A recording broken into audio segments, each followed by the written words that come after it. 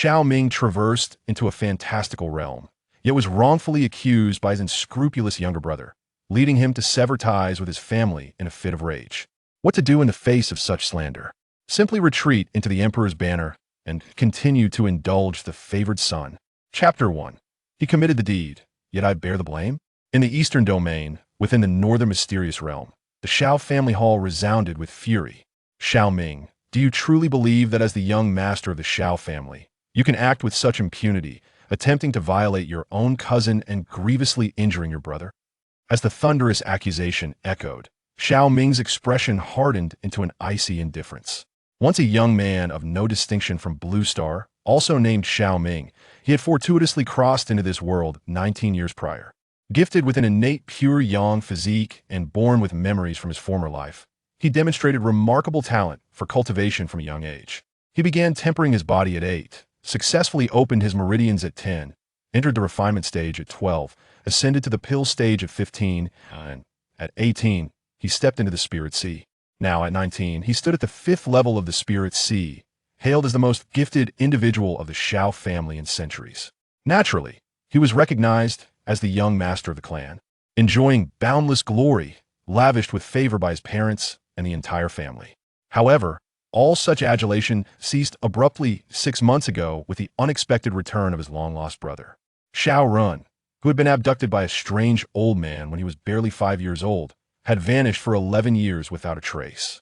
Until 6 months ago, when he suddenly reappeared to reclaim his familial ties, bringing immense joy to Xiao Qianze and his wife. Once that enigmatic elder, who turned out to be the esteemed peak master of the Tai Chi Holy Land, possessed an astonishing cultivation level, having reached the formidable 7th stage of the Saint Realm. The reason he took Xiao Ren under his wing was due to his keen perception of Xiao Ren's extraordinary physique, which harbored the embryonic form of a supreme bone. Furthermore, he had pressing matters to attend to, and without hesitation, he brought Xiao Ren with him, adopting him as a disciple to nurture within the sanctified grounds of the Tai Chi Holy Land. Now, at the tender age of 16, Xiao Ren, yearning for his biological parents, was granted permission to return to his family for half a year. During this period, the joyous surprise of his return, coupled with Xiao Ren's remarkable adventures, elevated him to a position of extraordinary favor within the Xiao family. Whatever Xiao Ren desired, the family would dutifully fulfill. Even though this younger brother exhibited an innate propensity for aggression, often displaying a tempestuous temperament, Xiao Tiansu and his wife, along with several esteemed elders, treated him as a cherished treasure. However, today, this tempestuous younger brother had set his sights on a cousin and, in a fit of misguided passion, sought to act inappropriately within the courtyard. To his misfortune, he was unexpectedly caught in the act. Upon realizing that his actions had been exposed, this misguided brother resorted to self-harm, striking himself upon the chest, and falsely accused Xiao Run of inflicting harm upon him. I regard you as family, yet you treat me as refuse? One without conscience sullies my name, while another hastily seeks to judge me without discernment. It is truly laughable. Reflecting on the events of the day, he could only lament that his accidental discovery of Xiao Ren's deplorable conduct had unjustly led to the imposition of a baseless accusation against him.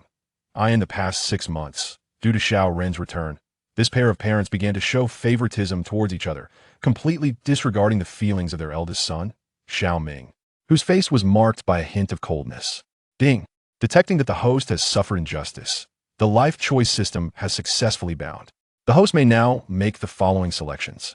Choice 1. Endure humiliation and bear the burden, accepting blame, and apologizing to parents. Younger brother and clan members continue to be the good eldest son and the pillar of the family's future, receiving the newcomer survival gift pack. Choice 2. Demonstrate resolve through death, committing suicide to prove innocence, compelling parents and clan members to live in remorse and guilt, receiving the newcomer's ghostly gift pack. Choice 3. Sever all ties, publicly break with parents and clan, repay the debt of upbringing, and embark on a new life away from the family, receiving the newcomer's divine and demon gift pack. Choice 4. Argue with reason, using eloquence to enlighten parents and clan members, helping them discern right from wrong, thus cleansing his own grievances and invoking their remorse, receiving the newcomer's Confucian gift pack. Just as Xiao Ming felt a wave of disappointment towards his parents, a chilling mechanical voice suddenly echoed in his mind, causing his gaze to sharpen. System. Unexpectedly, his golden finger activated after a delay of 19 years at this critical juncture. After a cursory glance at the options, Xiao Ming made his choice without hesitation. System, I choose 3. Ding! Congratulations to the host for making a choice, receiving the newcomer's divine and demon gift pack. Congratulations to the host for obtaining the reward, 1 Nirvana transformation pill. Congratulations to the host for acquiring the supreme technique, Chaos Tao Demon Scripture. Congratulations to the host for receiving the life-saving item, 10,000 miles divine travel talisman. All rewards have been automatically placed within the system space, ready for the host to extract and inherit with a single click upon completion of selection. Nirvana transformation pill. Infused with the profoundly mysterious power of nirvana and transformation, it can revive the deceased flesh and white bones, enabling the transformation of ordinary beings' physiques to attain compatibility with the techniques. Chaos Tao Demon Scripture. The unparalleled technique crafted by the Chaos Tao Demon God, utilizing the righteous energy of heaven and earth as guidance, supplemented by the power of demonic evil, while simultaneously mastering the forces of the Tao and demon, evolving the myriad manifestations of gods and demons. When cultivated to its pinnacle, it can shatter chaos and transcend the realms, becoming a Chaos Tao Demon God. 10,000 miles divine travel talisman. Upon usage, it allows instantaneous teleportation across vast distances, disregarding any spatial restrictions imposed by cultivation. After reviewing the rewards presented by the system, Xiao Ming was taken aback. Setting aside the extraordinary nature of the Nirvana transformation pill and Chaos Tao Demon Scripture, the mere existence of the 10,000 miles divine travel talisman could grant him a dignified escape from the Xiao family. With the system and these rewards at his disposal, why should he endure the indignities of the Xiao family? However, these rewards could only be extracted after selection, so it was time for him to sever ties with the Xiao family completely. You insolent wretch, will you not kneel? Seeing Xiao Ming remain unperturbed under his furious rebuke, Xiao Tiance was beside himself with rage and smashed the tea table to pieces. The atmosphere in the hall grew tense, with everyone feeling a chill of apprehension. Minger, do not hesitate to kneel and apologize to your father, brother, and cousin. Even if you acted impulsively, you have still caused a grave disaster. If your attitude does not improve, my dear, it will be difficult for me to intercede on your behalf. Lin Wanqing interjected after Xiao Tian spoke. Confess? Xiao Ming retorted, a cold smile playing upon his lips as he regarded his biased parents.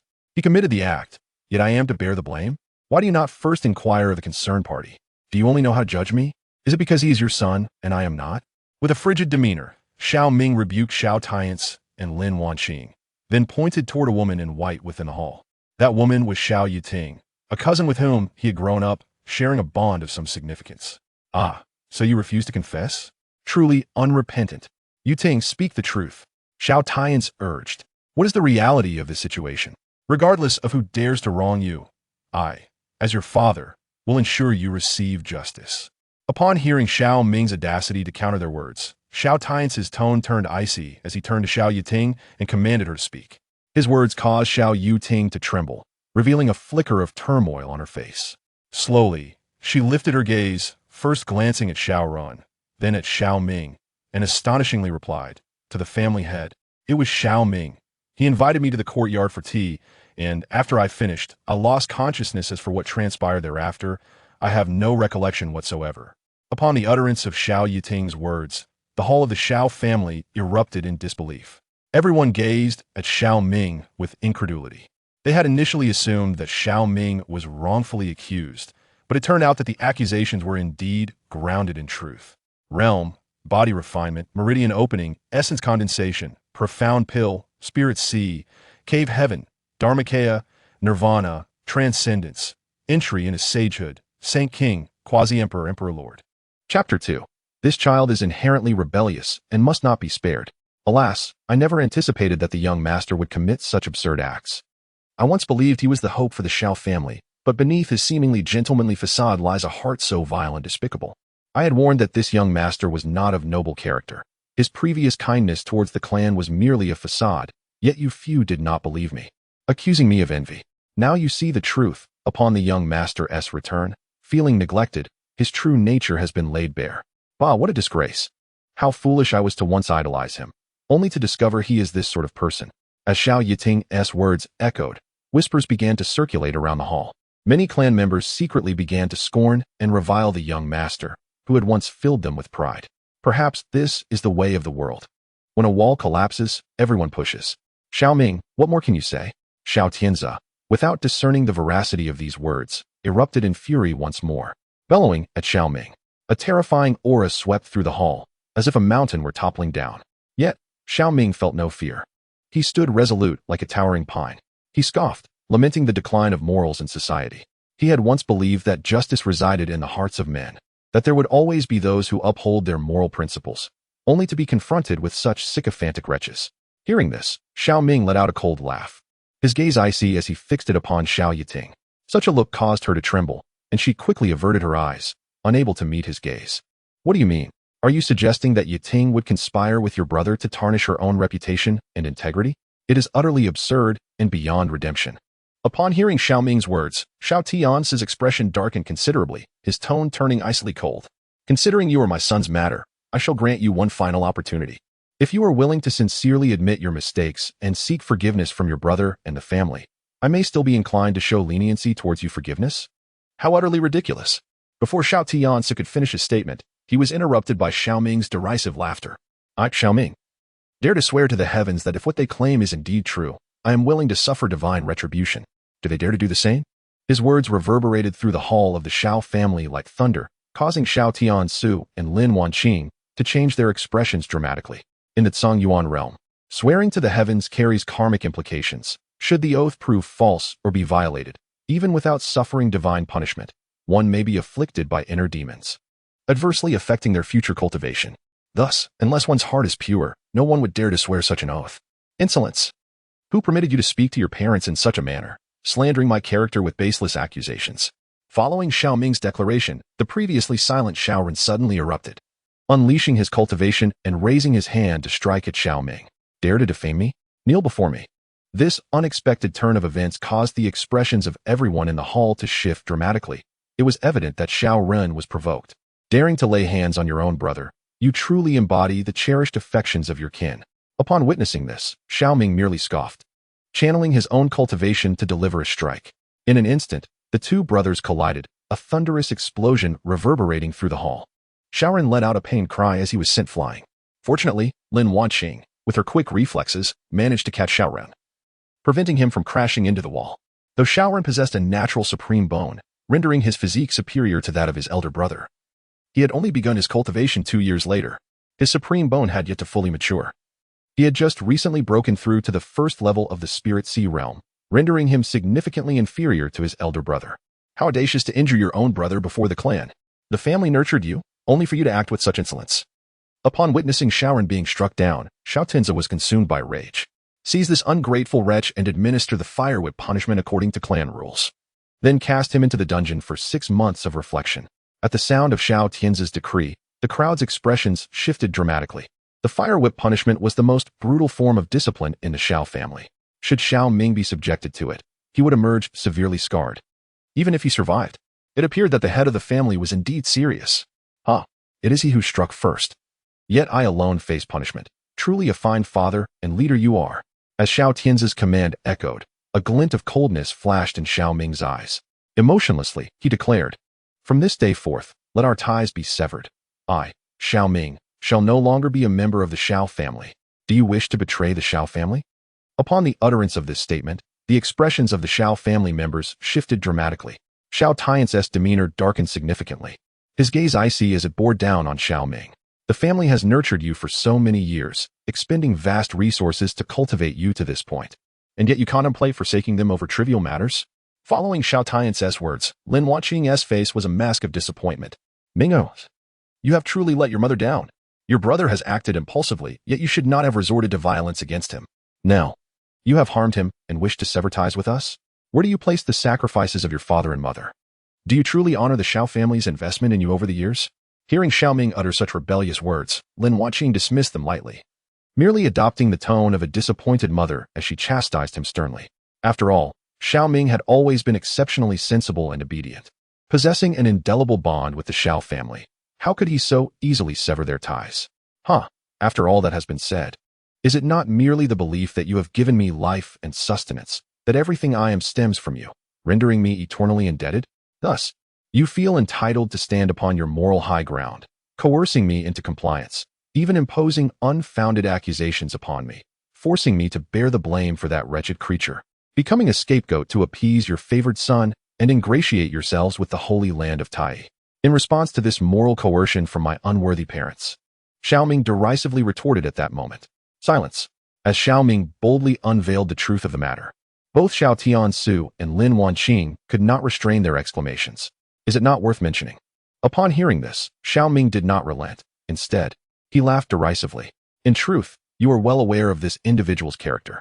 However, due to his possession of the supreme bone and the backing of the Tai sacred land, coupled with his inexplicable disappearance for 11 years, you feel an overwhelming sense of indebtedness towards him. Thus, you seek to ingratiate yourselves with him, shielding his reckless actions in the hope of fostering a sense of belonging to the Xiao family. In the future, when he becomes the saint son of the Tai sacred land, or even a formidable force therein, the Xiao family can rise to prominence through his strength. This sentiment is not exclusive to the two of you. It extends to all of you. As Xiao Ming's words hung in the air, the Xiao family members could no longer remain composed. The elders turned pale, each one bellowing in a cold tone. To dare to slander the numerous clan elders of the Xiao family is utterly audacious. This scion is completely contemptuous and ought to have his cultivation abolished and be expelled from the Xiao family. Disrespectful to his parents and ungrateful to his kin, this child is inherently rebellious and must not be allowed to remain. Initially, considering his status as the family's young master and his past contributions, the family contemplated a lenient approach. Yet, this child shows no signs of repentance. If the Xiao family does not impose a severe punishment, how will they command respect in the future? Chapter 3. To be a parent and to have a child like this is truly lamentable. Abolishing my cultivation and expelling me from the Xiao family? I intend to sever all ties with you, so there is no need for you to go to such lengths. Upon hearing these words, Xiao Ming let out a chilling laugh, his gaze directed toward Xiao Tiansu and his wife. Since you believe that my existence and upbringing owe you a debt, I shall return everything, my cultivation and the physique you bestowed upon me, this very day. With that proclamation, Xiao Ming's cultivation erupted with a thunderous force, blood and true essence surging violently forth. Rebellious son, what do you intend to do? The terrifying words of Xiao Ming caused Xiao Tiansu's expression to change dramatically. Even Lin Wanqing and the members of the Xiao family could not help but widen their eyes in disbelief. Within the Xiao family's loft lay an ancient secret technique that allowed one to instantaneously burn away all cultivation and self-destruct their physique to condense a root bone relic. Consuming this relic could trigger a transformation in another's root bone. The value of such a relic is more than sufficient to repay your kindness in raising me. As his voice faded, Xiao Ming formed a mysterious seal with his hands, and the true essence and blood within him reversed direction in an instant. The pure yang energy, along with his entire cultivation, coalesced into a root bone relic with a single spray of vital blood. This audacious act caused Xiao Tiansu and Lin Wanqing's pupils to dilate, and an unprecedented panic etched itself onto their faces. Stop it, rebellious son. Ming or no? But by the time they reacted, it was already too late. The root bone relic had fully formed, and Xiao Ming's cultivation was utterly extinguished, the pure yang aura dissipating entirely. In that moment, his once raven black hair turned white, a stark testament to the injustices he had endured that day. At this moment, the entire Xiao family's hall was enveloped in a profound silence, as everyone stared blankly at Xiao Ming and the relic hovering before him. No one had anticipated that matters would escalate to this extent. The proud scion of the family, after enduring grievous injustices, had resorted to such extreme measures. Abandoning his cultivation and ruining his physique, no one present could muster such resolute determination. This man had truly lost his sanity. Whether through the grace of birth or the kindness of upbringing, this bone relic was more than sufficient to repay all debts of gratitude. From this moment forth I, Xiao Ming, shall have no further ties with either of you or the Xiao family. With that declaration, Xiao Ming turned to leave, devoid of any lingering attachments. Ding! Congratulations to the host for completing the choice. All rewards have been unlocked, and the host may retrieve and utilize them with a single command. At the instant Xiao Ming turned away, the system's prompt resonated, eliciting a smile upon his face. With the 3 major rewards secured, a vast expanse of possibilities awaited, heralding a new future. As they observed Xiao Ming's departing figure, everyone exchanged bewildered glances.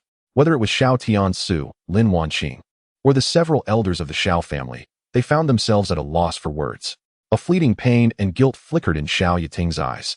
Had she not feared the repercussions from the Tai Yi sacred land, dreading the enmity and revenge from this disciple of the sacred land, she might have revealed the truth instead of shifting the blame onto Xiao Ming. Perhaps the situation would not have spiraled into chaos. Wait, did I say you could leave? Just as Xiao Ming was about to exit the hall, Xiaoren suddenly spoke with a face twisted in malice, his voice laced with an icy chill. Since you have severed ties with our parents, you are no longer my brother. It is now my turn to settle the score. Upon hearing these words, the onlookers' expressions shifted dramatically, disbelief etched across their faces as they turned to Xiao Run, utterly astonished by his bold declaration. Ren, what do you intend to do?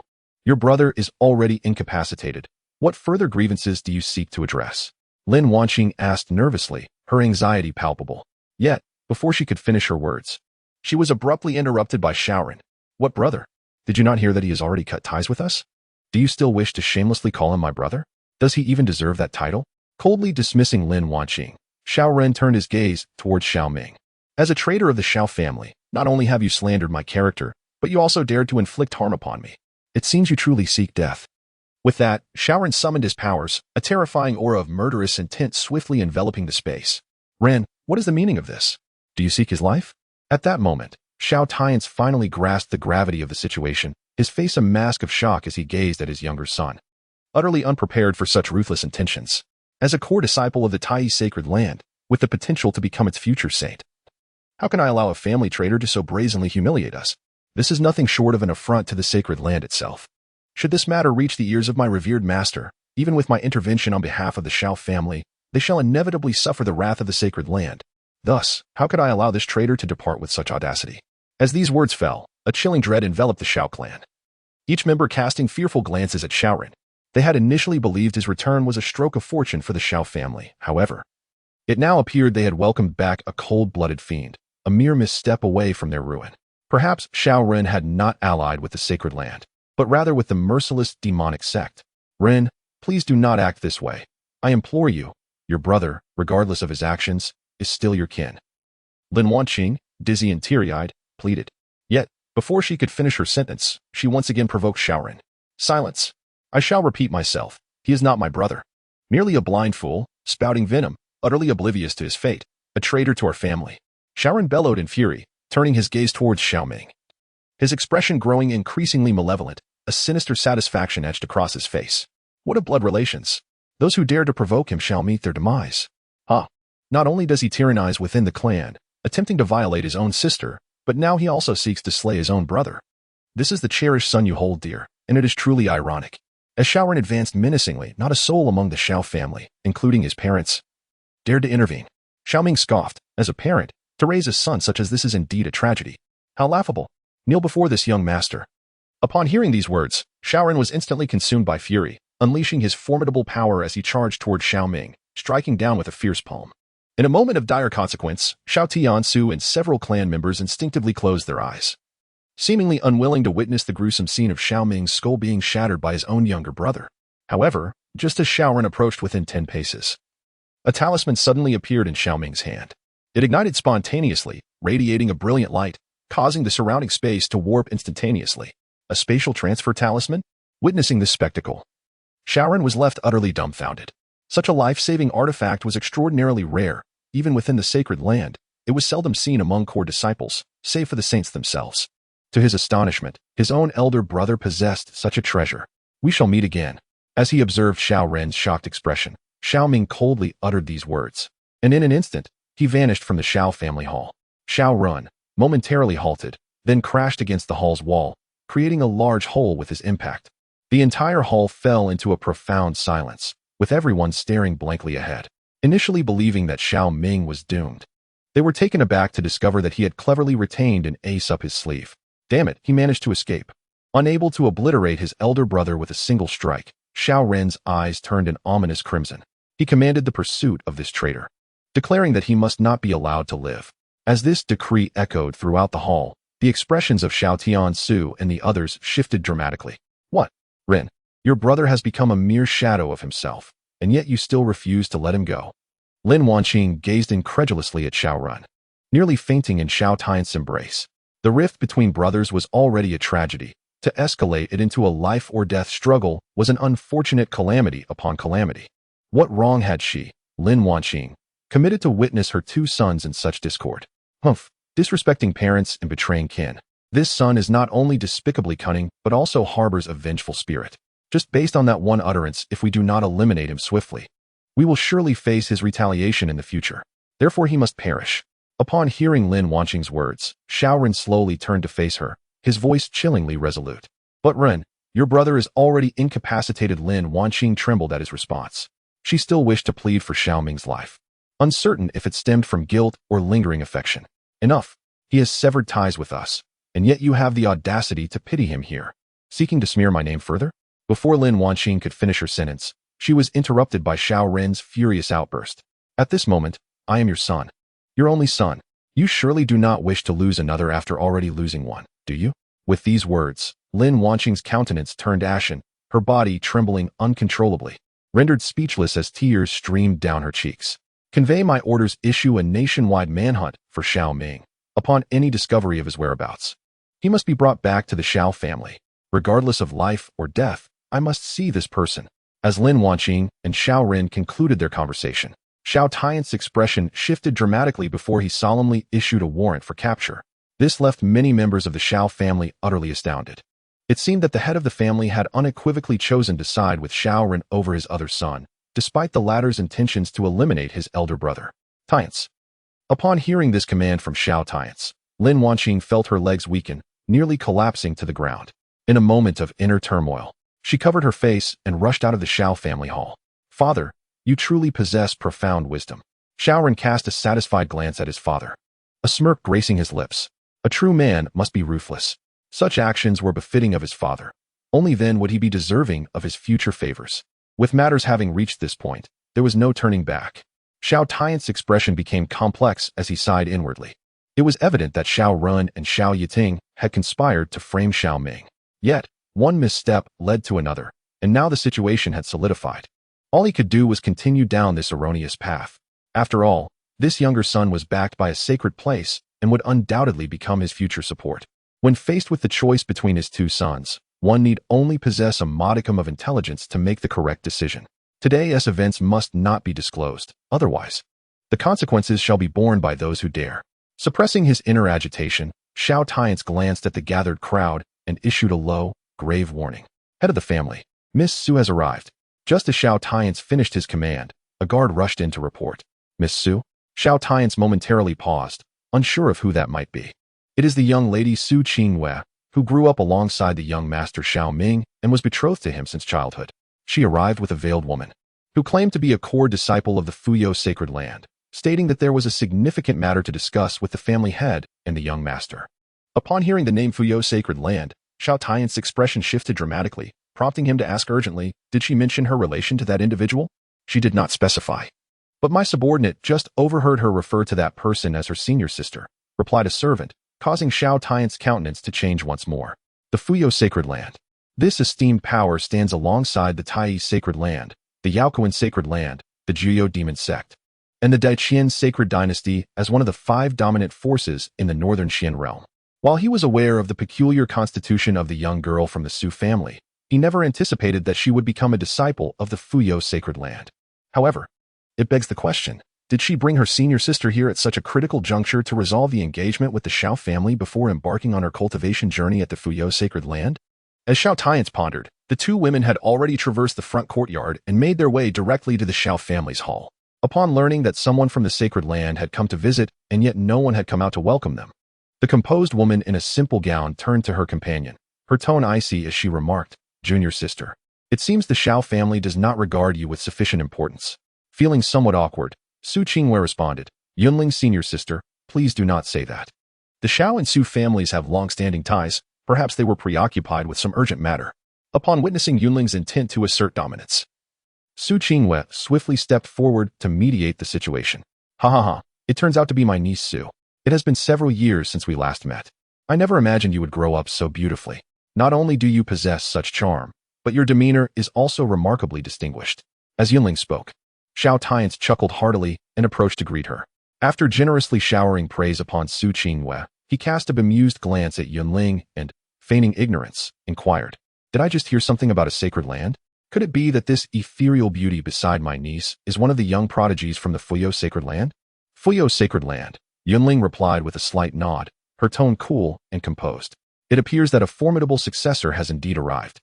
Yunling, could it be that you are one of the 3 core disciples of the Jade Maiden Peak, most likely to ascend to the status of a saint?" Upon hearing Yunling's response, both Xiao Tian's and Xiao Ren's expressions shifted, their gazes filled with astonishment as they regarded one another. As the head of the Xiao family and a disciple of the sacred land, they were somewhat aware of the prodigious talents among the 5 dominant factions, including the woman who commanded respect within the Fuyao sacred land. Unexpectedly, she chose to visit alongside the Su family's daughter, clearly to support Su Qingyue. Ha! So it is indeed the renowned fairy from the Fuyao sacred land. Today, I am fortunate to witness her in person, and she lives up to her illustrious reputation. It seems that my niece has indeed entered the ranks of the Fuyao sacred land, which is truly a cause for celebration. With a hint of speculation in his heart, Xiao Tian's clasped his fists and ventured, "Might the 2 of you have come to the Xiao family today regarding the marriage arrangement made 11 years ago between myself and the head of the Su family?" Upon hearing this, Yunling and Su Qingyue exchanged knowing glances, the latter's complexion noticeably awkward, as if slightly embarrassed. "Ah, I see. Xiao Tian's exclaimed, a look of realization dawning upon him. That marriage proposal was a whimsical decision made in a moment of inebriation by my late father and your father, disregarding the feelings of Miss Su. If you deem this engagement inappropriate, I shall take it upon myself to annul the betrothal. Henceforth, you need not feel troubled by this matter when you venture to the sacred land of Fuyao." Wait a moment. Just as Xiao Tian's was about to continue, Su Qingyue abruptly interrupted. "Uncle Xiao, I don't recall stating that I came to cancel the engagement. How can you presume to decide on my behalf?" Su Qingyue, the protagonist's fiancée, tentatively designated as one of the beauties. Yunling, Su Qingyue's senior, her role yet to be determined. Chapter 5. Inheriting the engagement? The Xiao family certainly knows how to have fun. Not here to annul the engagement. Xiao Tian's was momentarily taken aback by Su Qingyue's response, a foreboding sense of unease washing over him. As the saying goes, a wild chicken can ascend to the treetops and become a phoenix, but those who climb the tree must sever ties with the earthbound fowl. The young lady of the Su family, now a disciple of the sacred land of Fuyao, is no longer a mere talent. She is entirely capable of attracting those extraordinary prodigies. Although Xiao Ming possesses some innate talent and is naturally a pure yang spiritual body, he still pales in comparison to those prodigies blessed with sacred physiques. Could it be that this woman fails to discern priorities and wishes to maintain this marriage? Su niece, if you did not come to annul the engagement, then what is your purpose? Xiao Tian's inquired, his voice heavy with suspicion. Is there any need for such a question? I have come to seek my brother Xiao Ming, to invite him to accompany me to the Fuyao sacred land. Upon hearing Xiao Tian's seemingly rhetorical query, Su Qingyue's delicate face flushed slightly before she responded with poise. I, Su Qingyue, am not one to abandon my commitments. Marriage is a significant matter, often dictated by the matchmaker's words. Since my brother Xiao Ming and I were betrothed in our youth, I cannot forsake him simply to remain in the Fuyao sacred land. I have made an agreement with my master that, should my brother Xiao Ming pass the trials of the Fuyao sacred land and become an inner disciple, he will be permitted to cultivate alongside me. When he catches up and becomes a core disciple, my master can officiate our marriage. Hearing Su Qingyue express such sentiments, reminiscent of a lovesick maiden, Xiao Tian's expression morphed into one of utter bewilderment. What in the world is happening? This is entirely unexpected. Could it be that Xiao Ming, the castaway, has unwittingly captured her heart? By the way, why haven't I seen brother Xiao Ming? Noticing the change in Xiao Tian's demeanor and the gathering of many clan members in the hall, yet finding Xiao Ming's absence conspicuous, Su Qingyue furrowed her brow slightly. Why does it feel as though something significant has just transpired within the Xiao family? The moment she mentioned Xiao Ming, the expressions of those present grew increasingly unnatural, and the members of the Xiao clan in the hall even dared not meet her gaze. Xiao Ming, he attempted to drug and violate his own cousin, and when I thwarted him, he sought to retaliate against me, resorting to violence and injuring me before fleeing in fear of the consequences. He is no longer a disciple of the Xiao family, but merely a stray dog, bereft of its home. Just as Xiao Tiansu was about to speak of Xiao Ming's seclusion, Xiao Ren interjected with a voice that was chilling. The moment those words were uttered, not only did Su Qingyue's countenance shift drastically, but the pupils of the Xiao family members also constricted in shock. Impossible.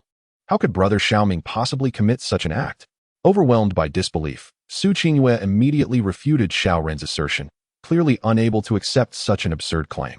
In her recollection, Xiao Ming was not only kind-hearted but also devoid of any ulterior motives. He seemed quite awkward when it came to matters between men and women. How could he possibly engage in such inhumane behavior? Why is it not possible?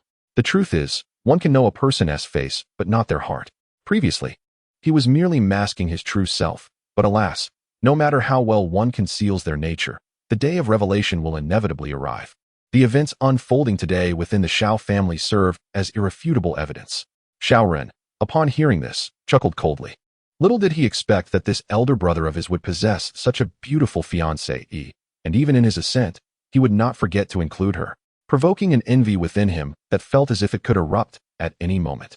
"Who are you?" Su Qingyue inquired, turning her gaze toward Xiao Ren.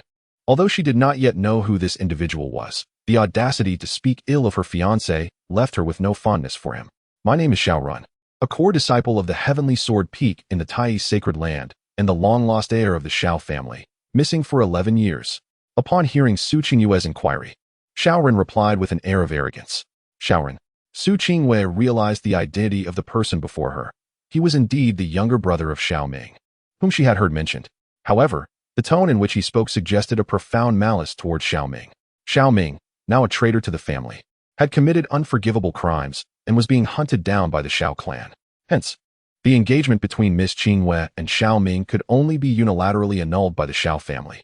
Nevertheless, considering that both the Xiao and Su families belong to the aristocracy, and with Miss Qingyue now having entered the Fuyao Sacred Land, I can represent the Xiao family to provide her with an explanation. As Su Qingyue remained silent, Xiao Ren continued to elaborate at length. His boastful demeanor gave the impression that he was the one in charge of the Xiao family's affairs. What explanation? Su Qingyue narrowed her eyes, her expression growing increasingly frigid. For reasons unknown, she felt an instinctive certainty that if anything were to happen to Xiao Ming within the Xiao family, this man before her would undoubtedly be the mastermind behind it. Of course, it would be a satisfactory explanation. Xiao Ren's lips curled slightly, revealing a charming yet sinister smile. The Xiao and Su families, both prestigious, meant that Miss Qingyue, now affiliated with the Fuyao Sacred Land, stood on equal footing with me in terms of status and standing. Therefore, my proposal is to inherit this marriage contract, allowing us to become partners in the path of virtue. This arrangement would not only safeguard Miss Qingyue's reputation from disparagement, but also weave a splendid tale between the two illustrious sacred lands. Upon the utterance of these words, the Xiao family descended into an abyss of silence. Xiao Tiants and numerous members of the Xiao clan gazed at Xiao Ren, their eyes wide with disbelief, unable to comprehend that he could utter such astonishingly audacious statements. Just a short while ago, he had sought to eliminate his own elder brother, and now, with brazen audacity, he claimed the right to inherit the marriage contract from his brother's fiancée. Truly, one has encountered shamelessness, but never such unparalleled disgrace. If this were to reach the ears of Boss Chow, he would be so mortified that he might as well buy a block of tofu to end his embarrassment. One has heard of inheriting family businesses, techniques, and cultivation, yet never of inheriting a marriage contract.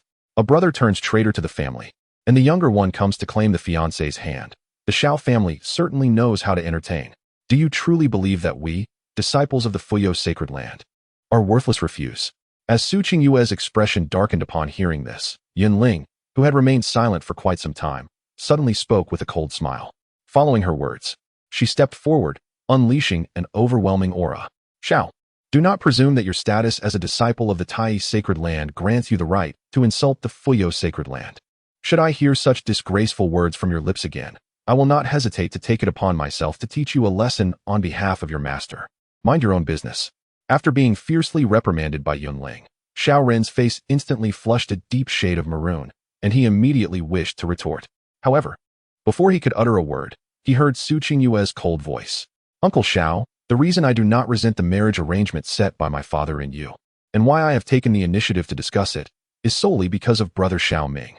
It is not that the Su family is desperate for an alliance with the Xiao family, nor is it that I am willing to marry just anyone from your clan. What I said earlier, I can dismiss as a mere jest made by your thoughtless son. But now, I implore you to honestly inform me about brother Xiao Ming's situation. I refuse to believe he is the type of person described by this scoundrel."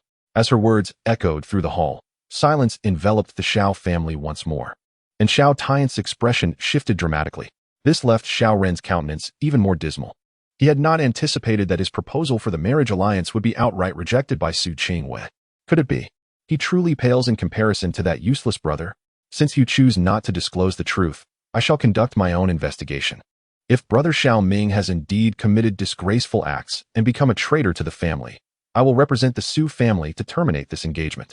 But if he is wrongfully accused, I shall seek justice for him in the capacity of his fiancée. With that declaration, Su Qingwei cast a glance at everyone present, and without a moment's hesitation, she departed with Yunling. This only served to deepen the scowls on the faces of Xiao Run, Xiao Tian's, and the others. Chapter 6. Transformation. The chaotic body, a truly monstrous talent. Damn it, what do I lack compared to him? As he gazed at the retreating figures of Su Qingwei and Yunling, Xiao Ren's face contorted with rage as he muttered under his breath. He was born with the supreme bone, destined to be the holy son of the Tai sacred land, a future leader of the eastern region. How could he allow himself to be belittled by those two wretched women? To his astonishment, the girl from the Su family had actually joined the Fuyo sacred land and even harbored feelings for Xiao Ming. This was indeed troublesome. While Xiao Run was shouting in fury, Xiao Tian's expression grew dark. The Fuyo sacred land was a formidable force that could rival the Tai sacred land.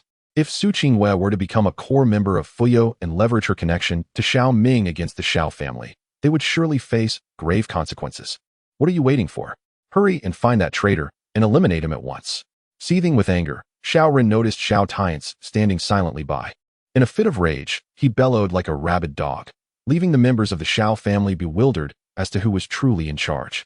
Xiao Tian's narrowed his eyes slightly, a glint of coldness flashing within them, yet he ultimately restrained himself and let out a cold snort before vanishing from the courtyard. Were it not for relying on this unfilial son's connections to help him break through to the Saint Realm, he would have long since slapped this ungrateful child against the wall without hesitation. Far beyond the Xiao family, in the depths of the 10,000 great mountains, a figure fell straight into view as the space around him warped. It was none other than Xiao Ming, who had narrowly escaped with his life from the Xiao family. Xiao Ren, Xiao Tiansu, the Xiao family. Today's events shall not go unpunished. Reflecting on the occurrences at the Xiao residence, a chilling murderous intent flickered in Xiao Ming's eyes. Just moments ago, Xiao Ren had attempted to take his life, and yet not a soul from the Xiao family intervened. Since Xiao Tiansu and his wife refused to acknowledge him as their son, and the entire clan disregards him as a kin, then from this day forth, he shall not hesitate to sever all ties and annihilate the Xiao lineage. However, prior to enacting his vengeance, he must first fortify his own power. After all, while the Xiao family may not be the preeminent force within the northern Xian realm, they nonetheless possess a commendable standing, with several formidable experts among their ranks. Moreover, Xiao Tiansu himself has reached the 9th level of the celestial realm, mere steps away from the sacred realm. Yet, Xiao Ming remains unperturbed. For he is endowed with a system, and as long as he can survive the initial trials and gradually amass strength, the mere celestial realm will pose no threat. Even if that old dog were to ascend to the sacred realm, he would still shatter his head. With this thought, Xiao Ming rose from the ground. Casting a sweeping gaze around him, detecting no immediate danger, he commenced the extraction of his system rewards. This time, he had obtained 3 rewards: Nirvana Creation Pill, Chaos Tao Demon Scriptures, and Myriad Li Divine Movement Talisman. He had already utilized the Myriad Li Divine Movement Talisman, leaving him with the other 2 rewards. System. Extract Chaos Tao Demon Scriptures. With a flicker of his gaze, Xiao Ming commanded. Ding. Congratulations to the host for the successful one-click extraction. Chaos Tao Demon Scriptures has been comprehended at the introductory level. As the system's notification echoed, a resounding tumult erupted within Xiao Ming's mind, akin to the dawn of chaos. Xiao Ming vaguely perceived a towering figure, enveloped in an aura of demonic energy, yet exuding an unparalleled sanctity. Wherever this being tread, 3,000 deities and demons perished. With a mere gesture, it could rend the very fabric of chaos. Such an invincible presence transcended the bounds of imagination. Could this be the Chaos Path Demon God? A convergence of the powers of the Chaos Demon God and the Chaos Holy God, once the mightiest entity across the myriad realms? In an instant, Xiao Ming withdrew from the transmission of the profound techniques, yet he remained profoundly shaken by the vision he had just witnessed. In the blink of an eye, 3,000 deities and demons were reduced to ashes. With a mere wave of its hand, it could recreate the primordial chaos. This was the very essence of invincibility. With such a technique at my disposal, what fear could I have of rising to prominence? As this thought settled in his mind, Xiao Ming promptly settled into a cross-legged position, commencing the cultivation of the chaos path demon scripture. An immense and violent suction swept across the cosmos, as boundless spiritual energy surged towards him like a funnel, pouring into his being with fervor. His vital energy surged like smoke rising to the heavens, and the cultivation he had lost began to restore itself. Body refinement realm, first level. Body refinement realm, second level. Body refinement realm, ninth level. Within mere moments, accompanied by a series of crackling sounds, his bones underwent an exquisite refinement, propelling him into the legendary pinnacle of body refinement. The strength of his physique rivaled that of a young true dragon. With a mere gesture, he could shatter mountains and split stones. Truly, this supreme technique was remarkable. Merely by igniting the residual true essence within my body after its prior depletion, I had achieved the pinnacle of body refinement. Such a level, I fear, even the scriptures of emperors could scarcely aspire to attain. Feeling his body refined to perfection, a satisfied smile graced Xiao Ming's face. The only flaw lies in the transformation of the pure yang spiritual body into a mortal one. However, there is a silver lining, an additional reward, the Nirvana transformation pill. This pill has the remarkable ability to evolve a practitioner's physical constitution into a corresponding special form based on their cultivation technique. The more advanced the technique, the more potent the resulting transformation. Whether it be the Tao body or the divine body, both can undergo this metamorphosis. Having already cultivated the chaotic Tao demon scripture, I wonder if it can facilitate the emergence of the chaotic body. Filled with anticipation, Xiao Ming once more issued the command to extract the Nirvana transformation pill, swallowing it without a moment's hesitation. As the pill dissolved upon entering his mouth, Xiao Ming was engulfed by an indescribable medicinal force, erupting within him like a volcano. The chaotic Tao demon scripture surged into action, each cell undergoing a frenzied metamorphosis, while the world outside became a tempest of change. Suddenly, the void within a radius of 10,000 miles seemed to transform, as the heavens and earth evolved into a chaotic starry expanse. Countless deities and demons materialized in the void, kneeling before Xiao Ming as if they were loyal subjects. The chaos reenacted itself, with divine beings bowing in reverence, a clear omen of the chaotic body manifesting in the mortal realm. Yet, Xiao Ming found himself deep within the 10,000 great mountains, unnoticed by any formidable beings. On the contrary, the beasts of this region were utterly terrified, prostrating themselves on the ground, too frightened to move, even the sacred-level beasts. Fortunately, this phenomenon did not persist for long, dissipating after merely 2.5 moments. Once the celestial anomaly faded, Xiao Ming's cultivation soared dramatically. As though he had activated some hidden power, he ascended to the first layer of the opening veins realm, then to the 9th layer, followed by the 9th layer of the condensation realm, and finally, the 9th layer of the profound pill realm. In a mere 2.5 days, Xiao Ming ascended from the 9th level of the body refinement realm to the 9th level of the profound pill realm. A remarkable leap across 3 major realms and 27 minor tiers. With just a modicum of cultivation remaining, he was poised to reclaim his pinnacle.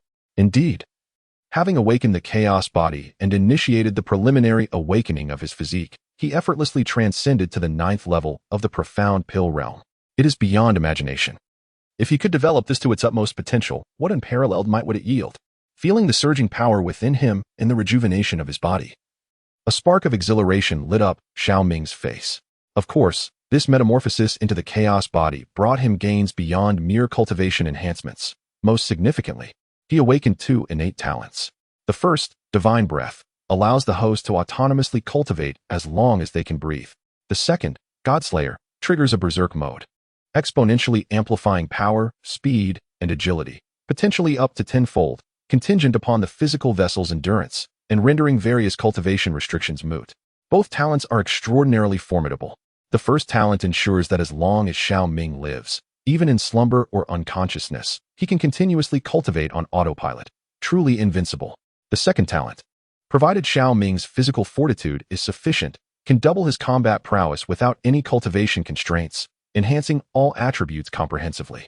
Unlike certain secret techniques that only amplify specific attributes and become unusable beyond a certain realm, this is an extraordinarily potent gift. Next, he must find a suitable location to cultivate for a time before seizing the opportunity to enact his revenge plan. As soon as Xiao Ming formulated a preliminary plan in his mind, he rose to leave the place. However, at that moment, A sound akin to a tearing wind echoed, and a figure shot towards him with the swiftness of lightning. If everyone agrees, perhaps we could add a bookshelf first. The subsequent events will be even more thrilling, and Yin Yin shall make her appearance. Chapter 7. Does your conscience not ache when you present such an option? This caused Xiao Ming's gaze to sharpen, and he immediately looked up. He had anticipated encountering some elderly figure from the Xiao family who had attained the celestial realm, but to his astonishment, he found himself confronted by a stunning maiden clad in green. Yet, this enchanting celestial maiden appeared disheveled, her flowing hair slightly tousled, and her garments tattered, with a trace of blood lingering at the corner of her mouth. She resembled someone who had just emerged from a fierce battle, pursued by an unknown entity. A man? Upon seeing this individual, Ling Ruoxuan also laid eyes on Xiao Ming. A flicker of struggle crossed her face, and she then lunged directly towards him. I am merely a junior passing through, and I have never offended the celestial maiden. What is your intention? Witnessing the green-clad woman rush towards him, Xiao Ming's expression shifted dramatically. Although this woman appeared gravely injured, the aura she exuded remained terrifyingly formidable, far beyond what he could contend with. Yet, before Xiao Ming could employ his agility to evade, the green-clad maiden had already thrown herself into his embrace. The sensation of her soft yet resilient impact was more springy than a collision with jelly, prompting Xiao Ming to involuntarily take a deep breath. Is this the norm nowadays? To see a woman throw herself at a man without hesitation, does she not fear that this handsome figure might be a demon? Quick, take off your clothes. I want to. Before Xiao Ming could utter a word of inquiry, Ling Ruoxuan, having leaped into his embrace, began to babble incoherently, as if intoxicated. Her hands and feet grew increasingly restless, attempting to forcibly strip him of his garments, which sent a chill down his spine. He feared he had encountered a seemingly ethereal beauty who secretly practiced some form of duel cultivation, a predatory enchantress with a penchant for seducing men. However, as he glanced down, he found the young woman adorned in green, her complexion flushed and her eyes shimmering with an unmistakable allure, as if her very being was on the verge of melting from the heat. Was she afflicted by aphrodisiac poison? Recognizing her condition, a twitch of incredulity crept onto Xiao Ming's lips. To stumble upon a breathtaking beauty ensnared by such poison right after leaving the novice village felt like a scene straight from the classic tales of his past life. Could it be that after being betrayed by his brother, abandoned by his parents, and backstabbed by his kin, he had somehow been bestowed with the destiny of a chosen one? How else could he find himself in such a predicament? Ding. The life choice system has been randomly triggered. The host may choose from the following options. Option 1. Sacrifice oneself to save her, assisting Ling Ruoxuan in detoxification to receive a random reward item. Option 2. Remain indifferent, wielding a blade to preserve one's own purity while letting Ling Ruoxuan lose her way and succumb to madness, earning a random martial art technique as a reward. Option 3. Extend a helping hand, carrying Ling Ruoxuan to seek a beast or man capable of dispelling the poison in exchange for a random elixir as a reward. As he gazed at the suddenly appearing system options, Xiao Ming nearly lost his composure. What on earth was this? To sever his own manhood and deprive the other party of a splendid partner? Did the system not feel a pang of conscience when presenting such an option? Although he possessed remarkable courage, having declared his willingness to forfeit his cultivation back in the Xiao family, the thought of self-mutilation was utterly inconceivable. The third option was even more deranged. What did it mean to seek a beast capable of dispelling poison? Was he to search for a goblin or a Hahuan demon ape? Should he proceed with such an action, the first thing Ling Ruoxuan would do upon awakening would be to kill him. I cannot endure this. As Xiao Ming could no longer contain his exasperation, the dreadful poison began to surge violently, causing him to lose all rational thought. In a moment of delirium, Ling Ruoxuan raised her head, her eyes ablaze with crimson intensity, and without discernment, she kissed Xiao Ming. System, I choose option 1. Witnessing Ling Ruoxuan's inability to resist any longer, Xiao Ming, in that instant, cast aside all hesitation and embraced her, rushing towards a nearby cave. Ling Ruoxuan had completely lost her sanity, fiercely tugging at Xiao Ming's garments, which then burst apart, revealing him. Her own attire followed suit, disintegrating into fragments that floated down like petals. The sight of her delicate form, a blend of white and crimson, entwined around him like a serpent. This celestial maiden, though somewhat impatient, managed to create a rather romantic scene. He hoped fervently that upon her awakening, she would refrain from demanding violence. At the moment their bodies intertwined, the only thought remaining in Xiao Ming's mind was this, soon to be engulfed by a tempest of chaos. Like a fragile blade of grass, battered by the tempest, Ling Ruoxuan, accompanied by an illustration, the master of Yunnu Peak, tentatively one of the enchanting beauties. It is uncertain how much time has elapsed. Perhaps 2.5 hours, or maybe an entire 2.5 days. Xiao Ming felt as though his body were disassembled, burdened by a weight akin to jelly, rendering his willpower difficult to awaken amidst such trials. It was not until a system notification resonated in his mind that Xiao Ming abruptly regained his senses. Ding! Congratulations, host, on making and completing a choice. You have received a reward, 1,000 Li Swift Travel Talisman. The 1,000 Li Swift Travel Talisman? Indeed, another valuable item that could safeguard his life in critical moments. This loss of innocence does not seem entirely in vain. The potency of the 1,000 Li Swift Travel Talisman had been demonstrated not long ago during his time in the Xiao family. It is indeed a treasure capable of resurrecting one from the brink of death. With this talisman in hand, should any unforeseen circumstance arise, he could effortlessly preserve his life. As his thoughts whirled, upon sensing a shift in his cultivation, Xiao Ming gasped sharply. His cultivation had unexpectedly surged to the 5th layer of the spiritual sea, matching the level he had attained before his downfall, yet it felt even more profound and powerful. It is worth noting that he originally possessed a pure yang spiritual body, and with the resources provided by the Xiao family, it had taken him a year and 2 months to ascend from the 9th layer of the Xiandan realm to the 5th layer of the spiritual sea. What level of prowess had the green-clad woman, to whom he had sacrificed his innocence, truly achieved? At the very least, she must have reached the level of a saint. Contemplating this, Xiao Ming's scalp nearly erupted. He had unwittingly slept with a saint-level fairy. As Xiao Ming was struck with astonishment, Ling Ruoxuan, who had been lying on him and had fainted from exhaustion, suddenly opened her eyes wide at that moment. Chapter 8. Does this system perceive him as formidable? Why are there such abstract options? Boom. Before Xiao Ming could even utter a greeting, a tempestuous aura erupted from Ling Ruoxuan, propelling him through the air. Goodness, does this woman have such a fierce awakening? 9 Nether Demon Sect, Extreme Desire Demon Lord. I, Ling Ruoxuan, will not let this matter rest. Feeling the lewd poison within her body dissipate, coupled with the recollection of the peril she had previously faced, a flicker of hatred surfaced on Ling Ruoxuan's face. Unbeknownst to her, while she ventured into the 10,000 Great Mountains to harvest the Azure Blood Lotus, she had unwittingly fallen into an ambush set by the demon sect. Not only had she been caught off guard, but she had also inadvertently succumbed to the lewd poison of that demon lord. Fortunately, fate had not entirely abandoned her. She encountered a man of the human race who piqued her interest. Otherwise, this time, it would have been a boon for those demons, or perhaps some beasts of the 10,000 Great Mountains would have reaped the benefits. With this thought in mind, Ling Ruoxuan's gaze fixed upon the man who had robbed her of her purity, Xiao Ming. To her surprise, she found him staring at her with wide eyes, as if he were admiring a work of art. Shameless. Realizing Xiao Ming's gaze, Ling Ruoxuan became aware that she was still completely bare and let out a cold snort as she conjured garments to cover her form. This left Xiao Ming feeling somewhat embarrassed. As the saying goes, everyone has an appreciation for beauty with such a flawless figure before him. Would it not be disingenuous not to steal a few glances? In a moment tinged with awkwardness, Xiao Ming concentrated his true essence to conjure a garment that concealed his sculpted physique, adorned with 8 chiseled abdominal muscles. After completing this, he realized that the woman was fixated on a stark, white beast skin scroll, marked by a vivid crimson stain. Her body trembled slightly, and the temperature around them plummeted rapidly. An intense sense of foreboding surged within Xiao Ming's heart. Surely, she does not intend to resort to murder to silence me. Sensing the shift in the atmosphere, Xiao Ming inquired with a wary expression. As he spoke, he extracted a spatial teleportation talisman from his system space.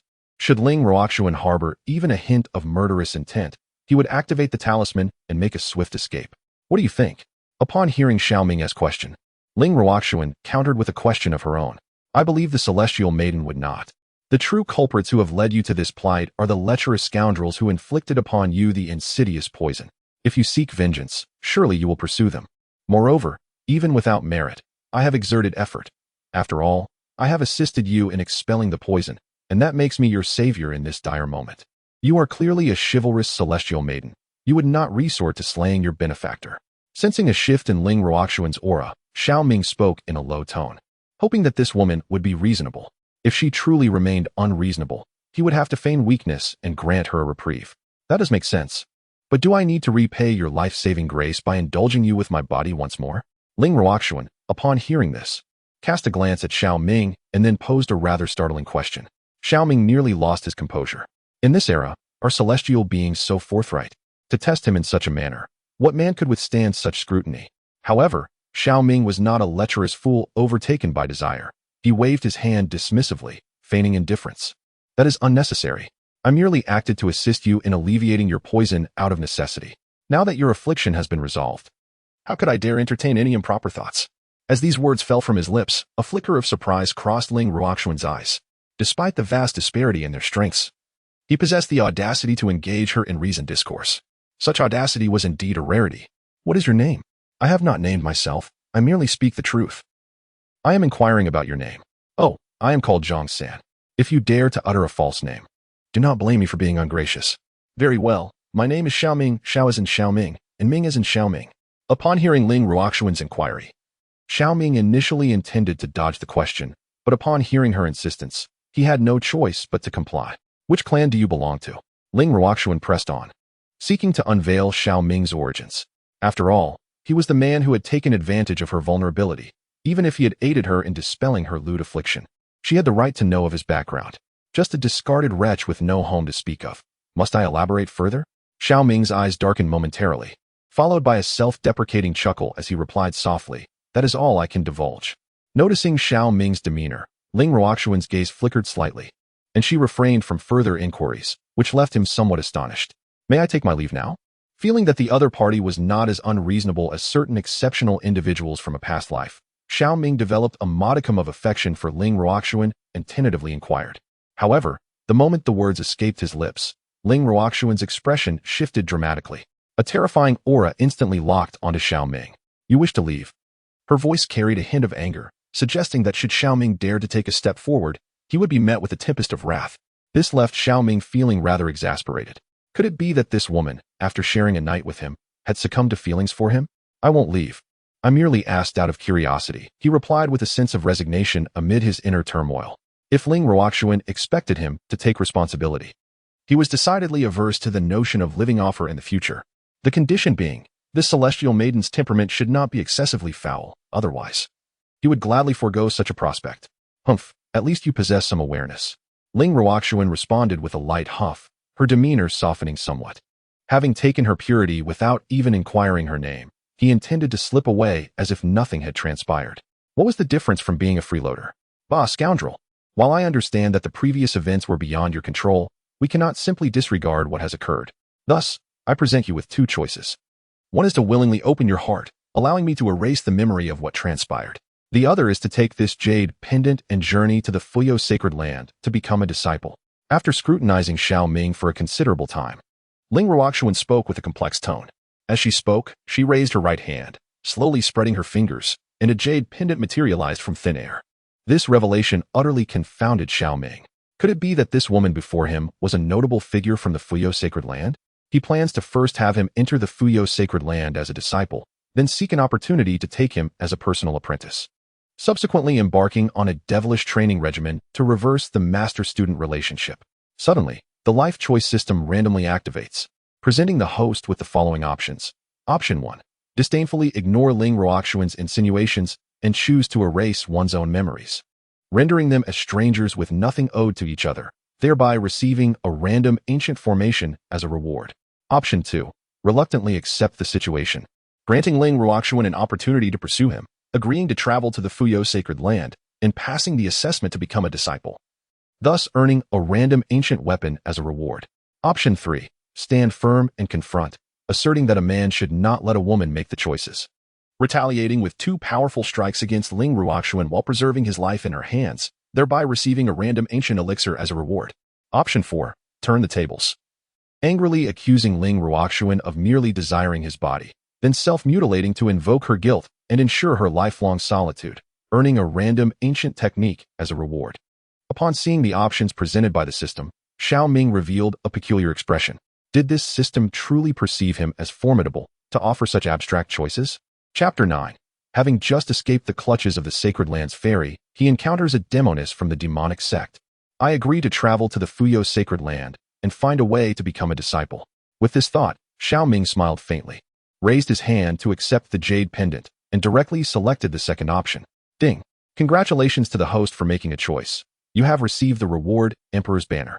The rewards have been automatically deposited into the system space, awaiting the host's selection for seamless inheritance. The Human Emperor Banner. is an ancient imperial weapon forged by the primordial human emperor, possessing remarkable capabilities such as soul-capturing, soul-devouring, and soul-controlling. However, due to the cataclysmic ancient war, the essence of the human emperor banner has been damaged, diminishing its power to below the sacred level. To restore its essence and regain its formidable might, it requires the consumption of abundant soul sources or soul treasures. Upon witnessing the rewards from this selection, Xiao Ming couldn't help but inhale sharply, nearly expressing his exhilaration by embracing Ling Ruoxuan once more. Truly, this ancient reward is worthy of its reputation, for it has yielded an imperial weapon. Although it presently remains in a dilapidated state, far from its peak potency, the fact that it can rejuvenate itself offers solace. Given time, should the human emperor banner reclaim its essence, it would transform into a fearsome weapon that even emperors would dread. What brings on such excitement? Ling Ruoxuan inquired, observing Xiao Ming's animated expression upon receiving the jade pendant, which surpassed even his previous enthusiasm during their sparring session. Nothing. I simply recalled an uplifting thought. Xiao Ming responded casually, stifling a smile as he sensed Ling Ruoxuan's peculiar gaze. What uplifting thought? Are you suggesting that I might become pregnant? And you intend to assume the role of a father? Ling Ruoxuan's unexpected words nearly caused Xiao Ming to choke on his drink. Truly, the celestial maiden possesses a uniquely whimsical thought process. It is not so easy for cultivators to conceive, and besides, Ling Ruoxuan is not so naive. Where could one possibly conceive a child with a stranger? The fairy jested, with a wave of her hand to mask her embarrassment. Xiao Ming hurriedly redirected the conversation. By the way, I still do not know your name. What connection do you have with the sacred land of Fuyao? Although he had gleaned the name Ling Ruoxuan from the system prompts and had some conjectures regarding her identity, he deemed it necessary to feign ignorance. There is no need for you to know my identity or name for now. You simply need to fulfill the promise you made earlier. When the time is ripe, you shall naturally come to know.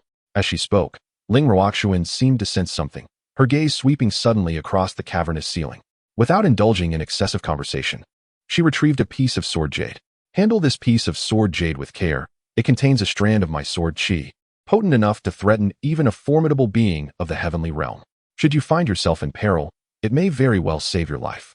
I have matters to attend to, so tread carefully on your journey. With that, Ling Ruoxuan gently waved her hand, sending the sword jade floating towards Xiao Ming. In the midst of Xiao Ming's bewilderment, Ling Ruoxuan vanished from sight. Remember, I have marked you with my seal. No matter where you flee, I can easily locate you. I trust you will uphold your word. Otherwise, our next encounter may end in conflict. Listening to Ling Ruoxuan's final words, Xiao Ming felt as though he were ensnared in a dream.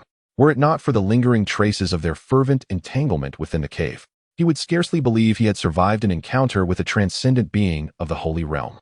The sacred land of Fuyao. Is this not an opportunity? Xiao Ming murmured to himself, a glimmer of brilliance flashing in his eyes. He had completely severed ties with the Xiao family, and that dear younger brother of his would not let him off easily. It was likely he would order the Xiao family to pursue him relentlessly. Thus, he urgently needed to align himself with a formidable power for protection. Otherwise, even if his physique transformed into the Tao demon chaos body, and he cultivated techniques that would make even the emperors envious, he would merely remain a slightly more powerful ant, utterly without any chance against the current Xiao family. Therefore, even if it were not for Ling Ruoxuan, he would still venture to the sacred land of Fuyao. Only by joining a force of such caliber could he hope to contend with Xiao Ren and unlock the rewards of the heir emperor banner. However, just as Xiao Ming prepared to depart, a beguiling laughter suddenly echoed, causing his expression to shift involuntarily. He, who would have thought that the peaks of the Jade Maiden, known as the White Lotus Fairy of the sacred land, would one day have her purity taken by a mere child. Absurdly enough, this fairy has not slain you, little one, but instead left behind a jade pendant and a sword jade, hoping that you would take her as your master. Truly amusing. Indeed, with the words lingering in the air, the space before Xiao Ming abruptly twisted, and a figure cloaked in black smoke materialized. Her eyes sparkled like spring water, her visage akin to a seductress, clad in a striking red and black dress that accentuated her alluring figure. Ample patches of snow-white skin were revealed above the collar and below the hem. The entire figure resembled an enchanting demoness who had stepped forth from the canvas, exuding a chilling allure with every graceful gesture and smile, presenting a stark contrast to Ling Ruoxuan. Yi Xilan, the third guardian of the 9 nether demonic sect, had yet to reveal her role. Who are you? Xiao Ming's gaze fixated on the woman clad in black, a dreadful chill surging from his feet to the crown of his head. It is worth noting that Ling Ruoxuan was a formidable presence in the sacred realm, possessing an acute sensitivity to fluctuations in energy. Yet, this enigmatic woman seemed capable of overhearing their conversation without arousing Ling Ruoxuan's awareness. Either she possessed terrifying stealth techniques, or her strength far surpassed that of Ling Ruoxuan. Regardless of which possibility it was, she was not someone he could afford to provoke. Who am I? Upon hearing Xiao Ming's inquiry, the black-clad woman curled her lips into a beguiling smile, her voice resonating with an alluring echo within the cavern. I am Yixilan, the third guardian of the 9 nether demonic sect. Would you be interested in becoming my disciple? I can teach you the art of duel cultivation, enabling you to command a multitude of women in nightly revelries. As these words fell, Xiao Ming felt a wave of unease wash over him. The 9 nether demonic sect. Among the 5 dominant powers of the northern Xian realm, it was the sole sect devoted exclusively to the cultivation of demonic arts, boasting strength that eclipsed even the Fuyao sacred land. He had heard whispers about Yixilan. It was said that she not only had reached the 7th level of the sacred realm, but was also exceptionally skilled in concealment and disguise, enjoying the siphoning of Min's essence and cultivation. In the northern Xian realm, she was regarded by many powerful figures as a seductive demoness. Should some handsome male cultivators fall into her grasp, they would be treated as mere toys, ultimately meeting a tragic end at her hands. Little did he anticipate that shortly after Ling Ruoxuan's departure, he would encounter this formidable female fiend. Was it possible that he was fated to encounter such romantic entanglements? The silence lingered. Are you reluctant to part with the enchanting fairy with whom you have shared intimate moments? Or do you deem this enchanting demoness unworthy of being your mentor? Observing Xiao Ming's expression of horror and his vigilant gaze directed at her, Yixilan delicately toyed with her fingers, her tone taking on an increasingly menacing edge. In that very moment, a system notification echoed in Xiao Ming's ears, presenting him with several choices. Chapter 10. Otherwise, I wouldn't mind slowly toying with your demise. Ding. The life choice system was randomly triggered, allowing the host to make the following selections. Choice 1. Seek another path, forsaking the promise made to Ling Ruoxuan, abandoning the journey to the Fuyao sacred land, and turning to join the 9 nether demonic sect, earning a random divine ability as a reward. Choice 2. Stand firm in one's convictions, resolutely reject Yixilan's temptations, and cleverly escape from her clutches, earning a random talent as a reward. Choice 3. Turn the tables, fiercely scold Yixilan, challenging her to a contest of wills between man and woman, using his unmatched prowess to subdue her, earning a random item as a reward. Choice 4. Grovel and plead for mercy, employing eloquent persuasion to convince Yixilan to show leniency and depart, earning a random secret technique as a reward. As he beheld the options before him, Xiao Ming could not help but twitch the corner of his mouth. What a predicament! Among the 4 options presented, the first 2 appeared relatively rational, while the latter 2 seemed to emerge from a perplexing mindset. To turn the tables? Engage in a contest between man and woman with the formidable red powder sorceress, wielding an invincible spear to subdue her? Surely, the system overestimates him. Given his current cultivation level, should a confrontation arise, he would be reduced to mere remains in an instant. After all, the demonic enchantress is not a celestial being like Ling Ruoxuan, who understands the delicate balance of yin and yang and the refinement of essence. The adversary might very well commence by extracting every last bit of vitality from him, leaving not even a shred behind. As for the 4th option, it is merely a filler. The art of persuasion is not one to be mastered without finesse. How could one hope to convince the other without the skillful touch of rhetoric? System, I choose the 2nd option. After a moment of inner lamentation, Xiao Ming swiftly made his decision. Betrayal is out of the question. Setting aside the fact that within the 9 nether demon sect, treachery abounds and the higher-ups enjoy manipulating their disciples, entering such a place would only render him a mere pawn. Just this one option would cost him the imperial banner, making it utterly impossible for Xiao Ming to select it. Ding. Congratulations to the host for making a choice. You have received the reward, Eye of Truth. The reward has been automatically placed into the system space and can be inherited with a single click upon completion of the selection. Eye of Truth, capable of piercing through all illusions in the world, disregarding any disparities in cultivation levels, and discerning the vulnerabilities of all beings. This talent is truly extraordinary. Upon witnessing the reward unveiled by this choice, Xiao Ming found himself profoundly astonished. With such abilities, no formidable opponent could ever hope to disguise their shortcomings before him. In combat, he could even discern their weaknesses. The impact of his prowess would drive even the mighty emperors to madness. Did I not bestow upon you enough respect? Upon witnessing Xiao Ming's lack of reverence after her inquiry, his expression was one of disdain rather than subservience. A flicker of icy anger crossed Yi Xiaolin's face, and a mist enveloped the cave, surging towards Xiao Ming like a tidal wave. To resort to such measures over a mere disagreement. Who among the foolish would desire to be your disciple with a temperament as volatile as yours? As he felt the space around him collapse under the weight of destructive force, Xiao Ming, amidst his sardonic remarks, activated the teleportation talisman, with the talisman igniting spontaneously. A brilliant light erupted, distorting the very fabric of the surrounding space. Even as Yi Xiaolin's expression shifted dramatically, her desperate attempt to grasp the mist that filled the cave could not contain the spatial rift, preventing Xiao Ming from being ensnared. She could only watch helplessly as he vanished, his presence fading from her perception. To disregard the constraints of space? Who would have anticipated that this young rascal possessed such a life-saving artifact? Ha ha ha ha. How intriguing, how delightful.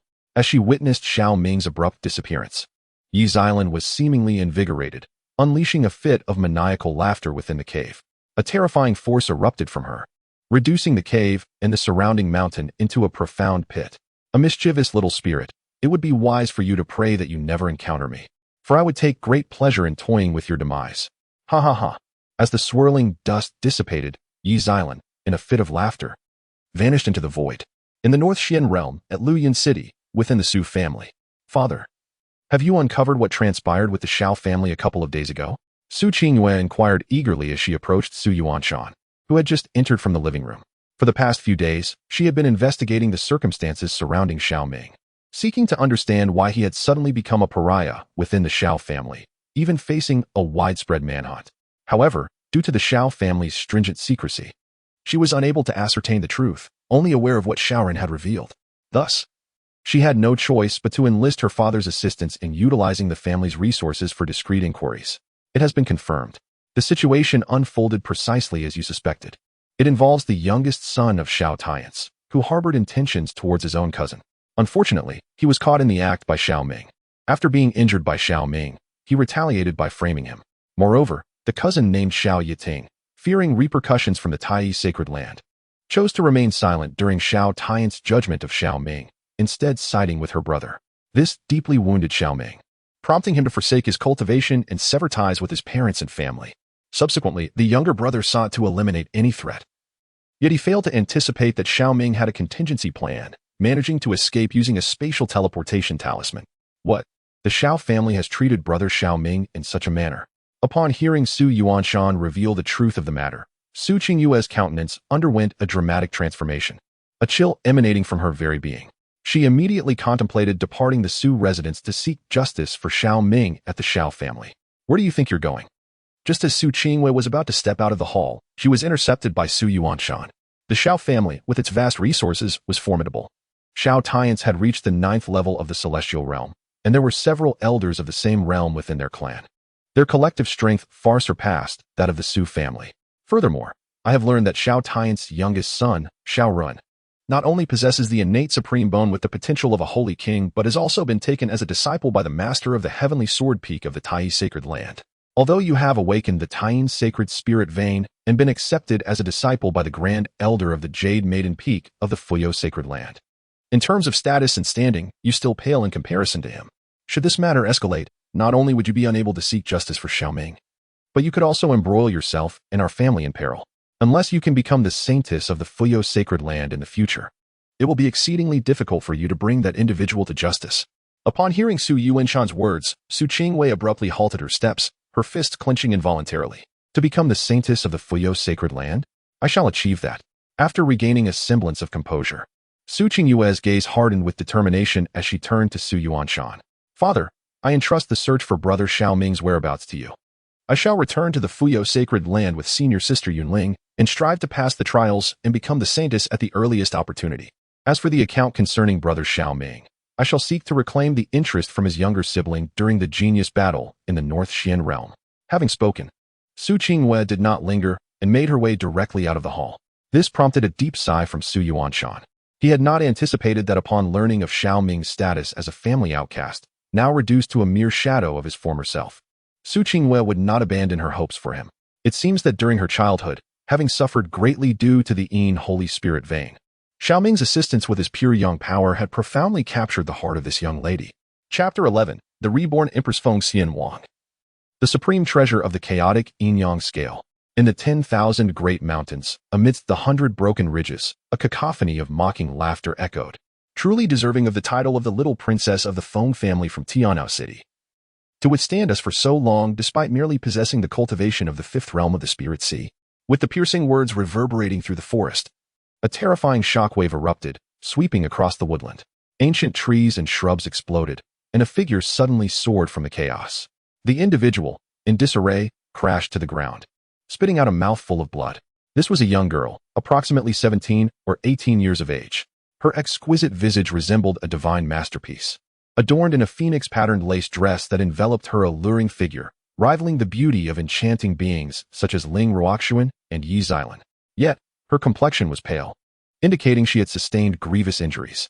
Shortly thereafter, accompanied by the sound of slicing air, several figures descended before her, each adorned with ghostly masks, emanating a terrifying aura, reminiscent of those from the demonic sect.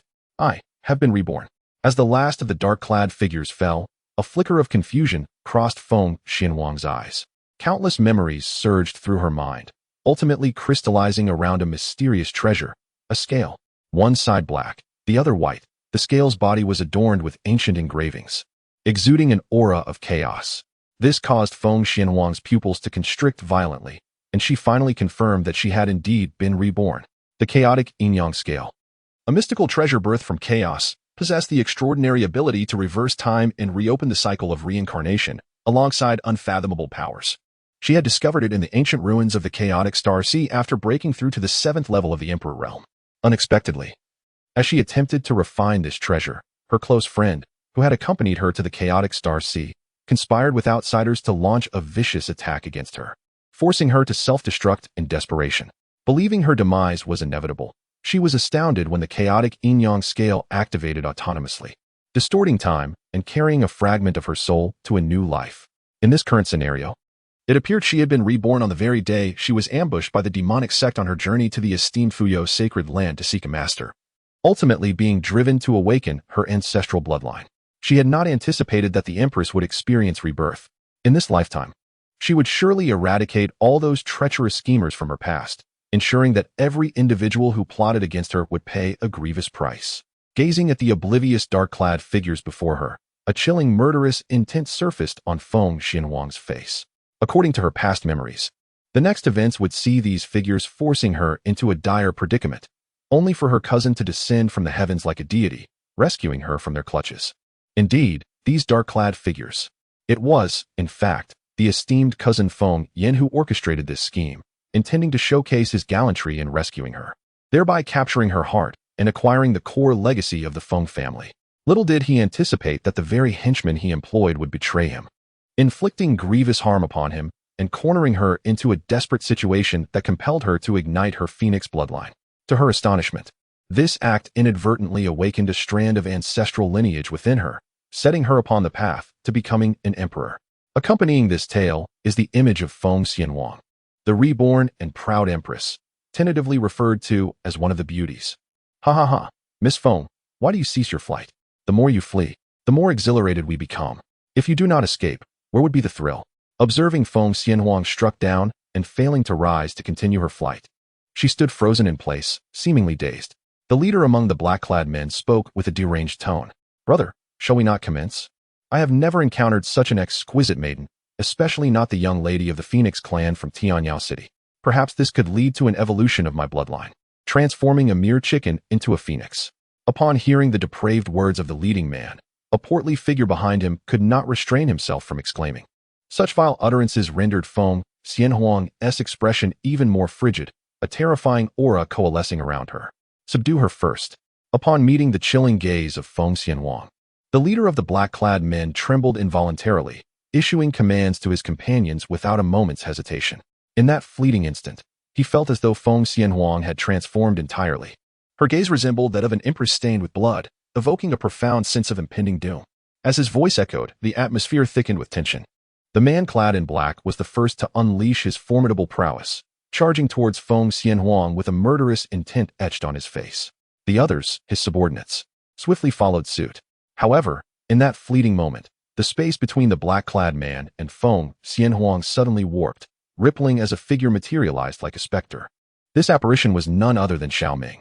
Although Yi Xilan was an exceedingly fearsome saint-level powerhouse, she could only watch helplessly as Xiao Ming evaded capture, thanks to a teleportation talisman that defied spatial barriers. Before Xiao Ming could assess his surroundings, a sense of impending danger detonated within him. Without a moment's hesitation, he unleashed his power, directing a forceful punch towards the source of his unease. With a thunderous roar, a tempest of violent energy swept through the forest, hurling the masked man and his cohorts aside like refuse, causing them to spew forth blood in shock, their eyes wide with disbelief. What was happening? Casting a glance at the fallen figures, Xiao Ming landed amidst the trees, only to discover a maiden in red not far from him, whose form and visage could rival that of Ling Ruoxuan and Yi Xilan. As their eyes met, the girl mirrored his astonishment, clearly taken aback by the unexpected turn of events. What was going on? Who was this individual? He had never appeared in his previous life. Could it be that this reincarnation had altered the course of destiny? Staring at Xiao Ming, Feng Xianhuang was enveloped in confusion. She was certain she had never encountered this person in her past life. How had he come to be here? Who dares to harm my sister Phoenix? As Xiao Ming and Feng Xianhuang found themselves engulfed in confusion, a thunderous roar echoed through the forest, heralding the arrival of a striking figure. However, upon witnessing the peculiar situation, a look of astonishment crossed his face. What is this? Why is there an unexpected element here? This deviates from the original plan. Who are you? After a brief moment of surprise, Feng Yin bellowed, his gaze fixed ominously on Xiao Ming. Had this intruder not appeared, he could have played the hero and rescued the damsel in distress. If this man lacks a formidable background, he would be dealt with accordingly. Disregarding Feng Yin's outburst, Xiao Ming merely cast a cursory glance, quickly grasping the essence of the situation. It was evident that this was a classic tale of a beautiful maiden in peril, awaiting her gallant savior. Yet, why did fate conspire to place him at this juncture? Was he truly fated to encounter such enchanting ladies, each seemingly drawn to him? Ding! The life choice system has been randomly activated, presenting the host with the following options. Option 1. Intervene in the face of injustice, aiding Feng Xianhuang in vanquishing the assailant in black, thereby earning recognition in her eyes, with a reward of a random medicinal pill. Option 2. Act against wrongdoing, assisting Feng Xianhuang in slaying the nefarious figure, and subsequently humiliating the adversary in the presence of her cousin, with a reward of a random divine ability. Option 3. Remain indifferent to the conflict, publicly declaring an unwillingness to involve himself in their affairs, thereby earning a random item as a reward. Option 4. Intervene in injustice and assist the black-clad individuals in subduing Feng Xianhuang, sharing the company of a beautiful woman with them, thereby earning a random formation as a reward. As Xiao Ming pondered this in his heart, the system notification chimed, presenting him with several choices. Chapter 12. You could have lived, yet you chose to provoke me. This system's options are becoming increasingly abstract. Casting a glance at the choices before him, Xiao Ming couldn't help but mutter under his breath. Aside from the first and third options being somewhat reasonable, what on earth are the second and fourth options? One involves humiliating Feng Xianhuang in front of her cousin, while the other entails joining the black-clad individuals in that same humiliation. Must Feng Xianhuang endure such indignities at his hands? System, I choose option 3. After his internal complaints, Xiao Ming made his decision. The notion of gallantly aiding the oppressed was hardly appealing to him. In this world, where humans prey upon one another, survival necessitates self-preservation. He set aside any altruistic sentiments, respecting the fates of others. As long as no one provoked him, he preferred to avoid unnecessary troubles that could lead to dire consequences. Ding! Congratulations, host, for making a choice. You have received the reward, life-substituting teleportation talisman. The reward has been automatically placed in the system's storage, ready for the host to extract it once the choice is finalized. Life-substituting teleportation talisman. After refining, it generates a mark within the host, capable of absorbing one lethal blow and granting a single instance of spatial teleportation. Note: the damage resistance of the teleportation talisman can disregard the constraints of cultivation level, while the ability for spatial teleportation is limited by the host's spiritual awareness range. Yet another treasure. Upon witnessing the rewards available this time, Xiao Ming couldn't help but feel a surge of emotion within. What does it mean to resist damage without regard to cultivation restrictions?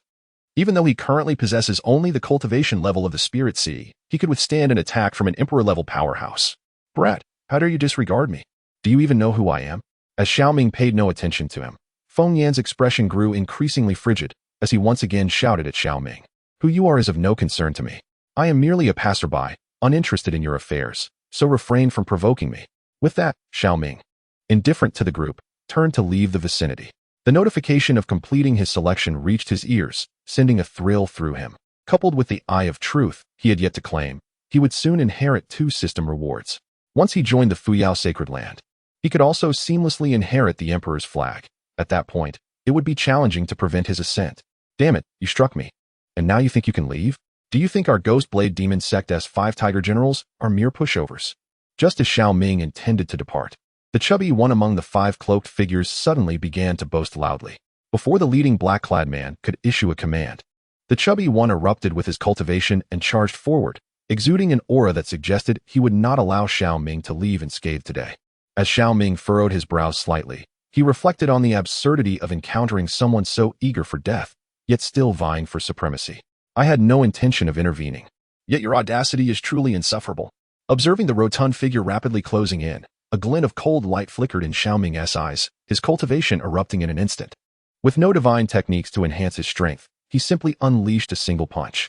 Yet, as this fist struck, the forest reverberated as if a storm had erupted, causing the surrounding individuals to narrow their pupils in shock. Fourth, retreat quickly. The leader among the black-clad figures shouted in a frantic tone, sensing the terrifying power contained within Xiao Ming's punch. Unfortunately, it was too late. In the very moment the voice echoed, Xiao Ming's fist connected with the chubby figure, shattering the opponent's offensive like a mere illusion. The rotund body erupted in a cloud of blood mist, propelled away like a piece of decayed flesh, crashing through several ancient trees before falling silent. The essence of life was extinguished.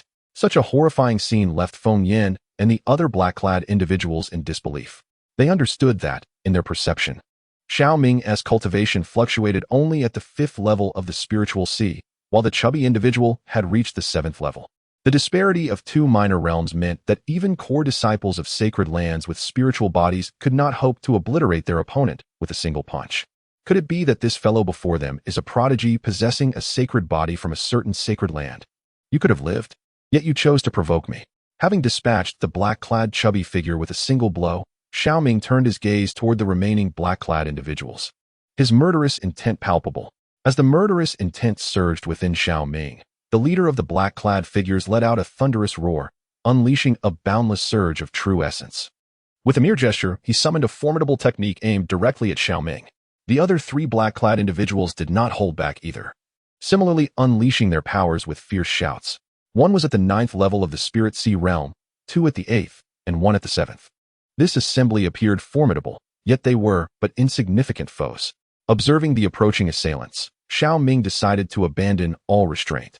The essence of both Tao and demonic energies erupted forth like a volcano, as a colossal black and white sun manifested behind him, exuding an aura that was both sacred and eerily ominous. The Heavenly Sun Fist. This was a martial art Xiao Ming had mastered during his time with the Xiao family, and in just a few short years, he had perfected it. Although it was classified as superior earth grade, when executed through the Chaos Tao demonic canon, its unleashed power could rival that of celestial grade techniques. With unwavering determination, he prepared to defend against the impending assault. Sensing the terrifying force of Xiao Ming's strike, the leading black-clad man shouted in alarm, instantly shifting from offense to defense in an attempt to block the incoming blow. Perhaps due to the urgency of his words, the others misinterpreted his intent as a signal to go all out. They unleashed their full potential, abandoning all defenses in a frenzied offensive. The outcome was inevitable. Within the shadow of Xiao Ming's fist, the 3 black-clad figures were obliterated into a mist of blood, vanquished in the blink of an eye. Feng Yin, why do you still hesitate to act? You instructed us to eliminate this woman. Why is there another adversary emerging? Witnessing the tragic demise of his 3 brothers, the leader of the black-clad men roared in fury, his essence coalescing into a formidable demon that clashed with Xiao Ming. This scene caused Feng Yin to pale in shock, clearly taken aback by the black-clad man's attempt to implicate him. Sister Huang, do not heed his nonsense. I do not know him at all. In his panic, Feng Yin turned to explain to Feng Xian Wang, only to find her black hair billowing with murderous intent, unleashing her essence to strike him down. With a thunderous explosion echoing through the forest, the leader of the black-clad men was slain by Xiao Ming, while Feng Yin was sent reeling, blood spewing forth from his mouth. This spectacle left Xiao Ming in a state of astonishment. However, he refrained from intervening between the two. After all, the one who had provoked him was already dealt with, and the feud between these two was of no concern to him. It would be more prudent to clear the battlefield and claim the rewards from the system. As this thought crossed his mind, Xiao Ming searched the storage rings of the black-clad men, discovering a considerable amount of spirit crystals and rare treasures, clearly acquired from Feng Yan. System: extract the Eye of Truth and the Life Transfer Talisman. After gathering these spoils, Xiao Ming promptly commanded the system. With the sound of the system's notification, 2 beams of light surged forth from the system space, bestowing upon Xiao Ming the Eye of Truth and the Life Transfer Talisman. In this brief moment, Feng Xianhuang and Feng Yan had determined the victor. Despite possessing the cultivation of the 8th level of the Spirit Sea, Feng Yan was brutally overpowered by Feng Xianhuang, who was only at the 5th level of the Spirit Sea, suffering severe injuries and being trampled underfoot. This piqued the curiosity of Xiao Ming, who immediately employed his true vision to examine Feng Xianhuang. The author, under a pseudonym, has penned over 1,000,000 words in a completed work titled Picking Up a Female Emperor Monthly. The System Understands Me, authored by Yusheng Bu Fuqing, which one may search for. In Chapter 13, The Revival of the Chaos Yin-Yang Scale, the formidable confidence of Feng Xianhuang is revealed. Feng Xianhuang, possessing the cultivation of the 5th level of the Spirit Sea realm, harbors a trace of ancient phoenix blood, yet to awaken, with her spiritual consciousness attaining the imperial quality, indicating she is the reincarnation of a powerful figure of the imperial realm. As Xiao Ming activated his true vision, fundamental information regarding Feng Xianhuang continuously materialized before his eyes. This left him wide-eyed and somewhat astonished as he gazed at her. The quality of her spiritual consciousness reaching the imperial level, seemingly the reincarnation of a formidable being. Is this genuine or merely an illusion? He had just encountered a celestial maiden in a sacred land, narrowly escaping the clutches of a demoness, only to stumble upon yet another reincarnated empress? This woman's connections are utterly invincible. Xianhuang, why? I am your distant cousin. Why do you wish to harm me? At that moment, Feng Yan, who lay beneath Feng Xianhuang's foot, bellowed in frustration and fear. In a surge of power, he attempted to break free from her grasp. How dare you ask me why? A glimmer of cold light flashed in Feng Xianhuang's eyes as her chilling voice echoed through the forest. When the Feng family attempted to poison me, fortunately, I refused to partake in their vile concoctions. Upon learning of my intent to seek a mentor at the Fuyao sacred land, they not only dispatched assassins to eliminate my attendants and guards, but also sought to stage a heroic rescue before me. Based solely on this, you deserve to die. Upon finishing her words, a terrifying blaze erupted from Feng Xianhuang. She delivered a powerful kick to Feng Yan, followed by a fierce palm strike. The crimson flames instantaneously coalesced into a phantom of a phoenix, which surged towards Feng Yan amidst his horrified gaze. No. In the face of absolute suppression of strength, Feng Yan let out a terrified scream. Yet, regardless of how he struggled or resisted, it was all in vain. He could only watch helplessly as the flames consumed him. He could not fathom why his cousin, whose prowess was inferior to his own, suddenly wielded the power of the phoenix with such terrifying mastery, as if she were an entirely different person. Even with a mere 3 minor realms of difference, she could effortlessly crush him. As Feng Yan was reduced to ashes, Xiao Ming and Feng Xianhuang exchanged glances, enveloping the forest in an eerie silence. What are you staring at? After a brief moment of eye contact, Feng Xianhuang slightly furrowed her brow and coldly inquired, a flicker of wariness flashing in her beautiful eyes. She had clearly witnessed the combat prowess Xiao Ming had unleashed. He was no ordinary prodigy, even without having awakened the phoenix bloodline within her. And despite possessing the combat experience of a 7th-level emperor, she was uncertain of her ability to subdue the man before her. After all, if one's physical strength, essence quality, and cultivation level did not align, even the most abundant experience would struggle to manifest combat effectiveness.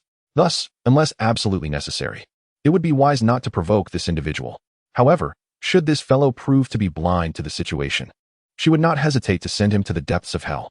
Upon hearing Feng Xianhuang's inquiry, Xiao Ming felt an overwhelming urge to retort with a casual, "What is it to you?"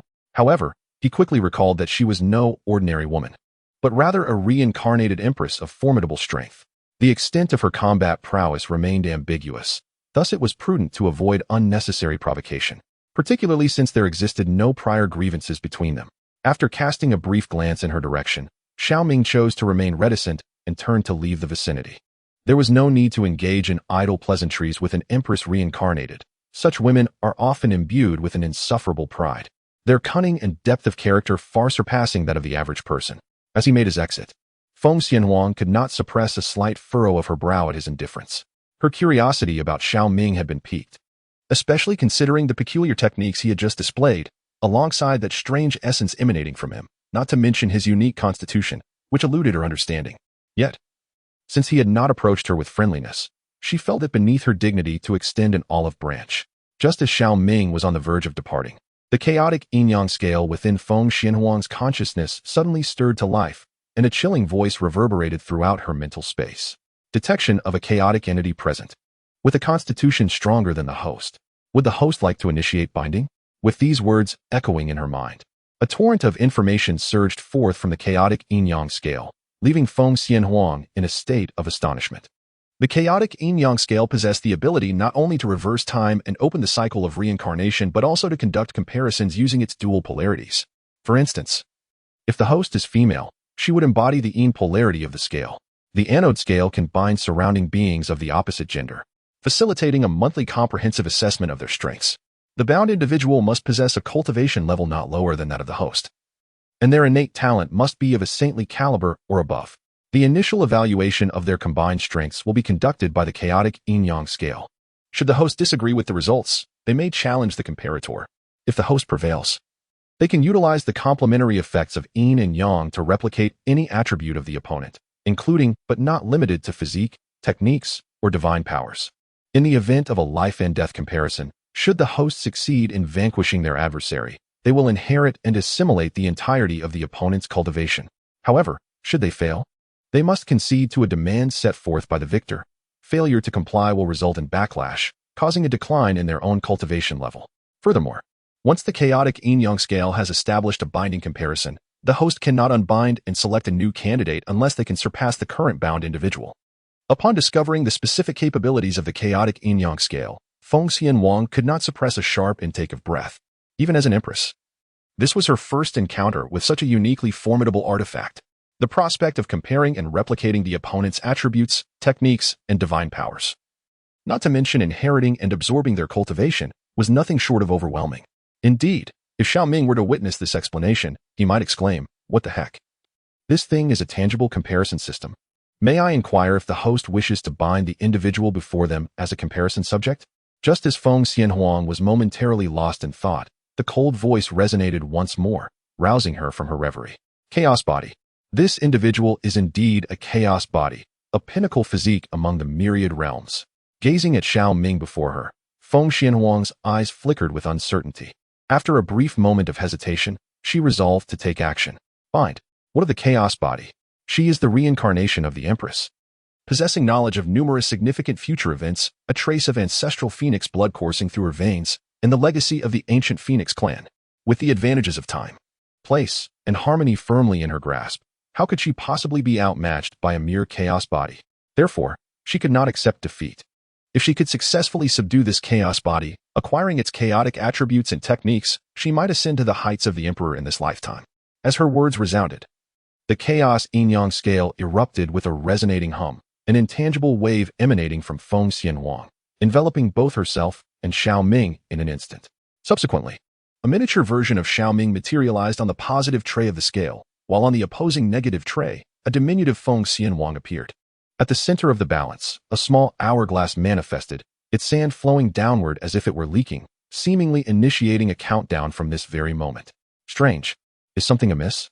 Why do I feel as though I am being watched? Following the emergence of that wave, Xiao Ming's brow furrowed slightly. What on earth? Why does it feel as though some entity is peering at him? Could it be that this Empress harbors ulterior motives against him? With this thought, Xiao Ming cast a sharp gaze toward Feng Xianhuang, his aura growing increasingly perilous. If it is Feng Xianhuang who is causing mischief, regardless of whether she is the reincarnated Empress or a reborn fairy, she shall be thoroughly subdued and subsequently dealt with harshly. Chapter 14. Targeted? System ding. Here comes the benefit. Why are you staring at me? Noticing Xiao Ming's unwavering gaze upon her, Feng Xianhuang felt a shiver run through her heart. Could it be that this fellow has discerned the movements of the chaos yin-yang scale just now? Impossible. This is a treasure born from the chaos itself. Even the mightiest emperors would struggle to detect its nuances. Did you do something to me? After a moment of silence, Xiao Ming inquired. This caused Feng Xianhuang's pupils to constrict slightly, a flicker of uncertainty crossing her features as she regarded him. Could it be that this man truly sensed the actions of the chaos yin-yang scale? No, that cannot be. If he really could sense it, he would have charged over to confront her rather than ask such a question. With this thought, Feng Xianhuang furrowed her brow, a hint of confusion etched on her face. I do not comprehend what you are saying. Our cultivation levels are comparable, and there is a considerable distance between us. What could I possibly do to you?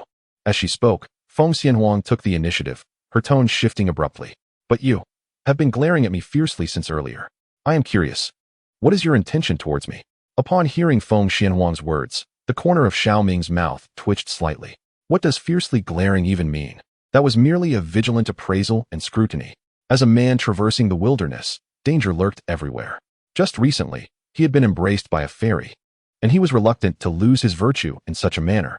Afterward, he encountered a ravenous enchantress from the demon gate, who nearly ensnared him in her clutches. Now faced with this reincarnated empress, he could not afford to be anything but cautious. Who knows what intentions this woman harbors towards him? System. Was there something sinister targeting me just now? After internally voicing his concerns, Xiao Ming grew weary of engaging with Feng Xianhuang and directly inquired of the system. Ding. A reward is being offered? Upon hearing the system's response, Xiao Ming was utterly bewildered. A reward? Where? Why did he not perceive anything? Could it possibly refer to this woman before him, who might cook for him, wash his feet, provide massages, or even share a warm bed and bear him children in the future? Confounded by such thoughts, Xiao Ming pressed on with his questions. Unfortunately, the system chose to remain unresponsive, which left him somewhat disenchanted. He decided not to indulge in further paranoia. Casting a brief glance at Feng Xianhuang, he prepared to head towards the Fuyao Sacred Land. Wait, are you intending to go to the Fuyao Sacred Land? Just as Xiao Ming turned to leave, Feng Xianhuang suddenly called out to him, prompting him to glance back in confusion. The Fuyao Sacred Land holds assessments every 3 years, and should one miss the assessment period, joining midway requires a token. Conveniently, I possess a token from an elder. If you do not mind, I could take you along. Noticing Xiao Ming's puzzled expression, Feng Xianhuang proactively extended her goodwill. No need. I have one as well. Upon hearing her words, Xiao Ming promptly declined her offer. Kindness without cause is often suspect. After all, she is a reincarnated empress, who, by all accounts, should be quite proud. Such aberrant behavior must conceal ulterior motives. Could it be a desire for his physique? Do not misunderstand me. I merely wish to extend my gratitude for your assistance earlier. However, since you possess a token as well, I find it unnecessary to pursue this further. Unfazed by Xiao Ming's refusal, Feng Xianhuang continued in a tone devoid of emotion. Of course, if you do not mind, we may proceed together. Once we join the Fuyao Sacred Land, we shall be considered comrades. Yet, before Feng Xianhuang could finish her words, Xiao Ming had already vanished into the forest with a swift movement. This left Feng Xianhuang feeling a surge of irritation. It was inconceivable that she, an empress, would be disregarded. Frustrated, she clenched her teeth and, with a slightly aggrieved expression, resolved to follow him. She was already bound to Xiao Ming and could not allow him to escape. Accompanied by an image of Feng Xianhuang's aloof profile, exuding a dark elegance, strikingly handsome. In Luyan City, within the ancestral shrine of the Xiao family, Xiao Ren sat cross-legged. His bare torso was adorned with strange crimson patterns, and beneath him lay a profoundly mysterious formation, with each node of the formation suspended above by a spirit herb. There were 7 heavenly grade herbs and 21 earthly grade herbs. The heavenly grade was primary, while the earthly grades served as a supplement. Surrounding the formation sat 7 formidable experts of the Tongtian realm, including Xiao Tiance and several elders. This was the 7 Stars Nirvana formation, which Xiao Ren had brought from the Tai Sacred Land. It could harness various precious refining herbs, combined with the power of the 7 Tongtian realm experts, to perfectly integrate the medicinal properties into the body of the cultivator. This was originally prepared for the physical refinement of those at the celestial realm. Below this realm, practitioners simply could not withstand the terrifying potency of such medicinal concoctions. However, within Xiao Ren resides the Supreme Bone, a pinnacle constitution of the Zhongyuan realm, possessing boundless potential for sanctification and imperial certification. Yet, the Supreme Bone within Xiao Ren remains in an incomplete embryonic state, merely a small fragment at this juncture.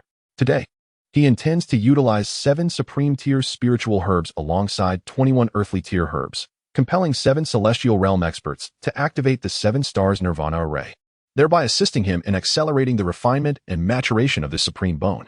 This serves as his paramount purpose for seeking recognition from the Xiao family. With the command of Xiao Tianqi, a low yet authoritative decree rang out, prompting the other elders to simultaneously form seals. The entire array erupted in a brilliant radiance. The 7 supreme tier primary herbs and 21 earthly tier auxiliary herbs directed their medicinal power along the intricate patterns toward Xiao Run. Instantly, his skin flushed a vivid crimson, with veins bulging prominently. He emitted a primal roar, as if enduring immense agony. Yet, his physical strength gradually intensified. A sphere of radiant energy blossomed from his chest, akin to a resplendent sun, pulsating with terrifying energy fluctuations, signifying the awakening and accelerated maturation of the Supreme Bone. Moreover, as the Supreme Bone progressed in its maturation, Xiao Ren's cultivation began to soar. Second level of the Spirit Sea Realm. Third level of the Spirit Sea Realm. In less than half an hour, Xiao Ren's cultivation surged to the 5th level of the Spirit Sea Realm, rivaling the heights previously attained by Xiao Ming before his self-imposed regression. An hour later, as all the herbs within the formation were reduced to ashes, a terrifying surge of energy erupted from Xiao Ren, whose cultivation level astonishingly reached the 8th stage of the Spirit Sea. This revelation left Xiao Tiansu and several elders of the Xiao family in a state of shock and disbelief. Ha ha ha, truly worthy of the Supreme Bone. Merely in its initial stages of development, it possesses such formidable power. My son, Xiao Run, is endowed with the potential of an emperor. Gazing at Xiao Run, who was enveloped in heat and emanating an overwhelming oppressive aura, Xiao Tiansu could not contain his ecstatic laughter. Though he himself lacked the qualifications to become an emperor in this lifetime, he had been blessed with such a remarkable son. Should Xiao Ren ascend to the sanctified realm and attain emperor status, would not this old father soar to great heights as well? Not to mention the mere entry into the sanctified realm.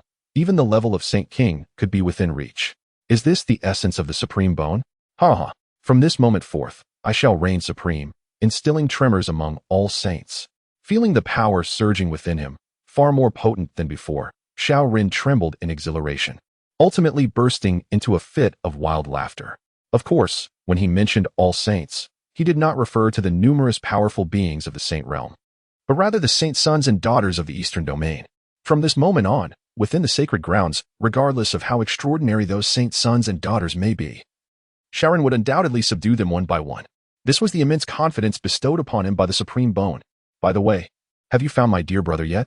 After indulging in his frenzied laughter for a while, Xiao Ren suddenly turned to Xiao Tiansu and inquired. Not yet. Xiao Tiansu replied, shaking his head. Truly a group of inept fools. Regardless of the means employed, you must swiftly locate him. Before Xiao Tianzu could finish his statement, he was met with a fierce rebuke from Xiao Ren. Remember, I demand him alive. I wish for him to witness firsthand the remarkable excellence of his elder brother. What right does he have to compete with me, daring to strike against me in front of so many witnesses? Just a few days prior, Xiao Ming had faced an affront in the hall, marking a profound humiliation in his life. Even if his adversary were rendered powerless, he must still cleanse this disgrace. Chapter 15. Is it too much to ask for me to serve as your furnace? The request seems rather excessive. Ahead lies the mountain gate of the sacred land of Fuyo. Feng Xianwang guided Xiao Ming through numerous trials, ultimately revealing the majestic mountain gate standing amidst the towering peaks. The gate rises hundreds of feet high, etched with the ancient characters for Fuyo, exuding an aura of grandeur and dominance. Beyond the gate, one can glimpse a towering peak that pierces the heavens, resembling a colossal sword spanning the earth and sky, adorned with ethereal palaces that appear as a celestial paradise. This is indeed the sacred land of Fuyo, as one of the 5 dominant powers of the northern Xian realm in the Eastern Domain. This sacred place is not only teeming with formidable warriors, but also brimming with prodigious talents beyond count. It boasts various exceptional spiritual bodies and even the presence of divine body geniuses, making it a sanctum unattainable for ordinary individuals and even the most exceptional talents in their lifetimes. Truly, it is a sacred domain. Even the mountain gate itself serves as a formidable defensive artifact, functioning as the focal point that connects the entire protective array. Gazing upon the enormous gate before him, Xiao Ming could not help but feel a deep sense of awe. The mere presence of a mountain gate is enough to render the Xiao family's entire heritage unattainable. One can only imagine the vast chasm that exists between the sovereign powers of the sacred lands and the elite family forces. It appears that today, we are not the only ones seeking to join the Fuyo sacred land. As Xiao Ming could not help but express his emotions, Feng Xianhuang cast a glance ahead, her delicate face revealing a hint of surprise. For before the mountain gate of the Fuyo sacred land, a considerable throng had gathered. These individuals, clad in various attires, did not resemble disciples of the sacred land. Thus, It was evident that they were either here to participate in the assessment or were merely biding their time, hoping to catch the attention of a powerful figure from the sacred land. This does not concern us. Let us proceed, Xiao Ming remarked nonchalantly, shrugging his shoulders. He was eager to enter the Fuyo sacred land as soon as possible, yearning to become a small genius under the protection of a formidable force, allowing him to safely cultivate for a while. Once he had grown in strength, he would seek retribution against the Xiao family and that particular younger brother. Wait. Just as Xiao Ming was about to approach the mountain gate, Feng Xianhuang abruptly halted him, leaving Xiao Ming somewhat perplexed. Your strength is formidable, and your physique is quite unique. Therefore, I wish to engage in a contest with you. A contest? Upon hearing Feng Xianhuang's words, Xiao Ming was momentarily taken aback, utterly bewildered as to why this reincarnated empress would harbor such a fancy. Could it be that witnessing him effortlessly slay several beasts along the journey, as well as effortlessly eliminate those cloaked figures, had showcased such extraordinary prowess that it left this empress feeling somewhat challenged, prompting her to seek a proper competition? The entrance examination of the Fuyo sacred land entails ascending the Fuyo heavenly ladder, which embodies various elemental forces capable of testing an individual's strength and perseverance. Beyond 500 steps, one manifests the form of law. At 600 steps, one possesses the potential for rebirth. At 700 steps, one showcases the aptitude for transcending the heavens. This pattern continues, with those who surpass 800 steps having the opportunity to attain sainthood, while those who exceed 900 steps may aspire to become a saint king. The heavenly ladder comprises a total of 1,100 rungs, and today we shall witness who can venture the farthest in this assessment. Upon finishing her statement, Feng Xianhuang fixed her intense gaze upon Xiao Ming, her countenance radiating a fervent battle spirit. As the adage goes, knowing oneself and one's adversary ensures victory in 100 battles. Although she is a reborn empress, Xiao Ming embodies the chaos body, even if he is a novice in cultivation, lacking the insights of a sovereign-level practitioner. He remains among the most elite in the Zhongyuan realm. Thus, seizing this opportunity to gauge Xiao Ming's true capabilities would grant her greater confidence in the forthcoming comparisons. Uninterested, Xiao Ming displayed a lack of enthusiasm in response. He had already gleaned some understanding of the Fuyo sacred land's examination methods during his time in the Xiao family. Throughout history, those who have surpassed 900 steps are exceedingly rare, with each one creating a sensation within the Fuyo sacred land. Only 3 individuals have ever ascended 1,000 steps: the 3rd sacred lord of Fuyo, the 11th sacred lord, and a scion from a family of imperial lineage. Given his qualifications and potential, reaching the summit should not pose a significant challenge. It merely hinges on his desire. Do you not wish to discover the extent of your own limits? Feng Xianhuang felt a surge of frustration upon hearing Xiao Ming's response. Lacking interest. What significance does it hold if one is aware? The path ahead will not become smooth merely because of this knowledge. The limits one perceives may not necessarily mark the endpoint. Thus, it is essential to proceed step by step, diligently navigating each moment. This is the pursuit we should currently embrace. Upon hearing this, Xiao Ming waved his hand dismissively, his expression one of indifference. Then let us wager. Should you emerge victorious, I shall grant you a sacred king's secret technique. However, if you lose, you shall assist me in my cultivation. The moment Feng Xianhuang heard Xiao Ming's response, she became agitated. Offering a sacred king's secret technique as bait left Xiao Ming questioning his own hearing, staring at Feng Xianhuang in astonishment. A perplexed expression crossed his face. Assist you in cultivation? Are you asking me to become your furnace? That demand seems rather excessive. A sacred king-level secret technique appears insufficient as compensation. Despite having lost his original vitality, he still maintained his principles. To expect him to sell himself as a furnace for a mere sacred king-level technique was out of the question. At the very least, there should be one more. Not as a furnace, what are you thinking? I envision a future where, upon your entry into the Fuyao Holy Land, we can engage in sparring and share insights into the divine arts together. Feng Xianhuang's lips twitched, her voice tinged with frustration. So it was not to be as a furnace after all. Hearing her words, Xiao Ming felt a waning interest. Although this reincarnated empress appeared somewhat arrogant, her figure and visage were undeniably appealing. If he could secure her as a furnace, ding. The system of life choices is triggered at random, allowing the host to make the following selections. Choice 1. Indifferent, once again rejecting Feng Xianhuang, regardless of the conditions proposed. One would rather die than compete with Feng Xianhuang, and shall receive a random secret technique as a reward. Choice 2. Greedy, rejecting Feng Xianhuang while asserting that the conditions are insufficient. The counterpart must accompany one for a night's rest in order for it to be acceptable. yielding a random elixir as a reward. Choice 3. Confident of victory, agreeing to Feng Xianhuang's challenge and triumphing in the contest, thus obtaining a random spiritual artifact as a reward. Choice 4. Scornful, dismissing Feng Xianhuang's challenge and declaring that one is unworthy of competing unless they kneel and plead, which would grant a random formation technique as a reward, as the weight of the decision settled within, with the system's prompt echoing in the air. Several options manifested before one's eyes.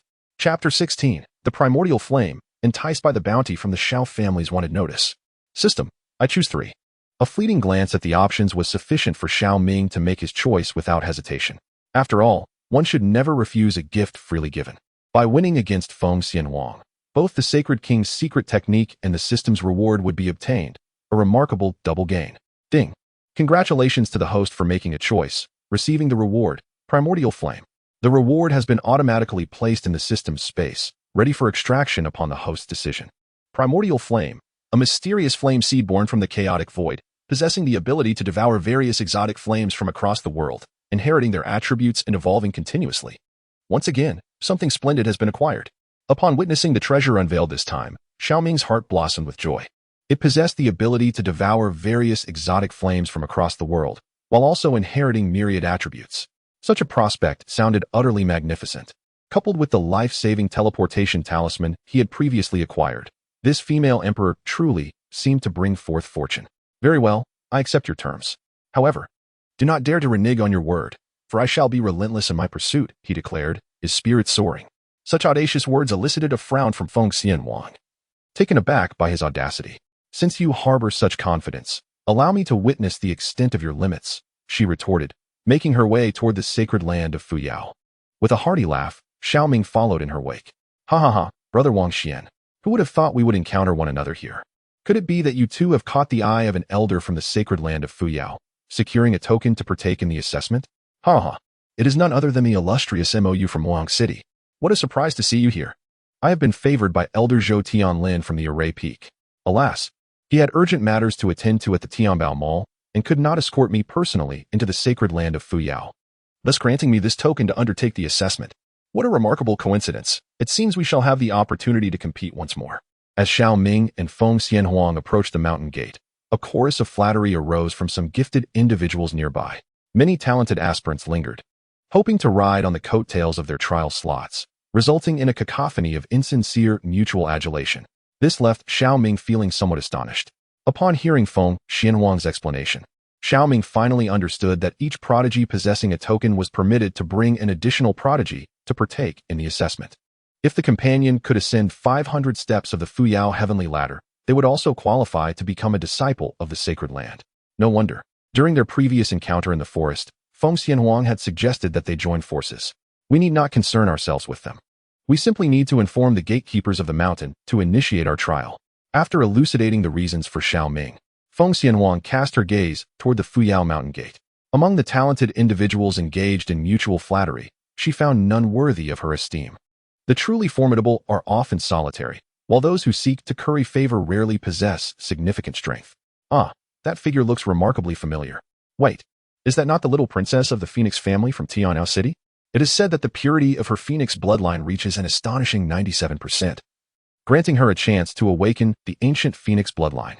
She, too, has come to participate in the assessment of the Fuyao sacred land? Is it truly her? At merely 18 years of age, she has already attained the 5th level of the Spirit Sea realm, a feat sufficient to rival some inner disciples of the sacred land. Who is the man beside her? He seems familiar as well. As Xiao Ming and Feng Xianhuang drew closer, they attracted considerable attention from the prodigies around them.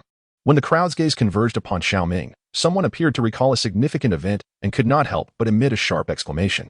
No way, it's him. In the city of flowing clouds, the Xiao family is currently hunting a family traitor, who happens to be the elder brother of a promising candidate for the position of Holy Son at the Heavenly Sword Peak of the Tai sacred land. I have seen his wanted poster. As soon as these words were uttered, the expressions of the crowd shifted drastically, all eyes turning towards Xiao Ming. His demeanor grew somewhat somber.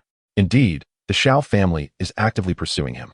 To think that this news would spread so widely in just a few days, even reaching the talented individuals participating in the trials of the Fuyao sacred land, is astonishing. It is worth noting that the Fuyao sacred land is situated tens of thousands of miles away from the Xiao family. It seems that this time, the bounty set by the Xiao family is quite significant. What? He is Xiao Ming, the scoundrel who dared to commit heinous acts against his own clan sister and frame his own brother. After his deeds were exposed, he audaciously resorted to violence, only to have his cultivation forcibly stripped away by the head of the Xiao family. Yet, unexpectedly, this rogue managed to retain a hidden card, utilizing a spatial teleportation talisman to escape. Who would have thought he would appear before the gates of the Fuyao sacred land? Could it be that he wishes to partake in the entrance examination of the Fuyao sacred land? Following a loud proclamation from one of the talented contenders, another individual began to divulge shocking revelations, which caused Feng Xianhuang's gaze to take on a peculiar quality. Engaging in immoral acts with his own clan sister, framing his brother, and even having his cultivation abolished. She was uncertain about the truth of the first two allegations, but the claim of his cultivation being stripped. That is utterly absurd. She had witnessed Xiao Ming emerging from the spatial teleportation, effortlessly repelling several powerful figures at the Spirit Sea realm with a single punch. He certainly did not resemble someone whose cultivation had been abolished. Brothers, let us take action against him. The Xiao family has indeed invested heavily this time. Anyone who can provide a clue about Xiao Ming will be rewarded with a low-grade spiritual treasure. If someone manages to capture Xiao Ming, they will receive a celestial-grade spiritual treasure along with a reward of 1,000,000 spirit crystals. As Feng Xianhuang expressed her astonishment, another ambitious individual, filled with fervor and greed, fixated his gaze upon Xiao Ming. A celestial-grade spiritual treasure. This is an artifact that even the strongest of the heavens would covet, not to mention the additional allure of 1,000,000 spirit crystals as a reward. If they could apprehend this traitor from the Xiao family, wouldn't they soar to new heights? Bring him to me, someone shouted excitedly, while others had already taken action. The previously mentioned prodigy, Wang Xian, unleashed his cultivation and charged towards Xiao Ming, reaching out his hand to seize him. The aura emanating from him revealed a formidable 6th level of the Spirit Sea realm. Ha ha ha, brother Wang Xian. It is rather unethical to hoard all the glory for yourself. Allow me to handle this one. Another prodigy, named Mou, also joined the fray, his cultivation similarly at the 6th level of the Spirit Sea realm. However, at that moment, as the two approached within a yard of Xiao Ming, a glint of cold light flashed in Xiao Ming's eyes. He raised his hand and unleashed a punch towards the pair. With a thunderous roar, Wang Xian and Mou screamed in agony, their bodies hurtling backwards like refuse. Their arms twisted and shattered, their chests caved in, blood gushed from their mouths, and their forms carved a trench upon the ground before convulsing a few times, ultimately falling still. The scene was instantly engulfed in a profound silence. Everyone stared at Xiao Ming with expressions of astonishment and disbelief, as if they were ducks caught by the throat, their eyes wide open and unable to utter a single word. Good heavens, he just killed 2 prodigies with a single punch. And this is what they call a wasted cultivation. Does the Xiao family have some misunderstanding regarding the concept of wasted cultivation? Who else? As he gazed at the 2 great prodigies lying lifeless on the ground, Xiao Ming cast a cold glance at the others, instilling a terrifying pressure that made many prodigies take a step back, not daring to utter a sound.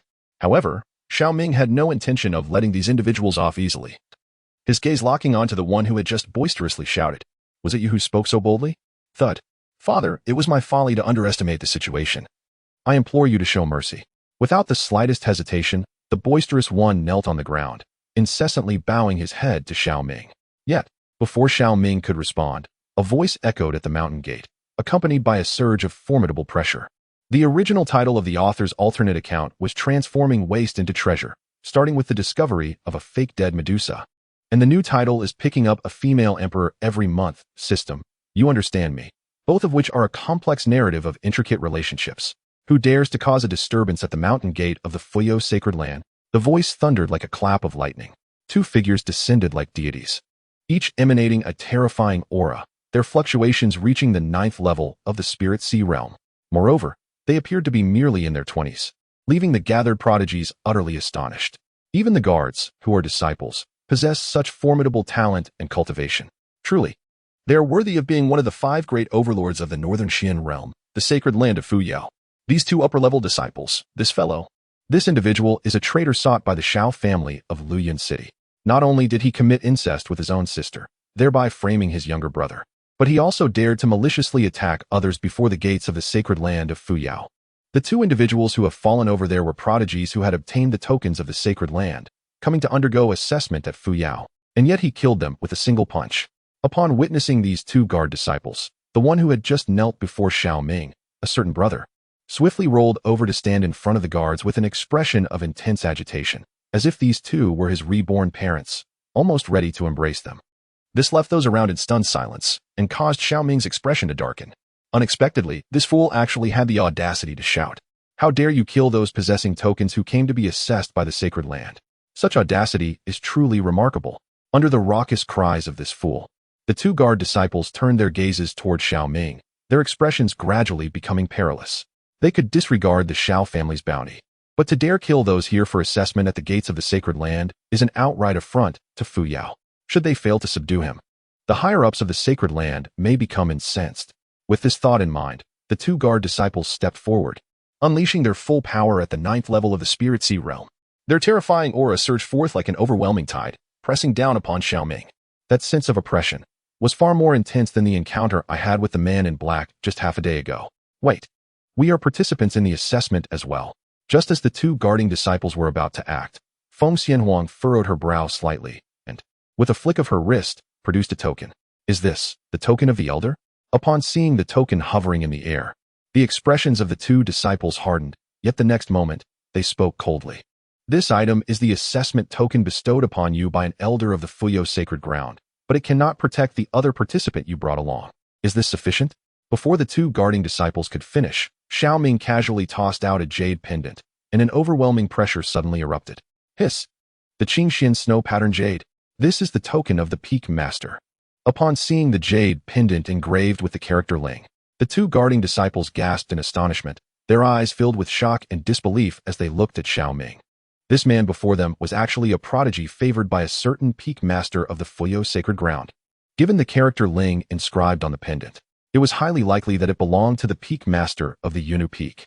Since the young master is favored by the Peak Master of Yunu Peak, it would be only proper to punish a few miscreants. After a moment of astonishment, the two guarding disciples immediately clasped their hands in respect. Although they did not understand why the Peak Master of Yunu Peak would bestow a token upon a man, there was no doubt that this man was someone they could not afford to offend. Father, I admit I was rebellious just now, but I truly did not mean it. I was merely joking. Having just crawled beside the two guards, the traitor's countenance turned ashen upon overhearing a conversation among several individuals. In a panic, he turned and cried out as he scurried towards Xiao Ming. Get lost. Yet, before he could clutch Xiao Ming's leg in supplication, the latter delivered a swift kick, sending him sprawling Tinzhong away, blood spewing from his mouth. The unfortunate wretch succumbed on the spot. This shocking spectacle left the surrounding prodigies utterly horrified. Young Master Xiao, it was my folly. I shall sever my own arm to make amends. Upon witnessing Xiao Ming's icy glare, the other ruffians, who had previously mocked, were compelled to self-mutilate, their faces paling in terror. One severed arm is insufficient. Xiao Ming's lips curled into a chilling smile as he became a blur in that moment. To barter his life for rewards from the Xiao family was simply inconceivable. Lord, save us. They screamed in terror as Xiao Ming charged towards them. However, the two guards of the sacred land remained unfazed, and soon, the ruffians were dispatched by Xiao Ming's blade. This scene sent a shiver of dread through the onlookers, who felt a bone-chilling terror. Then I would kindly ask you two to facilitate our entry into the trials of the sacred land. Xiao Ming addressed the two gatekeepers, paying little heed to the unrelated bystanders. I shall borrow your tokens for a moment. The guards, taken aback, responded with courtesy. Xiao Ming and Feng Xianhuang exchanged no further pleasantries, summoning the two tokens with a mere gesture. Heaven and earth, rise in defiance. Disciple Li Tianke, Disciple Su Bufan. In the capacity of guardians of the sacred sect, we earnestly beseech the esteemed Lord of the Sacred to unveil the ascending celestial ladder, allowing our sacred ground to gather exceptional talents from across the world. As the two significant tokens floated before them, the expressions of the two guardian disciples turned solemn, and they immediately unleashed their cultivation to inscribe a seal. One finger descended upon the two tokens. In that instant, the tokens erupted with a brilliant radiance, both merging into the mountain gate. The sacred mountain gate trembled violently, a terrifying sanctity sweeping across the heavens and the earth. While the void within the gate twisted and tore apart, an endless, mist-enshrouded ladder materialized before Xiao Ming and the others. This was the ascending celestial ladder, a sacred artifact left behind by the ancestors of the ascending sect, typically concealed within the void behind the mountain gate. Only when the guardian disciples activated the ascending mountain gate, connecting with the divine consciousness of the Lord enshrined within, would this ladder manifest. Naturally, every appearance of the ascending celestial ladder could be sensed by the formidable beings of the sacred ground. The ascending celestial ladder has been unveiled. Aside from the entrance examination that occurs every 3 years, only those who possess a spiritual body and are regarded highly by elders and above are qualified to obtain the tokens to activate the ascending celestial ladder. Who could this fortunate individual be this time, and how far will they ascend? Observing the commotion erupting above the mountain gate, many disciples hurried to the mountain gate square, eager to discern the identity of the remarkable individual who had prompted the sacred sect to unveil the ascending celestial ladder. Who has activated the ascending celestial ladder? Who could it be? Atop the majestic peak of Yunu, within a splendid palace, a stunning figure opened her eyes. Her expression tinged with curiosity as she gazed towards the mountain gate. Were Xiao Ming present, he would undoubtedly be taken aback, for this individual bore an uncanny resemblance to the one he had previously encountered, Ling Ruoxuan, save for a beauty mark at the corner of her left eye and a gentler demeanor. If one were not to scrutinize closely, one might easily mistake her for the same person. Indeed, this figure was none other than Ling Rui, the elder sister of Ling Ruoxuan and the esteemed Grand Elder of Yunu Peak, whose cultivation had reached the 3rd level of the Holy Realm. She stood as the only other formidable practitioner within Yunu Peak to attain such heights, aside from her sister. Moreover, she held another significant title, the mentor of Su Qingwei and Yunling. To her surprise, besides herself, there existed other elders who had also discovered commendable spiritual entities. Perhaps it would be worthwhile to observe their findings. Recalling the stir caused half a year prior when she accepted Su Qingwei as her disciple, Ling Rui felt a surge of curiosity. She wondered if the prodigy unearthed by this unknown elder could rival the excellence of her own disciple. It is worth noting that 6 months ago, upon ascending the Fuyo ladder, Su Qingwei had reached the astonishing height of 836 steps, captivating many high-ranking members of the Fuyo sacred land. Should this new contender surpass that record, it would undoubtedly add another promising candidate for the esteemed position of saint. Chapter 18. Unrivaled Talents, Stirring Fuyo. As the Fuyo sacred land buzzed with excitement over this development, 2 gatekeeping disciples bowed respectfully to Xiao Ming and Feng Xianwang.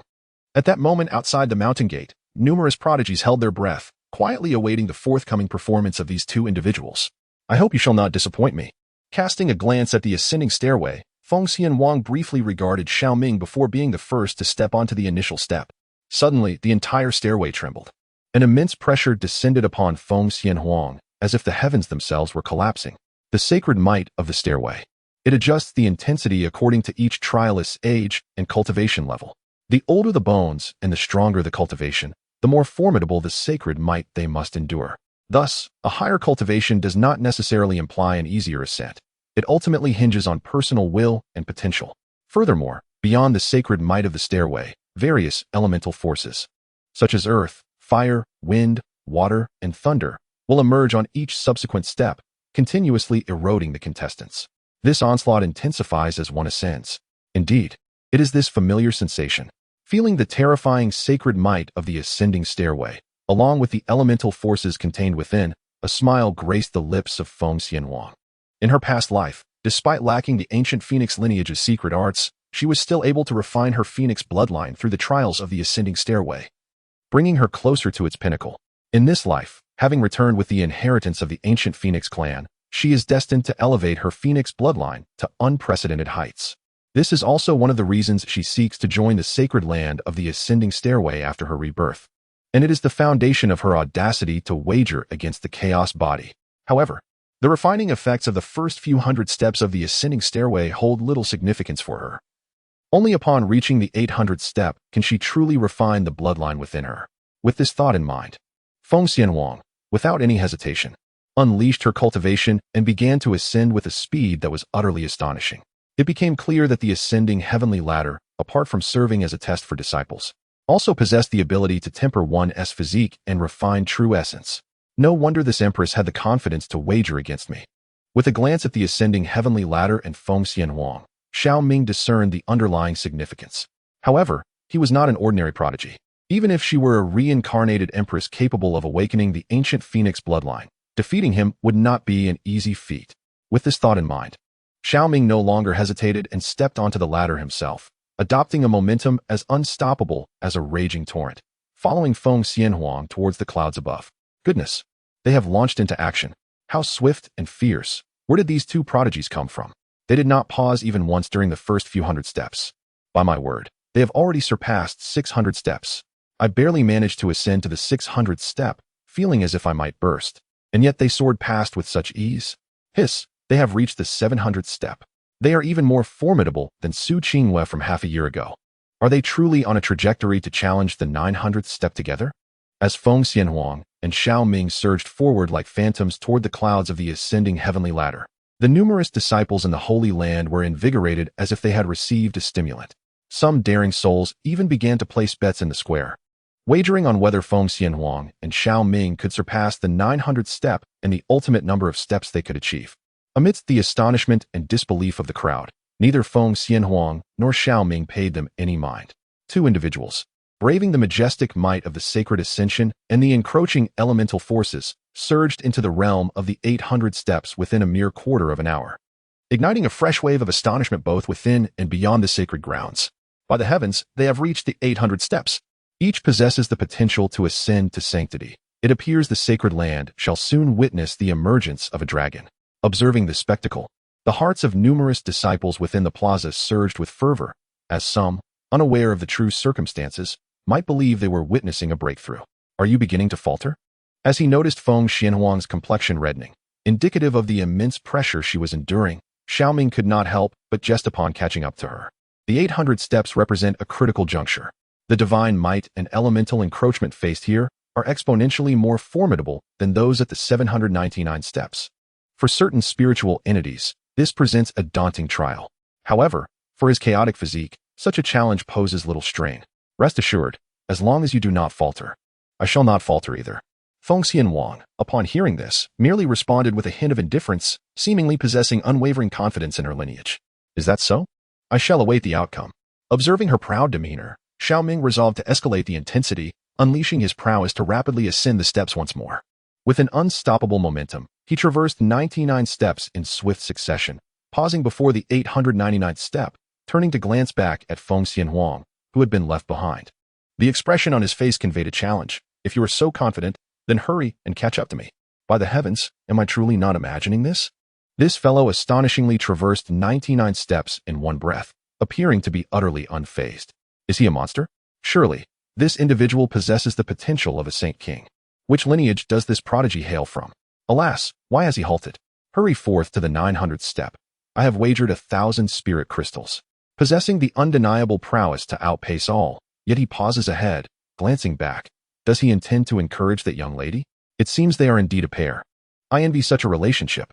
As Xiao Ming stood resolutely on the 899th step, the square erupted once more into a clamor, captivating numerous female disciples. Not only does he possess striking looks and the caliber of a saint king, but he is also remarkably considerate, truly the epitome of a dream suitor. What is this fellow up to, trying to show off? Upon witnessing Xiao Ming's figure ahead and hearing the shrieks from the square, Feng Xianhuang felt a twinge of frustration. After a cold snort, she commenced her ascent. However, the sacred might and elemental force beyond the 800th step were gradually reaching the limits of her current form. Unless she awakens her ancient phoenix bloodline, progressing further would be arduous. At the 865th step, she could advance no more. Feeling her body had reached its utmost limit, a hint of regret crossed Feng Xianhuang's face. While her current achievement was commendable, it fell slightly short of her expectations. Fortunately, with the resurgence of the phoenix bloodline within her, she possessed various means to solidify her foundation. With this thought, Feng Xianhuang ceased her concealment and formed a seal with her hands.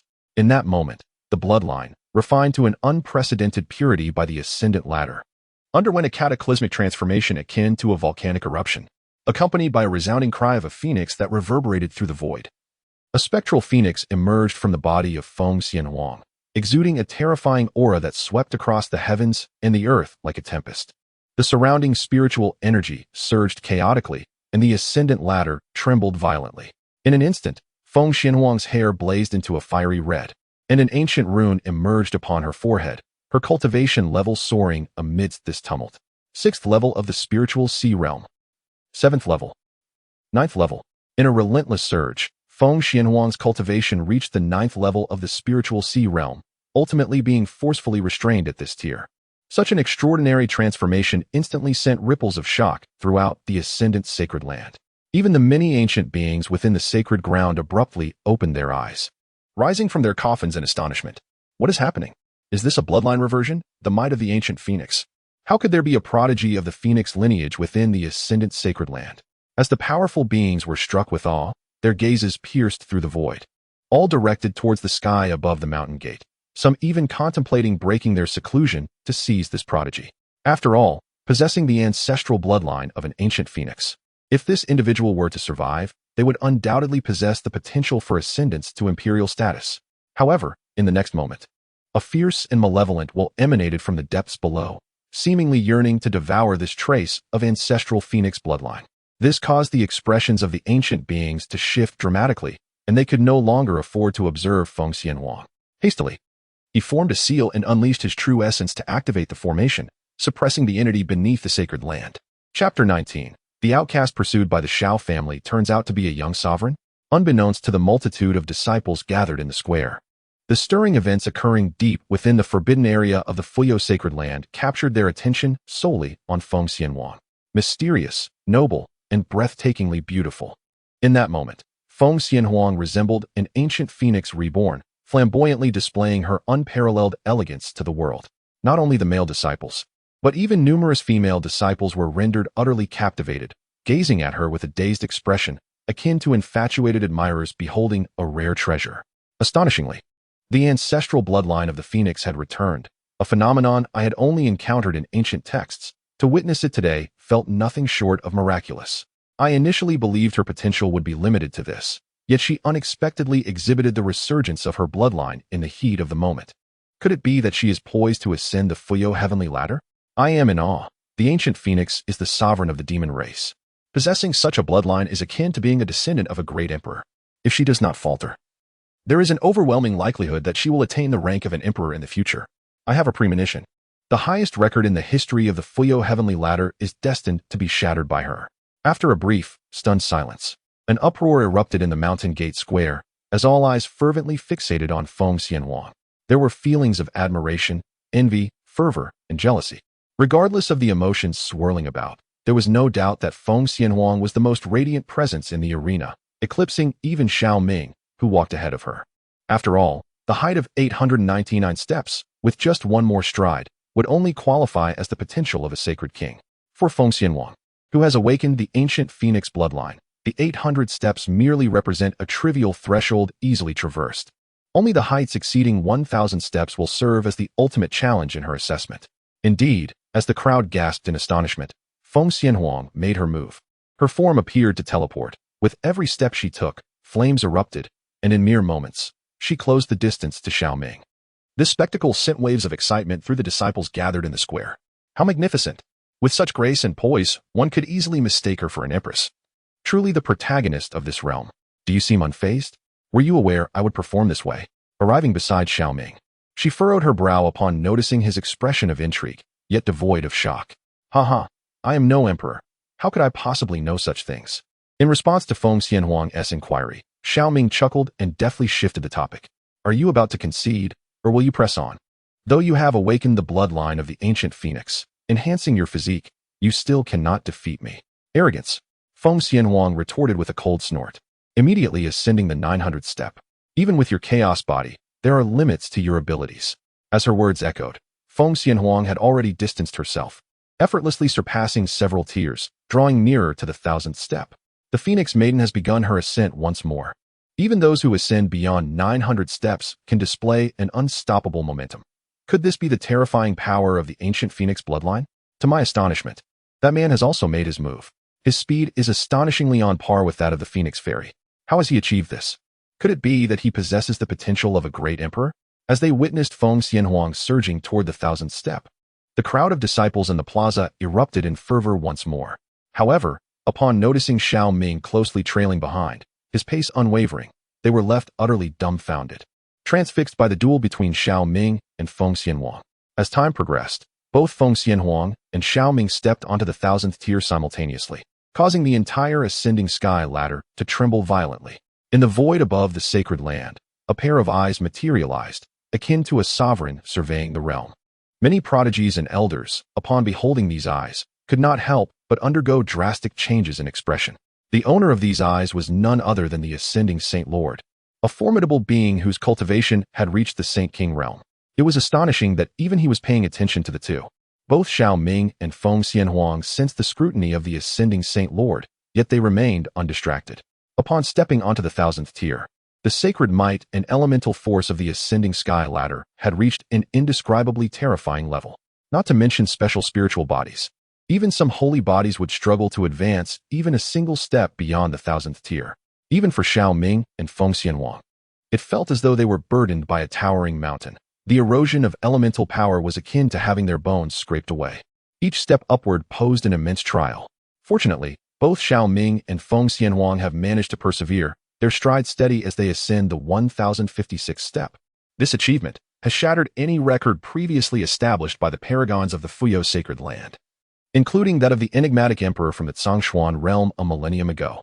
However, upon observing Feng Xianhuang and Xiao Ming, it is evident that both are drenched in cold sweat, their bodies trembling slightly as they push forward, seemingly at their limits. Strangely, Xiao Ming always surpasses Feng Xianhuang by one step. Each time she grits her teeth to take a step, he mirrors her resolve. This infuriates Feng Xianhuang. You're doing this on purpose, aren't you? After a tense silence of 15 minutes, she gazes at Xiao Ming, her voice icy as she inquires. Not at all. I'm nearing my limits, I assure you, Xiao Ming replies, panting, with a wry smile. I just thought I couldn't lose to you. Which is why I've pushed myself this far. You're lying. Feng Xianhuang retorts with a cold snort, immediately stepping forward once more.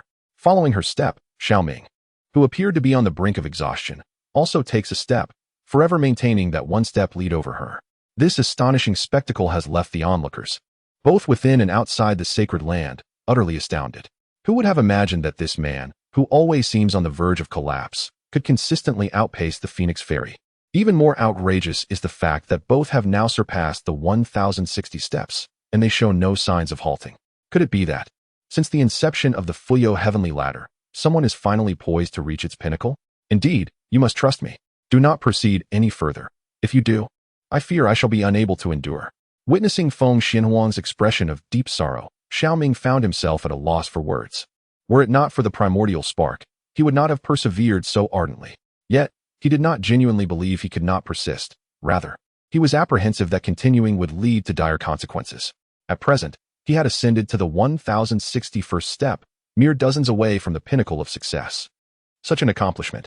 Not even the esteemed ancestors of the Fuyao sacred land, nor the prodigious heirs of ancient clans, could claim to have reached the summit of the Fuyao heavenly ladder. The uproar this would incite would be monumental.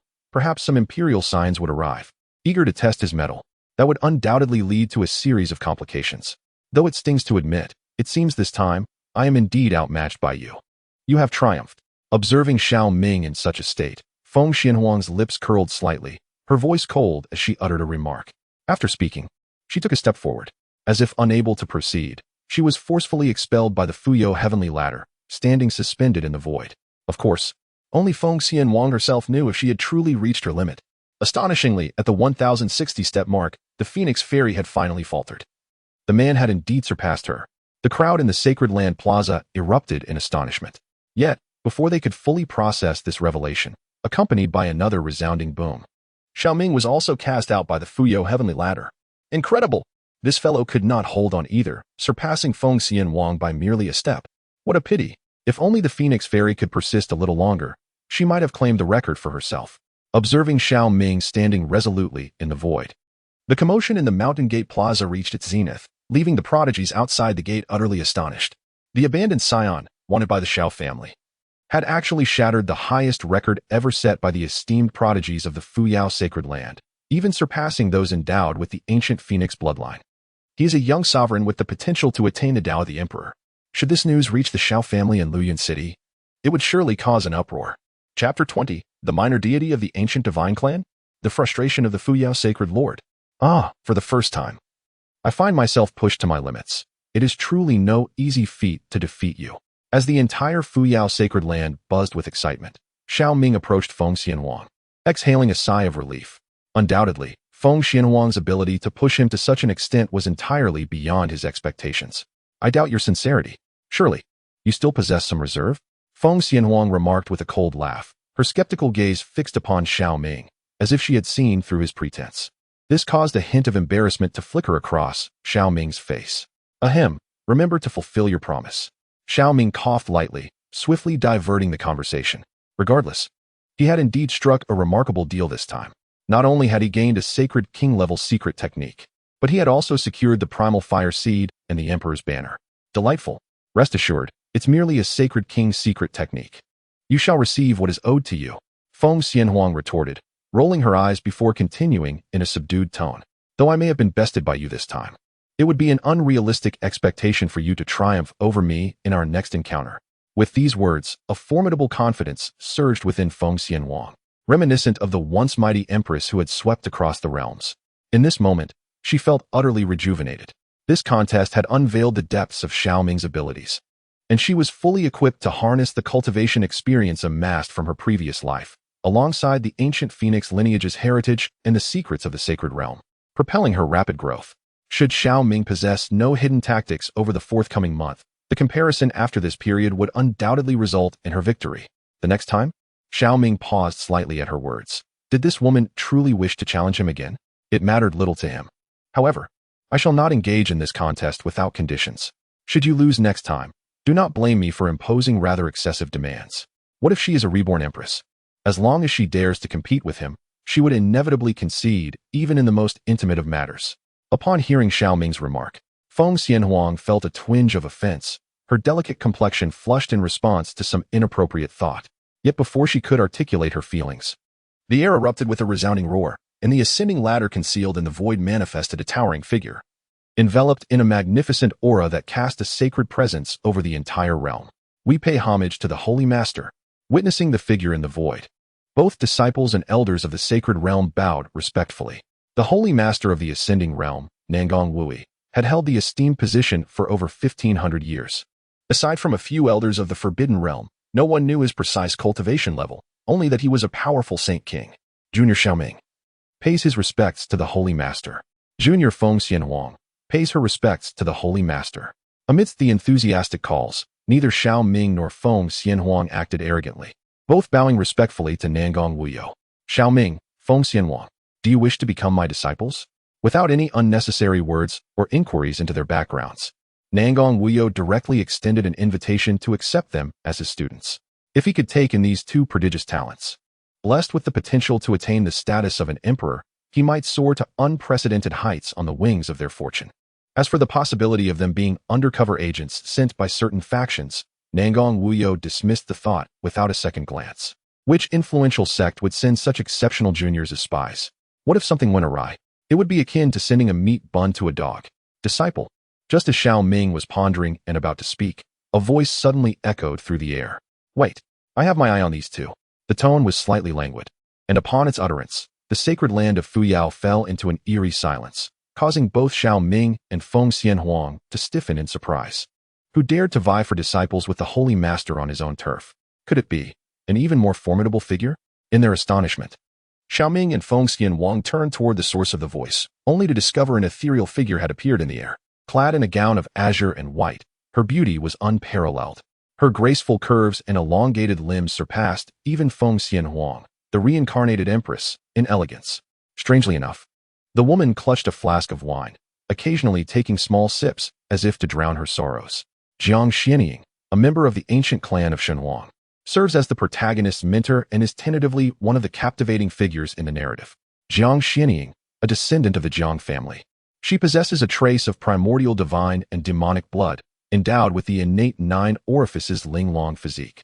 Her cultivation reaches the 9th level of the Sacred King realm. Yet she bears a bloodline seal, practicing an incomplete divine scripture that rivals the imperial texts. As Xiao Ming activated his eye of truth, information regarding the woman before him unfurled in his vision, leaving him somewhat astonished. The Shenhuang clan. What a peculiar entity this is, he mused, though it seemed to rival the imperial clans in stature. Moreover, this ancient divine and demonic bloodline appeared more formidable than that of the emperors. Not to mention the 9 orifices Linglong body, which is among the pinnacle physiques of the Tsangyuan realm. Most importantly, this Jiang family's lesser deity had actually cultivated a divine scripture. Although incomplete, it surpassed the imperial level in essence. Where could this woman have originated from? It was evident she was not a local of the Fuyo sacred land. Miss Jiang, isn't this rather inappropriate? Upon seeing her, Nangong Wui's face twitched slightly, and he spoke with a hint of frustration. He had not anticipated that these two young ones would attract the attention of such a woman. With their talents, it would be challenging to guide them effectively. Leave them to me. Only then can they truly unlock their potential. Jiang Xinying disregarded Nangong Wui's discontent, taking another sip of wine before responding with an air of indifference. This seat is the holy master of Fuyao and possesses the ability to impart teachings to them. Upon hearing Jiang Xinying's words, Nangong Wuya wore a look of helplessness, gritting his teeth to strive for a chance. Faced with two unparalleled prodigies, he still wished to guide them personally. Rest assured, I am merely feeling stifled at Wangyue Peak and wish to assist in nurturing your disciples. Since the two of them have taken refuge under the auspices of Fuyao sacred land, they shall naturally belong to your esteemed establishment from this moment onward. I shall not dispute this fact. Jiang Xinying waved her hand, equally reluctant to concede easily. There is little point in our contention here. Let us instead listen to their wishes. After a moment of silence, Nangong Wuya turned his gaze towards Xiao Ming and Feng Xianwang.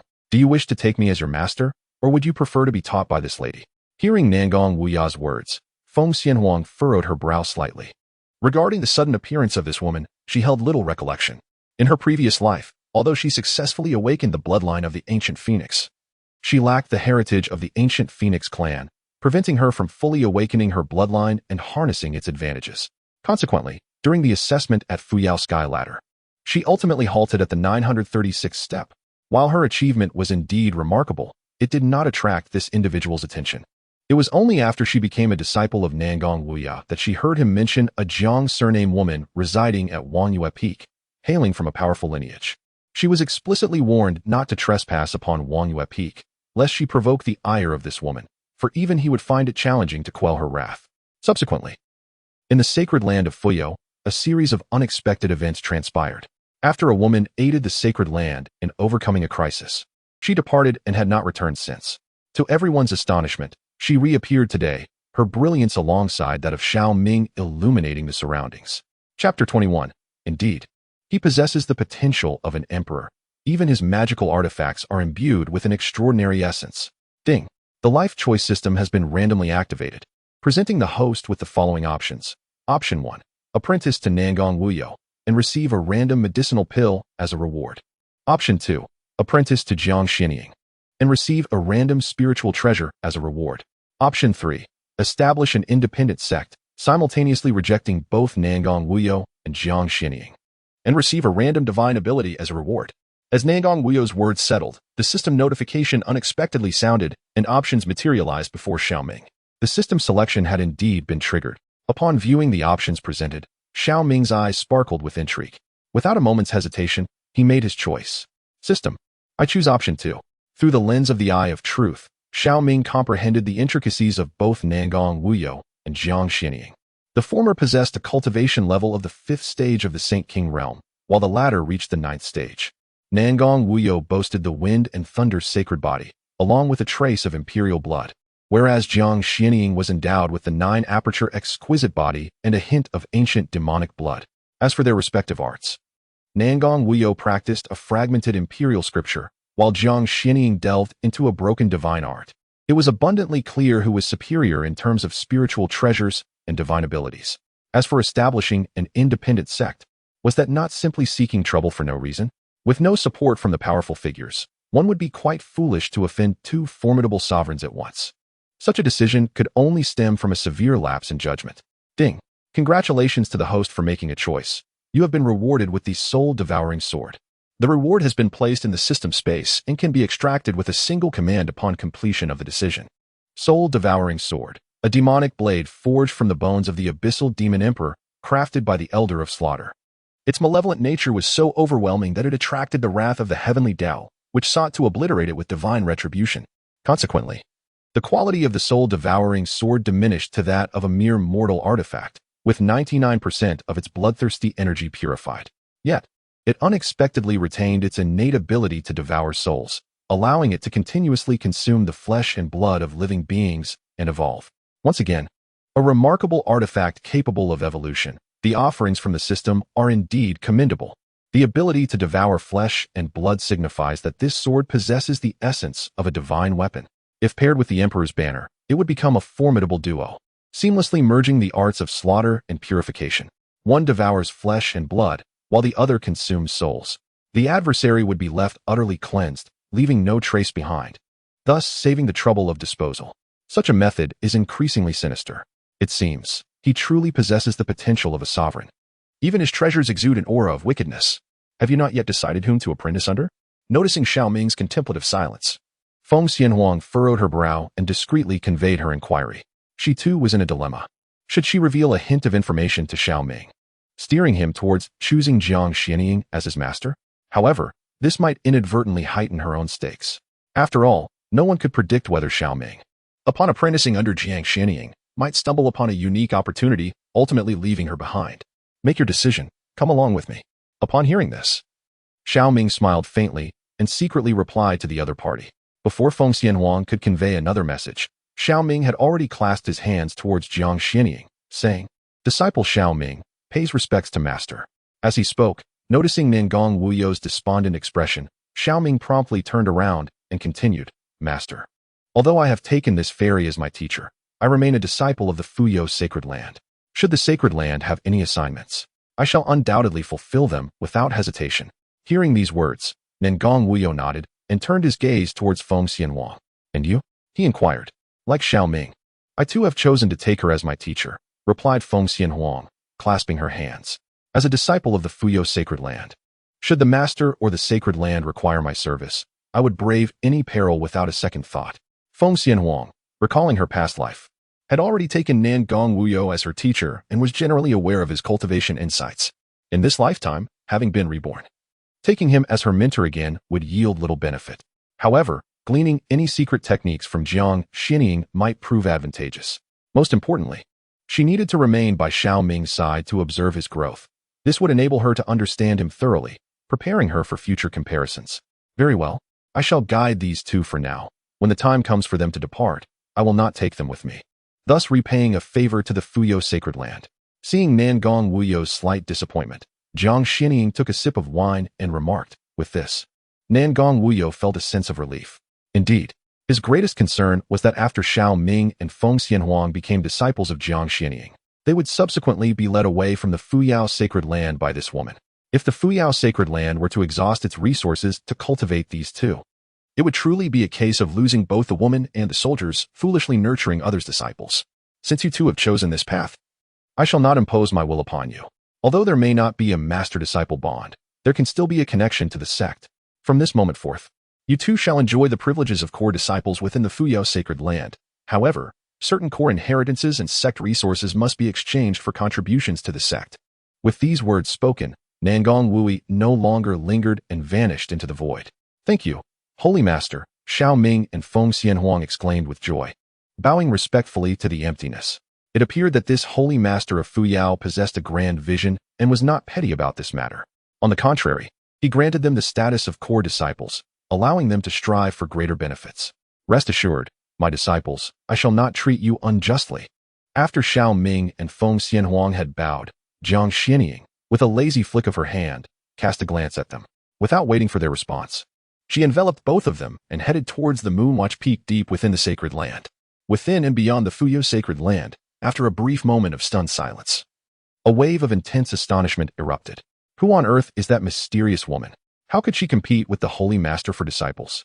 In an unexpected turn of events, it was initially believed that these two individuals would ascend to become the disciples of the Sacred Lord, ultimately rising as the Holy Son and Holy Daughter of the Fuyo sacred land.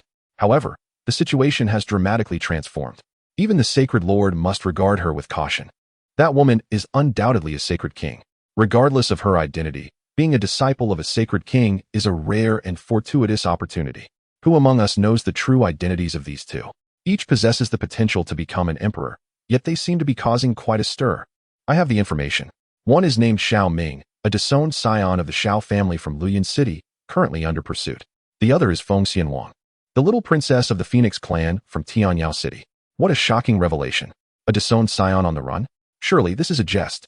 This individual possesses the potential of an emperor. How could he possibly be cast aside by his family?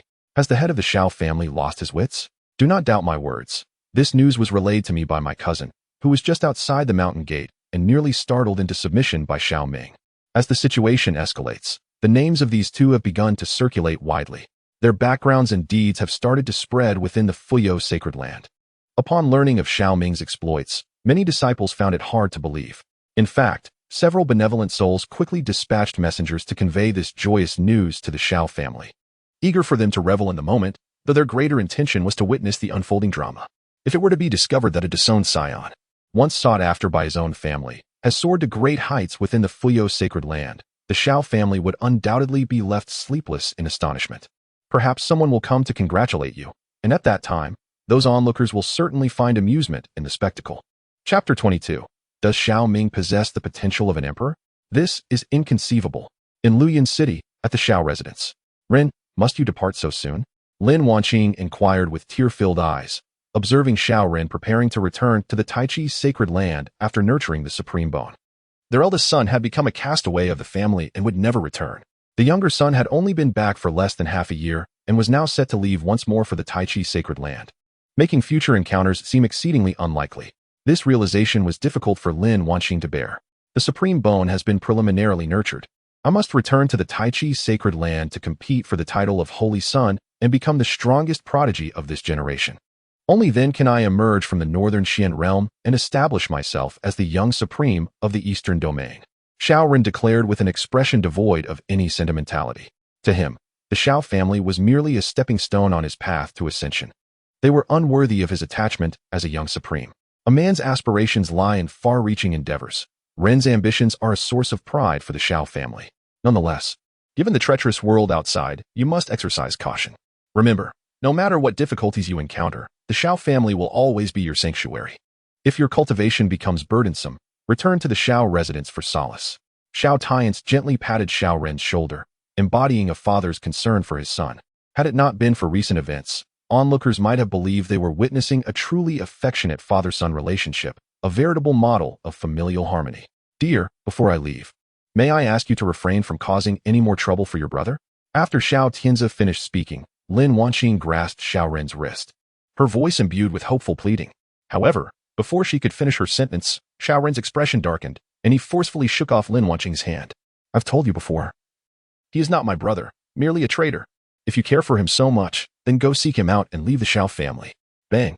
As Xiao Ren shouted the last words, Lin Wanqing's pupils dilated, and she instinctively slapped him. The force of the blow not only stunned Xiao Ren, but also startled Xiao Tianzi. You hit me? You dare strike me for that wretch? After a moment of shock, Xiao Ren's eyes blazed with fury as he roared at Lin Wanqing. The intensity of his demeanor suggested an imminent outburst. Dear, I did not strike out of malice. I simply do not wish to see you two brothers harm one another. I genuinely hope you can coexist peacefully. Observing Xiao Ren's fierce countenance, Lin Wanqing's voice trembled. Enough. Before Lin Wanqing could finish her plea, she was interrupted by Xiao Ren's furious shout. If you continue to defend him, I will not hesitate to sever ties with you. With those words, Lin Wanqing felt as if she had been struck by lightning, rendered speechless in disbelief.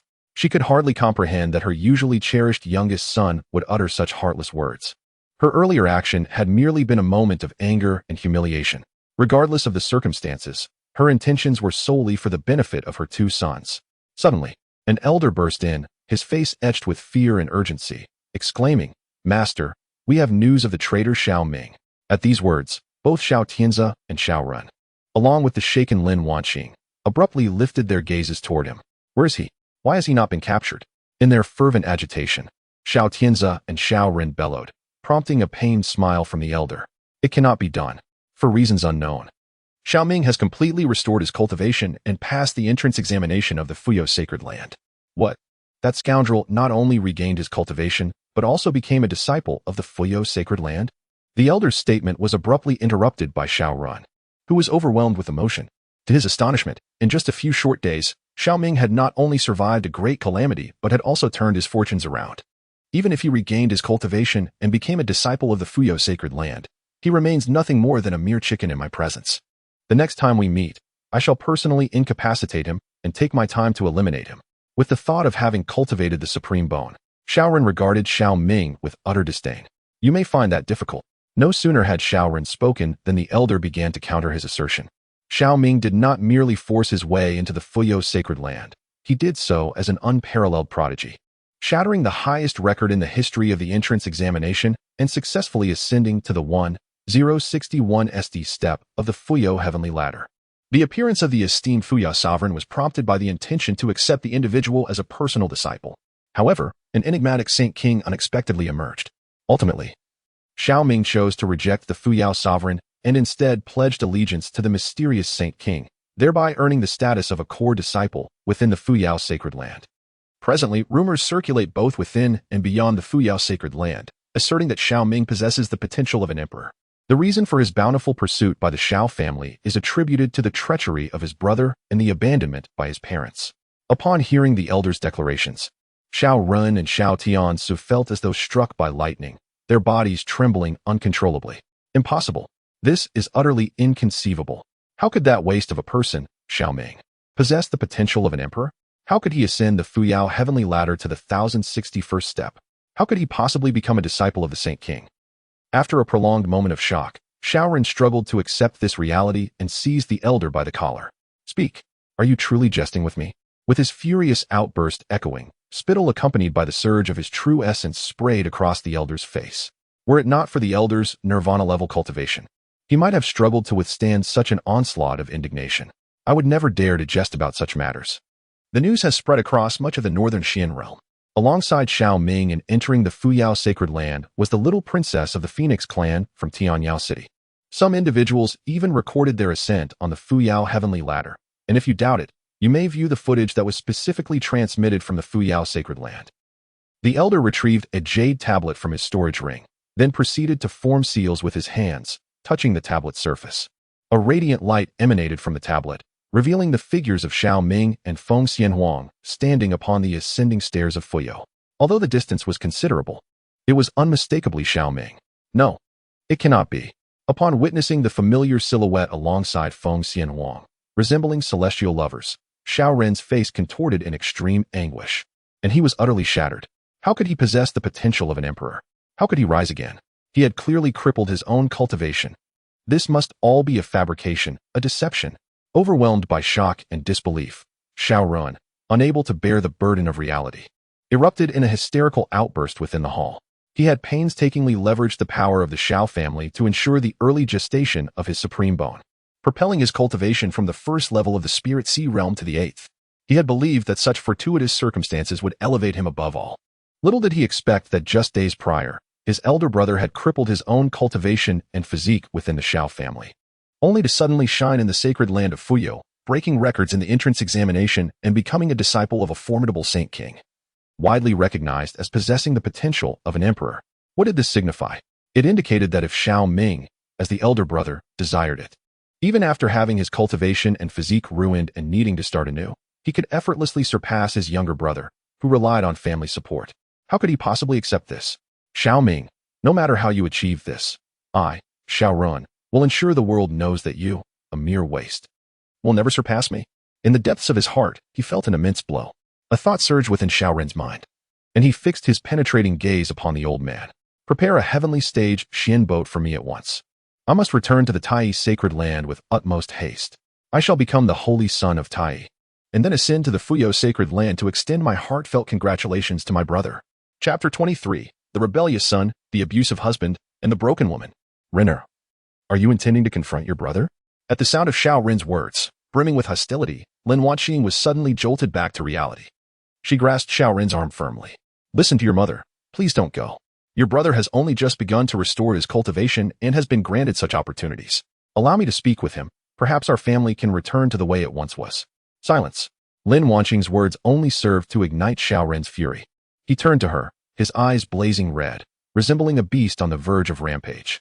What do you wish to tell him? That it was I who maliciously trapped him days ago? That the slanders he uttered against me hold any truth? That I, his younger brother, am the disgrace of the Xiao family? Where would you have me hide my face? What do you think of the Tai sacred land? His words, steeped in resentment, struck Lin Wanqing like a thunderbolt, leaving her momentarily stunned. Tears streamed down her cheeks as she could only utter in a voice tinged with sorrow. Mother merely wishes for you two to reconcile. Spare me your feigned sympathy. Xiao Ren retorted vehemently. All this talk of reconciliation is merely to alleviate your own guilt. Upon hearing Lin Wanqing's words, filled with affection, Xiao Ren's expression turned icy as he tore through her facade. Over the past 6 months, you have shown no concern for the two of us. Were it not for the recent turmoil, would you have remained a passive observer while he squandered his cultivation and ruined his physique, severing ties with you, his mother, leaving you to grapple with feelings of guilt and remorse? Would you display such feigned concern? Absolutely not. So spare me the pretense of wanting us to reconcile. Your demeanor is so insincere that it makes me feel nauseous. Boom. After Xiao Ren's merciless outburst, Lin Wanqing felt as if the sky were collapsing, her world spinning uncontrollably. She never anticipated that her beloved youngest son harbored such sentiments towards her. Just days ago, during that unfortunate incident, she had stood by Xiao Ren's side. Unfilial son. How dare you address your mother in such a manner? Have I not shown you enough respect? In a moment of overwhelming anger and humiliation, Lin Wanqing lost her composure, raising her hand to strike Xiao Ren. Yet, before her palm could connect with his face, another hand struck her fiercely across her own. Have you had your fill of this ruckus? The powerful slap nearly sent Lin Wanqing reeling, leaving one side of her face swollen. As she lifted her gaze, she met Xiao Tian's cold, piercing stare, his expression dark and menacing, as if ready to devour her. In that instant, Lin Wanqing felt as though her world had crumbled. A rebellious son, an abusive husband, and a shattered woman. What sins has she committed to find herself in such a dire predicament? Ren, you should return to the Taichi sacred land. I will handle the rest, said Xiao Tiansu, his voice low and somber, after stunning Lin Wanqing into silence. His demeanor conveyed unwavering support for whatever decision his son might make, providing Xiao Ren with a modicum of comfort. With a cold huff, he exited the room. Xiao Tiansu, how dare you strike me? Lin Wanqing exclaimed, her eyes blazing with fury like a cornered tigress, after regaining her composure following Xiao Ren's departure. That slap was meant to rouse you from your delusions. If it weren't for your favoritism towards the younger son, which sowed seeds of discontent in Xiao Ming's heart and led to Xiao Ren's reckless behavior, how could we have arrived at this point? What do you mean I favor the younger son? Was it not you who insisted that the elder son should be raised with freedom and hardship to toughen him up, so that he could serve as a role model for the younger one? Lin Wanqing retorted immediately, her previous despair replaced with vehement defiance. I do not wish to engage in this argument with you. However, from this moment forth, remember this, since you have chosen the younger son from the very beginning, do not expect the elder son to return. Playing the role of both a seductive mistress and a virtuous wife, who exactly are you trying to deceive? Should it come to pass that Xiao Ren turns against us, I would indeed be curious to see whom you will rely upon in the future. With that, Xiao Tian's let out a cold snort and strode out of the hall. He resolved to prepare for the worst, in order to carve out a path for himself. In this manner, even if his unreliable younger son Xiao Ren were to falter, and his elder son Xiao Ming sought revenge, he would be better equipped to navigate the ensuing turmoil. Am I in the wrong? As she watched Xiao Tian's depart, Lin Wanqing was haunted by those piercing words, leaving her feeling utterly drained, her legs giving way as she collapsed to the ground. No, I am not wrong. I have only acted for the well-being of my two sons. Now that Xiao Ming's cultivation has been restored and he has joined the Fuyou sacred land, he has suffered little, and indeed, has turned misfortune into fortune. If I were to plead on his behalf, perhaps he might set aside his grievances and reconcile with me and Ren. With this thought, Lin Wanqing's eyes sparkled, as if she had glimpsed a glimmer of hope. In her memory, Xiao Ming had always been magnanimous, holding great respect for the Xiao family and his parents. It was inconceivable that he would sever ties over a minor misunderstanding. Perhaps he had simply acted out of anger in that moment. If she were to approach her eldest son with sincere repentance, there was a chance that Xiao Ming would let go of his resentment and embrace her once more as his mother. After all, a mother carries her child for 10 months, their hearts intertwined. She could hardly believe that Xiao Ming could be so heartless as to sever the bonds of blood so easily. With this resolve, Lin Wanqing rose from the ground, determined to seek an opportunity to discreetly visit the Fuyou sacred land. On the other side lies the sacred land of Fuyao, at the peak of Wanhua. Here is the place where you two shall cultivate henceforth. Feel free to choose any spot to establish your cave dwelling. Upon arriving at the main peak, Jiang Xianying casually dropped the two, then settled upon a weathered stone. Is this truly Wanhua Peak? Upon witnessing the towering summit, Xiao Ming's eyes widened in disbelief. He had envisioned Jiang Xianying's abode to be a picturesque realm, akin to a celestial paradise, yet he was met with an arid mountain. Indeed, this principal peak was stark and devoid of any greenery, with only rugged stones jutting out. The surrounding area was shrouded in mist, casting an air of desolation. Even birds dared not relieve themselves in this barren landscape, leaving Xiao Ming perplexed. How could a being of the divine ancient clan find appeal in such a desolate place? Beside him, Feng Xianhuang remained remarkably composed, as if she had anticipated this all along. Though she had not visited this peak in her former life, she had caught a distant glimpse of it. Nonetheless, stepping onto this mountain for the first time filled her with unease. To her, the entire mountain seemed to harbor a mysterious power, desolate, silent, profound, and terrifying. This force stirred an inexplicable anxiety and trepidation within her ancient phoenix bloodline, suggesting that it might surpass her own phoenix abilities and potency. This realization left Feng Xianhuang astounded, her gaze fixated on the barren mountain. The power emanated from within the mountain itself, undoubtedly concealing some profound secret. Not only does Feng Xianhuang harbor this thought, but even Xiao Ming has come to this realization. While the other party examines Wangyue Peak, Xiao Ming has already employed his true eye to unveil the secrets of this desolate mountain, a stream of information unfurling before his eyes. The new book requires everyone's support. Dear readers, after finishing, do remember to click on the free little gift to support the author. Angel Yin has arrived. Chapter 24. Whoever comprehends this secret method first shall be the chief disciple of our sect. This desolate mountain, known as Wangyue Peak by the Fuyo sacred land, conceals within it a fragment of the finger bone of an ancient emperor from the divine wilderness clan, imbued with a terrifying aura of desolation and a trace of rule power. Could it be that this fragment of the emperor's finger bone was intentionally left behind as a legacy by the ancient emperor of the divine wilderness clan? Understanding the extraordinary nature of this mountain, a look of astonishment crossed Xiao Ming's face. No wonder this young simi of the divine wilderness clan chose to remain here. It was indeed for the emperor's finger bone sealed within this mountain. Do you not find anything unusual about this peak? Sensing the peculiar aura surrounding this mountain, Feng Xianhuang furrowed her brow slightly and inquired with curiosity. As a reincarnated empress, even though her current imperial consciousness cannot be easily invoked, her keen perception allows her to sense that something is amiss with this mountain. She immediately posed a question to Xiao Ming. This caused Jiang Xianying to narrow his eyes, casting his gaze towards the two disciples. I do not know.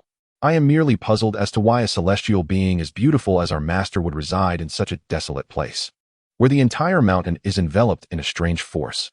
Thus, I harbor suspicions beneath lies an ominous seal, concealing some dreadful evil.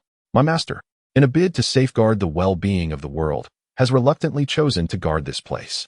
Such noble spirit is truly commendable.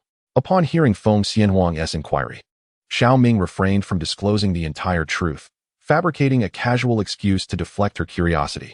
As of now, he remains uncertain of his master's character, and he dares not imply that the seal contains the bones of a great emperor. Nevertheless, he recognized that whatever he might say would likely be met with disbelief, perhaps even by spirits. Thus he resorted to vague ramblings. Evil? Upon hearing Xiao Ming's fabrications, Feng Xianhuang's gaze sharpened, as if an idea had struck her, her countenance shifting to one of grave concern. She recalled from her previous life that, apart from the calamity triggered by the colossal being suppressed beneath the Inferno Peak, there indeed had been an incident where malevolent energy surged from the direction of Moonwatch Peak, which was swiftly quelled by the intervention of the ancestral figures of the Holy Land. Could it be, as this fellow claims, that there lurks a malevolent entity beneath the mountain? To think this little one could discern such nuances as Feng Xianhuang pondered, Jiang Xianying took a sip of his drink, his voice low and somber as he continued. Just as Xiao Ming has stated, beneath Moonwatch Peak lies a seal of some malevolent entity. The entire mountain etched with a formidable array of sealing formations.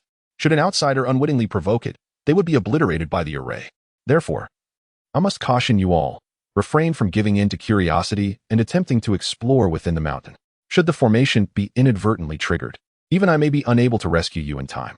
Upon hearing Jiang Xianying's warning, Xiao Ming and Feng Xianhuang were taken aback. They were aware that the mountains of Wangyue Peak were sealed by a formation, yet they had not anticipated that once activated, even a Saint King would find it difficult to contend with. With the matters concerning Wangyue Peak duly noted, it was now time to address our own affairs. As Xiao Ming pondered, Jiang Xianying spoke again, drawing him back to the present. My name is Jiang Xianying. As for my origins, I shall withhold that for now, lest you too be disheartened upon hearing it. You need only understand that this world is vast. Even the sacred land of Fuyao is but a slightly powerful ant before certain ancient forces in the eastern domain. One of you possesses a chaos body, while the other boasts a bloodline of the ancient phoenix. Such extraordinary talents are exceptionally radiant, even when viewed from the perspective of the Song Yuan realm. However, there are realms beyond realms and beings beyond beings. Your physical constitutions may determine your starting point, but they cannot dictate your ultimate destination. Whether you can become true powerhouses in the future will depend upon the effort you invest. Realizing that he had been rather verbose, Jiang Xianing swiftly shifted his tone and said succinctly, "I shall refrain from unnecessary elaboration. Now that I have accepted you as my disciples, I must make a gesture of my intentions." With that statement, Jiang Xianing turned her right hand, revealing a miniature stone tablet that floated above her palm. This stone tablet bore the inscription of a secret technique from my clan, capable of condensing desolate patterns through the comprehension of the essence of desolation. It is possible for individuals outside the God Wilderness Ancient Clan to effortlessly master the power of desolation. With your exceptional talents, should you grasp the essence of this power and integrate it into your true essence, both your physical forms and cultivation levels will experience a profound transformation. Once you have acquired this secret technique, I shall impart to you some divine abilities related to the power of desolation. Having spoken, Jiang Xianing raised her hand and tossed a stone tablet, which transformed to a size of 10 feet and landed directly on the mountainside of Wangyue Peak.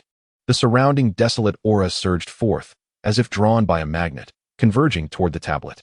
The swiftness and decisiveness of her actions left Xiao Ming and Feng Xianhuang in silence.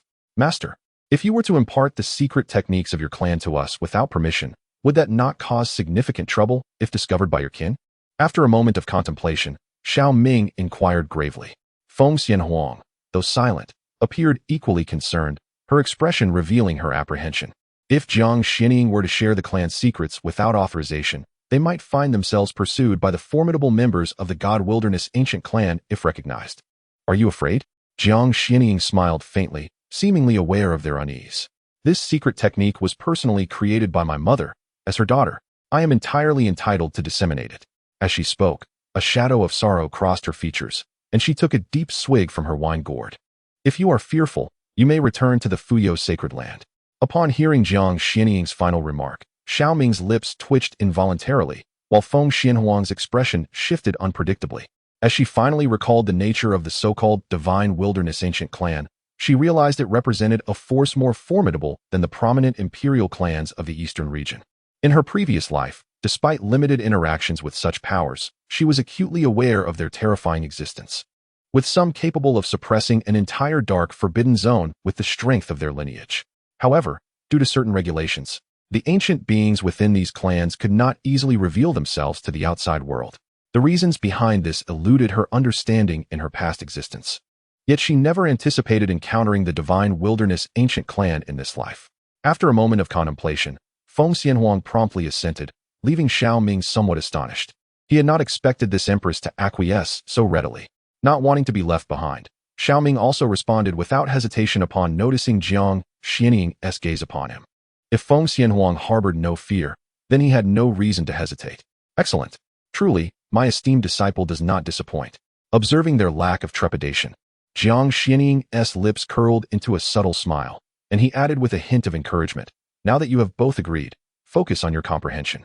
The first to grasp this secret technique shall be acknowledged as the foremost disciple of our sect. Whether it be a senior brother or sister will depend on your efforts." Chapter 25. Temporary Empowerment. Even the reborn empress must endure defeat. Senior brother, senior sister? Hearing Jiang Xianing's words, Xiao Ming's expression shifted slightly. In that moment, he suddenly felt an intense surge of battle intent, igniting like a raging flame beside him. Turning his head, he discovered Feng Xianhuang's face was alight with excitement, her gaze teasing as she looked at him. "What kind of gaze do you possess? Do you truly believe that you could comprehend this secret technique before me, and thereby subjugate me as your subordinate? What say you?" Feng Xianhuang remained oblivious to any impropriety in Xiao Ming's words, her expression brimming with haughty pride as she regarded him. As a reincarnated empress, she had ascended to the 7th realm of the emperor's domain in her previous life, her insights into cultivation and understanding of its essence far surpassing that of the Spirit Sea realm. No matter how exceptional Xiao Ming's comprehension might be, it could never eclipse hers. It is akin to a university student being relegated to the first grade of elementary school, even when faced with an unfamiliar mathematical problem. Her years of scholarly experience would enable her to solve it effortlessly. How could she possibly be outdone by a mere child who has just graduated from kindergarten? Is this not amusing? You truly possess an unwavering confidence. Observing Feng Xianhuang, who resembled a proud little princess, Xiao Ming could only manage a wry smile. Although he suspected that Feng Xianhuang would grasp the technique before him, he refused to concede verbally.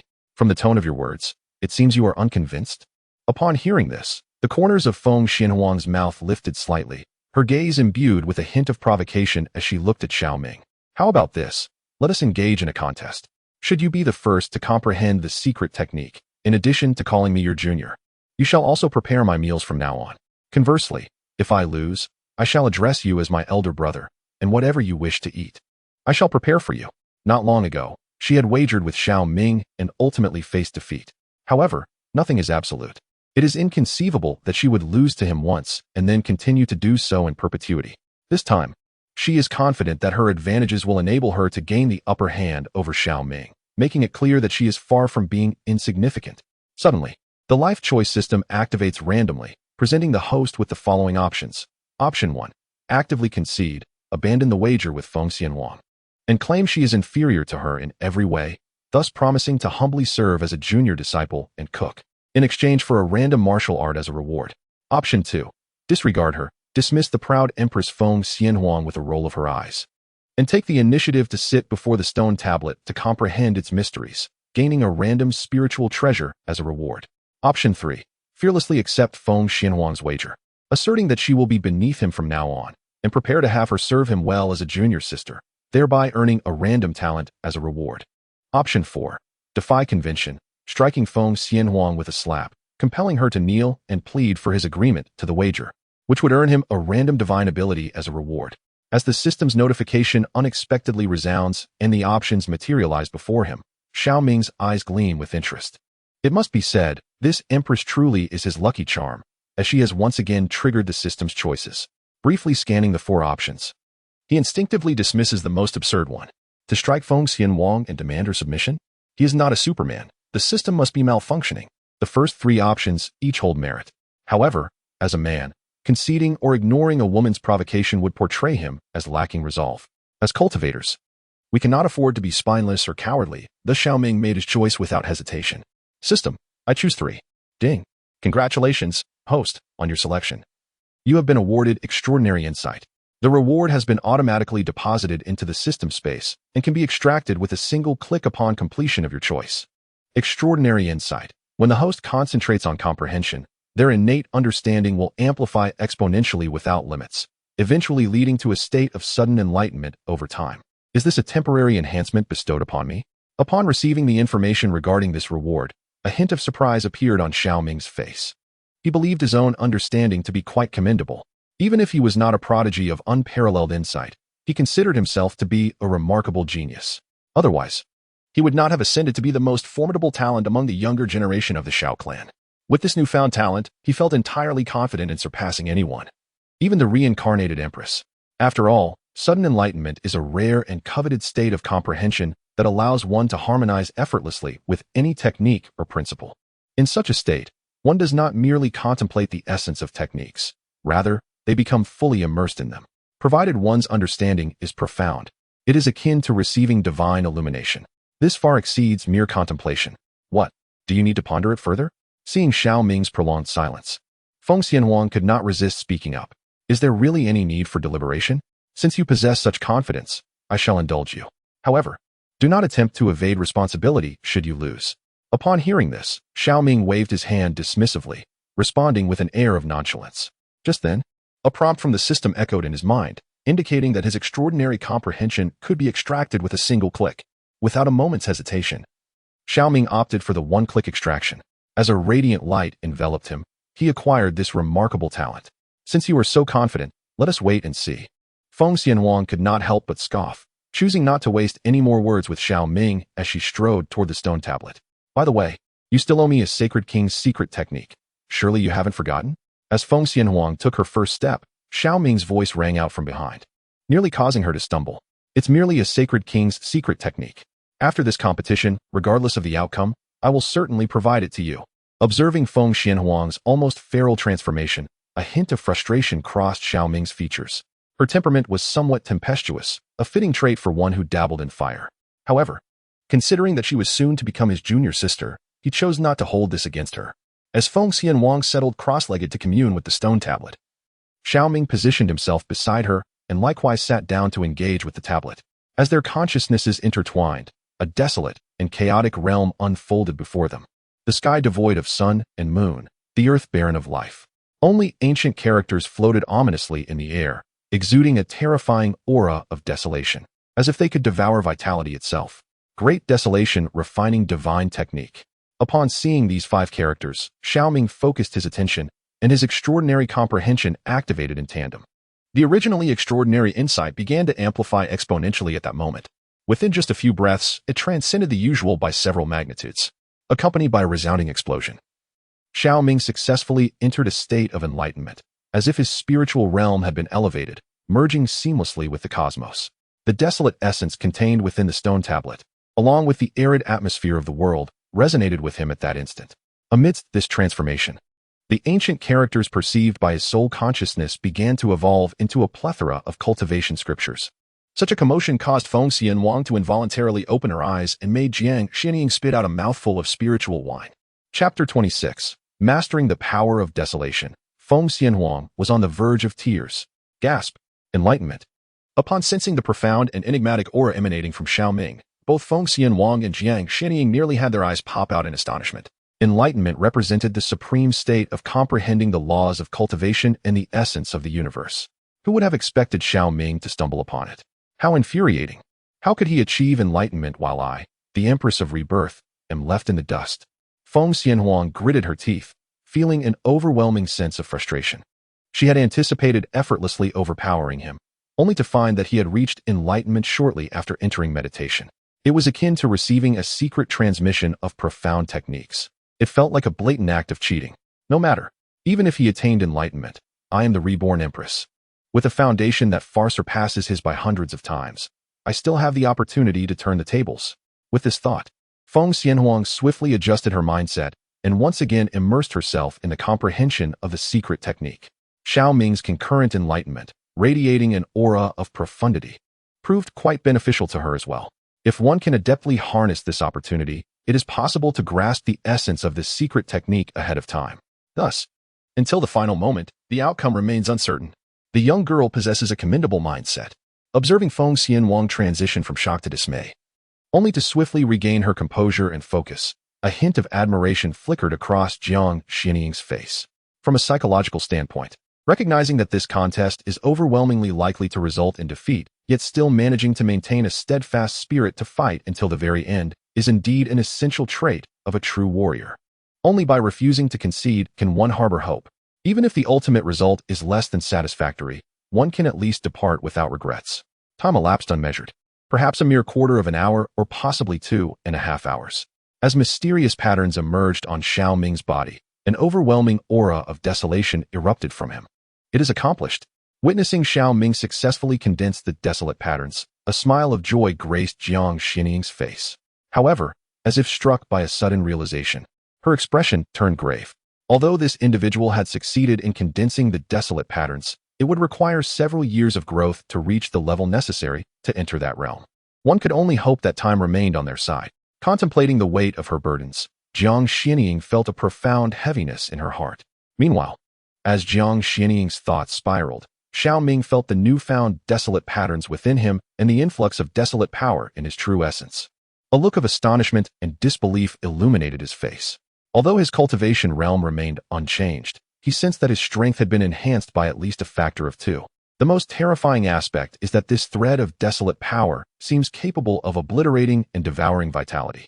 Although it cannot directly consume the life force of living beings to enhance one's cultivation, it can indeed fortify the physical body and mend injuries using this very vitality.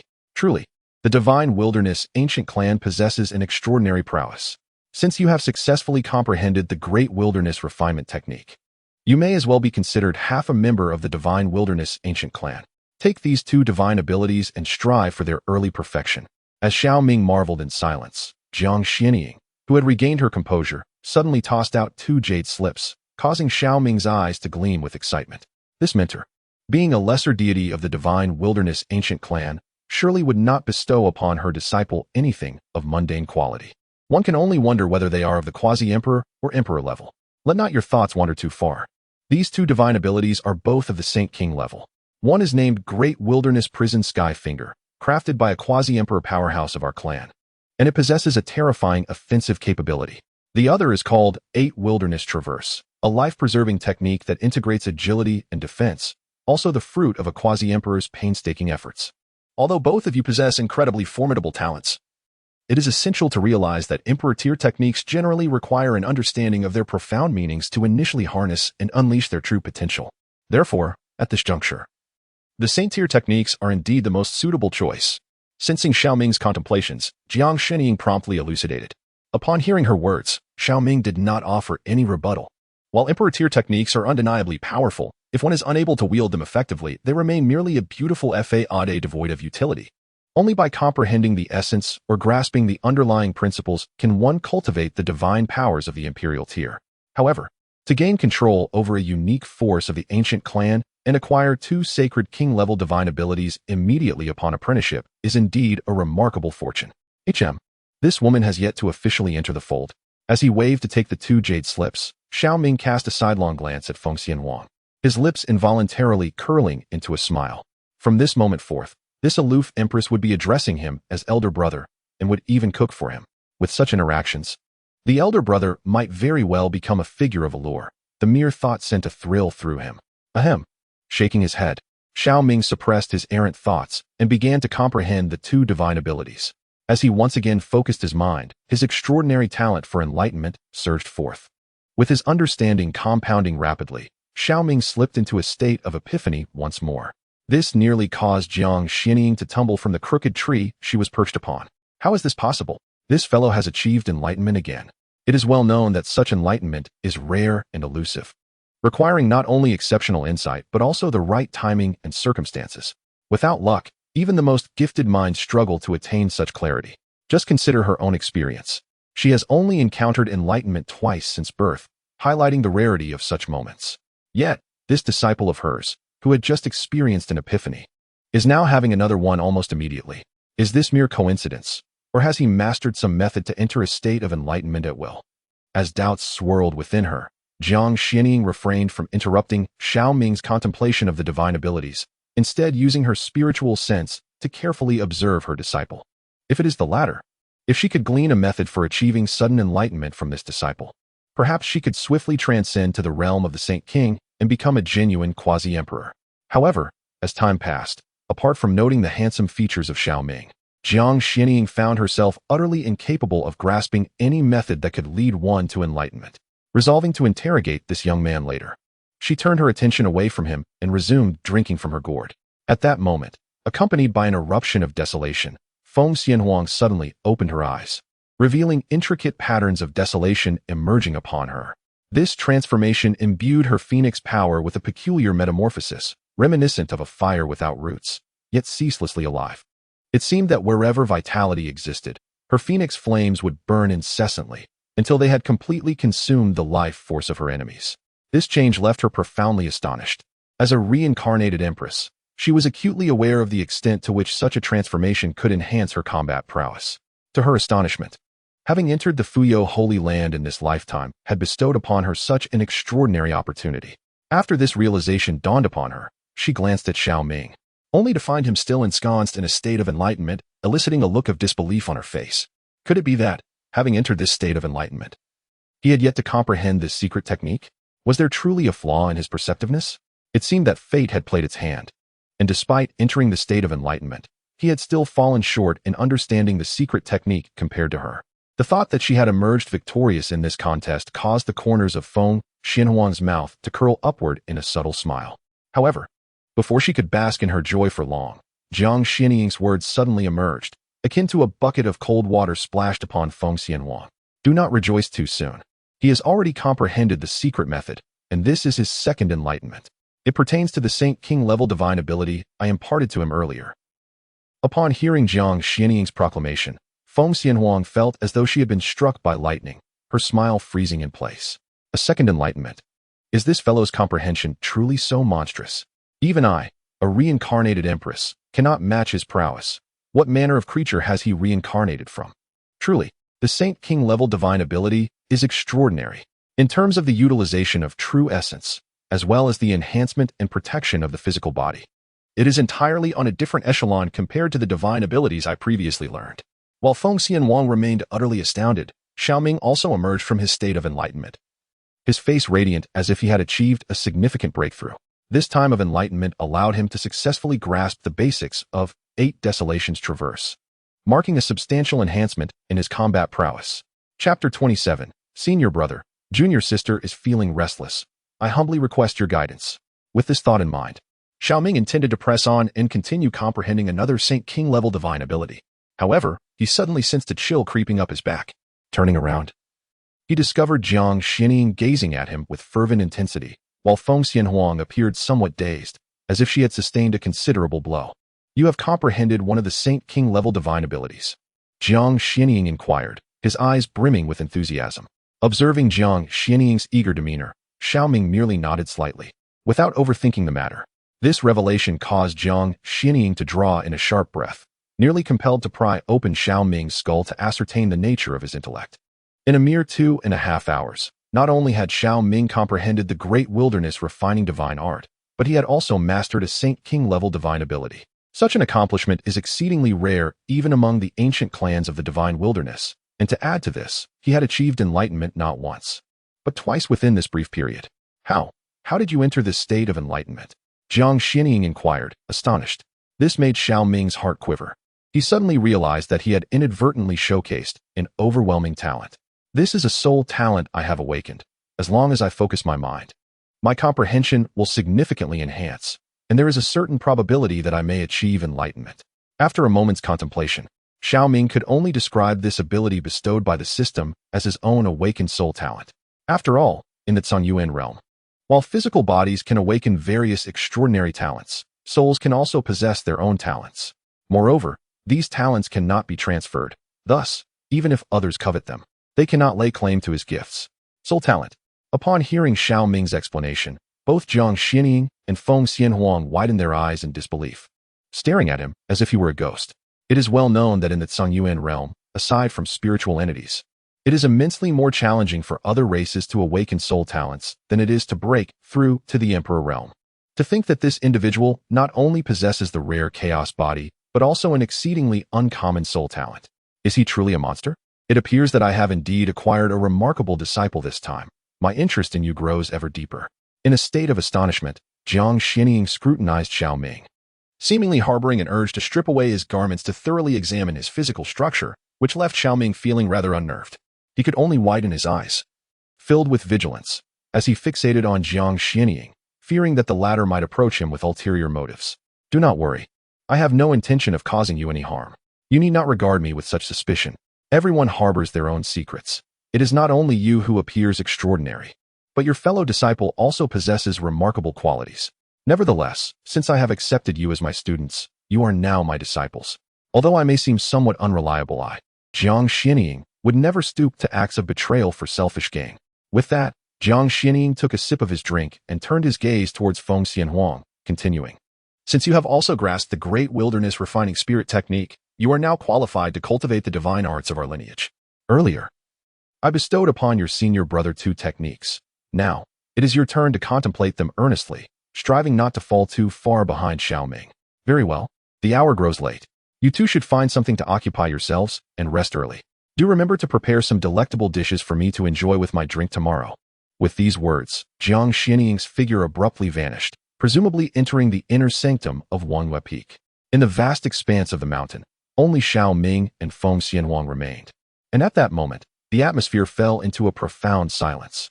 This is a Saint King level fire control secret technique I obtained from a cave. Now it belongs to you. After a moment of silence, Feng Xianhuang produced a jade slip from her storage ring, raising her right hand to let it float before Xiao Ming. This secret technique was acquired 6 months ago and had proven immensely beneficial in her previous life. It was the only Saint King level fire control technique she could present at this moment. Upon hearing this, Xiao Ming momentarily froze, only to be overtaken by a surge of joy. Indeed, it was better to be fortuitously timely than merely early. He still had the primal fire seed in his system space, yet had been troubled by where to find a fire control technique after inheriting it. To his surprise, Feng Xianhuang had delivered it to him. Truly, it was like receiving a pillow while dozing off. This junior sister was exceptionally considerate. The items have been given to you. I shall take these 2 jade slips for now. I will meditate on them tonight and return them to you by tomorrow. Without further contemplation, Feng Xianhuang uttered this and took the 2 techniques that Jiang Xinying had given to Xiao Ming, determined to grasp them by nightfall to alleviate the frustration she felt within herself.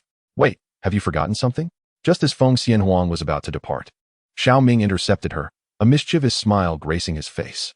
According to our earlier wager, you are now my junior sister, and you shall also cook for me. Surely you won't renege on that, will you? Upon hearing Xiao Ming's words, which felt like salt rubbed into an open wound, Feng Xianhuang's lips twitched involuntarily, igniting a sudden impulse to give him a good beating. I disdain to play tricks. I acknowledge my defeat. You shall be my senior brother, and I will make time to cook for you. After a brief silence, Feng Xianhuang spoke. Very well. There is no rush for cooking. However, as my junior sister, shouldn't you address me as senior brother? It would allow me to experience the warmth of our brotherhood. Xiao Ming waved his hand dismissively, responding nonchalantly, senior brother. No, that won't do. Your tone is far too indifferent, lacking any semblance of camaraderie. You must utter it with a touch of gentleness. Upon hearing this, Feng Xianhuang's expression stiffened as she replied, which brought Xiao Ming no sense of satisfaction. He promptly corrected her, causing a vein to throb on her forehead. After a moment of silence, confronted with Xiao Ming's expectant gaze, Feng Xianhuang reluctantly gritted her teeth and repeated, senior brother. Your voice is too cold.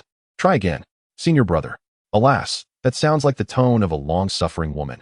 It utterly fails to convey the spirit of kinship. You must try once more. Remember to be gentle. Xiao Ming. What now? Why the fierce expression? Do you wish to fight? You are correct. Upon hearing Xiao Ming's remark, Feng Xianhuang's face contorted with rage, her breath growing increasingly tempestuous. Though I am your junior sister, do not forget that your current cultivation level is inferior to mine. With that, Feng Xianhuang performed a respectful salute, unleashing the full force of her 9th level in the Spirit Sea realm. Senior brother, my skin itches. I humbly request your guidance. With this declaration, Feng Xianhuang transformed into a blur, reaching out towards Xiao Ming with a swift motion. Skin itches? Let me help you scratch that itch. As the saying goes, fists and feet are blind. If I accidentally strike you, do not claim that I have wronged you. Upon witnessing Feng Xianhuang's attack, Xiao Ming raised an eyebrow slightly. He had been troubled by the inability to gauge the extent of his own strength, and unexpectedly, this female Emperor Jr. came forth. Although there was a difference of 4 minor realms in their cultivation, his chaotic body was no mere illusion. Henceforth, let this female Emperor Jr. experience the full force of his ferocity. In Wangyue Peak, Jiang Xinying shook his head. After taking a sip of wine, he shed his garments and immersed himself in the spiritual spring within the cave, quietly observing this farcical affair. Chapter 28. The primitive flame evolves into the true chaos fire. Achieving breakthrough to the 9th layer of the spiritual sea. Ha ha ha. What can a reborn female emperor do, if not succumb to my prowess? In a newly established cave within Wangyue Peak, a smile crept upon Xiao Ming's face as he recalled his earlier confrontation with Feng Xianhuang. This female Emperor Jr. truly believed that her reborn status and her 4 minor realms of cultivation above him granted her the liberty to toy with him. Little did she realize that the technique he practiced was of supreme caliber, surpassing even the imperial tier, coupled with the divine ability he had recently comprehended. Even though this junior possessed considerable combat experience, she remained at a disadvantage against her senior. However, Xiao Ming was not one to become overly complacent.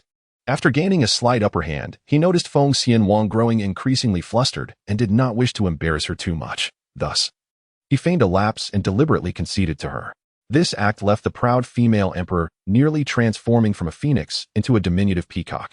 However, the master is indeed correct. Beyond the heavens, there are yet more heavens, and beyond humanity, there are other beings. Although I possess the chaotic body and the supreme cultivation technique, I cannot guarantee that this world is devoid of other anomalies.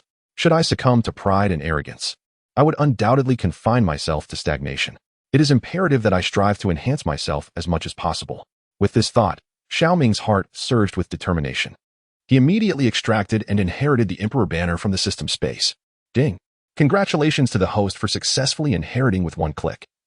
The Emperor banner is now binding to the host. As the system notification resonated, the Emperor banner transformed into a beam of light that entered his consciousness, emanating a chilling black aura at the center of his mind.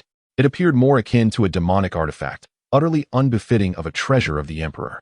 Regrettably, the Emperor banner's essence is currently depleted and lacking proficiency in soul cultivation techniques, I am unable to wield this supreme treasure. Thus, I must temporarily store it within my consciousness for nurturing. Gazing at the Emperor banner within his mind, a hint of regret crossed Xiao Ming's face. It seems I must devise a means to acquire a soul cultivation secret method. Suppressing this thought, Xiao Ming extracted another reward, the soul-eating sword. Ding! Congratulations to the host for successfully inheriting with one click. The soul-eating sword is now binding to the host. As the system notification sounded, the soul-eating sword materialized before him. Measuring over 4 feet in length, it was entirely bone-white, reminiscent of exquisite jade. The hilt was adorned with what appeared to be a crystal skull, its eye sockets emanating an eerie red glow, creating an unsettling appearance. Furthermore, the blade was enveloped in a layer of strange black smoke, flickering like ghostly flames, clearly indicating it was no righteous weapon. Although aware of the dubious nature of this object, I find myself at a loss as to how to present it. Given its sinister appearance, gazing upon the form of the devouring spirit sword, Xiao Ming's previously anxious heart finally found peace. Should I wield this blade to wreak havoc, I would undoubtedly be perceived as a malevolent fiend. Nevertheless, I shall proceed with caution in the early stages, once my strength is sufficient. Whether I embody villainy or righteousness shall be of my own determination. Shaking his head, Xiao Ming dismissed further thoughts and casually stowed away the devouring spirit sword. Extracting the final reward from the system's space, the primal flame seed. This enigmatic essence, born from chaos, possesses the ability to devour flames from across the realm for its own use, serving as a potent means to enhance one's strength. Ding! Congratulations, host. For the successful one-click inheritance, the primal flame seed begins to merge with the host. As the system's notification resonated, the primal flame seed transformed into a radiant light, entering Xiao Ming's body, unleashing a torrent of terrifying energy waves. Flames ignited around him as his cultivation surged uncontrollably. 6th layer of the Spirit Sea Realm. 7th layer of the Spirit Sea Realm. With the complete fusion of the primal flame seed, Xiao Ming's cultivation stabilized at the 9th layer of the Spirit Sea Realm. Such a remarkable transformation did not go unnoticed. Both Jiang Xianying and Feng Xianhuang sensed it, each lifting their gazes toward Xiao Ming's cavern. What an awe-inspiring and ferocious aura of flame. Surely, nothing untoward has befallen him.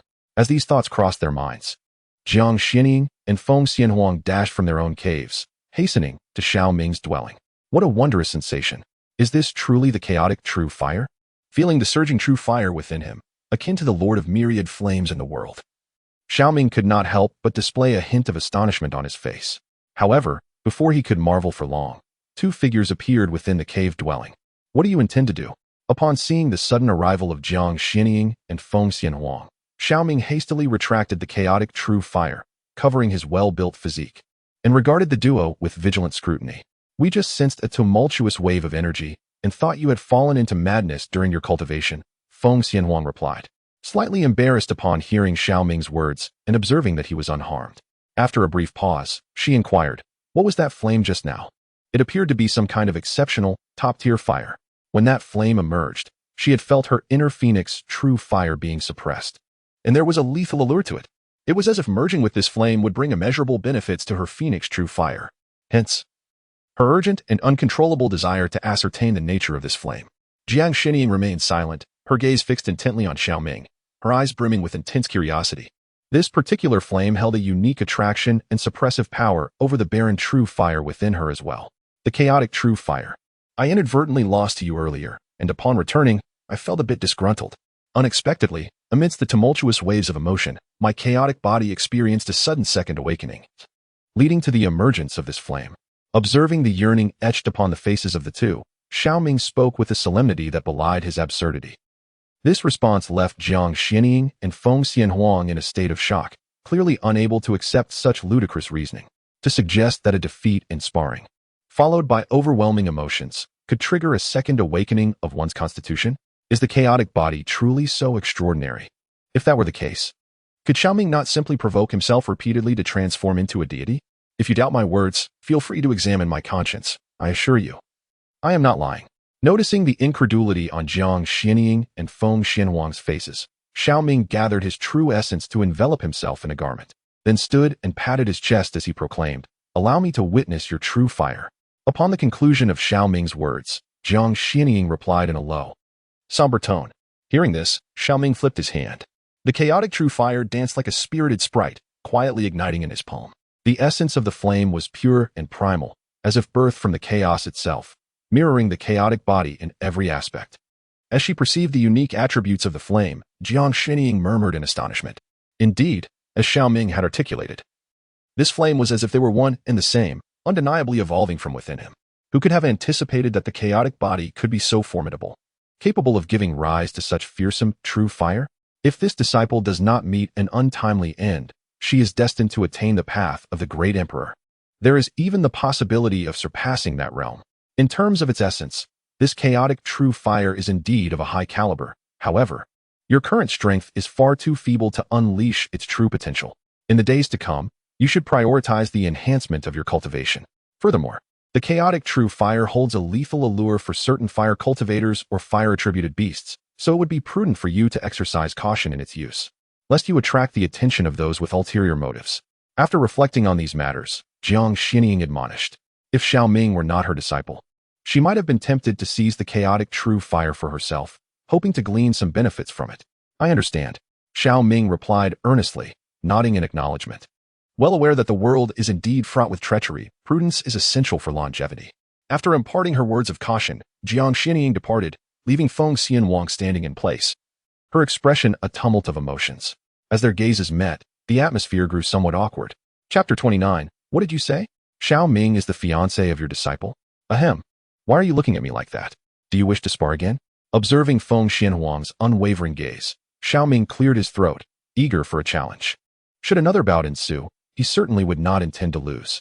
He would seize the opportunity to deliver a resounding blow, ensuring that this empress understands the might of her senior brother is not to be trifled with.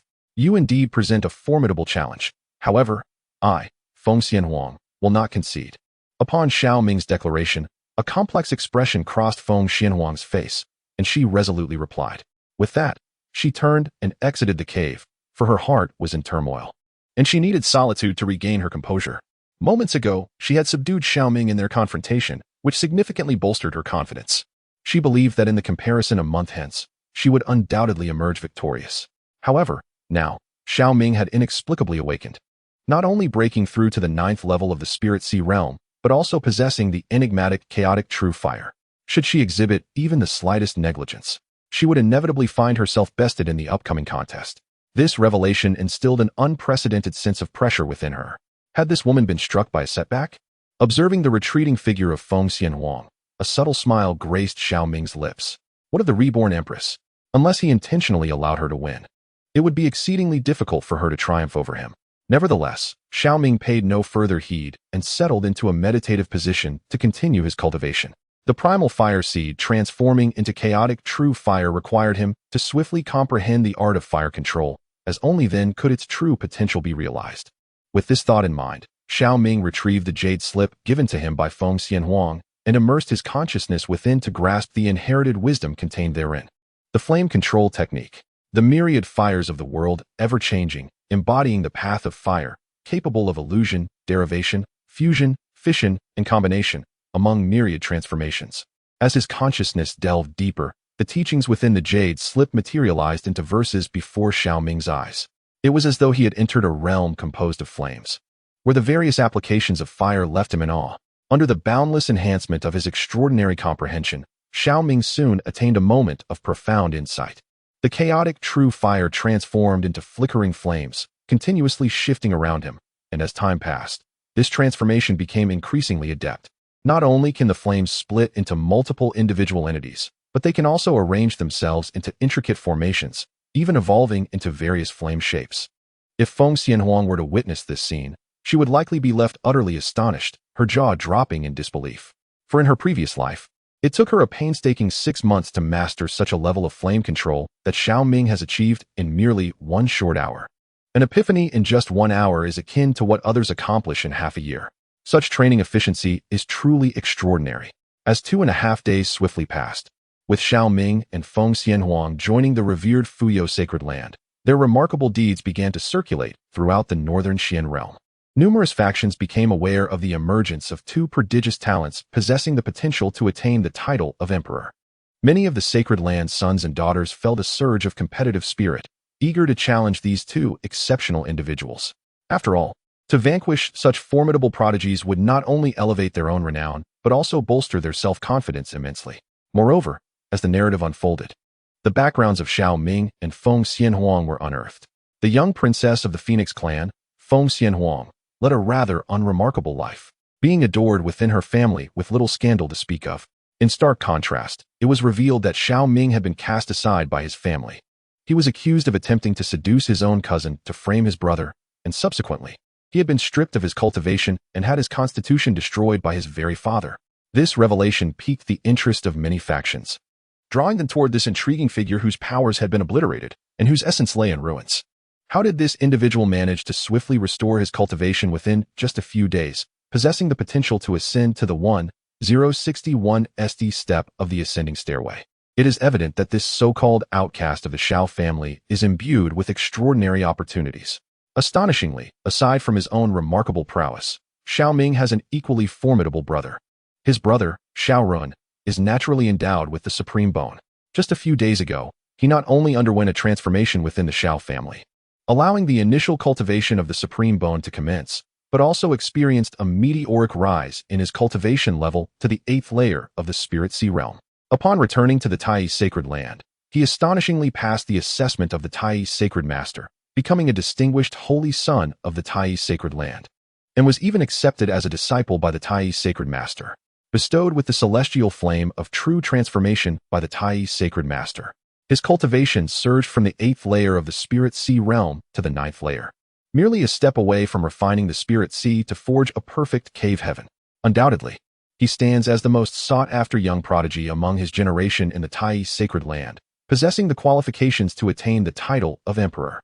Furthermore, according to speculations from knowledgeable insiders, Xiao Ren could have ascended to the 1st layer of the cave heaven realm in one fell swoop with the rewards granted by the Tai Sacred Master. However, in preparation for the upcoming expedition to the ghostly fiend's secret realm in half a month, he chose to restrain his advancement at the 9th layer of the Spirit Sea realm in order to refine the Spirit Sea with the essence of the world's malevolent energy and create an impeccable cave heaven.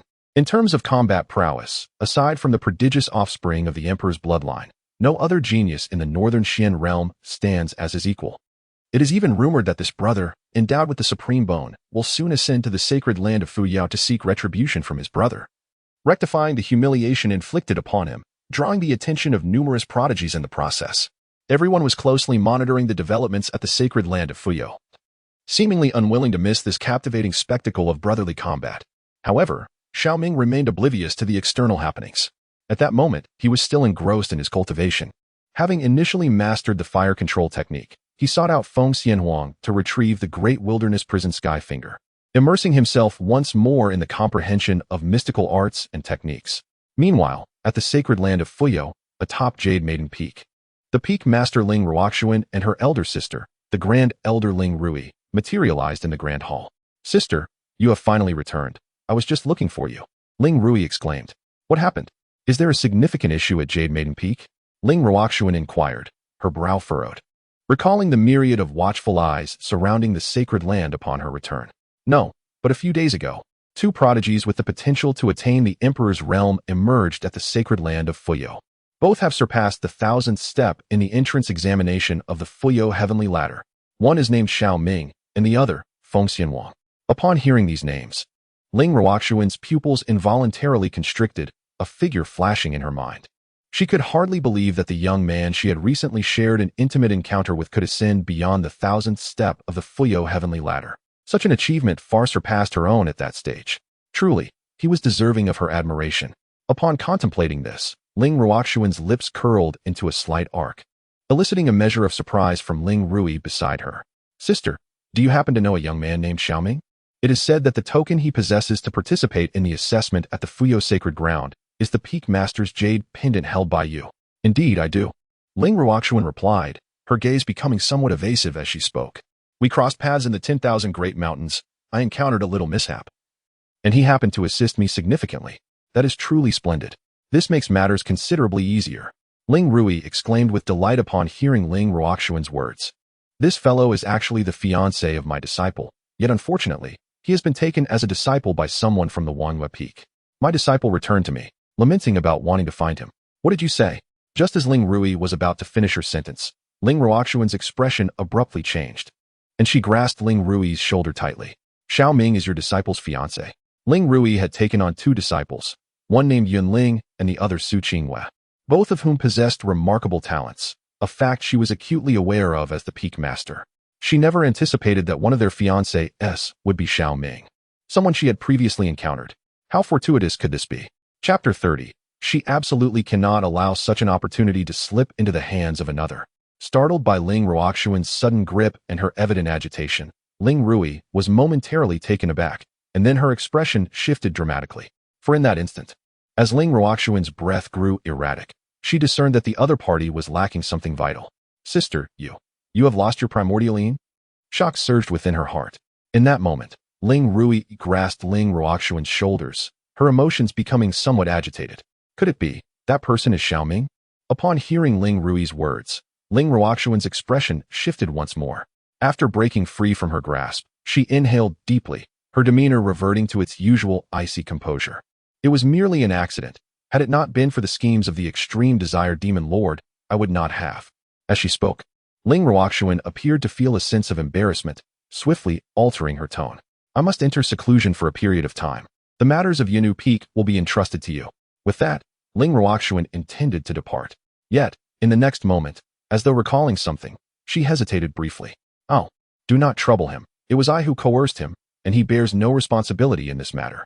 As for the situation between him and your disciple, let it unfold naturally. With those final words, Ling Ruoxuan's figure vanished, leaving Ling Rui in a state of confusion. Long ago, a close senior sister of Ling Ruoxuan had been captured and brutally tormented to death by the minions of the 9 nether demon sect. Her body discarded before the gates of the sacred land of Fuyao. Since then, Ling Ruoxuan had harbored a deep-seated hatred for the demons of the 9 nether sect, and had developed an aversion to men, perpetually adopting a frigid demeanor. Little did she expect that after guarding her purity for centuries, she would unexpectedly lose herself to a man, and that man would be the betrothed of her own disciple. This truly is a calamity. One may escape for a moment, but not for a lifetime.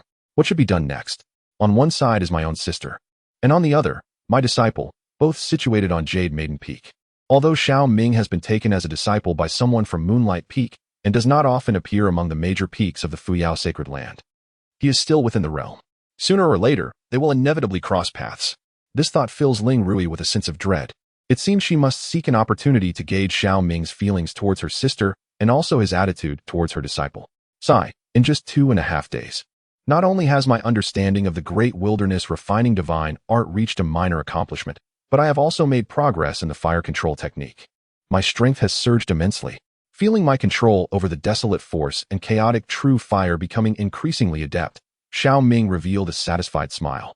His cultivation has firmly stabilized at the 9th level of the Spirit Sea realm. With a bit more refinement, he would be ready to challenge the Cave Heaven realm. Unfortunately, 2.5 days is still a tad too brief. The Great Wilderness Prison Sky Finger and the 8 Wilderness Traversing Technique remain at the entry level. It seems he must dedicate more time to comprehend these divine abilities. I am feeling a bit hungry. Perhaps I should seek out that female Imperial junior sister and ask her to prepare something to eat for me.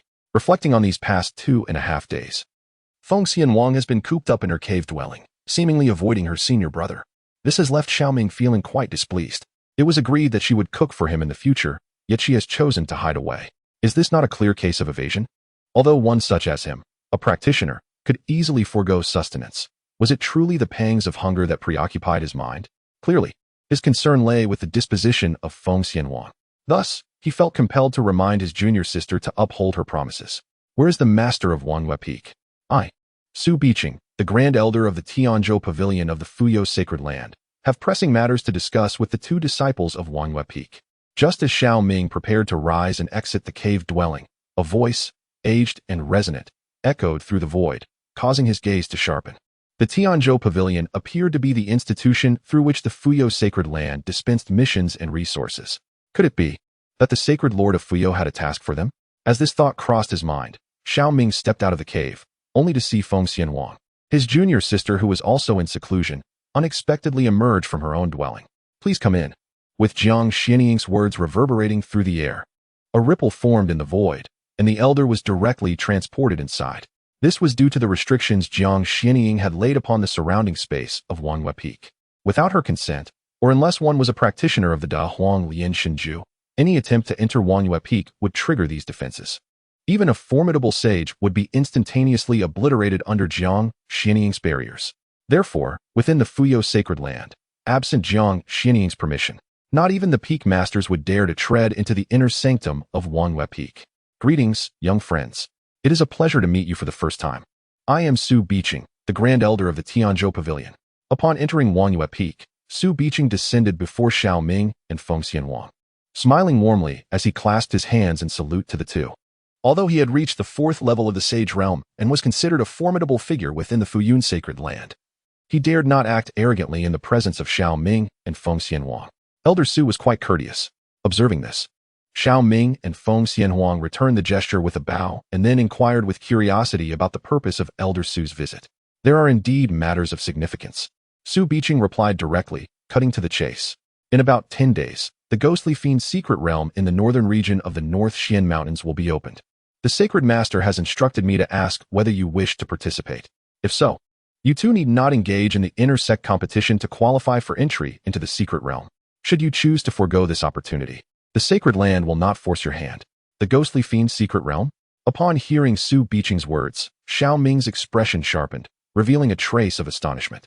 He had learned some details about this secret realm during his time at the Xiao family.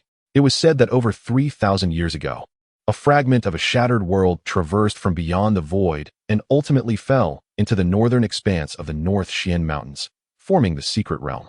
It was rumored to be rife with various malevolent energies and inhabited by all manner of demons and spirits, yet it also harbored countless opportunities. Aside from some rare heavenly materials and earthly treasures, what most captivated people was the malevolent energy within the realm. This energy contained a fragment of the world's original essence. If a practitioner at the Spirit Sea realm could consume it, they could not only easily break through to the Celestial Cave realm, but also achieve a qualitative leap in the quality of the Celestial Cave they created. Thus, the allure of this secret realm was undeniable. After the emergence of the 10,000 Great Mountains, it was besieged by numerous factions, ultimately falling under the control of the 5 dominant powers of the North Xian realm. However, due to the incomplete rules of the world within the secret realm, cultivators above the Cave Heaven realm were unable to enter. Moreover, the cultivation of the world's malevolent energy was exceedingly arduous.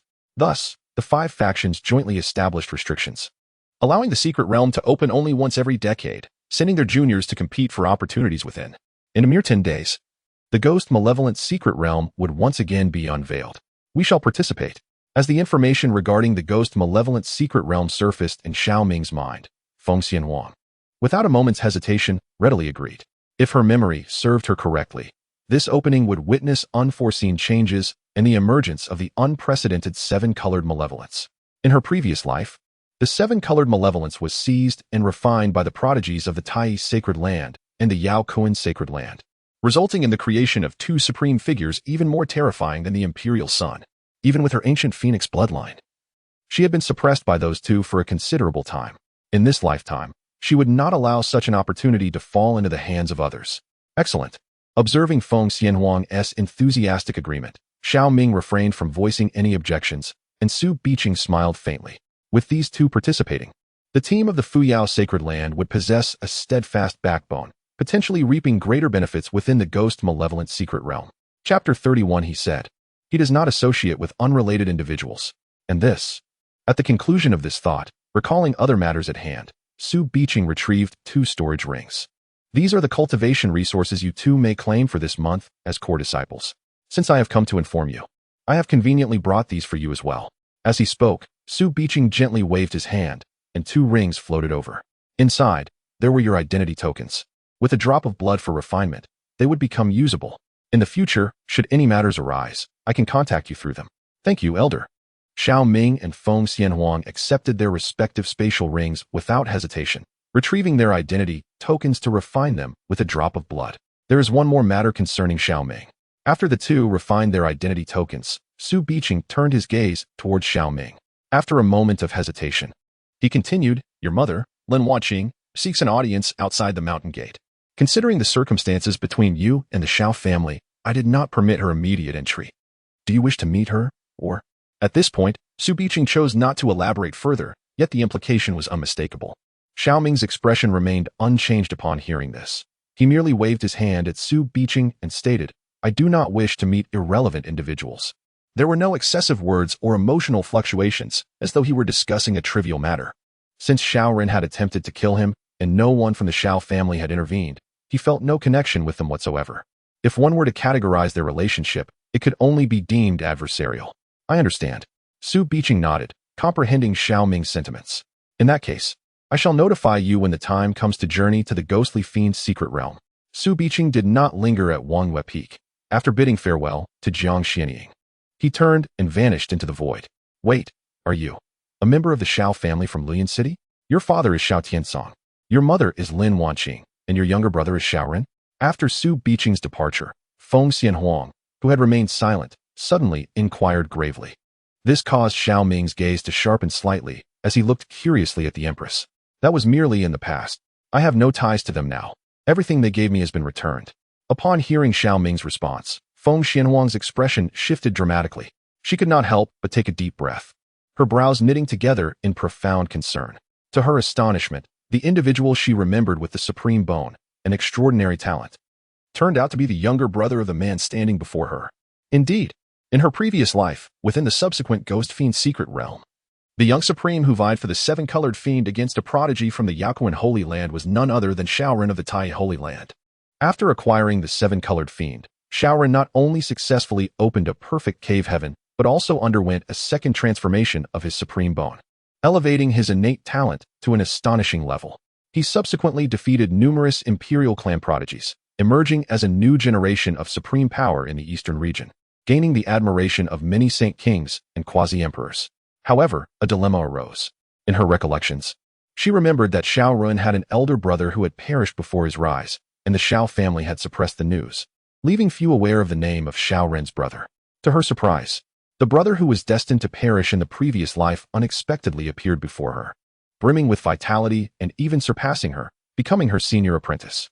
The trajectory of life had been utterly thrown into disarray. Could it be that the chaotic balance of yin and yang had reversed the cycle of reincarnation, leading to significant alterations in the destinies of others as well? If that were the case, would many forthcoming events become utterly unpredictable? Is there a problem with me being from the Xiao family? Observing the fluctuating expressions of Feng Xianhuang, Xiao Ming sensed something amiss and inquired in a somber tone. He was aware that Feng Xianhuang was the reincarnated empress and perhaps possessed foresight into certain future events. Could it be that, within her memories, he would encounter some calamity? "It's nothing," Feng Xianhuang replied with a shake of her head, opting not to divulge anything to Xiao Ming. Instead, she casually shifted the topic. "Let us focus on our cultivation for now. Once the ghostly fiend's secret realm opens, you shall accompany me." Many circumstances had already changed, rendering her revelations to Xiao Ming of little consequence. Moreover, her rebirth was her greatest secret.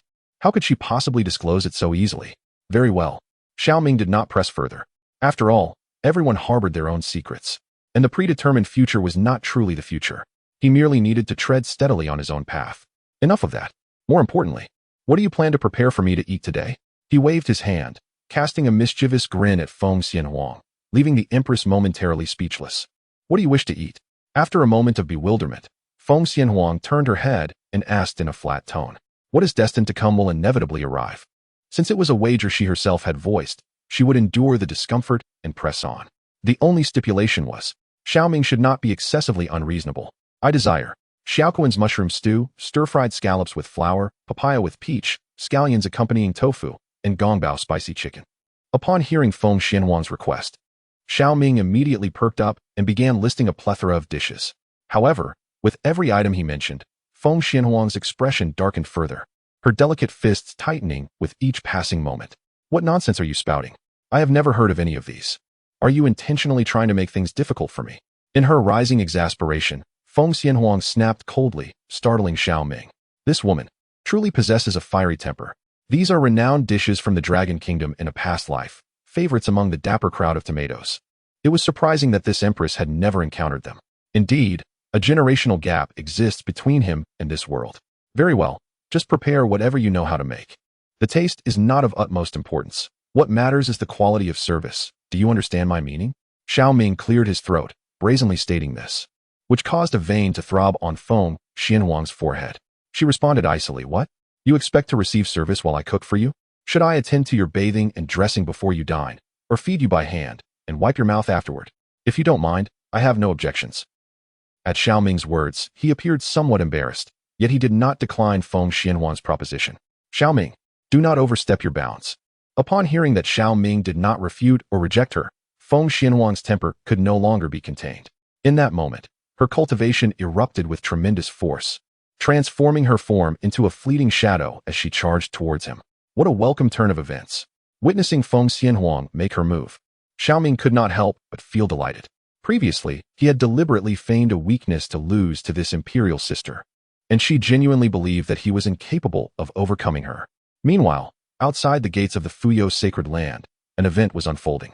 A beautiful woman clad in a verdant dress stood anxiously before the entrance, her face a tapestry of hope and regret. It seemed she longed for someone within the sacred grounds to emerge and meet her. That someone was none other than Lin Wanqing. Upon learning that Xiao Ming had shattered the entrance examination record of the Fuyao sacred land, and had not only been taken as a disciple by a powerful sage, but also held great promise of attaining the status of an emperor in the future, she seized an opportunity to stealthily slip away from the Xiao family in hopes of reconciling with her eldest son. Though her hopes appeared somewhat tenuous, she firmly believed that with a sincere heart and resolute intent, a heartfelt apology upon their meeting would lead her eldest son to forgive her. After all, Xiao Ming had once been so understanding, a source of pride for both her and the Xiao family. Despite the unpleasantness of recent events, she was confident that he would not hold grudges, a conviction born from years of understanding him. As long as they could meet, everything would be negotiable. Just as Lin Wanqing's thoughts swirled, a ripple arose before the mountain gate, and an aged figure materialized. It was Su Biqing, who had just departed from Wangyue Peak. "Madam Lin, please return." The old man has consulted with young brother Xiao Ming, and he stated that he does not wish to meet those who are unrelated to him. Chapter 32, Lin Wanqing's audacious maneuver. This is a moral coercion. Those who are unrelated? Upon hearing Su Biqing's words, Lin Wanqing was momentarily taken aback, then incredulously exclaimed, "Esteemed elder, is it possible that you have not communicated clearly? I am his mother. How can I be deemed unrelated? Please inform him that his mother has come to see him, and he will undoubtedly meet with me." As she spoke, Lin Wanqing's emotions surged, and she attempted to force her way inside. However, as Su Biqing stepped forward, a terrifying aura erupted forth. "Madam Lin, young friend Xiao Ming is aware of your presence, yet he simply does not wish to see you." The implication was unmistakable. From the moment he departed the Xiao family, he severed all ties with you in the Xiao clan. Should you attempt to intrude, do not blame the sacred land of Fuyao for showing you no leniency. With these words, Lin Wanqing trembled, nearly collapsing to the ground. She had never anticipated that Xiao Ming would be so heartless, severing even the bonds of blood and kinship so decisively. In that moment, regret washed over her. If only she had spoken on Xiao Ming's behalf at the Xiao family, perhaps this situation could have been averted. Yet at that time, out of concern for her younger son's dignity and to avoid tarnishing the reputation of the Tai's sacred land, she had refrained from standing up for him. Instead, she had joined forces with Xiao Tians to pressure Xiao Ming, ultimately shattering her eldest son's heart. Truly, it was a grave mistake. No, there is still hope. As long as I sincerely repent, Ming'er will forgive me. With this thought, Lin Wanqing's eyes glimmered with a hint of hope, and she disregarded the gazes of those around her, kneeling before the gates of the sacred land of Fuyao. "Esteemed elder, I kindly request that you convey my message once more. If he remains unwilling to meet with me, I shall kneel here before the sacred land and not rise." This act caused Su Biqing's brow to furrow in surprise. He had not anticipated that Lin Wanqing would resort to such a tactic. How was this any different from moral coercion? It was not difficult to imagine how the tide of public opinion would shift if Xiao Ming still refused to emerge. After all, during this time, with the rise of Xiao Ming and Feng Xianhuang, and following Xiao Ren's ascension as the holy son of Tai, he had proclaimed his intention to visit the sacred land of Fuyao to seek justice from Xiao Ming. Numerous factions had their eyes on the sacred land, and some had even gathered in anticipation of the spectacle. These gossip mongers were the finest purveyors of rumors. If there were those with ulterior motives to further fan the flames, one could only wonder what kind of discourse would ensue. "Oh, is that not the lady of the Xiao family from Luyun City, the mother of the two prodigies? Lin Wanqing, why is she kneeling before the gates of the sacred land? Is it not clear? She must be pleading for her eldest son to return to the Xiao family, hoping to resolve the conflict between her elder and younger sons. Alas, such a rebellious son and a heartbroken mother. Xiao Ming truly is a wayward soul. attempting to seduce his own cousin to ensnare his brother. During the trial, there was a desire to harm his brother, but the patriarch of the Xiao family rendered him powerless. To everyone's astonishment, this young man had a hidden card. He managed to escape from the Xiao family, vowing to annihilate them entirely. Even more absurd was the fact that he seemed to have stumbled upon some fortuitous opportunity, not only restoring his cultivation but also shattering the entrance examination record of the Fuyo Sacred Land, thus becoming one of its most coveted prodigies. The Fuyo Sacred Land, it seemed, would accept anyone, unafraid that this wolf cub might one day turn against them and plunge them into oblivion. How pitiful was the mother, who, in a desperate attempt to resolve the conflict between her two sons, was willing to forsake her dignity and kneel in supplication. Xiao Ming was indeed a beast. As expected, once Lin Wanqing knelt, whispers began to circulate in the vicinity, with even the Fuyo Sacred Land unable to escape the tide of gossip. Su Biqing could not help but shake his head, sending a brief message to Xiao Ming. Junior sister, your fiancé is in quite a precarious situation. On a narrow mountain path near the entrance, Yunling furrowed her brow as she overheard the murmurs, turning to a young girl beside her, Su Qingyue. Upon learning that Lin Wanqing had suddenly arrived at the Fuyo Sacred Land and was barred from entering, she had come to investigate. Little did she expect that upon her arrival, she would witness Lin Wanqing kneeling at the mountain gate, surrounded by disciples engaged in fervent discussion, which left her expression rather grim.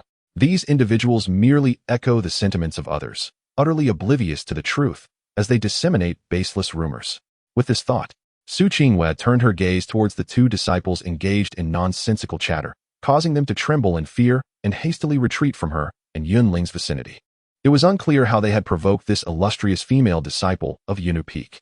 It is rather typical. Some individuals lack discernment entirely, sometimes seeing others indulging in folly without considering the nature of such actions, blindly following suit to partake in the spectacle. Such occurrences are indeed commonplace. Upon hearing this, Yunling shrugged and replied with a hint of disdain.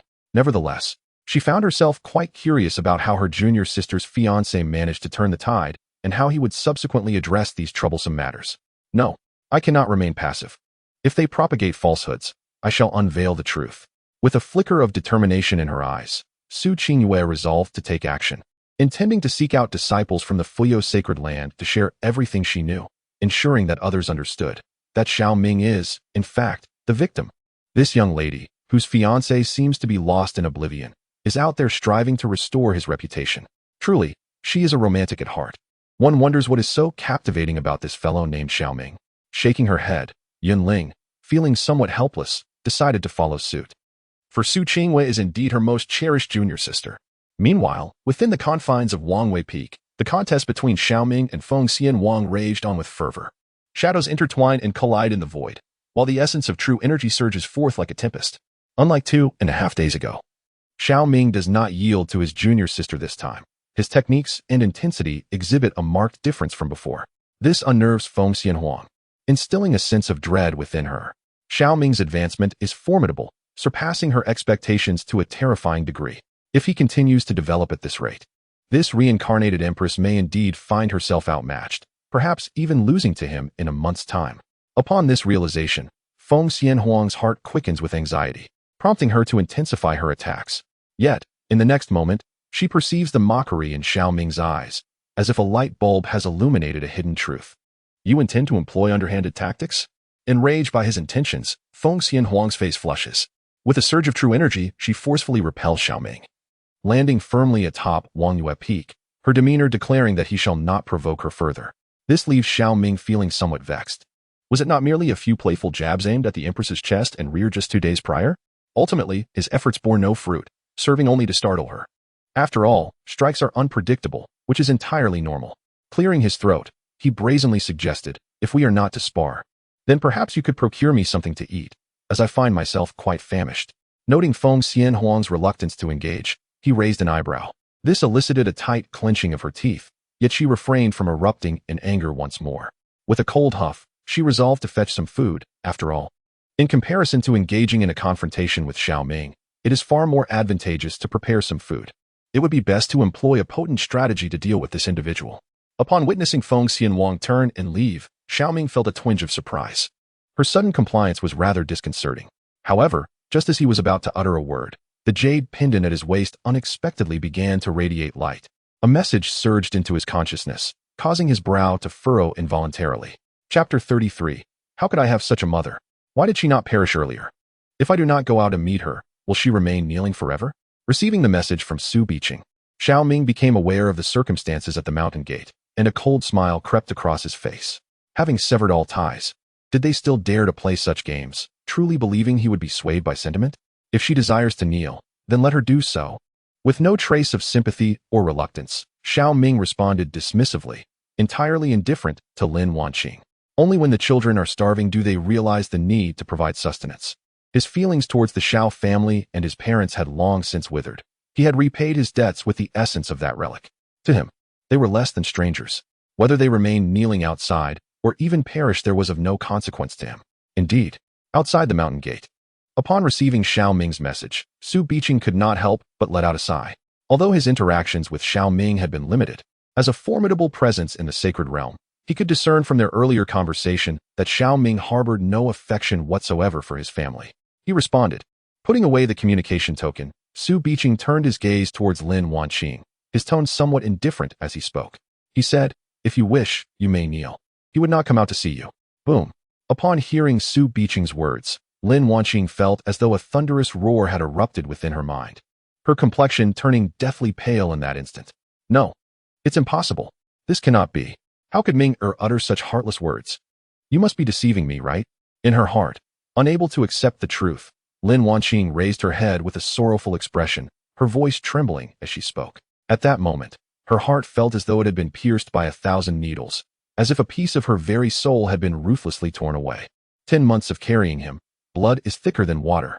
She could hardly believe that Xiao Ming's heart could be so callous, willing to let her, his mother, remain kneeling indefinitely. Was this truly the same son who had once been so understanding? Madam Lin, it would be best if you left. Continuing to kneel here will only complicate matters further and exacerbate the conflict between you two. Noticing Lin Wanqing's emotional upheaval, Su Biqing furrowed his brow and kindly advised her. No, I will not leave. If he refuses to see me, then I shall kneel here until death.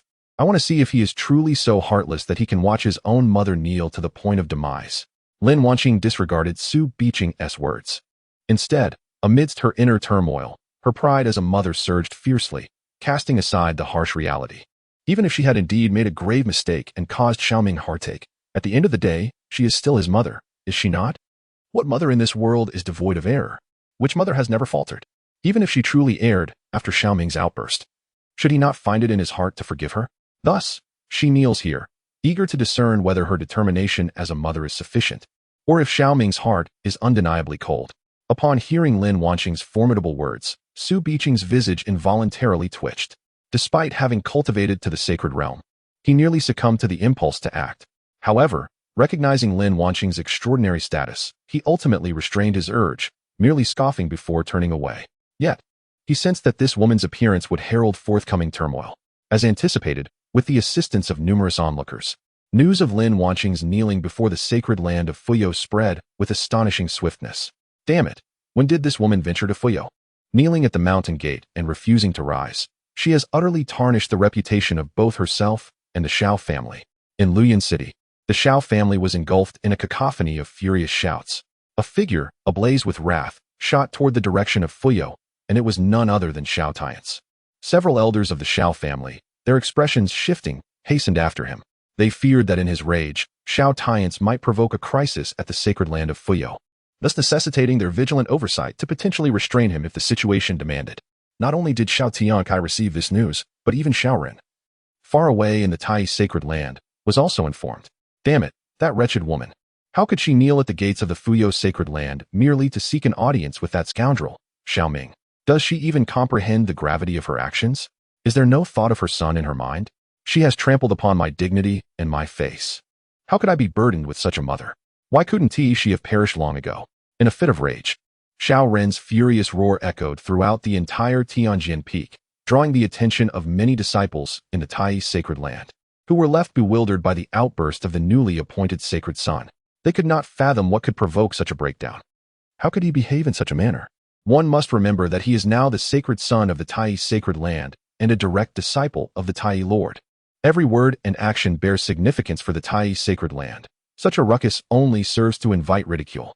Just as Xiao Run was engulfed in his fury, an aged voice resonated through the hall, and a figure materialized within. This was none other than Zhang Tianhong, the peak master of Tianjian Peak in the Tai Sacred Land, and the first mentor who brought Xiao Run into the Tai Sacred Land. After 11 years, his cultivation had ascended from the 7th to the 8th level of the Sacred Entry Realm. Among the great sacred lands of the Northern Xian Realm, he was recognized as a formidable force. Master, I must go to the Fuyo Sacred Land. I shall vanquish that rogue, Xiao Ming, and erase the shame I endured a few days ago. Upon witnessing the arrival of Zhang Tianhong, Xiao Ren took a deep breath and promptly clasped his hands in supplication.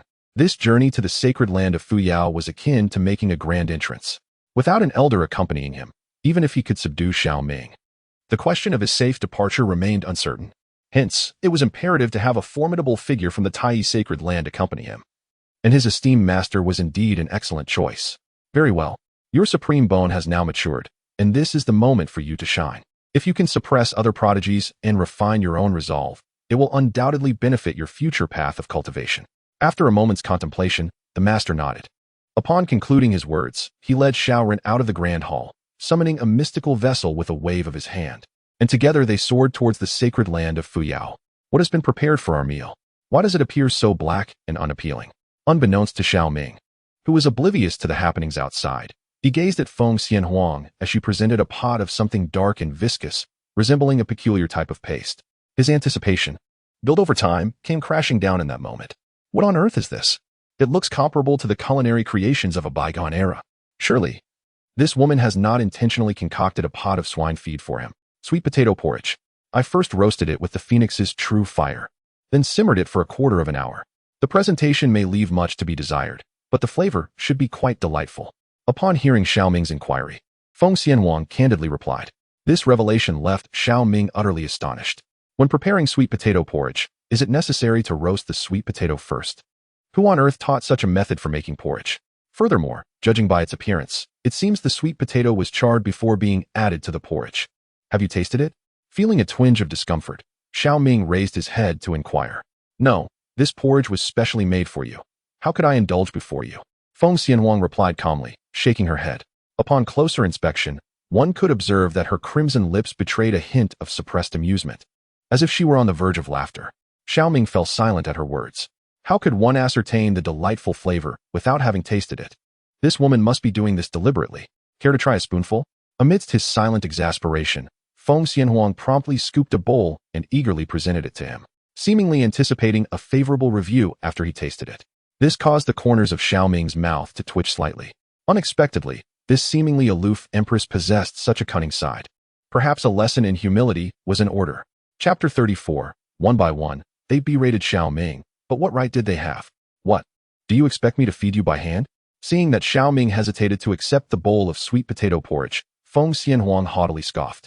Indeed, since it is you who prepared it for me, how could I eat if you do not feed me? Hearing her words, a mischievous smile spread across Xiao Ming's face as he pressed his advantage. However, this bowl of culinary disaster was simply unpalatable to him. If she could drive away this empress, he would toss the bowl of porridge aside in a heartbeat. Xiao Ming, you are becoming increasingly audacious, Feng Xianhuang exclaimed, her fury surging.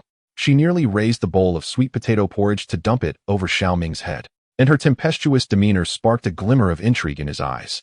However, before he could revel in the moment, a subtle smile graced Feng Xianhuang's lips, her anger evaporating completely. With a hint of defiance, she declared, if I, Feng Xianhuang, have conceded defeat and promised to cook for you from now on, what does it matter if I indulge you a little? Yet, she added, if I personally feed you and you refuse to eat, then do not expect me to cook for you in the future. With that, Feng Xianhuang seized a large spoon and scooped a generous portion of her dubious culinary creation, presenting it to Xiao Ming as if feeding a pig. Witnessing her fervent display, Xiao Ming felt an increasing sense of unease. He even began to suspect that this bowl of dubious delicacy not only tasted abominable, but might also harbor some nefarious concoction. Doubts swirling in his mind, he activated his true eye to scrutinize the sweet potato porridge. A bowl of charred and unpalatable sweet potato porridge. Even a pig would suffer from diarrhea after consuming it. As the information materialized before him, a slight twitch appeared at the corners of Xiao Ming's mouth. It seemed he had misjudged this empress. Clearly, she deemed it beneath her to resort to foul play. Nonetheless, The fact that she could concoct a bowl of porridge so utterly unfit for consumption without any foul means was truly remarkable. While I am delighted by your willingness to prepare meals for me, I find your service lacking. What I desire is not your cold indifference, but rather a shared experience, where you partake in a bite and I in another, for it is this mutual enjoyment that truly flavors our meal. After a moment of silence, Xiao Ming astonishingly declared that he would not take the first bite. Upon hearing such audacious words from Xiao Ming, Feng Xianhuang was momentarily taken aback, her delicate face flushing not from embarrassment, but rather from indignation. Who would have thought that she, a formidable reincarnated empress, would prepare a pot of sweet potato porridge? Albeit a rather dubious culinary creation, yet it marked her first attempt at cooking since her rebirth. This insufferable fellow not only refused to taste her offering, but also resorted to teasing her. Did he truly believe that her imperial lineage flowed with the blood of mere mortals rather than the ancient phoenix? As her anger surged, the true fire of the phoenix erupted from Feng Xianhuang, instantly reducing the bowl of porridge to ashes, startling Xiao Ming into believing she might strike him. To his surprise, Feng Xianhuang merely arose with a frigid demeanor and proclaimed, "If you refuse to eat, then henceforth, I shall no longer prepare meals for you." With that, she turned her back and exited the cave, leaving Xiao Ming utterly bewildered. This woman was undoubtedly intentional. Watching her depart, Xiao Ming felt a wave of frustration wash over him. He was truly at a loss, never having anticipated that Feng Xianhuang possessed such a tactic. How could he ever again request her to cook, especially given the outcome of this culinary disaster? Meanwhile, outside the mountain gate, as time continued to pass, Lin Wanqing has been kneeling before the sacred land of Fuyao for several hours, while various rumors continue to fester both inside and outside the sacred place. How wretched is Xiao Ming, truly a beast. Is it not merely a matter of having slightly better innate talent? Yet he allows his own mother to kneel outside the mountain gate for such an extended period, showing no fear of divine retribution. Indeed, he harbors intentions of violating his own clan sister and seeks to frame his younger brother. It is incomprehensible how such a wretch could garner the attention of the Holy Lord and others. Could it be solely due to his potential for imperial ascension? The compassion of parents is truly pitiable. In her attempt to reconcile her two sons, this mother sacrifices herself to such an extent that few could replicate her selflessness. Ha ha, what a farce.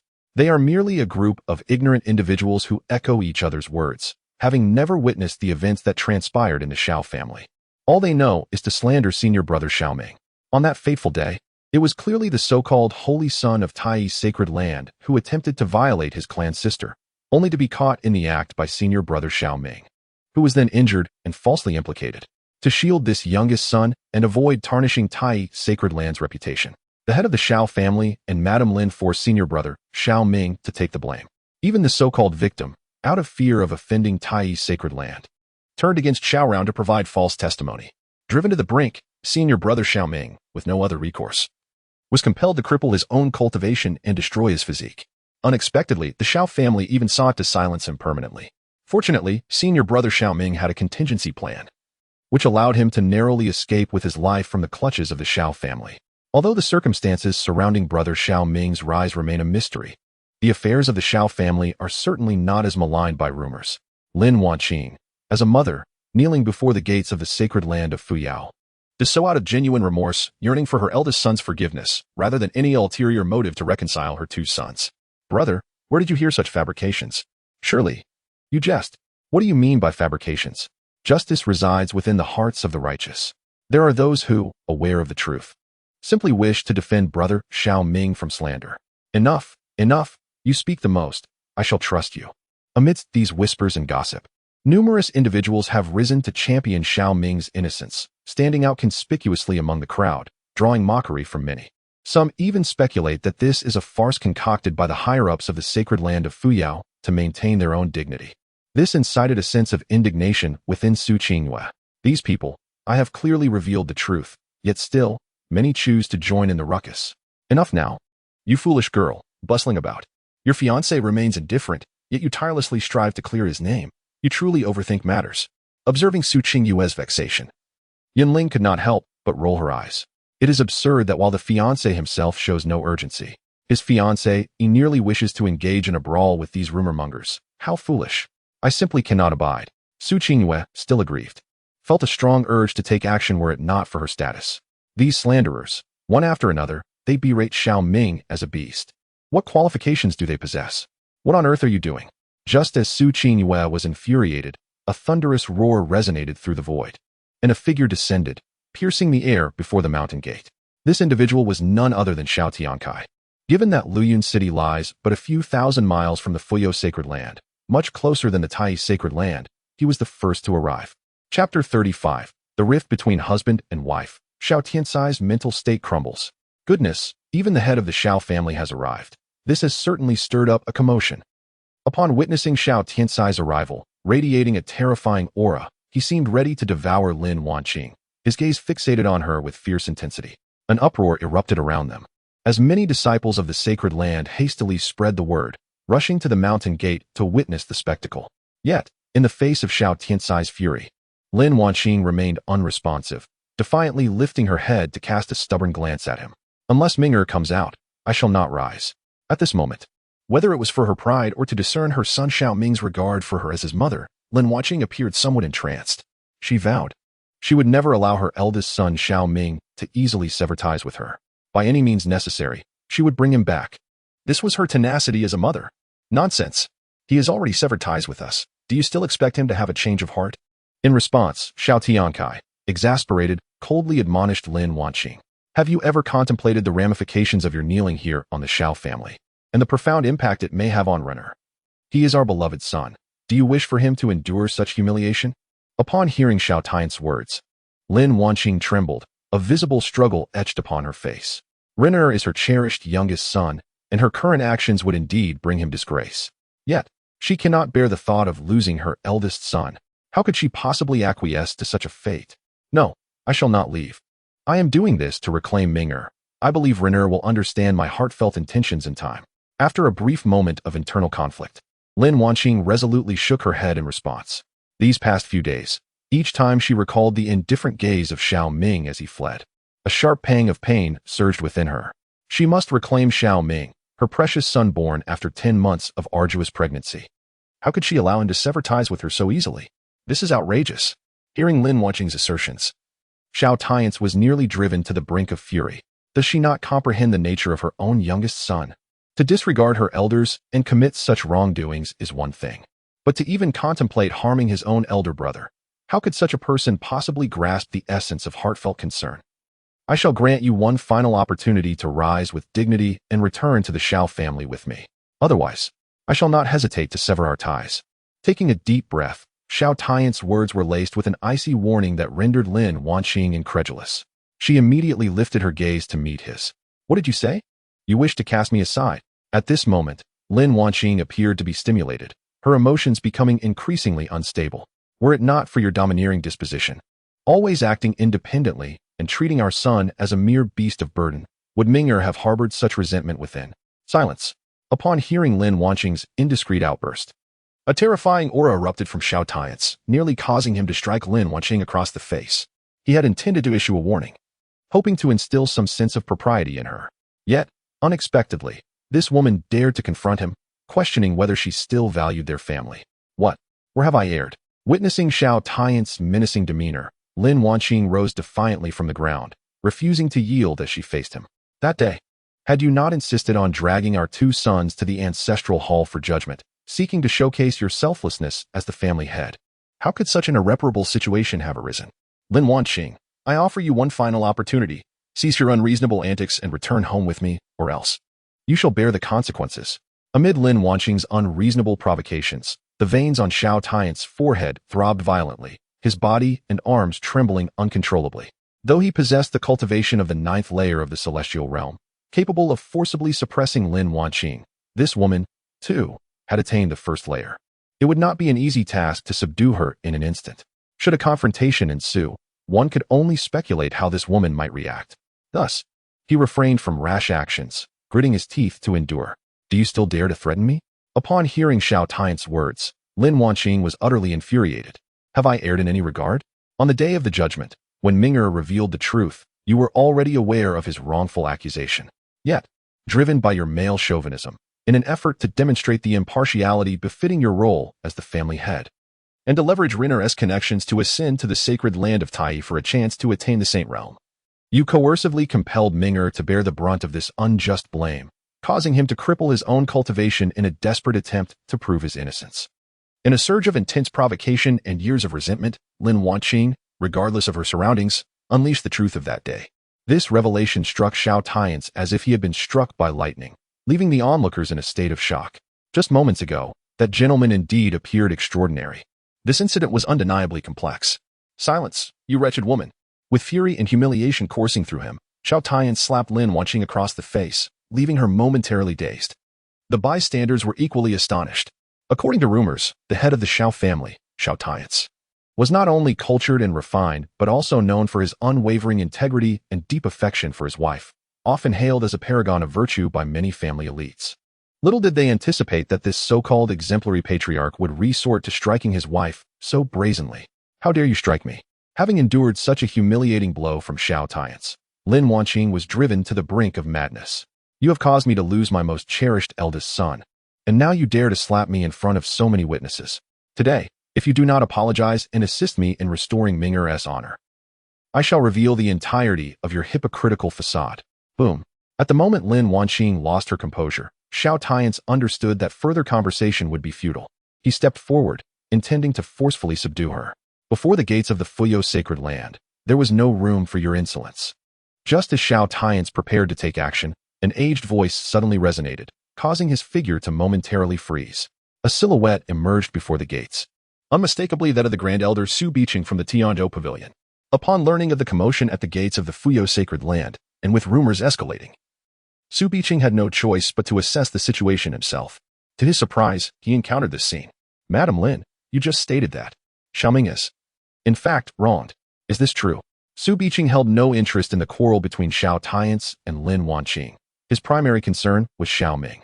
After all, he was the prodigious talent currently stirring the northern Xian realm, possessing the potential to attain the status of an emperor. However, the rampant rumors severely tarnished the reputation of the Fuyo sacred land. If Xiao Ming were indeed wronged, that would provide a means to rectify the situation. Minger has indeed been wronged. If only this esteemed elder would allow me to see Minger, I am willing to recount the events of that day. Upon hearing Su Biqing's words, Lin Wanqing exclaimed loudly. Now that her relationship with Xiao Tians had soured, if she could earn Xiao Ming's forgiveness, she could rely on her eldest son moving forward, no longer needing to bow to Xiao Tians' whims. Silence. You foolish woman, have you not already ruined one son? Do you wish to destroy another? Witnessing Lin Wanqing's desire to align herself with Xiao Ming, Xiao Tians felt an overwhelming surge of rage that nearly caused him to choke on his fury. Yet, under Su Biqing's oppressive presence, he dared not confront her directly. Instead, he could only shout in exasperation.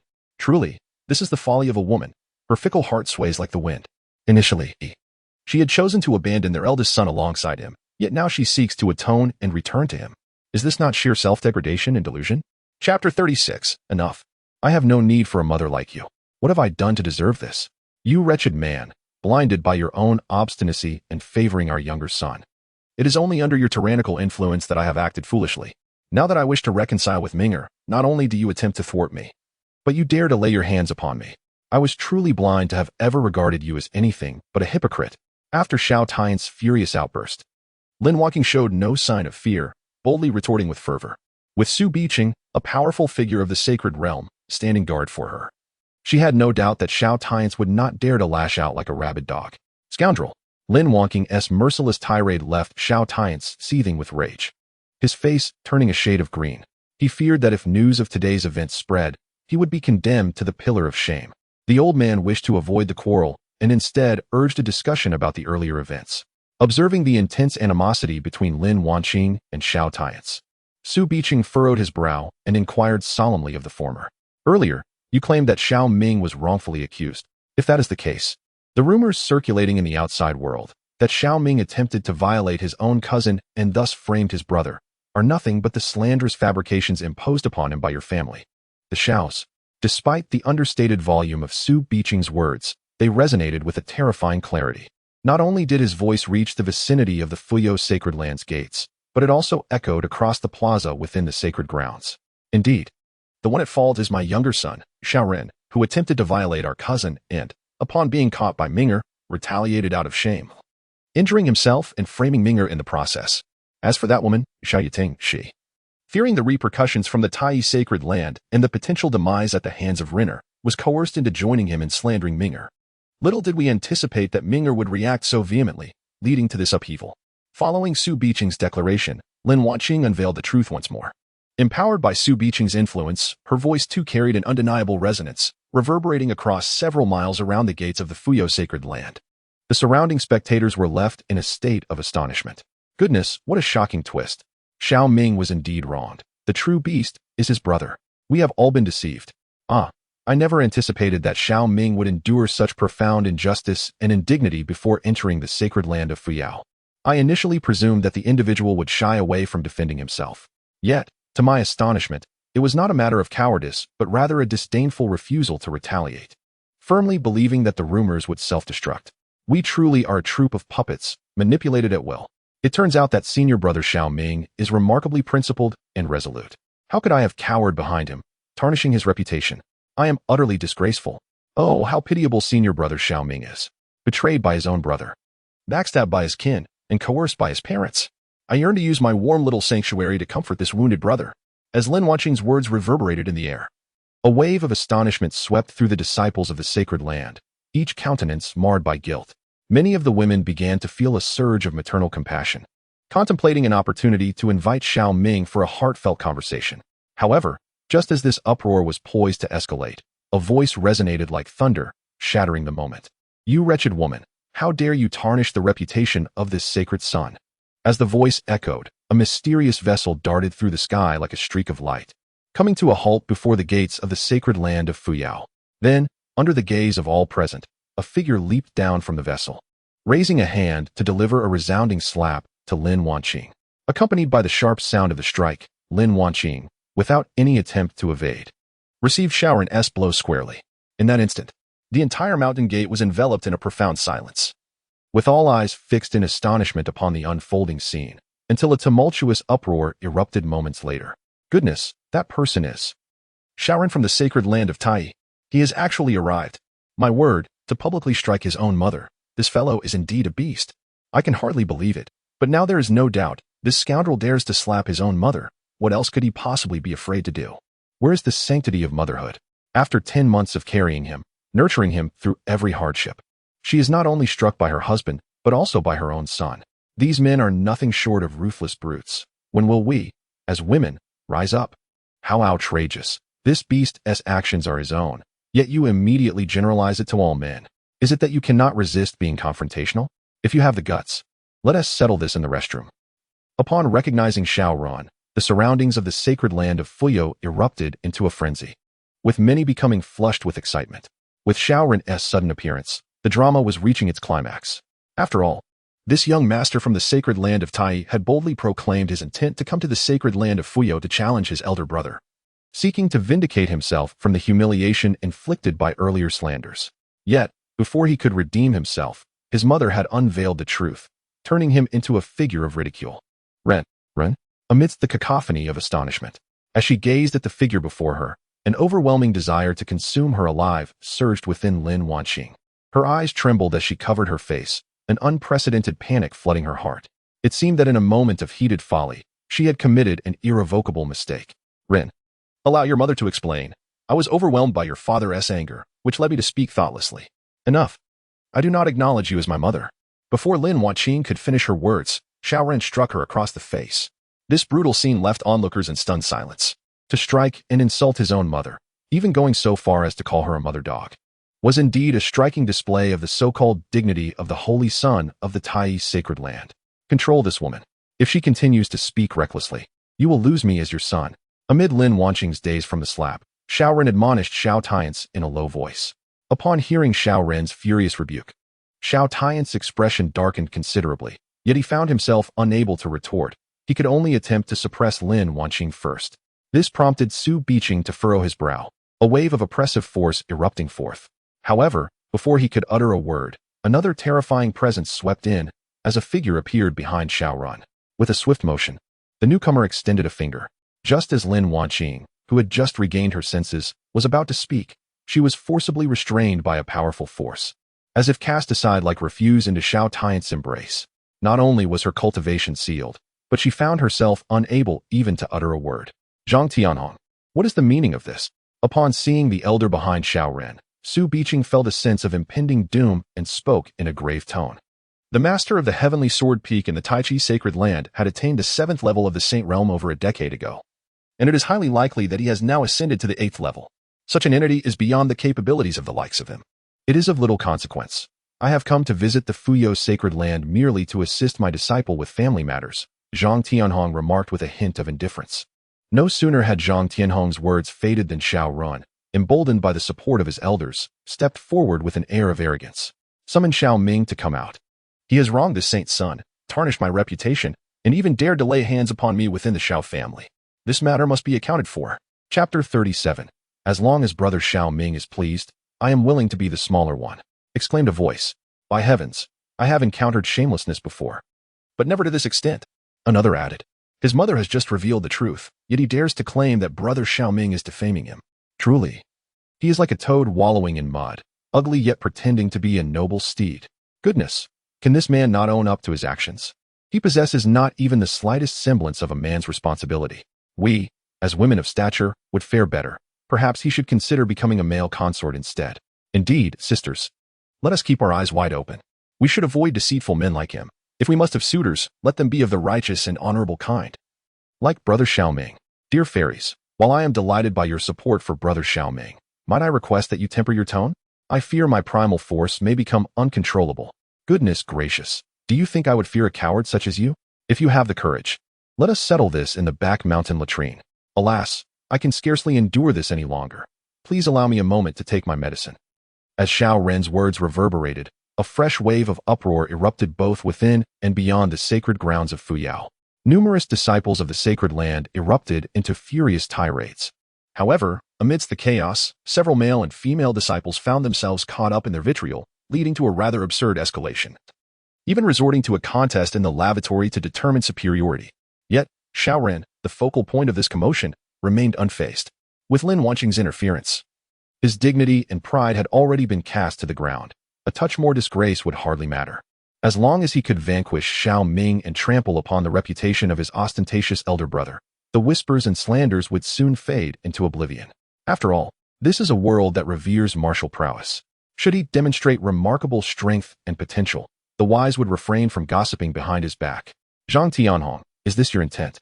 Or does it stem from the wishes of the Tai Saint Lord? Do you presume Fuyao Sacred Land to be a soft target, daring to provoke us into conflict? Amidst the renewed uproar instigated by Xiao Ren, Su Biqing merely cast a dispassionate glance at him before turning his gaze toward Zhang Tianhong, posing an inquiry that pierced the soul. He chuckled, Elder Su, there is no need to cast aspersions upon me. I would never belittle Fuyao Sacred Land. My visit this time is not to provoke, but rather to bring the younger generation to gain some worldly experience and engage in friendly exchanges with the outstanding talents of your esteemed land. With that, a smile graced Zhang Tianhong's face as his gaze drifted deeper into the sacred grounds of Fuyao. A few days ago, two prodigies with the potential to become great emperors emerged from your esteemed Fuyo Sacred Land. Coincidentally, one of my disciples possesses a natural supreme bone, with enough latent potential to attain the status of an emperor. Furthermore, he hails from the same lineage as the remarkable Xiao Ming of your Fuyo Sacred Land. It seems entirely reasonable for two brothers to contest their superiority, does it not? Could it be that your Fuyo Sacred Land lacks such vision? Or is it that the illustrious Xiao Ming dares not engage in battle? Upon hearing Zhang Tianhong's pointed remarks, Su Biqing fell into silence. Truly, he is an astute elder, deftly framing this challenge as a mere sparring between juniors. After a moment's contemplation, Su Biqing resolved to consult Xiao Ming via a communication token. However, just as he produced the jade pendant, a voice interjected, declaring, Since your disciple is so confident, I shall reluctantly indulge him today. As the words resonated, two figures shot forth from the Fuyo Sacred Land like streaks of light, landing gracefully upon the stone steps of the mountain gate. One was a man, his eyes resembling stars, his visage akin to a jade crown, exuding an indescribable aura of nobility, as if he were the brightest star among countless celestial bodies. The other was a woman, her demeanor ethereal, her beauty breathtaking, clad in a black and red dress adorned with phoenix patterns. Her perfectly proportioned figure reminiscent of a celestial fairy descended from the heavens. This was none other than Xiao Ming and Feng Xianwang. Due to Su Biqing's remarkably penetrating voice, even from the summit of Wangwei Peak, he and Feng Xianwang decided to investigate. To their surprise, upon arriving at the entrance of the Fuyo Sacred Land, They heard Xiao barking for someone to come out. Observing his younger brother's audacity, Xiao Ming, as the elder sibling, could hardly contain his indignation. By heavens! It's senior brother Xiao Ming and senior sister Feng Xianhuang. They have descended from Wangyue Peak. Indeed, they were a strikingly handsome couple, both captivating to behold. Why could I not possess such allure? One a phoenix risen from the ashes, the other a naturally born sovereign. It remained to be seen which of the two brothers would ultimately prevail in this encounter, destined to reverberate throughout the North Xian realm. Upon recognizing Xiao Ming and Feng Xianhuang, a wave of astonishment swept through the crowd surrounding the entrance of the Fuyo sacred land. Each person visibly excited as they gazed upon the duo. Having ascended over 1,000 steps of the Fuyo heavenly ladder, both exhibited an extraordinarily formidable potential. Yet, amidst so many spectators, few had witnessed Xiao Ming and Feng Xianhuang in action, sparking curiosity about the true extent of their combat prowess. Xiao Ming, my beloved. The most exhilarated among the onlookers was none other than Su Qingwei, the betrothed of Xiao Ming. After longing for so long, she finally beheld her childhood companion, who was also her fiancé. However, the presence of Feng Xianhuang beside him invoked a sense of despondency within her. How could it be that within just half a year of separation, such an exceptional woman had appeared by Xiao Ming's side? In terms of both beauty and grace, she was not in the least inferior to Su Qingwei, and in talent and cultivation, she even surpassed her significantly. Is this your fiancé? He certainly possesses a remarkable demeanor. However, he appears to have a rather unusual connection with that woman. You, my dear girl, wouldn't he happen to have been thwarted in your romantic pursuits? Would you? As Su Qingyue's expression shifted, Yinling gazed intently at Xiao Ming in the distance. Her curiosity piqued. As she spoke, she turned her head only to realize that Su Qingyue's demeanor was somewhat off. Clearing her throat, she quickly rephrased, Sister, I was merely jesting. Please do not take it to heart. Perhaps they are merely siblings in the same sect. No, that woman. She undoubtedly harbors feelings for brother Xiao Ming. Before Yinling could finish her sentence, Su Qingwei interrupted, leaving the former momentarily taken aback. How did you discern that? In a curious twist of fate, Yinling cast a glance at Feng Xianhuang and, intrigued, inquired, It's a woman's intuition. Upon hearing such an abstract response from Su Qingwei, Yinling couldn't help but twitch her lips. It seemed this little junior sister was rather sensitive and affected. Do not fret. After all, you are his fiancée, and that woman cannot compare to you. No, that woman surpasses me significantly in both beauty and grace, rendering her far more suitable for brother Xiao Ming. Moreover, Xiao Ming has already severed ties with his father. He may very well resent the marriage arrangement set forth by the Xiao family. I would never seek to bind him with such a commitment. If brother Xiao Ming truly cares for that sister, I will not hinder their union. Just as Yinling had yet to finish her words, Su Qingyue shook her head and spoke a multitude of phrases, leaving Yinling utterly astonished. Junior sister, are you truly considering giving up? After all, you have done so much for that young man. How can you now seem inclined to abandon this affection? No, as long as brother Xiao Ming is fond of me, I am willing to be the lesser one. Upon hearing Su Qingyue's naive response, Yinling nearly spat out a mouthful of blood. This junior sister's romantic notions have completely dulled her senses. Meanwhile, Xiao Ming remained oblivious to the discussions between Su Qingwei and Yinling. As he descended, his gaze fell upon Xiao Ran, and a mocking smile graced his lips. It seems you have become quite adept at flaunting your power in the few days we have not seen each other. Chapter 38, Before me. You shall always be but a younger brother. Xiao Ming's merciless taunt ignited a volcanic fury within Xiao Ren, transforming him into a state of seething rage. A terrifying killing intent locked on his Xiao Ming, and his voice grew hoarse at that moment. If it weren't for my momentary carelessness allowing you to escape within the Xiao family, do you truly believe you could stand here and converse with me now? If you have traveled all this way merely to find an excuse for your past failures, then you may as well retreat with your tail between your legs. Practice more if you wish to improve. Do not make excuses as if you cannot bear to lose. Observing Xiao Ren's clenched teeth and furious demeanor, Xiao Ming replied with an unsettling calmness. This brought Xiao Ran, who was already in a state of heated agitation, perilously close to losing his sanity. What a dish. It seems that after fleeing from the Xiao family like a dog, you have indeed stumbled upon some extraordinary fortune, granting you the audacity to confront me, the youthful supreme. As he spoke, Xiaoran stepped forward, an overwhelming aura erupting forth. Since you are so inflated with confidence, I shall grant you the opportunity to engage in a duel with me, willingly suppressing my cultivation to match your level. If you can defeat me, I shall erase all grievances between us. But should you lose, you must kneel and apologize. Upon these words, the crowd was taken aback. astonished that Xiao Ren could exhibit such confidence in the presence of his elder brother, who possessed the potential for imperial attainment. Did he truly believe he had the absolute strength to dominate Xiao Ming on equal footing? Truly, he is worthy of his innate supreme bone. For this spirit is indeed formidable. Ah, is this what you call a duel? Amidst the astonishment of the crowd, Xiao Ming revealed a cold smirk and stepped forward, unleashing his full power. Do you look down upon me, or do you lack respect for yourself with such a trivial contest? My cultivation matches yours, both residing at the 9th layer of the Spirit Sea realm. If you have the courage, let us engage in a life and death battle. If you win, you may take my head. If you lose, you shall be buried before this mountain gate. Do you dare? Boom. As these words reverberated around the gates of the sacred land of Fu Yao, the minds of all present were struck as if by a thunderclap, their eyes widening in disbelief as they gazed at Xiao Ming. They had thought this younger brother already possessed remarkable courage, yet here stood one even more formidable, daring to gamble with his life from the outset. What grievances or enmities could exist between these two brothers? Goodness! Has senior brother Xiao Ming truly ascended to the 9th layer of the Spirit Sea realm? Just a few days prior, he was merely at the 5th layer. Is it truly possible that in less than 3 days, he could break through 4 minor realms, showcasing such terrifying potential, even surpassing those with emperor-level qualifications? Amidst this brief astonishment, a gasp broke the silence, drawing the attention of the crowd to this astonishing fact, causing them to collectively inhale sharply. The Spirit Sea realm. Without extraordinary fortune or opportunities, even some of the most gifted disciples could scarcely achieve continuous breakthroughs.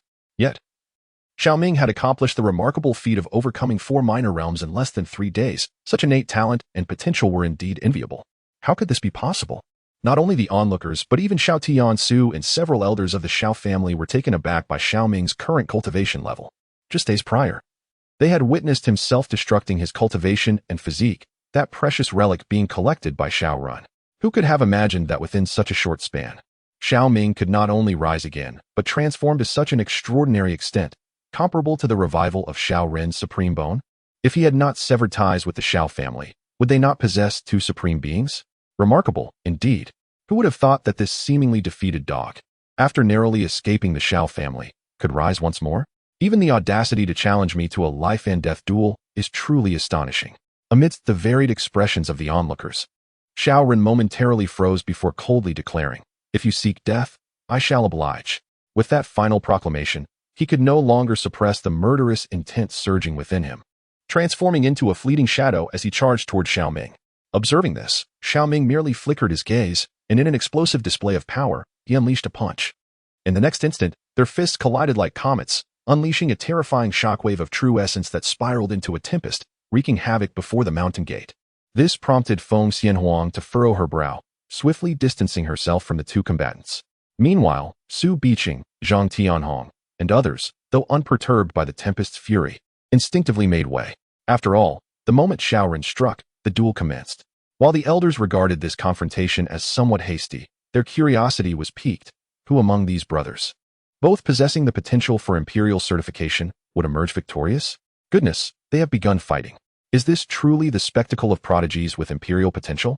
How swift, how ferocious. They are mere phantoms, their movements impossible to discern. Compared to the earlier clash between the holy Sun Shenping and senior brother Zhang Hao, this is utterly terrifying. Why the excitement? They have yet to engage in earnest. They are merely testing each other's limits. A true battle would be far more fearsome. As the confrontation between Xiao Ming and Xiao Ren unfolds, numerous disciples gathered from the plaza to the rear of the mountain gate, their eyes transfixed by the unfolding battle. Within the sacred land of Fu Yao, prodigies of the saintly lineage seldom engage in combat, let alone those exceptional beings gifted with the potential to attain the status of an emperor. Witnessing such formidable entities clashing is not merely a visual spectacle for them, but an invaluable practical lesson in combat techniques. Is this the strength you take pride in? It is utterly feeble. Amidst the continuous gasps of astonishment, Xiao Ming effortlessly deflected Xiao Ren's myriad assaults, his voice echoing with derision through the void. The attacks exhibited no finesse, and his movements appeared clumsy and inept. If your sole reliance is the brute force bestowed by your supreme bone, then your self-proclamation as the young supreme is nothing but a jest. As the final words resonated, Xiao Ming adeptly evaded Xiao Ren's strikes with the technique of 8 desolations, and, in an instant, delivered a punch akin to the blazing sun, propelling the Tai Chi Saint Sun into the ground like a cannonball. This brutal scene caused the pupils of many observers to dilate rapidly, Disbelief etched across their faces. How could Xiao Run, endowed with a supreme bone, be so easily defeated by Xiao Ming? Is the reputation of this young supreme merely inflated? Or is this brother from the sacred land of Fuyao truly a prodigy beyond compare? It is inconceivable. It cannot be. As equals in the 9th level of the Spirit Sea, my supreme bone has clearly begun to manifest. Why then can I not overpower you with my cultivation strength? Having been cast to the ground by Xiao Ming, Xiao Ren crawled out from the deep pit, a trickle of blood flowing from the corner of his mouth. Yet, he paid it no mind, his face twisted in a frenzy.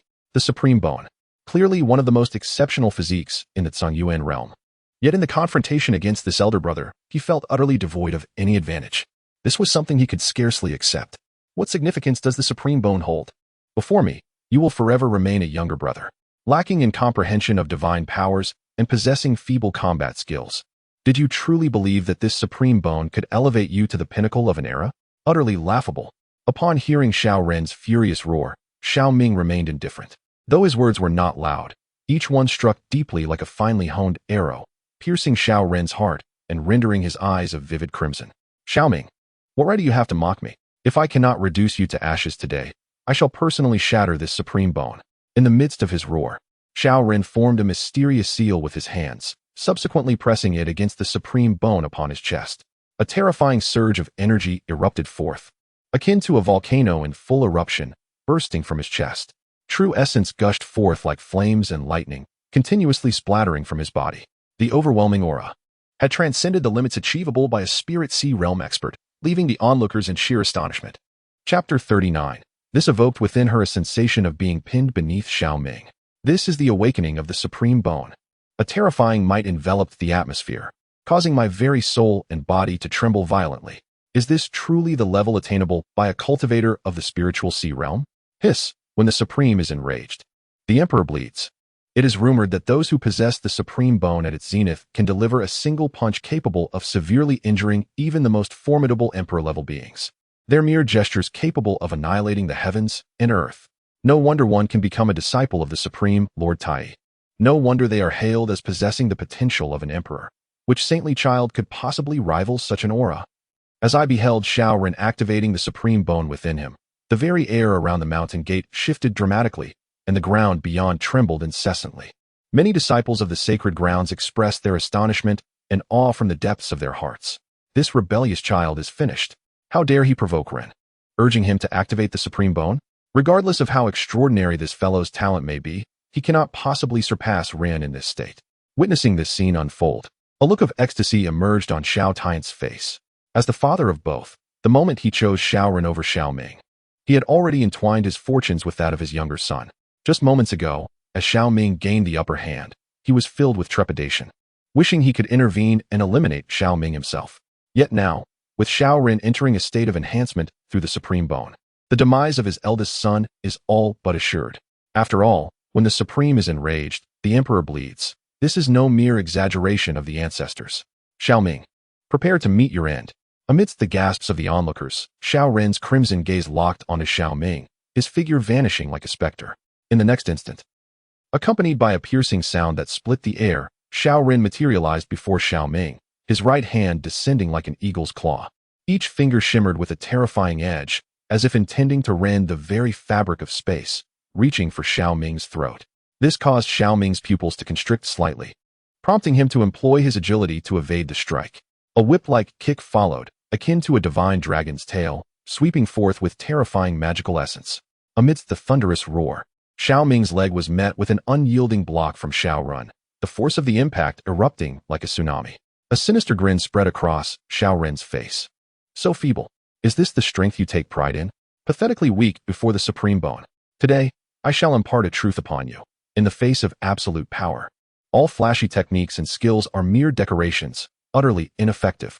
In the midst of this derision, Xiao Ren resembled a rampaging beast, each strike unleashing ferocity that forced Xiao Ming to retreat repeatedly. The advantage was his. Indeed, the activation of the supreme bone amplified battle prowess beyond imagination. Just moments ago, Xiao Ming had easily subdued Xiao Ren, yet now he was being relentlessly driven back, and this was without the invocation of the supreme divine power. It was almost inconceivable. What catastrophic devastation would unfold should Xiao Ren unleash the powers of the supreme bone? Witnessing the scene unfold, the onlookers gasped in astonishment. Su Qingwei, standing behind the mountain gate, wore a face of anxiety, fearing that Xiao Ming might be obliterated at any moment. This cannot stand. I must inform Master. In a state of inner turmoil, Su Qingwei hastily retrieved her communication token to inform her master, Ling Rui. She implored him to intervene should Xiao Ming find himself at a disadvantage. Observing this, Yinling could not help but shake her head, recognizing the folly of such concern. Xiao Ming, along with that enigmatic Feng Xianhuang, were both prodigious beings who had joined the ranks of Wangyue Peak. Given their presence, the Saint King was undoubtedly aware of the situation. Should anything go awry, he would not remain indifferent. It was not the concern of Yinu Peak to meddle. Truly, the Supreme Bone is incredibly formidable. As Xiao Ren's strength surged dramatically, a look of astonishment crossed Xiao Ming's face, only to be swiftly replaced by a chilling demeanor. However, in your hands, its manifestation ultimately pales in comparison. With this proclamation, mysterious patterns began to emerge upon Xiao Ming's body, accompanied by a terrifying aura of desolation that swept forth with ferocity. At times, it exuded a sinister demonic energy, at others, an unparalleled sanctity, and at moments, an overwhelming void. It was indeed the malevolent energy cultivated from the chaos Tao demon scripture, the righteous chi from the great righteousness, and the desolate power derived from the great wilderness refining God technique. The simultaneous eruption of these three distinct forces enveloped Xiao Ming, rendering him akin to a descending demon god, forcefully propelling Xiao Ren away. Impossible. Amidst the onslaught of these three powers, Xiao Ren spat forth blood, his face a mask of disbelief. He could scarcely fathom that after activating the Supreme Bone to augment his own strength, he still fell short against this elder brother. This was nothing short of a disgrace. Was that the power of desolation? He had barely been initiated into Wangyue Peak for less than 3 days. Yet he astonishingly cultivated the desolate power of that formidable figure. Su Biqing recognized the force wielded by Xiao Ming and almost yanked his beard off in shock. Not only Su Biqing, but even other high-ranking experts lurking in the shadows of the Fuyo sacred land were taken aback, their faces contorting in disbelief upon witnessing this spectacle. This insolent wretch, I refuse to believe. Can you truly withstand me in this state? As the roar echoed, Xiao Ren's body, curled in midair, came to a halt, soon enveloped in a blaze of crimson gold flames. The terrifying heat seemed poised to melt the very void, transforming Xiao Ren into a blazing sun. In the next instant, he formed intricate hand seals, unleashing a torrent of dreadful sword energy from his being. The crimson gold flames continuously merged with the sword energy, coalescing into a formidable sword path restriction in the void, its might sending shivers down the spines of many onlookers. Hiss! That was the heavenly flame granted by the Supreme Master of Tai, alongside the sacred king-level sword art of the Tai sacred land. As they beheld Xiao Ren, who appeared as a deity, one knowledgeable individual immediately exclaimed, causing a stir among the crowd. The heavenly flame.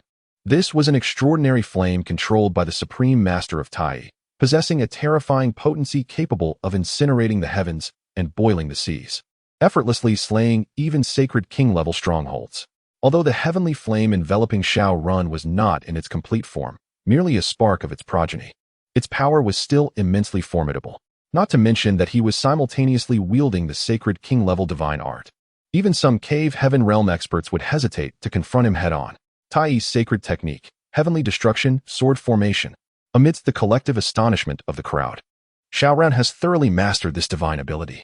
The heavenly flame of transformation and sword energy merged, transforming into beams of sword light that cascaded down upon Xiao Ming like meteors in an instant. The heavenly flame of transformation? It appears to be quite an exceptional supplement. Upon witnessing the crimson golden flames enveloping Xiao Ren, a chilling expression manifested on Xiao Ming's face. An enigmatic conflagration of black and white flames erupted from him, akin to a volcanic eruption, soaring into the sky. Subsequently, he formed seals with his hands and pointed into the void.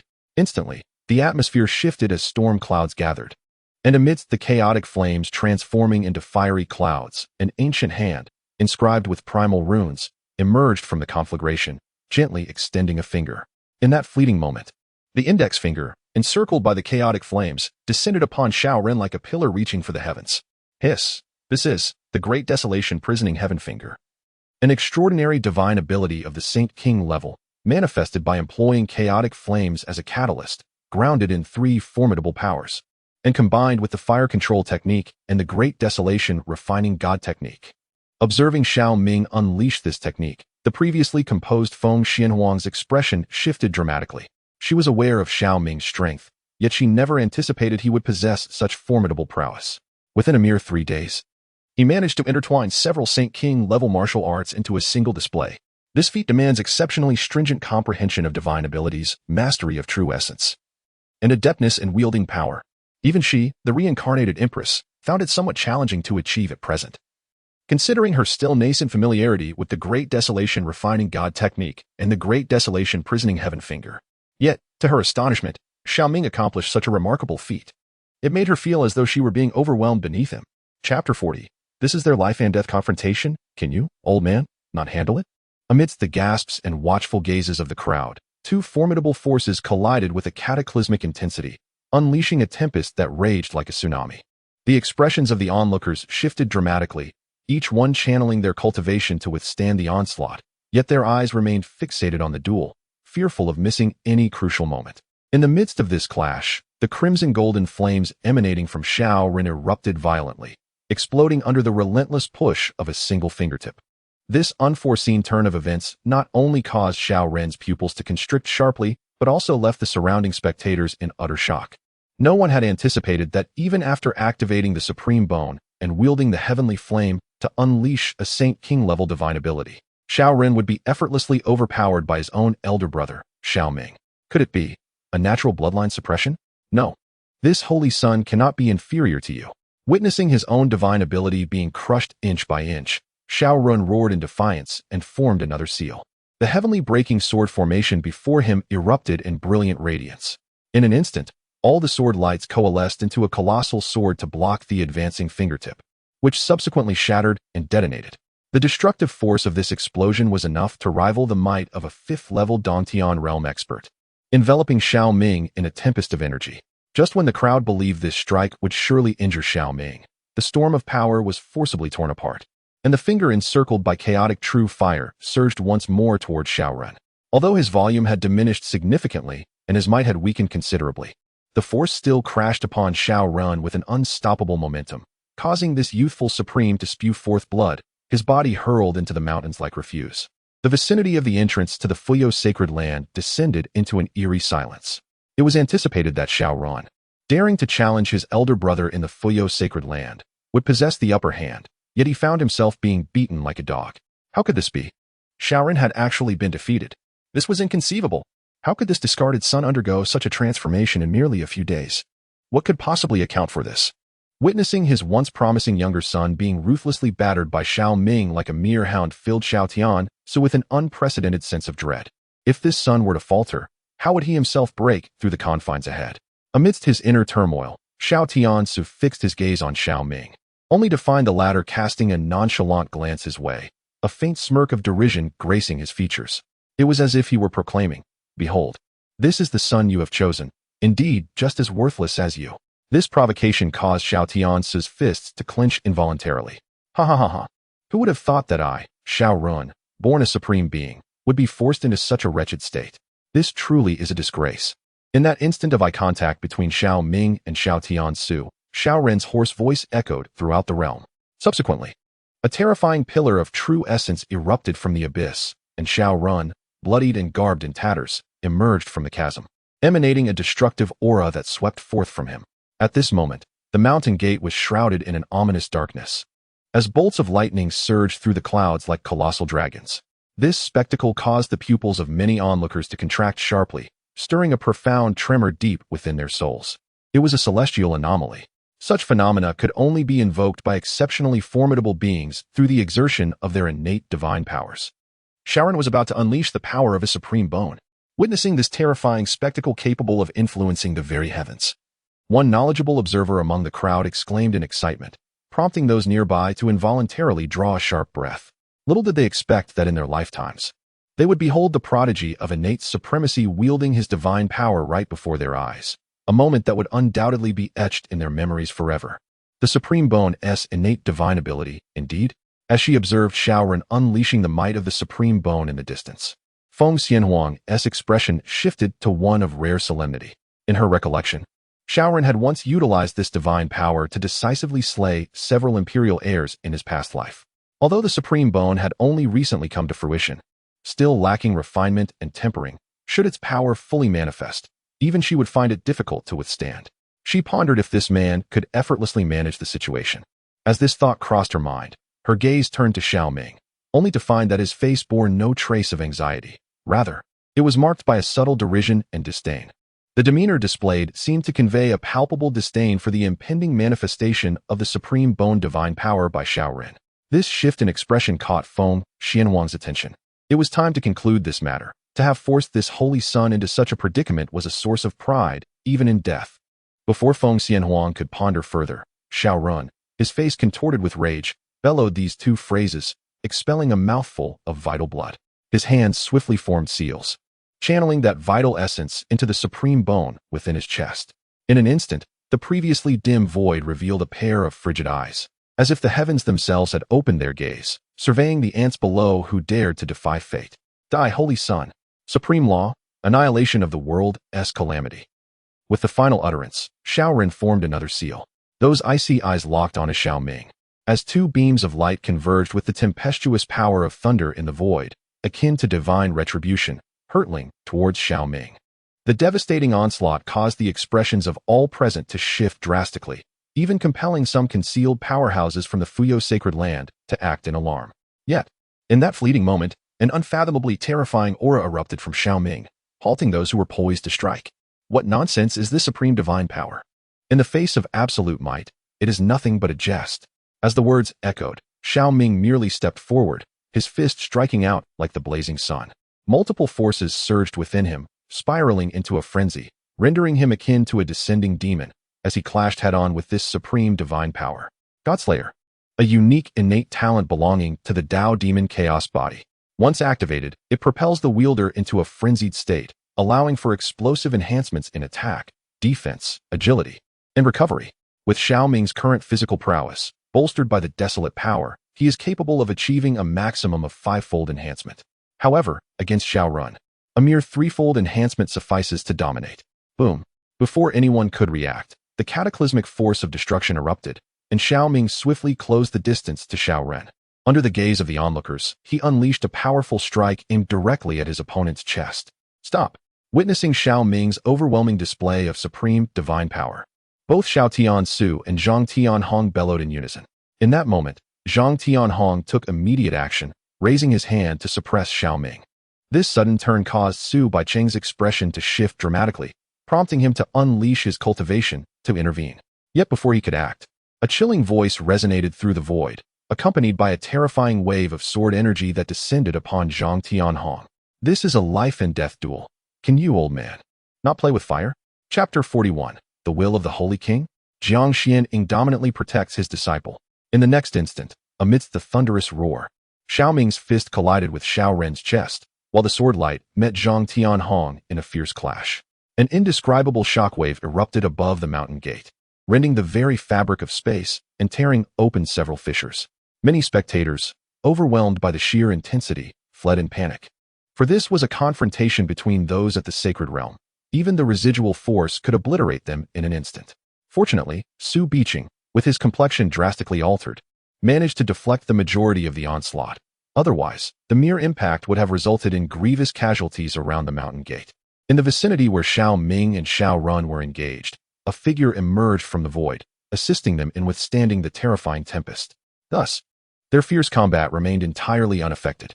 In a state of sheer terror, Xiao Ren found himself subjected to a brutal punch from Xiao Ming, fracturing his ribs and causing his chest to cave in.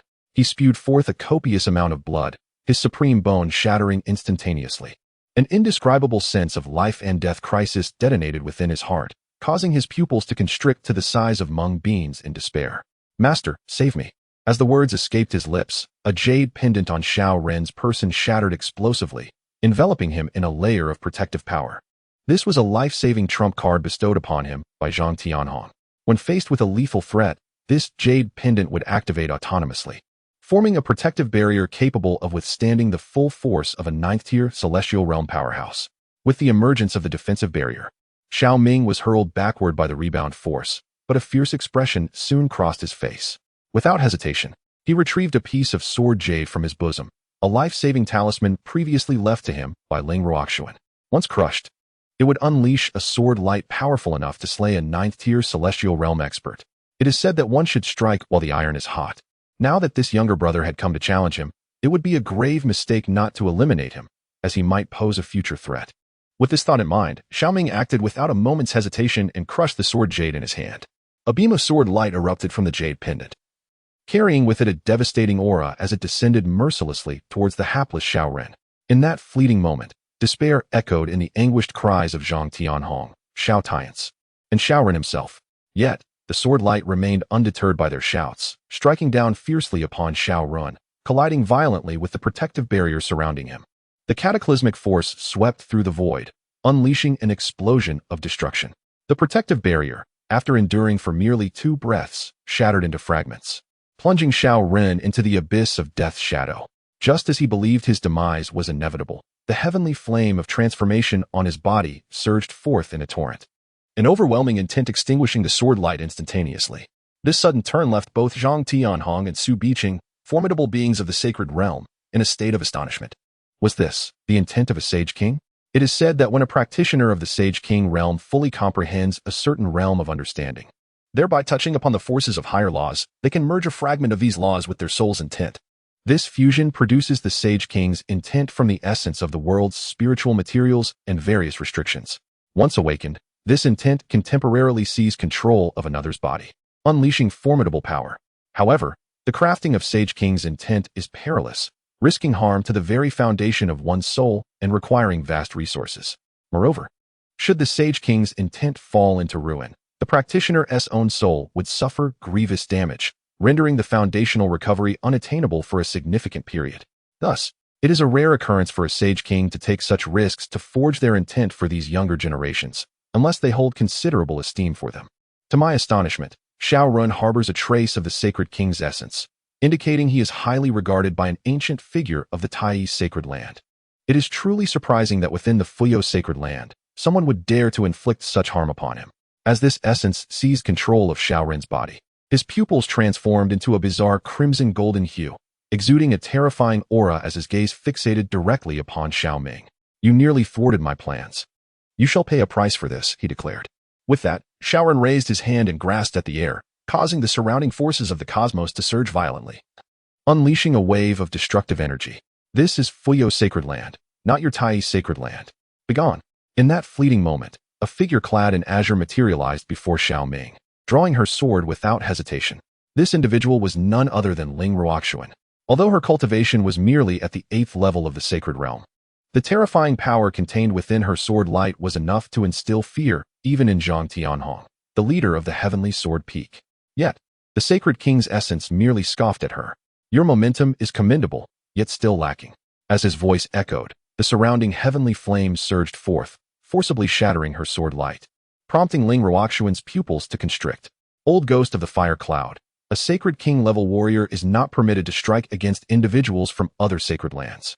Are you seeking to provoke war with our Fuyo sacred land? Yet, at the moment of crisis, as a voice reverberated through the void, the celestial flames surged with an abrupt collapse, and a refined middle-aged man materialized in midair. It was none other than the illustrious Lord of Fuyao, Nangong Wui. Since it is you, my young friend, I shall grant you this favor. Let this matter rest for now. Upon witnessing Nangong Wui's arrival, Xiao Ren spoke with a detached tone. After uttering these words, he cast a cold glance at Xiao Ming and raised his hand to tear through the fabric of space, preparing to depart.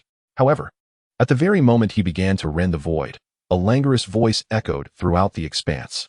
You dare to disrupt my disciple's duel, and even contemplate laying hands upon him? Do you truly believe that having touched the threshold of the quasi-emperor realm, you can act with impunity merely by wielding a fragment of a Saint King's will? As the voice resonated, a breathtaking figure emerged, clutching a wine gourd, and with a gentle motion directed toward Xiao Ren, unleashed a torrent of formidable desolation that cascaded down like a tsunami. The countenance of Xiao Ren shifted dramatically. Saint King realm. 9th layer. Impossible. Aside from that half-dead old wretch, when has Fuyao sacred land ever boasted such a formidable presence? In the midst of his astonishment, the old ghost of Huiyun had no choice but to ignite a sliver of the Saint King's will, channeling it to unleash a strike that could rival his own peak prowess, though this would inevitably inflict harm upon his true self. It was the sole means to thwart Jiang Xianying. Xiaoran must not perish here. At the very least, his supreme bone, in this corporeal form, must not fall into ruin. Boom.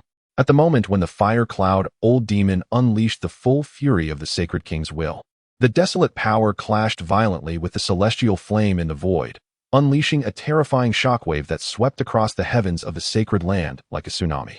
Yet, despite the fire cloud old demon's desperate efforts, Xiaoran's lower half remained ensnared. The old demon had no choice but to sever Xiaoran's lower body, forcibly transporting his upper half back. Willing to sacrifice a fragment of the Sacred King's will to preserve that fellow's life, this old man truly was insane.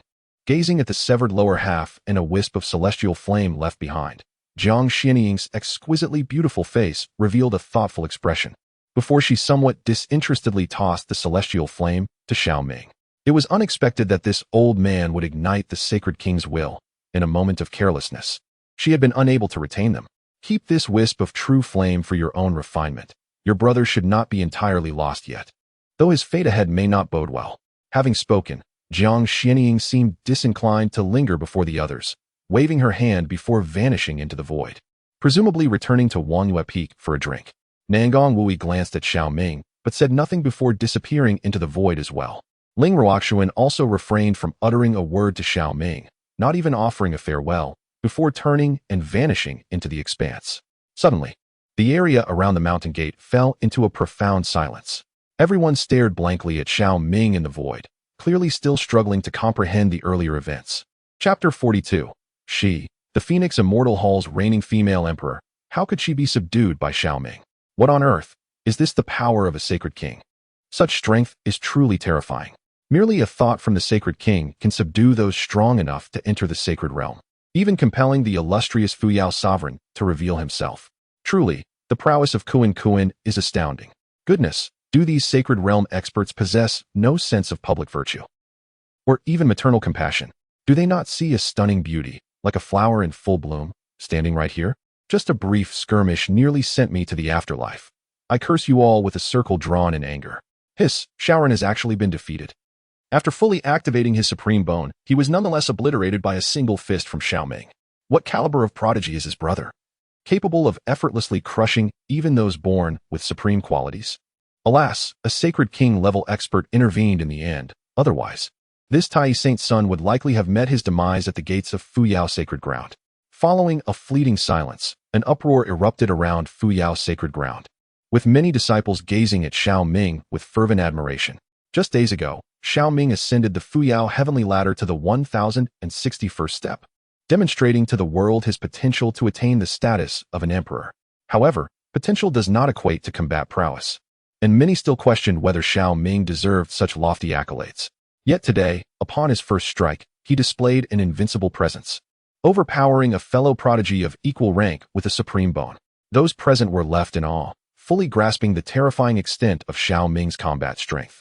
To call him a reincarnated emperor, honing his skills would not be an exaggeration. Throughout the illustrious history of Fuyao Sacred Grounds prodigies, none have achieved such feats.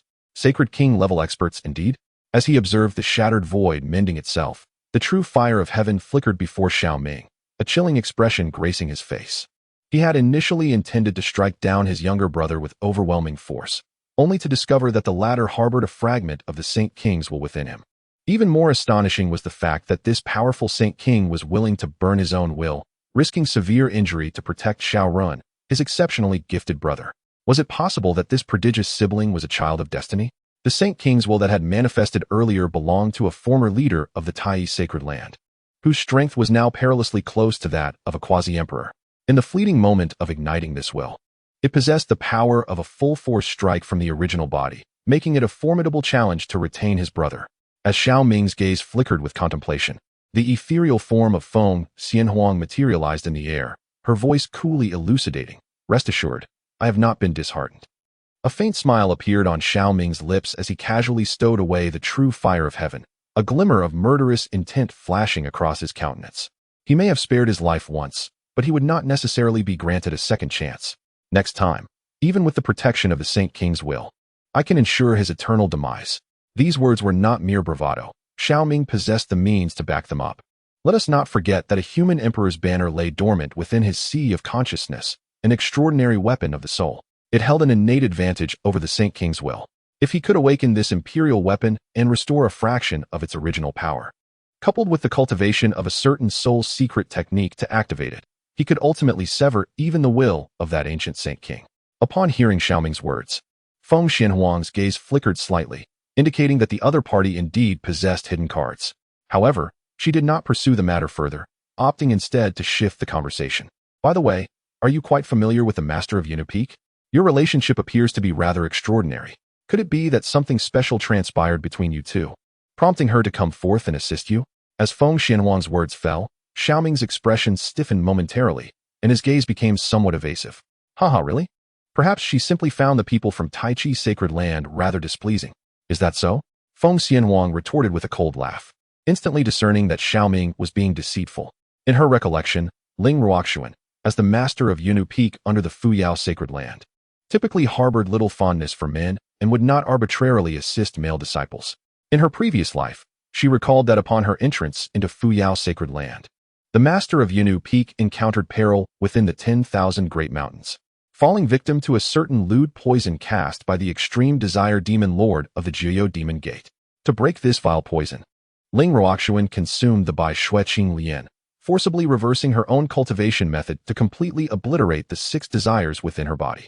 Although she successfully dispelled the poison, it led her to become a cold-blooded, desireless stone woman, forever altering her temperament and inciting widespread unease among the disciples of Yunu Peak, which subsequently rebranded itself as the Emotionless Peak. Just moments prior, Ling Ruoxuan had neither interacted with Xiao Ming nor acknowledged him. It seemed she had merely drawn her sword in disdain at Zhang Tianhong's intervention in the duel. It is evident to the discerning that Ling Ruoxuan's intervention was to safeguard Xiao Ming. Moreover, upon his arrival at the Fuyao sacred land for the assessment, Xiao Ming possessed the token of the Yunu Peak's master. Suddenly, a realization struck Feng Xianhuang like a bolt of lightning. Her delicate face was filled with astonishment as she gazed at Xiao Ming. Could it be that you have been intimate with the master of Yunu Peak? Upon hearing Feng Xianhuang's unexpected exclamation, Xiao Ming nearly choked on his own breath, instinctively covering her mouth. At that precise moment, Su Biqing approached, seemingly intending to convey something to Xiao Ming, but he was rendered speechless, frozen in place by her shocking words. Though he had heard whispers about Xiao Ming's unusual connection with the master of Yunu Peak in recent days, he never anticipated such an explosive revelation. Just as he pondered the validity of this situation, he suddenly felt an intense aura locking onto him, reminiscent of the sword light that had just struck towards Zhang Tianhong. Su Biqing trembled, his body covered in a cold sweat. What on earth am I doing here? Wasn't I resting at the Heavenly Guard Pavilion? Alas, as one ages, memories become muddled. How could I forget what transpired moments ago? Sigh, perhaps I should return to the Heavenly Guard Pavilion and lie down. In a state of panic, Su Biqing slapped his forehead, muttering nonsensical phrases before hastily making his exit. If I cannot confront it, I shall at least evade it. This was certainly not what he intended to hear. A woman should not approach him with a sword poised at his throat, warning him, should she? 100,000 words later, the moment of debut is upon us. Whether the narrative can continue depends on the initial reception. I hope that upon reading, everyone can offer a gentle nudge for updates and perhaps a small token of appreciation, which would inspire me to persist in my writing. Should the performance be satisfactory, I shall consider increasing the output. Additionally, I plan to introduce more captivating female protagonists, such as the goddess Lu and Queen Medusa, depicted in exquisite forms, like the wedding gown version of the goddess Lu. Ahem, I sincerely hope for your support. Please consider offering a small token of appreciation after reading, which would allow these 2 characters the opportunity to grace this book in the future. Thank you. Furthermore, if you find this insufficient, you may explore another work by the author under the original title Turning Waste into Treasure, picking up a pretend dead Medusa, now retitled Collecting a Female Emperor Each Month. System, You Understand Me, authored under the pen name, A Lifetime Not Wasted on You. This work spans over 1,000,000 words and is complete, so you may read it with confidence. Thank you for your support. Chapter 43. I have a hunch that the Peak Master has a secret affair with brother Xiao Ming. What on earth is happening? The 2 of them are embracing publicly. Are they putting on a show of post-war comfort complete with a passionate kiss? Good heavens, I thought this man was unique. But it appears he is just another ravenous lecher, daring to openly harass the Phoenix Fairy? Where is the dignity of the matriarch? I shall report this to the enforcement hall, demanding they uphold the principles of the matriarch, so I can have this vile man judged and see how I can drain him dry. TSK, TSK, dear sister. Your scheming is so palpable that I can sense it even from the restroom. You speak of upholding virtue. Yet it is nothing but a guise for your insatiable desire for the flesh. How ridiculous. Such a seductive vixen, what nonsense are you uttering? As for men like that, I can simply wave my hand. They are at my beck and call, one at my feet, another caressing my hands, and yet another kissing my lips. Goodness, here come those two peculiar ones again. If you dare, let us settle this once and for all. Even the onlookers can hardly bear it. As Xiao Ming covered Feng Xianhuang's mouth, Su Biqing was startled into retreat, while the crowd below erupted into astonished murmurs. With wide eyes, they gazed at the enchanting couple in midair, their expressions betraying envy and jealousy.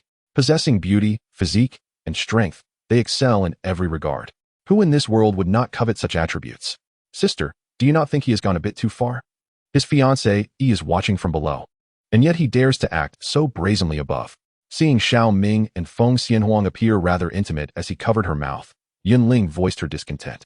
However, upon glancing over, she noted that Su Qingyue exhibited no signs of anger or jealousy. Instead, her brow was furrowed, her expression grave, as if contemplating some profound matter in life. This left Yunling perplexed. Could it be that this sister has been so profoundly affected that her mind has momentarily faltered? Sister, what occupies your thoughts? Your demeanor is so serious. After a moment of hesitation, Yunling waved her hand in front of her, then inquired with a hint of confusion. I have a hunch that the Peak Master is involved with Brother Xiao Ming. Upon hearing Yunling's inquiry, Su Qingyue's gaze flickered momentarily before she resolutely replied. Uft. As soon as these words escaped her lips, Yunling immediately erupted in laughter. Goodness gracious. Shouldn't it be that this particular junior sister is involved with him? How could the conversation shift to that esteemed Peak Master so quickly? Junior sister, have you lost your mind? Feeling a wave of astonishment within, Yunling couldn't help but touch Su Qingyue's forehead, checking if this little junior sister had a fever. Otherwise, how could she utter such nonsense? Sister, I am not feverish. Su Qingyue firmly grasped Yunling's jade hand and continued with utmost gravity. A few days ago, Brother Xiao Ming came to the Fuyo sacred land for an assessment, and the token he bore was none other than the Peak Master's jade pendant. Furthermore, the Peak Master's appearance today was exceedingly unusual, despite the presence of numerous powerful figures in the sacred land. She was the first to step forward and assist when she witnessed Brother Xiao Ming in peril. This was an instinctive reaction. Only when one deeply cares for another can such thoughts emerge in a moment of crisis. Therefore, based on my intuition and reasoning, the Peak Master is entangled with Brother Xiao Ming. Upon hearing Su Qingyue's line of reasoning, Yunling found herself utterly bewildered. Although Su Qingyue's assertions seemed somewhat fantastical, upon reflection, there appeared to be a semblance of truth to it. After all, outsiders have little understanding of the Jade Maiden Peak. The two of them are the core disciples of the Jade Maiden Peak and simultaneously students of the esteemed Elder Ling Rui. Thus they are well informed about the affairs concerning Ling Ruoxuan. When a woman, who has never shown any inclination towards men, suddenly resorts to a fierce confrontation for the sake of a man, it is evident that this woman either harbors a desire for the man's demise or is entangled with him romantically. If that is indeed the case, the situation becomes exceedingly troublesome. Ling Ruoxuan is involved with Xiao Ming, while Su Qingyue is both a disciple of Ling Rui and Xiao Ming's fiancée. And to complicate matters further, Ling Rui is the younger sister of Ling Ruoxuan. Aren't these relationships in utter disarray? Sister, do you think I should pay a visit to the Peak Master? While Yunling felt overwhelmed, Su Qingyue furrowed her brows and posed the question, causing Yunling's scalp to nearly erupt. Have you lost your mind? To confront the Peak Master now and declare that I intend to seize your man? I fear you may vanish inexplicably from Jade Maiden Peak in the next moment. Yunling promptly dismissed Su Qingyue's notion and then pointed towards the sky, where Xiao Ming was located. What you need to address now is not the Peak Master, but rather your betrothed. Upon finishing her words, both of them gazed skyward. During their conversation, the Phoenix Fairy above was covered by Xiao Ming's hand, her body momentarily stiffening in the air. Soon after, her face flushed scarlet, starting from her cheeks, followed by her ears, then the nape of her neck, and finally her throat. It was as if some sensitive switch had been triggered, radiating an astonishing warmth from her skin. This crimson hue was a mixture of bashfulness and warmth. Xiao Ming, you get away from me. The next moment, in a moment of near-explosive fury, Feng Xianhuang seized Xiao Ming's wrist, delivering a sharp elbow strike before executing a shoulder throw to cast him aside. Of course, Feng Xianhuang did not intend to inflict any serious harm. Her objective was merely to teach him a lesson. As a dignified empress, Being publicly teased was a humiliation she could not tolerate. How could she hold her head high in the sacred land of Fuyao after such an affront? Moreover, the most egregious offense was when Xiao Ming covered her eyes, causing something to collide with her lower back. This was the most intolerable transgression. In that instant, Feng Xianhuang felt a profound sense of violation, compelling her to impart a lesson to him. After tossing Xiao Ming away, she could not bear to linger at the mountain gate. She transformed into a streak of light and vanished, clearly retreating to Wangyue Peak to regain her composure. As for Xiao Ming, after tracing an arc through the air, he landed directly before Su Qingyue. Coughing, he mused on the woman's volatile temperament and contemplated how he might deal with her in the future. Ignoring the gazes of those around him, he rose from the ground, preparing to fly to Wangyue Peak to refine the heavenly flame. After all, he had no other matters to attend to within the sacred land of Fuyao. As for whether he should seek out Ling Ruoxuan, he ultimately decided against it, given that others were still unaware of the nature of his relationship with Ling Ruoxuan. Approaching her recklessly could lead to unnecessary complications. Otherwise, she would not have returned to Unipeak without a word after helping him in his moment of need. Therefore, it seemed prudent to wait for a while before visiting her again.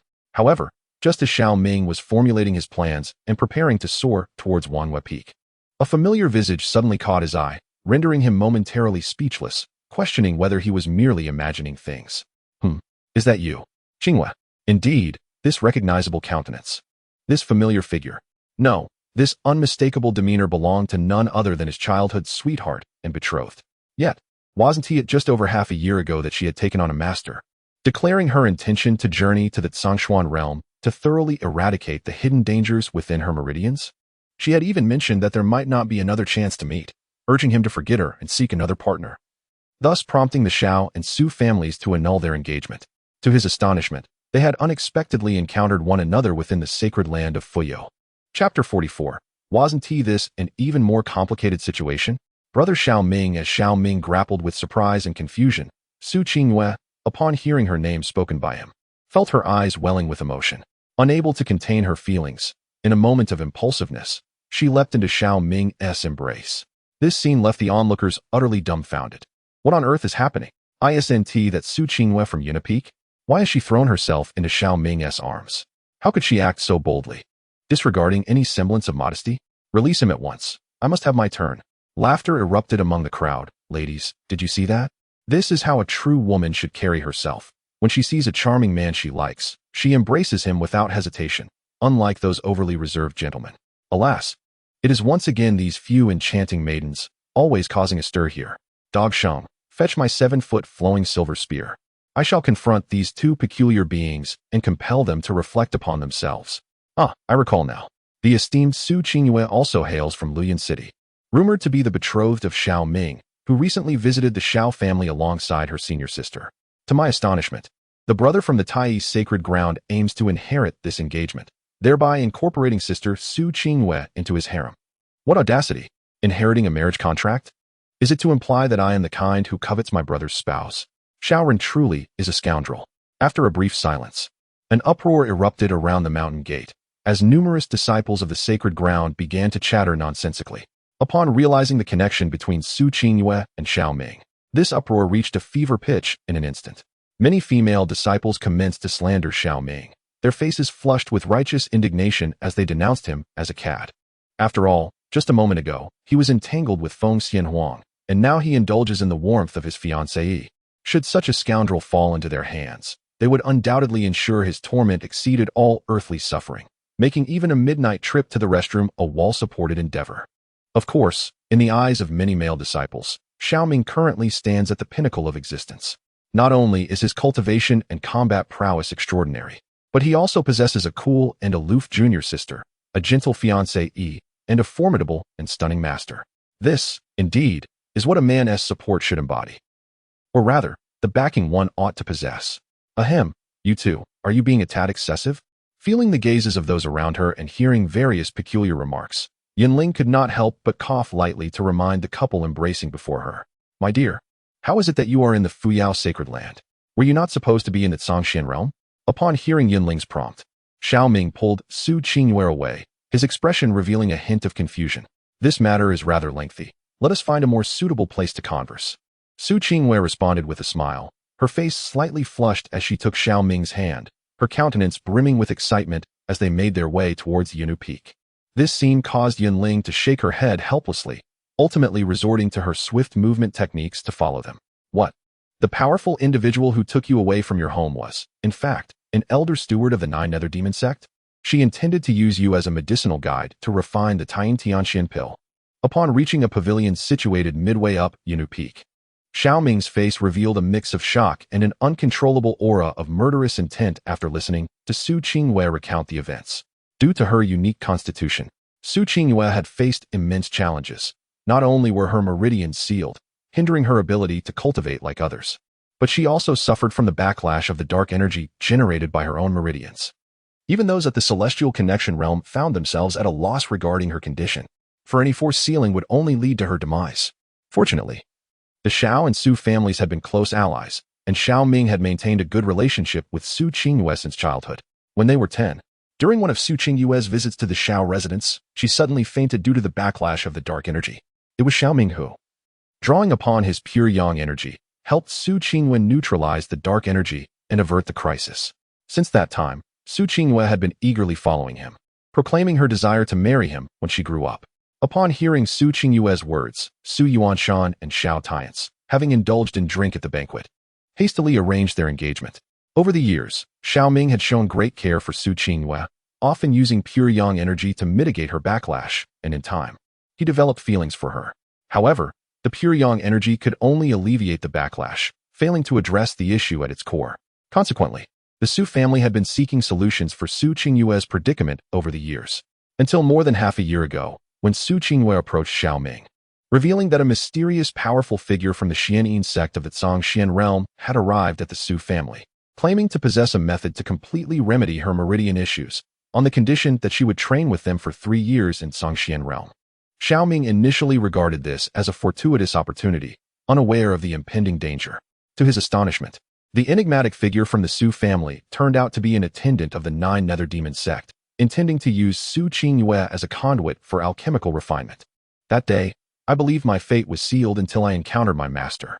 With remarkable ease, my master eliminated the demonic woman and rescued me from the alchemical chamber, subsequently accepting me as a disciple and leading me into the sacred land of Fuyao. Had it not been for my master fortuitously passing by that cave that day, I fear I would never have seen Xiao Ming again. Observing Xiao Ming's astonishment and the glimmer of murderous intent in his eyes, a sweet smile blossomed on Su Qingyue's face. It seems that even after gaining a junior sister, Xiao Ming had not forgotten his childhood companion. Though somewhat capricious, she remained quite cheerful. Fortunately, fate has a way of looking after the fortunate. Otherwise, I would have been utterly heartbroken. Upon hearing this, Xiao Ming smiled faintly, instinctively ruffling Su Qingyue's hair, as if he had been transported back to a time over half a year ago. How fortunate it is that brother Xiao Ming is favored by destiny. Otherwise, Qingyue would not have the pleasure of your company now. Feeling the gentle affection of Xiao Ming's gesture, Su Qingyue's expression grew somewhat complex. This caused Xiao Ming to pause momentarily, before realizing she was alluding to his estrangement from the Xiao family. I apologize, brother Xiao Ming. At the time of your break with the Xiao family, my senior sister Yunling and I were on our way to find you. Had we arrived a bit sooner, perhaps you would not have felt so helpless. What nonsense are you speaking? Life is unpredictable. Who can foresee what the future holds? Besides, am I not perfectly well now? Before Su Qingyue could finish, Xiao Ming waved his hand, interrupting her. Let us not dwell on that. Which esteemed member of the Fuyao sacred land is your master? I must pay her a visit and express my gratitude for saving such a spirited young lady. Fearing the atmosphere might grow awkward, Xiao Ming swiftly changed the subject. This left Su Qingyue feeling somewhat flustered, unsure of how to respond. She harbored suspicions that Peak Master Ling Ruoxuan, her own masteress sister, might have a romantic connection with brother Xiao Ming. If the two were to meet, it could lead to unwelcome complications. My master is me. Just as Su Qingyue wrestled with her thoughts, a voice echoed, and a figure appeared in the pavilion like a wraith. The countenance of Su Qingyue and Yunling involuntarily shifted, while Xiao Ming instinctively turned his gaze towards a particular figure. In the next moment, Xiao Ming's expression abruptly altered, his pupils dilating as if he had encountered a specter. It was you. What on earth? Su Qingyue's master is actually Ling Ruoxuan. This implies that before he arrived at the Fuyao sacred land, he had indeed shared an intimate encounter with the other's master? No, it bears a striking resemblance. Yet it is not the same. Is this not an even more inextricable predicament? Upon realizing the subtle differences between the individual before him and Ling Ruoxuan, Xiao Ming found himself engulfed in a tumult of confusion. Chapter 45. What purpose does one have at Yunna Peak? Return to Wangyue Peak at once. It is not the actual person, yet the likeness is uncanny. Perhaps she is a sister or a younger sibling, but regardless of which, it bodes ill for him. After all, to inadvertently seduce someone's sister is one matter, yet now he must confront the prospect of abducting their disciple. This is utterly preposterous. As Xiao Ming grappled with his exasperation, Ling Rui scrutinized him with an expression reminiscent of a mother-in-law assessing her son-in-law. No. It was more akin to a younger sister evaluating her brother-in-law. Meanwhile, upon hearing Xiao Ming's spontaneous utterance of "Is it you?" and witnessing the other party's somewhat excessive reaction, Su Qingwei had nearly confirmed her suspicions. Even Yun Ling's eyes widened in disbelief, akin to encountering a ghost. Initially, she had doubted Su Qingwei's words, considering them mere flights of fancy. However, it now appeared that there was a high probability of truth. The aloof and formidable master of Yunna Peak, whom their master held in the highest esteem, had indeed shared an intimate history with Xiao Ming. Do you know Elder Ling? In the midst of a profound silence, Ling Rui was the first to speak, causing Su Qingwei and Yun Ling to feel a tinge of anxiety. I do not know him. I mistook him for someone else just now. You bear a striking resemblance to a senior I encountered in the vast mountains, and I mistakenly identified Elder Ling as that individual due to my lack of attention. Upon hearing this, Xiao Ming composed himself, responding with a demeanor that was neither servile nor arrogant. The matter had reached a point of no return. Even if the other party was indeed Ling Ruoxuan's sister, he was aware of their past entanglement. Yet, as long as she was not a fool, she would not deliberately create difficulties for him. After all, should he provoke her ire, he could casually remark, "Elder Ling, I presume you would not wish for your sister's loss of virtue to become common knowledge overnight throughout the Fuyo sacred land?" It was likely that this sister would become infuriated and plagued by guilt on the spot. "Oh, are you referring to the Yunna Peak master who assisted you today?" "She is my sister." Ling Rui's eyes narrowed slightly, and her tone turned somewhat somber as she spoke. "Regarding your grievances with my sister, I do not wish to pry too deeply. However, the matter between you and Qingwei requires my inquiry." As her words fell, a look of surprise crossed Xiao Ming's face, and he regarded Ling Rui with a hint of confusion. Was it possible that this elder Ling was aware of the affair between him and Ling Ruoxuan? "You and Su Qingwei are indeed betrothed. Recently, she approached me regarding this matter. I assured her that should you join the Fuyo sacred land and become a core disciple, I would preside over your union. However, just a moment ago, you were brazenly embracing another woman in public. Do you believe you are deserving of my disciple's trust?" As Xiao Ming felt a twinge of surprise, Ling Rui's tone abruptly shifted, revealing a sharper edge. This caused Xiao Ming's gaze to narrow slightly, while Su Qingyue's expression transformed dramatically. "Master, Brother Xiao Ming has severed all ties with the Xiao family. This engagement has, in essence, been nullified. I am merely his childhood companion now. I can no longer claim the title of fiancé, nor can I use it to impose any restrictions upon him. Whoever Brother Xiao Ming chooses to love is entirely his prerogative. Please do not make things difficult for him." Before Xiao Ming could utter a word, Su Qingwei anxiously defended him. Such an illogical statement not only left Ling Rui momentarily speechless, but also took Xiao Ming by surprise. He had not anticipated that this silly girl would voice such sentiments. Oh, this foolish girl. Observing Su Qingyue's fervent defense of her beloved, Ling Rui could not help but sigh inwardly. She had merely intended to provoke Xiao Ming to ascertain his feelings for her disciple. Yet this disciple was fiercely protective of him, insisting that his affections were his own choice. Wouldn't this only serve to bind them tighter together in the future? Very well. Since you have expressed it so, I shall refrain from intervening in your matters henceforth. However, Xiao Ming, Ling Rui's gaze turned serious as she focused on him. There is something I must convey to you. Regardless of how fickle you may be in the future or how many charming confidants surround you, should you dare to betray Qingwei, even if you are a disciple of that esteemed figure and have some connection to my sister, this elder will not let it slide. After speaking, Ling Rui did not linger but vanished from the pavilion, leaving Xiao Ming in a state of bewilderment. "Xiao Ming, do not take it to heart. Although my master may speak rather bluntly, her intentions are not malicious. She means well," Su Qingwei hurriedly reassured, noticing Xiao Ming's apparent confusion. "Enough, you silly girl. I am not inherently irascible. It is not so easy to provoke me. There is no need to tread so carefully, as if I am often capricious and difficult to converse with." Xiao Ming waved his hand dismissively, showing indifference. It is only natural for Ling Rui to express a degree of emotion, considering that my sister has been taken and the disciple has also been ensnared. What surprised him was Su Qingwe's response. Qingwe, are you truly willing to relinquish this engagement and abandon the title of my fiancé? As thoughts swirled, Xiao Ming looked at the girl with curiosity. Xiao Ming, our ties with the Xiao family have been severed, and this engagement was arranged by Xiao Tiansong and my father. I understand that there may be some psychological barriers for you. Although I long to assume the title of your fiancé, if it would cause you discomfort, I would rather forego it. As long as brother Xiao Ming holds me in his heart, the title itself matters little to me. In response to Xiao Ming's inquiry, Su Qingwe answered truthfully. By the end of her confession, her cheeks flushed a bright red, and she dared not raise her gaze to meet Xiao Ming's, her heart racing with fervor. Over half a year ago, when she nearly lost her life in the demon's lair, she vowed that if she were to see Xiao Ming again, she would unreservedly express her feelings and cherish her childhood companion. Now that they had reunited, she no longer wished to hide her affections. To love someone is to let them know, regardless of whether they reciprocate. At the very least, she would have acted with bravery. Foolish girl. Seeing you like this makes me feel guilty. Hearing Su Qingyue's heartfelt words, it would be disingenuous for Xiao Ming not to be moved. Who would have thought that this rogue could inspire such devotion in a young woman? Overwhelmed with emotion, an impulse surged within him, a desire to embrace Su Qingyue tightly. Yet, there was an unwelcome presence nearby, fuming with resentment. Don't you need to cultivate? Why are you lingering at Yuna Peak? Return to Wangyue Peak at once. Just as Xiao Ming took a deep breath, preparing to hold Su Qingyue, a chilling voice pierced the air, accompanied by a formidable force that erupted from the void. Before he could react, Xiao Ming was hurled away from Yunu Peak by this overwhelming power. What the hell, that voice? It's her, Ling Ruoxuan.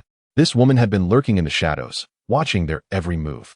Meanwhile, Su Qingwe and Yun Ling could only watch in astonishment as Xiao Ming was cast away like a shooting star, disappearing from their sight. Both individuals were momentarily stunned, their expressions reflecting a profound sense of bewilderment. It was evident that Xiao Ming indeed had an intimate connection with the Peak Master. Given the current scenario, it was clear that this esteemed Peak Master was undoubtedly feeling jealous. Otherwise, such a tempestuous display of anger would not have occurred. Consequently, one could not help but wonder if this Peak Master intended to eliminate any perceived threats. Su Qingwe, come to the Peak Master's hall. As Su Qingwe and Yun Ling were caught in their tumultuous thoughts, a cold, crisp voice reached Su Qingyue's ears, causing her to involuntarily shudder. Upon finishing, please do remember to click on a small complimentary gift to ensure this narrative continues to flourish. Chapter 46, Truly Deserving of That Fellow. As you are undoubtedly a match for him. Yin Peak, Peak Master's Hall. As they gazed upon the magnificent ice crystal palace ahead, both Su Qingwe and Yun Ling wore particularly grave expressions. Ling Ruoxuan. This woman was not only the Peak Master of Yun Peak, but also a formidable contender on the brink of entering the Sacred King realm. Having already attained the 8th level of the Holy Entry, such a presence wielded terrifying power over life and death within the sacred land. Should she resolve to eliminate a particular prodigy, she would possess numerous methods to ensure the other's demise, all while leaving no trace of culpability within the sacred land. Junior sister, heed my advice no matter what the Peak Master says shortly, simply acquiesce to her wishes. Even if she demands that you sever ties with Xiao Ming, you must not engage in any verbal conflict with her. Otherwise, should you provoke the Peak Master, even as her sister's disciple with aspirations of becoming the saintess of Yun Peak, she will show you no mercy. Recalling the formidable presence of Ling Ruoxuan over the years at Yunu Peak, alongside Su Qingyue's somewhat immature romantic notions, Yun Ling earnestly cautioned her. She feared that this junior sister, in a moment of impulsiveness, might confront the Peak Master directly, with consequences that would not be trifling. It is worth noting that prior to Su Qingyue's initiation into Yunu Peak, there was a remarkably gifted core disciple from the Array Peak who not only slandered Yunu Peak by accusing them of stealing his treasured possession, but also audaciously confronted Ling Ruoxuan in public, demanding either an entry for his search or proof of Yuna Peak's innocence. Before he could finish his words, he was sent flying by a single slap from Ling Ruoxuan. At that time, she had only reached the 7th layer of the sacred realm, yet she dared to act so boldly in front of other Peak Masters. Now, with her cultivation far exceeding that of the past, she might be even more decisive. Who would dare to provoke her, knowing a single slap could be their fate? Su Qingwe, with her adorable visage, certainly did not wish for anyone to end up with a swollen face. Rest assured, senior sister, I am well aware of my limits. Furthermore, I trust that the Peak Master is not an unreasonable person. Upon hearing this, Su Qingwe smiled slightly, signaling Yun Ling not to worry excessively. After taking a deep breath, she leaped to the entrance.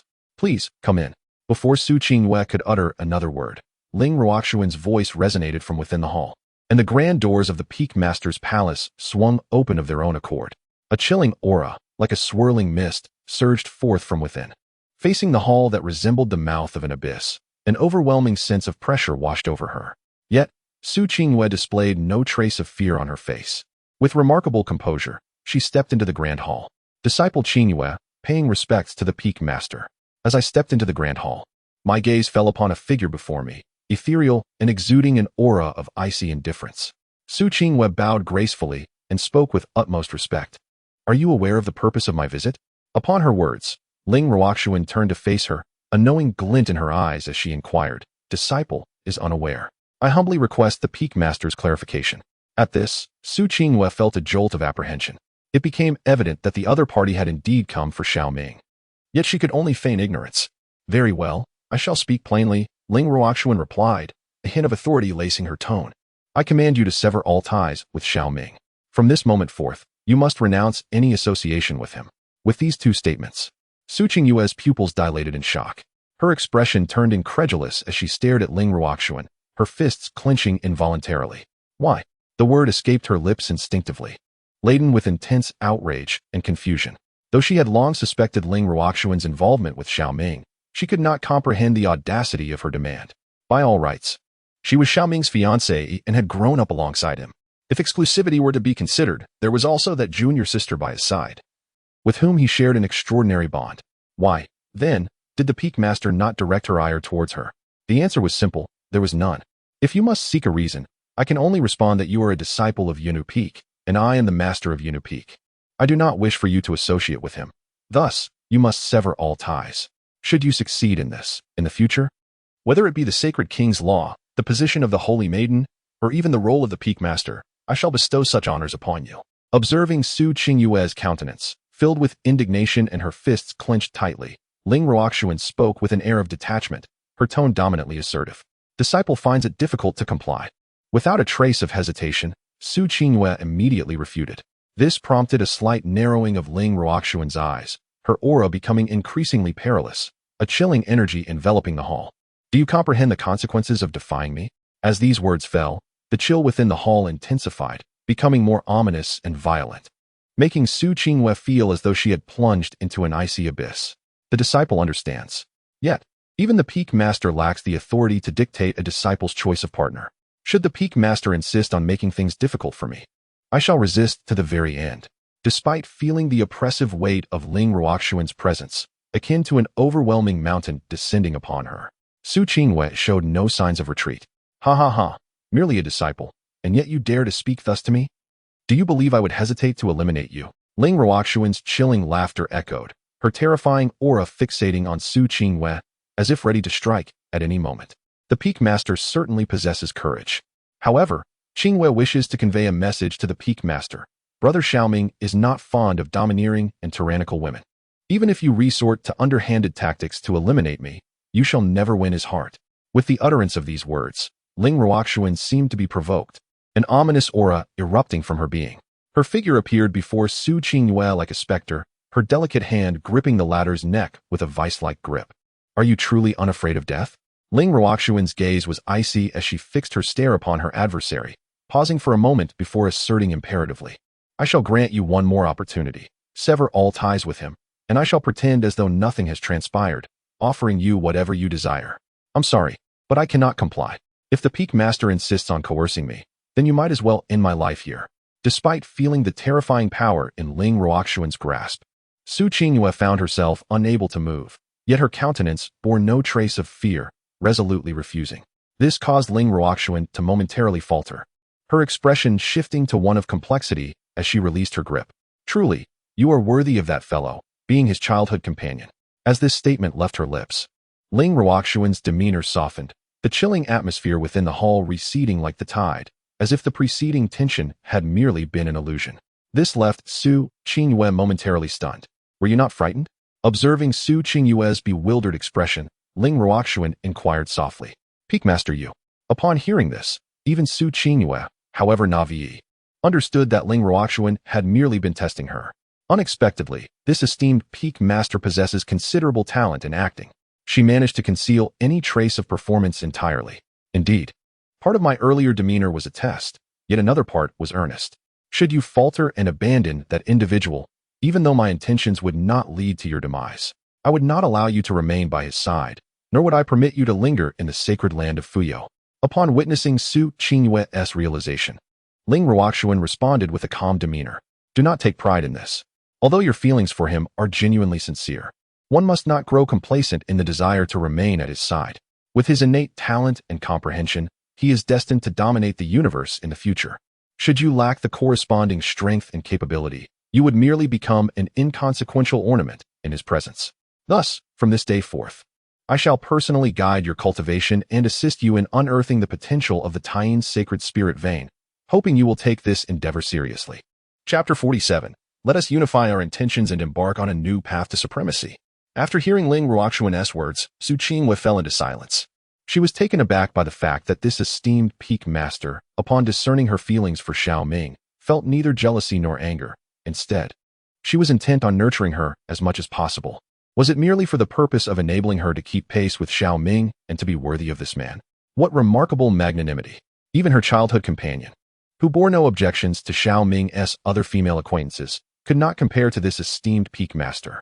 Peak master, you must have a fondness for brother Xiao Ming, do you not? In a moment of profound admiration, Su Qingyue inquired. Upon hearing her words, Ling Ruoxuan's expression abruptly stiffened, an icy chill surging through her being. Who claims that I am fond of him? That scoundrel. Who forgets righteousness for the sake of beauty? If not for his peculiar status, I would relish the opportunity to suspend him and mercilessly whip him for an entire month. Sensing the palpable resentment emanating from Ling Ruoxuan, Su Qingyue could not help but shiver. An instinctive feeling told her that Ling Ruoxuan was not jesting. Should the opportunity arise, she would indeed hang Xiao Ming and lash him fiercely. Could it be that Xiao Ming, upon witnessing Ling Ruoxuan's assistance, failed to express his gratitude, instead indulging in flirtation with Fengxian Wang? After arriving at Jade Maiden Peak, she initially assumed this rogue sought her out as the peak mistress, only to find him entangled with Qingmei. This must have accumulated her resentment. By the way, when you meet him next, do refrain from mentioning me. I wish to guide your cultivation, solely to prevent you from squandering your innate talent and diminishing the reputation of Jade Maiden Peak before outsiders. Observing the flicker in Su Qingyue's gaze, as if she were contemplating something, Ling Ruoxuan furrowed her brow and issued a cold warning. This revelation took Su Qingyue aback. The perceptiveness of this peak mistress was astonishing. She had intended to find an opportunity to discuss matters with Xiao Ming, hoping to mend relations with the esteemed peak mistress, only to be seen through. Enough dawdling, come in with me. Your current cultivation level is merely at the 7th layer of the Spirit Sea realm, rendering your participation in the Ghostly Fiend's secret realm somewhat precarious. In the coming days, I shall employ the lotus seeds of the azure blood-green lotus, combined with several rare heavenly materials and earthly treasures, to assist you in unlocking the Taiyan sacred spirit meridian within your body. Furthermore, I will impart to you a sacred king technique for controlling the Yin energy. With this, your strength should ascend to the 9th layer of the Spirit Sea realm, thus allowing you to seize the opportunity to enter the Ghostly Fiend's secret realm. However, whether you can acquire the 5-colored fiend for forging a cave of heaven will depend solely on your own fortune and destiny. One crucial point you must remember is this. Once you enter the secret realm, do not part ways with that individual, nor allow them to be hindered in any way. As these words echoed, Ling Ruoxuan stepped into a hidden chamber within the Grand Hall, leaving Su Qingyue in a state of bewilderment. This peak lord truly possesses a sharp tongue, yet a tender heart, a quintessential example of someone who appears cold on the outside, but is warm within. It remains a mystery how Xiao Ming managed to establish such a connection with Ling Ruoxuan, enabling this peak lord to invest such earnest effort. Meanwhile, within the Taichi Holy Land, in a forbidden area inaccessible to ordinary mortals, a mysterious altar looms above a blood pond, surrounded by numerous rare spiritual herbs floating in the air. A terrifying wave of energy continuously permeates the void. Atop the altar lies a curled figure, drenched in blood and appearing utterly wretched, with both their right hand and lower body vanished from sight. Only a pulsating orb of light before the collapsed chest sustains a flicker of life for this individual. It was indeed the venerable Fire Cloud Elder who preserved a glimmer of hope, allowing Xiao Ren to escape the clutches of death within the sacred land of Fuyao. Elder, do you truly possess a method to facilitate my rebirth? Not only can you restore my battered form, But can you also enable my supreme bone to integrate with every fiber of my being, transforming my physique from that of supreme bone into a supreme body? Xiao, curled up on the altar like a wretched creature, could not suppress a surge of ecstasy upon hearing the elder's mention of the possibility of his rebirth. Indeed, there is no cause for concern. This altar and blood pool were constructed by me, utilizing a substantial portion of the resources from the Tai sacred land to preempt any unforeseen circumstances. Even a formidable being of the sacred realm, whose physical form has suffered irreparable damage, can be restored through this blood pool. Your innate supreme bone, destined for greatness, harbors boundless potential. Should you harness the power of the blood pool to rise anew, your physique will undergo a terrifying transformation, making it exceedingly difficult for even imperial sons and daughters to rival you. Upon Xiao Ren's declaration, an elderly figure meditating in the void responded with a somewhat hoarse voice. This individual was none other than the Fire Cloud Elder, Feng Huiyun, the former sovereign of the Tai sacred land, possessing the terrifying cultivation of the 9th level of the Sacred King realm, just a step away from the Quasi-Emperor realm. However, his aura now appeared remarkably frail, having paid a grievous price to safeguard Xiao Ren from Jiang Xianying. Thank you, Elder. Hearing the words of the Fire Cloud Elder, Xiao Ren's heart swelled with uncontainable joy. Without a hint of contemplation, one must ponder why this venerable ancestor is willing to pay such an exorbitant price to assist his descendant in rising once more, even to the extent of sacrificing his own life-preserving blood pool. Opportunity is fleeting. When I, the Elder, activate the blood pool to help you reshape your physical form, you may endure immense agony, yet I shall divide my soul's essence to aid you in suppressing it. At that moment, you must open your heart and mind, and diligently comprehend the transformation of the supreme body. Only then can you fully grasp the innate divine abilities that arise with its birth. Observing Xiao Ren's ecstatic expression, the Fire Cloud Old Ghost remarked nonchalantly. Before Xiao Ren could respond, he directly initiated the altar's activation. The vast blood essence contained within the blood pool, along with the rare spiritual herbs from the void, was forcibly extracted by the formation and subsequently infused into Xiao Ren's body. This scene bore some resemblance to when Xiao Ren utilized the formation in the Xiao family to stimulate the initial gestation of the supreme bone. Yet it was significantly more tempestuous and intense. Xiao Ren was akin to being cast into a boiling cauldron, emitting frenzied howls upon the altar. The shattered supreme bone in his chest was melting, and every cell within his body underwent metamorphosis, with broken limbs sprouting new flesh buds. This spectacle filled the Fire Cloud Old Ghost with exhilaration. Indeed, it is feasible. This blood pool was forged from the blood, flesh, and bones of several slain Saint Kings, imbued with an extraordinarily potent life force. When complemented with rare holy herbs, it could indeed lead to the rebirth of the supreme bone and even catalyze the transformation of the surrounding bones and flesh. Restrain yourself. I shall enter to assist you. The sight of Xiao Ren's contorted visage, as if on the verge of collapse, was evident. The Fire Cloud Old Ghost swiftly formed seals with his hands, slicing through his consciousness to project a soul thought directly into Xiao Ren's body, incessantly aiding him in suppressing the backlash and assimilating the essence of his opponent's soul. Ancestor, what are you doing? Upon sensing the old ghost's bizarre actions, Xiao Ren could not help but exclaim in horror. This old fellow was clearly not assisting him, but rather harboring ulterior motives. What am I doing? I am endeavoring to forge you into my avatar, allowing me to seize control of this supreme body. Otherwise, why would I endure such a painful sacrifice to rescue you from the Fu Yao sacred land? The Fire Cloud Old Ghost retorted with a sinister expression. From the moment you stepped into the Tai sacred land, I had been aware of you. Not only do you harbor a supreme bone within you, but the compatibility of your flesh with my sacred soul astonishingly reaches 90%. This presents an exceptional opportunity for me to take over your body and create an avatar. Since that moment, I have meticulously planned everything, first guiding you to cultivate the sacred king law I bestowed upon you, then compelling you to merge with a fragment of my primordial flame. The aim was to enhance the compatibility of your flesh with my sacred soul, enabling me to seize your corporeal form more flawlessly.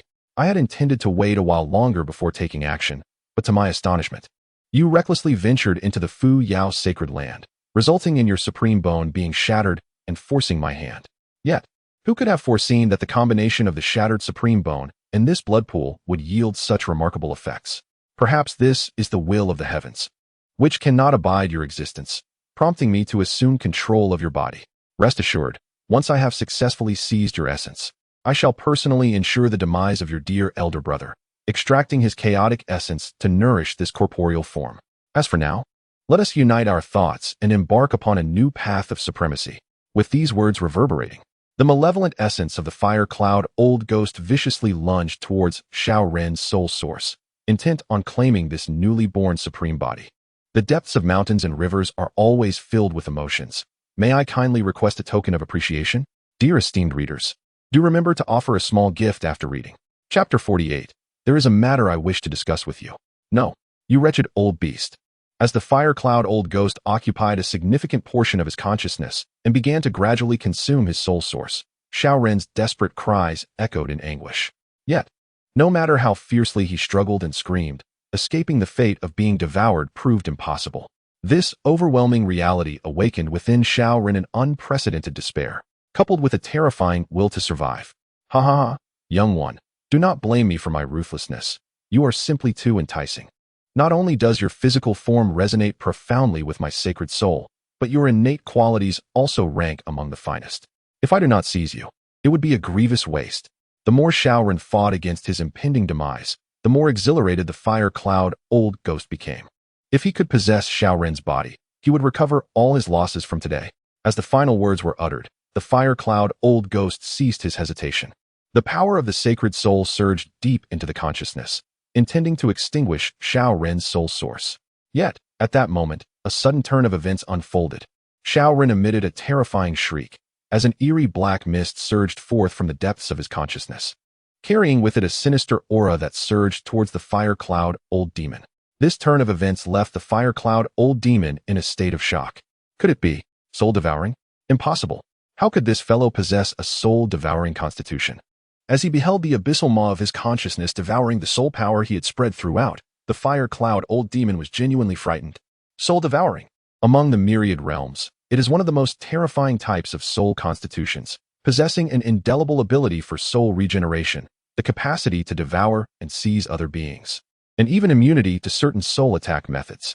He never anticipated that Xiao Ren not only bore the supreme bone, but also concealed such a soul constitution. This is utterly infuriating. Had you not forced me into a life and death predicament, I would have remained oblivious to my own soul-devouring constitution. As the fire cloud old demon was overtaken by fear, Xiao Ren's soul body surged forth from the depths of his consciousness like a vengeful spirit, swiftly devouring over half of the fire cloud old demon's holy soul power. This prompted the fire cloud old demon to reveal a terrifying intent to kill. Boy, even if you possess a soul-devouring constitution, what of it? My true form still resides outside, and with but a flick of my finger, you shall be reduced to ashes. Witnessing Xiao Ren reclaim control over his consciousness, the fire cloud old demon bellowed darkly. Beyond the realm of consciousness, the true form of the fire cloud old demon also opened its eyes, locking onto Xiao Ren with a terrifying aura, the power of a saint king permeating the cave, ready to annihilate Xiao Ren at any moment. Ha. I advise you, esteemed ancestor, to refrain from rash actions. Once my soul undergoes its transformation into that of a soul devourer, this vast sea of consciousness will become an impenetrable cage. While your true form possesses the power to annihilate me with ease, I too can perish alongside this fragment of your soul. Your lifespan is already dwindling. You have just obliterated a fragment of the sacred king's will, leaving your sacred soul in a state of fragility. This fragment of your soul, severed from your soul source, would inevitably cause catastrophic backlash upon its demise, enough to diminish your lifespan by a significant portion. At that point, not only would you be unable to seize my essence, but you would also hasten your own demise. As the words of the fire cloud old ghost echoed, Xiao Ren's soul entity erupted into wild laughter, which darkened the expression of the fire cloud old ghost significantly. What do you intend to do? He inquired after a moment of silence. The fact that Xiao Ren had ceased his devouring and instead engaged in negotiation indicated that he had not completely lost his reason. It's quite simple.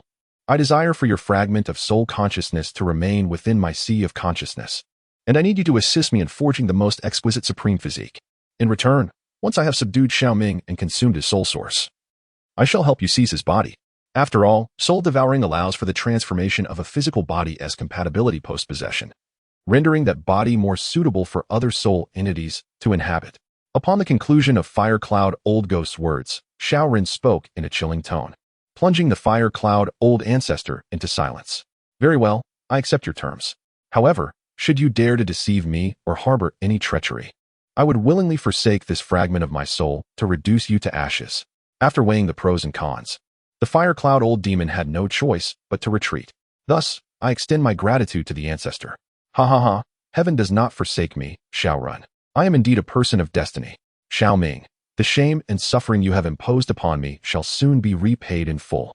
Hee. Following the compromise of the fire cloud ancestor, Xiao Run laughed maniacally, his laughter growing increasingly deranged. As a soul devourer, he would possess unparalleled advantages within the ghostly abyss, and he firmly believed that he could certainly bring ruin upon that elder brother of his. Returning to the sacred land of Fuyao, Xiao Ming transformed into a streak of light, successfully landing on Wangyue Peak. What a tempestuous temperament. Could this woman be feeling jealous? As he recalled the events that transpired at Yunu Peak, a trace of vexation crossed Xiao Ming's face.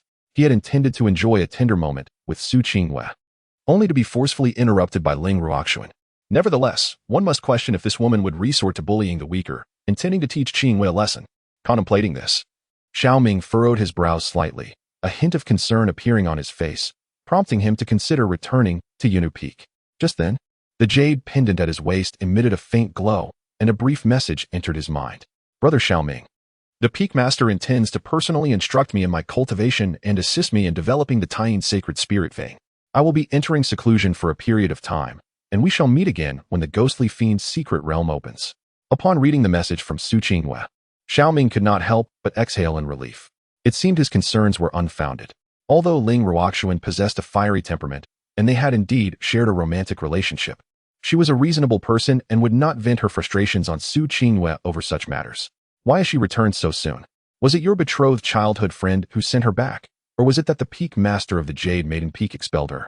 As Xiao Ming pondered these thoughts, the voice of Feng Xianhuang suddenly broke through his contemplation, prompting him to turn around. To his surprise, this female emperor disciple had appeared at his side without him noticing. However, her expression was no longer warm. Instead, she gazed at him with a hint of pride and mockery. Xiao Ming, upon hearing her words, could not help but curl the corners of his mouth in a slight smirk. He was disinclined to discuss this matter with Feng Xianhuang, but felt a tinge of curiosity and inquired, "Do you know Qinghue?"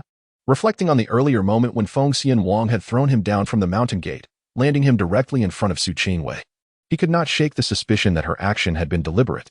"I do not know her personally. I have merely heard of her," Feng Xianhuang replied, her gaze momentarily flickering, betraying a hint of insincerity. In her previous life, after she had joined the Fuyao sacred land, few could rival her brilliance, and Su Qinghue happened to be one of them. Not only did she initially place some pressure on her, but she later became Ling Ruoxuan's cherished disciple, further developing the Taiyin Holy Spirit Meridian to its utmost potential. With her astonishingly prodigious talent, she ascended to the position of the Holy Maiden of Yunu Peak, even acquiring the five-color fiend body refinement within the Ghost Fiend's secret realm. Renowned as a genius of unparalleled stature in the northern Xian realm, she had crossed swords with Su Qinghue on several occasions. However, she never anticipated that during the subsequent Eastern Domain Genius battle, Su Qinghue would insist on engaging in a deadly duel with Xiao Run, ultimately meeting an unfortunate demise at his hands.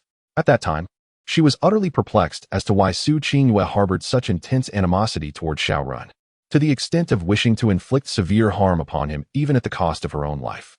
It is only now that she understands the root of that animosity. This very individual before her had, long ago, caused Su Qinghue's death. Thus, she holds a certain fondness for Su Qinghue, as she was a rival from her past life and one of her few friends. By the way, there is a matter I wish to discuss with you, and I hope you will consent. Suppressing the memories swirling in her mind, Feng Xianhuang did not linger on this topic, but instead regarded Xiao Ming with a grave expression. This caused his gaze to sharpen, and he felt an ominous premonition. Could this woman be seeking his assistance in her cultivation once more? Chapter 49. Just moments ago, she claimed not to desire his physical form. Yet now she speaks of seeking dual cultivation with him? Pray, enlighten me. As thoughts raced through his mind, Xiao Ming casually replied. If the request pertained to fundamental principles, he would not acquiesce so readily, even if Feng Xianhuang was his junior. I shall speak plainly. I wish for your assistance in enhancing the Phoenix True Fire. The grade of the chaotic true fire within you is exceedingly high. If I could absorb a modicum of the rootless fire, it would significantly elevate the Phoenix True Fire. Of course, I would only take a small portion of the rootless fire, ensuring no harm comes to your fundamental essence, while you may experience a slight weakness afterward. A day or two of recuperation will restore you. Should you be willing, I can offer a reward." Upon hearing Xiao Ming's words, Feng Xianhuang candidly expressed her thoughts. The ancient phoenix true fire possesses the ability to assimilate the characteristics of other flames to enhance itself. The chaotic true fire within Xiao Ming, along with the recently acquired heavenly transformation true fire, are both of exceptionally high quality. If the powers and attributes of these flames could be deciphered and absorbed, the quality of the ancient phoenix true fire could reach unprecedented heights. To absorb the rootless fire? Xiao Ming's expression shifted to one of intrigue. Was this not somewhat akin to drawing upon his vital essence? Could it be that this junior sister has been coveting his very being, seeking to make him her furnace? Ding. The life choice system has been randomly triggered, and the host may make the following selections. Choice 1. Remain indifferent. Turn on his heel and leave without acknowledging Feng Xianhuang, adopting the demeanor of an aloof senior, and receive a random pill as a reward. Choice 2. Firmly refuse. Delivering a resounding slap to Feng Xianhuang, prompting her to reflect on the audacity of such a request, and receive a random spiritual treasure as a reward. Choice 3. Take the initiative, agree to Feng Xianhuang's request, then propose one's own demands, leading the opponent down a path that leaves them with no escape, thus earning a random secret technique as a reward. Choice 4. Toy with the opponent, feign compliance with Feng Xianhuang, and then deliver a sharp slap back, teaching her a harsh lesson, thereby obtaining a random formation technique as a reward. As Xiao Ming furrowed his brow, the system notification suddenly chimed, catching him somewhat off guard. However, after a brief glance at the system options, he could not help but feel a twinge of frustration. Among the 4 choices, only 2 appeared somewhat reasonable. This wretched system might as well be renamed the supervillain life choice system. Truly, regardless of who the opponent is, it always resorts to slapping. Even the most rebellious figures are not this extreme. Fortunately, he is a relatively normal host. Otherwise, he could have easily become a grand villain. System, I choose 3. Without much deliberation, Xiao Ming made his choice. Ding. Congratulations to the host for making a selection. You have received the reward, Soul Spirit Emperor Sutra. The reward has been automatically placed in the system space and can be extracted with a single click upon completion of the choice. Soul Spirit Emperor Sutra, a soul cultivation technique established by the ancestral figure of the Soul Clan, the Soul Emperor. Cultivating this technique allows the soul body to possess soul-devouring characteristics. Upon reaching its pinnacle, one can condense the true seal of the soul spirit, entrusting it to the heavens and earth. As long as the true seal remains unbroken, the soul body shall achieve immortality.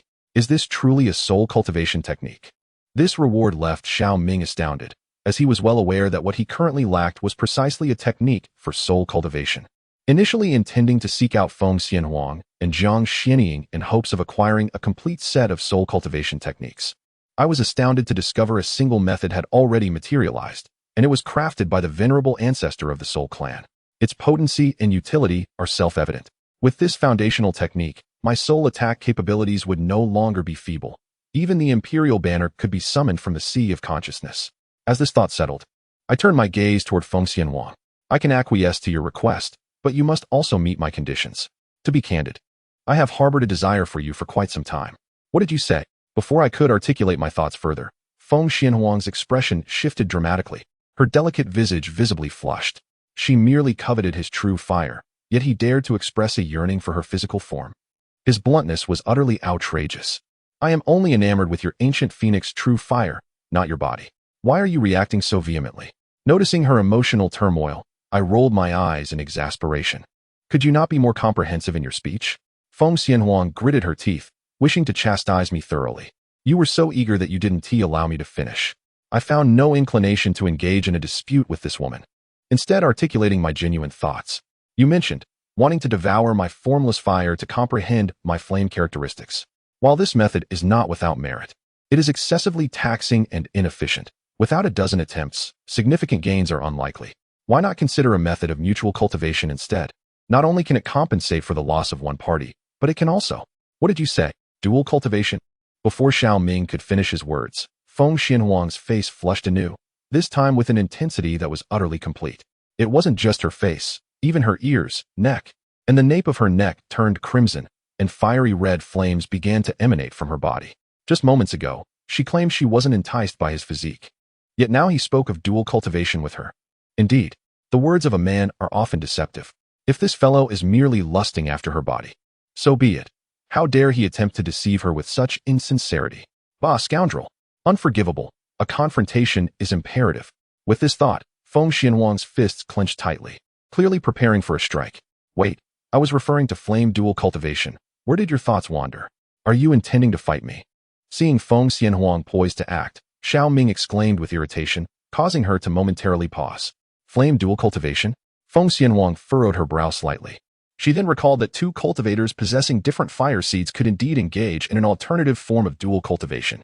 This method does not necessitate physical contact. Rather, it involves controlling and separating a strand of the original fire seed, allowing for the fusion of flames under the original owner's command. However, there exists a significant repulsion between different fire seeds. Upon encounter, it either leads to fierce clashes or mutual devouring, making peaceful fusion exceedingly difficult. Unless both parties possess exceptional control over their flames, this endeavor is akin to playing with fire, risking self-immolation. If the opportunity arose to engage in a dual cultivation of flames with Xiao Ming, allowing their respective sparks to intertwine, it would undoubtedly surpass the insights gained from consuming the rootless fire. However, the thought of it left her feeling somewhat embarrassed. After all, such an intimate act of flame dual cultivation was regarded as a deeply personal engagement among fire cultivators. What? Do you not wish to understand the essence of my flames? This is the most direct and effective method. Of course, if you are apprehensive, we can abandon the idea. Observing the fluctuations in Feng Xianhuang's expression, Xiao Ming shrugged nonchalantly. Regardless, after proposing this request, the Soul Spirit Emperor scripture was already within his grasp. Whether Feng Xianhuang would acquiesce was of little concern to him. Chapter 50. This woman, utterly oblivious to her own peril, seeks to incite others against him? Very well, I can grant you that. I merely wish to ascertain, can you truly manage it? Upon Xiao Ming's words, Feng Xianhuang responded softly. Though the notion of flame dual cultivation carried a hint of awkwardness, she was, after all, a reborn empress and would not shy away because of this minor discomfort. Most importantly, she bore no aversion to Xiao Ming. Her concern lay in the fact that Xiao Ming had only recently begun to practice the art of fire control. Whether he could fully master the chaotic true fire after just a few days was uncertain. A slight misstep could lead to a disastrous backlash, endangering them both. Can I manage it? Xiao Ming replied, a slight smirk tugging at the corners of his mouth, nearly tempted to draw his weapon and settle the matter with Feng Xianhuang. Let the other party take a good look at this brother who has the capacity to conquer the master of Yanu Peak. Just how formidable is his combat prowess in certain aspects? Of course, Xiao Ming is aware that Feng Xianhuang is not referring to that particular area, but is merely questioning his fire control abilities. He is too indifferent to provide an explanation and instead summons the chaotic true fire. The flames in his hands shift and transform continuously, occasionally morphing into flying beasts, then into spiritual weapons of formation, and even into two small figures engaged in combat or coalescing into an intricate fiery array. Such exquisite mastery of fire control causes Feng Xianhuang's pupils to constrict. It is astonishing that, in just a few days, Xiao Ming's fire control skills have reached an extraordinary level. It seems that the burning flame fire control technique has nearly been perfected by him. This degree of fire control should suffice for you, I presume? Observing Feng Xianhuang's astonishment, Xiao Ming slightly raised his brow and withdrew the chaotic true fire. However, next, I must first refine the heavenly transformation true fire. Once that is accomplished, I shall seek you out for dual cultivation. With that, Xiao Ming disregarded Feng Xianhuang and strode directly into his cave dwelling. This fellow is advancing at an astonishing pace. In just a few days, he has reached such heights. How much more formidable will he become given a little more time? Watching Xiao Ming's retreating figure, Feng Xianhuang could not help but clench her fists. When she first encountered Xiao Ming, although she recognized his possession of the chaotic body, she did not regard him as a rival. With her ancient phoenix bloodline and the accumulated experience from her past life, she was entirely confident in suppressing him. However, as the days have progressed, Xiao Ming once again showcased his terrifying comprehension and an almost perverse enhancement in combat, resembling nothing short of a superlative aberration, as if an ancient deity had reincarnated to reclaim their former glory. This deeply unsettled Feng Xianhuang, who began to doubt that, in the upcoming confrontation after more than 20 days, she might merely be offering favors to her opponent. No, in her previous life, she had cultivated to the 7th level of the Emperor realm. How could she allow herself to waver merely due to the prowess of another? What if he is strong? She was resolute that she could surpass him. Until the final moment, she would never concede defeat. Just as the flicker of doubt threatened to take root, Feng Xianhuang suppressed it within her heart an intense confidence surging forth from her being. Throughout history, countless prodigies have emerged, yet without the corresponding willpower and endeavor. Many have been surpassed by those deemed inferior. This dual cultivation presented an opportunity. If she could thoroughly comprehend Xiao Ming's chaotic true fire, distilling its essence while discarding the dross, her phoenix true fire would undoubtedly undergo a transformative evolution. At that point, it would not be impossible to subdue Xiao Ming. Meanwhile, on the other side, in Luyan City, the Xiao family. Wretched being. If it weren't for your madness at the Fuyo sacred land, how could things have escalated to this point? In a fit of rage, Xiao Tiankai slapped Lin Wanqing across the face, leaving her cheeks swollen. Ha ha ha, everything is my fault. Is there no blame for you, Xiao Tiankai? After being struck, Lin Wanqing, her hair disheveled, lifted her head, revealing a mix of madness and resentment etched upon her face. All I sought was to reclaim Ming'er, yet one after another. You insist on opposing me. For the sake of your male pride, not only did you strike me in front of so many onlookers, but you also had the audacity to insult me as a wretched woman. Regardless of my faults, I am still the partner you chose. You are truly worse than a mere beast. And then there is Renner. This ungrateful child dared to declare me a dog in front of so many people. I must have been out of my mind to give birth to such a wretched creature. He recklessly challenged Ming'er and even dared to confront his elder brother publicly, only to be beaten by Ming'er like a dog. This is the offspring you, Xiao Tianzi, have produced, a coward who bullies the weak and yet possesses no true ability. In a fit of rage, Lin Wanqing seemed utterly deranged as she hurled insults at Xiao Tianzi. Were it not for her restricted cultivation, she might have resorted to physical confrontation. Wretched being, dare you speak so recklessly? As Lin Wanqing's fury escalated, Xiao Tianzi, in a fit of rage, struck her again, then bellowed before several elders of the Xiao family, "From this day forth, I revoke all of Lin Wanqing's titles within the Xiao family and cast her into the dungeons. No one shall release her without my permission. Ha ha ha. To revoke my reputation in the Xiao family? To confine me in a dungeon under strict guard? Xiao Tianzi, how grandly you wield your power." As soon as his words fell, Lin Wanqing retorted with biting sarcasm. Do you believe that the events of today are solely my doing? Do you think that by stripping me of my status, you can mend the situation? Do you believe that by casting me into the dungeon, you can secure your position as the head of the family, favoring your own son and coercing Ming'er to take the blame for Renner? It is you who has betrayed the Xiao family. I am merely a blind accomplice, while you, Xiao Tianzi, are the true architect of this calamity. If the Xiao family does not dispose of you as the head, the entire clan shall meet a dismal fate. Silence. Upon hearing Lin Wanqing's piercing words, Xiao Tianzi's countenance flushed with rage, and he was poised to strike her down with a single blow. Though he initially intended to spare her life due to their marital bond, he was taken aback by her audacity to incite others against him. Just as his hand was about to descend upon Lin Wanqing, a deep voice resonated, and an elder appeared at her side, intercepting Xiao Tianzi's strike. With a resounding explosion, the surge of true energy transformed into a tempest that swept through the hall, only to be subdued by the numerous powerful individuals present. This scene caused many members of the Xiao clan to change their expressions, for the intervening figure was none other than the clan's esteemed grand elder, Xiao Tianhai, who possessed the formidable cultivation of the 8th level of the celestial realm. He was the most respected figure in the Xiao family, second only to Xiao Tianzi himself. Grand elder, what is your intention? Facing the imposing figure of Xiao Tianhai, Xiao Tianzi's expression darkened ominously. Just moments ago, on the way back to the Xiao residence, we several grand elders had convened and deliberated. In light of the transgressions committed by you and Lin Wanqing, which have plunged the Xiao family into an exceedingly perilous situation, you have lost the right to be the head of the Xiao family. Therefore, we have collectively decided to revoke your title, appointing myself to assume the role of the family leader. Furthermore, in order to extricate the Xiao family from its current crisis and align ourselves with the esteemed Fuyao sacred land, we must compel you and Lin Wanqing to seek Xiao Ming's forgiveness. I trust you will cooperate. As these words echoed throughout the hall of the Xiao family, an oppressive silence enveloped the space, with numerous clan members staring in disbelief. They had not anticipated that this venerable elder would step forward to contest the position of family leader, nor that he would seek to force Xiao Tiankai and his wife to offer an apology. Chapter 51. I never wished to tread this path. Yet each of you has betrayed me. Huh? To strip me of my title? And you dare to insist that I and this wretched woman go to the Fuyao sacred land to apologize to Xiao Ming? What a splendid notion. Upon hearing Xiao Tianhai's proclamation, Xiao Tiankai let out a chilling laugh, his gaze sweeping coldly across the assembly. However, have you considered that Ren merely faced defeat, not death? How can you be so certain he will not rise again? yet you contemplate seeking Xiao Ming's pardon. As these words fell, a terrifying aura erupted from Xiao Tiankai, akin to a lion revealing its fangs, causing the expressions of the elder members present to darken. In the battle against the Fuyao sacred land, Xiaoren had suffered a devastating defeat. Despite the assistance from the powerful Saint King, he was still unable to withstand the might of Xiao Ming, who shattered the supreme bone. The Tai sacred land cannot afford to expend vast resources to help him reconstruct his corporeal foundation.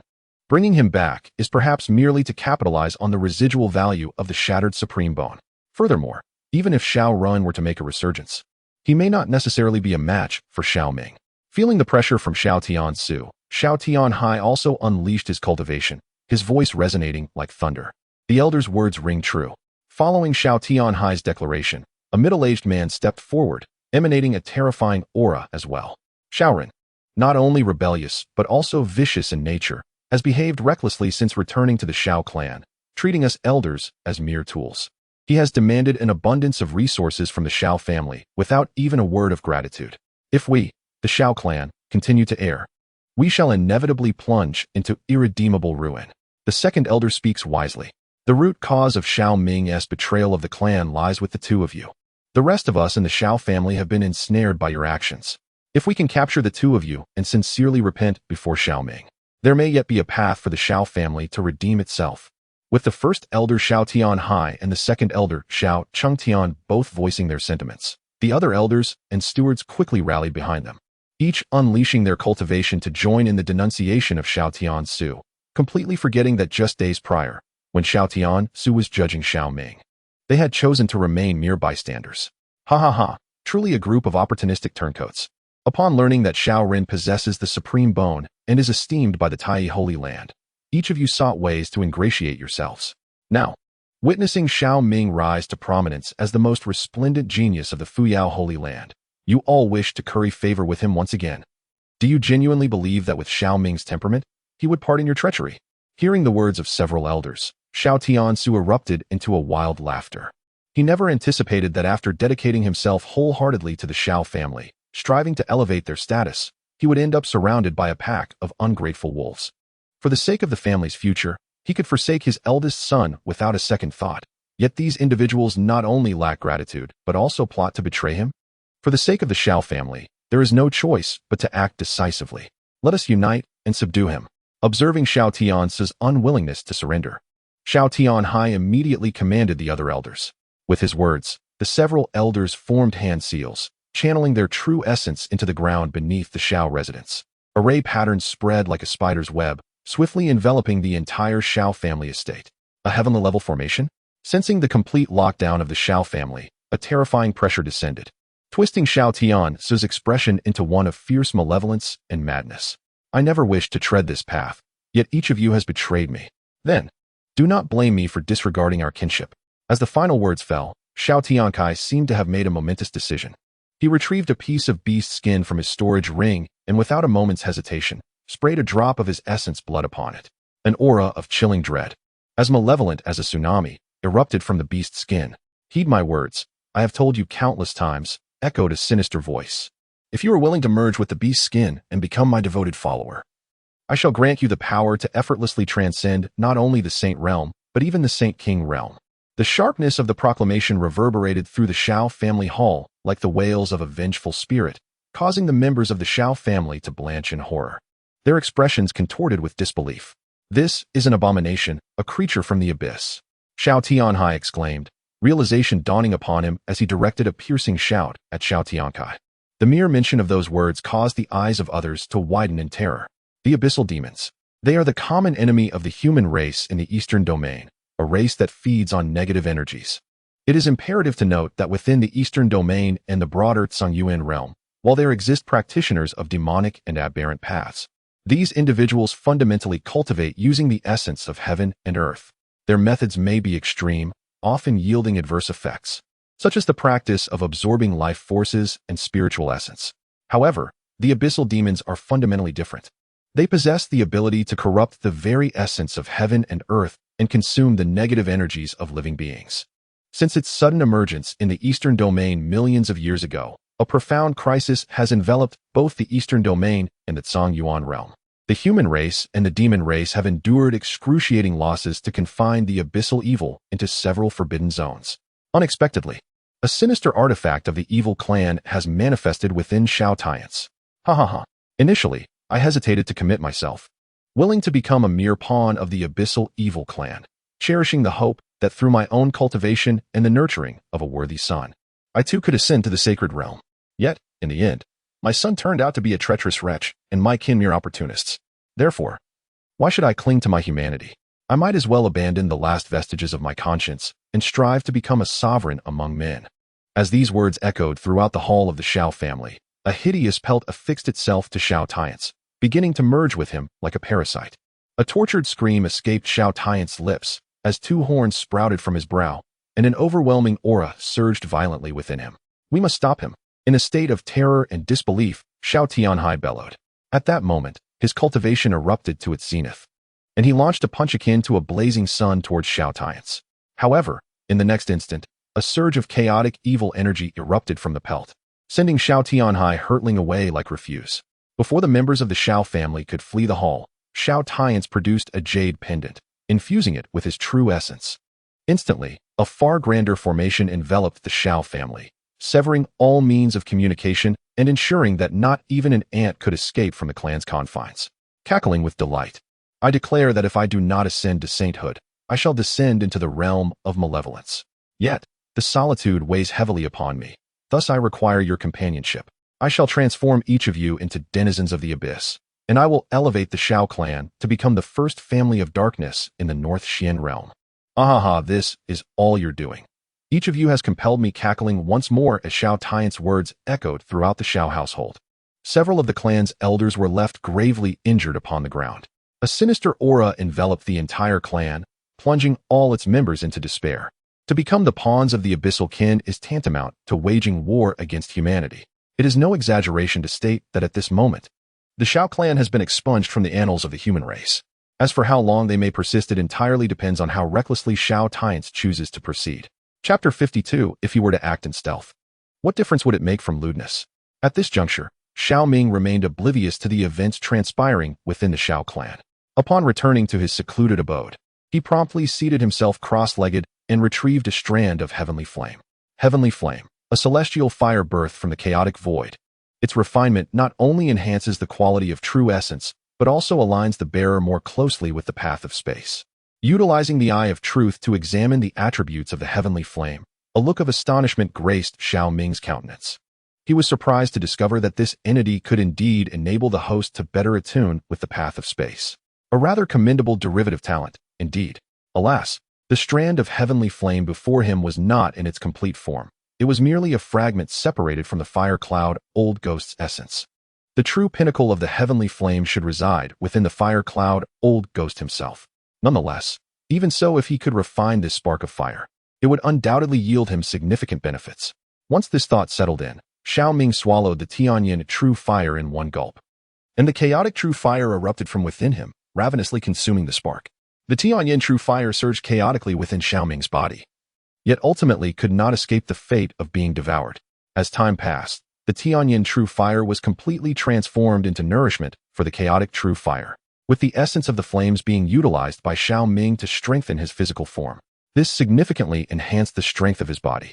Without employing any true essence, he faced no pressure in overpowering a 5th-tier Dantian realm expert. Of course, this refers to ordinary Dantian realm practitioners. For those with unique physiques and who practice sacred grade techniques, it would be impossible to dominate them solely through physical prowess. You too, come here. Just as Xiao Ming finished refining the Tianyin true fire and was preparing to seek Feng Xianhuang for dual cultivation, Jiang Xianying's voice suddenly resonated.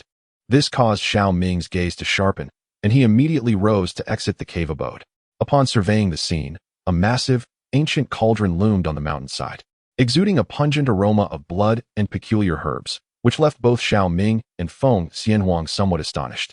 This ancient cauldron possessed a quality that reached the sacred grade, and the blood emanating from it was that of a sacred beast. Even the herbs were all rare treasures. Is Master attempting to concoct pills? Casting a glance at the ancient cauldron, Xiao Ming pondered. If the intention were to refine pills, there would be no need to summon them, unless it was for observation or perhaps to lend a hand. Come on in. This beast's blood was extracted from a recently slain sacred tier beast, and the medicinal herbs were collected by me from within the depths of the 10,000 great mountains. They are exceptional materials for body refinement. In the Ghost Fiend's secret realm, those whose cultivation reaches the Dantian realm and above cannot enter, yet there are no significant restrictions on physical strength.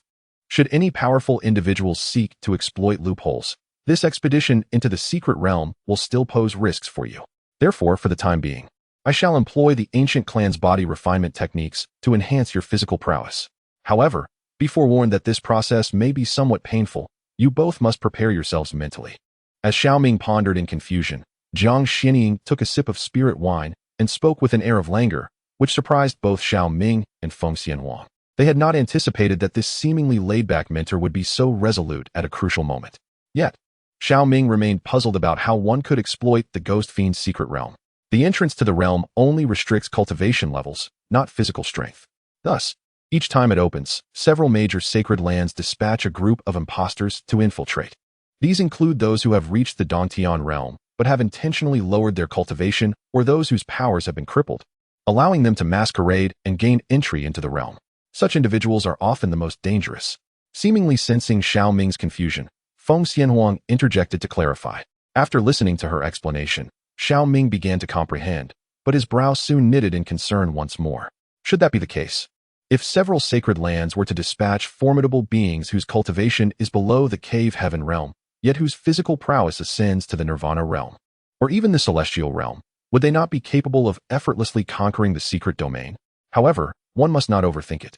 The entrance to the ghostly fiend's secret realm imposes strict limitations on cultivation levels, and within the realm itself, there exist further restrictions. Should the energy fluctuations exceed the threshold that the heavens and earth can withstand, the laws of the universe would retaliate, unleashing divine retribution to obliterate the offending entity. This threshold lies between the cave heaven realm and the Dharma form realm. This implies that once physical strength reaches the level of the Dharma form realm, even if one manages to deceive the entrance's laws, entering the realm would lead only to inevitable demise. Seemingly perceiving Xiao Ming's thoughts, Feng Xianhuang interjected, which left Xiao Ming feeling somewhat vexed. Was this woman gifted with mind-reading abilities, or were his thoughts merely transparent? Enough of this hesitation. Let us proceed swiftly. The time has come. Shortly after Feng Xianhuang's words, Jiang Xianying manipulated a wisp of desolate true fire, activating the potency of the sacred beast's blood and spiritual herbs, and urged Xiao Ming and Feng Xianhuang onward. Upon hearing this, the two ceased their deliberations and leaped into the desolate cauldron together. Jiang Xianying immediately expelled a mouthful of spiritual wine, and the desolate true fire ignited fiercely. A terrifying surge of blood energy and medicinal power erupted within the cauldron, engulfing Xiao Ming and Feng Xianhuang in a sensation akin to plunging into a cauldron of boiling oil, channeling the great desolate refining god technique. They exerted their utmost to absorb the essence of the medicinal power. The extent to which they could draw from this medicinal bath depended solely on their own fortitude. Upon hearing Jiang Xianying's words, they prepared to embrace their fate. Xiao Ming and Feng Xianhuang's gazes solidified, and they immediately commenced the operation of the great wilderness refining divine art to begin absorbing the essence of the medicinal power. The chaotic true fire and phoenix true fire erupted from both of them. In the blood pool within the wild cauldron, two whirlpools emerged, voraciously consuming the surrounding blood energy and medicinal strength. Truly, as a reborn empress, her capacity to absorb blood energy and medicinal power remarkably rivals my own. As time passed and Xiao Ming adapted to the agony of body refinement, he opened his eyes to look at Feng Xianhuang, a look of surprise gracing his features. It appears that this empress is indeed formidable. Is this the true essence of my master's wilderness, true fire? In terms of both realm and intensity, it surpasses that wisp of heavenly transformation true fire by an overwhelming margin. If I could merge with such a flame, my chaotic true fire should become even more potent. Casting a glance at Feng Xianhuang, Xiao Ming observed the swirling wilderness true fire around him, and a wild thought suddenly took root in his mind. Could I possibly merge the chaotic true fire with the wilderness true fire? After all, this is an extraordinary opportunity. If I could assimilate and analyze the characteristics of the wilderness true fire, even without consuming its original source flame, my chaotic true fire could still acquire some wilderness attributes. Such a triumph would be monumental. In the future, when combined with the great wilderness refining divine art, the resulting power would be vastly amplified. Yet, would this provoke my master's ire? As this thought surfaced within him, Xiao Ming found himself ensnared in a web of inner conflict. After all, the merging of flames is considered an intimate act in the eyes of fire cultivators. If he were to engage in secretive actions, what distinction would there be from lewdness? Although this esteemed teacher appears somewhat unconventional, should he inadvertently offend the other party, it is likely he would face severe repercussions. Just as Xiao Ming found himself in a quandary, the system notification chimed. Xiao Wu remarked that she was so impoverished she lacked even black stockings. Appealing for support to fuel her passion, while Little Fish suggested pooling resources to buy her a pair next week. Chapter 53. The superhero system functions normally. Xiao Ming's wickedness burgeons. Ding. The life choice system has been randomly triggered, and the host can make the following selections. Option 1. Calm the mind and dispel the sinful thoughts, reciting the Great Compassion mantra 100 times to receive a random martial arts reward. Option 2. A small trial of skill, secretly merging flames with Jiang Xianying in the presence of Feng Xianhuang to receive a random medicinal pill as a reward. Option 3. Remain true to one's original intention, dispelling the thought of merging flames with Jiang Xianying, and instead seek Feng Xianhuang for the flame fusion to receive a random formation as a reward. Option 4. The rise of the superhero, wickedness burgeons. With life and death at stake, first merging flames with Jiang Xianying, then dragging Feng Xianhuang into the fray to receive a random divine ability as a reward. The system selection has been triggered? Observing the options that appeared before him, Xiao Ming's eyes brightened slightly, yet after scanning the prominent choices, he could not help but twitch his lips. Truly, the superhero life choice system has indeed concocted some impressive options. What a small trial of skill. It is evidently an audacious advance, carrying a whiff of everyday life. Amidst the pursuit of one's original intentions, there exists a stark contrast between clandestine affairs and the essence of a simple life. Ultimately, this extraordinary rise indeed embodies the essence of greatness, amplifying the flavor of everyday existence manifold. Given this circumstance, system, I choose 4. Without a moment's hesitation, Xiao Ming commanded the system after scanning the options.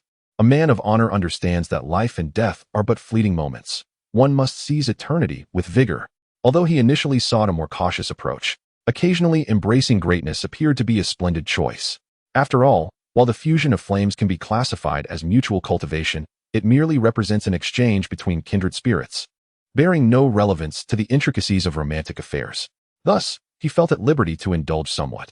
Neither his master nor his junior sister would hold it against him. Ding. Congratulations, host, on making a choice. You have received the reward, True Dragon Technique. The reward has been automatically placed in the system's storage, ready for extraction upon completion of your selection.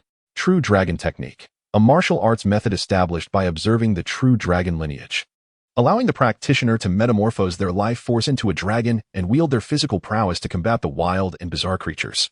Physical prowess? Upon reading the details of this reward, Xiao Ming couldn't help but raise an eyebrow. Physical abilities are far rarer than spiritual abilities, with few attaining a rank above the saint level. To his astonishment, he had unlocked a technique crafted by a formidable emperor. This could indeed compensate for his shortcomings in pure physical combat. Master, please forgive your disciple's audacity.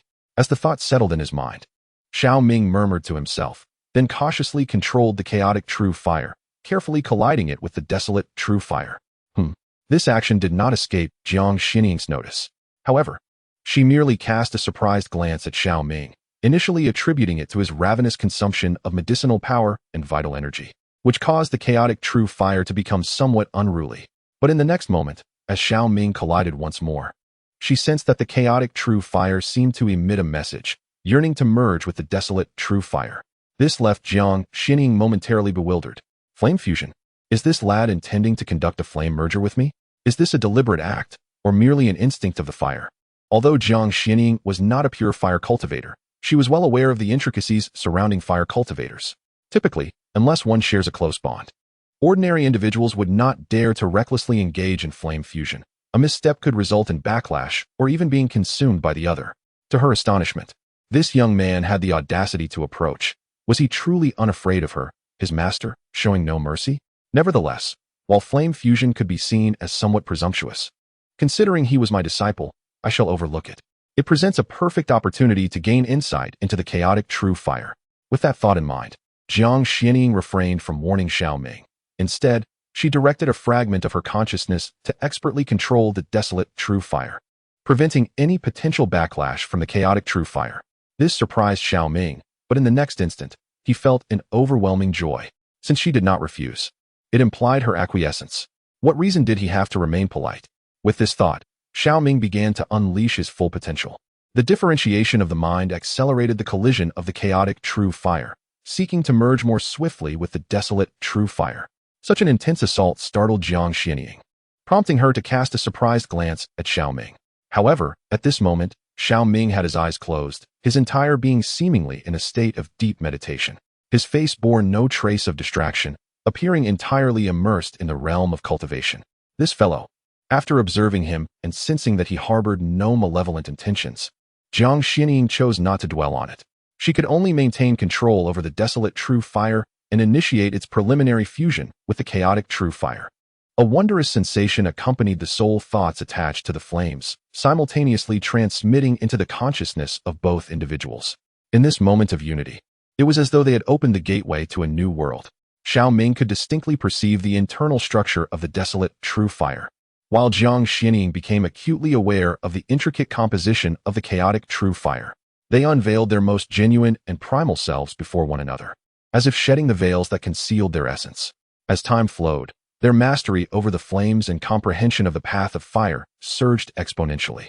This commotion, naturally, did not escape the notice of Feng Xianhuang. Upon sensing that Xiao Ming and Jiang Xianying were engaged in a dual cultivation of flames, a fusion of flames, she nearly rose in vehement moral indignation. One was her esteemed master, the other her senior brother, brazenly partaking in such intimate practices of fire cultivation in the presence of their junior sister. What an utter breach of decorum. The next moment, Feng Xianhuang opened her eyes and cast a fierce glare at Xiao Ming, an overwhelming surge of anger and indignation swelling within her. They had clearly agreed that once the other had refined the heavenly flame, he would come to her for a fusion of flames, allowing her to comprehend the mysteries of the chaotic true fire. However, unexpectedly, she had been summoned by Jiang Xianying to refine her body, and in an instant, he had begun conversing with his master. What distinguished this from the behavior of a scoundrel? No, she could not passively watch as he grew stronger. Why should he enjoy the privilege of engaging in flame fusion with his master while she was relegated to merely watching in frustration? If she wished to avoid being outmatched, she had to intervene.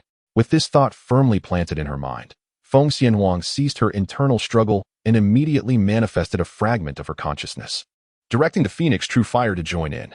After all, it was merely a matter of exchanging flames, not an act of impropriety. If they both dared to engage openly, why should she refrain from participating? Concerns of imperial dignity and pride were cast aside. If Xiao Ming were to grow stronger while she lagged behind, would she not be left at a disadvantage in future comparisons?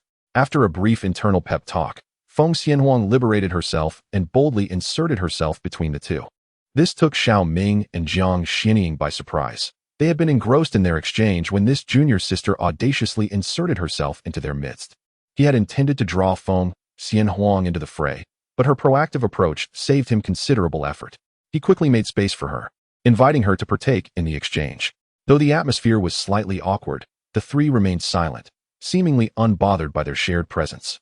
Yet, neither Feng Xianhuang nor Jiang Xianying realized that a 1,000-mile dike could be destroyed by an ant hole. This coexistence would plant a seemingly insignificant seed deep within their hearts. Once that seed germinates, even if more egregious events were to transpire in the future, it seems they could gradually come to accept it. Today, as the clock strikes 3, please remember to offer a small free gift after reading. After I finish my evening tasks, I will continue to update. Thank you for your support. Chapter 54. The Emergence of Various Forces and the Threat from Yi's Island. Time slips away fleetingly. As Xiao Ming and the others were immersed in their world of 3, the cultivation of their bodies and the fusion with flames persisted for nearly 12 days. During this span, the prominent forces within the North Xian realm also witnessed the metamorphosis of their prodigies. In the depths of the forbidden area of the Tai Holy Land, Shaoran suddenly opened his eyes. A terrifying pressure erupted from him, causing the entire Bloodpool cavern to tremble violently. Ha ha ha, the supreme flesh, the spirit transformation devouring souls. In this world, who can rival me? Xiao Ming, during this expedition to the ghostly fiend's secret realm, this holy sun shall surely consume you. Feeling the terrifying power contained within this body, Shaoran became unprecedentedly confident at that moment. With the assistance of the fire cloud old ghost, his broken body was not only completely restored, but even the supreme bone was perfectly integrated into his form. Now, his physique had entirely transformed into a supreme body. His entire being was suffused with supreme runes, and even his innate divine abilities underwent further evolution.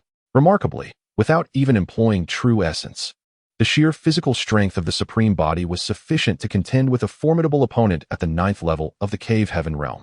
And not to mention, he also possessed the ability to devour souls.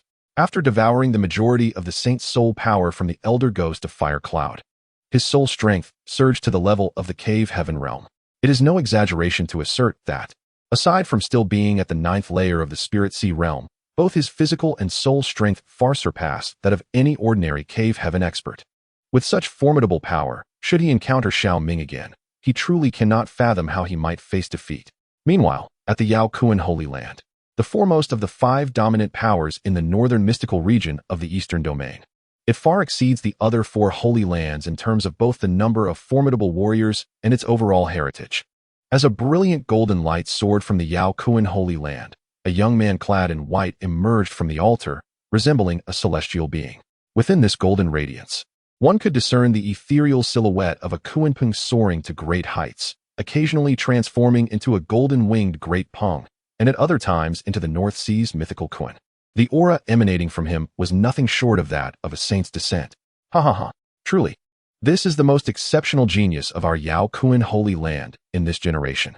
Not only does he bear the ancient bloodline of the Kuanping, but he also possesses the rare twin-pupil physique.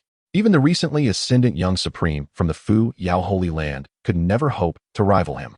Upon the emergence of this youth from the forbidden grounds, the holy master of Yao Kuan immediately erupted into wild laughter.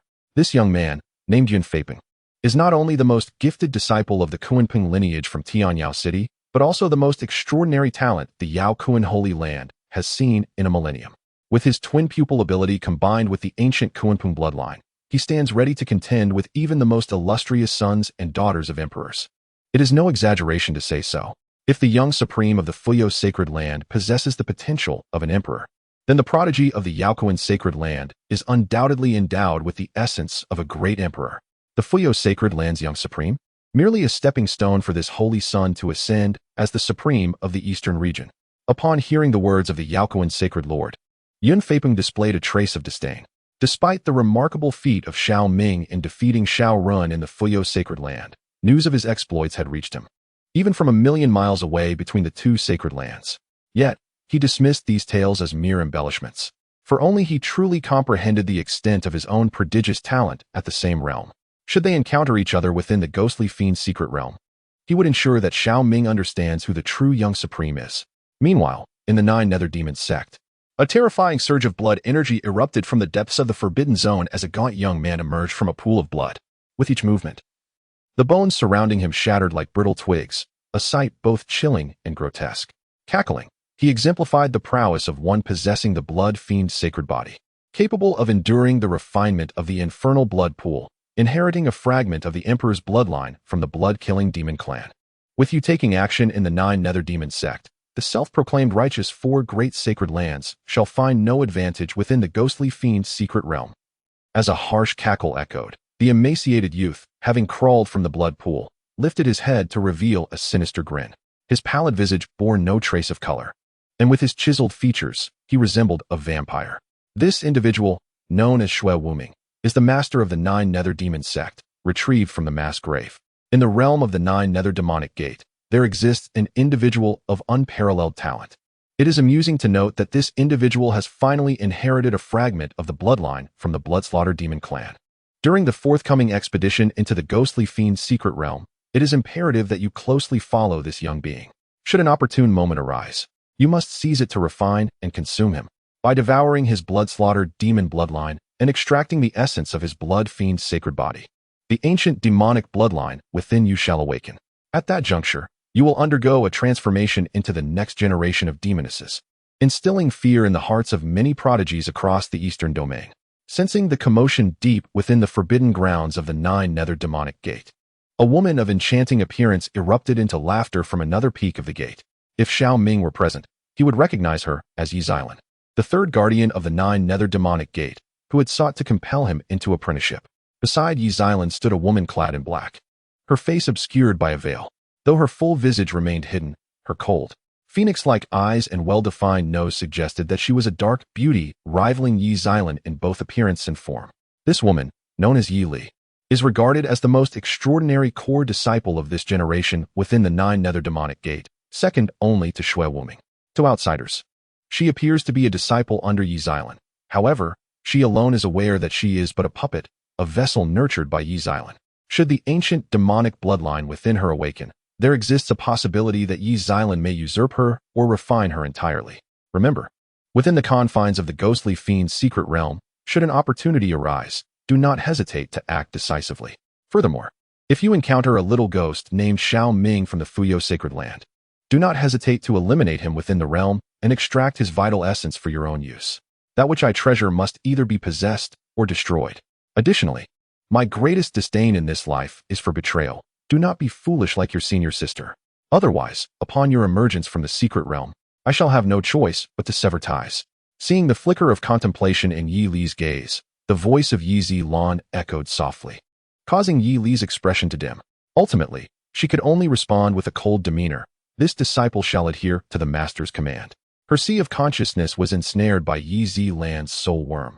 With but a thought, the latter could render her existence unbearable, even leading her to a death worse than life itself. Her senior sister met a tragic fate, seeking to escape Yi Xilan's control, only to end up scattered in spirit. As for the Deqian sacred dynasty, among this generation's princes and princesses, none possess exceptional talents. Although the 9th prince wields an untainted sword heart and is expected to become the next sacred king of Deqian, he pales in comparison to figures like Xiao Run. Thus, even as the opening of the ghostly fiend's secret realm approaches, the Deqian sacred dynasty remains eerily quiet, showing no signs of rallying support for any prodigious successor. Meanwhile, as various factions unveil their exceptional talents, atop the moon-watching peak, as the beast's blood and spiritual herbs within the barren cauldron were nearly depleted, Xiao Ming and Feng Xianhuang simultaneously opened their eyes, their auras erupting like a celestial dragon and phoenix. Chapter 55. Given her awareness, could this not be deemed as infidelity? His physical form was comparable to that of a 9th layer of the cave heaven realm. Sensing the surging power within, a glimmer of brilliance flickered in Xiao Ming's eyes. Were it not for the immense energy required to enhance his chaotic physique, coupled with Feng Xianhuang, the reborn empress, competing for resources, it is likely that this batch of refining materials would have enabled him to transcend the limitations of his physical body, granting him a strength sufficient to rival a first-layer practitioner of the law manifestation realm. Nonetheless, even so, having absorbed such a wealth of alchemical essence and engaged in a fusion of flames with Feng Xianhuang and Jiang Xianying, his combat prowess had escalated significantly. It is no exaggeration to assert that at this moment, he would dare to challenge any powerful being of the cave heaven realm, despite his true cultivation being merely at the 9th layer of the spiritual sea realm. Is this truly the Phoenix body refinement technique? Has your physical strength also reached the 9th layer of the cave heaven realm? As Xiao Ming marveled at his own formidable power, he cast a glance at Feng Xianhuang, a look of astonishment gracing his features.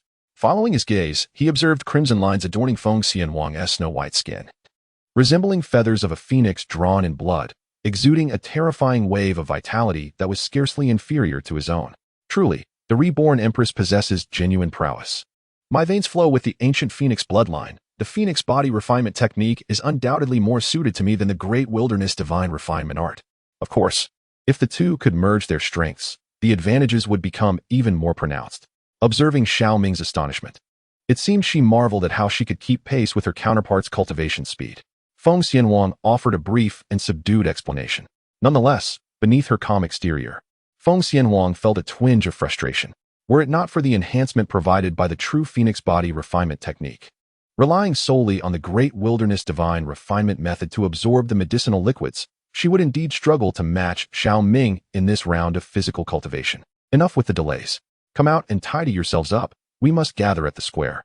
In 2 days, the Ghost Fiend's secret realm will open, and all the major sacred places will be heading there in advance. We must prepare for our departure as well. Noticing the affectionate gaze exchanged between Xiao Ming and Feng Xianhuang, Jiang Xianying took a sip of her drink and, feeling somewhat exasperated, reminded them, taking these two as my disciples, and yet I haven't even had a proper meal prepared for myself. Every day is a whirlwind of chaos for these two. Being a mentor is no easy task. I hope they will grow to not disappoint me in the future. Thank you, Master, for your immense support. Your disciple shall forever be grateful. Upon hearing Jiang Xianying's words, Xiao Ming and Feng Xianhuang leaped from their true essence surging as they cleansed themselves of any impurities, instinctively bowing in unison to Jiang Xianying. One must admit, Jiang Xianying truly treated them exceptionally well, generously providing not only techniques and divine abilities, but also ample cultivation resources. A mentor like her is indeed rare. I shall not accompany you on this journey, so be cautious. These two have been meticulously crafted by me, containing a trace of my desolate, true fire sealed within. In the face of a life and death crisis, activation can ensure your survival. As these words were spoken, two exquisitely crafted beast-tooth pendants, resembling crescent moons, floated before them with a flick of Jiang Xianying's hand. Thank you, master, exclaimed Xiao Ming and Feng Xianhuang, their eyes sparkling with gratitude as they graciously accepted the gifts. Jiang Xianying, a formidable presence at the 9th level of the Sacred King realm, wielded a strand of desolate true fire that, once unleashed, could unleash devastating power. It would make even the strongest sacred realm cultivators tremble, and lowly sacred kings would also regard it with caution. Now go, and remember to return alive. With a wave of his hand, Jiang Xianying summoned the ancient cauldron back into his possession and vanished from their sight. Xiao Ming and Feng Xianhuang, witnessing this, no longer hesitated. They transformed into streaks of light, darting away from Wangyue Peak, all heading toward the Sacred Ground Square. Meanwhile, at the Sacred Ground Square, the area was bustling with activity, as numerous individuals craned their necks to observe the lively scene. Look, it's senior brother Li Qingyang, ranked 5th among the previous generation of disciples. I've heard he has already broken through to the 8th level of the Cave Heaven realm. Unexpectedly, he was willing to relinquish his cultivation level to participate in this expedition to the Ghostly Fiend's secret realm. Not only him, but even senior brother Chen Pingji and Holy Son Zhang Hao were also choosing to lower their realms to venture into the Ghostly Fiend's secret realm. What? Senior brother Chen Pingji is the second most talented disciple of the previous generation, having reached the 9th level of the Cave Heaven realm. How could he possibly bear to diminish his own cultivation? There is also Zhang Haoxing, a direct disciple of the Holy Master, who once ascended to the 856th step of the Fuyo Heavenly Ladder, standing as the most dazzling prodigy of the previous generation of disciples. How could he also be lost in despair? As that voice resonated, a wave of astonishment erupted in the square. The Fuyo Sacred Land conducts assessments every 3 years, while the Ghostly Fiend's secret realm opens only once every decade, making it unlikely for every generation of disciples to encounter it fortuitously. Although in the past, some disciples from previous generations have chosen to regress in their cultivation to enter the secret realm and recultivate their Dantian realm. The number of those willing to take such a risk is exceedingly rare. After all, it takes years of arduous effort to reach the 8th or 9th level of the Dantian realm, and just as one prepares to break through to the Law Manifestation realm, to choose to regress and begin anew would not only squander countless efforts, but also risk falling behind their contemporaries. Thus, unless one feels their foundational cultivation is exceedingly weak, few prodigies would be foolish enough to undertake such a course of action. Indeed, the quality of the Dantian realm forged from absorbing the malevolent energies of heaven and earth is undeniably more formidable than breakthroughs achieved through mere earthly treasures. However, for those exceptional individuals poised to enter the Saint King realm, if they cannot find malevolent energies of the 5 colors or above, it becomes a gamble fraught with peril. TSK, you may not yet realize, but this time, the Ghostly Fiend's secret realm marks the 3rd millennium opening cycle. The malevolent energies within will not only become denser, but may also trigger a massive tide of malevolent energies. By then, it's not just the 5 colors that may appear, but even the 7 colors may manifest. Upon hearing the explanation from a knowledgeable individual, another wave of astonishment surged through the square. In the enigmatic realm of ghostly malevolence, the malevolent energies of heaven and earth are categorized into inferior, medium, superior, and extraordinary grades. The inferior grade is represented by a single hue, the medium by 3, the superior by 5, and the extraordinary by 7 colors. Should one succeed in forging a cave of heavenly realms with 5-colored malevolence, even if their prior foundation is somewhat flawed, it would suffice to rectify their foundation, endowing them with the potential of a holy monarch, or even the ability to aspire to the quasi-imperial realm. Conversely, acquiring a cave crafted with 7-colored malevolence would undoubtedly grant one the potential of an emperor. It is no wonder that the prominent disciples of the previous generation exhibited such audacity. They were all driven by the allure of the 7-colored malevolence. Sister, your betrothed has yet to arrive.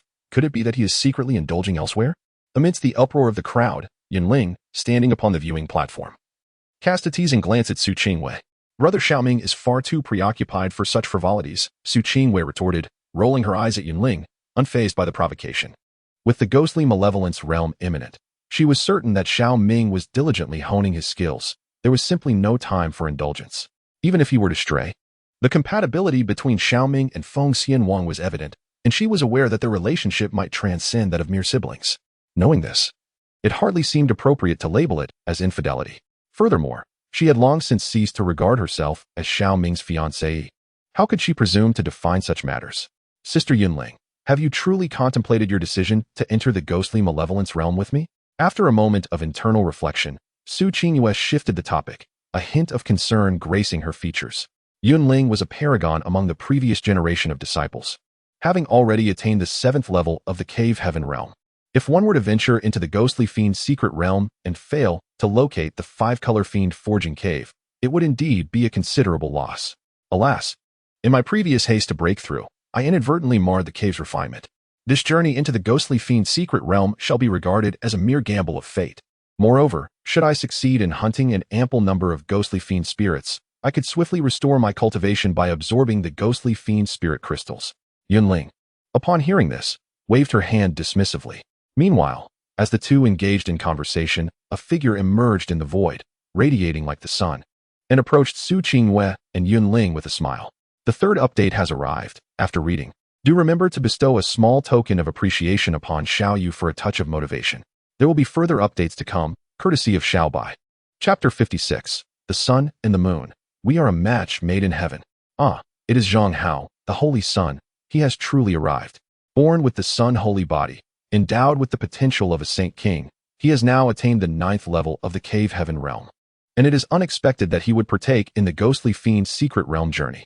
But what significance does the potential of a Saint King hold? A prodigy like Zhang Hao undoubtedly seeks to contend for the legacy of an emperor. Wait, why is Holy Sun Zhang Hao heading that way? Is that not Su Qingyue of the Jade Maiden Peak? Could it be that the earlier rumors were indeed true?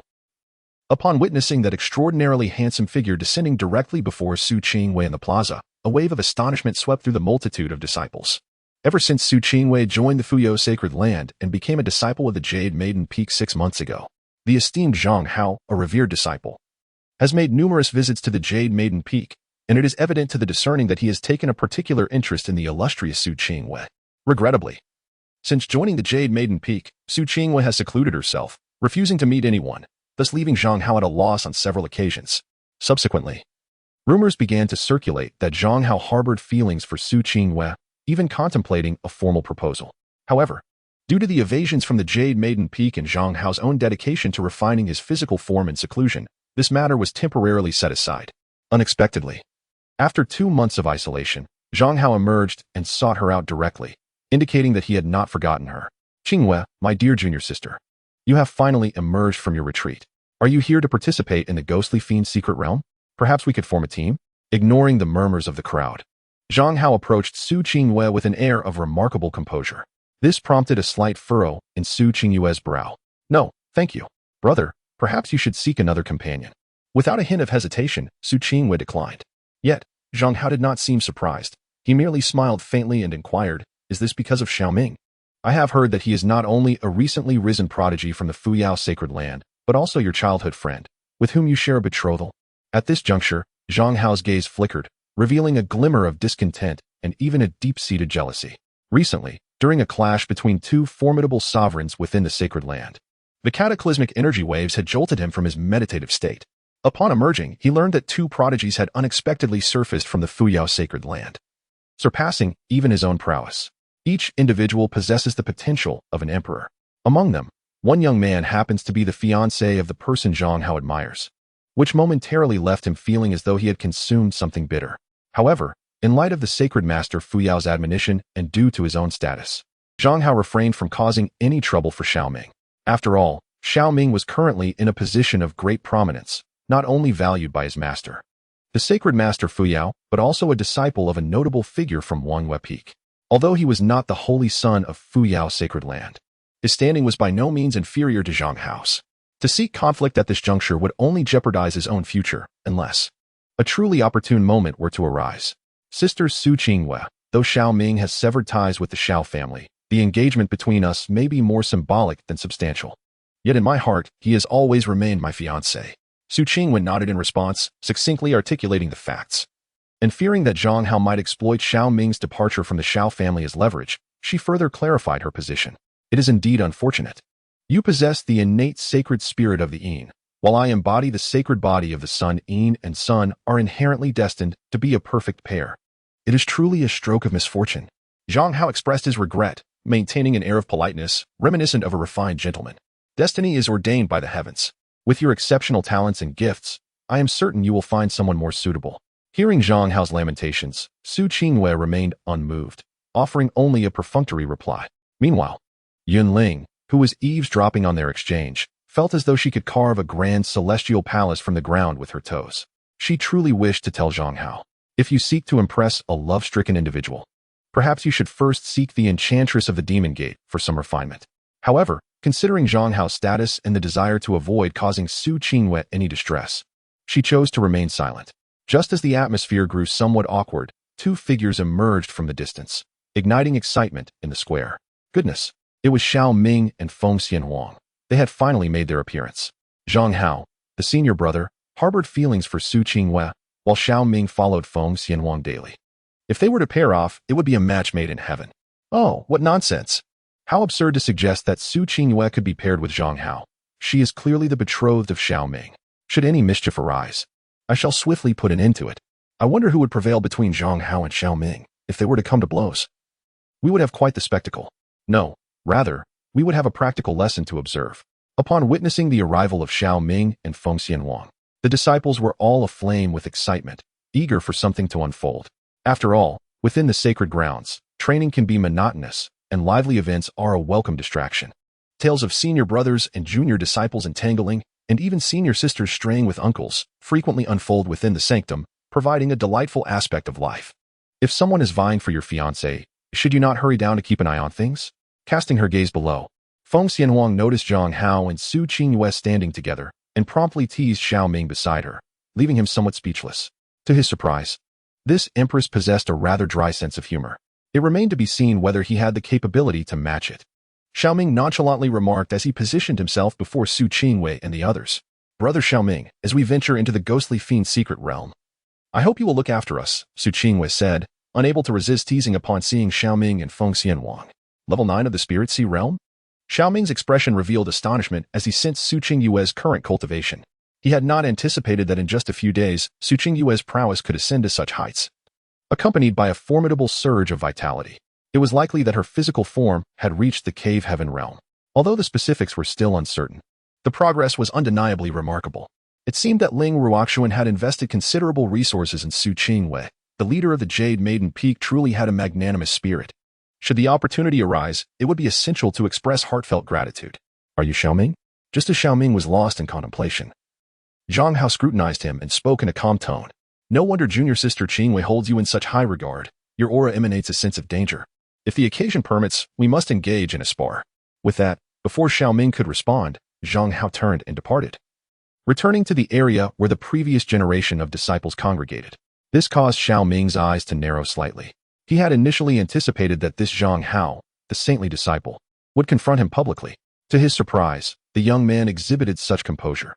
He was evidently not a simple character. Once they entered the ghostly fiend's secret realm, he must remember to exercise caution around him. This individual appears far less benign than he seems. He has set his sights on you and your fiancée. Observing Zhang Hao's retreating figure, Feng Xianhuang conveyed this to Xiao Ming telepathically, causing Xiao Ming's gaze to sharpen as he turned to her. Yet, before he could voice his inquiry, a voice resonated through the air. Chapter 57. What nonsense? Would he back down? Ladies and gentlemen, in 2 days, the ghostly fiend's secret realm shall be unveiled, presenting a pivotal opportunity for the majority of you. This expedition into the secret realm will be led by myself and the esteemed leader of the Yunu Peak. As his words faded, two figures materialized in the void. One was Su Biqing, the Grand Elder of the Tian Shou Pavilion, and the other, Ling Ruoxuan, the leader of Yunu Peak. The deployment of two Saint Realm powerhouses, one of whom is a leader of several major peaks, underscores the significance that the Fuyo sacred land places on this trial. Once they hovered above the assembly, Su Biqing cast a glance downward and continued in a solemn tone. However, The ghostly fiend's secret realm is fraught with peril. Those who enter may face dire consequences. All individuals granted the opportunity for this trial now have a moment to reconsider. If you feel uncertain about this venture, you may relinquish your qualification at this moment. Does anyone wish to withdraw? Yet, upon hearing his words, no disciple chose to retreat. Su Biqing, seeing this, refrained from further discourse. He raised his hand, and a colossal mysterious vessel emerged, hovering above the square, resembling a gigantic beast, exuding a formidable aura of oppression. A sacred-grade mysterious vessel? The sight of this magnificent craft caused Xiao Ming's eyes to widen in astonishment. This vessel, adorned with a myriad of inscriptions, boasts a material of sanctified caliber. While the specifics of its defensive capabilities remain shrouded in mystery, it is evident that even the most formidable practitioners of the Holy Realm would find it exceedingly difficult to breach its defenses. It is no exaggeration to declare that this is a magnificent sacred artifact of considerable stature, one that could not be acquired even at the cost of the entire Xiao family. This is the heavenly profound sacred spirit vessel, one of the 4 revered vessels of the Fuyo sacred land. Although it is classified as a low-grade entry-level sacred vessel, the intricate formations inscribed upon it are adept at countering even late-stage practitioners of the Holy Realm. Should a practitioner of that realm take the helm, this sacred vessel could withstand assaults from multiple adversaries simultaneously, providing ample time for other formidable allies within the sacred land to arrive for support.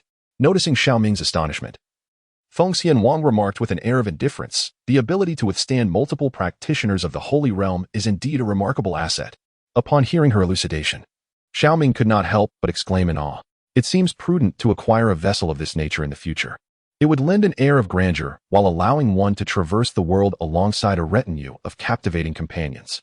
In certain ancient factions, such a vessel holds little prestige. Feng Xianhuang, upon hearing this, responded nonchalantly, "At this level, a sacred vessel is indeed a remarkable treasure within the sacred land, yet in my previous life, I regarded such things as mere toys." At her words, Xiao Ming's lips curled slightly in acknowledgement. He conceded that Feng Xianwang had indeed impressed him. She had clearly been well acquainted with the ways of the world. However, should he summon the Emperor's banner or the soul-devouring sword, this esteemed empress would likely be left astounded, her beauty marred by shock. "It is not that I lack treasures. Rather, I prefer to remain discreet. Since no one is withdrawn, let us embark." After surveying the surroundings, Su Biqing shouted. He was the first to alight upon the deck of the Holy Spirit vessel, followed silently by Ling Ruoxuan as she stepped onto the mystic vessel. Soon after, a multitude of figures rose into the air from the square below, numbering in the hundreds. Of course, not all of them were disciples of the Fuyo sacred land. This time, due to the 3rd millennium opening of the ghostly fiend's secret realm, many forces aside from the major sacred lands sought to send their junior disciples to seize opportunities. Following a series of negotiations and offerings, numerous factions secured their quotas. Thus, in addition to 30 disciples at the 9th level of the Spirit Sea realm and 88 disguised individuals, over 700 others were disciples or protectors from various other forces. Let us proceed. After a brief glance at the crowd, Xiao Ming paid little heed to them. The group immediately soared into the air, landing directly on the Holy Spirit vessel. As they touched down, a figure materialized ahead, revealing none other than the proud peak master, Ling Ruoxuan. Clad in a gown of azure and white that accentuated her statuesque form, her stunning visage bore no trace of emotional fluctuation. This brought to Xiao Ming's mind that day in the cave, when her face, stripped of its icy demeanor, revealed an intensity and allure beyond compare. "Brother Xiao Ming, would you like to go over and greet the Peak Master?" Observing Xiao Ming gazing at Ling Ruoxuan in the distance, Su Qingwei suddenly inquired softly beside him. She was acutely aware that Ling Ruoxuan had been somewhat displeased since Xiao Ming entered the Fuyo sacred land without approaching her. If she could alleviate Ling Ruoxuan's slight discontent, it would undoubtedly inspire her to protect Xiao Ming with unwavering dedication should he encounter any peril. "Should we greet her?" Upon hearing Su Qingyue's suggestion, Xiao Ming's brow furrowed slightly. Since that fateful day, it would be a blatant falsehood to claim he had not thought of Ling Ruoxuan again. Particularly after entering the Fuyo sacred land, thoughts of her frequently crossed his mind. Yet, he remained uncertain of Ling Ruoxuan's feelings towards him and the nature of her attitude, which rendered him hesitant to approach her. After all, she was a formidable figure of the Saint realm, capable of suppressing him with a mere gesture. Should he provoke her ire, even if she chose not to end his life, he would certainly face humiliation and defeat. Who would have thought that your usual arrogance would falter in the presence of this peak leader? Did something transpire between you that instills such fear? Noticing Xiao Ming's furrowed brow and conflicted demeanor, Feng Xianwang sought to pry into the matter. "Fear? Me?" At Feng Xianwang's words, The previously troubled Xiao Ming seemed to be stirred from his reverie. With a quiet chuckle, he made his way toward Ling Ruoxuan's location. What nonsense! Would he cower? Absolutely not. He merely wished to avoid giving the impression of harassing Ling Ruoxuan in a public setting, as it could lead to scandal for this esteemed leader. However, should this empress dare to provoke him, he would have no choice but to demonstrate his resolve. Is that not Xiao Ming? What is he approaching the leader of Yunu Peak for? Surely, he does not intend to ingratiate himself? Does he not realize that the leader of Yunu Peak harbors a strong disdain for men? Approaching her might well earn him a harsh rebuke. Are you unaware? This young sovereign, Xiao Ming, possesses the token of the Yunu Peak leader, which permits him to partake in the trials of the Fuyo sacred grounds. Perhaps they are already acquainted. As Xiao Ming stepped into the unoccupied area within 10 zhang of Ling Ruoxuan, many trial participants aboard the sacred spirit vessel began to murmur. And even those in the square took note of this occurrence. Given Ling Ruoxuan's aversion to men, her chilling demeanor within the Fuyo sacred grounds, coupled with her status as a formidable figure in the Holy Realm, no disciple dared to approach her, not even the core disciples. Xiao Ming is the first in years to boldly approach Ling Ruoxuan in such a direct manner in front of an audience. What could his intentions be? The moment Xiao Ming approached, Ling Ruoxuan had already sensed his presence. She merely opened her eyes to cast him a fleeting glance before feigning indifference and closing them once more, her expression remaining as cold and aloof as ever. Yet, as he drew nearer, her tension grew, mingled with a hint of anticipation. This sensation was indeed peculiar. The individual before her, who could have been effortlessly subdued, nonetheless exuded an overwhelming sense of oppression. It transported her back to that fateful day. Within that cavern, pinned beneath him, a scene of insurmountable dominance. It seemed that post that day, Xiao Ming had sown a seed within her, and as she became increasingly preoccupied with him over time, this seed had taken root and flourished. Unbeknownst to her, it had grown to a point where it could profoundly influence her emotions. The vast expanse of mountains and rivers is but a testament to enduring affection. A simple gesture of support would be appreciated, dear companions of Xiaoyu. May you find partners as enchanting as the Queen Medusa. Chapter 58. A bold kiss with the Peak Mistress? The onlookers were rendered utterly speechless. Xiao Ming had encountered the Peak Mistress. Under the watchful gaze of the crowd, he approached Ling Ruoxuan, performing a formal greeting. This prompted Ling Ruoxuan to open her eyes. Her tone cool as she inquired, "Is there something you need?" Though her visage remained devoid of expression, a flicker of pleasure danced within her heart. This nefarious man, having stripped her of her innocence, finally seemed inclined to acknowledge her presence. It slightly alleviated the resentment that had accumulated within her over time. However, in the midst of the public eye and due to her esteemed status, Ling Ruoxuan concealed her emotions, maintaining her frosty demeanor, which inadvertently caused Xiao Ming to feel a tinge of awkwardness. At that moment, he found himself at a loss for words. Ding! The life choice system has been randomly activated, presenting the host with the following options. Option 1. Dismissively disregard Ling Ruoxuan's inquiry, turning away with an air of disdain, thus earning a reward of a random martial technique. Selection 2. With an air of confidence, he reveals a sinister smile towards Ling Ruoxuan, publicly teasing her with his words, which grants him a random mystical ability as a reward. Selection 3. In a bold act of defiance, he delivers a sharp slap to Ling Ruoxuan, ensuring she remembers this lesson well, earning him a random spiritual treasure as a reward. Selection 4. Embracing a heroic spirit, he publicly confesses his feelings to Ling Ruoxuan and passionately kisses her, which rewards him with a random item. As Xiao Ming felt a hint of embarrassment, the system's prompt resonated, presenting him with several options that caused a slight twitch at the corner of his mouth. Among the 4 choices, the first appeared relatively normal, one that most would likely select. However, today's system, I choose 4. This choice was not an act of rebellion on Xiao Ming's part. Rather, it was his intention to confront Ling Ruoxuan directly and alleviate the awkwardness between them. Ding! Congratulations to the host for making a choice, earning the reward, Inheritance Crystal. The reward has been automatically placed in the system space and can be extracted with a single click once the host completes the selection. Inheritance Crystal, a unique treasure containing memories of inheritance, within which lies a portion of the array formation knowledge passed down from the ancient master of annihilation. Upon refining it, one can automatically inherit the related knowledge of array formations. To discover that the reward from this choice was indeed the Inheritance Crystal, particularly related to array formations, left Xiao Ming genuinely astonished.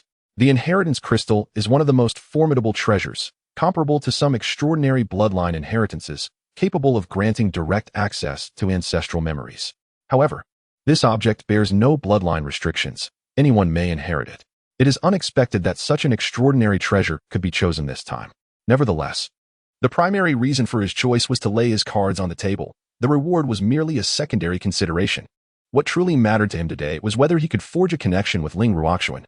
With this thought in mind, Xiao Ming raised his gaze toward Ling Ruoxuan, causing her expression to suddenly stiffen, a wave of panic surging within her. In that instant, she sensed a change in Xiao Ming, as if he had made some profound decision, igniting an inexplicable flutter in her heart. Master Ling. No, Ruoxuan. There is something that has been weighing on my heart for several days. After much contemplation, I have decided to lay everything bare before you. Our encounter in the 10,000 Great Mountains was serendipitous, yet perhaps it was also predestined by the heavens. Although I am uncertain of your thoughts in my heart, from that day forth, I have regarded you as my woman. I am aware of the vast disparities in our status and strength, yet I make this promise to you. One day, I shall grow to a stature sufficient to create a world for you. If you are willing to wait for me, I will declare to the world that you, Ling Ruoxuan, are my woman. If you are unwilling, then from this day forth, I shall no longer intrude upon your life. To respect Ling Ruoxuan's feelings, Xiao Ming chose to convey his words through thought transmission, leaving those around them unaware of his declarations. It is possible that he may be unable to make this choice. Yet Xiao Ming still refrains from exploiting the situation to force the other party into a decision. Regardless of whether the woman he has been involved with wishes to be with him in the future, he intends to afford her a modicum of respect. Therefore, he is reluctant to declare his feelings to Ling Ruoxuan in front of so many witnesses, particularly when he is uncertain about her intentions. If she does not wish to be with him, such a declaration would not be a confession, but rather a moral coercion, which would irrevocably cool their relationship. As Xiao Ming's somber words resonated in her ears, Ling Ruoxuan felt as though a thunderous explosion had echoed in her mind. She stood frozen, her breath becoming increasingly erratic. She had never anticipated that Xiao Ming would be so forthright, laying everything bare before her. Even though she was the leader of the Jade Maiden Peak and possessed the formidable cultivation of the 8th level of the Sacred Realm, a status that rendered her untouchable in the eyes of ordinary people, she found herself in a state of utter confusion, unsure of how to respond to Xiao Ming. What is happening? The expression on the Peak Master's face appeared somewhat askew, and her aura became increasingly tumultuous. Could it be that this fellow had done something unexpected? Something felt amiss. Was it possible that this esteemed leader of the Jade Maiden Peak had some compromising evidence that had unfortunately fallen into Xiao Ming's hands?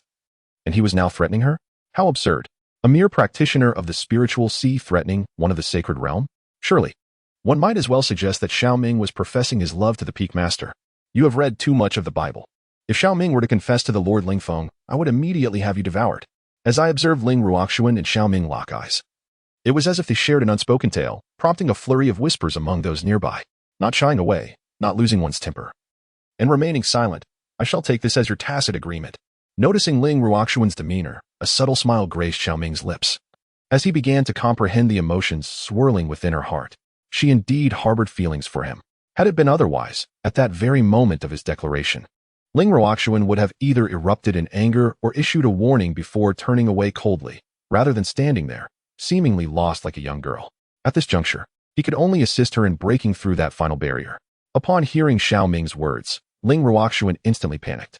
However, before she could voice a response, Xiao Ming abruptly seized her hand, his voice resonating deeply in the air. Ladies and gentlemen, I am Xiao Ming. Today, I wish to announce a joyous occasion. The master of Una Peak, Ling Ruoxuan, and I share a profound connection. We shall henceforth be bound as partners in this journey. I ask you all to bear witness. With that declaration, as Ling Ruoxuan stood there in utter bewilderment, her pupils widening in shock, Xiao Ming suddenly embraced her and pressed his lips against hers. In that instant, a deafening roar echoed in Ling Ruoxuan's mind, her pupils constricting violently as she froze in Xiao Ming's embrace. It was not only Ling Ruoxuan who experienced this. Even Feng Xianwang, Su Qingyue, Yin Ling, and Su Biqing stared wide-eyed at the scene before them, akin to ducks with their necks grasped, unable to utter a sound, merely gazing dumbfounded at this absurdity. At this moment, the entire Fuyou sacred land fell into an eerie silence, as if that kiss had frozen time itself. A brief stillness was shattered as the world erupted into a cacophony. The fervor was palpable. Chapter 59. Tears soaked the spring noodles, vowing not to be deceived by men. Goodness, am I hallucinating? Or has the world gone mad? I actually witnessed the leader of Una Peak being forcefully kissed. How could this be? Isn't Xiao Ming betrothed to Su Qingyue of Una Peak? How could he now be entwined with Ling Ruoxuan? By the heavens, this Xiao Ming truly is a scoundrel. He already has a junior sister and a fiancée, Yet he dares to pursue the leader of Unipeak? When will we, the ladies, awaken? Let me slap him twice and bring him to justice. Good grief, this is the essence of manhood, to seize the woman one desires with a kiss. Unlike the timid women who fuss and fret, utterly oblivious to what romance truly entails. Ladies, there is a foolish man barking like a dog here. And I feel a sense of melancholy. Let us join forces at the law enforcement hall to lodge a complaint against him. After a brief silence, the world suddenly erupted into an uproar, and the entire Fuyo sacred land was set ablaze with fervor. The intensity was astounding. The uproar ignited by the confrontation between Xiao Ming and Xiao Rin was truly unparalleled. After all, one was a recently ascended youthful sovereign from the Fuyo sacred land, while the other was a long-established and alluring peak master. Had they not witnessed the two embracing in a kiss, they would scarcely have believed that such a liaison could exist, as it utterly shattered their worldview. How could this be possible? Wasn't this fellow the betrothed of Sister Qinghua? How dare he act so brazenly before her?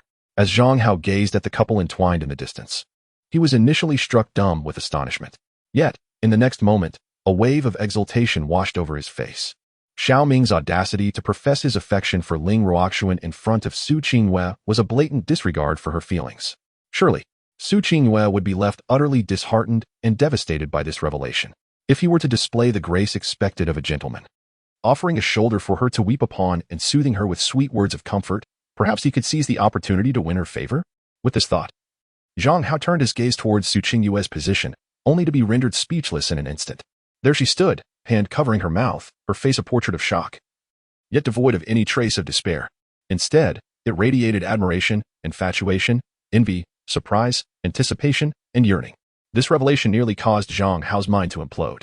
How could this woman, upon witnessing her fiancé confessing to her peak master, display such reverence and affection, even brimming with envy and longing? Could it be that she did not mind Xiao Ming's romantic involvement with Ling Ruoxuan, and perhaps even yearned for such a confession herself? What is the basis for this? In the depths of his heart, Zhang Hao felt a mix of confusion and humiliation, his expression taking on a somewhat sinister aspect, with a flicker of hostility flashing in his eyes. Yet, in the next moment, he concealed it. At this juncture, he found himself unable to confront Xiao Ming. Thus he could only endure for the time being. Amidst the uproar of the crowd, Ling Ruoxuan also regained her senses. However, she did not immediately expel Xiao Ming. Instead, she pinched him fiercely at the waist, then vanished like a wraith from his embrace. Only a cold voice reverberated through the air above Fuyo Square. Elder Su, it is time to depart. With the utterance of these words, Su Biqing abruptly snapped back to reality. He stamped his foot, activating the mysterious vessel. The heavenly Xian sacred spirit boat transformed into a streak of light, directly warping space as it carried numerous trial participants toward the 10,000 great mountains. Fuyo sacred land erupted once more in astonishment. Who would have thought that after pursuing for so long without success, they would be outpaced by a mere junior? Truly, fate is capricious. As they watched the heavenly Xian sacred spirit boat depart, several figures in the void wore expressions of complexity, each radiating a terrifying aura. They were none other than the leaders of several other major peaks or elders of the Saint Realm. Sister, you have changed. Ling Rui floated in the void above the Jade Maiden Peak, gazing at the sacred spirit boat as it vanished into a flash of light, a complex expression gracing her face. Ultimately, however, this complexity transformed into a smile, which appeared utterly enchanting. Although Ling Ruoxuan's transformation made her feel somewhat unfamiliar, it was a change for the better. At least she no longer need worry that her sister, burdened by emotional turmoil, would gradually descend into a path of desolation. This woman actually showed me some consideration. Feeling a pang of pain at his waist, Xiao Ming's lips curled into a subtle smile, and his admiration for Ling Ruoxuan was rekindled. After forcefully kissing Ling Ruoxuan, he had feared that she might unleash her fury and cast him aside like refuse. To his surprise, Ling Ruoxuan merely pinched him and then retreated into the pavilion of the sacred spirit boat, clearly taking his feelings into account. Indeed, he had not misjudged her character. No, he had not been mistaken about her at all. As the figures vanished from sight, he remained momentarily dazed. Just then, the cool voice of Feng Xianhuang pierced through his reverie. Turning his head, he saw Feng Xianhuang and Su Qinghua had approached him. The former's brow was furrowed, her expression tinged with disdain, unmistakably revealing her inner displeasure. Are you jealous? Xiao Ming raised an eyebrow, asking with a hint of audacity. Oh, your entanglements have nothing to do with me. I merely feel that your fiancé deserves better. You, a scoundrel. With such audacity, what is it that makes you so appealing? Feng Xianhuang retorted sharply, her disdain palpable. though her haughty demeanor suggested she looked down upon Xiao Ming. The moment she instinctively began to declare herself as the empress, it became evident that her emotions were somewhat in turmoil. In truth, Brother Xiao Ming did not intentionally flirt. He is simply too exceptional and cannot bear to disappoint others. After Feng Xianhuang's words fell, Su Qingwei defended him from the side, nearly causing Feng Xianhuang and Yunling to spit out a mouthful of blood in disbelief. This is outrageous. Truly invincible, even with her fiancé being so audacious. She still finds excuses for him. One must question the extent of her infatuation. It raises serious doubts. If Su Qingwei were to catch Xiao Ming in a compromising situation with Ling Ruoxuan, she would not be heartbroken. Rather, she would offer her support from behind. What on earth has Xiao Ming done to make this proud daughter of heaven so enamored? Ha ha ha. It is no wonder she is my Qingwei. She truly captures my heart. Hearing Su Qingwei defend him so fervently moved Xiao Ming deeply. Unable to restrain himself, he kissed her passionately in front of Feng Xianhuang and Yunling. The truth is out, I am a rogue. From this moment on, he vowed to fully embrace his nature and become a responsible man. Brother Xiao Ming, you. Stunned by the forceful kiss, Su Qingwei stood frozen, her delicate face visibly flushed. A tingling sensation spread throughout her body, nearly causing her legs to buckle and collapse into Xiao Ming's embrace. Brother Xiao Ming finally kissed her? Is this the feeling of being loved? It truly feels blissful. Oh my, is this what it means to be the young sovereign? Having just confessed and forcibly kissed the leader of Yunu Peak, he swiftly turns to kiss the proud daughter of Yunu Peak. Is it really possible to act as one pleases simply because of good looks and the potential of an emperor? If this life can be lived thus, it would truly be a death without regret. Dear sisters, remember our motto: tears may wet the spring noodles, but we vow not to be deceived by men. That woman is a disgrace to us. We shall establish a red, elegant society to vehemently denounce her base actions, awakening the noble hearts of more sisters. How absurd it is. I too possess charm, so why does Brother Xiao not come forth and kiss me? Truly, he is a man of poor taste. I wish to join the Red Elegant Society. Upon witnessing Xiao Ming and Su Qingwei in intimate camaraderie, the deck of the Holy Spirit vessel erupted in uproar. Zhang Hao clenched his fists tightly, his expression contorted in rage. A surge of jealousy and overwhelming fury almost compelled him to confront Xiao Ming. He could hardly fathom that after boldly confessing and kissing Ling Ruoxuan, Xiao Ming would audaciously kiss Su Qingwei. What was most unbearable for him was that Su Qingwei not only showed no anger or rejection, but instead wore a countenance of joy and fulfillment. What on earth justified this? Once they entered the ghostly fiend's secret realm, he swore he would eliminate Xiao Ming and seize Su Qingwei for himself. Tears soaked the pork trotter rice. He vowed to earn $1 million. Esteemed leaders, after reading, please remember to click on the free little gifts, allowing me to savor some pork trotter rice first. Ladies' attire shall be presented. Woe is me. Chapter 60. The Gathering of Heroes in the Vast Mountains. A provocation from the 9 Nether Demon sect. The Vast Mountains, a sprawling range stretching across 1,000,000 miles in the northern mystical realm, conceals an abundance of coveted treasures and ancient relics of formidable beings throughout history. Deep within the northeastern region of the 10,000 Great Mountains lies a valley perpetually shrouded in miasma. Even the most formidable beings of the Ascendant Realm dare not venture into its depths.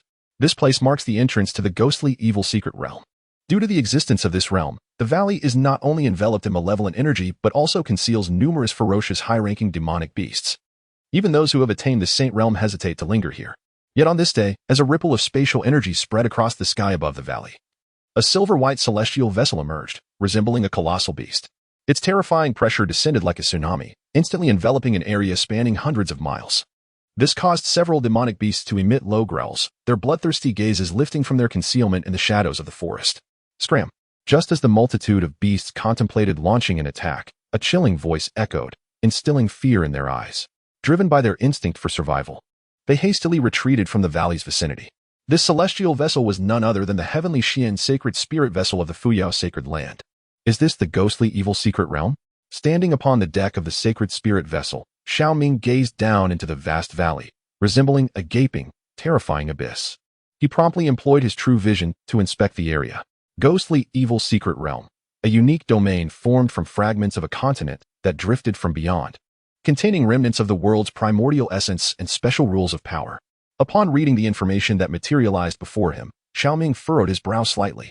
It bore a striking resemblance to the description provided by the Fuyao sacred land, revealing no discernible useful information. It appears that one must delve into the depths of the secret realm to uncover its myriad mysteries. After a brief examination, Xiao Ming discerned little of significance and ultimately chose to relinquish his efforts.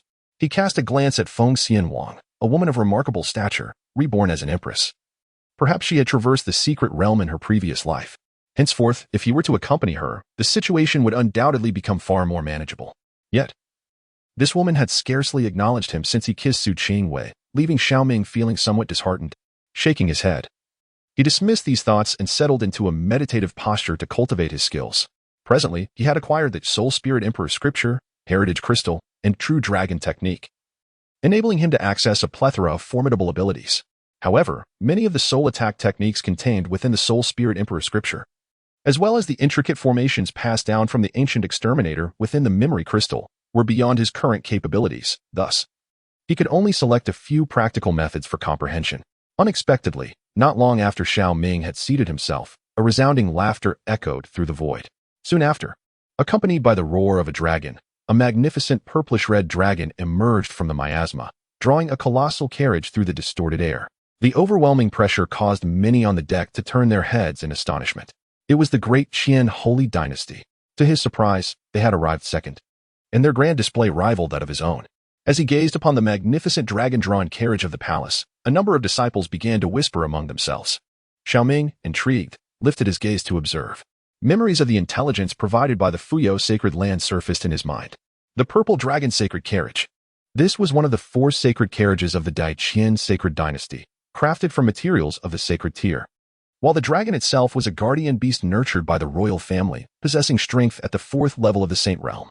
Moreover, the commander leading the expedition from the Daqian sacred dynasty was General Meng Zhan, whose cultivation had reached the 7th level of the saint realm, making him a formidable minister within the dynasty. Among the intelligence, the only individual that caught Xiao Ming's attention was a certain Prince Yang Yuanqing. Known for his unparalleled sword heart, a natural-born sovereign of the sword path, regarded as the most extraordinary talent of this generation in the Daiqian sacred dynasty. As for the others, Xiao Ming found little interest in remembering. It was said that the peak master of Jade Maiden Peak, renowned as the White Lotus Fairy of Fuyo sacred land, had not only been defiled by a young man named Xiao Ming, but had also been forcibly kissed in front of an audience not long ago. The truth of this matter remained uncertain. Just as Xiao Ming was assessing the members of the Daqian sacred dynasty, a melodious laughter echoed throughout the heavens and earth, causing ripples to emerge in another part of the void above the valley. Amidst a surge of ominous energy, a ghostly white skeletal vessel materialized in the air, its presence reminiscent of a phantom. The chilling aura surged forth like tidal waves, sweeping in all directions. The terrifying might of this apparition caused the faces of those from both the Fuyo sacred land and the Daiqian sacred dynasty to pale, as they feared an immediate confrontation. As the demonic energy surged towards the heavenly Xian sacred spirit vessel, a chilling voice echoed, accompanied by a terrifying oppressive force emanating from the vessel. This wave of demonic fury was thwarted, and a striking figure materialized in the air, none other than Ling Ruoxuan. Ha! You, who have always abhorred men, have actually relied on a man's primordial essence to break through to the 8th layer of the Saint Realm. Not only that, you even gifted him a token to join the Fuyao sacred land, and you did not resist when he kissed you publicly. Ling Ruoxuan, where has your pride and aloofness vanished to? As Ling Ruoxuan appeared, a captivating figure also emerged from the skeletal vessel of the 9 Nether Demon Gate, Yu Xilan, whom Xiao Ming had encountered before. Her words left the numerous trial takers on the deck of the heavenly Xian sacred spirit vessel astounded. They had thought that Xiao Ming's kiss on Ling Ruoxuan was shocking enough, but to learn that this peak master had also shared a bed with her was utterly jaw-dropping. However, due to Ling Ruoxuan's identity and the oppressive aura she exuded, no one on the deck dared to voice any opinions. Otherwise, they risked being cast out. None of your business. Ling Ruoxuan cast a cold glance at Yu Xilan, followed by a disdainful look at the skeletal vessel. Where is the extreme desire demon lord? Bring him out. Over half a month ago, she had contended with the blood dragon pattern python for the blood blue lotus. After slaying the beast, she was unexpectedly schemed against by the extreme desire demon lord during her moment of weakness, nearly leading her to utter ruin. She would not let this grievance go unaddressed lightly.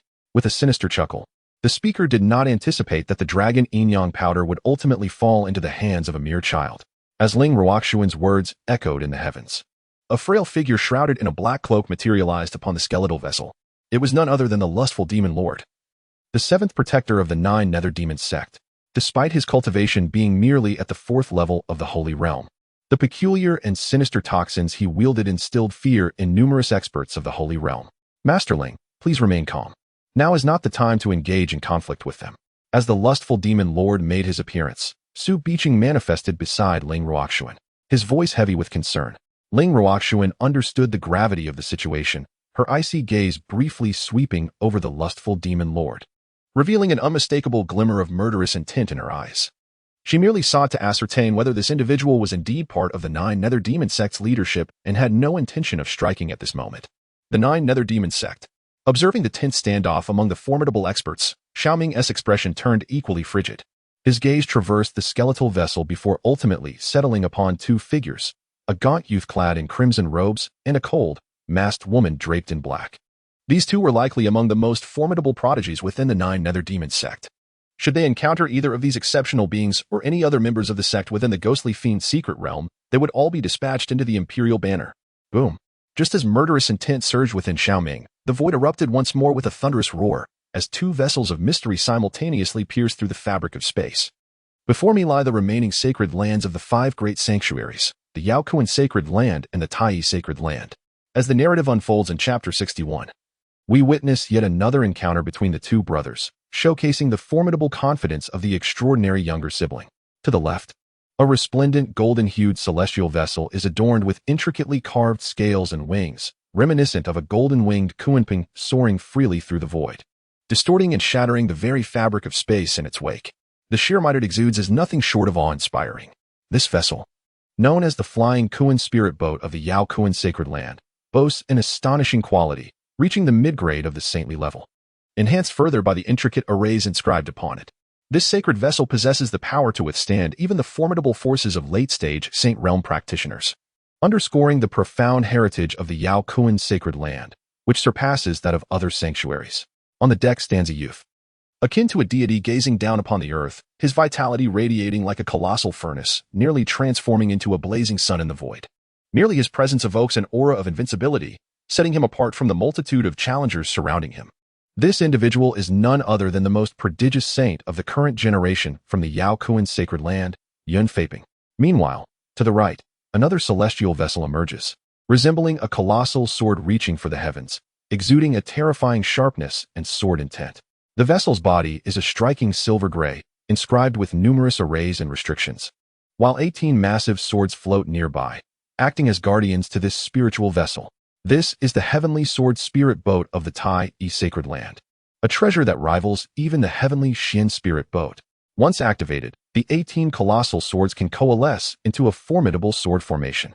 Even a formidable expert in the late stages of the Saint Realm would find themselves severely diminished if ensnared by this sword formation, even if they were not slain. They would certainly lose a layer of their very essence. On the divine sword vessel, a young man stood at the bow, exuding an aura of dominance, his vitality radiating with a terrifying intensity akin to that of a true dragon. It was as if he was born to be the sovereign of this world, compelling any peer to bow in submission before him. This individual was none other than Xiao Ren. Behind him stood a formidable expert of the Saint Realm, Zhang Tianhong, who had made an appearance not long ago. Remarkably, this man had recovered. Upon witnessing Xiao Ren standing atop the divine sword vessel, Xiao Ming's face registered a flicker of astonishment. That day, Xiao Ren had been left crippled when his supreme bone was shattered by him. Even the final Saint King, who had burned his essence to thwart his master's strike, had only managed to send half of this fellow back. In Xiao Ming's view, the shattering of the supreme bone had rendered Xiao Ren's physical form irreparably damaged. It was inconceivable that he could recover so swiftly. Yet, merely a fortnight had passed, and here stood Xiao Ren, restored. It appeared that the old ghost of the fire cloud had undoubtedly paid a grievous price to aid in the reconstruction of Xiao Ren's form. The motive behind such an act was likely to seize control of Xiao Ren. In light of this, it was conceivable that this younger brother before him may not be the genuine article. At that moment, with this thought in mind, Xiao Ming activated his Eye of Truth and scrutinized Xiao Ren. To his astonishment, his pupils involuntarily contracted. He had not been possessed. What could be the explanation for this? Under the scrutiny of the Eye of Truth, the many mysteries surrounding Xiao Ren were laid bare before him. The supreme bone permeated through every limb and sinew, transforming the flesh into a supreme body. Although a peculiar soul fluctuation emanated from the center of his brow, it was not the sacred soul energy of the fire cloud old ghost. It belonged entirely to Xiao Ren himself. Thus, it became evident. His soul had indeed metamorphosed into a soul devourer, which explained why he had not been usurped. Upon a closer inspection, Xiao Ming discerned the subtle clues and could not suppress a slight smile. The Soul Devourer, a terrifyingly unique soul entity, instills fear in countless beings. Yet to him, it represented the perfect material for forging the Emperor's soul banner. It seemed that his brother's transformation was aimed directly at acquiring the Emperor's banner. Xiao Ming. As Xiao Ming fixed his gaze upon Xiao Ran, the latter sensed it and turned his attention towards the heavenly mysterious sacred spirit boat. Upon encountering a familiar visage, a terrifying aura erupted from within him, unleashing an uncontrollable killing intent. At that moment, the supreme body awakened, and the void was instantly engulfed in turbulent winds and shifting clouds. This spectacle left the distinguished talents of the other prominent factions present in a state of disbelief. Even Yun Feiping wore a grave and astonished expression as he regarded Xiao Ren, clearly taken aback by the explosive surge of blood and vitality emanating from someone he had previously deemed a failure, one whose supreme bone had been shattered by his own elder brother. At long last, we meet again. This time, I shall personally crush every inch of your bones, forcing you to kneel before me, unable to seek life or death. Recalling the humiliation of a fortnight prior and the looming shadow of death, Xiao Ren roared with a fierce countenance, embodying the spirit of a formidable hero. Had it not been for the final vestige of rationality lingering in his mind, he would have charged onto the celestial spirit vessel and mercilessly slain Xiao Ming. Yet, such thoughts belong solely to the realm of the defeated. Since I was able to vanquish you once, I can do so countless times. This time, even with the protection of a Saint King, I shall ensure your complete downfall. Observing Xiao Ren's contorted visage, Xiao Ming remained unfazed, as if he were merely regarding a jester. Ha ha ha. You think you can bring about my utter demise? In our previous encounter, you had the upper hand. But now I have undergone an unprecedented transformation, sufficiently powerful to instill despair within you. Once we enter the ghostly abyss secret realm, you shall comprehend the chasm that separates us, as vast as the luminous moon against the night sky. Upon hearing Xiao Ming's proclamation, Xiao Ren's expression twisted further, and he erupted into maniacal laughter. This left Xiao Ming somewhat speechless. It appeared that this overly ambitious younger brother was so desperate to defeat him that he had succumbed to a state of madness. Even a mere display of bravado could send him into a euphoric frenzy. To have such a brother was truly a disgrace in this lifetime. Feeling an overwhelming sense of ennui, Xiao Ming could hardly be bothered with his sibling, instead directing his gaze towards Yun Feiping. Not only did he possess the ancient bloodline of the Kuanping, but he also bore the rare dual pupil physique. This individual's strength would likely rival that of Xiao Ren. How dare he disregard me? Witnessing Xiao Ming's indifference as he turned his attention to Yun Feiping, the veins on Xiao Ren's forehead throbbed uncontrollably. He cast a frigid glare at Yun Feiping, his face betraying unmasked murderous intent. How could he be so unconcerned about his own brother and instead scrutinize another? Do you believe that this fellow before me is stronger than he? If that is the case, once we enter the Ghost Slaughter secret realm, I shall take him down first, allowing my dear elder brother to witness that not every Tom, Dick, and Harry can compare to him. HM. Sensing the murderous intent emanating from Xiao Ren, Yun Feiping's gaze involuntarily sharpened, yet he met it with unwavering courage. He recalled that he had not crossed paths with this individual before, so he was taken aback by the intensity of such hostility directed at him.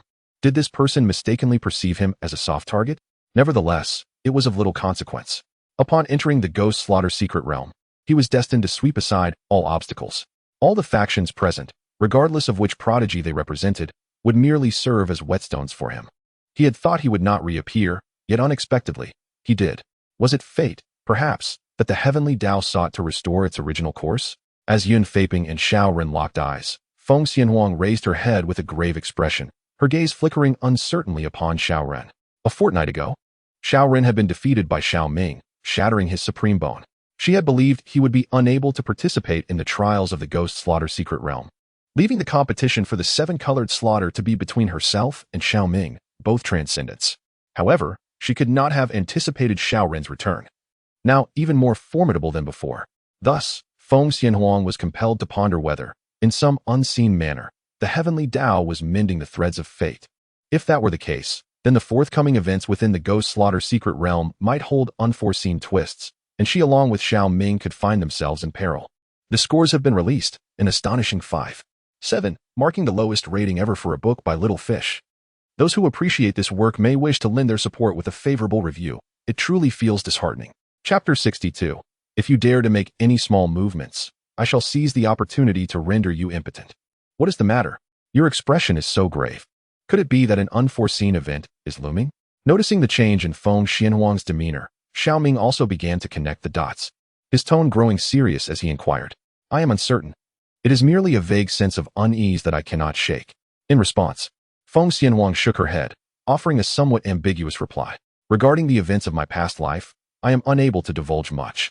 For now, we can only proceed step by step. Xiao Ming chose not to press further. After all, by acting alongside Feng Xianwang, he too would benefit from the intelligence she possessed.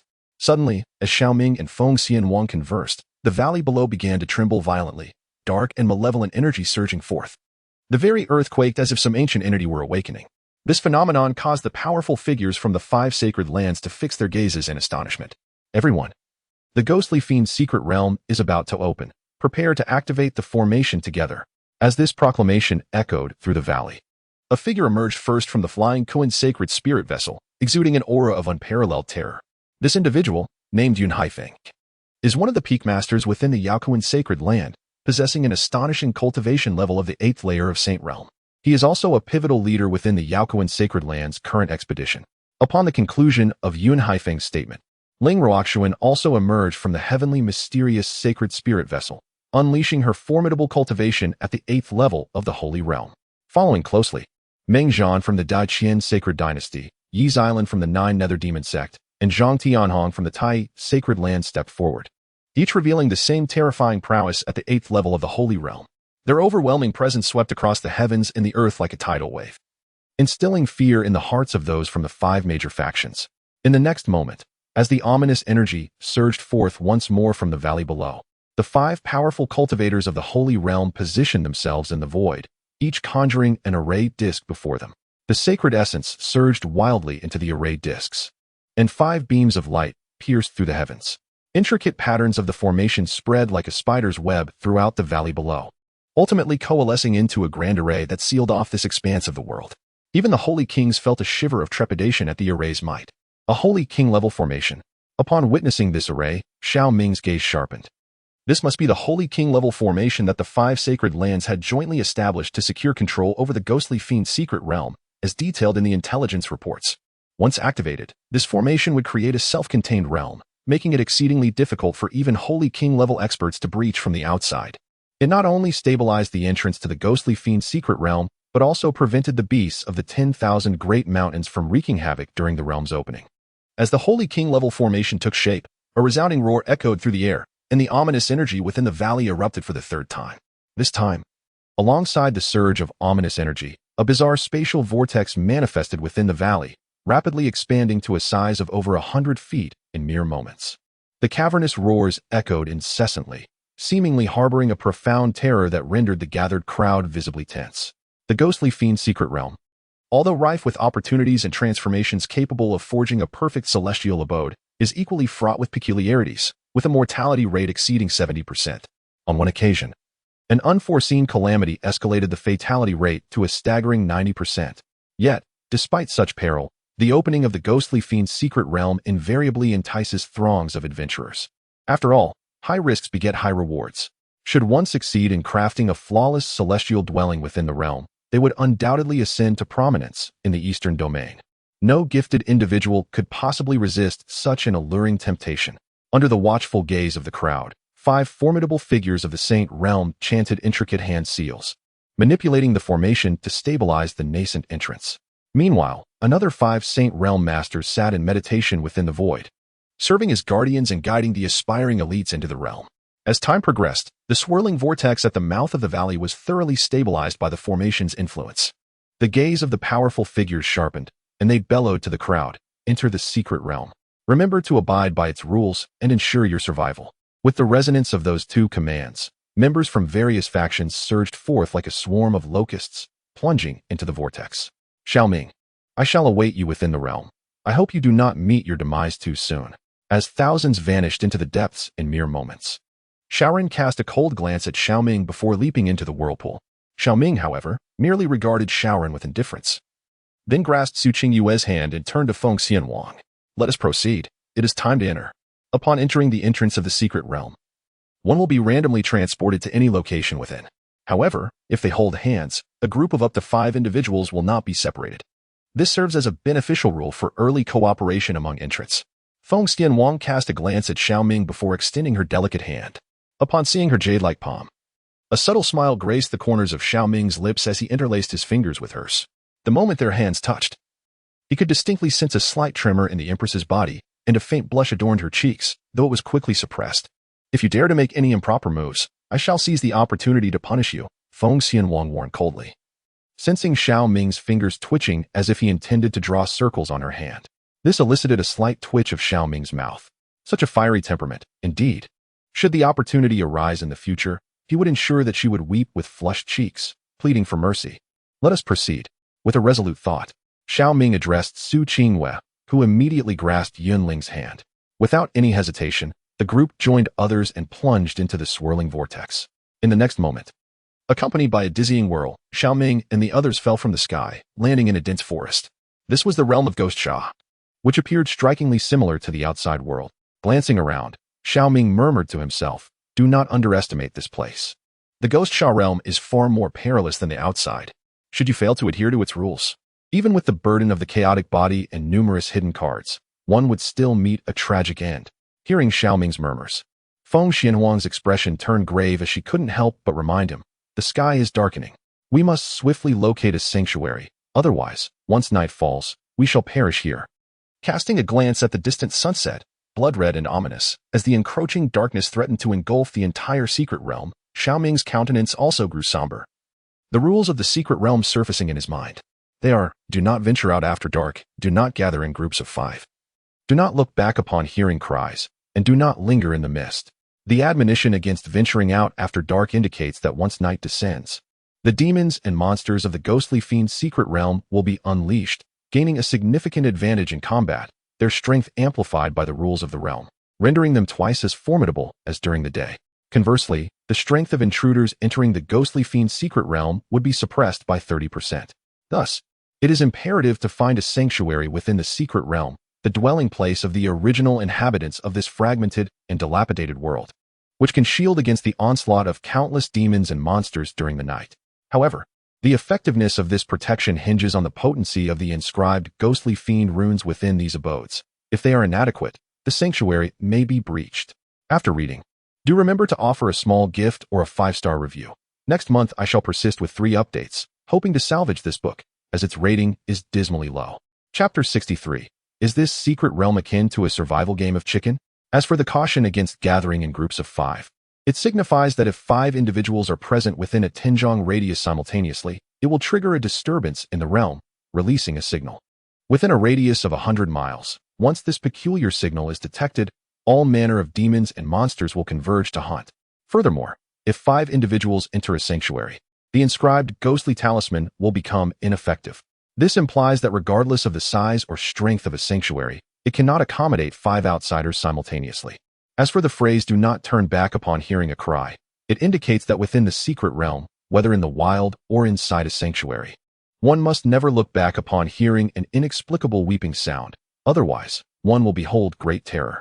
The term "mist does not linger" refers to the emergence of a gray mist within the ghostly realm, which, upon entering, will erode the physical body and may even lead to being devoured by strange creatures lurking within the mist. Even a sanctuary cannot shield against this mist encroachment. Thus one must swiftly distance oneself upon encountering it. It is imperative to avoid entering its depths. Moreover, this mist will gradually engulf the entire ghostly realm within 10 days. The exit of the realm will manifest in the sole remaining sanctuary, just as the mist threatens to consume everything. These 4 points represent merely the foundational rules of the ghostly realm. There exist other astonishing aspects, such as the ability to extract crystal cores from the demons slain within the realm, which, when consumed, can rapidly restore one's cultivation. Elite monsters bearing unique runes on their foreheads, when defeated, may grant the wielder the enhancement of secret realm powers. Some may double one's combat prowess, while others might amplify one's defenses or increase recovery rates. The abilities are diverse and extraordinary, yet they predominantly confer beneficial effects. Strangely enough, this peculiar ability can also be inherited. Once an individual slays an elite specter adorned with a special rune, and is subsequently defeated by others who have entered the secret realm, this capability will transfer to that individual. Furthermore, aside from possessing the same ability, other powers can be accumulated, lasting until the realm's closure. Thus, many trial seekers, upon entering the secret realm, not only pursue the elusive energies of heaven and earth, but also hunt various elite specters or practitioners with special runes, amassing significant power from the secret realm to fortify themselves, ensuring their dominance in this treacherous environment. In summary, the rules and gameplay of this ghostly fiend's secret realm resemble a survival game akin to a battle royale. Here, in the wilderness, there should be no refuge. We should depart from this place. Reflecting on the principles and survival strategies of the ghostly fiend's secret realm, Xiao Ming surveyed the surroundings and solemnly proposed. Just as his words fell, a ripple erupted in the void, and several figures materialized before them, standing a mere 10 paces away. An eerie wave emanated from this focal point, rapidly spreading outward. Ha ha ha, is this what lies within the ghostly fiend's secret realm? This time, I, Zhang shall undoubtedly seize the five-colored fiend and reforge the cave heaven, becoming a core disciple of the sacred land of Yao Kuan. One among them proclaimed with a booming laugh as the ripple expanded. This is bad. We have company. Before Zhang could finish his hearty laughter, the expressions of the other three transformed to a ghastly green upon spotting Xiao Ming and his companions in the distance. Amidst laughter and mirth, a sudden, jarring scream reverberated through the forest, unleashing waves of terrifying malevolence. In an instant, tendrils resembling monstrous appendages erupted from the earth, surging towards Xiao Ming and his companions, laden with an ominous aura. From the shadows of the woods emerged eerie, semi-transparent entities, exuding a sinister black mist, resembling vengeful spirits as they charged towards the group. Furthermore, from the underbrush, dreadful creatures broke through the soil, while in the air, monstrous birds descended like harbingers of doom. In that fleeting moment, Xiao Ming and his companions found themselves engulfed as if they had unwittingly disturbed a nest of malevolent beings. Zhang a fellow cultivator, had scarcely regained his composure from the shock when he was ensnared by the tendrils that emerged from the ground. Almost immediately, he was overwhelmed by phantasmal creatures that invaded his consciousness. A terrifying beast, akin to a porcupine, pierced through his body, leaving him suspended on the tusks of a wild boar, emitting a heart-wrenching scream. This gruesome scene conjured a single phrase in Xiao Ming's mind: fallen into despair. Zhang plight bore an uncanny resemblance to those hapless players in the past life's battle royale game, who, upon jumping into the fray, were swiftly reduced to mere shadows of their former selves. Unite and defend. Upon witnessing Zhang's swift demise, the remaining three unleashed their full power, racing towards Xiao Ming and his comrades. They were all disciples of the esteemed Sheikh Kuan's sacred land, a generation of formidable cultivators. This time, as I ventured into the ghostly secret realm, my intention was to seek the five-colored malevolence to reconstruct the cave heaven. Little did I expect to encounter peril the moment I stepped into the realm. It was as if I was destined to be served scraps while others feasted. My fortune truly abysmal. Upon witnessing the actions of those individuals, coupled with the multitude of demons and monsters encroaching from all sides, Xiao Ming's demeanor transformed into one of icy resolve.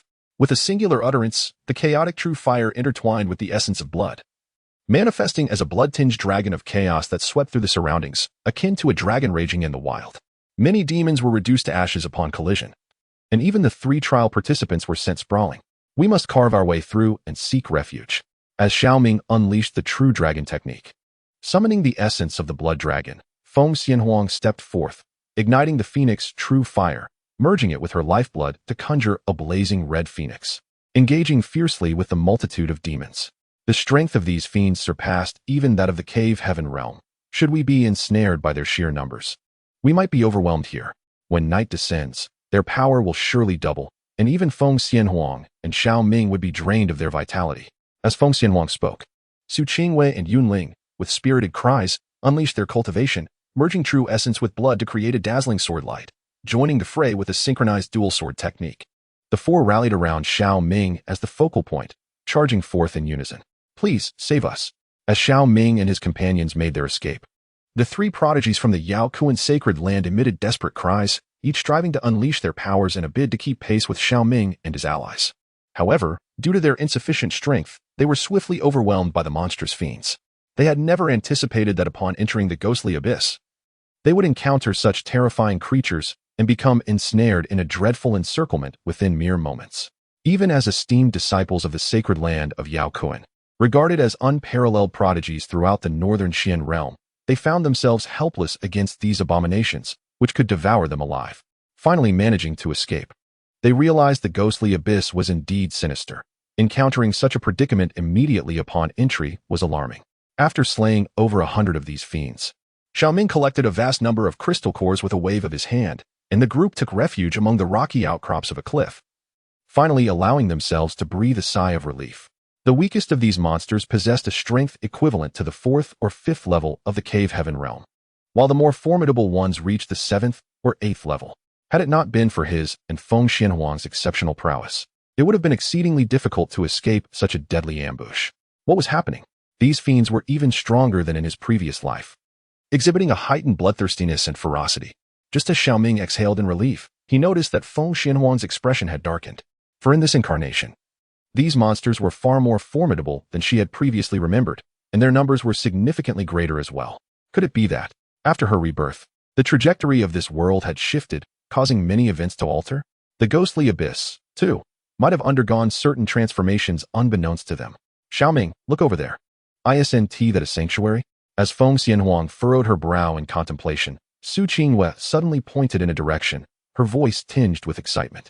Xiao Ming and Feng Xianhuang were instantly taken aback, and they promptly turned their gaze towards the direction indicated by Su Qingwei. There stood a small wooden cabin at the foot of the mountain, emanating a faint golden glow, adorned with numerous enigmatic runes. Starting tomorrow, the narrative will maintain a consistent pace, and I kindly urge everyone to offer their support, whether through a small gift or a favorable review, enabling the little fish to persevere. Chapter 64.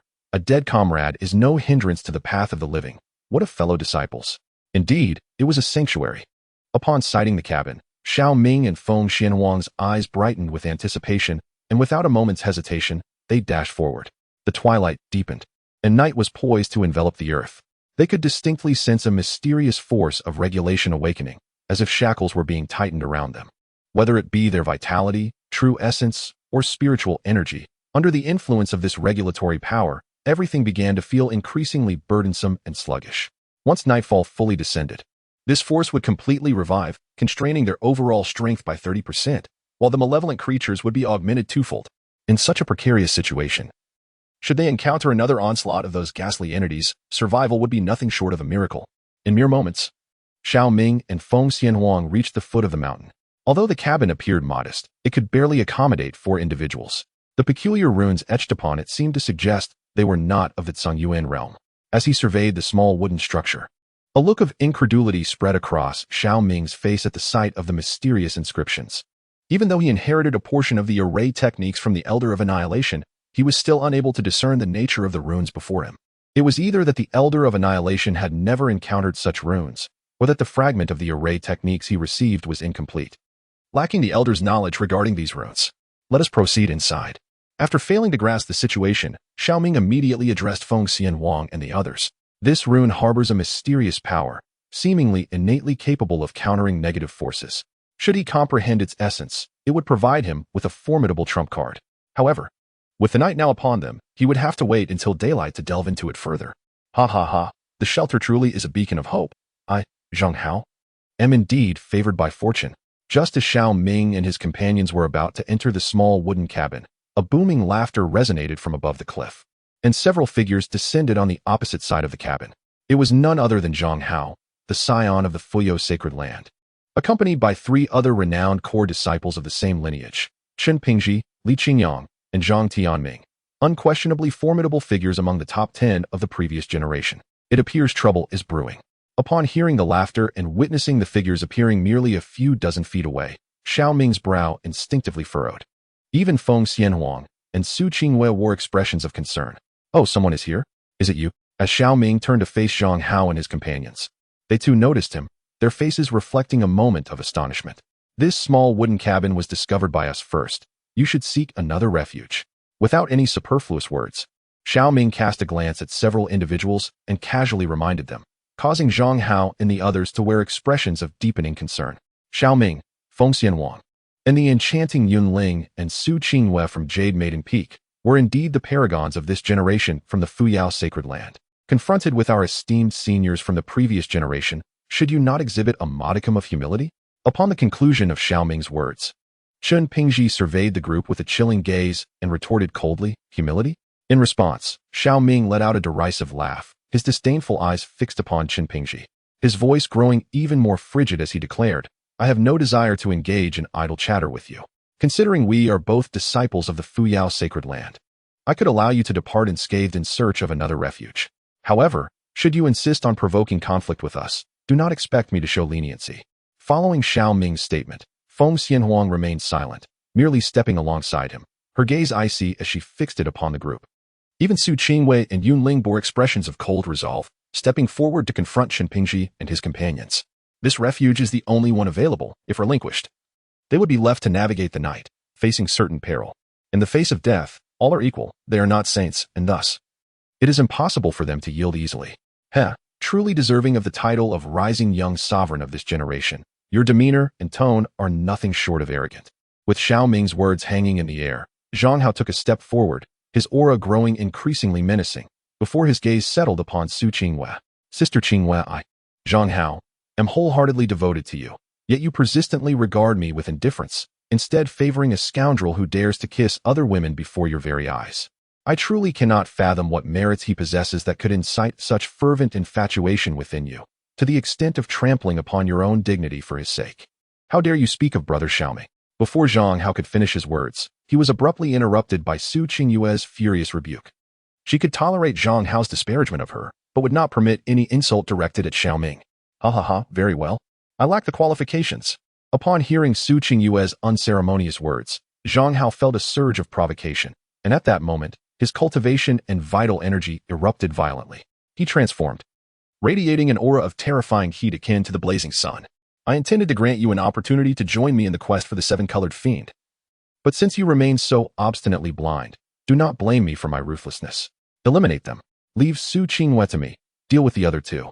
As his words fell, a formidable surge of vital energy coalesced behind Zhang Hao, manifesting as a vast sea of energy, with a golden crow-like phantom descending from the heavens like a blazing sun. With a powerful punch, Zhang Hao aimed to strike down Xiao Ming. The sheer might of his attack. Even though Zhang Hao had reduced his cultivation to the 9th level of the Spirit Sea, it still instilled terror in the hearts of most celestial realm experts. Seeking death. Upon hearing Zhang Hao's audacious declarations and witnessing his audacity to take the initiative in combat, with a cold snort, Xiao Ming unleashed his formidable cultivation, merging the power of his blood with the chaos true fire to transform it into a bloodfire dragon. He hurled a powerful punch towards Zhang Hao. The collision between the bloodfire dragon and the illusory figure of the golden crow erupted with a terrifying impact, akin to a tsunami. Zhang Hao was sent flying, his right arm exploding like a watermelon. This left Chen Pingji and the others utterly stunned. Despite Zhang Hao's immense strength, he was unable to withstand even a single blow from Xiao Ming. His arm shattered in an instant. Was Xiao Ming truly this fearsome? No, it couldn't be. As the excruciating pain radiated from his shoulder where his arm had burst, Zhang Hao's face twisted in agony as he cried out in disbelief. How could he, bearer of the Haori sacred body and practitioner of the sacred king-level technique, the most monstrous talent of the Fuyao sacred land, appear so feeble before Xiao Ming? I initially intended to spare your lives, but now you shall be the offerings for the human emperor sword. Xiao Ming cast a cold glance at several individuals, summoning a sinister, bone-chilling long sword emanating a dark aura from his dantian. It was the soul-devouring sword.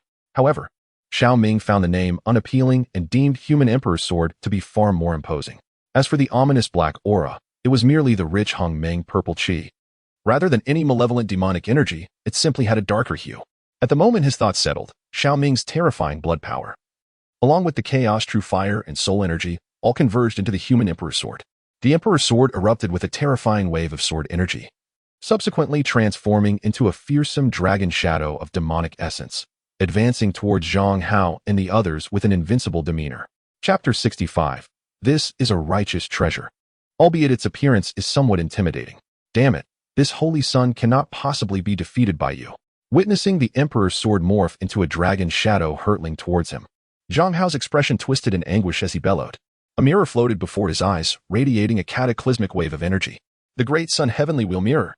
This was a sacred king-level treasure he had discovered in a relic.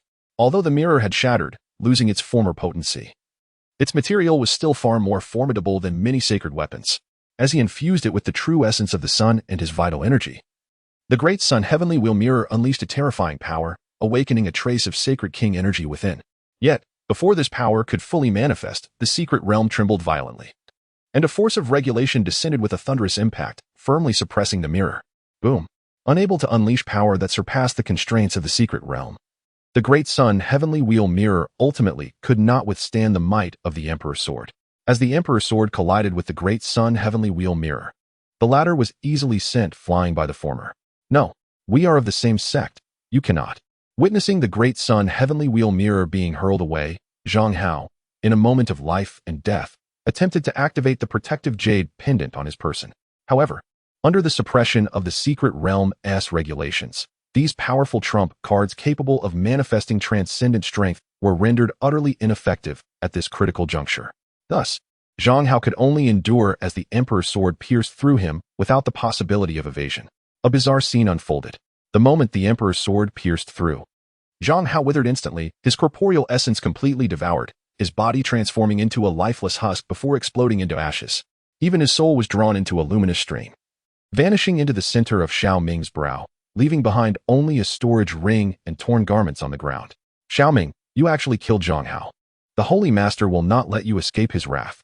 Witnessing Zhang Hao's tragic demise in mere moments, reduced to nothing more than a pile of ashes, and his soul consumed by an unknown force, Chen Pingji and the others exclaimed in terror. No sooner had the words left their lips than they acted without hesitation, their powers erupting as they dashed into the forest. Yet, before the three could break free, a terrifying surge of true essence erupted from three directions.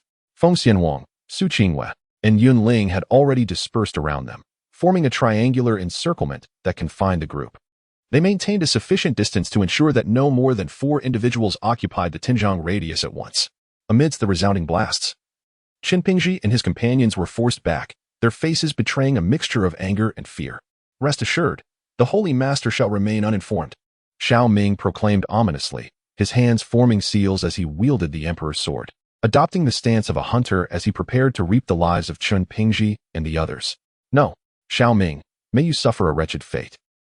Amidst the desperate cries, accompanied by the eruption of blood vitality and true essence, Chen Pingji and his companions unleashed their most formidable attacks. Yet, when Xiao Ming fully activated the Emperor's sword, they appeared as feeble as ants. In mere moments, with the Emperor's sword weaving through the air, the three were reduced to lifeless corpses. Such a terrifying spectacle left Feng Xianhuang and Su Qinghua in utter horror, completely unprepared for the revelation that Xiao Ming harbored such a dreadful and sinister weapon. An imperial artifact? Fixating intently on the devouring sword for a prolonged moment, Feng Xianhuang's breath quickened as she discerned its ominous nature. After the sword had slain Zhang Hao and the others, it emanated fluctuations of law. There could be no mistake. This was undoubtedly the power of an imperial artifact. However, she found it perplexing that the weapon's might was disappointingly feeble, failing to unleash the power surpassing the secret realm. Yet, even so, Xiao Ming was still able to annihilate Zhang Hao and the others into mere ashes, utilizing the sword's material and its extraordinarily bizarre devouring capability. Night had fallen. "We must take shelter." Just as Feng Xianhuang was about to inquire further, Xiao Ming, observing the night enveloping the entire secret realm and feeling his strength suppressed by 30%, addressed Feng Xianhuang and the others. Having said that, he waved his hand, gathering the remnants of Zhang Hao and the others, and promptly entered a small wooden cabin. Without hesitation, Feng Xianhuang and Su Qinghua followed suit. As the wooden door closed behind them, a profound silence enveloped the space. The entire secret realm was suddenly filled with eerie howls, as countless demons and monsters crawled forth from the shadows. Whether above in the skies or below on the ground, these malevolent beings were visible, exhibiting an even greater thirst for blood and savagery than during the day.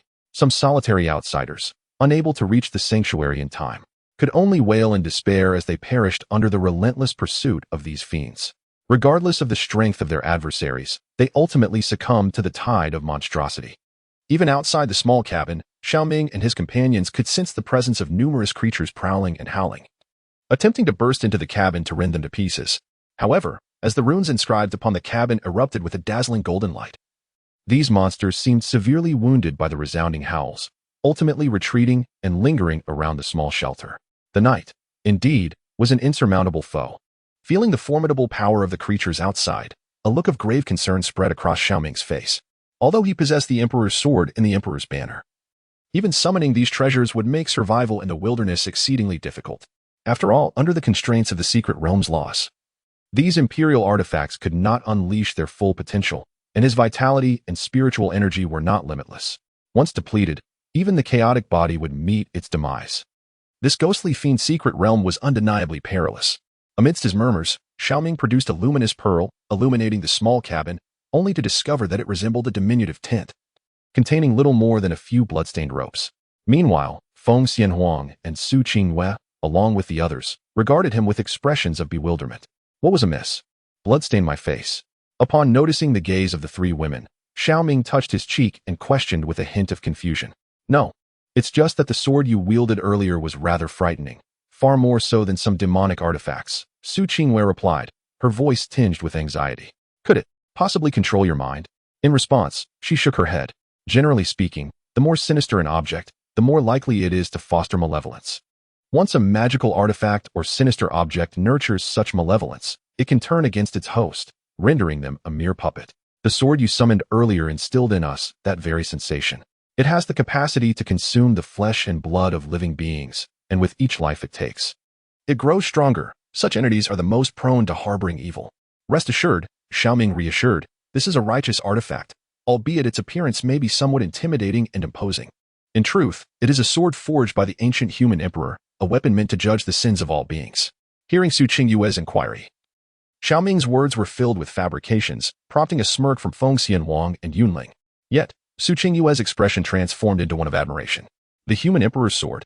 This means that you, Xiao Ming, have been chosen by the ancient human emperor, and you may very well become the new human emperor of this era. At Su Qingyue's proclamation, Feng Xianhuang and Yunling nearly spat out blood, exchanging looks of disbelief.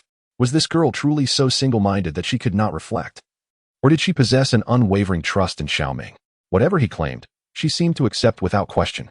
Fear not the possibility of being deceived to the last strand. The ratings have slightly increased. Kindly remember to lend a hand with a free gift or a 5-star review and support. Little Fish shall consistently provide updates. In Chapter 66. Did you hear the sound of a woman weeping? Upon hearing Su Qingyue's innocent words, Xiao Ming felt a surge of emotion within him. With a smile, he replied, Of course, your brother Xiao Ming possesses the chaos body and is extraordinary in comprehension. He is destined to become the emperor of this era. If you wish, you may become my empress.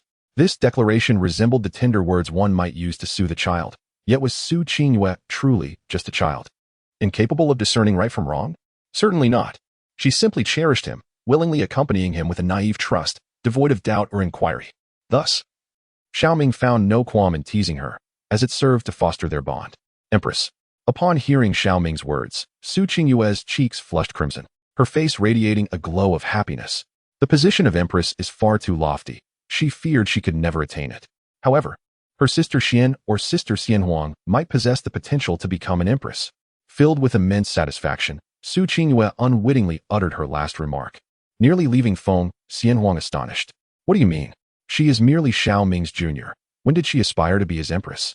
Could it be that in Su Qingyue's heart, she has already become the embodiment of Xiao Ming? If he wishes for me to assume the role of his empress, he still has a millennium of cultivation ahead of him. With a sense of indignation bubbling within, Feng Xianhuang let out a cold snort.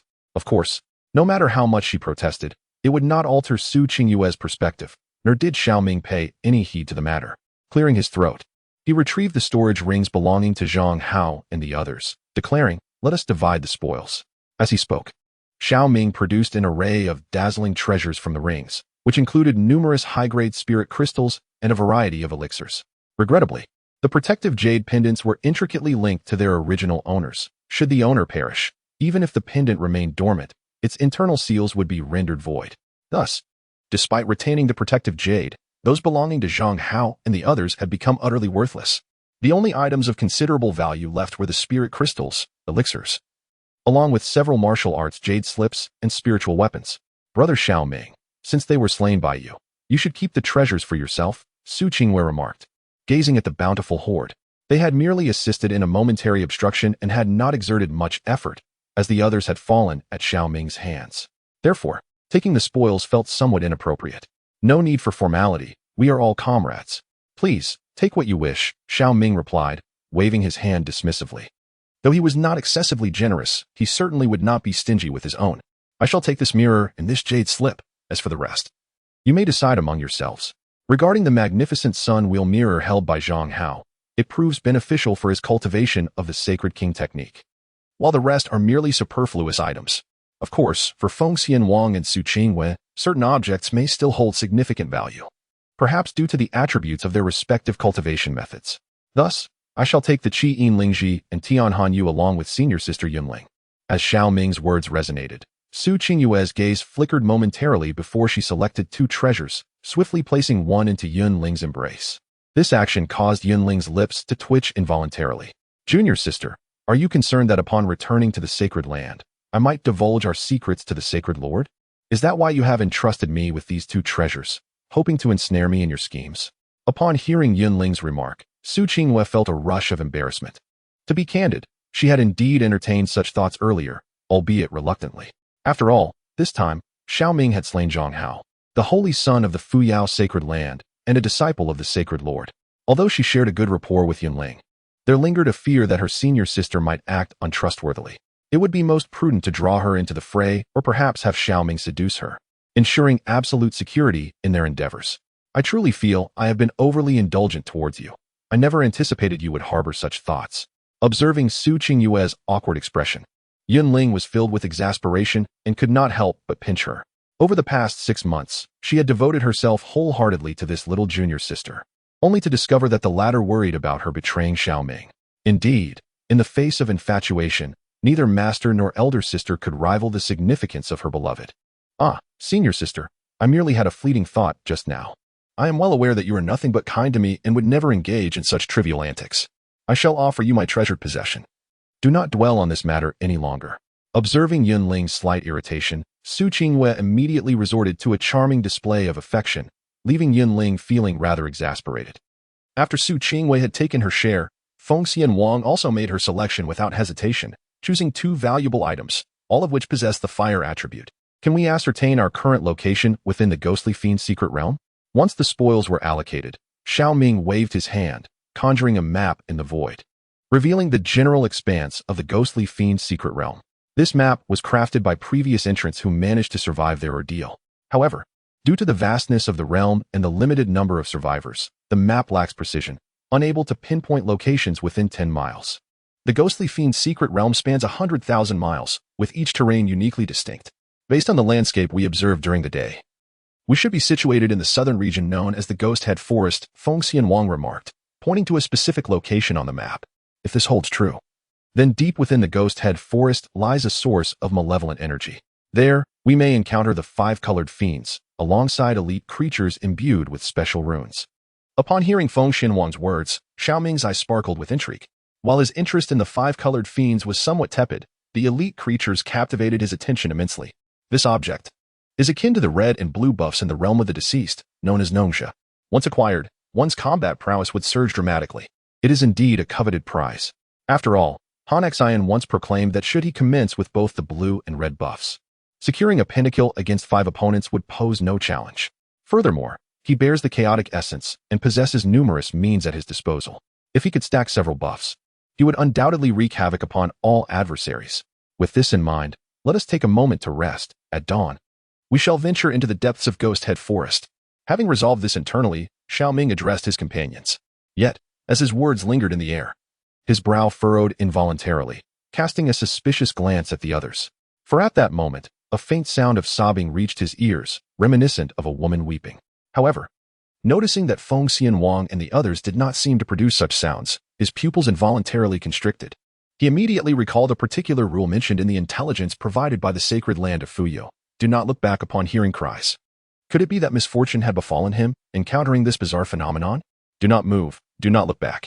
Amidst a sense of dread, Xiao Ming uttered a low command, startling Fengxian Wang and the others, who regarded him with puzzled expressions. Did any of you hear the sound of a woman weeping? As Fengxian Wang and the others turned their gazes towards him, Xiao Ming inhaled deeply, his tone grave as he posed the question. Upon hearing this, the countenance of Fengxian Wang shifted dramatically. Su Qingyue and Yunling were also engulfed by a chill, their expressions betraying horror and disbelief. They had never anticipated that Xiao Ming would encounter such a harrowing decree of death. The 3rd installment has arrived. After reading, please remember to click for a complimentary gift or leave a favorable review in support. Little Fish will continue to strive for updates. St. Kyer presents Chapter 67, The Eerie Figure, The Bloodstained Cabin, The Weeping That Cannot Be Ignored. This can be described as one of the most enigmatic phenomena within the ghostly fiend's secret realm. Anyone who turns back upon hearing this mournful cry regardless of how formidable the entity may be, will perish within a short span of time, bleeding from all 7 orifices, their faces twisted in sheer terror, as if confronted by an unimaginable horror. No one comprehends the fate of these individuals, for bystanders are utterly oblivious to the abnormality unless they too hear the weeping. Xiao Ming, no matter what transpires, you must resolutely refrain from turning back. With a deep breath, Feng Xianwang spoke gravely. In her previous life, she had witnessed a prodigy who, upon hearing the strange weeping, screamed in terror as if he had seen a ghost, instinctively attempting to flee. Yet, at the very moment he turned, he bled from all 7 orifices and died on the spot. In this life, although she has been reborn, she remains perplexed by this enigma. To her, it appears to be a great terror concealed within the ghostly fiend's secret realm, possessing a strength so formidable that it can influence the rules of the realm, allowing it to kill indiscriminately within the sanctuary. Do not worry, whatever it is. I believe it cannot bring about my demise. As long as you are not targeted, all will be well. Xiao Ming replied with a faint smile, signaling Feng Xianwang and Su Qingwei not to be overly concerned. He bore the protection of the Emperor's banner, along with various life-saving artifacts. Even if one were to be ensnared by some inexplicable force, there remains an innate ability to resist it. Alas, just as Xiao Ming's words faded into the air, the sound of weeping grew increasingly pronounced, reaching a cacophonous crescendo. It was as if a woman were sobbing uncontrollably upon his shoulder, sending shivers down his spine. At that very moment, Su Qingwei, who had been seated beside him, suddenly grasped his hand tightly, eliciting a sense of astonishment within Xiao Ming. He turned slightly, directing his gaze towards her. Brother Xiao Ming, I too have heard the eerie cries of a woman. Now we can face life and death together. Su Qingwei replied with a smile, her countenance devoid of any trace of horror or trepidation, instead revealing an expression of joy and contentment. To the average person, such a sound would undoubtedly induce sheer terror, with a constant fear of impending doom. Yet, Su Qingwei perceived that the very fact they both heard this lament was a divine affirmation of their bond, a sign that fate intended for them to share both life and death. Thus, she felt no fear whatsoever. Rather, she was filled with a sense of gratitude and fulfillment. Hearing her words, Xiao Ming, who had initially felt a chill run down his spine, found himself at a loss for what to fear in that moment. With a companion so enamored with their shared affection, what specter could he possibly dread? Do not indulge in such sentiments, you two. We are at a critical juncture between life and death. It is not only you who have heard it. We too have been drawn into this unsettling symphony. Feng Xianwang gazed at the pair of childhood sweethearts and spoke with a hint of irritation. Before her stood Yunling, whose pallid complexion and strange demeanor indicated that she too had heard the disconcerting cries. Ah, there is someone. At that moment, a sudden scream erupted from Yunling as she pointed in terror at something behind Xiao Ming. The small wooden cabin was quite constricted, forcing the 4 of them to sit face to face. Feng Xianwang occupied the left side of Xiao Ming, while Su Qingwei sat to his right, and Yunling faced him directly, forming a square arrangement. This positioning allowed Yunling a clear view of what lay behind Xiao Ming. Upon hearing her words, Xiao Ming felt an urge to turn and look, but he suppressed it, instead focusing on extending his spiritual senses to gauge the situation behind him. However, to his dismay, the barred window of the wooden cabin revealed nothing but an array of flickering ghostly runes. A wave of unease washed over him. Was Yunling merely hallucinating? Or was there an entity that eluded his perception? As Xiao Ming concentrated, both Feng Xianhuang and Su Qingwei, sensing the impending dread, slightly turned their heads to catch a glimpse of the window with their peripheral vision. In the next instant, their pupils dilated in shock. For within their line of sight, they too beheld a vague figure, indistinct in features yet shrouded in an eerie black mist, resembling a ghostly apparition peering through the window at them. Strangely, this figure was visible to the eye, yet imperceptible to their spiritual senses. Even though Feng Xianhuang is a reborn empress with a soul quality that reaches an astonishing imperial level, she is unable to perceive the figure before her. What on earth is this entity? In that fleeting moment, even the reborn empress felt a chill creep into her heart. What is true terror? It is the existence that surpasses one's comprehension, possessing the power to easily extinguish lives, and defying definition by the world. Is there truly something behind the window? Observing the reactions of Feng Xianwang and Su Qingwei, Xiao Ming realized at that moment that this was not a mere illusion conjured by Yunling. There was indeed something lurking on the wooden window behind him. However, the runes of this small cabin are meant to ward off the monsters of the night. The fact that this entity could perch upon it signifies a lack of fear of the runes. If that is the case, if this ghastly creature intended to kill them, it could simply enter and eliminate them without pretense, so why resort to such elaborate intimidation? In an instant, a myriad of thoughts surged through Xiao Ming's mind. igniting an impulse to turn around and pierce through the veil of reality with his true sight. Yet, recalling the terrifying rules of the secret realm, he ultimately dismissed the notion. It has vanished. Just as Xiao Ming's expression turned grave, Yunling and the others gasped in horror. Upon speaking, they instinctively sought to locate the figure. Do not move, do not turn back. But at that moment, Xiao Ming's sharp command jolted Yunling and the others back to their senses, causing cold sweat to involuntarily bead upon their delicate forms. A series of ominous knocks echoed through the air, accompanied by a mournful wail, as if a forsaken little girl lingered outside the wooden cabin, desperately seeking warmth and shelter. Do not pay any heed. As long as it does not attack us, we shall act as though nothing has transpired. Noticing Yunling's complexion grow pale, Su Qingyue and Feng Xianhuang tightened their grip on her hand. At that moment, Xiao Ming cautioned them. Yet, suddenly, the walls of the cabin began to decay, oozing a dark crimson liquid reminiscent of blood. The luminous pearl within flickered ominously. Yunling's pupils dilated in terror as she raised her trembling hand, pointing fearfully behind Xiao Ming. For at that instant, an indistinct figure seemed to emerge behind him, resembling a head sprouting forth. Its ghastly pale hands, adorned with ebony nails, slithered down from Xiao Ming's shoulder like venomous serpents, as if intent on choking the life out of him. This sight sent shivers down the spines of Feng Xianhuang and Su Qingyue alike. Cease your tricks. Begone. Recognizing the dread reflected in Yunling and the others' expressions, Xiao Ming became aware of the unknown specter lurking behind him. He swiftly drew his hands together, forming a seal. The power of his vital energies and the chaotic true fire erupted with a fierce intensity, transforming him into a furnace aimed at incinerating all malevolent entities to ashes. Yet, an eerie spectacle unfolded. Regardless of how ferocious the chaotic true fire and the vitality force emanating from Xiao Ming might be, that singular figure remained entirely unaffected. It was as if this person, though physically draped over Xiao Ming, existed in an entirely different realm of time and space. The sensation was profoundly eerie. The rating has reached 6. 6. I extend my gratitude for everyone's support, yet it still feels somewhat low. For those who cherish this book but have not yet left a comment, please consider offering a favorable review to support it. Lu Sueki presents Chapter 68, The Ghostly Offspring? A somewhat deranged, darkly enchanting lowly? How could she possibly disregard the vitality force and chaotic true fire? Gazing at the arms that dangled from his shoulders, an icy chill surged from his back. Xiao Ming's pupils involuntarily constricted. It was his first encounter with a creature undeterred by chaotic true fire. Was his chaotic true fire truly feeble, or was this entity not an ordinary soul? You are amusing. Just as Xiao Ming felt a surge of horror, a voice drifted into his ear. The tone was ethereal and haunting, devoid of warmth. Following the utterance of those words, the small wooden cabin began to tremble violently. Several blood-stained red ropes, initially resting in the corner of the cabin, began to writhe and crawl like serpents within the confines of the space. Subsequently, under the gaze of all present, one end of these ropes secured itself to the beams of the cabin, while the other end, akin to tentacles, ensnared the necks of Feng Xianhuang, Su Qingyue, and others, lifting them off the ground. How is this even possible?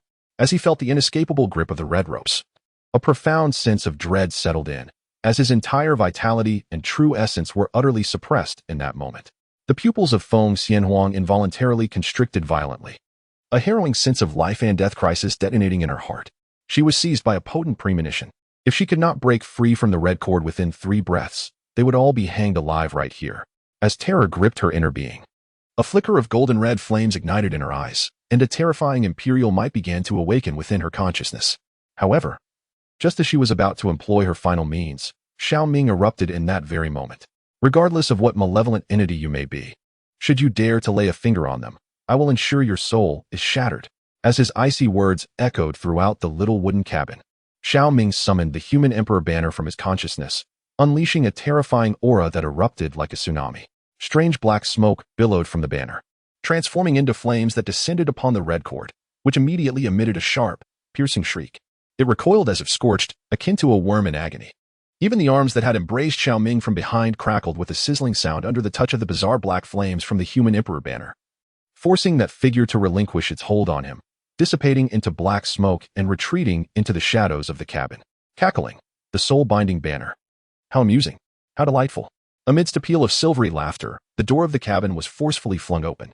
The black smoke coalesced into a figure at the edge of the wooden bolt, its gaze fixated on Xiao Ming and the others with an unsettling intensity.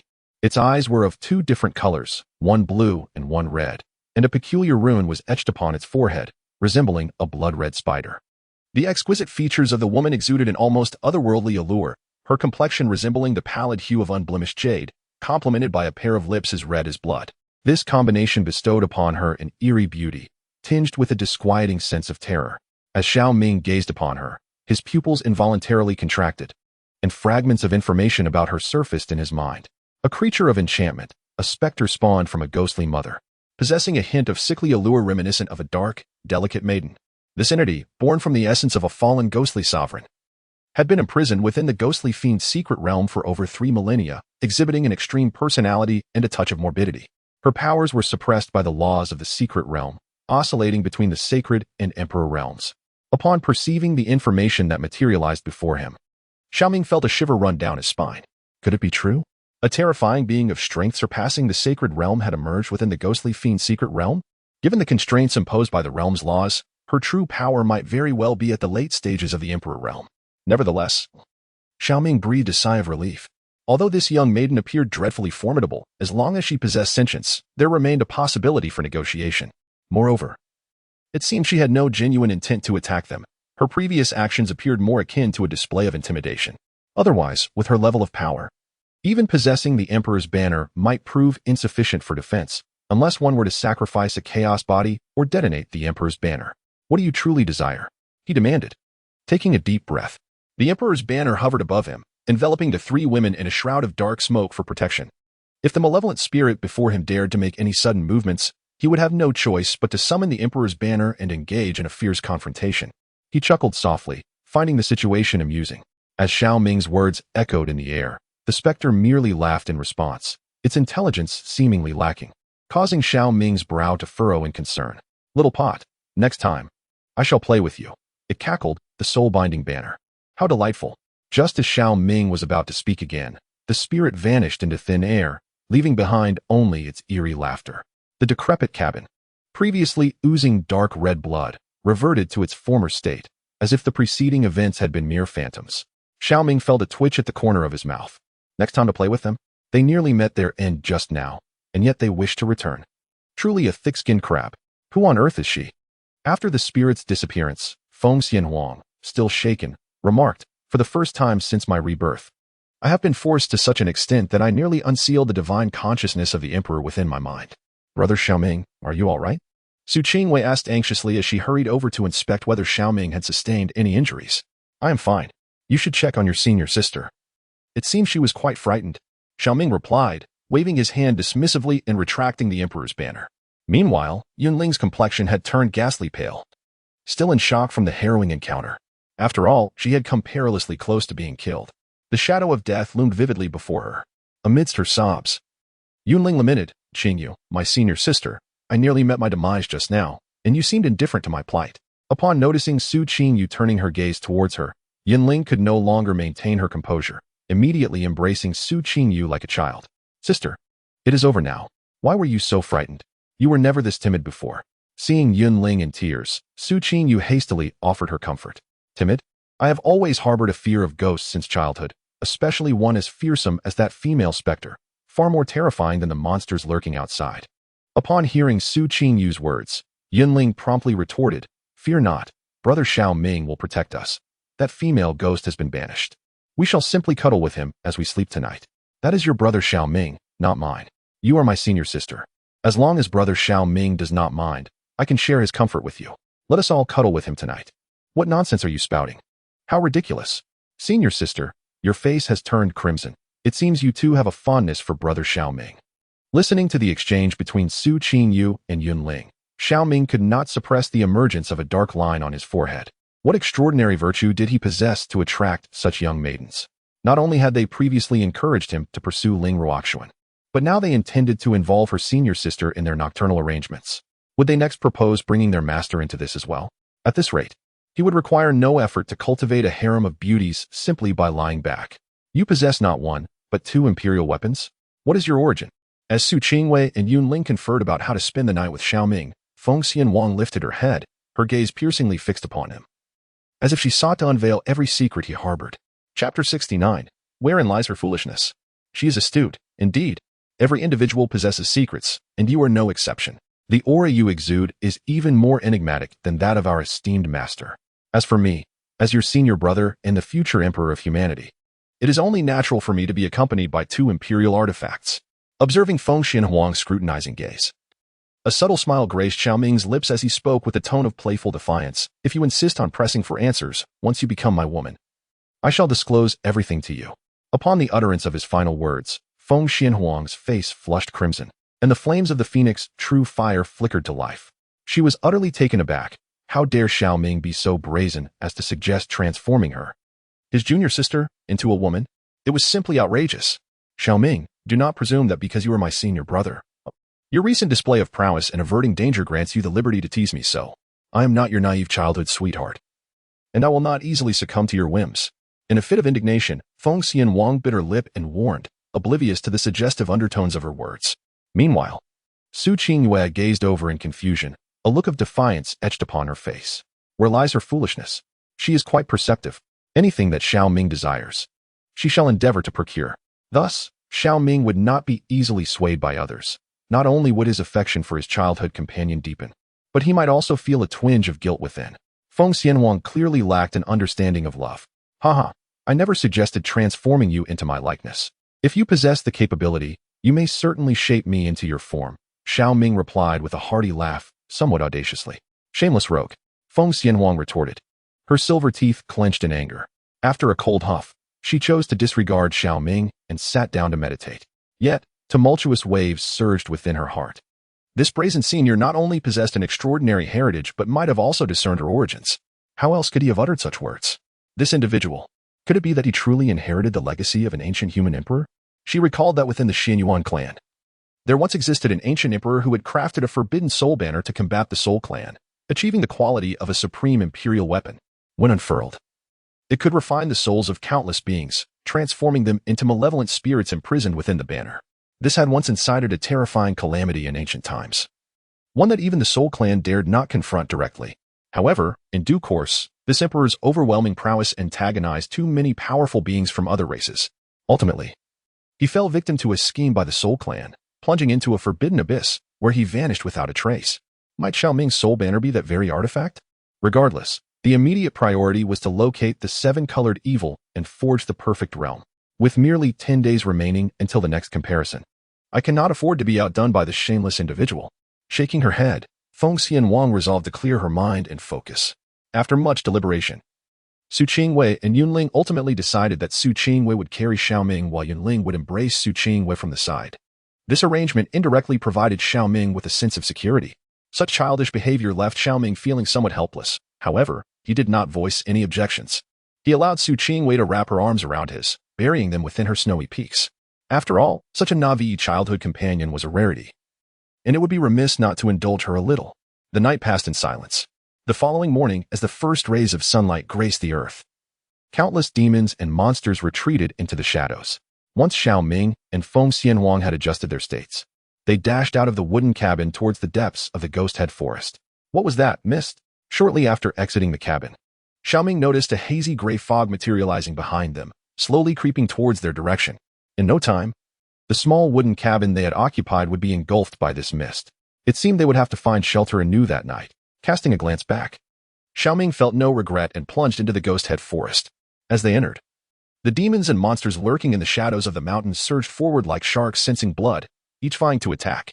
These creatures varied in strength, but most were above the first level of the Cave Heaven realm, with some reaching the 6th or 7th levels. Moreover, as they ventured deeper into the Ghost Head Forest, the monster's power only seemed to intensify. Nevertheless, in the face of the combined might of Xiao Ming and Feng Xianhuang, these demons proved somewhat inadequate.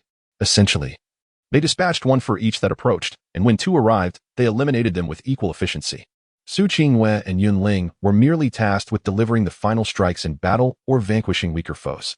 Wherever the 4 traversed, countless demons and monsters fell to their might. By the end, Xiao Ming was engulfed in a frenzy of bloodlust, brandishing the Emperor's banner and the Emperor's sword, resembling a deity of slaughter as he decimated all in his path. The blood of demons nourished the Emperor's sword, while the lingering souls of the malevolent were sacrificed to the Emperor's banner. The 2 imperial weapons grew increasingly formidable along their journey, with an ominous miasma swirling like smoke. It truly seemed as if righteousness had turned malevolent, instilling a deep trepidation in Feng Xianhuang and the others, who feared that in a moment of whimsy, Xiao Ming might eliminate them to further empower the two imperial artifacts. Rest assured, I am quite lucid. There is no need for alarm, he reassured them. A sinister smile emerging as he grasped the emperor's sword and held the emperor's banner aloft, akin to a demon king. This elicited a twitch from the corners of Feng Xianhuang and Yunling's mouths. On this journey, the demons and monsters that perished at Xiao Ming's hands numbered at least 800, if not 1,000, and his excitement only intensified with each kill, leaving them genuinely concerned that he might succumb to madness. Ahead lay the depths of the Ghost Head Forest. They had best prepare for a fierce battle.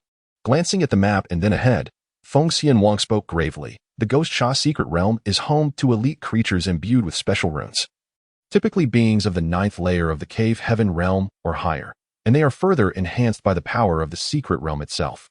Hence, their combat prowess is far more terrifying than that of ordinary 9th layer Cave Heaven beings. Some may even reach the level of the law manifestation realm. Thus, even with Xiao Ming and myself, encountering them would prove quite formidable. The two of them have merely reached the realm of the Cave Heaven in terms of soul power and vitality. Yet their cultivation remains at the 9th level of the Spirit Sea. It seems somewhat arduous for them to advance multiple levels. Just take care of yourselves. We shall handle the battle, Xiao Ming advised Su Qingwei and Yunling, before he and Feng Xianhuang plunged ahead into the fray. As they charged into the depths of the Ghost Head Forest with relentless vigor, an unusual pond came into view. This pond, approximately 10 zhang in size, emanated a chilling malevolence, while its depth shimmered with a myriad of colors, appearing quite resplendent. It was the 5-color malevolence. Upon witnessing the dazzling spectrum of light arising from the condensed malevolence, Xiao Ming and Feng Xianhuang's eyes sparkled with intrigue. While they themselves were not particularly interested, it would indeed be suitable for Yunling to forge a cave heaven. Once she completed the construction of a sacred-grade cave heaven and restored her cultivation to that level, they would gain an additional formidable ally. As for Su Qingwei, if conditions permitted, Xiao Ming aspired for her to cultivate a similar foundation using the 7-color malevolence, just as he did. Suddenly, as Xiao Ming and Feng Xianhuang approached, a thunderous roar reverberated through the air, and a massive figure leaped forth from the source of the malevolence. The terrifying aura surged like a tsunami, darkening the expressions of Xiao Ming and the others. The creature before them exuded an energy perilously close to that of the law manifestation realm, its entire form suffused with a crimson glow, resembling an entity in a frenzied state. This was the Scarlet Stone Statue Ghost. Not only was it a dreadful existence at the cusp of the law manifestation realm, but the crimson power it wielded could also amplify its attacks, effectively doubling both its offensive capability and speed. In this state, the Crimson Gargoyle could be said to possess the strength equivalent to the first level of the law manifestation realm, although it might prove somewhat challenging. Should it be the sole adversary, we can certainly overcome it together. After assessing the Crimson Gargoyle, Xiao Ming spoke in a low voice to Feng Xianhuang. However, just as his words fell, a new roar echoed, and another figure leapt forth from the source of malevolence. In stark contrast to the previous gargoyle, this one radiated with a blue glow. The third update is here. After reading, do remember to bestow a small gift or offer a 5-star rating to support Xiaoyu, as it fuels his motivation. Chapter 70. Oh, attempting to steal the buff? Do you truly believe my jungler is akin to a mere AI? The Azure Gargoyle. A variant of the gargoyle, this one possesses the unique power of the secret realm, allowing it to enhance its own recovery rate and accelerate the release of its abilities. Whether it pertains to soul energy or malevolence, its recovery capability is doubled. Even the speed at which it unleashes its powers is twice as fast as usual. This implies that the Azure Gargoyle before us can not only release its ultimate ability swiftly, but also lacks any significant period of vulnerability. Most terrifyingly, the inherent strength of this Azure Gargoyle surpasses that of the adjacent Crimson Gargoyle. Its malevolent energy surged like a billowing smoke, exuding an oppressive aura that rivals that of a practitioner in the law manifestation realm. Intriguing, a dual buff of red and blue? Is this a nostalgic return to the realm of kings for me? Observing the two gargoyles before him, Xiao Ming's expression conveyed a hint of exhilaration. In his past life, he has dominated the rankings as the supreme wild king for several consecutive seasons, and now, having traversed to another realm, he remains the indisputable wild king. Leave the Crimson One to me. You merely need to hold off the Azure One. Qingwei and Yunling are tasked with fending off the minor spirits. As Xiao Ming felt a surge of excitement, Feng Xianhuang's gaze fixed upon the Scarlet Stone Gargoyle, her voice icy as she addressed the group. In that moment, her cultivation erupted with tremendous force, her vital energy merging with the true fire of the phoenix, manifesting as a spectral phoenix behind her. In her hand materialized a single phoenix feather, which soon transformed into a resplendent phoenix feather sword. This treasure was discovered in her family's ancestral shrine, a feather shed by an ancient phoenix, now refined into her life weapon. Though its current grade is not particularly high, this feather possesses boundless potential. With continuous infusion of fiery materials and nurtured by her phoenix bloodline, it holds the promise of evolving into a divine weapon. Roar.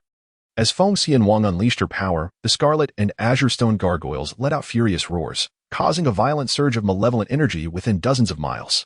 Beasts and fiends leapt from the shadows, pouncing towards Xiao Ming and his companions like wolves and tigers. Hold off? Do you underestimate your senior brother? I can easily handle them 1-2. Hearing Feng Xianwang's words, Xiao Ming felt a twinge of dissatisfaction. However, in deference to his junior sister, he refrained from contesting the prey with her. Instead, he unleashed his own power.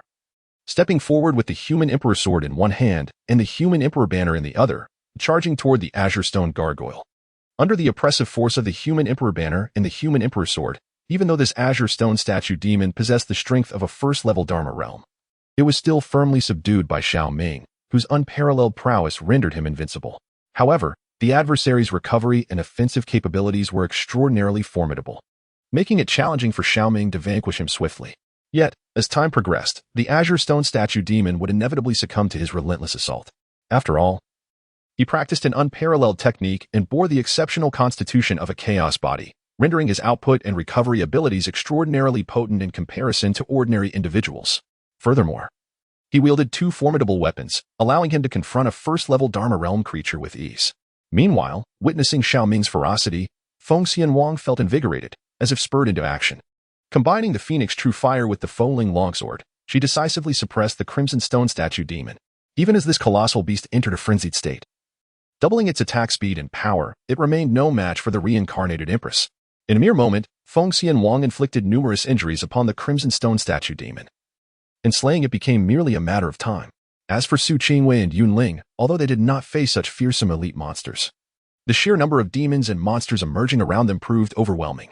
However, with Xiao Ming activating the collective intimidation ability of the Human Emperor banner, the strength of these fiends was considerably diminished. Through their synergy, Su Qingwei and Yunling swiftly eliminated a significant number of demons, leading to a rapid improvement in their situation. As time continued to pass, after a fierce battle lasting a quarter of an hour, both the Crimson and Azure Stone Statue demons were reduced to a severely wounded state by the two women. As Xiao Ming and Feng Xianwang prepared to bring an end to the confrontation, a chilling voice suddenly echoed through the void. Ha ha ha, two elite monsters, a source of malevolence. Yin Feiquan, shall claim them. As the voice reverberated, a terrifying surge of vitality and true essence erupted above the void. A phantasm of divine power descended like a celestial leviathan, bearing a destructive aura aimed directly at the two stone gargoyles. This caused Feng Xianwang and Xiao Ming's expressions to darken. A mere bloodthirsty attempt to seize the buff? Do you truly think I am but an artificial intelligence in this jungle? Just as the divine attack was about to strike the two stone gargoyles, Xiao Ming formed a seal with his hands, causing the Emperor's banner to swell dramatically in the wind. Countless demonic entities surged forth from the banner, colliding head-on with the impending attack. These were the fiends Xiao Ming had cultivated after slaying various monsters over the past few days. Although their quality was subpar, being largely ordinary demons, their sheer numbers compensated for it. Amidst the cacophony of explosions, many demons were obliterated, yet the divine attack was ultimately thwarted.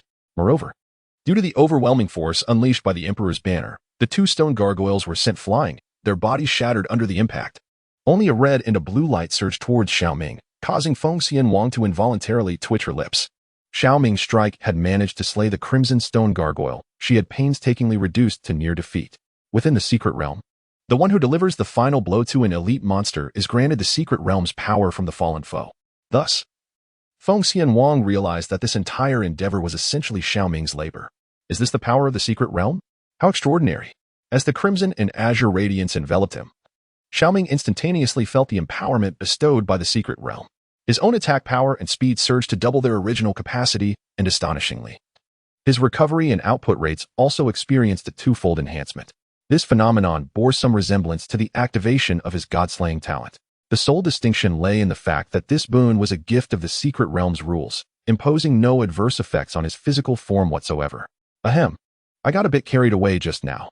I truly did not intend to take it, Xiao Ming said, thick-skinned, as he sensed the resentful gaze of Feng Xianwang beside him. Next time we encounter an elite foe, I shall leave the buff for you. Upon hearing this, Feng Xianhuang's lips twitched, almost compelled to respond with a sarcastic remark. However, after a moment's contemplation, she decided against quarreling with Xiao Ming. After all, this fellow possessed formidable combat prowess, bolstered by the power of the Crimson Statue, which ultimately benefited the entire team. It would be prudent to address the immediate predicament first. Having reassured herself internally, Feng Xianhuang calmly uttered a sentence, her gaze directed toward the assailants they had just encountered. Xiao Ming, recognizing the gravity of the situation, refrained from dwelling on the earlier topic and shifted his attention to the void ahead. Upon discerning the newcomers, his expression grew solemn. This time, it was not a solitary adversary, but a formidable group of 15 individuals. They were organized into 5 teams of 3, each maintaining a distance of several yards from one another, effectively encircling the pond area. To Xiao Ming's astonishment, many among them possessed cultivation levels that had reached the celestial realm, with the strongest among them attaining the 7th level of the celestial realm. It was evident that these individuals appear to be impostors who have fallen from their former prowess and entered the secret realm. Remarkably, within the very first day of their arrival, they have already located the profound energies of heaven and earth to reconstruct their domain.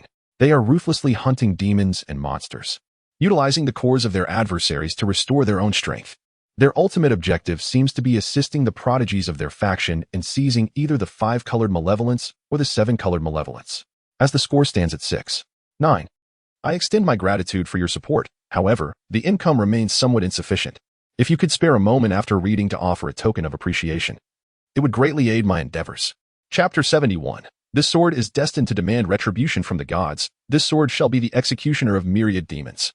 How amusing that you could withstand a full-force strike from this holy sun. You truly embody the strongest prodigy of the Fuyo Holy Land. And you indeed possess the qualifications to contend with me. As Xiao Ming observed these individuals, Yin Feikuan stepped forward with a cold sneer. You claim to have the qualifications to battle me? Who do you think you are? Gazing at the young man in white attire before him, Xiao Ming could not help but furrow his brow. This fellow was not the same heavy-eyed individual he had encountered at the entrance of the secret realm. It was perplexing to him where this person's audacity originated, daring to speak so arrogantly. Do you not recognize this holy sun? Upon hearing Xiao Ming's words, Yun Feikuan's expression darkened suddenly, his eyes flashing with a chilling light. He was the most extraordinary talent from the Yaokuan Holy Land, a figure of great renown in the North Xian realm. It was inconceivable that this individual before him did not know who he was. Such blatant disregard. Fool. Xiao Ming responded with a cold laugh. Disregarding any further discourse with this individual, he immediately clasped his hands to form a seal, summoning the Human Emperor sword to unleash a devastating rampage. The Human Emperor banner erupted with an overwhelming black flame, manifesting numerous soul locks that shot forth with great ferocity. At this moment, having inherited the powers of 2 formidable gargoyles, the surrounding demons and monsters descended into a frenzy, recklessly charging towards him.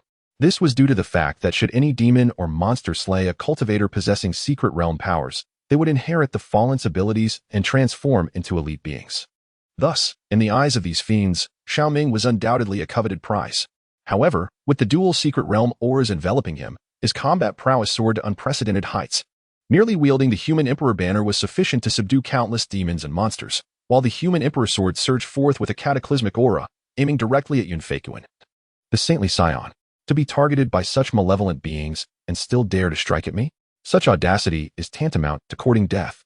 Witnessing the Human Emperor sword coalesce into the phantom of a black dragon, Yun Feikuan's fury ignited in that instant, releasing a terrifying surge of vitality. A fearsome Kunping apparition materialized behind him, alternately transforming into the golden-winged Great Ping and the northern underworld Kun. Indeed, he was not only a prodigious talent from the Yaokuan sacred ground, but also the grandson of the Grand Elder of the Yun family in Heavenly Demon City, possessing an astonishing purity of Kunping bloodline within him. Though he had yet to reach the ancestral level of power, he was nonetheless an exceptional figure within the Yun clan. Had it not been for his cousin Yun Feiping's overwhelming brilliance, his own renown in the northern Xian realm would have been even greater. As the bloodline of the Kunping awakened within him, a bone spear materialized before his eyes. Immediately, a terrifying force of wind and thunder erupted from his being. In addition to bearing the Kunping bloodline, he possessed the rare Wind Thunder sacred body. As the power of wind, thunder, and his vital essence surged into the bone spear, it collided violently with the Emperor's sword. The thunderous roar echoed like a tempest, unleashing cataclysmic energy into the void. The bone spear conjured by Yun Feikuan was sent flying by the Emperor's sword, fissures appearing upon it. This backlash left Yun Feikuan reeling, his body hurtling backward like a puppet, a mouthful of fresh blood spewing forth. Impossible. Form the formation, eliminate him. In his shock, Yun Feikuan bellowed to others, simultaneously stabilizing his tumbling form. He had never anticipated that, under the dual might of the two gargoyle secret realm powers, Xiao Ming's combat prowess would be so formidable. It should be noted that even his cousin, at the same level, could not so easily send him reeling with a single blow. Could it be that this prodigy from the Fuyo sacred land was even more terrifying than his cousin? As Yun Feikuan's voice faded, numerous other prodigies stepped forward, their vital essence and true energy erupting simultaneously, scattering across the forest. Before each of them, a formation plate materialized, and within moments, they coalesced into a grand array. The Wind Thunder Howling Sun Formation. This was a formidable killing array of the saint level, meticulously prepared by Yun Feikuan for the secret realm. First, 24 exceptional individuals were selected to cultivate this formation, and before entering the secret realm, they were provided with positioning compasses. The purpose was to swiftly gather forces upon entering the secret realm to activate the grand formation. Although they currently convened with merely a dozen individuals, their combined efforts would be sufficient to challenge a formidable opponent at the second level of the law manifestation realm. As the formation coalesced, Yun Feikuan stabilized his posture and took command, unleashing a wave of destructive power that swept across the heavens and the earth. However, just as this power erupted, the very fabric of the realm began to tremble violently as a terrifying force of rules started to awaken. It seemed that the power summoned by Yun Feikuan and his companions was nearing the limits of what the secret realm could endure. Should they exceed this boundary, the realm would retaliate with divine retribution, leading to annihilation. Suddenly, amidst the impending descent of these rules, a peculiar laughter resonated from the depths of the void, causing the tremors to gradually subside. Although Yun Feikuan and the others were bewildered by this phenomenon, they could not let such a fortuitous opportunity slip away. They immediately activated the formation to launch a devastating assault against Xiao Ming. I shall assist you. Upon witnessing the onslaught from Yun Feikuan and his companions, Feng Xianwang leaped into action, unleashing her cultivation to aid Xiao Ming. However, before she could fully intervene, Xiao Ming halted her with a firm command. No need. They are merely a swarm of ants, daring to be insolent before me. With that, Xiao Ming raised his hand and grasped the human emperor's sword. Come forth. The emperor's sword, which had originally soared through the void, mysteriously pierced through space and directly manifested in Xiao Ming's hand. A terrifying aura erupted from him, ascending to the heavens as a chaotic divine shadow materialized behind him. In the next moment, he raised his hand and struck a sword towards Yun Feikuan and his companions. This blade demanded the gods to repent, and it was meant to sever the heads of countless demons. As the sword light clashed with the formation, the wind and thunder howling sun array shattered explosively, and the sword light sliced through Yun Feikuan and the others, even deep within the ghost head forest. It left behind a terrifying sword mark, bottomless and spanning 1,000 feet. At that instant, the entire secret realm fell into a deathly silence. Feng Xianhuang and Su Qingwei gazed at Xiao Ming with trembling eyes, utterly astonished that he could slay over a dozen prodigies with a single strike. Such power was simply horrifying, far surpassing the realm of the cave heaven, rivaling even some formidable beings of the law manifestation realm. Trash? Is this all? Xiao Ming remarked with a cold sneer, glancing at the lifeless Yun Feikuan before him. He had expected the grand formation to possess great strength, only to find it was merely ornamental and ineffective. With a face devoid of interest, he released the emperor's sword, allowing it to consume the flesh and blood of these individuals, while their souls were gathered into the emperor banner. Yunling, this source of malevolence harbors 5-colored evil energy, sufficient to forge a supreme-grade cave heaven. Do you wish to create a supreme-grade cave heaven here, or do you prefer to continue searching for the 7-colored evil with us? After granting Yun Feikuan and the others a funeral procession, Xiao Ming waved his hand to collect their storage rings, then turned to the dazed Yunling nearby and inquired. Chapter 72. Yunling achieves the qualification of a Saint King, a new sanctuary, the Remnant Elder Village. I have chosen to forge a cave heaven here. As Xiao Ming's words echoed, Yunling's gaze flickered momentarily before she made her decision. Her purpose in entering the Ghost Fiend's secret realm was to seek the 5-color fiend. Now that the opportunity lay before her, to relinquish it would be folly. After all, she had only practiced a fragmented Saint King technique, and her innate talent paled in comparison to that of Xiao Ming and the others. There was no need for her to pursue the 7-color fiend for foundation establishment. Very well, then hasten to reforge the cave heaven. We shall guard you here, Xiao Ming replied, nodding with a smile. It appeared that the senior sister Yunling was not one to be excessively greedy, which endeared her to him somewhat. Yunling acknowledged his words and, shedding any pretense, plunged into the source of malevolent energy, commencing the devouring of the five-color fiend to establish the foundation of the cave heaven. Brother Xiao Ming, how about? I also consumed the five-color fiend to forge the foundation of my cave heaven. Seeing Yunling enter the source of malevolent energy to establish her cave heaven's foundation, Su Qingwei approached Xiao Ming after vanquishing the last of the monsters, her eyes brimming with anticipation. Of course, her desire was not born from mere covetousness for treasures, but rather from a wish to avoid burdening Xiao Ming and the others. Though she was the most extraordinary prodigy of this generation from Yunnu Peak, she still lagged significantly behind Xiao Ming and Feng Xianwang, even with Ling Ruoxuan assisting her in harnessing the Taiyin Holy Spirit vein and depleting various rare medicinal materials to aid her physical cultivation. Her physical strength had only reached the 7th level of the Cave Heaven realm. If she could break through to the Cave Heaven realm sooner, her combat prowess would elevate several tiers, enabling her to protect Xiao Ming and the others in return. Silly girl, why are you in such a hurry? Wait until we cannot find the 7-colored evil, then you may use the 5-colored evil to forge your foundation. Moreover, the source of the evil energy here does not possess an abundance of the 5-colored evil, allowing only one person to create a flawless sacred grade cave. If you interfere, it will only squander your talents. Upon hearing Su Qingwei's words, Xiao Ming affectionately ruffled her hair, unhesitatingly dismissing the young lady's thoughts as his cherished childhood companion. Even if they cannot find the 7-colored evil to forge her an imperial-grade cave, at the very least, he must ensure she forges a flawless sacred-grade cave. How could one settle for anything less? All right, I will listen to Brother Xiao Ming, Su Qingwei replied, nodding eagerly, embodying the very essence of obedience.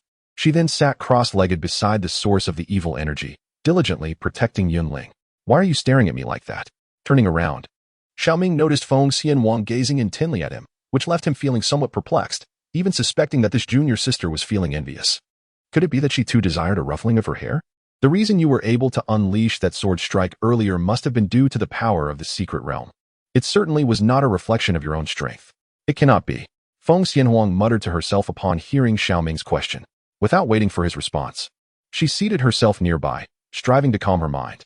Indeed, this empress was once again faced with a setback. Xiao Ming's earlier sword strike had completely surpassed her expectations. For even she, without drawing upon the profound insights of her previous life's swordsmanship, it would be exceedingly difficult for her to replicate the elegance of that last strike, even with the assistance of the mystical forces of the secret realm. Yet, Xiao Ming accomplished it effortlessly. The extent of his progress was utterly astonishing, far exceeding her expectations. Given a few more days for Xiao Ming to develop, she would undoubtedly find herself beneath his dominance. How infuriating. Casting a bemused glance at Feng Xianwang, Xiao Ming continued to meditate in the void, vanquishing monsters with ease. Any demons that dared to approach were swiftly dispatched into the Emperor's banner.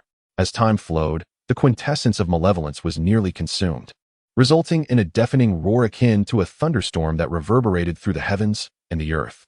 With a piercing cry, Yunling ascended into the sky, a celestial domain manifesting behind her, its internal expanse expanding wildly. 1,000 zhang, 3,000 zhang, 10,000 zhang, 15,000 zhang. In mere moments, the realm within her domain surged from 1,000 to 15,000 zhang, unleashing a terrifying wave of spiritual energy from Yunling. She had entered the first level of the Cave Heaven realm. Naturally, this was merely a transient phase following her breakthrough, as she absorbed the spiritual essence of the world and transformed it into true essence to fill her cave. Her cultivation would experience explosive growth in a short span of time. After all, achieving a cave of 15,000 zhang surpasses the pinnacle of the sacred tier and marks the initial attainment of the emperor tier. In other words, Yunling not only possesses the potential of a sacred king, but also harbors the promise of reaching the quasi-emperor realm in the future. Congratulations, senior sister, on attaining the pinnacle of the sacred tier Cave Heaven. No, rather the initial stage of the emperor tier Cave Heaven. Upon witnessing Yunling's astonished expression, as if in disbelief, Su Qingwei promptly offered her congratulations. In the Songyuan realm, the size of the inner heavens of a cave determines its foundation and quality, as well as the future heights of one's cultivation. Within 1,000 zhang is considered a heavenly stage, destined to reach a limit in the path to the celestial. Within 10,000 zhang is deemed a sacred stage, with the potential to become a sacred king. Should one attain 99,999 zhang, they could achieve a perfect cave, harboring the hope of becoming an emperor. Before entering the secret realm, Yunling's cave foundation only reached 5,800 zhang. Although she had prospects of entering the sacred realm, becoming a sacred king seemed a formidable challenge. To her astonishment, upon entering the ghostly fiend's secret realm.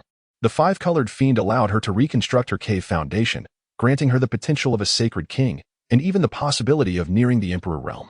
This was akin to a fish leaping over the dragon gate. All of this was thanks to you, were it not for your assistance. How could I have achieved such progress? Yunling expressed her heartfelt gratitude, her eyes glistening as she gazed at Su Qingwei and the others, especially at Xiao Ming and Feng Xianwang. Were it not for these two prodigies, how could she have so easily acquired such an abundance of five-colored fiend to forge her cave foundation? Such kindness was simply beyond repayment. If Sister Yunling feels indebted, perhaps she could repay the favor by offering herself and join me in becoming Xiao Ming's woman. Seeing Yunling so exhilarated, unsure of how to respond, Su Qingwei playfully leaned closer and teasingly whispered. This caused Yunling's cheeks to flush instantly. You little rascal, what are you saying? Be careful lest Xiao Ming decides to teach you a lesson. After pretending to pinch Su Qingwei lightly, Yunling cast a somewhat guilty glance at Xiao Ming. She suddenly realized that Su Qingwei's proposal seemed rather appealing. Having such an extraordinary talent as her partner would undoubtedly bring a sense of satisfaction to any woman. However, with Xiao Ming already possessing Su Qingwei as his childhood fiancée and the formidable Ling Ruoxuan as his lover, along with the enchanting Feng Xianwang as his little disciple, she felt somewhat ordinary in comparison. Would such a prodigious figure truly desire her? It was not wise to linger here. They had already tarried for quite some time, and it was imperative to find the next sanctuary swiftly. While Yunling conversed with Su Qingwei, Xiao Ming cast a glance at the distant horizon. A layer of mist was advancing towards them, and with much of the day already elapsed, he spoke gravely to the group. As his words fell, their smiles faded, and they collectively unleashed their cultivation before departing from the Ghost Head Forest. Yunling, in particular, continuously produced spirit crystals and cores, fervently consuming spiritual energy to replenish their cave abode, which rapidly enhanced her cultivation as they journeyed. After 2 hours of arduous travel, they finally broke free from the confines of the Ghost Head Forest, pressing onward towards the heart of the secret realm. Ahead lay an abandoned village, which contained several potential sanctuaries. Yet this place was fraught with danger, as other cultivators might be lying in wait. Observing a marked location on the map, Feng Xianwang spoke with gravity. As she spoke, a dilapidated village emerged before them, resembling a forsaken mountain settlement, with its wooden and earthen structures in a state of disrepair. The desolation stretched as far as the eye could see. Only a few houses are adorned with complete ghostly ruins that shimmer. This place is known as Songlao Village, seemingly a dwelling for the frail and ailing in the original world of this secret realm. As the third update arrives, I kindly urge everyone to appreciate the free gifts provided, as the lack of income diminishes my motivation for additional chapters. Your support is greatly valued. Offered by Elder Tianxiu. Chapter 73, The Boundary Stone Tablet, The Remnants of the Demon Emperor. Songlao Village, a concentrated sanctuary nestled in the southern part of the ghostly fiend's secret realm, conceals ancient legacies of its former inhabitants. However, with the repeated openings of the ghostly fiend's secret realm, many of these legacies have long since been excavated. It is noteworthy that while Songlao Village serves as a gathering point for sanctuaries, the rear mountain is a chaotic burial ground, a confluence of malevolent energies. This area not only easily gives rise to earthly malevolence, but also fosters the emergence of elite monsters and even more advanced special elite creatures. As a few individuals approached Songlao Village, Feng Xianwang spoke in a somber tone.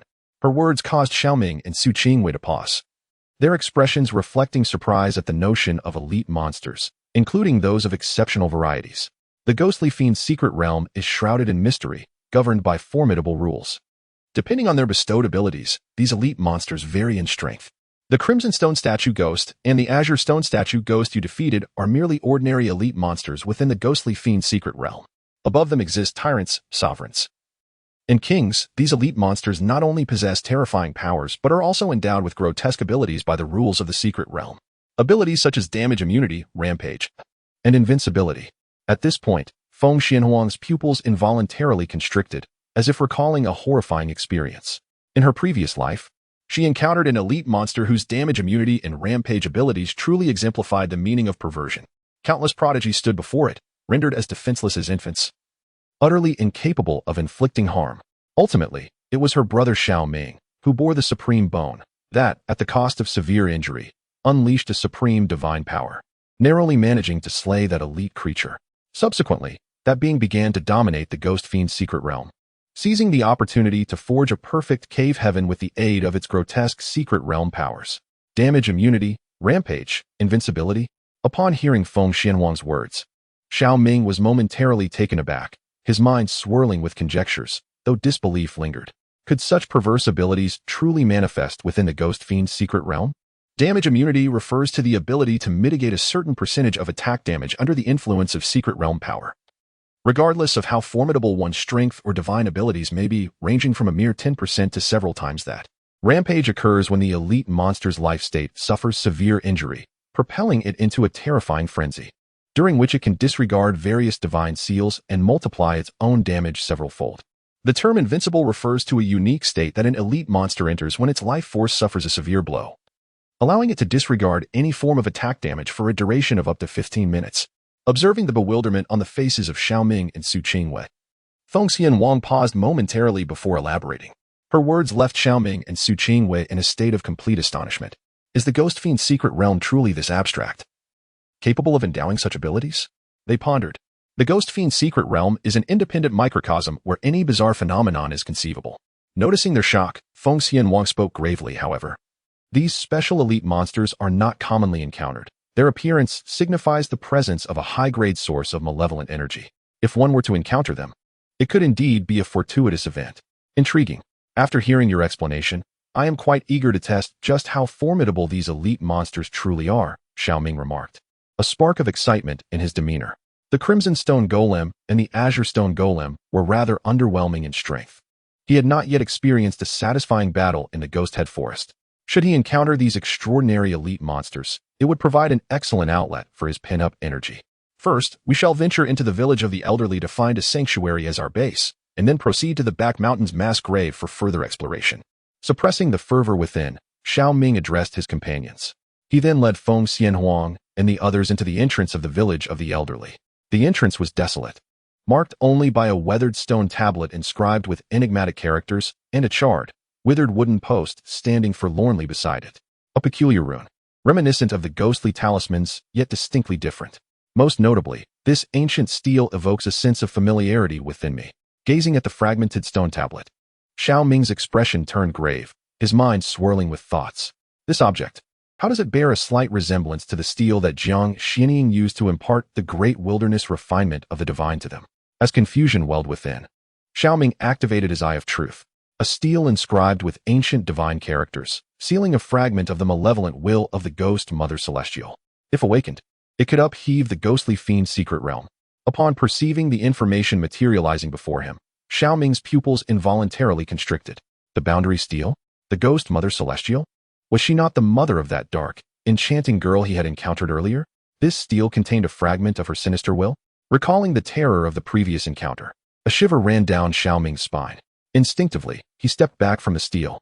Should the malevolent will within be unleashed, even with the protection of the Emperor's banner, survival would be precarious. What is it? Is there something amiss with this stele? Observing Xiao Ming halt abruptly, his gaze fixated on the stele, even retreating several steps. Feng Xianhuang furrowed her brow in perplexity and inquired. Nothing. I merely sense that this stele is exceedingly strange. Do not touch it, Xiao Ming replied, shaking his head, his tone laden with gravity.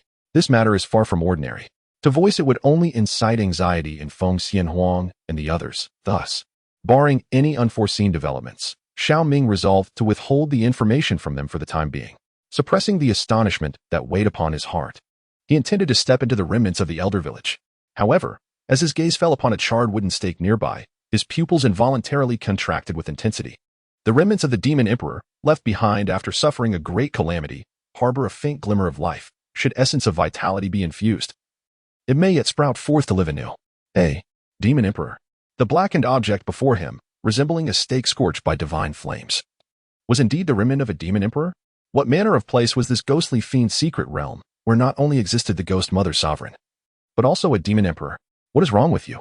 Noticing Xiao Ming's expression akin to encountering a specter, Feng Xianhuang sensed the unusual nature of the situation and focused her gaze on the wooden stake. Yet, due to her Emperor-esque consciousness being sealed deep within her sea of awareness, despite her extraordinary vision, the absence of her imperial insight precluded her from discerning any anomalies. After all, this wooden stake, prior to its fall, belonged to an emperor, one even more formidable than Feng Xianhuang at her peak in a past life. Thus, it was only natural she could not perceive it. It's nothing. I merely find the presence of this wooden stake here exceedingly strange. It would be prudent for you all to keep your distance, and under no circumstances should you touch it directly." Upon hearing this, Xiao Ming shook his head, his tone grave as he spoke.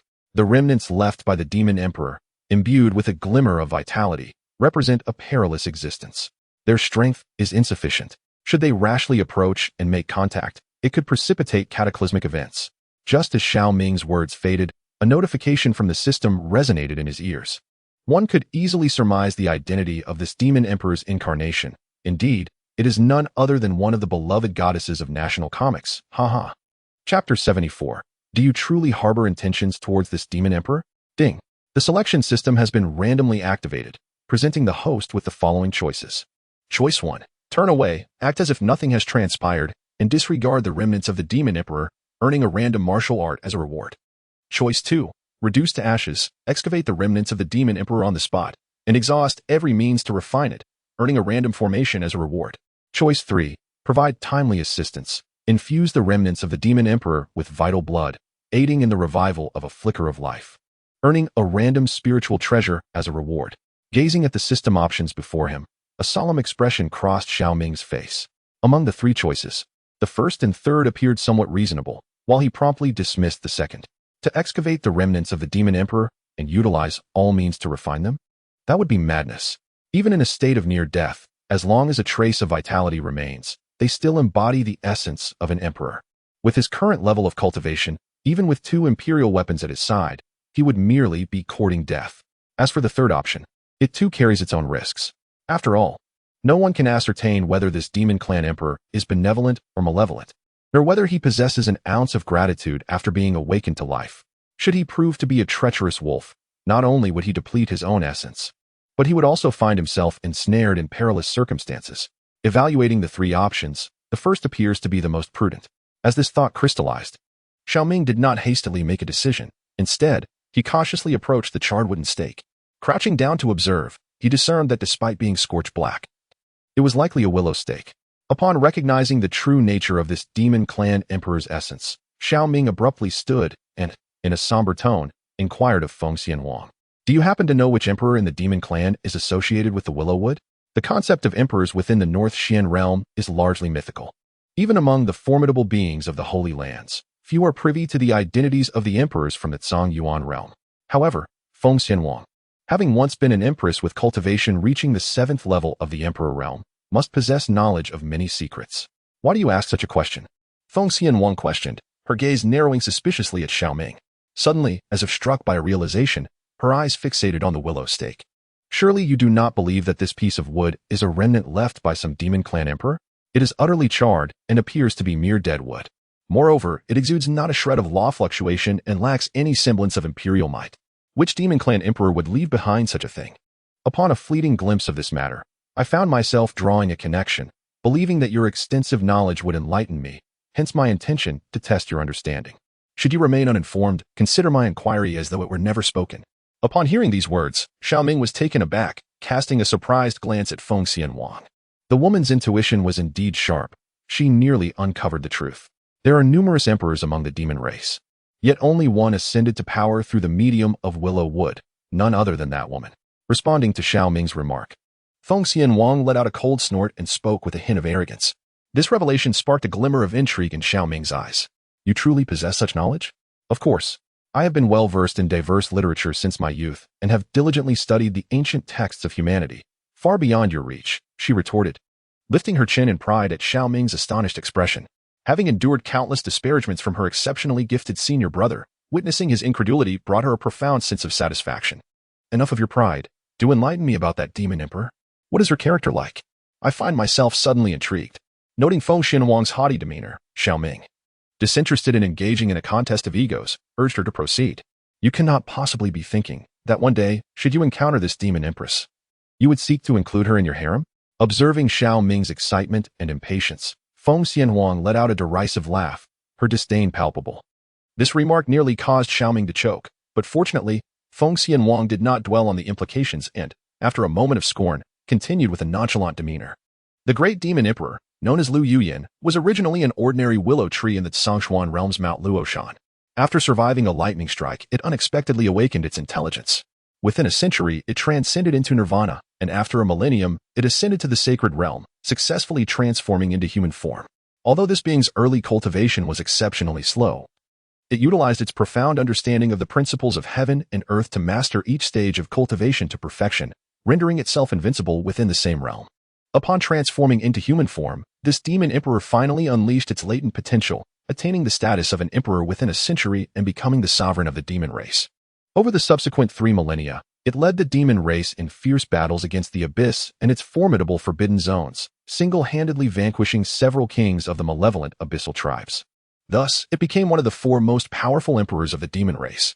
However, over 3,800 years ago, in pursuit of understanding the realms beyond that of an emperor and unraveling the mystery of the abyssal tribe's emergence in the Tsungyuan world, this demon emperor ventured alone into the abyssal realm, from which it mysteriously vanished. Due to her immense power, she was revered as a deity among the strong of the demon race, and few dared to utter her true name, instead referring to her as the Willow Goddess. At this point, a hint of reverence appeared on Feng Shenhuang's face, stemming from her respect for the powerful. In her past life, as a female emperor who reached the 7th level of the emperor realm, she held Lu Yuyan in high esteem upon hearing of her exploits and even regarded her as a target to pursue. Unfortunately, she met her demise at the hands of those around her before she could advance beyond the 7th level of the emperor realm. The Willow Goddess? Gazing at the wooden stump before him, a complex expression crossed Xiao Ming's face. He had not anticipated such a remarkable background for the individual in question. By the way, you haven't mentioned her character yet. What is she like? He inquired hastily, for this was the matter that concerned him most. Oh, now you're inquiring about her character and integrity? Do you truly harbor feelings for this demon clan empress? Feng Xianhuang retorted with a cold laugh, casting a disdainful glance at Xiao Ming. With several women around him insufficient, he was now contemplating the allure of the demon clan empress, perhaps intending to seek an opportunity to experience her enchanting charm in the future. Though the Lu deity belonged to the demon clan, she possessed a gentle disposition. As long as she was not provoked, she would never instigate trouble. Moreover, this demon clan empress cherished loyalty and righteousness.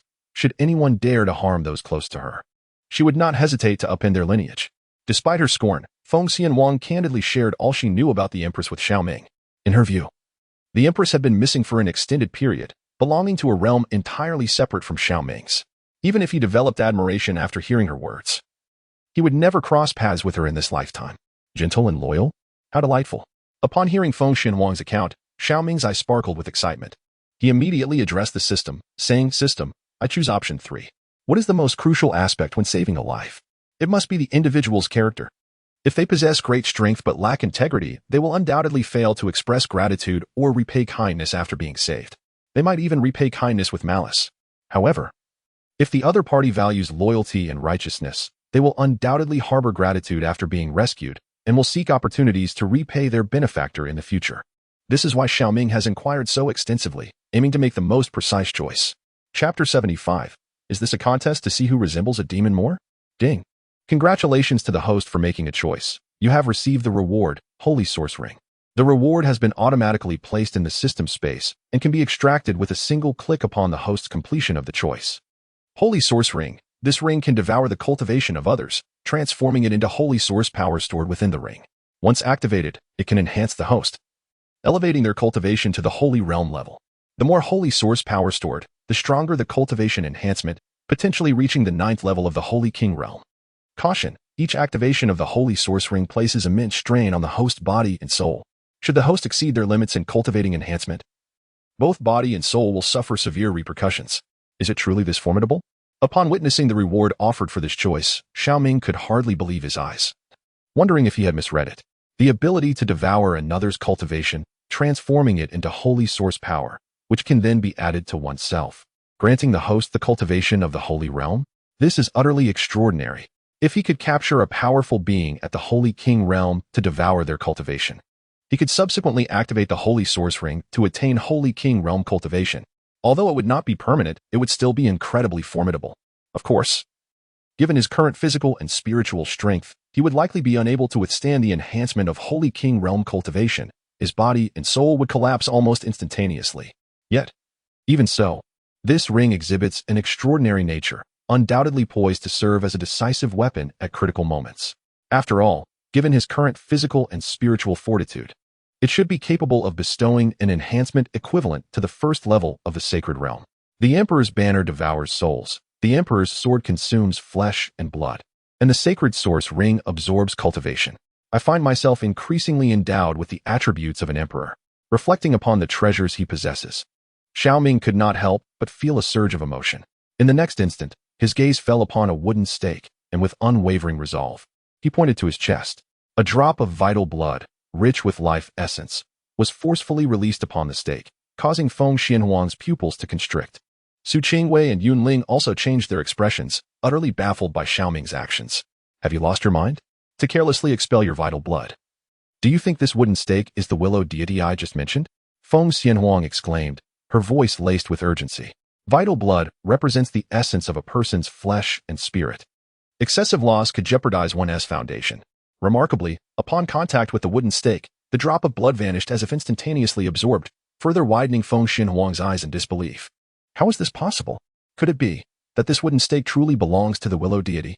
Witnessing this bizarre scene and Xiao Ming's audacious act, even Feng Xianhuang found herself compelled to entertain such a notion, despite her disbelief.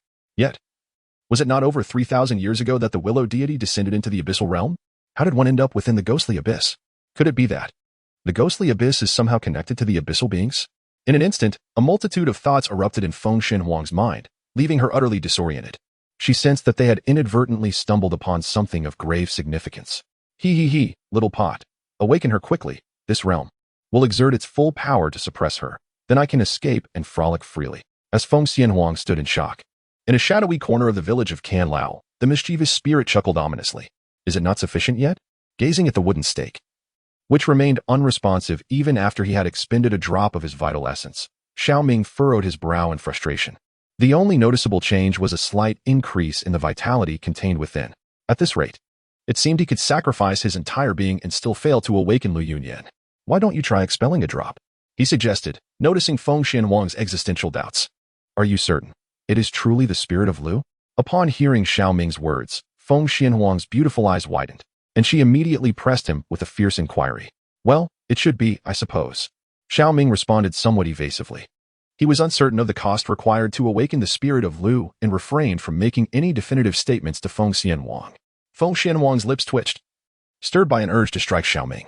After all, her veins coursed with the blood of the phoenix, and casually expelling her vital essence would inflict considerable damage upon her. Even if the wooden stake truly belonged to the spirit of Lu, she would be reluctant to sacrifice her essence to awaken it. Such an act would be too detrimental to her bloodline. Brother Xiao Ming, allow me to take charge. Upon overhearing the conversation between the two, Su Qingwei eagerly stepped forward, brimming with enthusiasm, ready to unleash her blood essence upon the wooden stake. Foolish girl, why are you meddling? Lacking any extraordinary abilities, your blood essence is difficult to replenish. Allow me to handle this. Noticing Su Qingyue's reckless intent, Xiao Ming quickly restrained her. Let us first seek refuge in the village. The most prudent course of action now is to employ the Emperor's sword to hunt down the monsters or confront hostile cultivators within the secret realm. By refining their flesh and blood into blood essence, we can awaken this spirit of the willow. As Xiao Ming's words echoed, the group ventured into the dilapidated remnants of the village. The houses at the entrance were in utter disarray, with the inscribed ghostly runes damaged, compelling them to delve deeper into the ruins. However, as they approached the heart of the village, a subtle aura of malice enveloped them, causing Xiao Ming's eyes to narrow instinctively. An ambush. Prepare for a bloodbath. Barely had these words left his lips when an array of formidable auras erupted from the surrounding houses, enveloping the area in a strange formation. Kekekek, at last. We have fresh prey. We have truly awaited your arrival. The shrill laughter reverberated through the air, as figures shrouded in malevolent energy emerged like phantoms from the buildings. The number of assailants soared to approximately 30. With a mere glance at their attire and demeanor, Xiao Ming instantly recognized them as cultivators under the banner of the 9 nether demon sect. Xiao Ming, is it truly you? In the sacred land of Fuyao, a newly risen young supreme, one of the demons ordered to be exterminated by the 3 guardians. Elder brother, look at him. He is enveloped in the power of the secret realm, seemingly possessing it in 2 forms. Upon realizing that the newcomer was Xiao Ming, adorned with flickering red and blue radiance, the numerous demonic cultivators of the 9 nether demon gate were struck with astonishment, soon followed by a glint of avarice in their eyes. If they could vanquish Xiao Ming, not only would they gain the power of the secret realm, but they could also seek rewards from Yi Island afterward. It was truly a twofold gain. Form the array, eliminate Xiao Ming first, then deal with those 3 young ladies. With a thunderous command from their leader, the array that enveloped the heavens and earth erupted with overwhelming demonic energy. Sinister skulls materialized within the formation, surging forth with terrifying might toward Xiao Ming and his companions. Numerous black-clad cultivators unleashed their cultivation at the level, similarly charging forth with dreadful force to subdue Xiao Ming. Are they attempting to compete with me for the title of the true demon? Observing the onslaught unleashed by the demonic cultivators, a cold smile crept onto Xiao Ming's face as he raised his hand to summon the Human Emperor banner and the Human Emperor's sword. A terrifying black mist erupted like a tsunami as countless demons roared forth from the Human Emperor banner. The Human Emperor's sword coalesced into the ethereal image of a black dragon, weaving through the throngs of adversaries. At that moment, the multitude of demonic cultivators from the 9 Nether Demon Gate stood collectively dumbfounded, akin to little ghosts encountering the King of Hell. Who, after all, were the true demons? Why is this individual so much more sinister upon taking action? As for the 3rd update, the Divine Lu requires your devotion for revival. I kindly ask everyone to spare a moment to offer your support. Chapter 76. A trivial skill dares to display itself before the master. Block it. Sensing the terrifying pressure emanating from the Emperor's banner and the Emperor's sword, the leading figure, a man clad in black, shouted loudly to the others. A surge of dark, demonic flames erupted from his body, revealing his cultivation at the 7th level of the Cave Heaven realm. Before him, a banner materialized, and he unhesitatingly spewed forth a mouthful of vital blood. In an instant, a ferocious blood-poison wolf spider roared forth from the banner, crashing violently against the black dragon phantom formed by the Emperor's sword. The thunderous roar echoed like a clap of thunder, and the terrifying shockwave transformed into a storm, shredding the blood-poison wolf spider into fragments. The Emperor's sword continued its relentless assault, piercing toward the man in black.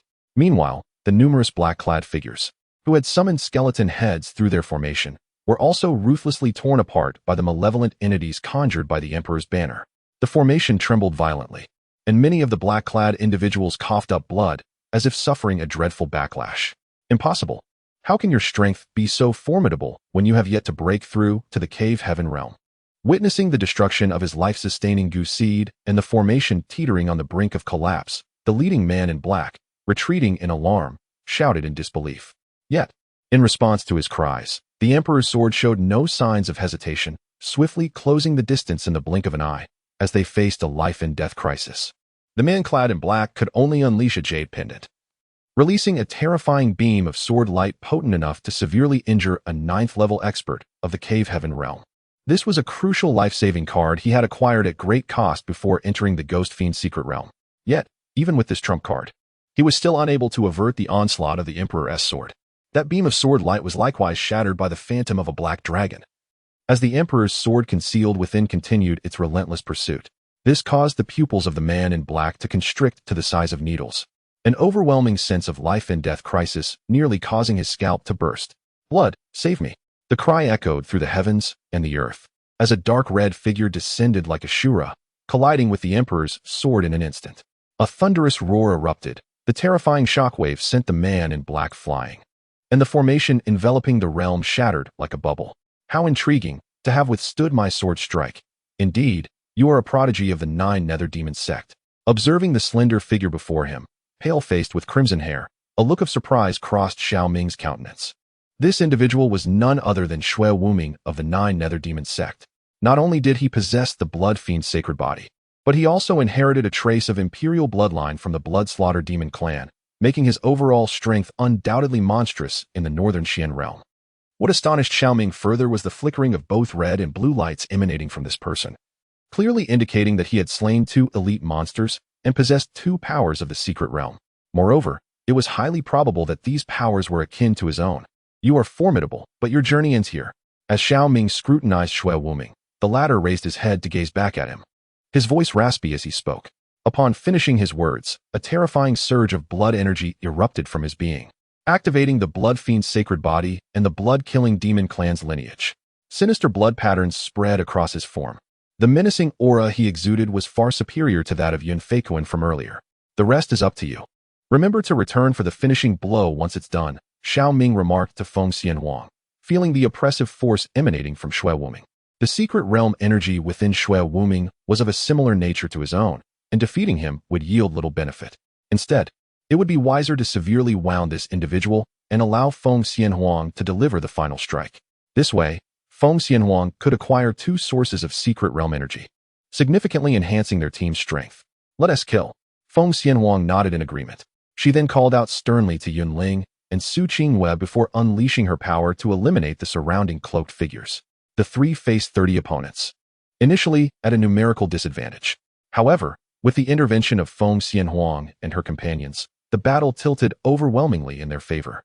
Akin to 3 tigers plunging into a pack of wolves, this scene rendered Shui Wuming's expression icy cold, prompting him to step forward and charge at Xiao Ming with ferocity. The 2 prodigies collided instantaneously, unleashing a cataclysmic force that could astound any in the cave heaven realm.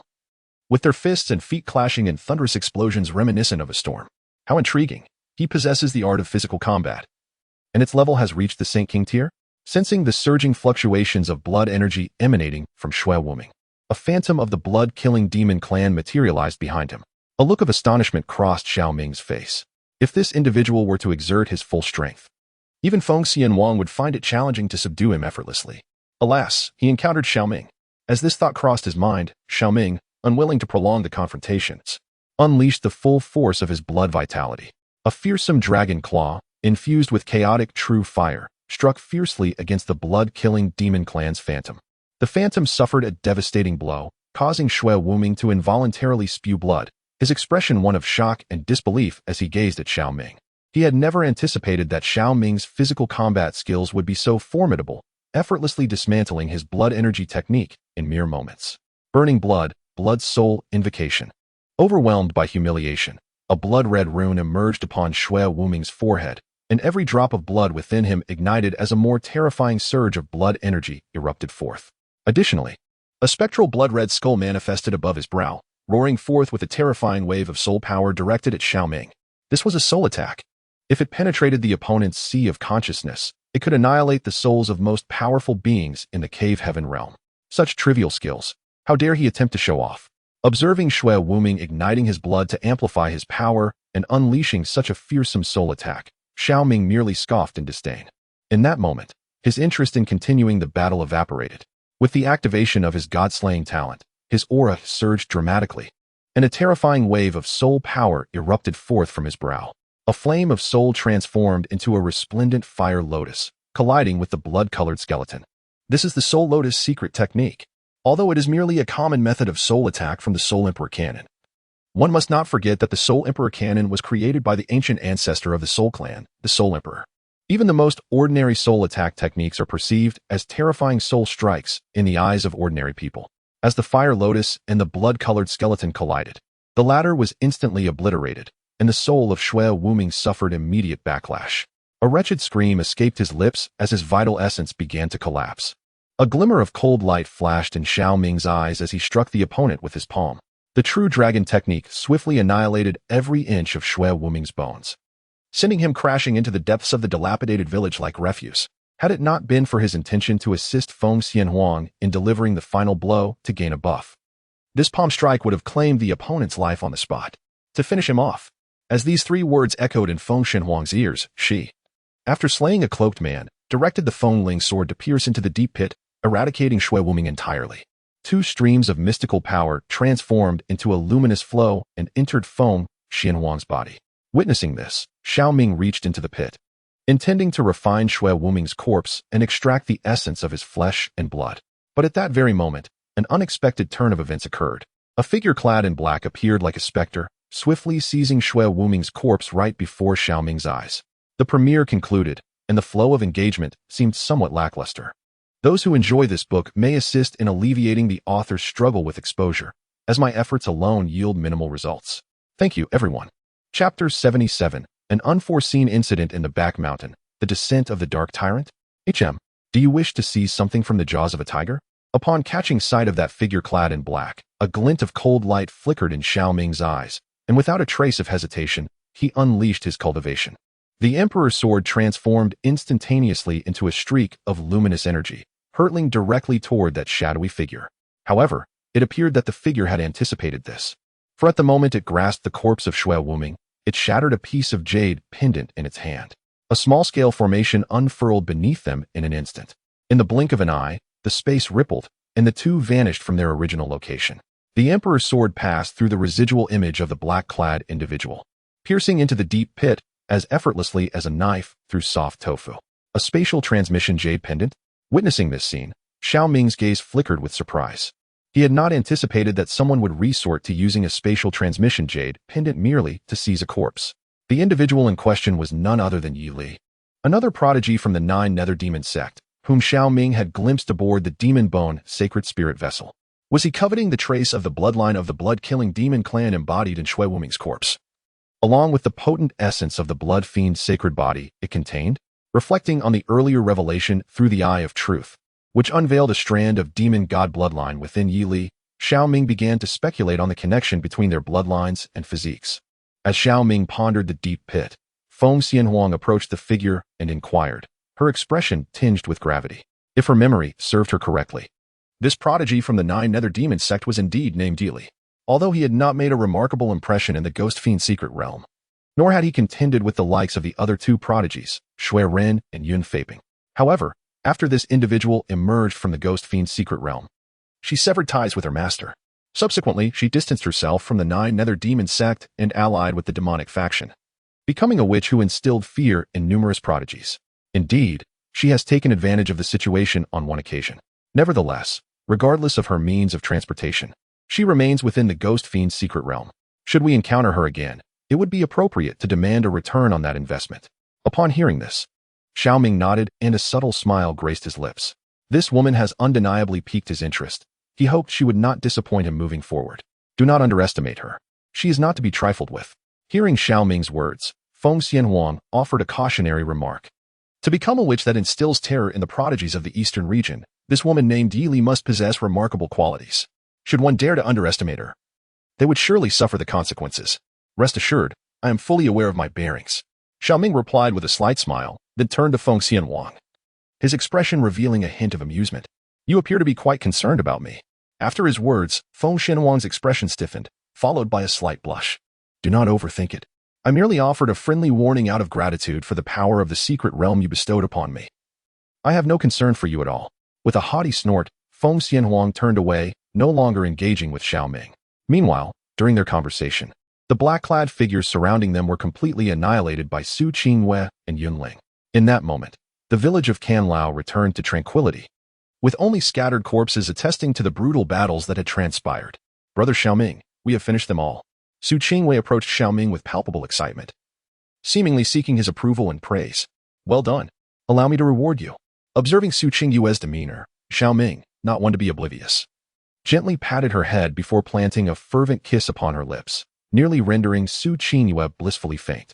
This scene elicited a twitch at the corner of Feng Xianhuang's mouth from a distance, while Yunling could not suppress her expression of envy. Xiao Ming is truly wonderful. Amid her flushed cheeks and trembling legs, Su Qingyue reciprocated the kiss with equal fervor. Noticing Yunling's envy, Su Qingyue's eyes twinkled mischievously as she affectionately addressed Xiao Ming. Brother Xiao Ming, my senior sister has contributed significantly this time. Perhaps you could reward her as well. At Su Qingyue's unabashed suggestion, Xiao Ming struggled to maintain his composure, while Yunling's face flushed crimson, completely taken aback by Su Qingyue's boldness. How could she bear such embarrassment? You naughty girl. What are you saying? In a mix of shock and urgency, Yunling hurriedly dashed to Su Qingyue's side, playfully smacking her rear. After delivering her reprimand, she furtively glanced at Xiao Ming.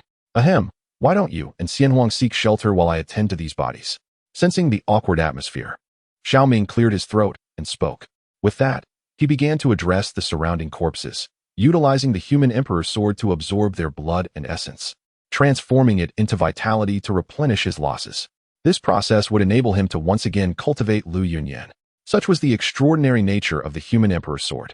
Not only can one devour the flesh and blood of others to enhance their own primal power, but one can also convert this essence into vitality to nourish the host. Furthermore, one can consolidate a drop of refined blood. First, let us proceed and nourish Lucian with a sip. Upon realizing that the previous depletion had been completely restored, Xiao Ming, filled with excitement, approached the exit of the remnant village. Subsequently, he expelled a drop of refined blood, allowing it to fall upon the willow stump. However, as this drop of blood was absorbed, the stump remained unchanged, merely infused with a bit more vitality. It remains ineffective. Truly, one cannot underestimate the power of an emperor. Awakening a mere wisp of vitality proves to be exceedingly challenging. It seems I must continue to consume more flesh and blood essence. Observing the willow stump, Xiao Ming felt a sense of helplessness. After muttering to himself, he could only return to the remnant village for the time being, for nightfall was imminent, and the ghostly fiend's secret realm was about to face a new wave of monstrous onslaughts. Upon returning to the remnant village, Feng Xianhuang and Su Qingwei had already found a refuge, a grand earthen house, considerably more spacious than the previous small wooden hut. Inside, a large bed was arranged, accommodating all four without issue. Even the ghostly runes inscribed upon it were more mysterious and obscure than those in the wooden hut. This refuge is quite satisfactory, and it is in close proximity to the back mountain. After a good night's rest, we shall venture to the back mountain at dawn. Gazing at the marked chaotic burial site on the map, Xiao Ming spoke with a hint of anticipation to the others. Unfortunately, despite having entered the secret realm for 2 days, he had yet to encounter that brother of his, wondering where he had wandered off to. Should an encounter occur, it would be prudent to eliminate the adversary beforehand. Otherwise, should this individual manage to vanquish any formidable elite creature or locate the 7-colored malevolence and successfully transcend, then the act of dispatching him could become exceedingly troublesome. I recall this location. As Xiao Ming's voice fell, Feng Xianhuang fixed her gaze intently upon a specific point on the map, seemingly recollecting something. That location bore the inscription Bone Pit. If her memory served her correctly, this site in her past life was the very battleground where Xiao Ren and Yun Feiping vied for the 7-colored malevolence. Boom. Just as Feng Xianhuang furrowed her brow, intending to convey this revelation to Xiao Ming, a colossal roar suddenly reverberated through the heavens and the earth. From the direction of the back mountain of Canlao village, a black pillar of light soared into the sky, its terrifying might causing the malevolent energy within a radius of several dozen miles to tremble violently. Such a commotion compelled Xiao Ming and Feng Xianhuang, among others, to abruptly lift their heads, their gazes instinctively directed towards the back mountain. Could it be? The Dark Tyrant has descended. Chapter 78, Xiao Ren's Arrogance, Yi Li's Scheming. What? The Dark Tyrant has descended. Upon hearing Feng Xianhuang utter this phrase, Xiao Ming nearly spat out a mouthful of blood. Although the statement seemed innocuous, it struck him as profoundly discordant. This sensation was unmistakable, reminiscent of that individual from his past life. In light of Xiao Ming's astonishment and lamentations, Feng Xianhuang paid him no mind, silently pondering, Sister Xianhuang, what exactly is the Dark Tyrant? Is it a fearsome monster? Upon observing Feng Xianhuang lost in contemplation, Su Qingwei could not help but inquire. The intelligence provided by the Fuyo Holy Land merely mentioned the existence of elite monsters such as the stone statue demon, imbued with the powers of secret realms. In contrast, formidable special elite monsters like the Tyrant, Sovereign, and Monarch only manifest during the millennial cycle of the ghostly fiend's secret realm. Historically, during the past 2 millennia, few prodigies from various holy lands emerged unscathed, resulting in scant records concerning these elite beings. Consequently, Su Qingwei and Yun Ling found themselves somewhat perplexed. The term Dark Tyrant serves merely as a collective designation. This creature is likely a corpse howl birthed by the ghostly fiend's secret realm, bearing a striking resemblance to the Dark Kirin, as well as elements reminiscent of the Pishio and True Dragon, possessing a terrifying affinity for darkness. Its prowess reaches the 3rd level of the law manifestation realm, with a physique comparable to certain primeval anomalies. Most alarming is its secret realm power, which not only mitigates damage by 30%, but also confers an extraordinary regenerative capacity. When gravely wounded, it enters a berserk state, dramatically amplifying its combat strength 3-fold in an instant, rendering it a veritable tyrant among the myriad of demons and monsters. This is precisely why such a creature has been referred to as the Dark Tyrant by many cultivators who have ventured into the ghostly fiend's secret realm. Upon hearing Su Qingyue's question, Feng Xianhuang instinctively shared her knowledge, only to realize afterward that she may have divulged too much information not mentioned in the Fuyo Holy Land's intelligence. Sister Xianhuang is truly remarkable, possessing such extensive knowledge, Su Qingwei remarked, her admiration evident as she gazed at her companion. In contrast, it was Yun Ling who appeared more contemplative. With a peculiar gaze, Xiao Ming regarded Feng Xianhuang. How could this prodigious individual possess information that even the intelligence reports of the sacred land of Fu Yao did not include? Could it be that the opposing family had ancestors who survived the previous 2 millennial cycles? Such a notion sounded remarkably impressive. If he could inherit the mysterious power within her, he would become a veritable harbinger of death within this realm. Upon hearing Feng Xianhuang recount the details of the Dark Tyrant, A flicker of eagerness illuminated Xiao Ming's countenance. Yet, in the next moment, as if struck by a sudden thought, he inquired in a somber tone, "By the way, you previously mentioned special elite monsters.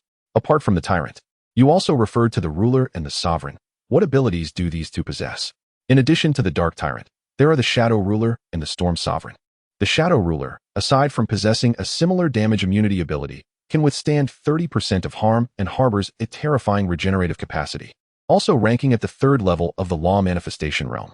However, when severely injured, it unleashes a signature divine ability to retaliate against foes and instantly restores its own wounds. Meanwhile, the storm sovereign amalgamates the powers of both the dark tyrant and the shadow ruler, capable of harnessing the forces of the realm to summon heavenly tribulation lightning to assault surrounding adversaries, all while attaining the 5th level of the law manifestation realm. As Xiao Ming's words faded, Feng Xianhuang spoke gravely, leaving not only Xiao Ming gasping in astonishment, but also rendering Su Qingyue and Yunling utterly speechless. Immunity to damage, rampage, life regeneration, and even the ability to summon heavenly calamities. What manner of monstrosity is this? It is utterly abstract.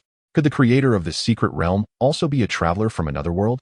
After listening to Feng Xianhuang elaborate on these peculiar elite monsters, Xiao Ming could not help but question whether he had encountered a predecessor from Blue Star. Otherwise, how could this secret realm be so profoundly abstract? Many aspects cannot merely be described as similar, they are strikingly identical.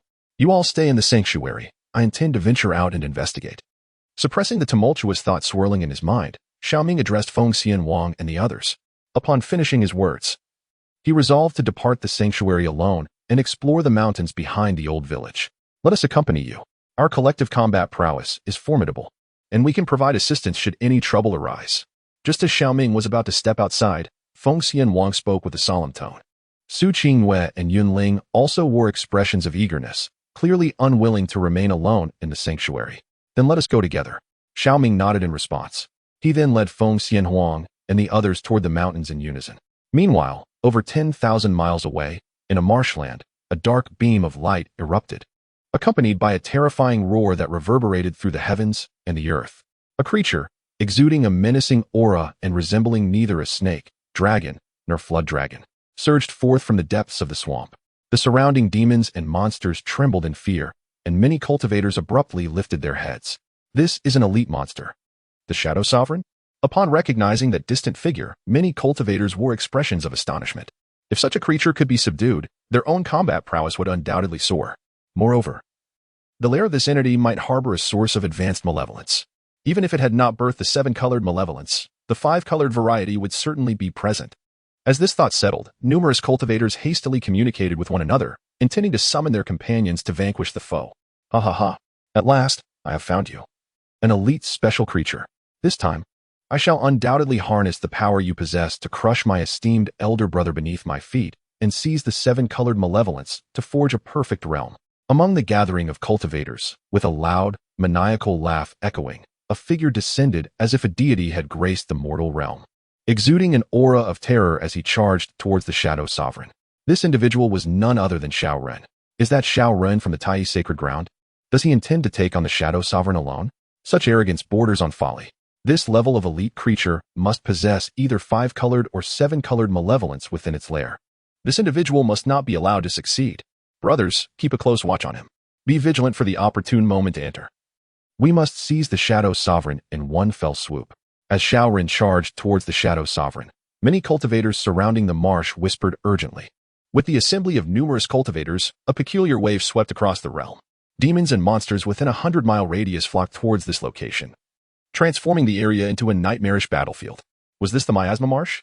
Amidst a ripple of spatial waves, Yili emerged in a low-lying area, bearing the lifeless body of Shui Wuming.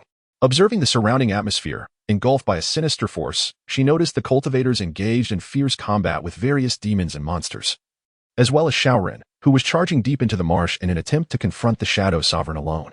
A flicker of unusual light danced in her eyes. Subsequently, she formed hand seals and began to absorb the bloodline of the blood-killing demon clan within Shui Wuming's body, along with the profound essence of flesh and blood contained within the blood-killing sacred body.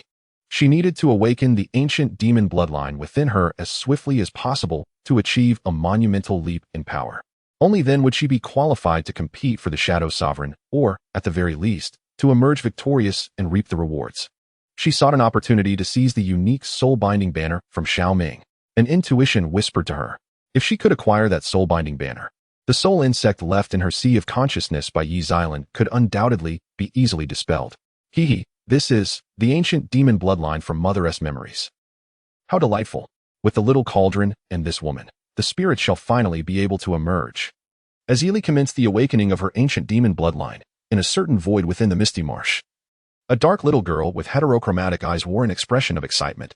However, not a single cultivator or demon present was aware of her existence. Regarding the brutal skirmish occurring in the misty marsh, the situation remained shrouded in mystery for Xiao Ming and his companions. Upon departing from the remnants of the elder village, they hastened towards the back mountain's chaotic burial ground. Before they could draw near, they beheld a mountainous aura of malevolence rising ominously into the sky. As numerous demons and spirits roared from the shadows, seemingly heralding the arrival of their sovereign. At the heart of the chaotic burial ground, through layers of ominous mist, a colossal and grotesque, beastly silhouette could be discerned. Although its precise form eluded clarity, its towering stature of at least 10 zhong, adorned with a pair of horns, emanated a terrifying sense of oppression. What astonished Xiao Ming and Feng Xianhuang the most was the discovery of several radiant glimmers pulsating within the deep pit behind this dark tyrant. Undoubtedly, these were sources of high-level malevolent energy. Judging by the colors, the lowest grade appeared to be 5-colored malevolence, with a strong likelihood of it being 7-colored. However, with the emergence of this dark tyrant, the surrounding area of 100 miles was thoroughly stirred. Numerous cultivators from various factions rushed towards this location. Within mere moments, the forest of the back mountain concealed many figures, each radiating a dreadful aura. As the cultivators congregated, a multitude of demons and spirits launched their assaults, transforming the area behind the elder village into a battlefield of chaos. Observing the tumult, where numerous cultivators charged forth in an attempt to ascend the tyrant's lair and vanquish the Dark Sovereign, Xiao Ming exchanged a few words with Feng Xianhuang and sought refuge in a relatively concealed position, enveloped by the aura of the human Emperor's banner. As long as Xiao Ming and his companions refrained from making the first move or inadvertently encountered an unsuspecting foe, they would remain safe. Surrounding demonic entities generally fail to detect them. Naturally, when night falls and the laws of the secret realm amplify their presence, these fiends become even more terrifying, making their concealment easily compromised. Ha ha ha, what a remarkable twist, special elite monsters and the source of advanced malevolence. This back mountain is firmly within the grasp of our shaking Kuan sacred land. Ha ha ha, such audacious claims. This elite creature exudes a dark aura, clearly intertwined with our 9 nether demon sect. Let anyone who dares to seize it await their demise. In this world, fortune favors the capable. This dark corpse howler is not your mother. How dare you speak so brazenly here? The sacred dragon guard of the great Qin dynasty formed the formation. Clear the field. Amidst a cacophony of manic laughter, a chilling voice resonated across the heavens and the earth, as a youth clad in purple and gold python robes descended as if he were a king. Surrounding him stood warriors clad in golden armor, coalescing into a grand array of emptiness. The ethereal shadow of the sacred dragon coiled in the void, and wherever it passed, demons and monsters erupted in chaos. A display of might that left onlookers trembling. This figure was none other than the 9th prince of the great Qin dynasty, Yang Yuanqing. Not only did he possess the unparalleled sword heart of purity, but he also bore a unique bloodline of the sacred dragon, making him the most extraordinary prodigy of his generation. Should he succeed in forging a supreme sacred grade cave, he could be appointed as the crown prince by the great Qin sacred emperor upon his emergence. Thus, this dark tyrant and the source of malevolence are destined to be his. Merely a waste with the potential of a sacred king dares to proclaim a clear out in the ghostly fiend's secret realm? Have you consulted with me, Yin Feipen? As Yang Yuanqing summoned the Saint Dragon Guards to commence the clearing, a voice resounded through the void, heralding the descent of a figure clad in white, akin to a celestial deity. The aura surrounding him was terrifyingly potent, exuding an air of supremacy. Most notably, this individual radiated 3 distinct glimmers of light, 1 red, 1 blue, and 1 yellow. This indicated that he had vanquished at least 3 elite foes and possessed 3 different powers from the realms of mystery. The red and blue hues likely represented the crimson statue power and the azure statue power that Xiao Ming had previously encountered. As for the yellow, although Xiao Ming had not come into contact with it, a glimpse through the Eye of Truth revealed it to be a defensive power that could double one's defensive capabilities. For certain prodigies, such a significant enhancement in defense was nothing short of terrifying. Yunfeiping. Upon witnessing this figure's emergence, Yang Yuanqing's expression altered dramatically. Even the numerous cultivators battling the demonic entities on the back mountains of Tsangla village wore faces of astonishment. This was indeed the most extraordinary prodigy of the Yao Kuan sacred land. Not only did he possess the ancient Kuanping bloodline, but he also had the rare dual pupil constitution, rendering him even more formidable than Xiao Rin of the Tai sacred land. The unexpected presence of this individual indicated that the dark tyrant and this source of malevolence had found their master. Even if you are the youthful sovereign of the Yao Kuan sacred land, I, Yang Yuanqing, shall not yield. Let this prince witness whether you, this prodigy, truly live up to your reputation. As the voice reverberated in the void, Yang Yuanqing promptly activated the sacred dragon bloodline within him. Golden dragon scales erupted from beneath his skin, unleashing a terrifying wave of vitality akin to a tsunami. At this moment, as numerous sacred dragon guards meditated around him, streams of dragon energy surged forth from these warriors, coalescing around Yang Yuanqing like smoke signals. This phenomenon was the art of breath fusion. When practitioners possess similar techniques, they can harness this divine art to unite their strengths against adversaries. Essentially, one individual can amalgamate the power of many, rendering it a formidable fusion technique. However, mastering this art requires profound mutual trust and relentless practice over time, making it exceptionally challenging for ordinary individuals. It was unexpected that this ninth prince of Deqian had successfully cultivated it alongside his subordinates. It seemed he intended to unleash extraordinary might within the ghostly fiend's secret realm through this method. Breath fusion? Observing Yang Yuanqing's escalating aura, it was evident he was poised to contend with the dark tyrant. Yunfeiping's gleamed with disdain as he stepped forward, embodying an imperial presence. A mere waste who relies on others' strength dares to vie with his holy son. With this declaration, the ancient Kuanping bloodline was activated within Yunfeiping, and a terrifying surge of vitality erupted like a volcanic eruption, manifesting a colossal Kuanping phantom behind him. In the next moment, as Yunfeiping raised his hand to grasp towards Yang Yuanqing, the Kuanping phantom ascended with the might of a celestial combatant, then descended with a devastating force. The Kuanping technique. When Yunfeiping's bloodline returned to its ancestral roots, he grasped the profound martial techniques of his heritage. Although this technique was not complete, it was nonetheless a legacy of the ancient Kuanping. Once unleashed, its power was undeniably immense. Moreover, at this moment, he was further empowered by 3 secret realms, amplifying the technique's potency 2 to 3-fold at the very least. Do not underestimate me, the prince declared. I am of the Dacian sacred dragon lineage, not some trivial waste you can dismiss. Upon hearing Yunfeiping's words, Yang Yuanqing roared in fury and unleashed a punch. A dragon's roar resonating through the heavens and the earth. The illusion of the sacred dragon erupted with terrifying killing intent, charging directly towards the shadow of the Kuanping. Chapter 80. If Xiao Ming were to shy away from battle, his fate would be sealed. With a thunderous clash between the illusions of the Kuanping and the sacred dragon, a cataclysmic force swept through like a tsunami. Creatures attempting to breach the battleground were instantly torn asunder. The sacred dragon illusion, conjured by Yang Yuanqing, barely withstood 2 breaths before being obliterated by the Kuanping's might, causing Yang Yuanqing and the dragon guards to suffer a backlash, spitting blood in shock. Their eyes widened in disbelief as they gazed at Yunfeiping. They could hardly fathom that, with Yang Yuanqing as the core of the formation and 36 dragon guards augmenting him, they could not overcome a single Yunfeiping. Just how terrifying was the strength and depth of this young supreme being from the Yao Kuan sacred land. Even should you rely on the strength of others, this holy child remains invincible in the world. With a single hand, Yunfeiping obliterated the phantom of the sacred dragon, and with his other hand resting nonchalantly behind his back, he spoke with an air of extreme indifference. Upon concluding his words, he pressed his hand against the void towards Yang Yuanqing and the others. Instantly, the phantom of the Kuanping transformed into a golden-winged great pong, its wings unfurling to unleash a terrifying radiance of power, descending upon Yang Yuanqing and his companions in an unparalleled manner. Do not underestimate others. Yang Yuanqing, once again met with Yunfeiping's disdain, felt a surge of indignation, accompanied by the resonant roar of a dragon echoing through the heavens and the earth.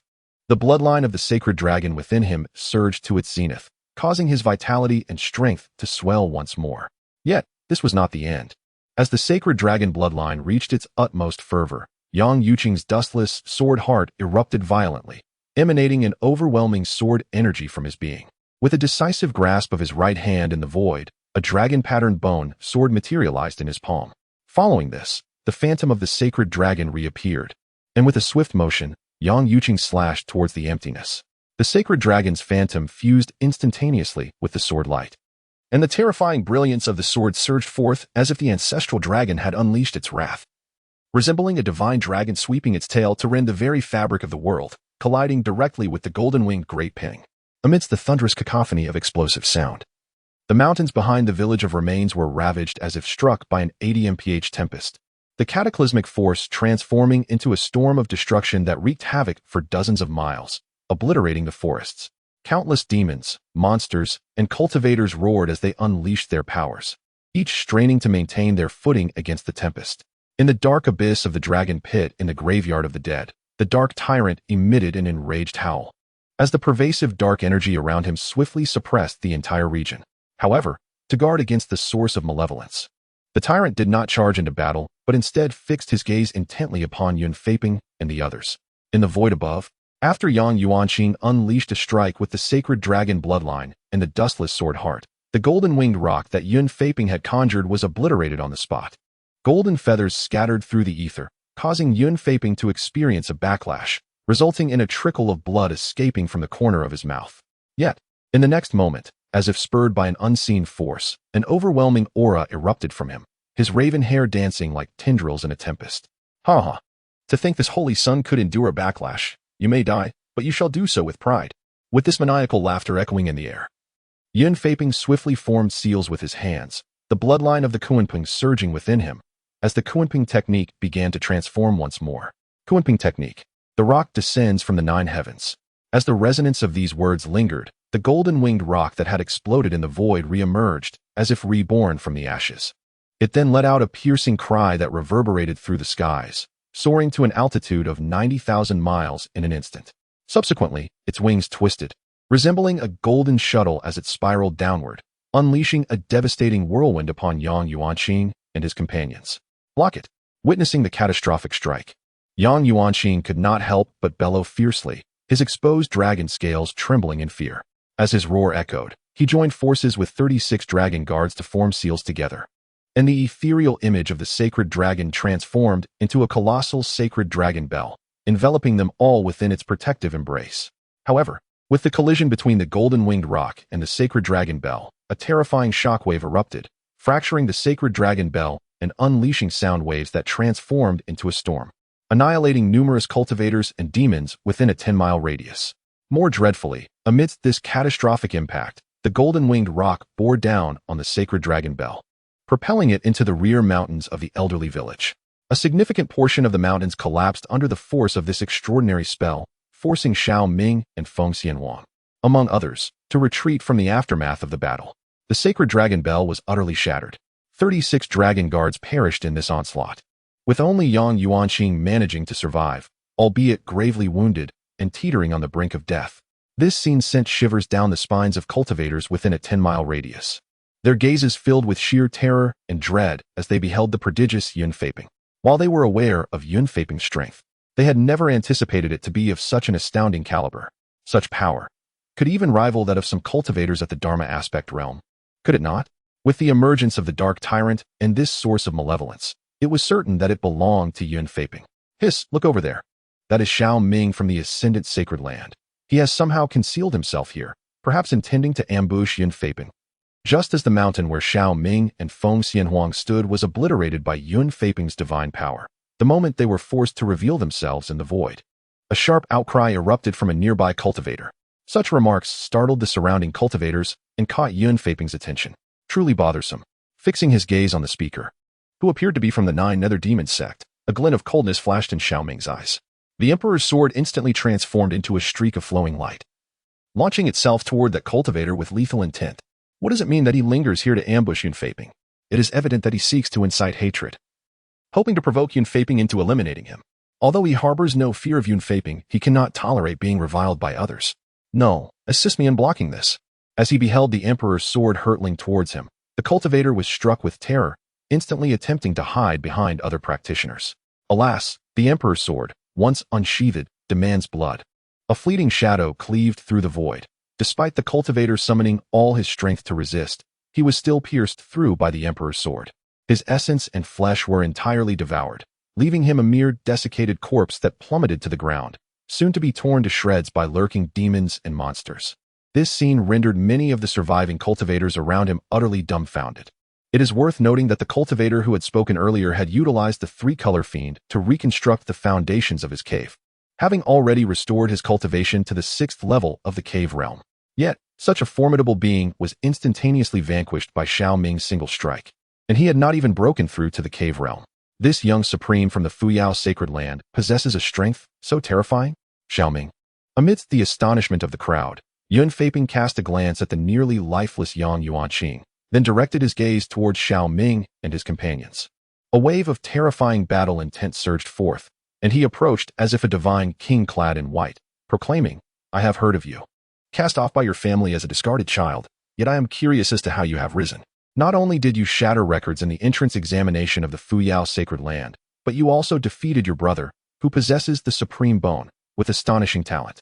Regarded as the youthful sovereign by numerous formidable beings in the North Xiankong realm, should he not fall, he is destined to attain the path of the emperor. This holy son has long yearned for a contest with you, and it is most fortuitous that our paths converge here. It appears to be the will of heaven, orchestrating our duel to ascertain who truly deserves the title of youthful sovereign." With these words spoken, regardless of whether Xiao Ming consented, Yun Feiping unleashed his formidable prowess. Raising his hand to grasp at the void, the power of his blood essence melded with his true essence, manifesting in the shape of a colossal Kunping claw, descending as if to rend the very fabric of the heavens. In his eyes, to engage in combat with him would be a mark of honor. Should Xiao Ming falter in battle, death would be his only fate. Chapter 81. To compel me to wield the heavy pupil, you may die without regret. Such a domineering fellow, does he truly believe himself invincible? After Yun Feiping concluded his proclamation, he did not await a response before launching his assault. A glimmer of murderous intent flickered across Xiao Ming's face, and in that instant, his power erupted with a resounding force. The might of his blood essence fused with the chaotic true fire, transforming into a colossal true dragon claw, boldly advancing to meet the oncoming strike. With a thunderous roar, the Kunping claw and the true dragon claw collided, their destructive forces converging into a tempest that swept through the vicinity, compelling many surrounding cultivators to retreat in haste. However, Xiao Ming and his companions remained steadfast, suspended in place as they observed Yun Feiping. "Stand back. Leave the insignificant ones to you. Once I have dispatched this fellow, we shall subdue the dark tyrant." After countering Yun Feiping's assault, Xiao Ming addressed Feng Xianhuang and the others. At that moment, the setting sun bled crimson, heralding the impending descent of night. Should we delay our swift resolution, it may soon become exceedingly difficult to vanquish the dark tyrant before nightfall descends. Be cautious.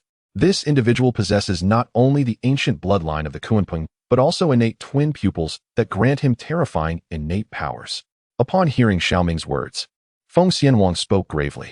In terms of physical constitution, this person before her surpasses her somewhat, even outshining the previously formidable Xiao Run. After all, with the combination of twin pupils and the ancient Kunping bloodline, even prodigies from imperial-level forces may not possess such a solid foundation. Rest assured, he is inferior to me. Xiao Ming responded with a calm smile, urging Feng Xianhuang not to worry too much. He bore the chaotic body and practiced supreme techniques alongside various imperial-level powers. If he were to be outmatched by this individual, it would indeed warrant his immediate self-termination. Seeing Xiao Ming's unwavering confidence, Feng Xianhuang ceased to speak further. She promptly retreated alongside Su Qingwei and Yunling, ready to eliminate any malevolent cultivators and troublesome demons in their vicinity. To withstand a strike from this holy sun, you indeed possess some merit. Far surpassing the wretched waste lying on the ground, observing Xiao Ming directing Feng Xianhuang and the others to stand aside, Yun Feiping refrained from intervening, merely commenting with indifference. It seemed his interest lay solely in Xiao Ming.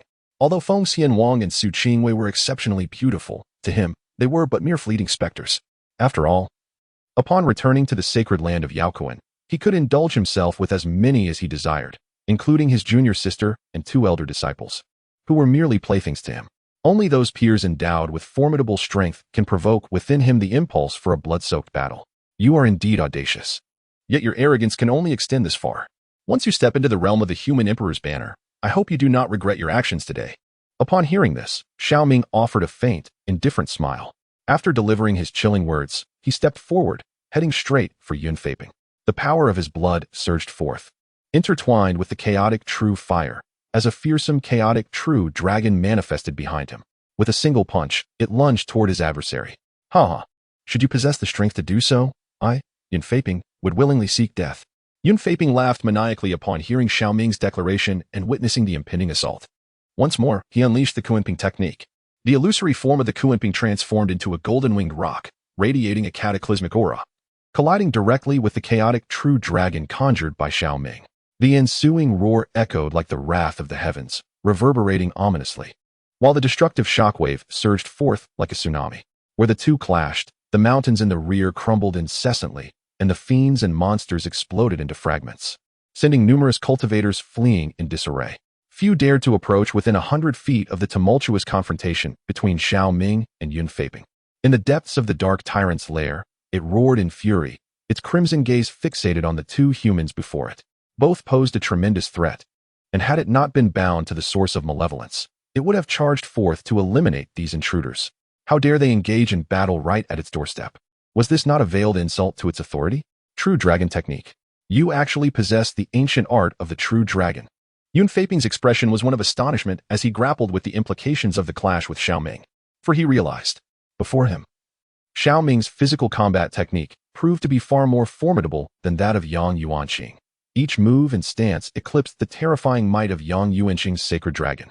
Even the Kunping technique he wielded fell short, as he found himself relentlessly suppressed after several exchanges. This left Yun Feiping fuming with rage. In a roar, he forced Xiao Ming back with a powerful strike, and with his hands swiftly altering the seals, he unleashed the Kunping descending from the 9 heavens. The golden-winged Peng soared to an altitude of 90,000 miles, only to spiral downwards in a terrifying dive, even more menacing than before. Alas, Xiao Ming was no Yang Yuanqing. In the face of Yun Feiping's dreadful assault, he merely responded with a cold smirk and formed his own seals. The chaotic true dragon executed a swift tail sweep, channeling a formidable force that struck out like a colossal sword. The collision with the descending golden-winged Peng resulted in a thunderous roar, and the Peng emitted a mournful cry as its massive body was cleaved in two by the chaotic true dragon's tail. Yun Feiping spat out a mouthful of blood, his face a mask of horror and disbelief. Impossible. How could the Kunping technique of this holy sun be inferior to your true dragon technique? This is absolutely inconceivable. As his words echoed in the air, a fierce glint flickered in Yun Feiping's eyes. He once more summoned the power of his Kunping bloodline and altered his seals. Kunping technique, heaven-shattering collision. With this proclamation resonating through the void, the myriad fragments of the shattered golden-winged Peng coalesced into a monstrous koan. Its body a striking black and white, reminiscent of a strange fish. With a flick of its tail, it possessed the might to sink continents, and with a gaping maw, it held the power to devour the sun and moon. This is the North Sea Void Koan, a different manifestation of the ancient Kunping. Its physical strength rivals that of the bizarre creatures from the wilds. With a thunderous roar from Yun Feiping, the North Sea Void Koan emerged, exuding an unmatched aura as it swung its tail to collide with the chaotic true dragon. This move had been honed over 2.5 years. The force was akin to a comet striking the earth. Even if faced with a celestial pillar, it could shatter it with that strike. Merely a trivial technique, nothing more. Upon witnessing Yun Feiping's display, Xiao Ming merely smirked and formed his hand seals. The chaotic true dragon immediately released an enraged roar. Its twin horns erupted with devastating energy, and the chaotic true fire swirled around like a tempest as the dragon surged forward. True dragon technique, poisonous dragon drill. No, it is the true dragon technique. Hidden dragon emerging from the abyss. This maneuver could pierce through layers of defense, wielding an unfathomable terror. As the two formidable techniques clashed, the cataclysmic impact carved a deep pit over 1,000 zhang in the rear mountains of the remnant elder village. The North Sea Void image was instantly perforated by the chaotic true dragon's charge, disintegrating into countless specks of light. Yun Feiping was sent flying like refuse, blood spewing from his mouth. He suffered grievous injuries, crashing into several peaks of the remnant elder village's rear mountains, gouging a chasm thousands of zhang long into the ground.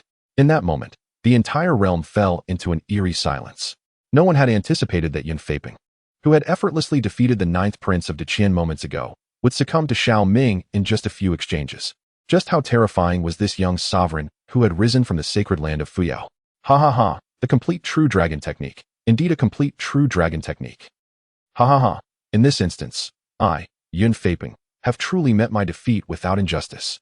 Yet, just as everyone believed that the battle was conclusively settled, amidst the shattered ground thousands of feet away, Yun Feiping rose like a man possessed, his voice echoing ominously.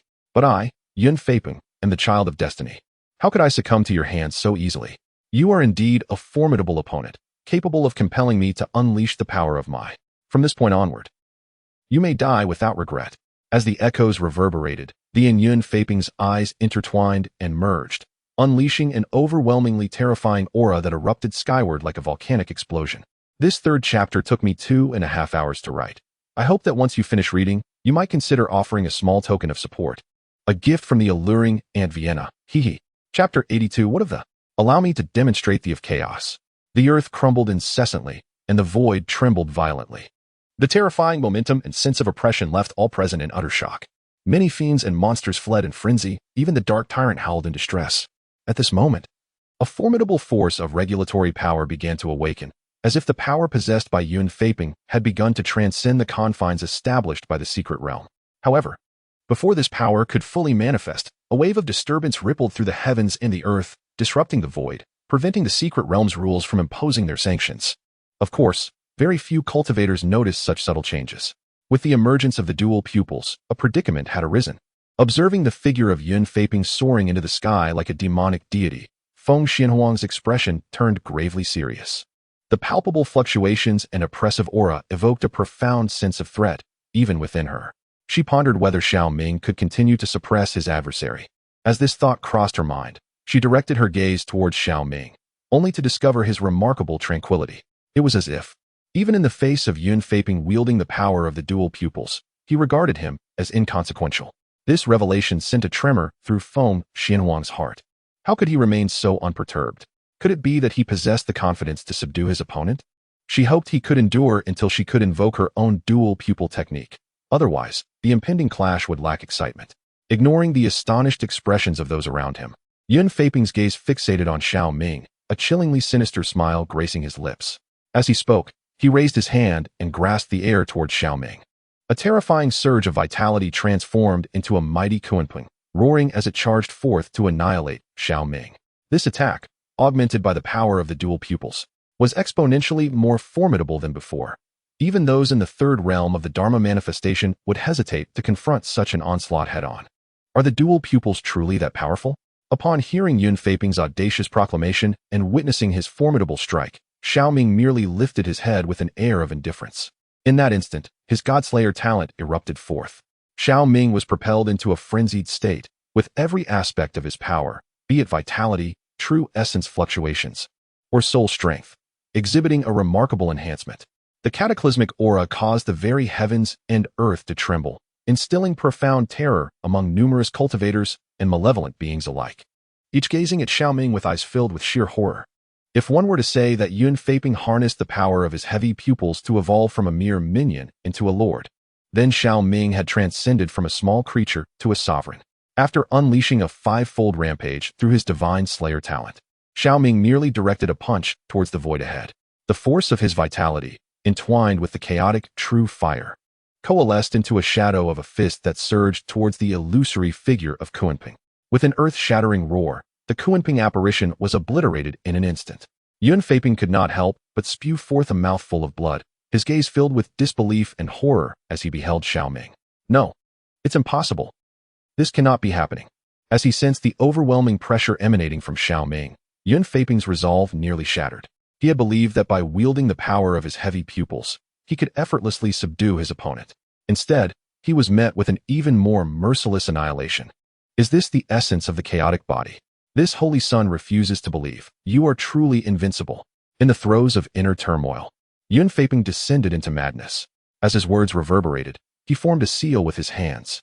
An even more terrifying aura erupted from him, his eyes transforming into one black and one white. The winds and clouds shifted ominously over the desolate mountains of the village, and the skies roared with thunder. The once crimson twilight turned into shades of black and white, causing many cultivators and demonic beings to kneel in abject fear. An overwhelming sense of insignificance surged within their hearts, as if at that moment, Yun Feiping had become the sovereign of heaven and earth. This is the art of heavy pupils. In the midst of Yun Feiping's unstable resolve, he finally unleashed the dual pupil technique. regardless of the might of your chaotic form. It shall meet its demise here at the hands of this holy sun. Dual pupil technique. The sun and moon dim. The balance of yin and yang is thrown into disarray. Accompanied by a phenomenon that trembles the heavens and the earth, Yun Feiyong once again formed a seal. The previously dim void suddenly revealed a pair of icy eyes, reminiscent of Xiao Ren's invocation of the supreme law. Yet, these eyes were a bizarre black and white duality. At the moment of their appearance, the entire void transformed into a vast starry expanse, where the sun, moon, and stars became exceedingly dull. Only a black and white aurora emerged, as if to invert the celestial sphere and reverse the forces of yin and yang, descending upon Xiao Ming with devastating power. Xiao Ming, brother Xiao Ming. Witnessing such a terrifying manifestation of the dual pupil technique, Yunling and Su Qingwei could not suppress their exclamations. Only Feng Xianwang gazed at Xiao Ming with trembling eyes, her delicate face revealing an expression of shock and disbelief. For in that moment, she sensed a shift in Xiao Ming's aura, akin to an ancient demonic god awakening from slumber. That sensation, even she, the reincarnated empress, could not help but feel her very soul quiver. What of the dual pupil technique? Allow me to show you the essence of the chaotic law. As the words reverberated through the void, Xiao Ming took a gentle step forward, unleashing a terrifying aura that erupted from his being. The starry sky, now transformed into shades of black and white, resonated with an inexplicable roar. The entire celestial expanse trembled and shattered as a colossal foot, imbued with the essence of chaos, emerged from the broken void. It was as if a chaotic demon from beyond the realms sought to descend upon this starry expanse and crush an insignificant ant beneath its foot. The demon's foot, imbued with devastating might, collided with the black and white aurora, shattering it instantly. The entire cosmos trembled and collapsed in reverberation, as that single foot descended upon the pair of black and white eyeballs, reminiscent of two stars being obliterated underfoot. The dual-eyed technique was annihilated in an instant. Yun Feiping spat out a mouthful of reverse blood, his eyes welling with two streams of horrifying tears. The force of that chaotic giant foot drove him deep into the rear mountains of the village of remnants. The mountain range was flattened beneath that foot, leaving behind a terrifying footprint, measuring thousands of feet and unfathomably deep. In that moment, the entire world fell into a profound silence, as the surviving cultivators stared blankly at Xiao Ming, utterly astounded. They had never anticipated that this youth, who had risen from the sacred land of Fuyao, could so effortlessly obliterate Yun Feiping's dual-eyed technique with a single step. It was utterly terrifying. The dual-eyed technique was merely so. Gazing down at the battered Yun Feiping in the abyss, Xiao Ming spoke with an air of indifference, as if he had foreseen this outcome. This technique was one of the forms contained within the Chaos Demon Sutra.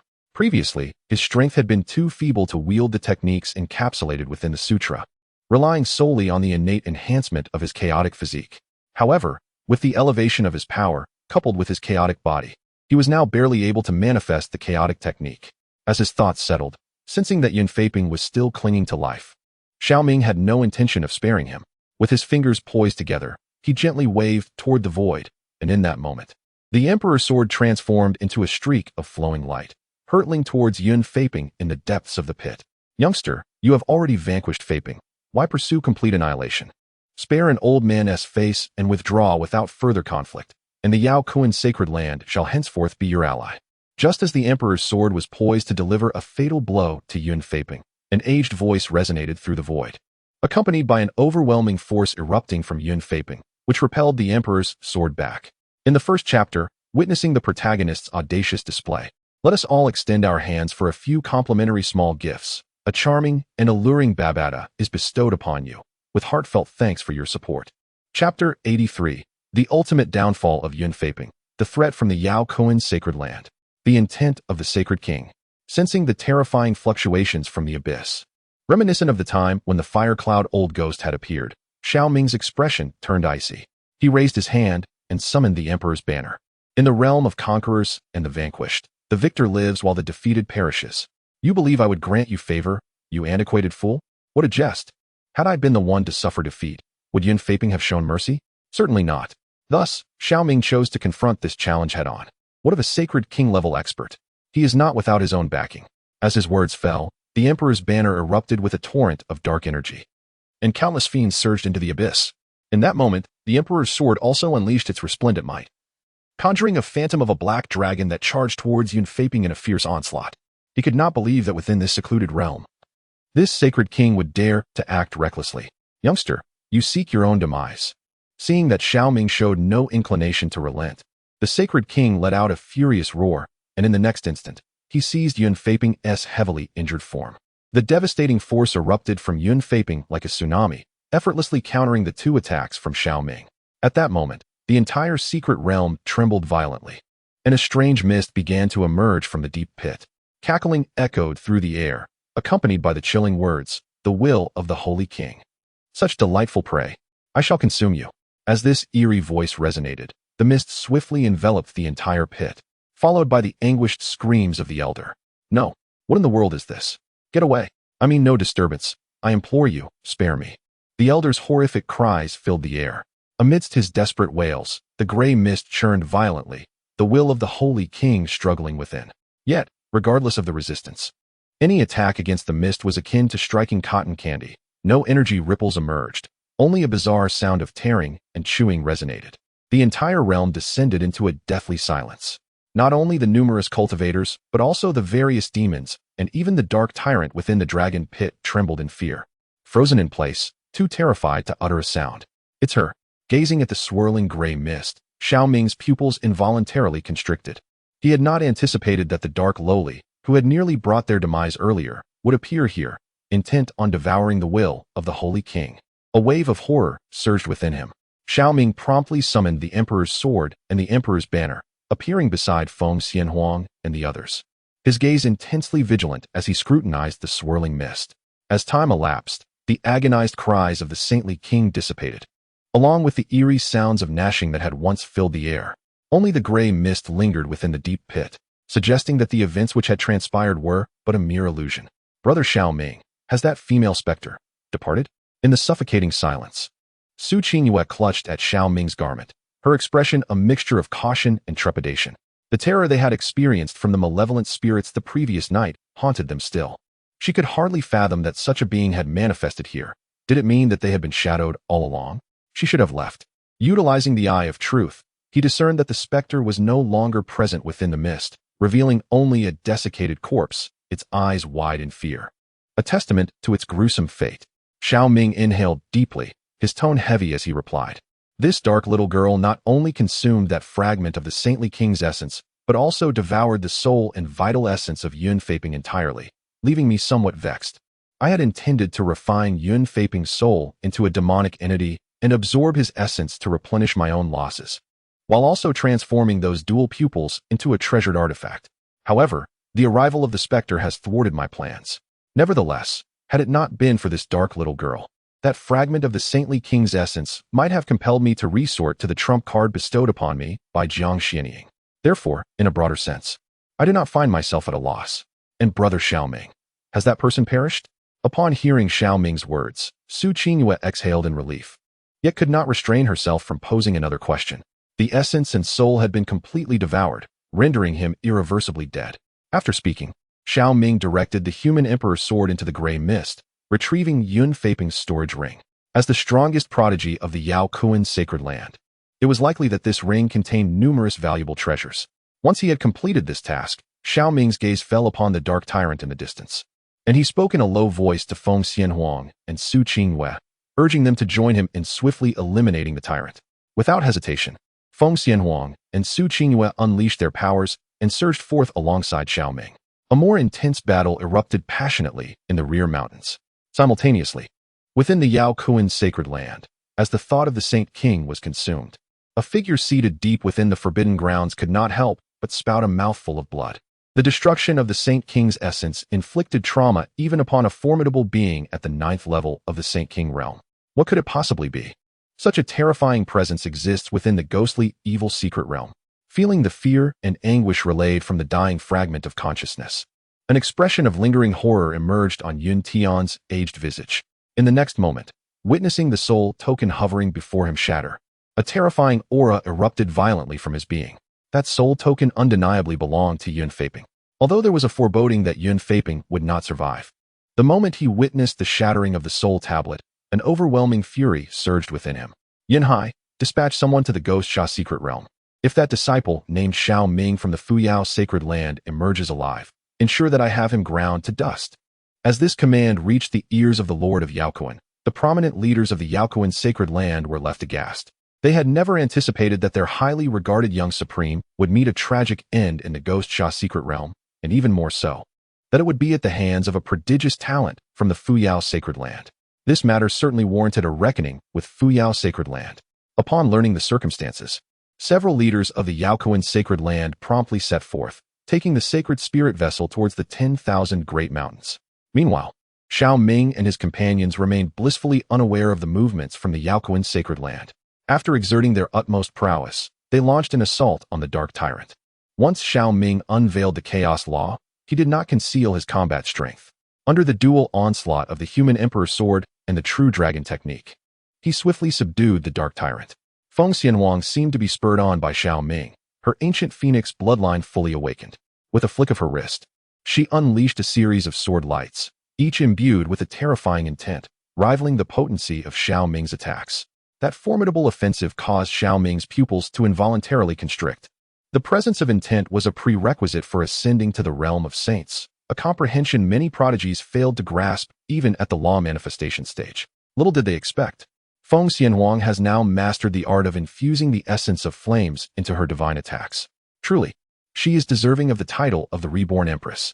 Drawing upon the wealth of experience from her past life, even with a mere ancestral phoenix bloodline, she can unleash a ferocity more terrifying than Yun Faping.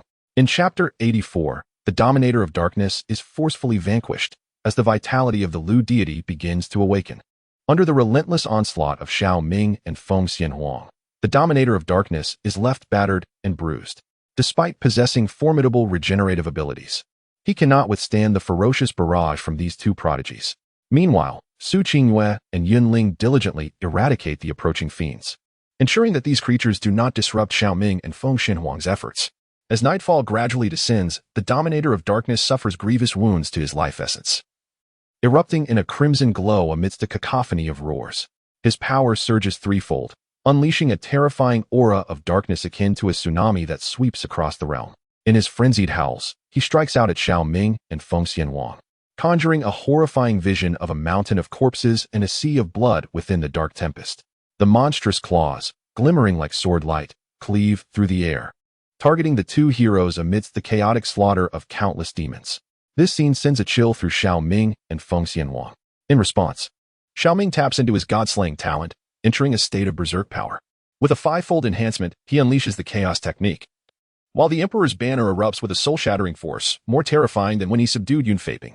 At this moment, Feng Xianhuang also relinquishes restraint, manifesting a formidable phoenix apparition behind her. The essence of flames sweeps across the void, and with the Fengling longsword, she delivers a strike. The swordlight, akin to a phoenix's fallen feather, carries with it a destructive force aimed squarely at the Dominator of Darkness.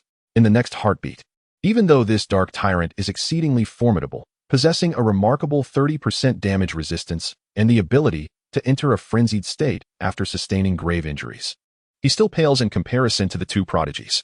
In the collaborative efforts of Xiao Ming and Feng Xianhuang, the Dark Tyrant's offensive capabilities crumbled entirely.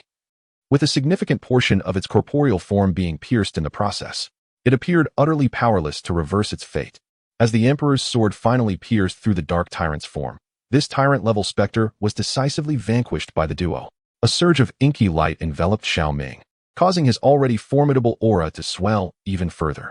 This was the empowerment of the Dark Tyrant's power. From this moment forth, as long as Xiao Ming remained within the confines of the Ghost Fiend secret realm, he would not only retain the 30% damage resistance but could also enter a threefold berserk state after suffering severe injuries.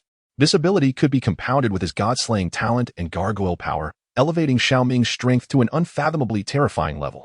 Remarkably, this power could even be shared between two individuals. Upon acquiring the Dark Tyrant's power, a peculiar expression flickered across Xiao Ming's face. In a previous life, within a certain mobile game, the Dark Tyrant's power could be shared among 5 individuals. However, within the Ghost Fiend secret realm, this was somewhat diminished, allowing only 2 to share it. Should he choose, he could condense a drop of blood to forge a Dark Tyrant rune and imprint it onto another person, granting them the Dark Tyrant's empowerment. Yet, this enhancement could be retracted at any moment, placing him in a position of control. Furthermore, should he unfortunately meet his demise, the other party would lose this boon. Xiao Ming, look quickly. That seems to be the seven-colored fiend? After vanquishing the dark tyrant, Su Qingyue gazed at the deep pit previously guarded by the tyrant, a look of ecstasy illuminating her face. The seven-colored malevolence, the pinnacle of celestial malevolent energies, has the potential to forge a flawless cave of heaven, offering the hope of attaining the status of a great emperor in the future. Upon hearing her words, Xiao Ming turned his gaze, his eyes narrowing in realization, soon replaced by a tinge of disappointment. This was not the seven-colored malevolence. To be precise, it was the five-colored malevolence undergoing a transformation into the seven-colored variant, which, in terms of quality, did not equate to the true seven-colored malevolence. Within the deep pit before them, although the celestial malevolent energies shimmered with seven hues, two of these colors appeared rather ethereal, suggesting they had yet to fully solidify. Thus, this malevolent energy was not the authentic seven-colored malevolence, but rather an advanced form of pseudo-seven-colored malevolence, superior to the five-colored variant.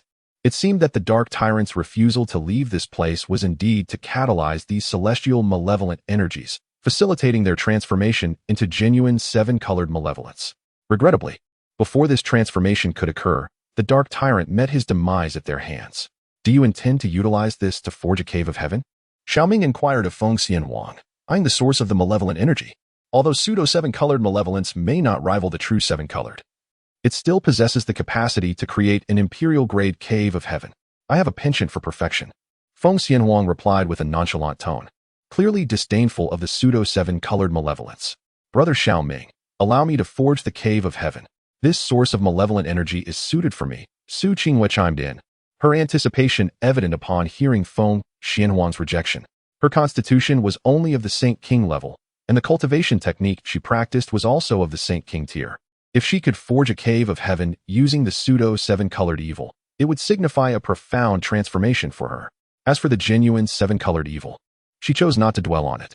Such a rarity would be insufficient to share among a mere handful of individuals, better left for Xiao Ming and Feng Xianhuang. If she could successfully forge the cave, it would undoubtedly assist her greatly in future battles. Very well, let this source of evil energy be the material for your cave. With dusk still lingering, hasten to absorb it. Xiao Ming nodded in response. Upon hearing this, Su Qingyue eagerly plunged into the source of evil energy, commencing her consumption of the pseudo-seven-colored evil to forge the cave. Although the surrounding surviving cultivators eyed her with overwhelming envy, none dared to rush forth and contend with her. After all, the one capable of slaying Yun Feiping, alongside another equally formidable prodigy, made it clear that any attempt to converge against them would only lead to demise. You too, guard Qingyue. I shall make a brief visit to the entrance of the village. Observing Su Qingyue beginning her forging, Xiao Ming instructed Feng Xianhuang and Yunling. As his words fell, Xiao Ming summoned the Dark Tyrant runes with his blood, embedding them into Feng Xianhuang's body, granting her the power of the tyrant as well. After completing this, he hastened towards the entrance of the village, carrying the corpse of the Dark Tyrant. Having vanquished numerous demons and unruly cultivators, the Emperor's sword had already consumed a considerable amount of vitality.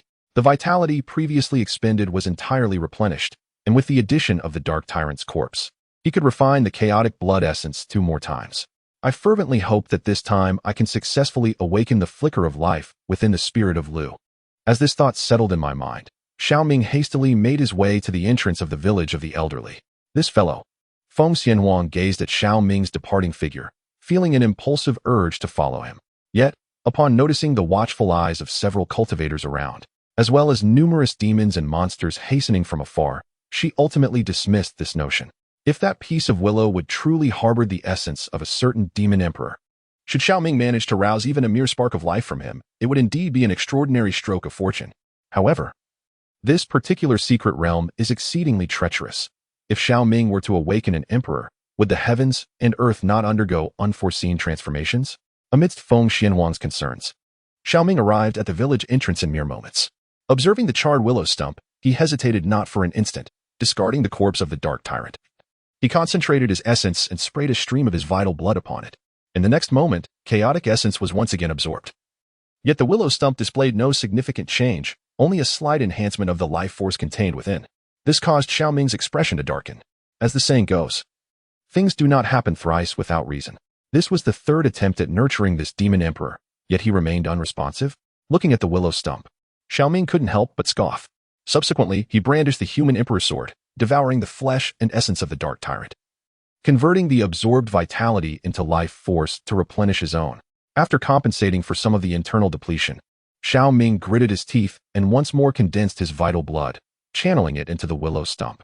His complexion grew somewhat pale, and the stump swiftly absorbed this vital essence. Yet still, no response came forth. This elicited a flicker of disappointment and vexation upon Xiao Ming's countenance. Alas, he could only seek another opportunity on the morrow. Sensing that the willow stump resembled an abyss, Xiao Ming turned away in a lackluster manner, preparing to return to the rear mountain to reunite with Feng Xian Wang and the others. However, at that very moment, a vigorous surge of vitality emanating from within the willow stump began to oscillate violently, causing Xiao Ming to turn back in astonishment. As the third chapter unfolds, after this holy sun eliminates Xiao Ming, he will seek an opportunity to craft his plans meticulously. Is the revival imminent? Perceiving the intense fluctuations of that thread of life, Xiao Ming's gaze remained fixed upon the willow stump. Yet, as the vitality trembled, the very fabric of this secret realm quivered slightly, as if an invisible force of law descended upon the village entrance, seemingly intent on suppressing the resurrection of this demonic sovereign. This scenario rendered Xiao Ming's expression grave. Nearby, the town's boundary stone also trembled in response to the arrival of the secret realm's power, as though it were resisting the encroaching force. Despite this, the thread of life within the willow stump continued to be disturbed, and after a violent upheaval, it gradually subsided into tranquility. Is this secret realm obstructing the revival of the willow deity? Realizing the gravity of the situation, Xiao Ming's demeanor became exceedingly somber. Was he concerned that the revival would surpass the capacity of this realm, or that if Lu Yunyan were to awaken, it would disrupt a certain equilibrium within the secret domain? Contemplating these possibilities, Xiao Ming's gaze flickered with uncertainty. However, he is now poised for action, compelled to assist in the resurrection of the divine Lu. To do otherwise would mean relinquishing the system rewards at hand, a prospect he could scarcely entertain. With this thought in mind, Xiao Ming turned away from the village entrance, darting toward the mountains in the rear. The interruption of the divine Lu's resurrection was merely due to insufficient vitality. By hunting a sufficient number of demons and offering a few drops of his essence to the divine Lu, he was certain that the next attempt would succeed. Thus, this night, he intended to unleash a massacre within the remnants of the village, utilizing the nocturnal tide of monsters to invigorate life. Meanwhile, in the misty marsh, the echoes of roars reverberated across the heavens and earth as Xiao Ren engaged in a fierce battle with the Shadow Sovereign. After Xiao Ren had severely wounded the Shadow Sovereign with his divine powers, the latter unleashed his own ultimate ability, summoning 3 progeny avatars, each wielding 70% of his strength, which charged toward Xiao Ren with ferocious cries. Following a successful repulsion of Xiao Ren, a surge of green light enveloped the Shadow Sovereign, restoring all his injuries and returning him to his prime state. This development darkened Xiao Ren's expression to an extreme. Yet, in the next moment, a far more brutal and terrifying aura erupted from within him. The skies above the marsh began to shift dramatically, as 2 chilling eyes materialized in the void, each exuding an immensely terrifying pressure. This was none other than the supreme bone divine power, the annihilation calamity light, which Xiao Ren had previously mastered. Upon the transformation of the supreme bone into the supreme body, this particular arcane power underwent a metamorphosis, evolving into a new supreme divine ability based on its original form. However, at this moment, confronting the Shadow Sovereign did not necessitate the supreme body's powers. The original supreme bone abilities sufficed. As the devastating light of annihilation descended, cataclysmic forces swept across the realm, reducing the 3 shadow progeny to mere ashes. And the Shadow Sovereign was once again severely wounded in that instant. Simultaneously, with the eruption of a crimson beam piercing the heavens, an overwhelming pressure enveloped the marshland. A veiled woman clad in black ascended into the air, exuding an aura that could rival that of Xiao Ren. In the next moment, a phantom of a demonic deity manifested behind her, unleashing a terrifying divine ability towards the Shadow Sovereign. This individual was none other than Yi Li, who had just awakened a trace of ancient demonic bloodline. Where did this wretch come from, daring to intercept this holy sun? As he witnessed the divine ability hurtling towards the Shadow Sovereign, Xiao Ren let out a furious roar, his hands forming a seal. He promptly ignited the remaining power of the annihilation light that had penetrated the Shadow Sovereign's body, accompanied by a chilling scream. The Shadow Sovereign ultimately perished under the weight of these 2 assaults, followed by a radiant essence merging into Xiao Ren's being. Clearly, in this contest of strength, it was Xiao Ren's power that vanquished the Shadow Sovereign, granting him the coveted dominion over such forces.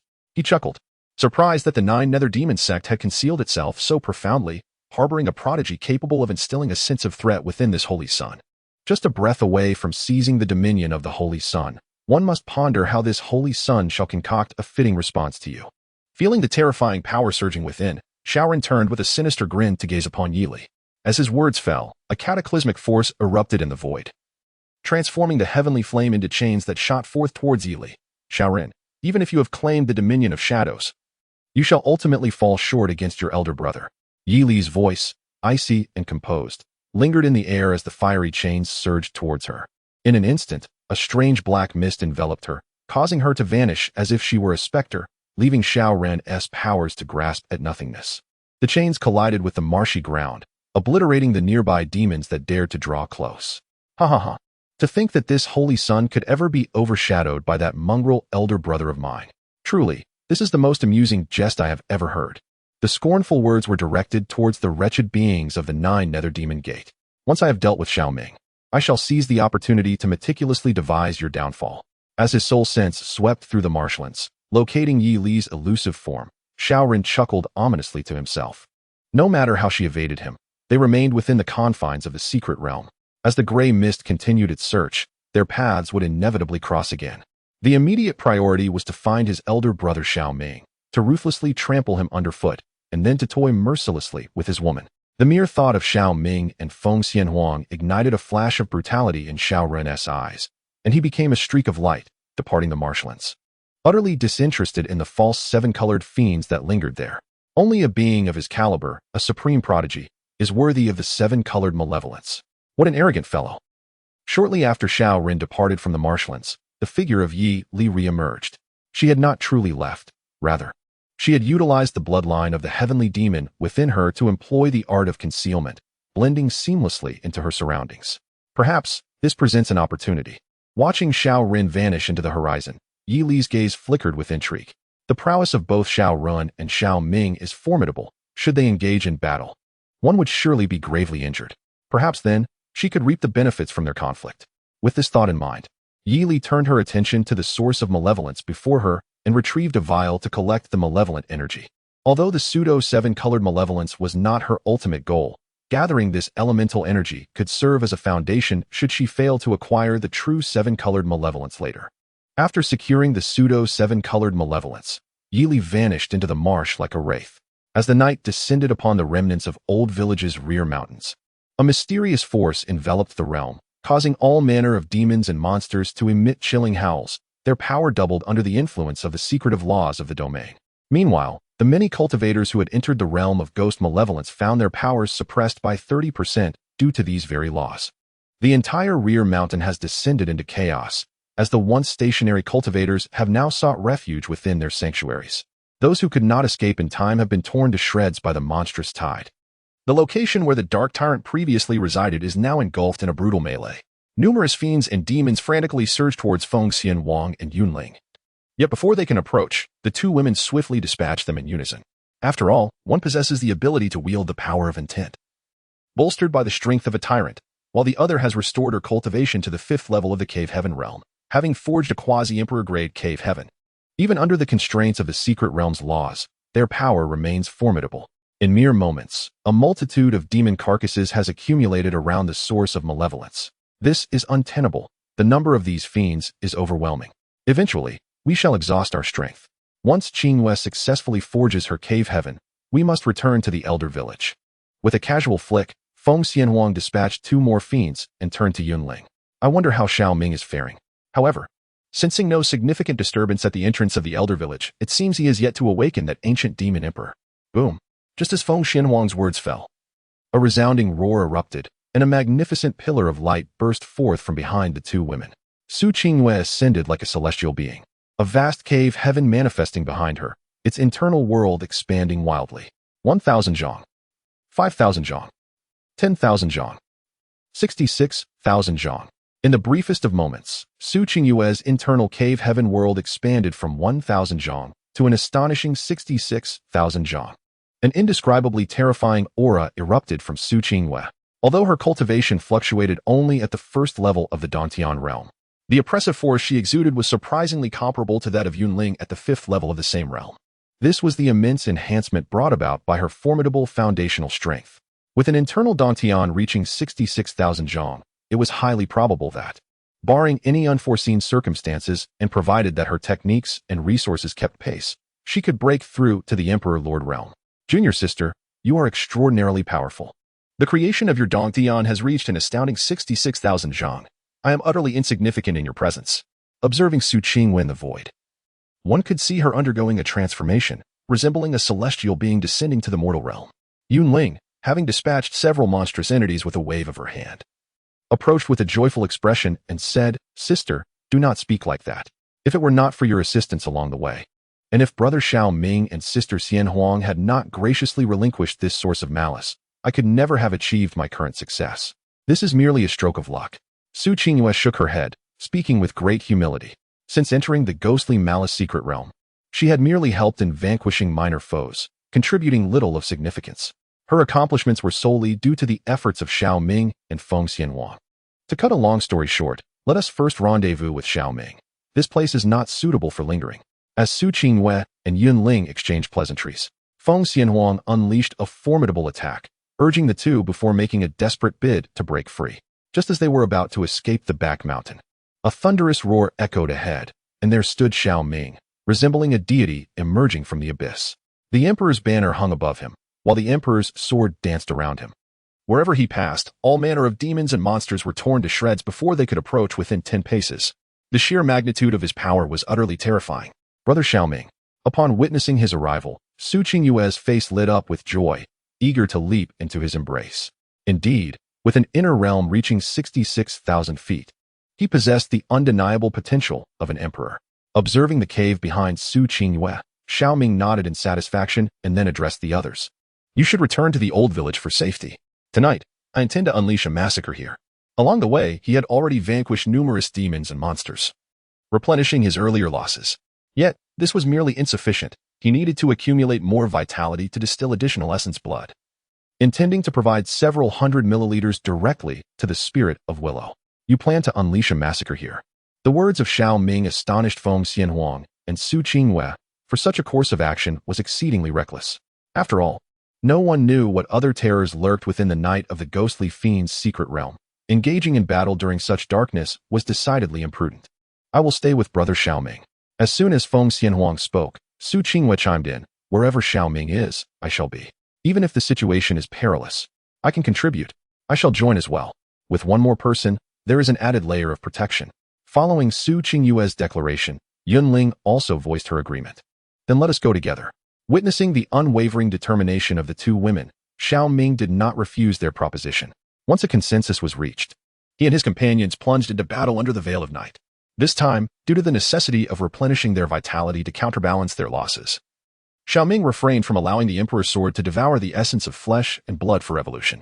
Instead, he opted to convert it into vitality, storing it within the sword's body for later refinement of blood essence. After engaging in combat for a full 2 hours, it became evident that Feng Xianhuang and the others had exhausted themselves significantly. Consequently, Xiao Ming led a few companions to the entrance of the elderly village. A peculiar scene unfolded before them. Within a 3-zhong radius of a stone tablet and a willow stake, no malevolent creatures dared to approach, creating a natural sanctuary. Regrettably, as most cultivators were congregated in the rear mountains, none were present to witness this anomaly.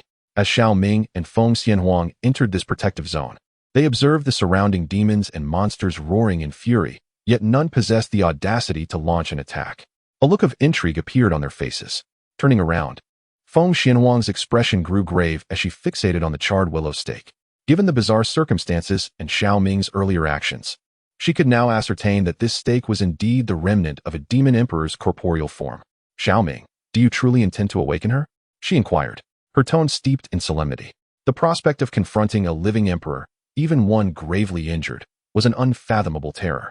If awakened with hostile intentions towards them, it could spell disaster. Rest assured, I comprehend your concerns, yet I am not without contingency plans. Seeing Feng Xianhuang's grave expression, Xiao Ming smiled gently and waved his hand. He was acutely aware of the concerns plaguing Feng Xianhuang's mind, a dilemma he had also pondered with utmost seriousness. To preempt any unforeseen complications, he had retained a reserve of essence blood. Should this demon emperor, upon awakening, harbor malevolent intentions towards him. He would invoke the primordial law to unleash the absorbed essence blood, inflicting terrifying backlash upon this demon sovereign. As this thought settled in his mind, Xiao Ming resolutely summoned the essence blood to nurture the willow deity. Subsequently, he absorbed the vitality from the human emperor's sword to replenish his losses, and once again refined the essence blood to nourish the willow deity. This process repeated 5 times, causing a surge of vitality within the willow deity that vibrated with fervor. In a remarkably brief span, this vitality swept through the entire willow stump.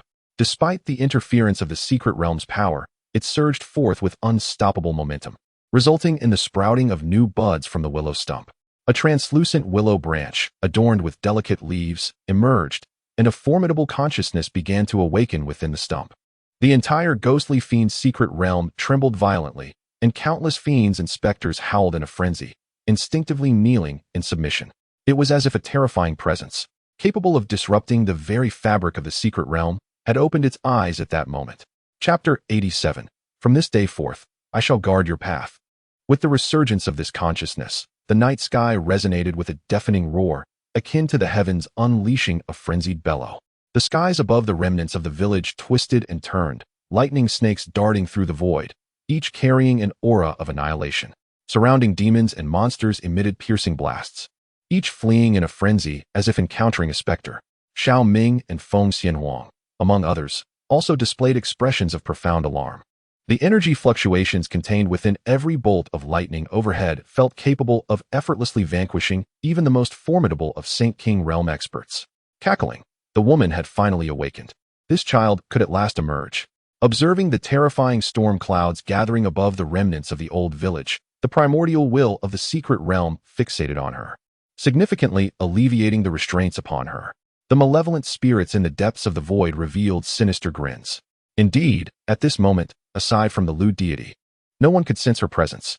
This is quite a predicament at the village entrance. Xiao Ming gazed up at the gathering storm clouds, his scalp prickling with unease. Although he had anticipated a significant reaction upon awakening the lewd deity, he had never imagined it would be this monumental.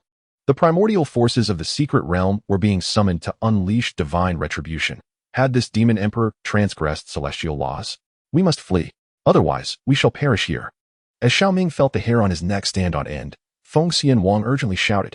Without hesitation, Xiao Ming resolved to lead his companions to safety. Yet at that moment, a willow branch sprouting from the wooden stake surged forth, propelled by the wind, piercing the void like a tentacle and plunging into the storm clouds. The secret realm quaked with intensified severity. Countless lightning serpents roared toward the willow branch, but the amassed force seemed to dissipate like a stone sinking into the sea, vanishing upon collision with the branch as if it had been devoured. This scene left Xiao Ming and Feng Xianhuang, among others, utterly astonished, rendering them motionless as they refrained from further retreat. The figure before them, a great emperor, appeared to be consuming the power of heavenly punishment. No, it should be said that she was devouring the primordial energy of this secret realm. How could such a formidable demon emperor exist? It was truly terrifying. She dared to consume this realm. This sister is astonishingly powerful. Could it be that she has already reached that pinnacle? In the depths of the void, upon witnessing Lu Shen's actions, Qi Mei's mouth fell agape, her expression one of sheer disbelief.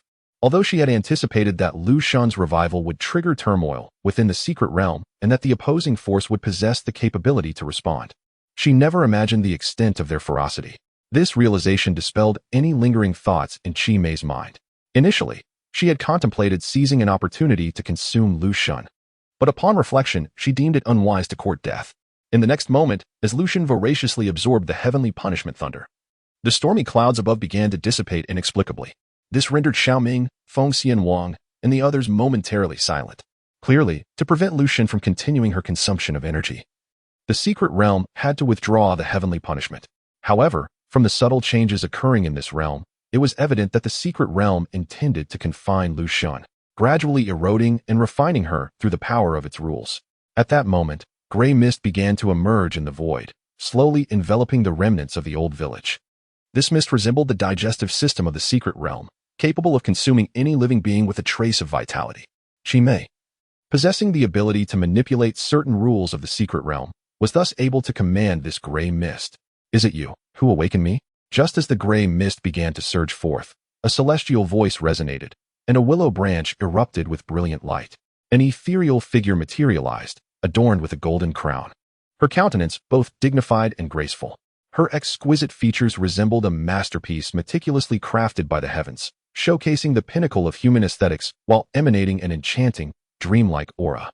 Clothed in a silver-green robe, her perfect figure, embodying the golden ratio, was accentuated by captivating curves that stirred one's very blood.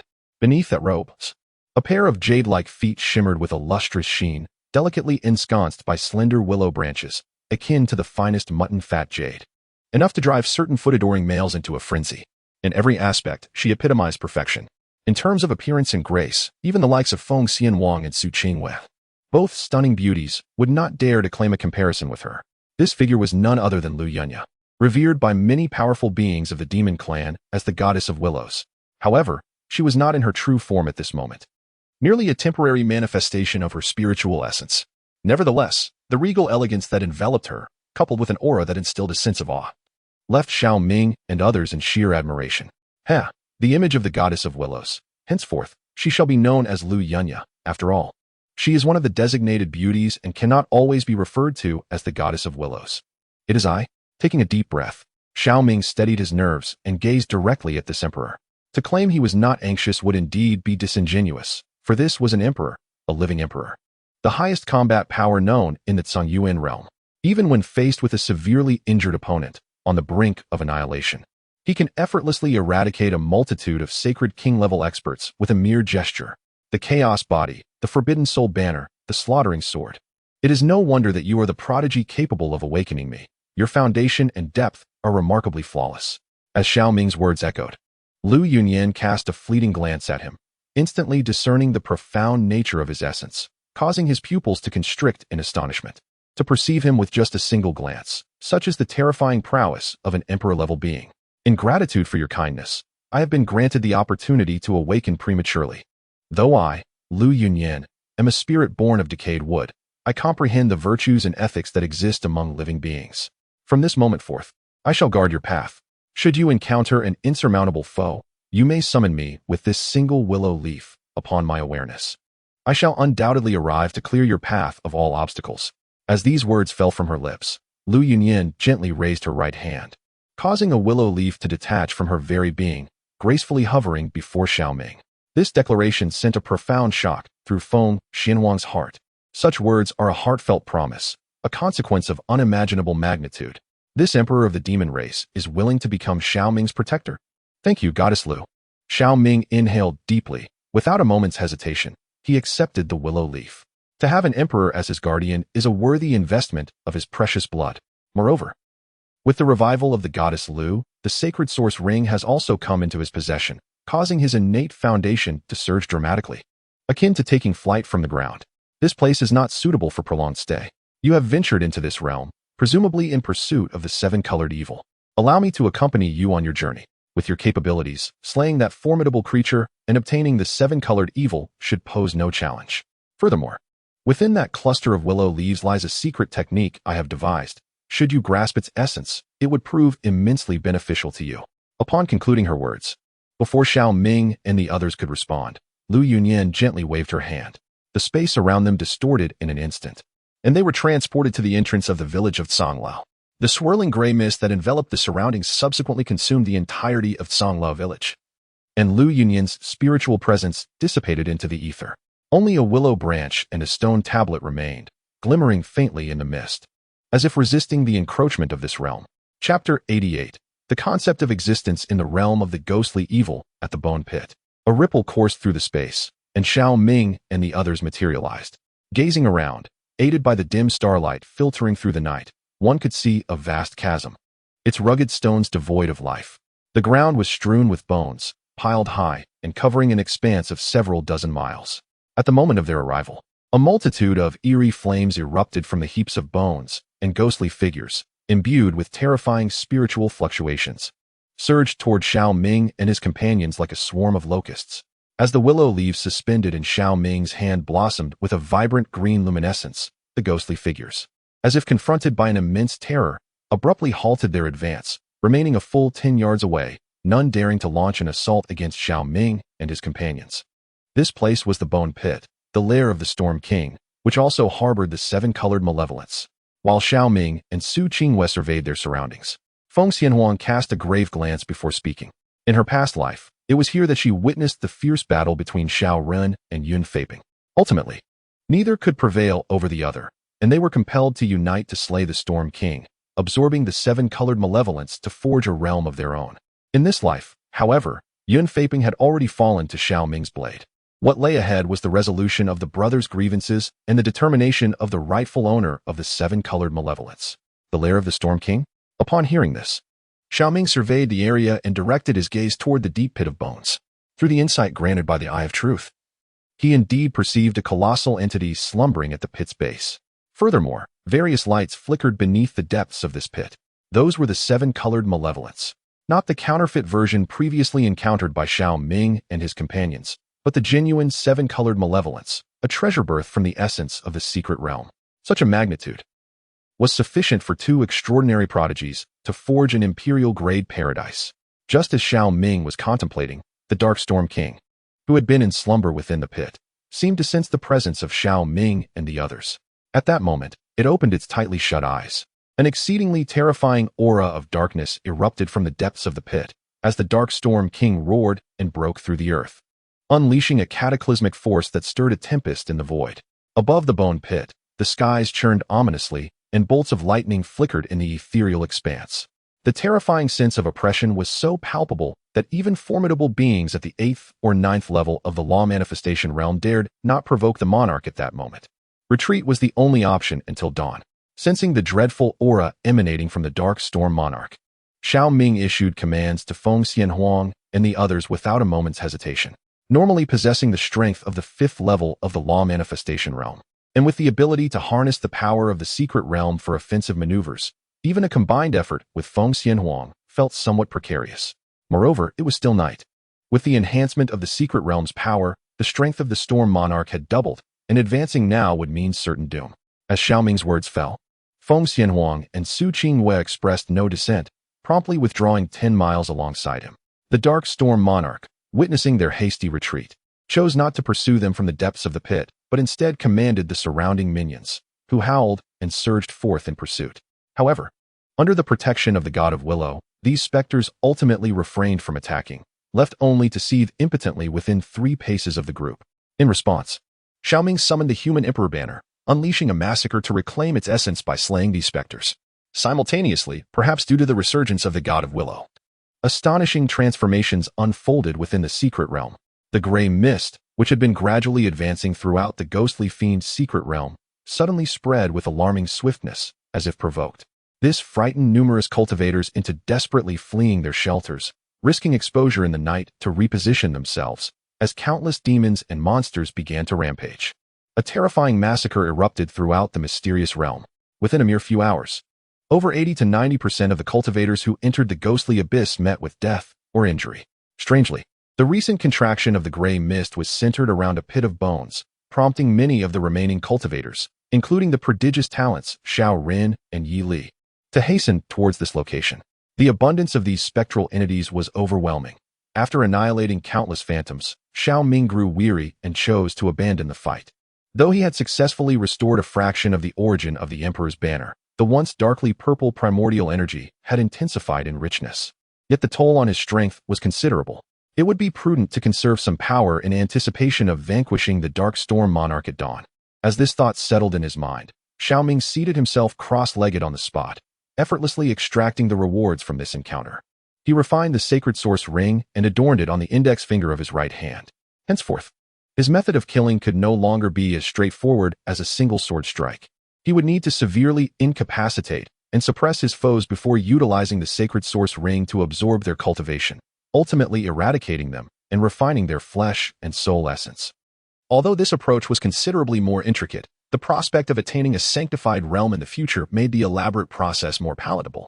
After seamlessly refining the sacred source ring, Xiao Ming, observing that the sky remained dark, directed his attention towards a cluster of willow leaves. He then closed his eyes, initiating a connection with them. It remained uncertain what arcane secrets the great Emperor of Willows would impart to him. As his soul energy intertwined with the essence of the willows, an immense willow tree materialized before him, its trunk soaring skyward, reminiscent of a world tree.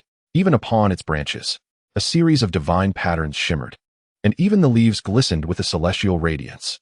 It seemed as though this divine willow could, with a mere thought, rend the heavens and the earth, its overwhelming presence causing Xiao Ming's heart to tremble. This, indeed, was the true divine demeanor of the willow spirit, such an aura that instilled a sense of humility within, perhaps even surpassing that of the great emperors. As he sensed the might of the willow spirit, Xiao Ming could not help but exclaim in awe. At that very moment, the divine willow began to quiver, and intricate divine patterns emerged. The ethereal voice of Lu Yunyun echoed throughout this realm. This technique is known as the eternal wood technique. It is a secret art I have conceived through my comprehension of the path of wood, combined with my own innate qualities. By cultivating this technique, one can consolidate life marks within oneself, thus integrating them fundamentally into the flesh. With a corporeal form, one can wield the path of wood, giving rise to numerous botanical divine abilities. Furthermore, the life marks are indelible, and the flesh can regenerate infinitely. Should one cultivate it to its utmost pinnacle, one could achieve immortality. As her words resonated in Xiao Ming's mind, the cultivation essentials of the eternal wood technique were indelibly inscribed deep within his consciousness. He felt a tremendous roar echo in his mind, and he was swiftly plunged into a state of enlightenment, a faint green luminescence enveloping him. This fellow has attained enlightenment. Witnessing Xiao Ming enter a state of comprehension immediately after receiving the inheritance, Feng Xianhuang stood dumbfounded, her expression momentarily one of frustration. In less than a month, her initial confidence, believing Xiao Ming could not rival her, had morphed into a sense of despair. The existence of such a prodigy was already astonishing, but to think that he would also possess extraordinary luck? With the inheritance from the great Emperor Lu, how could Xiao Ming's foundation and combat prowess not soar to unprecedented heights? If this continued, there would be no need for even a first comparison. She might as well surrender herself to Xiao Ming's whims. Yet, he had yet to comprehend the realm of intent. As long as I forge a perfect level of Dantian, the advantage will still lie with me. Feng Xianhuang took a deep breath, steadied her mind, and reassured herself. The concept of intent is fundamentally dichotomous. It is an entirely different matter to possess it or not. Moreover, in her previous life, she had reached the 7th level of the Emperor realm, mastering the flame intent to a terrifying degree, with profound insights into the laws of fire. Even if Xiao Ming's foundations were exceptionally robust, without the comprehension of intent, he could never surpass her, the Empress. However, just as this thought settled in her mind, as the green light surrounding Xiao Ming grew increasingly profound, Feng Xianhuang felt her pupils involuntarily constrict. The first update had stagnated at a rating of 7.3. It seemed this was the book's limit, leaving the little fish somewhat disheartened, destined to endure patiently. The alluring rabbit-eared maiden, Xiao Wu, made her appearance. Chapter 89, The Supreme Body versus the Chaotic Body. The brothers clashed once more. This is the essence of the wood realm, a cycle of perpetual vitality. This fellow has actually comprehended the realm of intent. Feeling the unique waves emanating from Xiao Ming, Feng Xianhuang was on the verge of breaking down. Receiving the emperor's inheritance was one thing, but to think this individual, having just inherited the legacy, could grasp a form of intent power in one breath. Surely, even the rebirth of an emperor could not be so monstrous. Intent. Hearing Feng Xianhuang's exclamation, Su Qingwei and Yunling stared at Xiao Ming in astonishment, unable to fathom how he could comprehend the concept of intention at the Spirit Sea realm. Historically, no prodigy in the sacred land of Fuyao had ever grasped such a concept at this level. The fastest among them only achieved it at the Dharma aspect realm. To their surprise, Xiao Ming had reached this understanding so swiftly. Such an extraordinary man. If only she could warm his bed, even if it meant enduring nightly tribulations, they would willingly be strung along. As Su Qingwei and Yunling began to indulge in their infatuation, the fluctuations emanating from Xiao Ming shifted once more, enveloping the surroundings in an atmosphere of desolation and deathly stillness. Hiss, is this the essence of desolation? No, it is the essence of death. To derive the essence of death from the cycle of life? Just how monstrous is his comprehension? In that moment, Feng Xianhuang was utterly shaken. In her 2 lifetimes, she had never encountered such an extraordinary individual, leaving her feeling profoundly impacted. At that instant, her belief in her prior superiority over Xiao Ming wavered significantly. She even began to ponder what demands he might make of her if she were to lose in their initial comparison. Should they be excessively unreasonable, for instance? If he were to request her assistance in hunting or to share his bed, would she resolutely refuse, or would she shamefully acquiesce? As time passed, the mist enveloping the ghostly fiend's secret realm had receded to a radius of 100 miles around the bone pit, leaving fewer than 100 of the thousands who had entered. Among these survivors, many were grievously wounded. Yet, for the sake of survival, they could only grit their teeth and press onward toward the bone pit. Among these individuals, in the midst of a fierce confrontation, the members of the Tai's sacred land, led by Xiao Run, stand alongside the followers of the Jiyo Demon Gate, under the leadership of Yili. Beneath the protection of these two formidable talents, the survivors of these two factions are the most numerous, while the other three sacred lands suffer grievous losses. Their remnants scattered and struggling for survival. Look, there are people over there. Why are they impervious to the assaults of these malevolent spirits? Could it be that they possess some talisman against evil? Those figures appear to be Xiao Ming and Feng Xianhuang from the Fuyo sacred land. As the group approaches within 10 miles of the bone pit, illuminated by the first rays of morning light, many recognize Xiao Ming and his companions, provoking a surge of terrifying aura from Xiao Ren amidst the crowd. Ahahaha, Xiao Ming, I never imagined you were still alive. It seems the heavens have ordained your demise at my hands, allowing you, this worthless wretch, to linger on until now. With his words reverberating ominously, Xiao Ren strides forward, his terrifying presence escalating with each step. As he draws closer, within 100 yards of Xiao Ming and the others, his aura becomes as overwhelming as a mountain collapsing upon the earth, causing the ground beneath to tremble and fracture. The might of his supreme physique is unmistakably revealed. How insufferably noisy. Feeling the noxious aura emanating from Xiao Ren, Xiao Ming is jolted from his state of enlightenment. A far more formidable presence erupting from within him. His cold gaze, akin to that cast upon the deceased, falls upon his oblivious brother.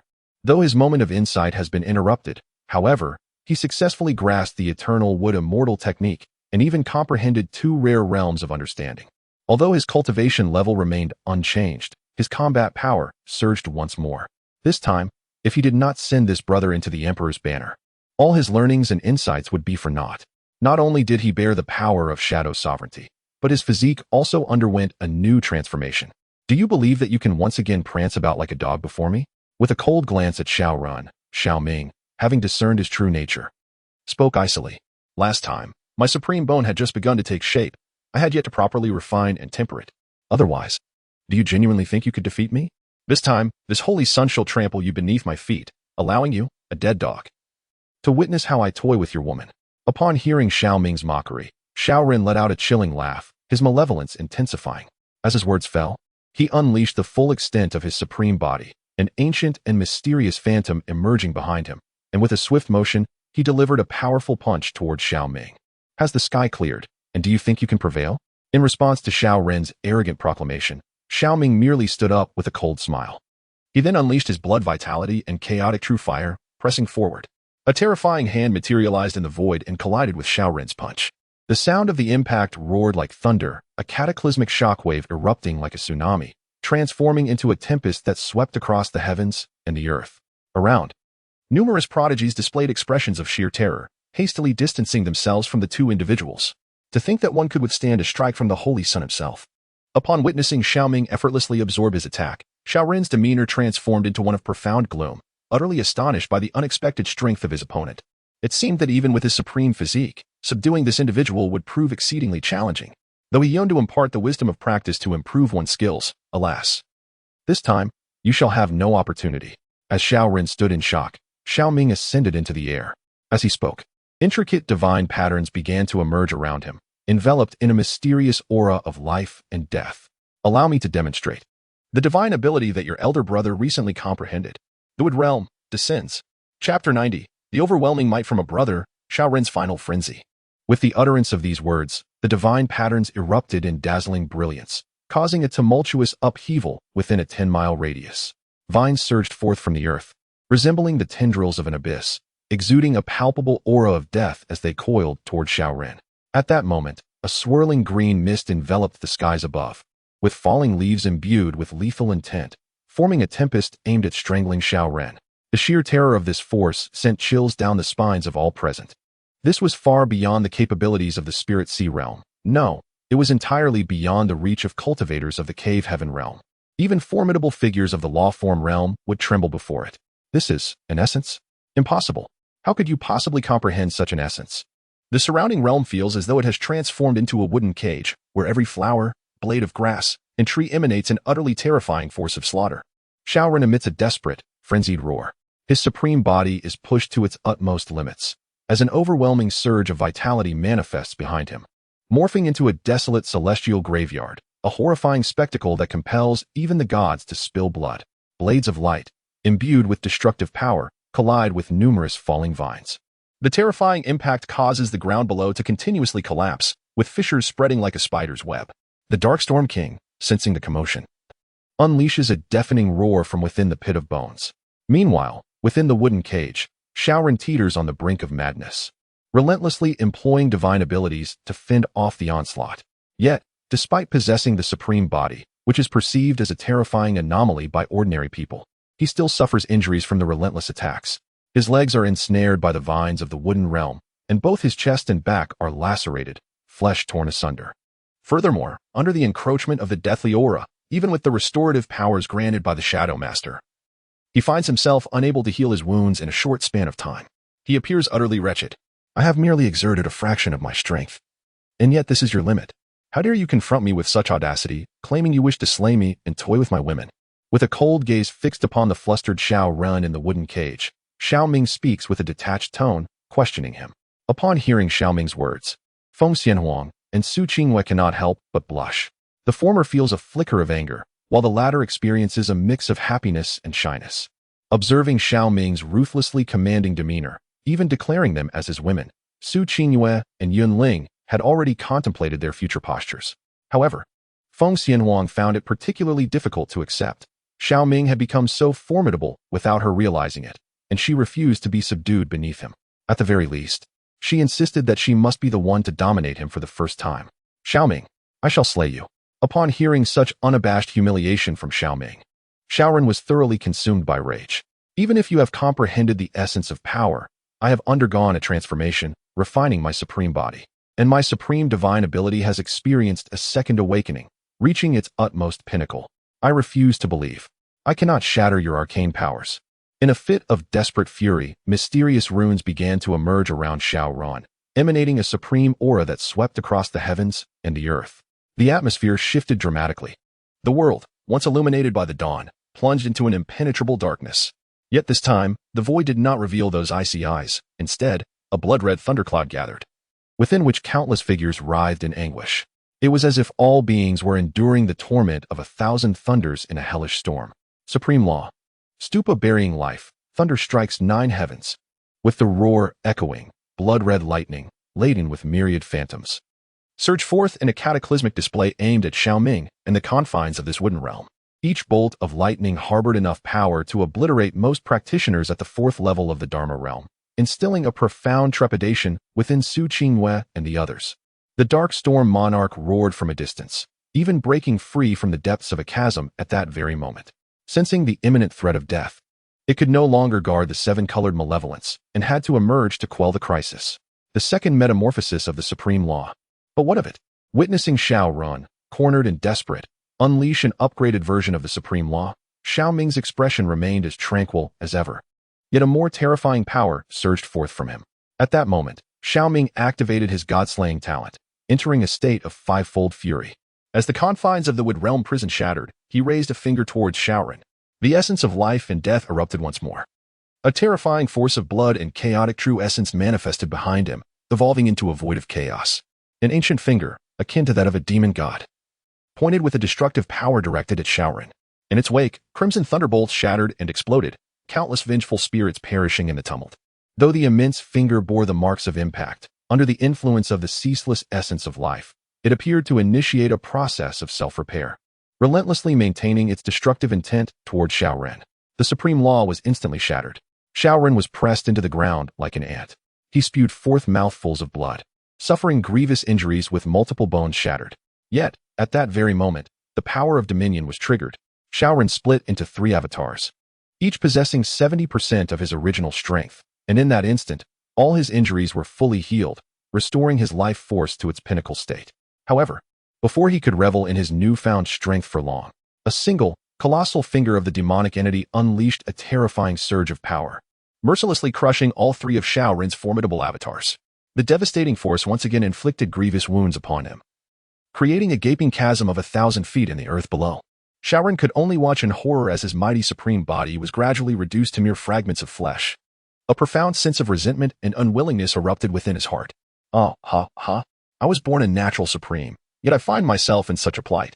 Since heaven has granted me life, why must there exist another like you? What is it about me that falls short, compelling me to endure the agony of shattered body and soul? As he sensed the collapse of his supreme body and the torment of his spirit, Xiao Ren's expression morphed into a ghastly smile, only to twist into a visage of increasing ferocity and madness. I shall not be defeated. I am a man who has stood atop the mountain since birth, destined to become the supreme of all realms. This world exists to herald my arrival. How could I possibly fall here? With these words, crimson patterns emerged across Xiao Ren's body, and a brutal aura erupted from his brow. Blood sacrifice. Soul mourning devour the soul. At the utterance of these phrases, his supreme body completely disintegrated, a torrent of sanguine light, infused with boundless supreme power, surged violently into his consciousness. An ominous and terrifying wave of soul energy erupted from within, akin to a tempest unleashed in that very moment. Within Xiao Ren's sea of consciousness, a voice imbued with terror and age reverberated. As the third watch approaches, I implore you to extend your support, allowing love to flourish. My gratitude extends to those who graciously offer small tokens of appreciation, enabling Xiao to earn a bit more. Month Chan dedicates this to you. Chapter 91. I shall create a family tree for you within the Emperor's banner. Curse that wretched being. What do you intend to do? Amidst the sea of consciousness, witnessing Xiao Ren's sacrificial act that unleashed the full potential of the devouring soul, a figure, driven to madness, lunged toward him. The remnant soul of the fire cloud old ghost emitted a sharp, explosive sound.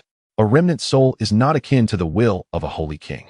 The will of a holy king is forged by merging a fragment of the soul with special earthly spiritual entities, infused with a trace of the law's power and various prohibitions.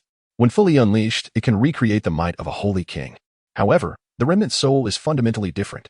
Lacking a corporeal body and spiritual entities as vessels, its power is severely limited, restricted to employing certain soul-based attacks.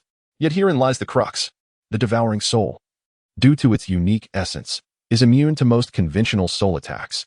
Even holy souls find it challenging to eradicate an opponent through soul assaults. Although this remnant soul possessed 1/5 of the original soul's strength, the prior destruction of the holy kings will had inflicted backlash upon its essence, thus diminishing its potency.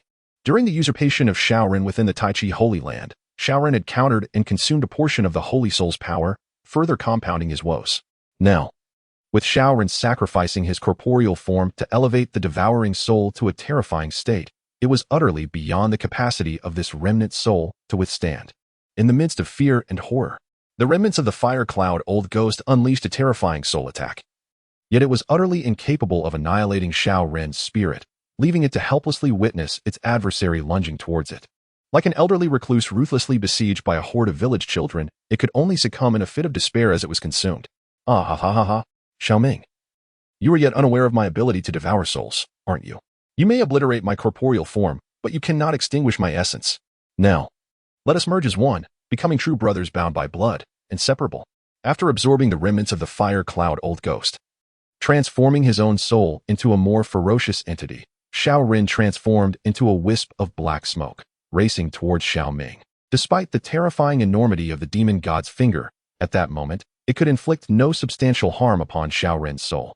Instead, it facilitated Xiao Ren's entry into the very center of Xiao Ming's forehead. Xiao Ming, brother.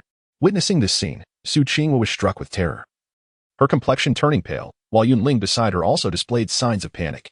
The act of soul devouring was indeed a most dreadful phenomenon, comparable to certain royal malevolent spirits of the Soul Clan. If Xiao Ming were to be possessed, their world would surely crumble. Why fret? Have you forgotten that he possesses the soul-restraining banner? Observing the fear etched on Su Qingyue and Yunling's faces, Feng Xianhuang merely offered a calm reminder, which helped restore their composure. Indeed, Xiao Ming possessed a soul-restraining banner, though they were unaware of the artifact's true rank. Even the female specter that could devour the will of a holy king feared it. This object was undoubtedly extraordinary, likely capable of safeguarding Xiao Ming. Swallowing souls. I have been awaiting your arrival. As Xiao Ren plunged into his brow, a faint smile graced the corners of Xiao Ming's lips. Prior to entering the secret realm, he had utilized the Eye of Truth to probe into Xiao Ren's background, and was well aware that, when cornered, the latter would attempt to seize his body. However, this also presented an opportune moment for him to refine his adversary into the essence of the Emperor's soul. After all, should this individual choose to flee in the outside world, he would need to exert considerable effort to intercept him. Yet, once within the sea of consciousness, it would be akin to capturing a turtle in a jar. As this thought settled in his mind, Xiao Ming closed his eyes, allowing his consciousness to descend into the sea of awareness, prepared to thoroughly refine this dear brother of his. This is the sea of consciousness of that fellow? The instant Xiao Ren penetrated Xiao Ming's sea of consciousness, he was nearly rendered speechless upon glimpsing its entirety. This was no mere sea. It was a vast expanse of starry sky, adorned with countless twinkling stars, even suffused with a chaotic aura. An inexplicable sense of trepidation surged within his soul. Something was amiss. This individual's sea of consciousness harbored a profound terror. In but a fleeting moment, Xiao Ren recognized the impending crisis and sought to escape the sea of consciousness. However, before he could tear through the barriers, the entire starry expanse quaked violently, and runes materialized to seal the boundaries of the sea. The once boundless starry sky transformed into a prison, as Xiao Ming's voice resonated coldly. Did you not intend to seize my body, merging our two souls into one? Why, upon entering, do you suddenly wish to flee? As his words echoed, a figure emerged from the depths of the sea of consciousness, exuding a terrifying aura. The intensity of this presence was no less formidable than that of Xiao Ren himself. This figure was none other than the true essence of Xiao Ming's soul. Inheriting the Soul Emperor Sutra from the Soul Heavenly Emperor, coupled with possessing the Emperor's banner, a supreme treasure of the soul, Xiao Ming's soul entity has been steadily growing stronger. Even he himself is unaware of the precise extent of his soul's power at this juncture. Yet he has no doubt that he can effortlessly handle his younger brother before him. How dare you show your face so brazenly? Do you hold anyone in contempt? Once I invade your sea of consciousness and ruthlessly tear apart your soul, I shall leave you with a wisp of your life essence, clinging to existence beneath my foot, unable to live or die.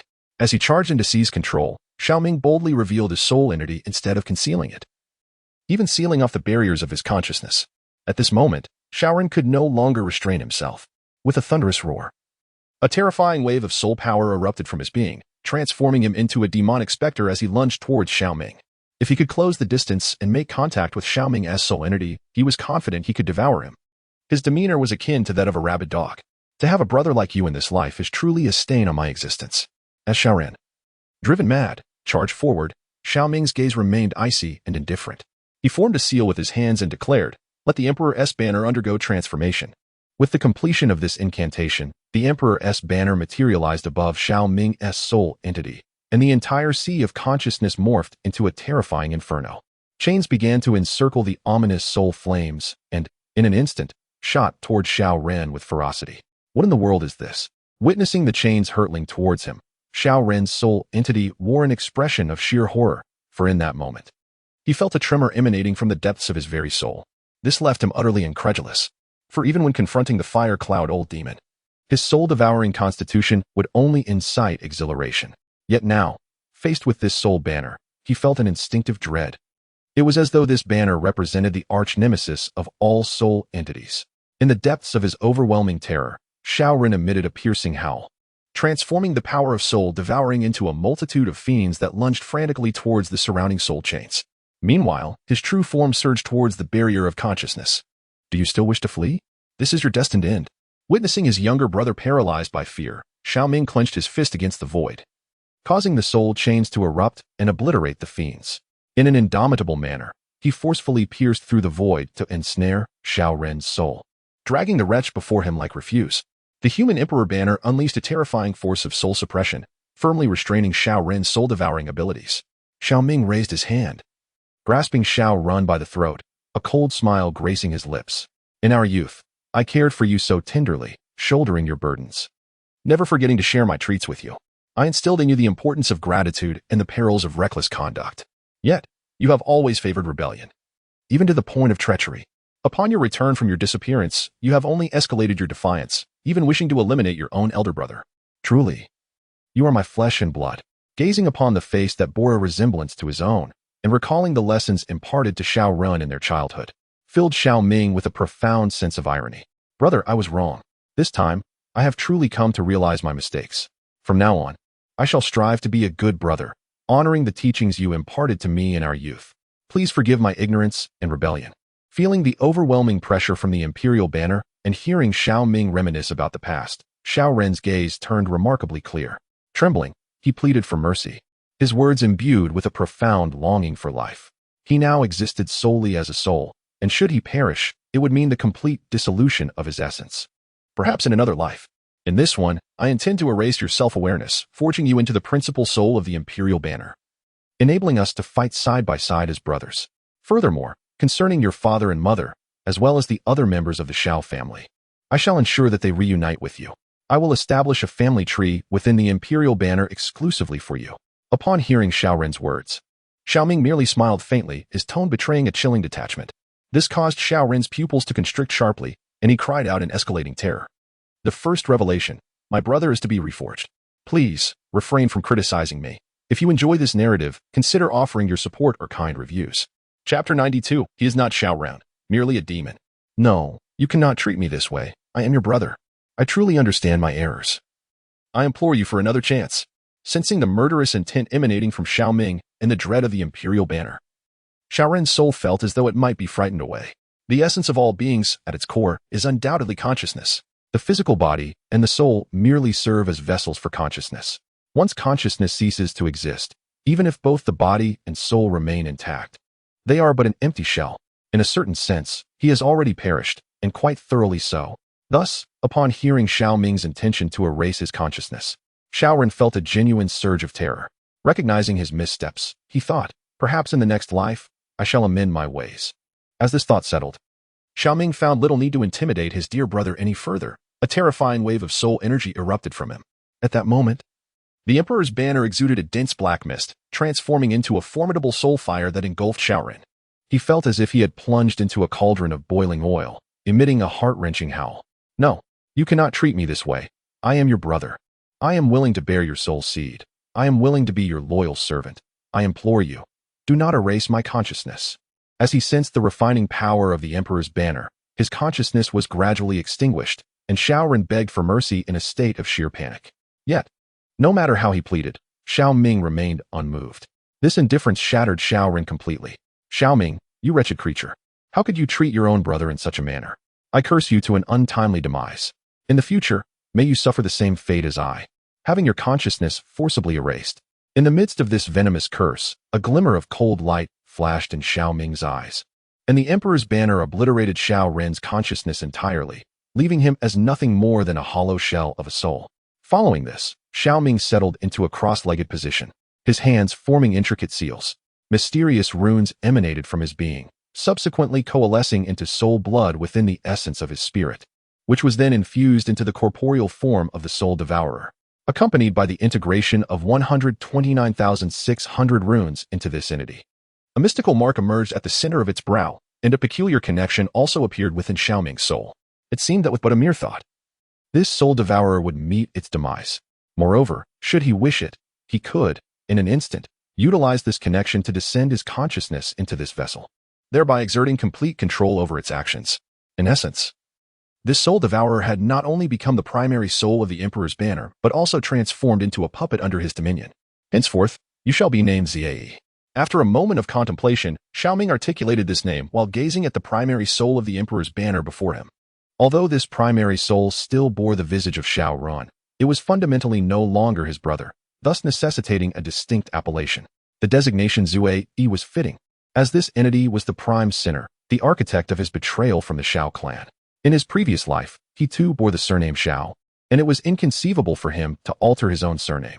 Thus, he could only assist in changing the surnames of Xiao Ren and the others.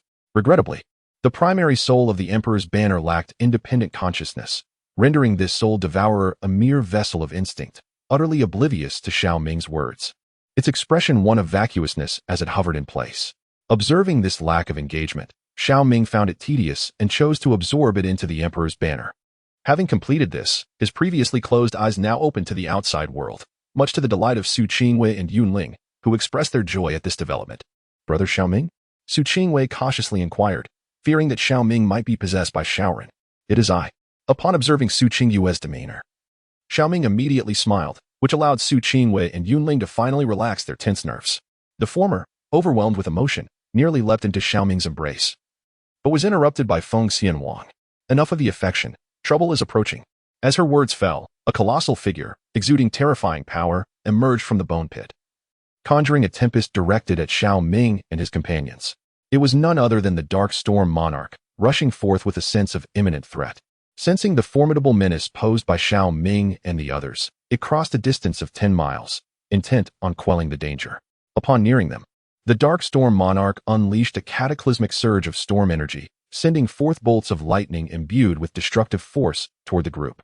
After offering a warning, Feng Xianhuang grasped the foamling sword and executed a swift strike. The terrifying sword light entwined with the essence of flames collided with the multitude of thunderbolts. The resultant roar reverberated throughout the realm, the violent impact morphing into a tempest of chaos. Yet, in the next instant, the Dark Storm Monarch tore through the tumultuous onslaught and lunged once more at Xiao Ming and his companions, prompting a change in expression for both Su Qingwei and Yunling. In that moment, the two women simultaneously unleashed their formidable powers, vast realms manifesting behind them. Allow me to take this on. Just as Yunling and Su Qingwei prepared to launch their assault, Xiao Ming softly spoke to them, subsequently summoning Zue Yi from the Human Emperor banner. The figure of the Sin One immediately manifested in the realm, emanating an aura of extreme brutality akin to a storm sweeping across the land. Shaoran.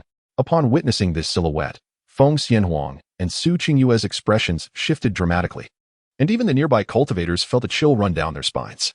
The aura surrounding Shaoran was, astonishingly, even more terrifying than before. It was not Shaoran.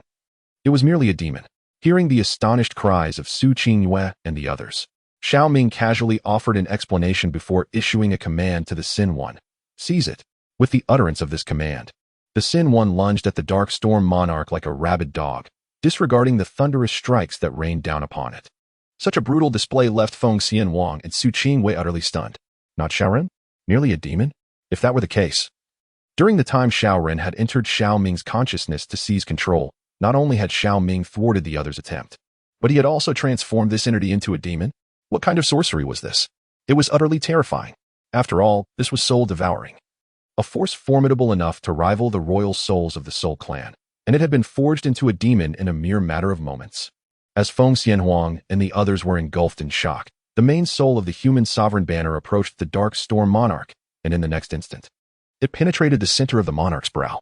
A horrifying surge of spiritual energy erupted within this colossal being's consciousness. The Dark Storm Monarch fell to the ground with a roar, as the terrifying power transformed into a relentless assault, wreaking havoc around it. Some cultivators and numerous ghostly figures could only flee in disarray amidst the storm and thunderous onslaught. Some unfortunate souls met their demise on the spot. However, as time passed, the roar of the Dark Storm Monarch gradually diminished. Its massive beastly form convulsed on the ground like a creature afflicted by epilepsy, ultimately going rigid as it thrust its legs out. Just when the onlookers believed the Dark Storm Monarch had perished, its eyes reopened, and a fierce surge of stormy power engulfed the heavens and the earth once more. In the next instant, it lunged at Xiao Ming like a playful puppy, even lifting its head in an attempt to lick his toes. This spectacle not only astounded Feng Xianhuang and the others, but also left many cultivators, including Yi Li, utterly petrified. The Dark Storm Monarch, the most fearsome elite creature within the ghostly fiend's secret realm, whose strength was sufficient to instill terror in the hearts of all present, had been subdued by Xiao Ming through a demon's possession. Could the absurdity escalate any further? Following this, it was time to clear the field. Gazing down at the subdued Dark Storm Monarch, Xiao Ming directed his cold gaze towards Yi Li and the others, his voice echoing chillingly across the expanse. Chapter 93. If you do not comply, do not blame me for my ruthlessness. This statement sent a tremor through the hearts and souls of Yi Li and the others, each of them regarding Xiao Ming with horror-stricken eyes. Nevertheless, Xiao Ming paid them no heed, merely scanning the crowd. Those affiliated with the Fuyo Holy Land, step forward with your identity tokens. I may refrain from attacking you. As these words fell, a small number of individuals in the crowd displayed expressions of sheer elation, immediately brandishing their tokens as they rushed towards Xiao Ming and his companions. Yet, these individuals were few, numbering less than 8. Among the disciples of the illustrious Fuyo Sacred Land, only a few of this generation distinguished themselves. And now only Xiao Ming and a handful of others remain alive. Xiao Ming, do not presume that your formidable strength grants you the liberty to act as you please.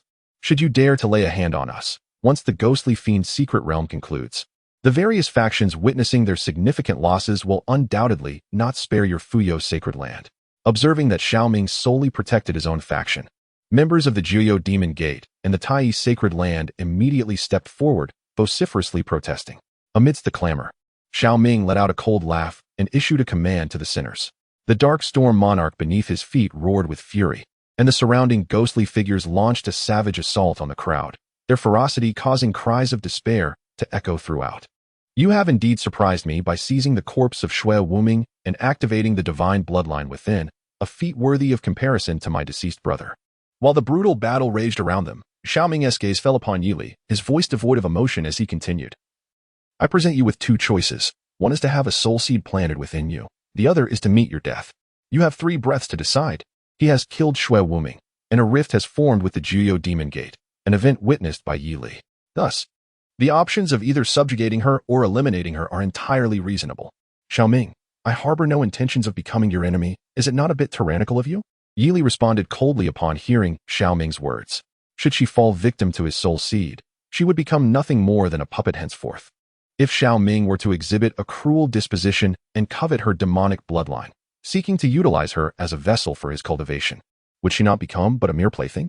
Thus, she had refrained from approaching Xiao Ming for a transaction to eliminate the soul insect within her consciousness. Fearing he might turn against her and exert control, only 2 moments remained. In response to Yili's inquiry, Xiao Ming remained indifferent. Xiao Ming, do not overstep your balance. I shall not contest you for the 7-colored curse. I merely await the opening of the secret realm. Should you continue to press me, despite your formidable prowess, I possess the means to make you pay a price. As her words fell, a terrifying aura of bloodline surged from Yili, and an immense demonic presence coalesced behind her, forming a shadowy figure. To submit to a man, risking the possibility of being toyed with, was something she could not endure. Time was up. Since you refused to acquiesce, do not blame me for my ruthlessness. Upon hearing Yi Li's proclamation, Xiao Ming responded with a cold smile. The dark storm monarch let out a furious roar, lunging toward Yi Li amid his howls. This woman had previously seized a corpse from him, and she was a prodigy of the 9 nether demon sect. Granting her a chance to submit was already an act of great mercy, if she did not appreciate it. There was nothing more to be done. He, little pot. This is the toy of the Chime. You cannot snatch it from me. Without her words, next time, Chime and little pot will not be able to meet. Just as the battle was on the verge of erupting, as the Darkstorm monarch roared and lunged towards Yi Li, a strange laughter echoed through the void, and a pale visage emerged from behind her, reminiscent of the moment in the small cabin when it had appeared behind Xiao Ming. A chilling aura enveloped the surroundings instantaneously, causing the Darkstorm monarch to halt abruptly in midair before scrambling back to Xiao Ming's feet. It was uncertain whether this reaction stemmed from the instincts of its current body or if the entity sensed a lethal threat. Yi Li stood frozen. Terror etched across her features as she beheld a pair of ghastly white arms stretching from her shoulder to her chest. The mere presence of this entity stifled the demonic bloodline within her, rendering her attempts to summon its power utterly futile. This was undoubtedly a manifestation of great horror within the ghostly fiend realm. Xiao Ming, observing the situation, offered no response but fixated intently on the apparition, his countenance betraying no fear. Armed with the Emperor's banner and under the protection of the Willow deity, he was resolute that this ghostly progeny could not harm him. However, he harbored no desire to engage unless absolutely necessary. Playtime. Let us have some fun together, the apparition murmured, pressing against Yi Li's back, her voice chilling. A strange black mist enveloped both individuals. When the mist dissipated, Yi Li and the apparition had vanished, as if consumed by the very fabric of the realm. Plaything? Until we meet again. Xiao Ming's gaze flickered as he absorbed the unfolding scene, clearly intrigued. The spectral progenitor appears to aspire to utilize Yi Li's corporeal form to escape the secret realm. While the intentions of this ghostly entity upon exiting the domain remain uncertain, it currently seems to harbor no significant malevolence towards him. However, Xiao Ming never anticipated that during their next encounter, this enigmatic dark maiden would come to his aid in a substantial manner, even allowing herself to be coaxed like a child. Of course, that is a tale for another time. In the brief interlude, the prodigies of the Jiuyou demon sect and the Tai Holy Land have already been vanquished by Feng Xianhuang and her companions. Apart from a few survivors from the Fuya Holy Land, the remaining 4 great holy lands within the Ghost Sha secret realm have been utterly annihilated.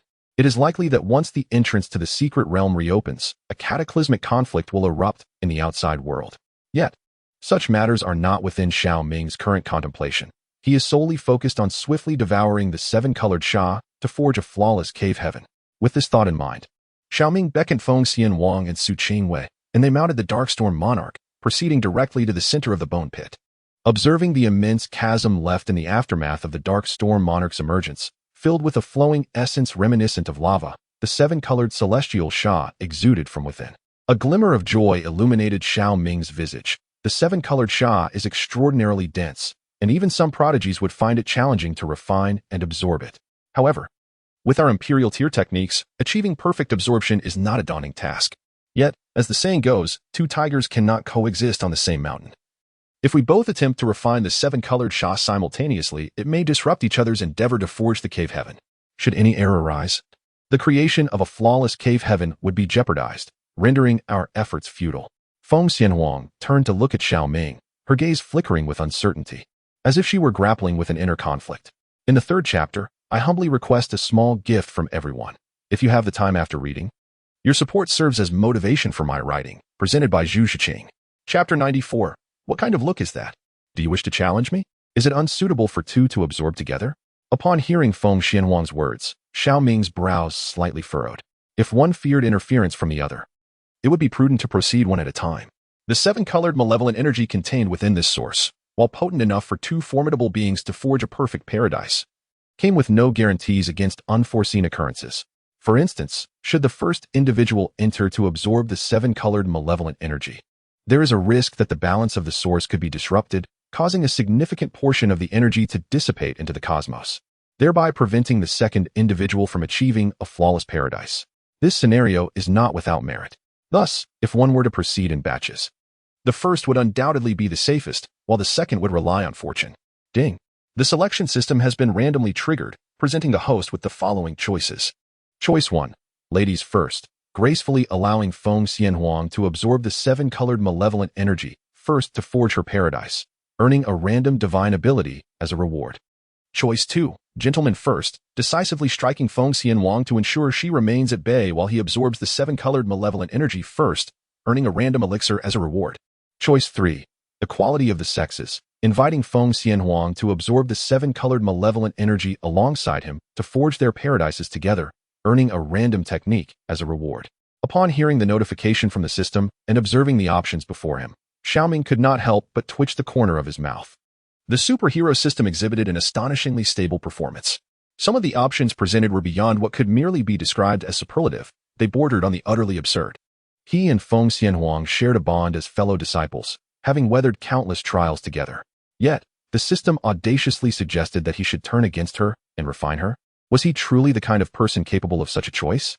System, I choose option 3. After a brief moment of internal lamentation, Xiao Ming made his selection. It was true that the two of them consuming the seven-colored evil qi to forge the cave heaven would indeed interfere with one another, but that was under normal circumstances. However, there existed a scenario where they could augment each other as powers. It was conceivable that Feng Xianhuang might not easily acquiesce. Yet he believed he could persuade this empress disciple with his eloquence. Ding. Congratulations, host, for making a choice. You have received the reward, Yin Yang Room Mastery. The reward has been automatically placed in the system space and can be extracted with a single click once the host has finalized their selection. Yin Yang Room Mastery, a dual cultivation technique established by the esteemed ancestor of harmony, Emperor Huangji. Based on the understanding of the yin-yang principle and the intricacies of male-female relations. Upon cultivation, one can not only enhance their training speed through intimate relations, but also achieve a complementary balance of yin and yang to improve their physical constitution. Mastery of this technique may even enable one to resonate during dual cultivation, thereby increasing the likelihood of comprehending the profundities of the other's martial arts. Upon witnessing the rewards unveiled this time, Xiao Ming found it nearly impossible to maintain his composure. He admitted to harboring slightly less than noble thoughts in his heart moments before. Yet, there remained a considerable distance before any intimate encounters. To his astonishment, this choice had seemingly bestowed upon him a dual cultivation technique. Could it be that the system had discerned his lofty ambitions and thus provided him with this foundational skill? This superlative system truly possessed a keen insight. However, with his chaos body, his combat prowess was undoubtedly at T0 level, even without the aid of dual cultivation. He could still contend against 3,000 empresses with confidence. I possess a method that allows us to devour the seven-colored malevolence together without interference. And it may even significantly enhance our efficiency, he proposed, suppressing his errant thoughts. He observed the conflicted expression on Feng Xianhuang's face and took the initiative to speak. This startled Feng Xianhuang, who abruptly lifted her gaze to meet his. You mean, you wish to dual cultivate with me? She exclaimed, her cheeks flushing a deep crimson, unable to suppress the urge to bite her lip. This approach was undeniably straightforward and somewhat crude. Xiao Ming was likely thinking along those lines. However, as an empress, she held her own dignity and pride, even though she harbored a favorable disposition towards Xiao Ming. The idea of engaging in such intimate duel cultivation was beyond her at that moment, especially with others present. Duel cultivation. Upon hearing Feng Xianhuang's words, Su Qingwei and Yunling widened their eyes, casting envious glances at Xiao Ming. Isn't it a bit too ambitious for fellow disciples to engage in duel cultivation to forge a perfect cave abode? However, this is not the crux of the matter. The essence lies in the fact that Feng Xianhuang and Xiao Ming can engage in duel cultivation, while the two of them can only watch from the sidelines. A thought that evokes profound sorrow. If only they could partake together. What am I thinking? Am I truly so eager? Moreover, even if I genuinely desired to cultivate with you, you would never consent at this moment. Upon hearing Feng Xianhuang's words, Xiao Ming waved his hand dismissively. Yet, before he could finish his statement, Feng Xianhuang's face flushed crimson. Xiao Ming, you had better watch your words. What do you mean by saying that even if I wished to cultivate with you, you would not agree now? Does this fellow truly harbor intentions towards her? Seeking to dominate her at will? His wolfish ambitions have finally slipped. What does he mean by saying I cannot agree now? Does he imply that I might consent in the future? As a reincarnated empress, Feng Xianhuang possesses lofty ideals and standards. How could she ever acquiesce to a man's whims? It is impossible now, and even more so in the future. It is utterly infuriating. I was merely making a comparison. What is with that look in your eyes? Do you wish to contest with me? Seeing Feng Xianhuang glaring at him with a flushed face and palpable fury, Xiao Ming responded with a hint of irritation. In this day and age, is making a mere analogy a crime? Fortunately, he remains a man of principles, had it been his exceptionally dominant younger brother. One could only imagine the outcome, overpowering any woman who caught his eye without restraint. Xiao Ming, however, was disinclined to dwell on the matter with Feng Xianhuang and promptly expressed his thoughts. The previously mentioned prince of the Great Qin dynasty has certainly been observed. Has he not? It appears that if we were to merge our essences through our divine abilities, we might be able to seamlessly absorb these seven-colored malevolences without impeding one another. There exists the possibility that we could transcend the confines of the perfect cave, achieving the celestial realm of the Tao. The so-called perfect cave is one that reaches the astonishing depth of 99,999 zhang, a limit imposed upon living beings under the delicate balance of the Tao. This phenomenon is referred to as the perfect cave by the populace. However, this does not signify true perfection. The genuine perfect cave is one that attains the monumental depth of 100,000 zhang. Although the difference between the two is merely 1 zhang, the chasm between them is akin to a vast abyss, capable of engendering a qualitative transformation of the cave itself. To reach this pinnacle, one must shatter the shackles of heaven and earth and withstand the trials of the Tao, preserving the cave amidst the tempest of tribulation. Should one falter, not only would the cave be destroyed, but one might also meet a tragic demise. Throughout history, few prodigies have dared to take this step, and even fewer have survived the endeavor. Yet, both he and Feng Xianhuang possess formidable talents. Should they succeed in their breakthrough through the amalgamation of their essences, they might indeed shatter that layer of celestial restraint. The question remains, however, whether this female emperor's disciple possesses the requisite determination. Do you possess the divine ability to merge essences? Upon hearing Xiao Ming's words, Feng Xianhuang's expression shifted in astonishment, her gaze intensifying as she regarded him. This was precisely the dilemma that had been tumultuously swirling in her mind. To her surprise, before she could articulate her thoughts, Xiao Ming had already broached the subject. The rating has reached 7. 4, an increase of 0. 1. I am grateful for everyone's support. Little Fish will continue to update steadily. And I hope for your continued encouragement. The seductive Yunxi is dedicated to you. Chapter 95, Feng Xianhuang. I feel unclean. Upon hearing this, Xiao Ming nodded. The Chaos Tao Demon scripture contains the technique of breath fusion, with him as the principal in this process. After all, he is a chaos body. The chaos body, in conjunction with the chaos law, can effortlessly evolve various attributes and seamlessly merge with diverse powers. I will impart this technique to you. Given your comprehension, mastering its essence in a short time should not pose a challenge. Subsequently, we merely need to harmonize slightly before we can engage in dual cultivation. It is breath fusion. Upon hearing Xiao Ming's words, Feng Xianhuang immediately responded. All right, it's all similar. Xiao Ming, disinterested in further debate with Feng Xianhuang, raised his hand and tapped her forehead, a surge of spiritual consciousness entering her sea of consciousness. The essence of the breath fusion secret method was imprinted within her mind, leaving Feng Xianhuang utterly astonished, her eyes widening in surprise and disbelief. For this secret method, it is indeed more profound than what she had previously grasped. Is this secret method part of the inheritance you possess? Feng Xianwang asked, as if compelled by fate, though she already had an answer within. Is there a problem? Xiao Ming did not conceal anything, merely nodding in affirmation. This made the corners of Feng Xianwang's mouth twitch slightly. This is indeed a significant problem. This arcane art is far more profound than her own, and if one deduces from the side, it implies that Xiao Ming's legacy is likely superior to hers. It is worth noting that the cultivation technique she is currently practicing is a heritage from the ancient Phoenix clan. One can hardly fathom the level of Xiao Ming's inheritance. Could it be from the ancient divine hall, or perhaps from the primordial divine clans? However, Feng Xianwang did not delve deeper, choosing instead to sit cross-legged and comprehend the secret art. The fusion of breath and divine abilities shares a remarkable similarity. Given that the ancient Phoenix clan's legacy includes a particular technique, and that Feng Xianhuang is a reincarnated empress, her understanding was not overly challenging. In less than 2.5 moments, she grasped the essential principles. Is that sufficient? Upon seeing Feng Xianwang open her eyes, Xiao Ming, seated opposite her, revealed a hint of a smile. To prevent any unforeseen circumstances later, it is prudent for us to harmonize our energies before consuming the 7-colored malevolence.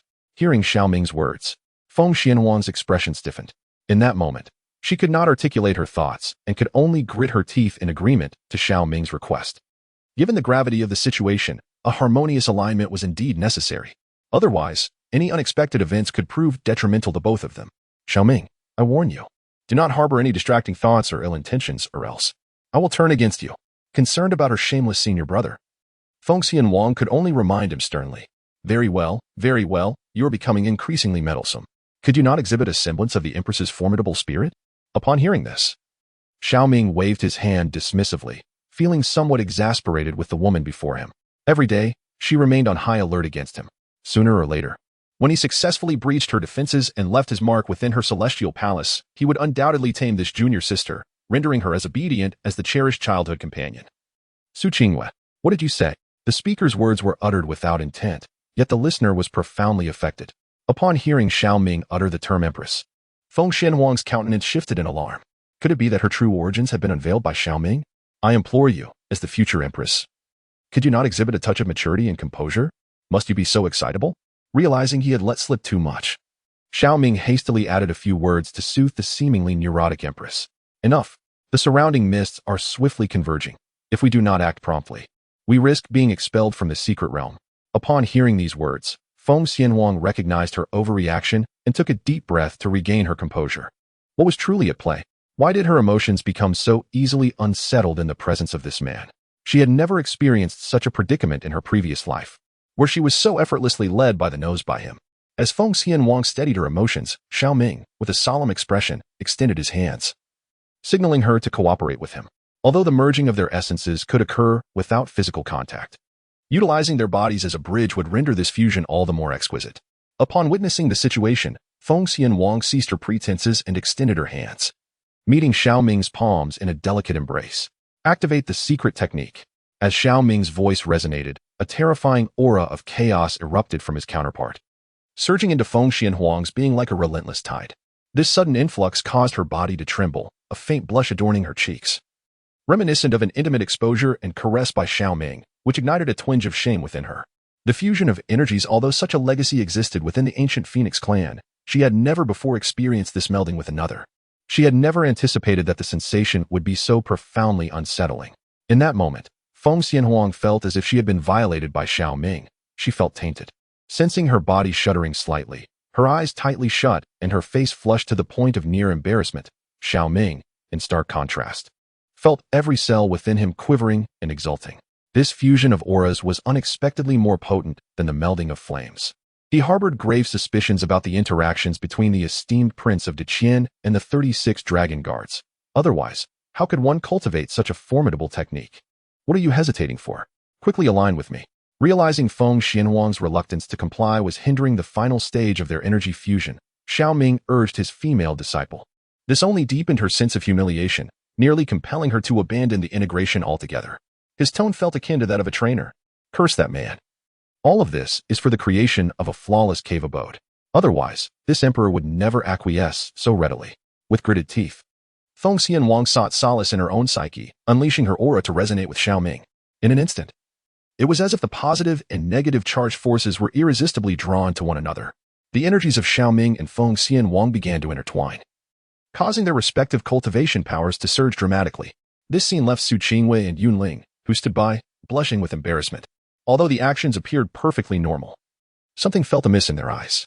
It was as if, under the bright sun and the vast heavens, a man and a woman were lost in an indescribable act right before them. How utterly bizarre. They felt a mix of shame and exhilaration, yet predominantly an overwhelming sense of envy and longing. Very well, though still somewhat clumsy, your cooperation is commendable, Xiao Ming remarked, unable to suppress his praise for Feng Xianhuang after a considerable time had passed. At that moment, it was imperative to maintain a composed demeanor, otherwise, the Empress would surely falter. Let us commence in earnest. Time waits for no one, Feng Xianhuang replied, her tone somewhat stiff. Yet the lingering blush on her cheeks betrayed her turbulent emotions. Success is the only option. Failure is not permissible. Xiao Ming's expression turned serious upon hearing her words. Though they reminded him of a couple preparing for a fierce duel after some playful foreplay, the potential to shatter the shackles of the world rested upon their forthcoming actions. And he dared not provoke the Empress further. With a leap, he dove into the source of malevolence, settling himself within the vibrant hues of chaos. Feng Xianhuang, witnessing the unfolding events, took a deep breath and leapt gracefully before Xiao Ming. The two, in perfect harmony, extended their palms. Their hands pressed tightly together as they once again invoked their secret arts, merging their distinct energies anew. As their essences fused completely, their auras began to surge upward, unleashing a terrifying force of devouring power that swept across the heavens and the earth.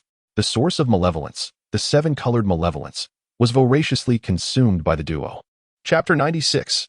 Breaking the shackles of Heaven's path, tremors within and beyond the secret realm.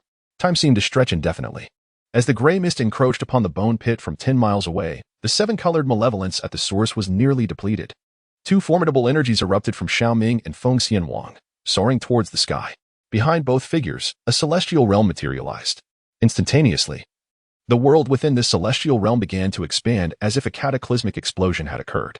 1,000 zhang, 3,000 zhang, 90,000 zhang.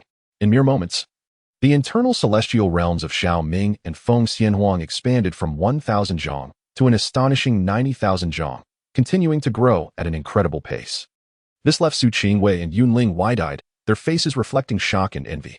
A celestial realm of 90,000 zhang, across the entire North Xin realm. Few could achieve such a feat in 10,000 years.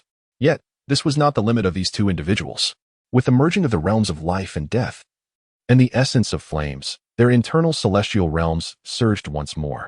90,100 zhang, 90,500 zhang, 90,999 zhang. Empowered by the force of their profound realms, they continued to ascend.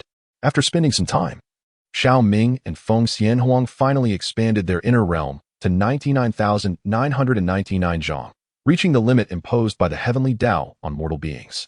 However, this was not the outcome they desired. With an intense yearning for the next breakthrough, Xiao Ming decisively invoked his god-slaying talent, causing his aura to surge exponentially.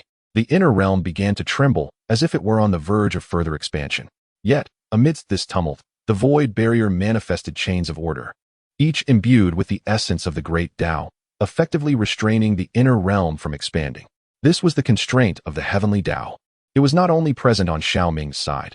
Feng Xianhuang experienced a similar phenomenon. As Xiao Ming activated his god-slaying talent, an ancient mark appeared on Feng Xianhuang's forehead, and her phoenix bloodline entered a state of berserk. Her aura surged uncontrollably.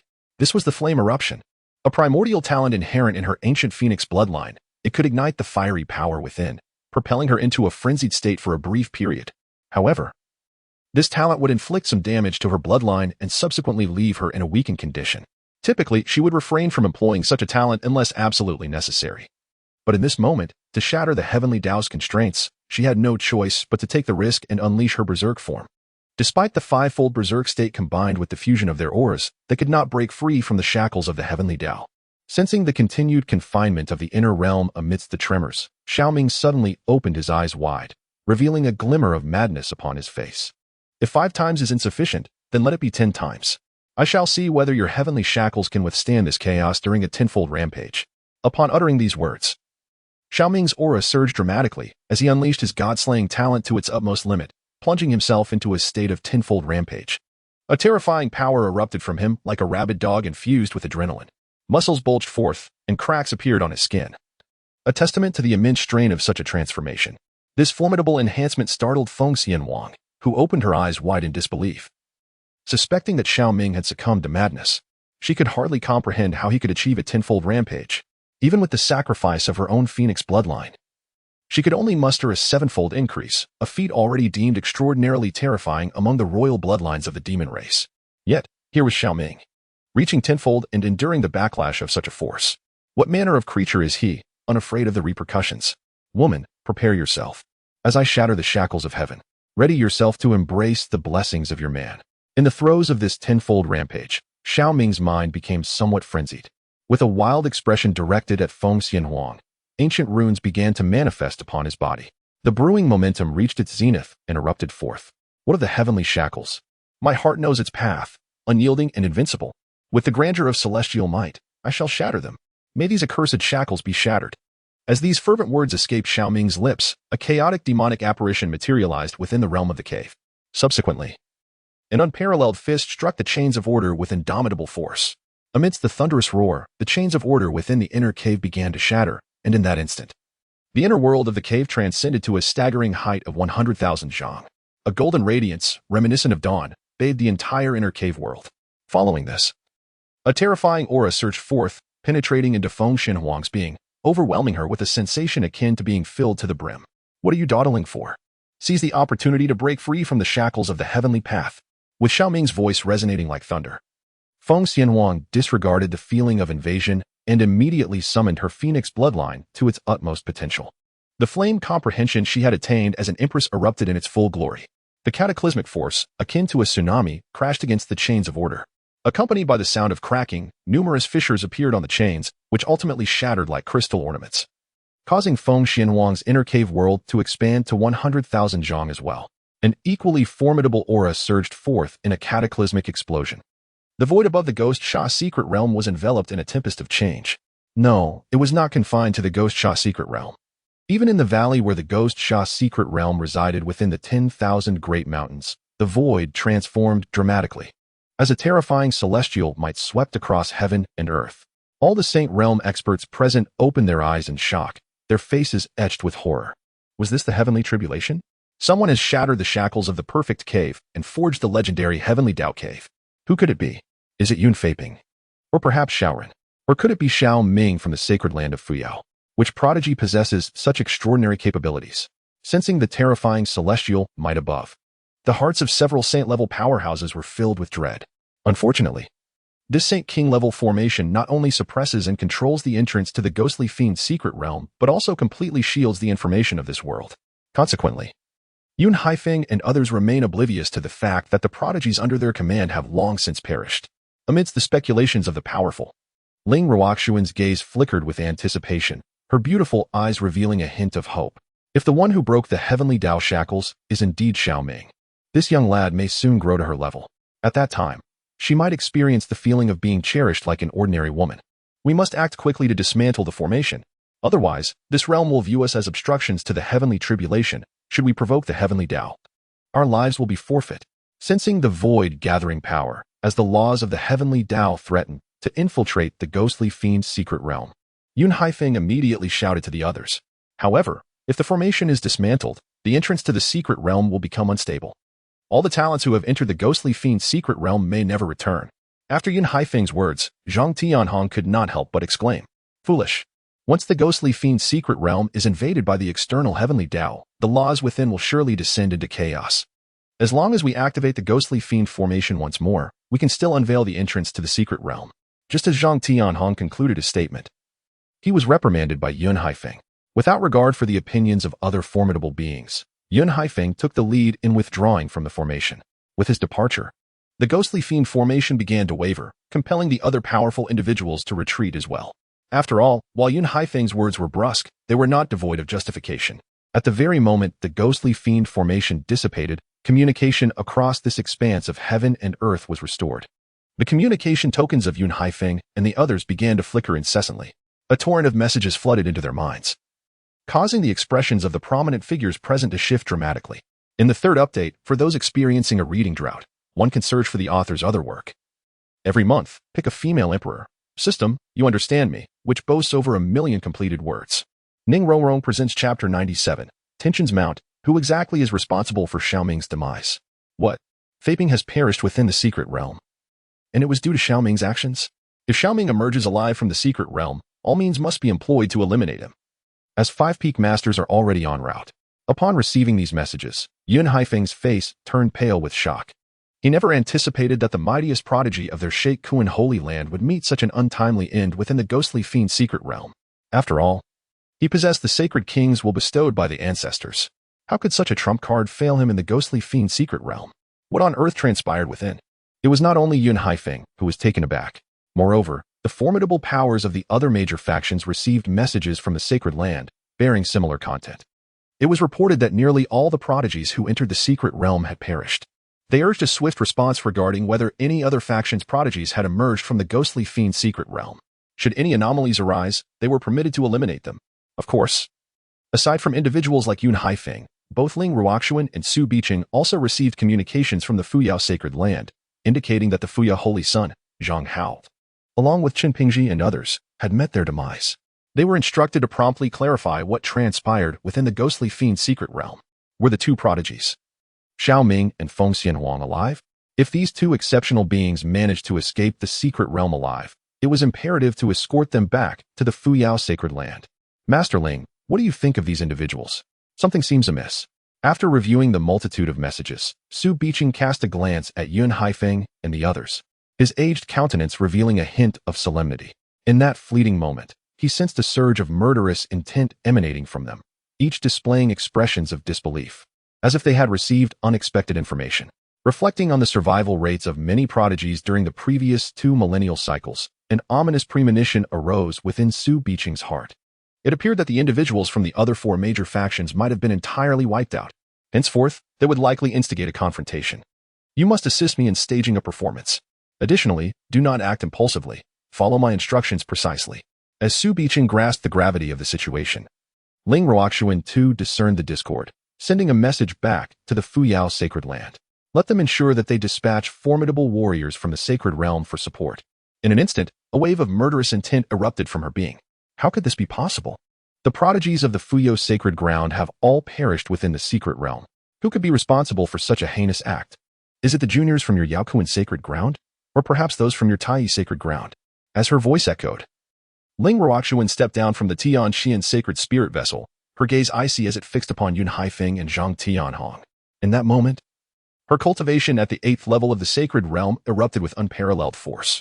It appeared that if Yun Haifeng and Zhang Tianhong failed to provide an explanation, she would not hesitate to draw her sword against them. Under Ling Ruoxuan's penetrating gaze filled with murderous intent, both Yun Haifeng and Zhang Tianhong were left bewildered. The prodigies of the Fuyao sacred ground have fallen? What is the meaning of this? They had only just received news of their own disciples' demise and were yet to take action when Ling Ruoxuan daringly challenged them first. This was truly an inversion of the natural order. This is precisely what I wish to inquire about. According to the recent information I have received, it was your disciple, Xiao Ming, from the Fuyao sacred ground, who was responsible for the death of our Yaokuan sacred ground's saint's son, Yin Feiping. I have yet to settle accounts with your Fuyao sacred ground, and yet you, woman, have the audacity to confront me first. As soon as Ling Ruoxuan finished speaking, Yin Haifeng let out a cold laugh and unleashed his cultivation, his eyes narrowing as they locked onto her. Yet, before he could finish his statement, Ling Ruoxuan took action, unleashing the power of the Xianyin, a terrifying sword intent soaring into the heavens. You claim Yin Feiping perished at the hands of Xiao Ming? Then I must ask you, how did Xiao Ming meet his end?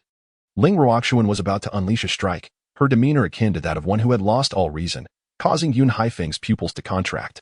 Elder Ling, you must not act recklessly. The situation remains unclear, and there are still prodigies alive within the Ghost Fiend secret realm, potentially the true culprits behind the downfall of many from the Fuyao sacred land. To act now would be exceedingly rash. Moreover, the arrival of the heavenly tribulation has disrupted the rules of this place. Should a powerful being from the sacred realm engage in battle here, it could provoke the heavenly Tao, endangering themselves. Just as Ling Ruoxuan was about to make her move, Su Biqing erupted with his cultivation, channeling his powers to halt her. This scene caused the expressions of several powerful beings from the saint realm surrounding them to fluctuate. Was she in a state of desperation due to the demise of that young man, Xiao Ming, leading her to lose her sanity? Or had this woman recognized the unfavorable situation and sought to take the initiative to disrupt it? Observing Ling Ruoxuan's uncharacteristic behavior, Yi Xilin narrowed her eyes. her gaze flickering upon the Bone-Shin boat.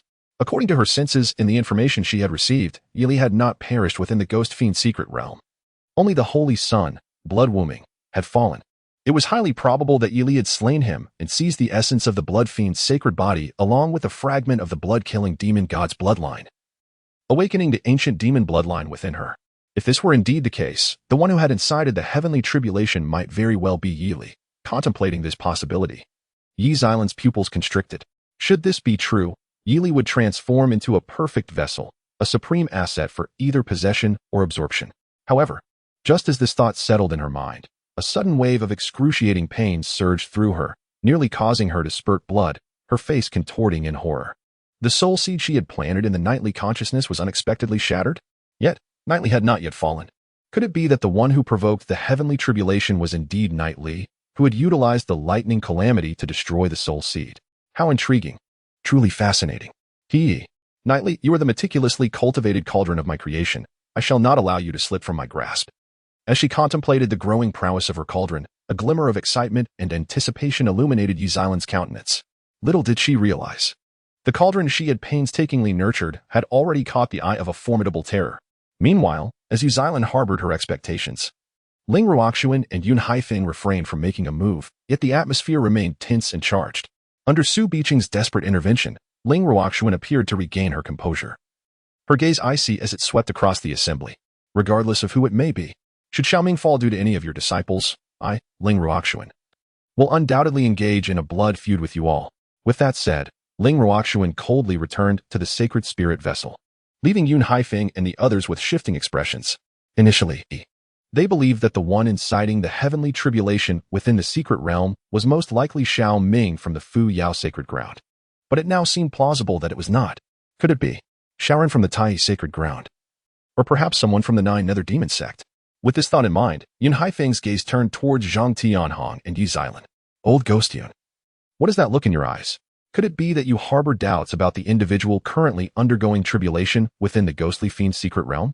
Might it be my treasured disciple, Shaoran? As Yun Haifeng cast his gaze over, Zhang Tianhong spoke in a low, grave tone. Yet, as he spoke, his eyes flickered with uncertainty. He had received a message from the Holy Master of Tai, asserting that Xiao Ren had ruthlessly extinguished a remnant soul of the ancestor, and it was now highly probable that he had usurped the body of Xiao Ming from the Fuyou sacred land. Should Xiao Ming emerge from the secret realm, it was imperative to capture him. If that proved impossible, they must at least delay the forces from Fuyou sacred land, as Tai's sacred land would dispatch formidable warriors to seize him. Coupled with Ling Ruoxuan's reaction, Zhang Tianhong could not help but suspect that Xiao Ming had indeed been possessed by Xiao Ren. There is no need to look at us. The Nine Nether Demon sect has also suffered grievously, with no survivors remaining. This protector is curious. Which faction is responsible for the demise of my cherished disciple and our sect's holy son? Following Zhang Tianhong's words, Yi Xiaolin further obfuscated the matter, which cast a shadow over Yun Haifeng's countenance. Initially, he had contemplated that if the other great powers prodigies were to perish, they could unite against the remaining factions. Yet the situation had now grown rather convoluted. In the first chapter, with a rating of 7.5, Miss Yun Yun is indeed captivating. It is a pity that uncensored images cannot be shared, but one may admire her legs instead. Chapter 98. The outrageous actions of Feng Xian Wang under the Thunder Tribulation. General, what shall we do? Inquired a powerful being from the Dacian Holy Dynasty, who had accompanied Meng Zhan. They received a message from the Dacian Holy Dynasty, stating that the Ninth Prince and other prodigies had perished. Should anyone emerge alive from the secret realm, and if other factions were to take action, they would join in the fray with lethal intent. However, at present, the 4 other sacred lands had not yet clashed, making it unwise for them to initiate hostilities.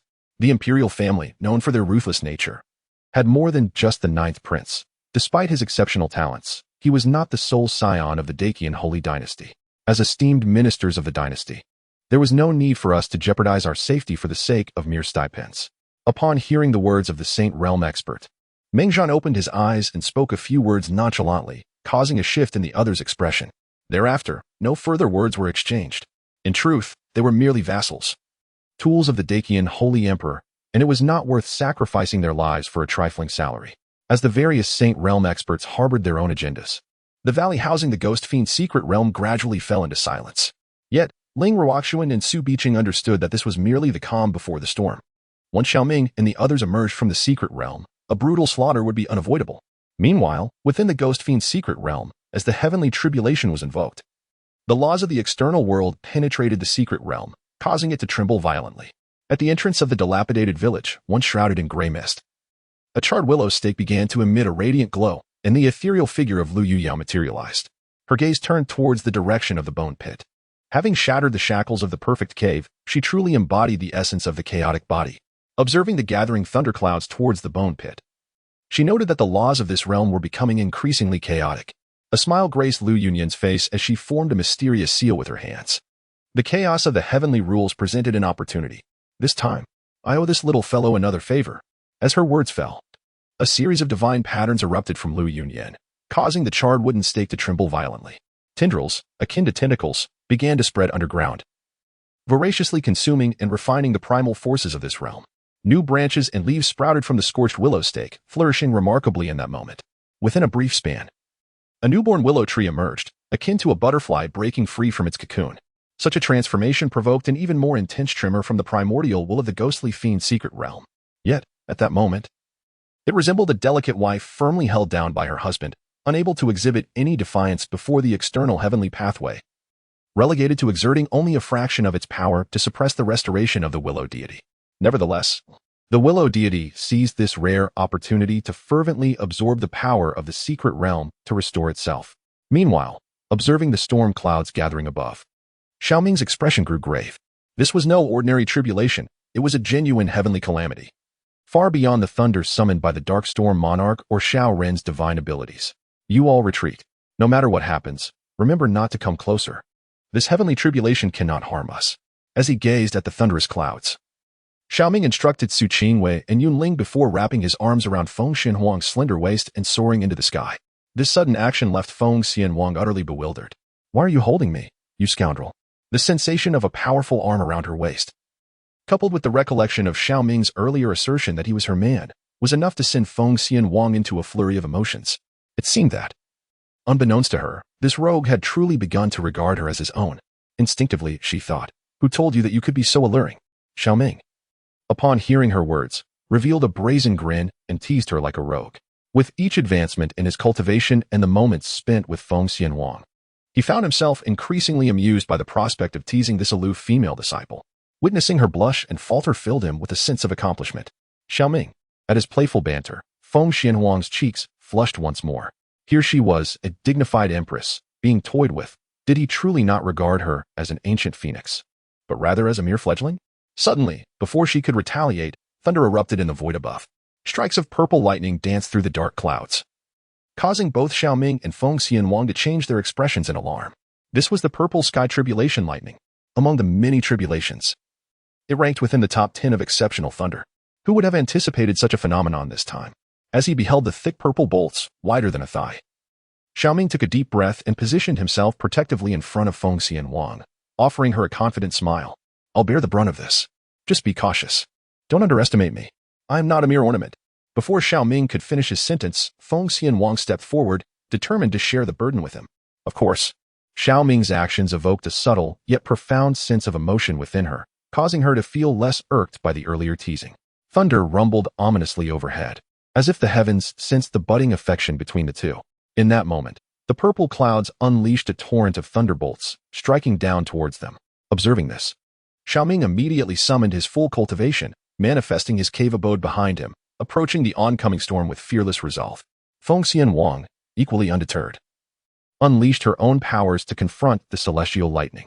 At the instant of collision, the purple thunder completely enveloped their figures, sending arcs of lightning cascading like molten lava, carving deep craters into the earth below.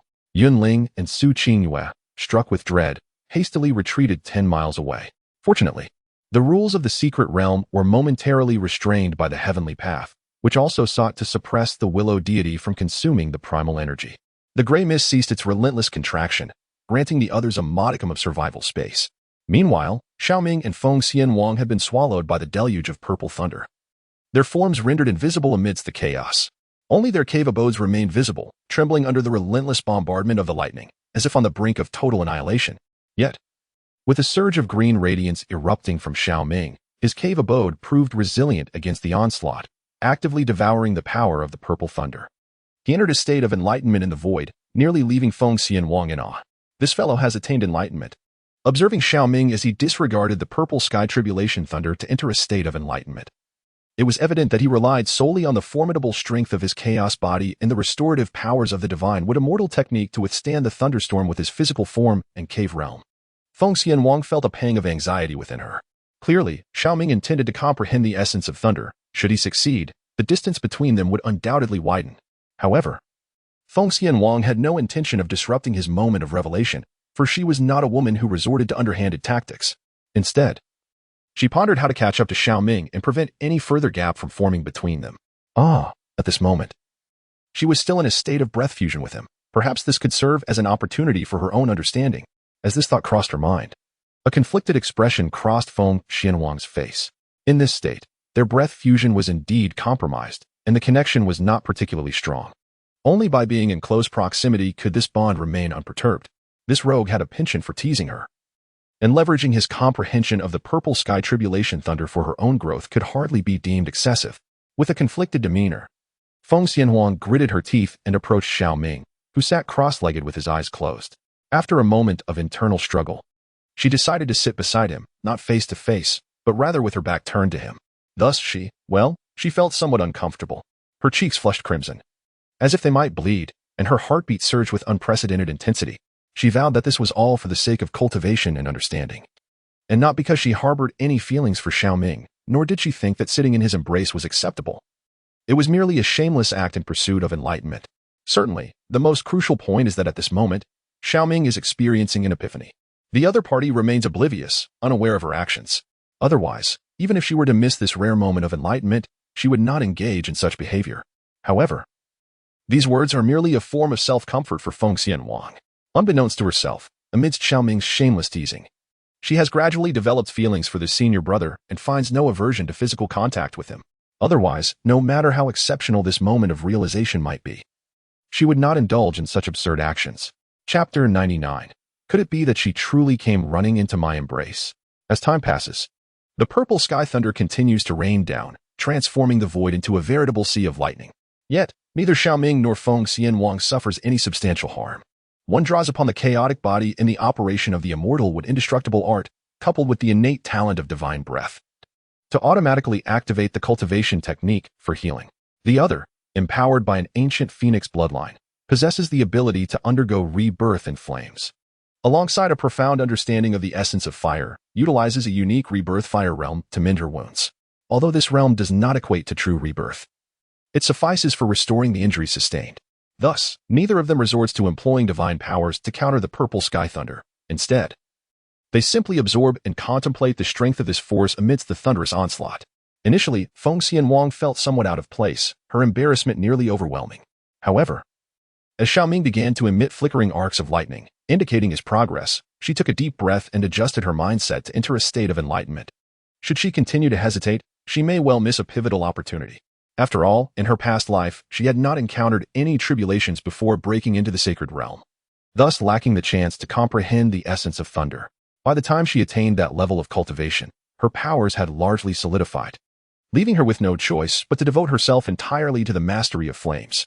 However, in this reincarnated existence, she possesses a profound understanding of fire. If she could also grasp the force of thunder, it would undeniably signify a transformative leap for her. This is an opportunity that cannot be overlooked, a chance that could alter the trajectory of her destiny. As this thought settled in her mind, Feng Xianwang swiftly entered a focused state and commenced her meditation on the purple cloud thunder. Utilizing the convergence of breath and divine abilities, she experienced a moment of epiphany, significantly enhancing her perceptive capabilities. Memories of past thunder tribulations flooded her mind, mingling with the surrounding aura of purple cloud thunder, leading to a new revelation blossoming within her consciousness. The phoenix bloodline within her began to shimmer with a violet hue, and delicate arcs of lightning danced around her, rendering Feng Xianwang's true phoenix fire increasingly enigmatic. Time became indistinct as the storm clouds above coalesced, unleashing a final wave of thunder that struck both Xiao Ming and Feng Xianwang with tremendous force, evoking a terrifying aura from Xiao Ming. Within his cave dwelling, bolts of lightning flickered, unmistakably the purple cloud thunder. In this moment, not only did Xiao Ming successfully navigate the tribulation, but he also refined both his physical form and his cave dwelling, propelling his cultivation to the 5th level of the cave-dwelling realm. Furthermore, he attained mastery over the essence of thunder and successfully comprehended a new thunder technique, resulting in a remarkable transformation of his strength. The benefits are not solely reaped by Xiao Ming. Feng Xianhuang also experiences immense gains this time. At the moment when the thunderous aura erupted from Xiao Ming, a similar force manifested within Feng Xianhuang. The bloodline of the phoenix within her took on a hue of purple, and within the cave realm. In addition to the rampant phoenix true fire, terrifying bolts of purple calamity lightning surged wildly.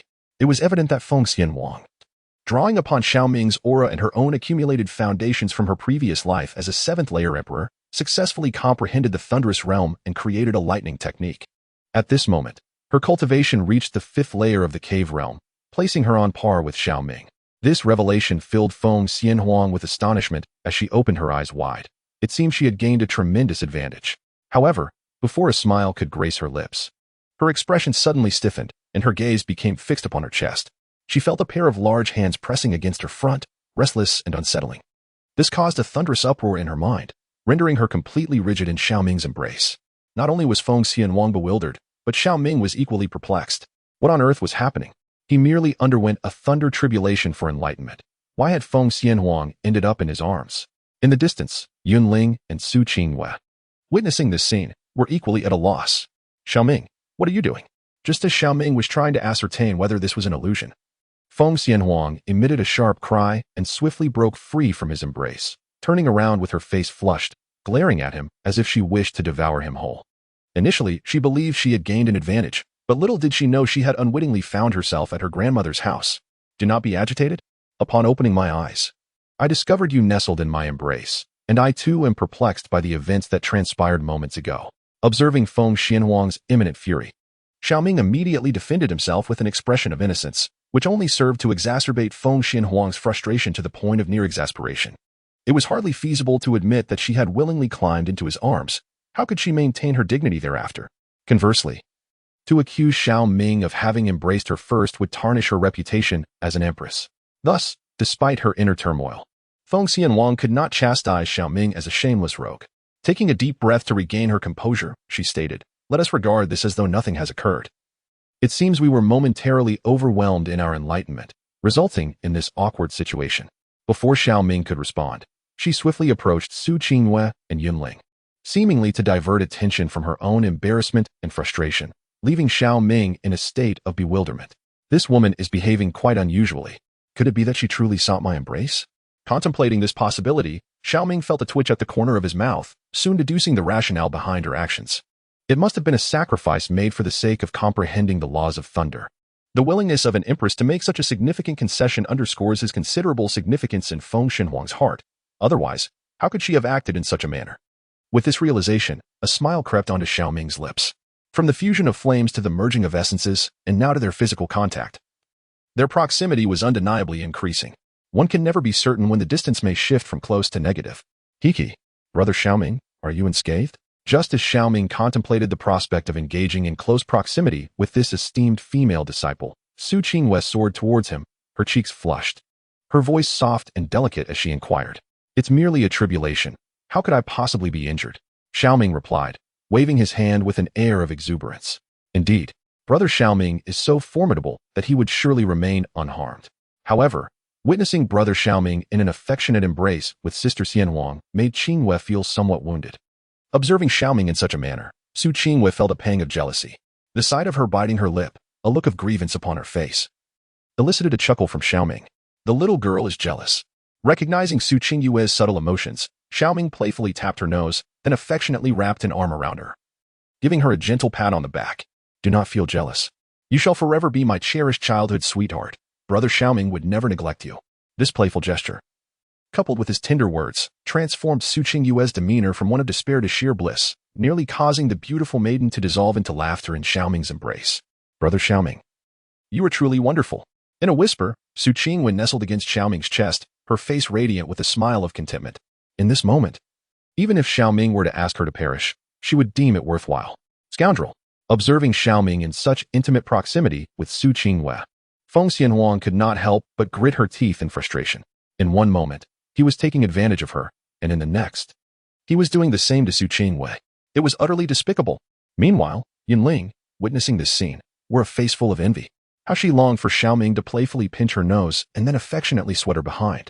It would surely bring her immeasurable joy.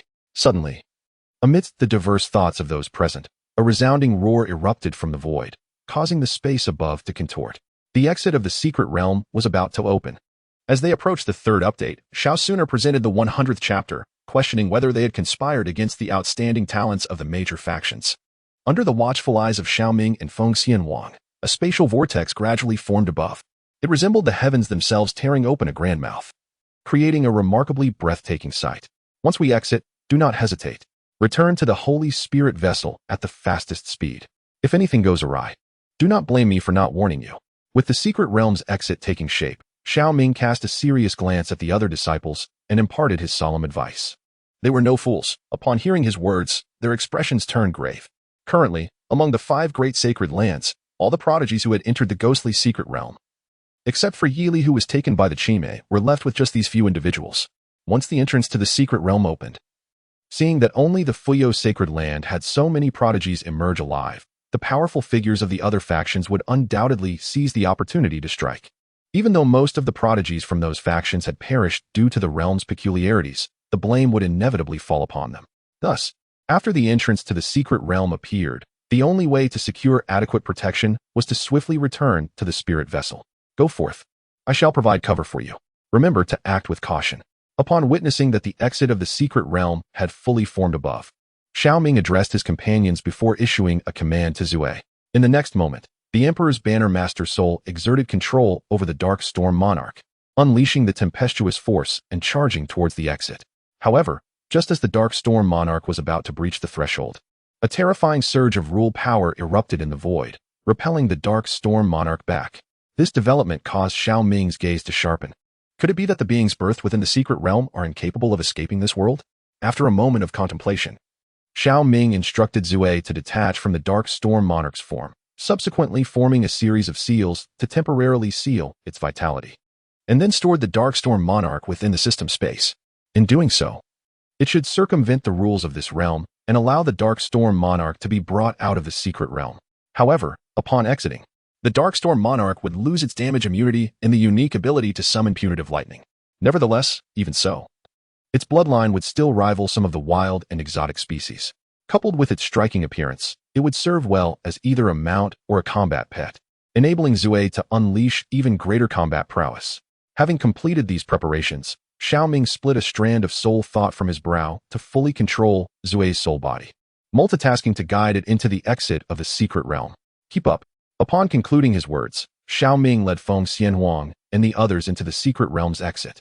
Simultaneously, outside the valley that housed the ghostly fiend's secret realm, all the powerful figures at the saintly entrance level fixated intently on the suddenly revealed portal. An aura of terror permeating the atmosphere. Prepare to cover, Ling Ruoxuan admonished gravely as she observed the dark vortex, subsequently channeling her energy in readiness to act at any moment. Ahaha, they have all perished, and only I, Xiaoren, have emerged alive. Indeed, I am the supreme being of this realm. Amidst the watchful gazes of the saintly entrance experts, a shadow emanating a terrifying presence burst forth from the secret realm's entrance.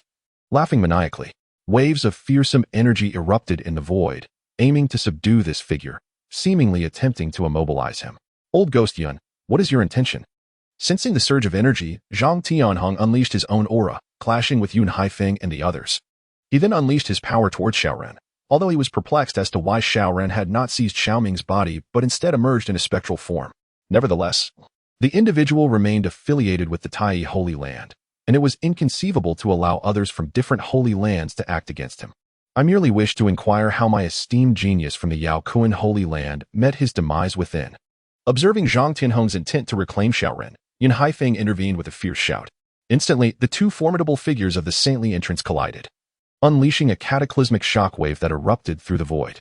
In that very moment, figures surged forth from the ominous realm of the ghostly abyss. Seizing the opportunity as the two saint-level powerhouses were momentarily distracted, racing towards the heavenly profound Holy Spirit vessel. Cackling, it was the little rascals from the Fuyo Holy Land, a surprising number of whom had managed to survive. Could it be that you had laid traps to slay the elites of various factions? As Xiao Ming and his companions broke free, a chilling voice reverberated in the air, prompting both the Demon Lord of Desires and Yi Xilan to strike simultaneously. The terrifying essence of the demonic path coalesced into a colossal hand, reaching out to seize them. Do you too believe that our Fuyao Holy Land is easy prey? As the two saint-level powerhouses launched their assaults, Ling Ruoxuan and Su Biqing also sprang into action. The former unleashed her cultivation to obstruct Yi Xilan and the demon Lord of Desires, while the latter appeared before Xiao Ming and his companions, summoning his essence to shield all the elites and swiftly propelling towards the heavenly profound Holy Spirit vessel. Accompanied by a resounding explosion, a dreadful shockwave erupted in the void, and Xiao Ming and his companions successfully returned to the Holy Spirit vessel. Transformed by the embodiment of sin, Xiao Ren became a streak of light, darting through the void and directly heading towards the Fuyao Holy Land. This turn of events left Yun Haifeng and Zhang Tianhong utterly astonished. Before the formidable beings could react, a tremendous roar erupted within the valley, as the entrance to the secret realm seemed to collapse, vanishing entirely. In that moment, it felt as though all external beings that had entered the secret realm had been utterly eradicated. This bewildered Yi Xilan as well. What was happening? Wasn't Yi Li still alive? Why had she not appeared? Or had she somehow escaped the secret realm right under their noses, in a manner imperceptible to them? The entrance to the mysterious realm has been sealed, indicating that no external beings remain within. This time, the ghostly fiend's secret realm has opened, and astonishingly, only individuals from the Fuyao sacred land have emerged alive, over a dozen, no less. How utterly intriguing. As the words of the extreme desire demon lord reverberated through the void, the expressions of several formidable beings at the saint realm grew somber, their frigid gazes fixated on Xiao Ming and his companions. Each of them had attained the celestial realm, their auras far surpassing those of ordinary practitioners. It appears that not only did you survive within the ghostly fiend's secret realm, but you also uncovered the 5-colored or 7-colored fiend to solidify your foundations. It seems you have led to the demise of the prodigies of my Yaokuan sacred land, haven't you? Yun Haifeng's gaze was icy as he locked eyes with Xiao Ming, a terrifying killing intent emanating from him. Xiao Ming, I never imagined you would not only endure the possession by Xiao Ren, but also turn him into a fiendish entity. You truly live up to the reputation of the most monstrous youth from the Fuyao sacred land in recent years. However, given that you have slaughtered so many rising stars from our factions, if you do not provide an explanation today, I fear it will be perilous for you to return to the Fuyao sacred land alive. As Yun Haifeng's words fell, Zhang Tianhong ominously added that Xiao Ren was someone he had brought back to the Tai sacred land, nurturing him as a tool for 11 years, expecting to reap some benefits in return. Little did he know that this fellow would perish at the hands of Xiao Ming, his very soul refined into that of a fiend, leaving him devastated. The ghostly fiend's secret realm is inherently treacherous. The fact that our people from the Fuyao sacred land managed to emerge alive is a testament to their capabilities. By what right do you attribute the downfall of your subordinates to them? Observing Yun Haifeng and Zhang Tianhong, Ling Ruoxuan spoke with a voice as cold as ice, her gaze fixed upon the Tianxian sacred spirit vessel. Let us depart. Upon hearing Ling Ruoxuan's command, Su Biqing formed a series of hand seals, promptly activating the Tianxian sacred spirit vessel. The formations inscribed upon the vessel were instantly ignited, unleashing a radiant glow, causing the surrounding space to warp. Navi, did I permit your departure? Just as the Tianxian sacred spirit vessel was about to withdraw, Yun Haifeng executed a hand seal, and a surge of brilliance erupted from the Fakuan sacred spirit vessel. Feathers scattered from the vessel, coalescing into a formidable grand formation that directly sealed off the void. Hold on, does this not amount to seeking death? The flying feather-subduing dragon formation. This formation, centered around the Fakuan sacred spirit vessel and utilizing 36 golden-winged feathers as its foundation, constituted a sanctified level array. Once deployed, it could not only seal the void, but also subdue dragons and vanquish demons. Even a formidable expert at the 9th level of the sacred realm would find it exceedingly difficult to escape this array. As the power of the formation swept through, the space within a 10-mile radius seemed to solidify, forcibly restraining the Tianxian sacred spirit vessel within the valley. This left Xiao Ming and Ling Ruoxuan's expressions exceedingly stern. Do not worry. I have already notified the sacred master of Fuyao. They will dispatch someone to assist us. We merely need to remain within the celestial spirit vessel and await the arrival of the other peak masters. Observing the restraints placed upon the celestial spirit vessel, Ling Ruoxuan spoke calmly. With the defensive array of the celestial spirit vessel, bolstered by 2 mighty saints maintaining its power, these individuals cannot breach its defenses. Esteemed colleagues, the Fuyao sacred land has inflicted harm upon the disciples of various factions. If we do not make them pay a price this time, what face will the other sacred lands have left? Let us unite and shatter the protective array of this vessel. These rascals must pay in blood for their transgressions. Seeing Ling Ruoxuan and Su Biqing sitting cross-legged, channeling their true essence into the core of the spirit vessel, forming a defensive light barrier to resist to the end.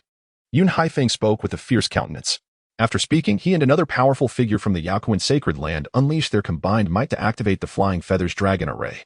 36 feathers erupted with a torrent of sword energy, resembling golden sacred swords, descending with terrifying intent.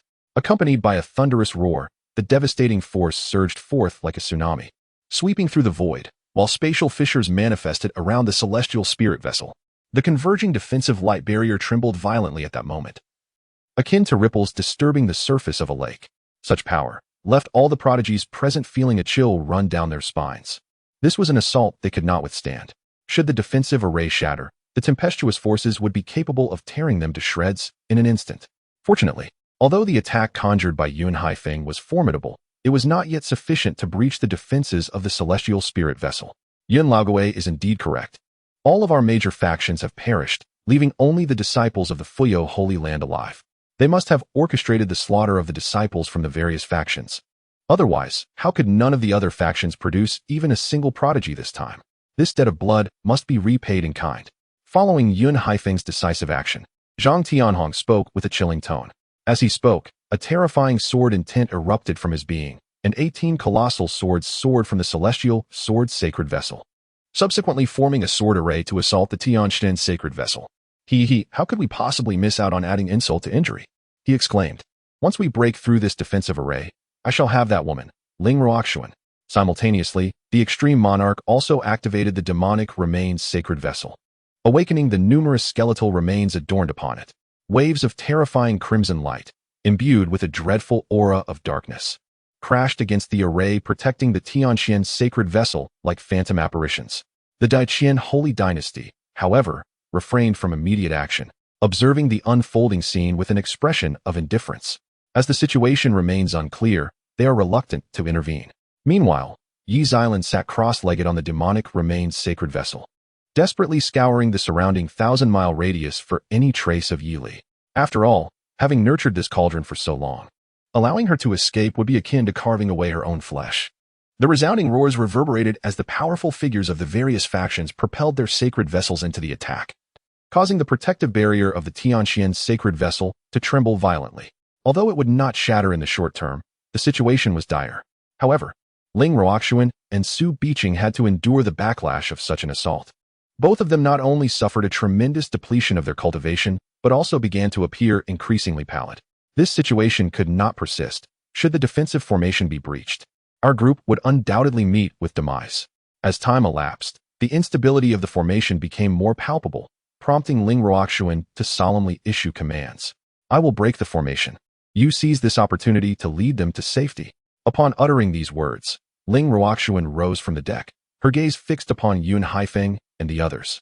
Should she charge out, it was inevitable that they would focus their attacks on her. If a suitable opening could be found, perhaps the heavenly Xian sacred spirit vessel might escape. Wait, is this not akin to courting death?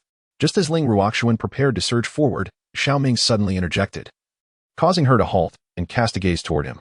I can help everyone leave this place, but I require your assistance to subdue a saint-level expert. With this declaration, not only were Ling Ruoxuan and Su Biqing taken aback, but even Feng Xianhuang and the others regarded Xiao Ming with disbelief. It was known that several saint-level experts were present outside. Even if Ling Ruoxuan was targeted, it was uncertain whether she could depart unscathed. How could Xiao Ming possess such confidence? Which saint-level expert do you intend to subdue? Ling Ruoxuan, though astonished, refrained from questioning, instead choosing to align with Xiao Ming's intent, evidently placing her trust in him. Though it may seem somewhat absurd, she could not fathom why she believed Xiao Ming possessed such capabilities. Any option would suffice, yet she preferred one that was comparatively easier to achieve. Upon hearing her words, Xiao Ming cast a glance at the several formidable beings present, ultimately fixing his gaze upon the extreme desire demon lord of the 9 nether demon sect. It would be him. In a moment, you will charge out with me. I will deflect their attacks while you concentrate your powers for a decisive strike to incapacitate him. Afterwards, buy me some time, and I shall ensure they all meet their demise here. After briefly conveying his plan to Ling Ruoxuan, Xiao Ming turned his attention to the others. Elder Su, You shall remain within the heavenly mystic sacred spirit vessel to maintain the formation and protect the others. As these words fell, the expressions of those present fluctuated. Even Feng Xianhuang wore a grave countenance. The array outside unleashed assaults that even a 9th-level Saint Realm expert would not dare confront head-on. Xiao Ming's venture outside was akin to courting death. I may not be aware of what other cards you hold, but we can leverage the contingency left by our master to aid Ling Feng in breaking through the array's confinement. There is no necessity for you to take such a perilous risk. Upon the conclusion of Xiao Ming's speech, Feng Xianhuang spoke up suddenly. Jiang Xianying had entrusted each of them with a wisp of desolate true fire as a safeguard. While it did not possess the essence of a Saint King, its full manifestation could unleash attacks formidable enough for the Saint Realm. If these 2 wisps of true fire were utilized as a catalyst, in conjunction with Ling Ruoxuan's efforts, they could undoubtedly dismantle the array's barriers, allowing the heavenly mystic sacred spirit vessel to escape this predicament. It is futile. At the moment when the aura of the sacred king fell upon Yunfei, it is certain that the Yaoquan sacred land dispatched more formidable warriors to their location. If one were to calculate the time, their arrival was imminent. Even if we manage to break through the blockade of these individuals, we will inevitably encounter these powerful adversaries thereafter. Hearing the words of Feng Xianhuang, Xiao Ming responded with remarkable composure. He had indeed contemplated retreat, however. Rather than fleeing back to the Fuyo sacred land in a disheveled manner, it would be far more advantageous to launch a proactive assault and eliminate them entirely. After all, the reinforcements from the opposing side had yet to arrive, and he and Ling Ruoxuan could undoubtedly achieve this. As Xiao Ming's words echoed, both Ling Ruoxuan and Su Biqing's expressions shifted dramatically, their gazes drawn to the distant void. This surge of energy. A sacred spirit vessel was rapidly approaching from miles away, and judging by the fluctuations in its aura, it was highly likely to belong to the Yaoquan sacred land. Chapter 102, Xiao Ming's Madness, the demonic lord's mentality crumbles. Upon hearing the words of Ling Ruoxuan and Su Biqing, the expressions of everyone present transformed in shock. The formation barrier of the Tianxian sacred spirit vessel could not withstand much longer. Should the Yaoquan sacred land send forth more powerful beings, they would undoubtedly be unable to endure until the arrival of reinforcements. Let us act without delay. If we continue to procrastinate, we shall meet our demise here. Xiao Ming stated gravely as he stepped beside Ling Ruoxuan. At that moment, Feng Xianhuang also stepped forward. This is for you. Although I am unaware of your hidden cards, do not gamble with your life. As she spoke, Feng Xianhuang raised her hand and unleashed an object. Remarkably, a wisp of desolate true fire left to her by Jiang Xianying. It seemed her senior brother had indeed cherished her deeply. Witnessing Feng Xianhuang's generous act, Xiao Ming's lips curled into a faint smile. With this wisp of desolate true fire in Feng Xianhuang's possession, he was sufficiently equipped to withstand the array attacks from both factions, allowing Ling Ruoxuan to surge towards the extreme desire demon lord in an instant. Now is our moment. They were gathering strength for another wave of assault. This was our opportune moment to strike. Just as Feng Xianhuang was about to speak, Ling Ruoxuan noticed the movements of Yun Haifeng and others. She immediately urged Xiao Ming and Su Biqing with a sharp command. As her words fell, Ling Ruoxuan seized Xiao Ming's shoulder and burst forth, the array's luminous barrier parting to create an opening. In that fleeting moment, the two shot towards the vessel of the extreme desire demon lord, a demonic skeletal sacred vessel. Attempting to disperse and break through, they truly underestimated us. Upon witnessing Ling Ruoxuan and Xiao Ming charge out from the Tianxian sacred vessel, Yun Haifeng and Zhang Tianhong simultaneously roared, their powers surging into the array. The two sacred vessels erupted with magnificent might. One conjured a golden-winged roc, unleashing a storm of feathers akin to 1,000 swords shooting forth towards Xiao Ming and Ling Ruoxuan. Meanwhile, the other fused 18 colossal swords into one, transforming into a towering sword aimed to cleave down upon Xiao Ming and Ling Ruoxuan. With the four Saint Realm powerhouses propelling the energies and the array's amplification from the two sacred vessels, these two array attacks could easily rival the strike of a 9th-tier Saint Realm expert, verging on the level of a Saint King. Despite Ling Ruoxuan possessing the formidable cultivation of the 8th heaven of the Saint Realm, should she be struck by the convergence of two assaults, even if fortune favors her and she survives, she would undoubtedly suffer grievous injuries. Do not hesitate. Unleash your power without concern for my safety. Upon witnessing this scene, Xiao Ming acted without a moment's hesitation, launching two streams of true fire, one to the left and one to the right, to counter the dual assaults of the formation. Those seemingly frail wisps of desolate true fire, upon colliding with the two formation attacks, erupted as if gasoline had been poured into a raging inferno. The desolate true fire surged with unrestrained ferocity, transforming into a terrifying tidal wave of flames that relentlessly engulfed and obliterated the formation assaults. Wherever it passed, the void twisted and shattered. Simultaneously, as it shattered the two formation attacks, it maintained its cataclysmic momentum, sweeping towards Yun Haifeng, Zhang Tianhong, and others. This is dire. We must defend with all our might. In their hearts filled with dread, Yun Haifeng and Zhang Tianhong could only exert themselves to the utmost, pushing the defenses of the two Saint Spirit vessels to their limits. This extraordinary turn of events left the Extreme Desire Demon Lord utterly perplexed. Unable to comprehend why Ling Ruoxuan and Xiao Ming dared to rush forward, charging directly toward him. In the midst of this astonishment, Ling Ruoxuan had already closed in on the front of the skeleton spirit vessel and, without the slightest hesitation, drew her sword to deliver a lethal strike. The sword's radiance instantaneously traversed the heavens and the earth, imbued with a sinister intent that seemed intent on freezing all existence, locking onto the Extreme Desire Demon Lord as it descended with devastating force, causing his expression to change drastically in that moment. Ye's Island, save me. At this critical juncture, the Extreme Desire Demon Lord could not afford the time to activate the formation defense of the spirit vessel. In a fit of desperation, he could only unleash his cultivation, channeling demonic power to conjure a shield of bones. Yet, Ling Ruoxuan wielded her sword without any reservations, propelled beyond her previous limits due to the treachery she had faced earlier. At the moment the skeletal shield collided, it shattered spectacularly, startling Yi Xilan, who had been searching fervently, her eyes widening in shock. By the time she unleashed her cultivation to protect the Extreme Desire Demon Lord from the impending strike, he had already been sent flying, emitting a piercing wail. A substantial gash marred his chest as he crashed against the rear of the demonic skeleton holy vessel. Even the vessel, forged from sacred materials, bore a profound wound upon its deck. Had it not been for the defensive armor he wore, that strike might have claimed his life. Ling Ruoxuan, instead of safeguarding your little man and fleeing this place, you dare to bring him aboard my holy vessel. Do you truly not comprehend the meaning of death? In her fury, Yi Xilan shed her usual allure, transforming into a fearsome entity, radiating an aura of terror. As she raised her right hand and grasped the void, a bone whip materialized within her grasp. It lashed out like a venomous serpent, imbued with formidable sanctified power, sweeping menacingly towards Ling Ruoxuan. In an instant, the two formidable beings of the sacred realm clashed, while Xiao Ming, amidst the chaos, risked being torn apart, charging into the rear of the demonic skeleton holy vessel, aiming for the collapsed pavilion where the Extreme Desire Demon Lord lay, gravely injured and somewhat dazed. With a flick of his hand, he unleashed a surge of sin, directing it towards the Demon Lord's consciousness. He did not intend to seize control of the Extreme Desire Demon Lord.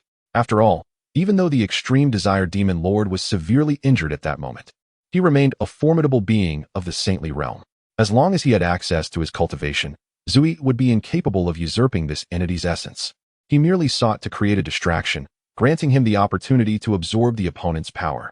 In the very instant Zui infiltrated, Xiao Ming unleashed his god-slaying talent, engaging in an unrestrained surge of tenfold ferocity as destructive forces erupted from his being, accompanied by the chaotic true fire and the ravaging purple celestial thunder, and enhanced by the realms of life and death along with the realm of thunder. Xiao Ming wielded the Emperor's sword to strike fiercely at the Extreme Desire Demon Lord. A heavily wounded being of the saintly realm, even a slight resurgence of power could pose an unspeakable calamity to cultivators of lower tiers. Therefore, at this moment, Xiao Ming dared not exhibit any semblance of contempt. He unleashed an explosive force that far exceeded his limits. After all, if he failed to successfully capture the essence of the Extreme Desire Demon Lord, it was highly likely that Ling Ruoxuan would be besieged to her demise. Brat, you seek death. As Zui penetrated the sea of consciousness at the brow and sensed Xiao Ming's assault, the Extreme Desire Demon Lord abruptly opened his eyes. A terrifying killing intent erupted from him, and the devastating power of the demonic path swept forth.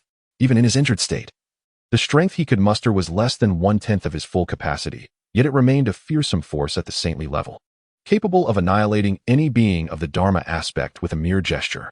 Nonetheless, Xiao Ming did not offer any form of defense. As this formidable force struck him, he thrust the Emperor's sword into the chest of his adversary, impaling the Extreme Desire Demon Lord against the wall of the pavilion. Damn you! What is it that you truly desire? You will never kill me. Despite suffering grievous injuries, his body on the verge of collapse, Xiao Ming still managed to display a faint smile. The Extreme Desire Demon Lord, while exerting his cultivation to suppress the seizing of his consciousness by Sin 1, simultaneously attempted to expel Xiao Ming. However, as the Emperor's sword penetrated his being, a terrifying life-and-death crisis erupted, prompting the demon lord to bellow in despair. "Ha ha! Your entire cultivation, your flesh and essence, as well as your very soul, I shall gladly accept." Hearing this, Xiao Ming's expression turned eerie as he seized the demon lord's throat, unleashing the combined devouring might of the Emperor's sword and the Holy Source Ring. The power of the extreme desire demon lord, along with his flesh and essence, was being consumed at a horrifying pace, causing the demon lord's pupils to nearly explode from sheer terror. In utter panic, he cried out, "The third update. Though my condition is far from ideal, I shall not take leave. Additionally, I humbly request a small gift. Little fish seeks daily support, yet so few respond. It saddens me." Presenting to the heavens. Chapter 103. Those who dare harm my woman shall henceforth enter the Emperor's flag and repent. Help me. He is devouring my flesh, essence, and cultivation. As his terrified words echoed through the heavens and earth, Ling Ruoxuan and Yi Xilan, among others, looked on in horror, their gazes instinctively drawn to the demon skull sacred spirit vessel. A practitioner at the level of cave heaven dares to devour a formidable being of the holy realm? The disparity between these realms is vast, spanning several formidable stages. Even if the young prodigy Xiao Ming is exceptionally gifted, the gap remains as insurmountable as that between the mythical Shukong and the ancestral dragon. They exist on entirely different planes. Yet, astonishingly, Xiao Ming has managed to consume the flesh and essence of the extreme desire demon lord, along with his holy realm cultivation. How could this be possible? This audacious youth has caused me injury. I must eliminate you first. Scarcely had the words of the extreme desire demon lord faded when Yun Haifeng's furious voice erupted.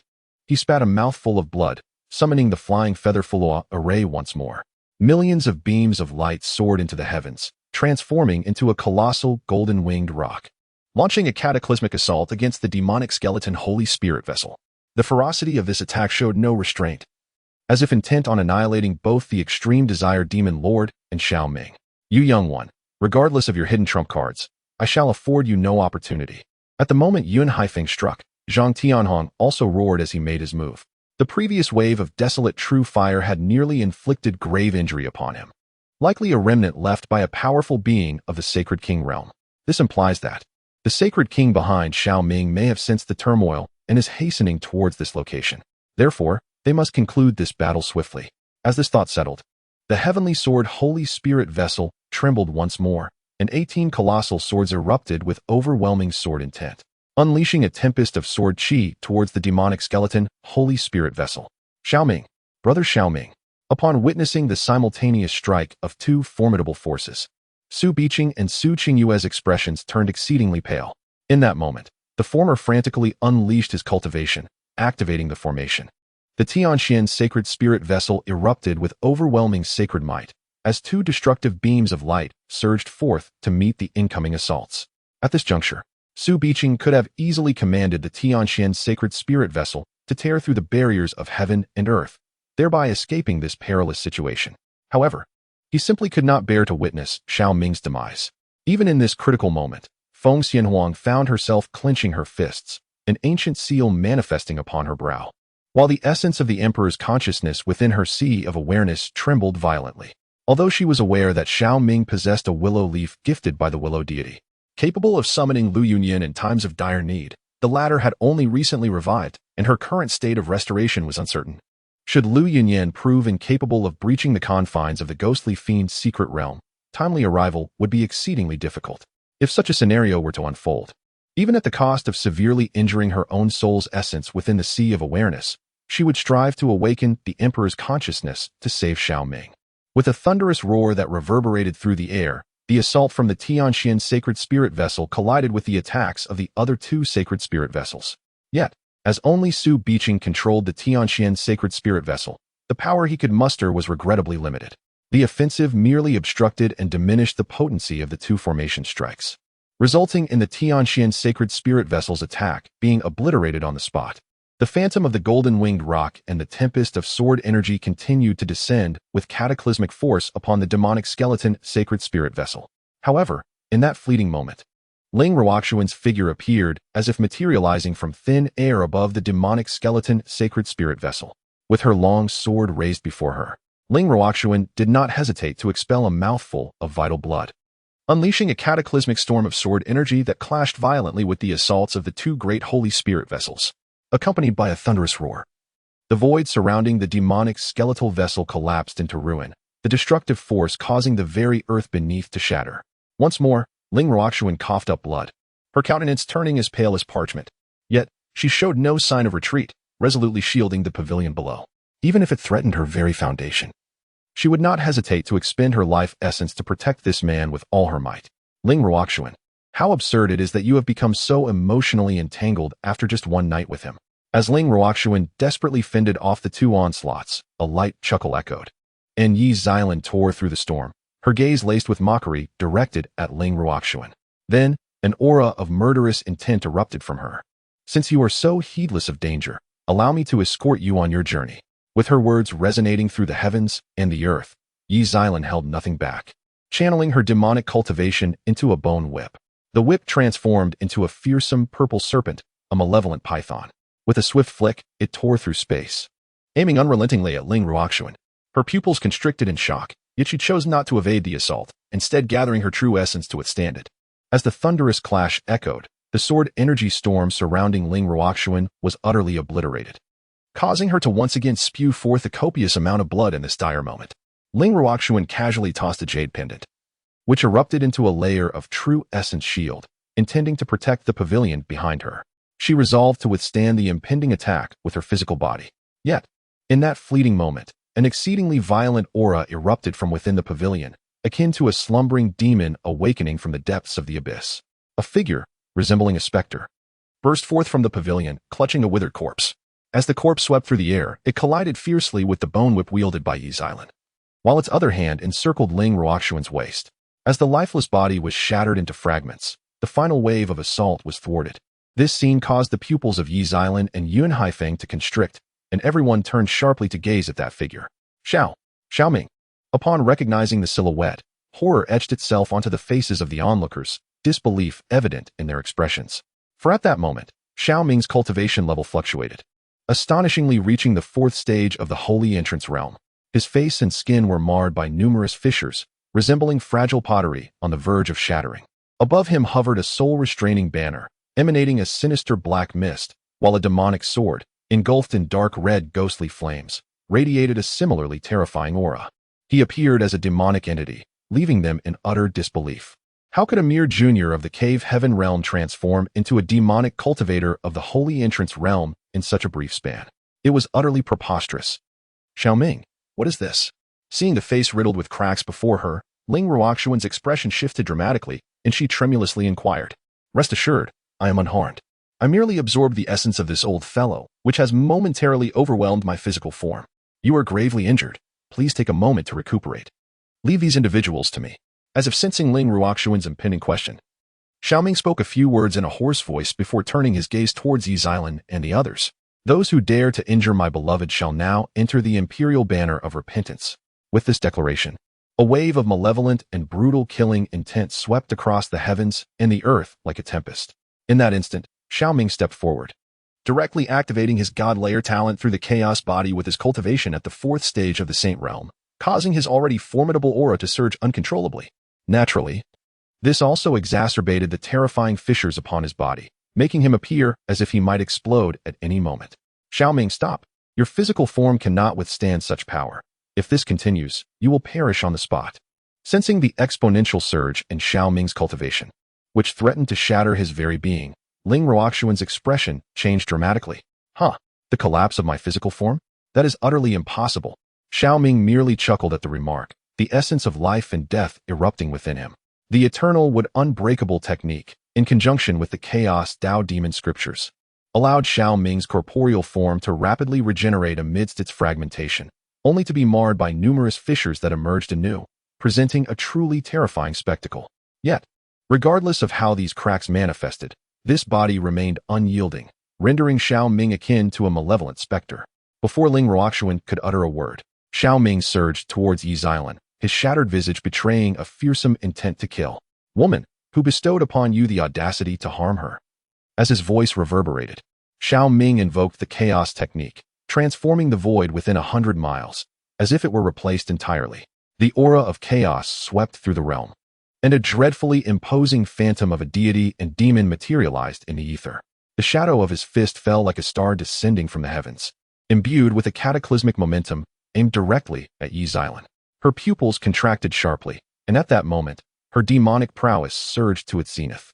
Foolish boy, do not presume that by employing forbidden arts to temporarily attain the fourth realm of the saintly stage, you can hope to contend with me. As her voice echoed, the bone whip in Yi Xiaolan's grasp snapped taut, transforming into a grotesque bone sword. In the next instant, a multitude of enchanting demons erupted from her being, and half the void transformed into an eerie shade of dark violet. A beam of sword light, imbued with a mesmerizing essence that seemed capable of ensnaring the very soul. Surge forth to confront the chaotic deity and demon. Boom. With a thunderous roar, a tempest akin to a natural disaster swept through the void, collapsing and shattering the space within several thousand feet, while the sealing array established by Yunhai foam began to crumble. The terrifying sword light unleashed by Yi Xiaolan was shattered in an instant by Xiao Ming's powerful fist, causing countless alluring phantoms to dissipate into a flurry of crimson skulls. This abrupt turn of events forced Yi Xiaolan to spew forth a mouthful of fresh blood, her gaze filled with profound shock and disbelief as she stared at Xiao Ming. She had never anticipated that a mere minor figure from the Cave Heaven realm, through some forbidden technique, could temporarily attain the prowess of the Saint realm and shatter her strike that spanned several minor realms. Such combat strength defied all logic. What are you all dawdling for? Why have you not taken action to eliminate him? She bellowed to Yun Haifeng and Zhang Tianhong, her heart gripped by terror. With that, her power surged once more to its zenith, and a terrifying beast shadow emerged behind her. It was the heavenly charm blood poison spider, an exotic bloodline she had acquired during her youth from an ancient relic. It was precisely due to this bloodline, along with the inheritance from the relic, that she had surged forward to become the third guardian of the 9 nether demon sect. However, this bloodline required nourishment from flesh and vital essence, or yang energy. Hence, she often captured robust young men, indulging in them before gradually absorbing their yang energy and essence. Xiao Ming was originally one of her intended targets, yet he had managed to escape her grasp some time ago. Now, this individual had somehow gained the ability to contend with her through some arcane method, truly a twist of fate. Everyone, attack together. As Yi Xiaolan's voice fell, Yun Haifeng and Zhang Tianhong roared in unison. The two formidable beings of the Saint Realm summoned the Holy Spirit vessel once again, and a devastating array of attacks coalesced in the void. If I were to enter the Saint Realm, I would be invincible in this domain. Even if you band together, I can still obliterate you. As waves of excruciating pain surged through my body, Xiao Ming cast a chilling glare at Yi Xiaolan and the others. The chaotic true fire, accompanied by the purple sky's calamity thunder, erupted like a volcanic explosion, soaring into the heavens. In that moment, the void dimmed ominously, with serpentine bolts of lightning dancing amidst the clouds, as if the heavens were preparing to unleash a cataclysm upon this realm. This sight instilled a profound sense of trepidation in Yi Xiaolan and her companions. Without hesitation, they unleashed their formidable powers. Yi Xiaolan utilized the celestial charm blood poison spider as a medium, spawning countless venomous offspring that surged toward Xiao Ming in a relentless assault. Yun Haifeng and another Saint Realm powerhouse activated the formation of the Flying Kuan Sacred Spirit Vessel, manifesting a golden-winged flying Kuan that charged forth with lethal intent. Zhang Tianhong, in conjunction with another Saint Realm expert, invoked the strongest attack of the Heavenly Sword Sacred Spirit Vessel, conjuring an overwhelming vision of the Sword of Heaven descending like a cataclysm. This technique is one I comprehended within the Ghost Fiend's secret realm, allow you to experience its full might.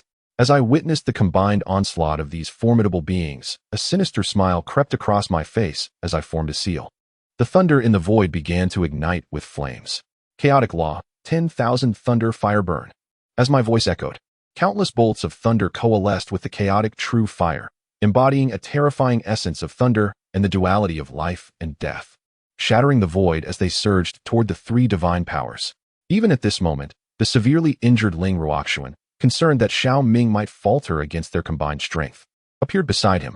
The ominous sword intent swept across the heavens once more, the terrifying brilliance of the blade coalescing with an overwhelming aura of malevolence. As it collided with the 3 divine powers, Su Biqing could not help but feel his pupils constrict, prompting him to channel his burgeoning energy into the Holy Spirit vessel, thereby amplifying its defenses. In the wake of this cataclysmic clash, the sky above Ghost Fiend Valley erupted akin to a cosmic explosion. The epicenter of the collision shattered into a black hole, while fragments of space were swept away by a disastrous tempest. At that moment, It surged forth like a tsunami, devastating a radius of 100 miles, stripping away layers of earth to a depth of dozens of zhang, and creating a profound pit beneath the collision zone. The entirety of Ghost Fiend Valley was obliterated, with even the formidable St. King formations established by various powers within the valley reduced to mere rubble by such a destructive force. The Holy Spirit vessels were tossed aside like playthings amidst the chaos. Yun Haifeng, Zhang Tianhong, and the others were all caught in the backlash, spewing forth torrents of blood. Their auras rendered exceedingly feeble, clearly suffering grievous injuries. However, shielded by the Holy Spirit vessel, they avoided any fatal wounds. Knight Xylan, however, was not so fortunate. In this annihilating confrontation, not only was her divine power shattered and her bloodline rebounded upon her, but she was also hurled into the depths of the earth by the furious thunder and fire. Her once enchanting form was now charred and blackened from the onslaught. Her bosom nearly seared to a crisp. "Damnable Junior, remember this well," Knight Xylan exclaimed with venomous resentment as she sensed the severe damage inflicted upon her body, preparing to retreat into the earth. Yet in that fleeting moment, a figure tore through the void, descending as if a demon had arrived. With a single foot, it crushed the body of Yi Xylan, causing the already collapsed ground beneath to crumble anew. Blood gushed from Yi Xylan's mouth, mingled with fragments of her innards. A testament to the sheer power of that blow, one that even a saintly body could hardly withstand. Xiao Ming, as she gazed upon the owner of that foot, Yi Xylan's pupils constricted in terror. "Where do you think you can escape to?" Xiao Ming intoned ominously, his voice resonating with chilling intent. With each word he uttered, his own body seemed to be torn apart, blood threatening to spill forth, only to be restrained by intricate divine runes, an utterly horrifying sight. As his voice faded, Xiao Ming bent down to grasp Yi Xylan by the throat, unleashing the devouring power of the sacred source ring. In that moment, Yi Xylan's pupils shrank violently. "No, do not absorb my cultivation. I am willing to submit to you, to become your slave. From now on, I shall be your furnace, and you may toy with me as you wish. Just please do not consume my power." Chapter 105. Child, even if I must self-destruct, I shall not grant you the slightest advantage. Upon hearing Yi Xylan's plea, Xiao Ming's expression remained utterly unmoved, even betraying a hint of mocking amusement. "You, a wretched creature, are unworthy of being my furnace." This woman, who once sought to capture him as a furnace amid the 10,000 great mountains, and just moments ago attempted to bring ruin upon him and Ling Ruoxuan. Would he ever show mercy and accept her as a slave? As his words echoed in the air, Xiao Ming urged the sacred source ring to ravenously devour Yi Xylan's cultivation, intensifying the malevolence in her expression. A strange bloodlight erupted from her being. "You have forced my hand. Blood soul curse." As her words echoed, a piercing howl emanated from her brow, revealing a grotesque sky-charmed blood-poisoned spider that exuded terrifying sacred soul fluctuations, launching itself fiercely at Xiao Ming. Although Xiao Ming had attained the Saint Realm through some forbidden technique, his opponent's soul had not reached such heights. If struck by this blood spider beast's soul, she could obliterate his very essence. However, just as the sky-charmed blood-poisoned spider's beast soul surged forth, a human emperor banner manifested above Xiao Ming's head, unleashing a dreadful soul-capturing aura that momentarily froze the beast's soul in its tracks.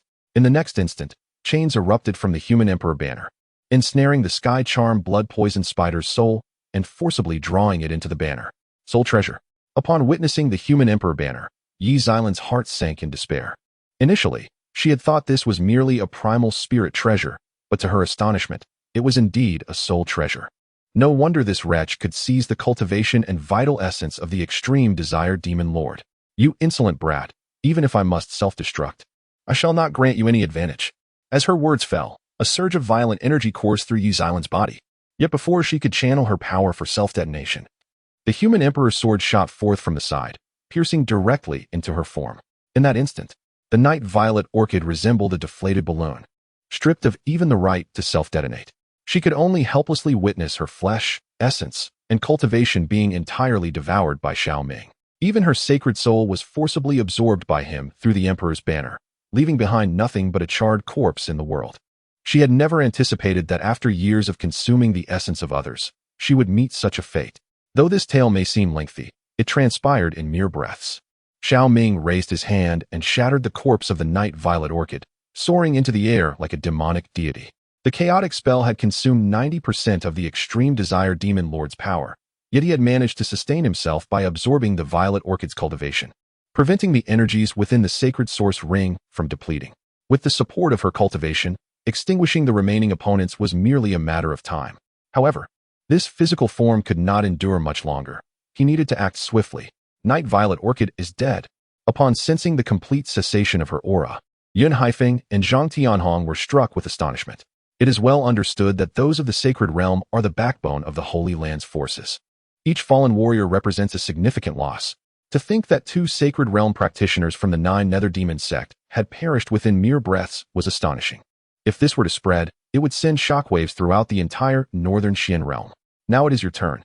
Aware that this body was nearing its limits, Xiao Ming, with a ferocious expression, charged towards Zhang Tianhong and the others. Devouring spirits, spilling blood. The cry of the ghostly deity. At this moment, without a moment's hesitation, Xiao Ming poured all his cultivation into the human emperor's sword, causing 2 orbs of crimson light to erupt from its hilt. The life essence stored within was fervently consumed, and at that instant, the human emperor's sword unleashed immense power. The swordsmanship legacy inscribed within by the Slaughter Elder was stirred slightly. A terrifying sword aura tore through the void, piercing towards Zhang Tianhong and others. Stop him! Zhang Tianhong exclaimed in horror upon sensing the dread of that strike. He immediately channeled his own energy into the celestial sword spirit vessel. 18 colossal swords shot forth like meteors towards the human emperor's sword, only to be obliterated in an instant. Having absorbed the flesh and essence of 2 formidable entrants into the saint realm, the quality of the human emperor's sword had ascended to the level of a saint-grade weapon. It could initially display the power of a saint, although it still fell short of the treasures of a saint king. Nevertheless, it was beyond the capacity of the 2 entrants into the saint realm to withstand. As the sword light swept through, Zhang Tianhong and another saint realm expert from the Tai Holy Land found their formidable bodies easily pierced by the human emperor's sword. Had it not been for Xiao Ming's intent to absorb their cultivation, that strike alone would have reduced them to mere desiccated corpses. At the moment Zhang Tianhong and the other saint realm expert suffered severe injuries, Xiao Ming appeared beside them in an instant. Grasping Zhang Tianhong's neck with his right hand, he uttered no words, as the holy source ring began to voraciously consume. Zhang Tianhong's pupils dilated in terror, and he contemplated unleashing his full power in a desperate resistance. However, the human emperor's sword curved in the air and then descended with explosive force, plunging into Zhang Tianhong's crown like a sword returning to its sheath, resulting in the immediate demise of the saint realm expert, as his flesh and essence were ravenously devoured, even including his sacred soul. Before he could escape his corporeal form, he was forcibly captured by the Emperor of Humanity's banner. Thus fell the peak master of the Tai's sacred land, unable to utter a single word in his final moments. Another formidable individual, a 4th-tier saint from the Tai's sacred land, met a similar fate, subjected to the same harrowing process of refining body, soul, and cultivation by Xiao Ming. This terrifying scene left all present in a state of trepidation. It was akin to encountering a demon. Once ensnared by this foe, one's entire worth would be utterly drained. In the grip of fear, Yun Haifeng shouted to another powerful figure, and without a moment's hesitation, he tore through the void, abandoning even the flying Kuan sacred spirit vessel in his desperate flight. Trying to flee, Xiao Ming observed this spectacle with a sinister grin, raising his hand in a swift motion. The Emperor of Humanity's sword erupted with overwhelming malevolence, locking onto Yun Haifeng and others as it pierced through the air, shattering all in its path. The 4th-tier saint had yet to fully evade into the void when the Emperor of Humanity's sword struck through his body, sending him crashing onto the flying Kuan sacred spirit vessel. Yun Haifeng, compelled to emerge from the void, hurtled towards an approaching Xian vessel. Someone save me! That Xian vessel unmistakably belonged to the Yaoquan sacred land, where several figures stood, including 2 peak masters whose cultivation had reached the 9th tier of the saint realm. One was named Yun Kanglin, and the other, Li Jianma, the 2 most powerful peak masters of the Yaoquan sacred land. What manner of fiend dares to assail the denizens of the Yaoquan sacred land? Upon witnessing Yun Haifeng being pursued, Yun Kanglin and Li Jianma surged forth, their powers erupting as they charged towards Yun Haifeng, seeking to shield him from the impending strike of the human emperor's sword. At that moment, however, the human emperor's sword, imbued with overwhelming demonic energy, tore through the void from behind, compelling Yun Haifeng to turn in horror. In a flash of power, he summoned a grand cauldron, the fluctuations of its sanctified essence sweeping across the heavens and the earth. This was undeniably a defensive spiritual treasure of remarkable quality, reaching the sanctified level. Yet, in the next instant, as the 2 treasures collided, the human emperor's sword ruthlessly pierced through the grand cauldron, driving itself through Yun Haifeng's heart. The terrifying devouring force swiftly consumed a significant portion of the essence of his sacred body, rendering Yun Haifeng even more aged and extinguishing the vitality of his corporeal form. A sacred soul erupted from his shell, hurtling towards Yun Kanglin and Li Jianma at an alarming speed. But in that fleeting moment, several soul chains, entwined with fearsome soul flames and resembling scythe-like hooks, ensnared Yun Haifeng's sacred soul, eliciting a cry of terror from this sanctified realm powerhouse. No, I do not wish to perish. Friends, hasten to my aid. It was he who slaughtered numerous prodigies from the sacred land of Yaokuan and, by employing forbidden methods, eliminated several formidable experts from the sacred realm. Gazing at the figures of Yun Kanglin and Li Jianma ahead, Yun Haifeng's sacred soul struggled desperately. Yet, no matter how he fought, the sacred soul power emanating from him was devoured by the soul chains as if it were a stone sinking into the ocean, leaving Yun Haifeng engulfed in utter despair. This soul-binding banner was undoubtedly a soul treasure of at least the sacred king level, otherwise it could not possess such overwhelming might. To be chosen by the human sovereign banner is your honor. Xiao Ming gazed indifferently at Yun Haifeng's soul, then raised his hand to grasp the void, unleashing the immense power of the human sovereign banner. Like a dog on a leash, it forcibly dragged Yun Haifeng's sacred soul into its depths, leaving only a heart-wrenching scream echoing through the heavens and the earth. This sight caused Yun Kanglin and Li Jianma, standing before him, to be filled with fury.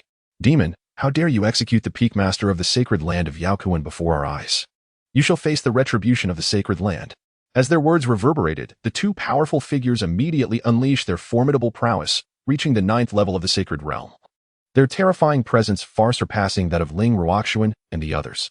The 100-mile expanse of the void trembled violently, fissures spreading through the air. Yun Kanglin conjured a thunderous kunping, striking towards Xiao Ming with the might of a tempest.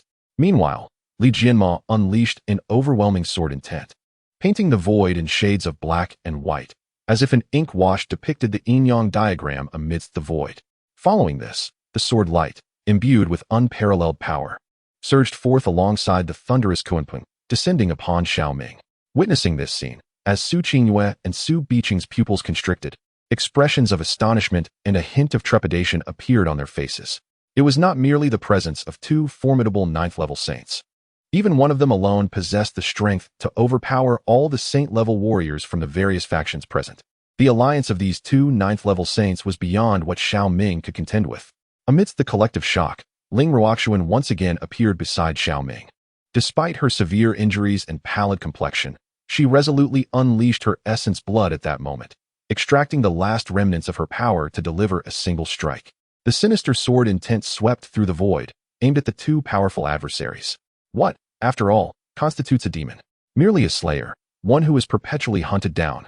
Witnessing the two formidable entities before him, Xiao Ming, disregarding the limits of his own body, raised his hand and grasped the void fiercely. The Emperor's sword materialized in his grasp.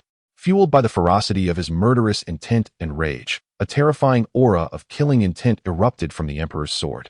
Behind him emerged a phantasm of a divine demon, and a chaotic sword light surged forth toward the two powerful beings. As if the heavens were being torn asunder and chaos was cascading downwards, the two sword lights collided with the assaults of Yun Kanglin and Li Jianma, shattering the void ahead like fragile glass, unleashing a devastating impact that transformed the air into a tempest of fury. Regardless of whether it was Yun Kanglin, Li Jianma, or Xiao Ming and Ling Ruoxuan, all were hurled back by the horrific force, each spitting forth a mouthful of blood. The heavenly mysterious sacred vessel swiftly descended beneath the two, and Su Biqing shouted from the deck, urging them, "Now is the time, flee." Xiao Ming appeared to be on the brink of his limits, while Ling Ruoxuan had sustained severe injuries from consecutive outbursts. Should they continue to battle in this place, it was likely that both would meet their demise. Having slain the powerful individuals of our Yaokuan sacred land, do you truly believe you can escape unscathed? Almost as soon as Su Biqing's words fell, Yun Kanglin and Li Jianma tore through the storm and charged once more towards Xiao Ming and Ling Ruoxuan. Behind them trailed three additional formidable beings from the sacred realm, also leaders or elders of Yaokuan sacred land. Although these three were not at the 9th level of the sacred realm, with the strongest among them only reaching the 7th, they still posed a significant threat to Xiao Ming and his companions. At that very moment, two sacred spirit vessels were rapidly approaching from 1,000 miles away, unmistakably carrying the forces of Fu Yao sacred land and Tai Yi sacred land. You ruffians of Yaokuan sacred land, should you dare to harm our people from Fu Yao sacred land, We shall engage in a relentless bloodbath with you. Daring to slay our peak masters from Tai Yi sacred land, the 10,000 great mountains shall be your burial ground. As the two vessels entered within 1,000 miles, the powerful individuals from both factions utilized their ability to transmit sound across vast distances, shouting at Yun Kanglin and Xiao Ming. However, Yun Kanglin and Li Jianma paid them no heed. At the moment the storm was rent asunder, the 5 powerful beings had already launched their attacks. Some summoned sacred swords, others brandished long spears, and some invoked array plates.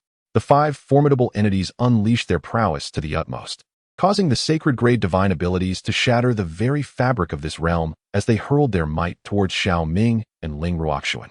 This scene was nothing short of cataclysmic. The pupils of Ling Ruoxuan and Su Biqing contracted sharply, their faces betraying a mix of unwillingness and despair. The 5 powerful beings from the Holy Realm joined forces, their assault nearing the level of the Holy King, a force far beyond their capacity to withstand. Ling Ruoxuan, witnessing this scene, revealed a glimmer of determination and madness in her eyes as she coldly commanded Su Biqing. However, before she could articulate her intent to retreat, Xiao Ming suddenly struck the back of her head with a palm, unleashing a formidable shock to her soul. Darkness enveloped her vision, and her mind momentarily blanked, causing her to plummet towards the Tianxin sacred spirit vessel. This woman had been secretly gathering strength, seemingly on the verge of self-detonation. Yet, Xiao Ming would not allow Ling Ruoxuan to go to such extremes. These pitiful beings did not merit such a sacrifice from her. In the heat of the moment, with no time to explain, he resorted to the power of the human sovereign banner to thwart her actions and assist in her healing. After uttering a brief instruction to Feng Xianhuang, Xiao Ming stepped forward, causing the human sovereign banner to swell dramatically. A wave of destructive energy erupted from him, and a mysterious silhouette materialized behind him, adorned with a golden crown and clad in a black dragon imperial robe. As this figure emerged, the very fabric of the world trembled violently, as though the ancient human emperor, Xin Yuan, had transcended time and space to make his presence known. He was the creator of the human sovereign banner. I have declared that should I ascend to the holy realm, I shall be invincible. Do you truly believe you can extinguish my life? As the ethereal figure of the emperor emerged, Xiao Ming formed a seal with his hands, and the emperor's banner erupted once more, igniting a terrifying inferno of ghostly flames. The sacred souls, which had just been obliterated by Xiao Ming, belonging to Yi Xilan, Zhang Tianhong, and others, were fervently consumed by the emperor's banner, transforming into billowing black smoke that infiltrated the ethereal figure of the emperor. The figure suddenly opened its eyes, unleashing an overwhelming imperial might that swept across the heavens and the earth. With a mere gesture of its finger, countless shadows erupted from the banner, each morphing into ancient warriors of the emperor, exuding an unparalleled aura of slaughter. Wherever they passed, the very fabric of space crumbled under their force, colliding directly with the attacks of Yun Kanglin, Li Jianma, and their companions. An extraordinary scene unfolded before them.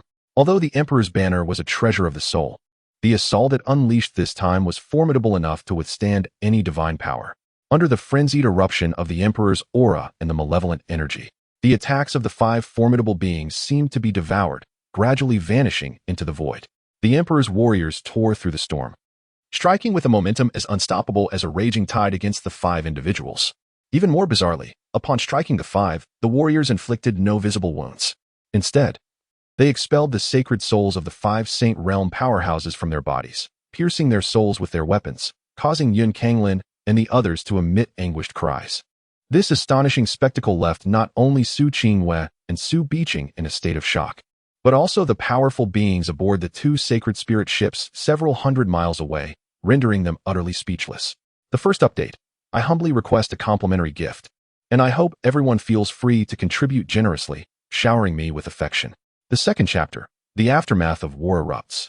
Is this the insidious poison of the Desire Demon Lord? Is this an imperial weapon? This individual possesses an imperial weapon, a force we cannot contend with. Upon taking a deep breath, the formidable beings of the Tai Holy Land promptly halted the Holy Spirit vessel, making a swift retreat over 500 miles away, desperately fleeing as if fearing that Xiao Ming would set his sights on them. As for avenging Zhang Tianhong and the others, they could leave that to the Tai Holy Master and the Firecloud Ancestor. Even the peak masters of the Fuyo Holy Land, in their astonishment, hurriedly stopped their Holy Spirit vessels. Such a terrifying lethal move was too daunting for them to confront, as they feared that Xiao Ming, in his rage, would treat them as mere fodder. No, you cannot kill us. We are the upper echelons of the Yaoquan Holy Land, and behind us stands a formidable power. Even if you possess a sole imperial weapon, you cannot hope to contend with them."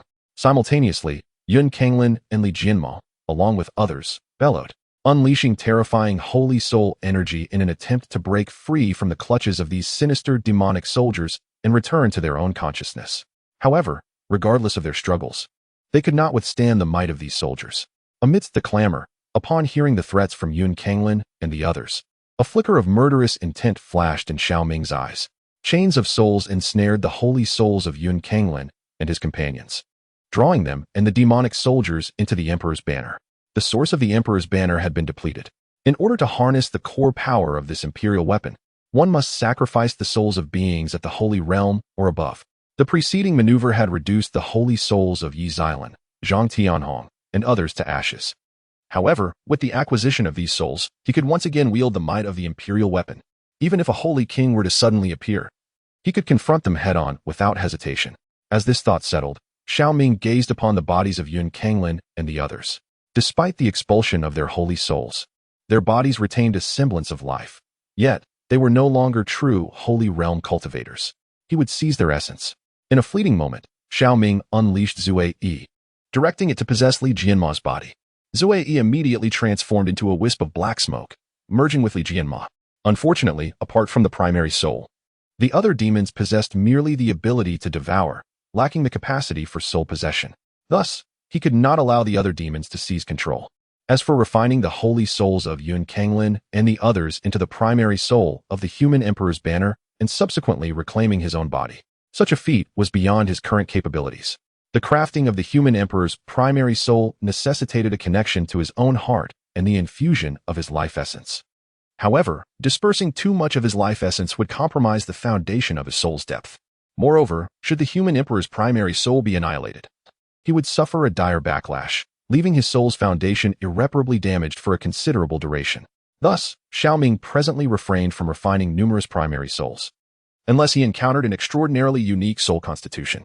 As this thought lingered, Xiao Ming dragged the bodies of Yun Kanglin and the others forward, raising his hand to utilize the holy source ring to devour their cultivation, subsequently employing the Emperor's sword to consume the essence of their flesh and blood. In a mere moment, the four formidable beings at the saintly realm were reduced to mere mummies. This terrifying scene sent shivers down the spines of Su Biqing, Yun Ling, and the others. It was indeed their first encounter with saintly realm experts being so easily vanquished. Roar! Just as Xiao Ming finished absorbing several individuals, Zue Yi completely seized control of Li Jianma's body, unleashing a torrent of ferocious power from within. However, due to the limitations of his own soul strength, lack of advanced intelligence, and failure to comprehend the essence of the heavens and earth, Zue Yi could not fully harness the capabilities of this body, managing to exert only 30% of Li Jianma's combat prowess.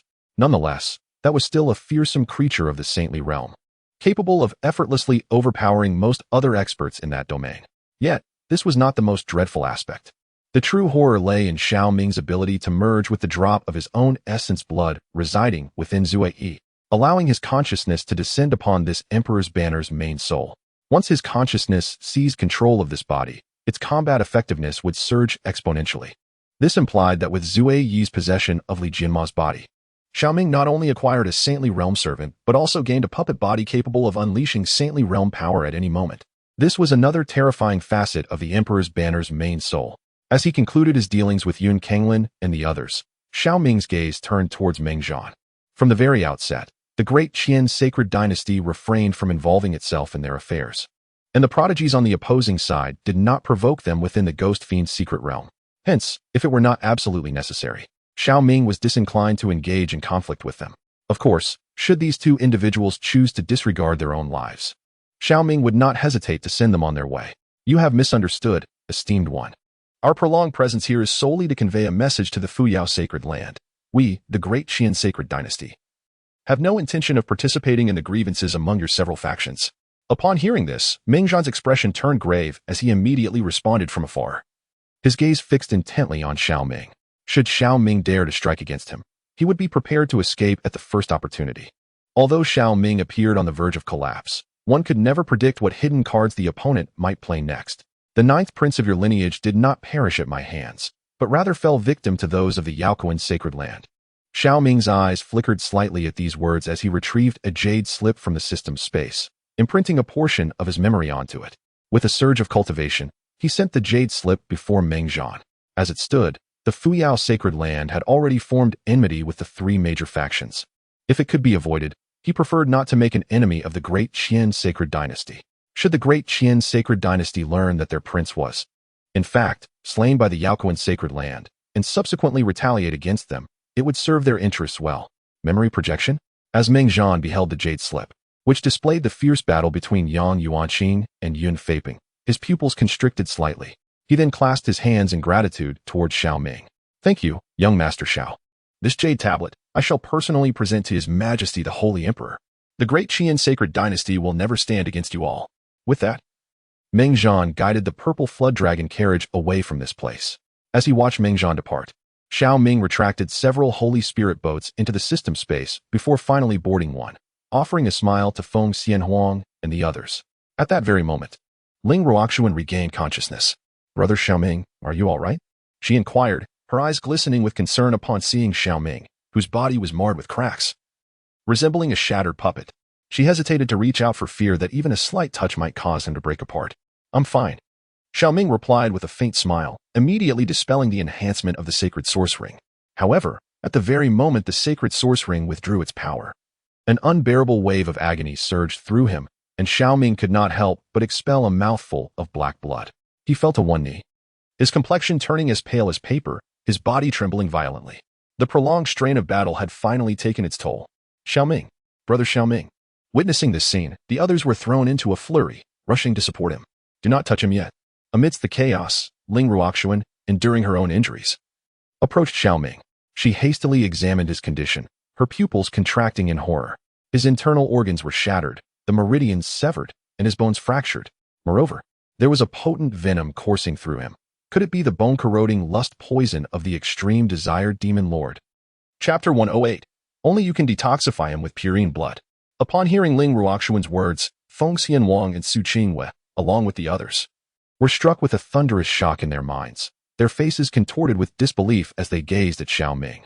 His internal organs lay shattered, his meridians severed, his bones fractured, and he was even afflicted by the bone erosion lusting poison. Such grievous injuries would have claimed the lives of many a saintly figure. Yet Xiao Ming not only survived but had been battling fiercely until now, transcending the realm of the extraordinary. He was nothing short of an immortal monstrosity. Quick, take this. In a moment of desperation, Ling Ruoxuan retrieved a healing elixir from her storage ring. Despite her own grievous wounds that demanded urgent attention, she unhesitatingly administered it to Xiao Ming. As the elixir entered his system, a surge of medicinal energy enveloped him, initiating the healing of his ravaged skin. However, at that very instant, a strange crimson hue manifested from Xiao Ming, causing his body temperature to soar, giving rise to wisps of white mist. This was the bone erosion lusting poison, unleashed in full force now that the pressure of the saintly realm was lifted. This is dire. The poison is corroding and dissolving his bones, relentlessly hindering his recovery.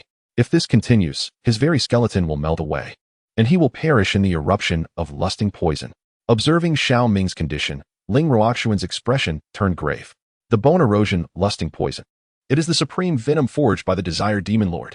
Last time, she merely suffered a slight sting, yet felt her entire body ache as if countless insects were gnawing at her bones. This time, however, the poison coursing through Xiao Ming was 100-fold more potent. Should it erupt in full force without timely antidote, even a saint king would meet their demise. What? Upon hearing Ling Ruoxuan's words, Feng Xianhuang and Yun Ling's expression shifted dramatically. They gazed at Xiao Ming with trembling eyes, utterly astonished that he had endured so much. Not only was his body severely injured, but he had also been afflicted by such a horrifying toxin. Yet, despite these circumstances, he had managed to preserve their lives amidst a multitude of powerful beings at the Saint Realm. Haha, in that moment of crisis, it was unexpected that such a lethal poison lurked within that fellow. Hearing this, Xiao Ming forced a smile, signaling the others not to worry excessively. It was merely a virulent poison. He could hardly believe that his chaotic body combined with chaotic true fire could not eradicate such a vile toxin.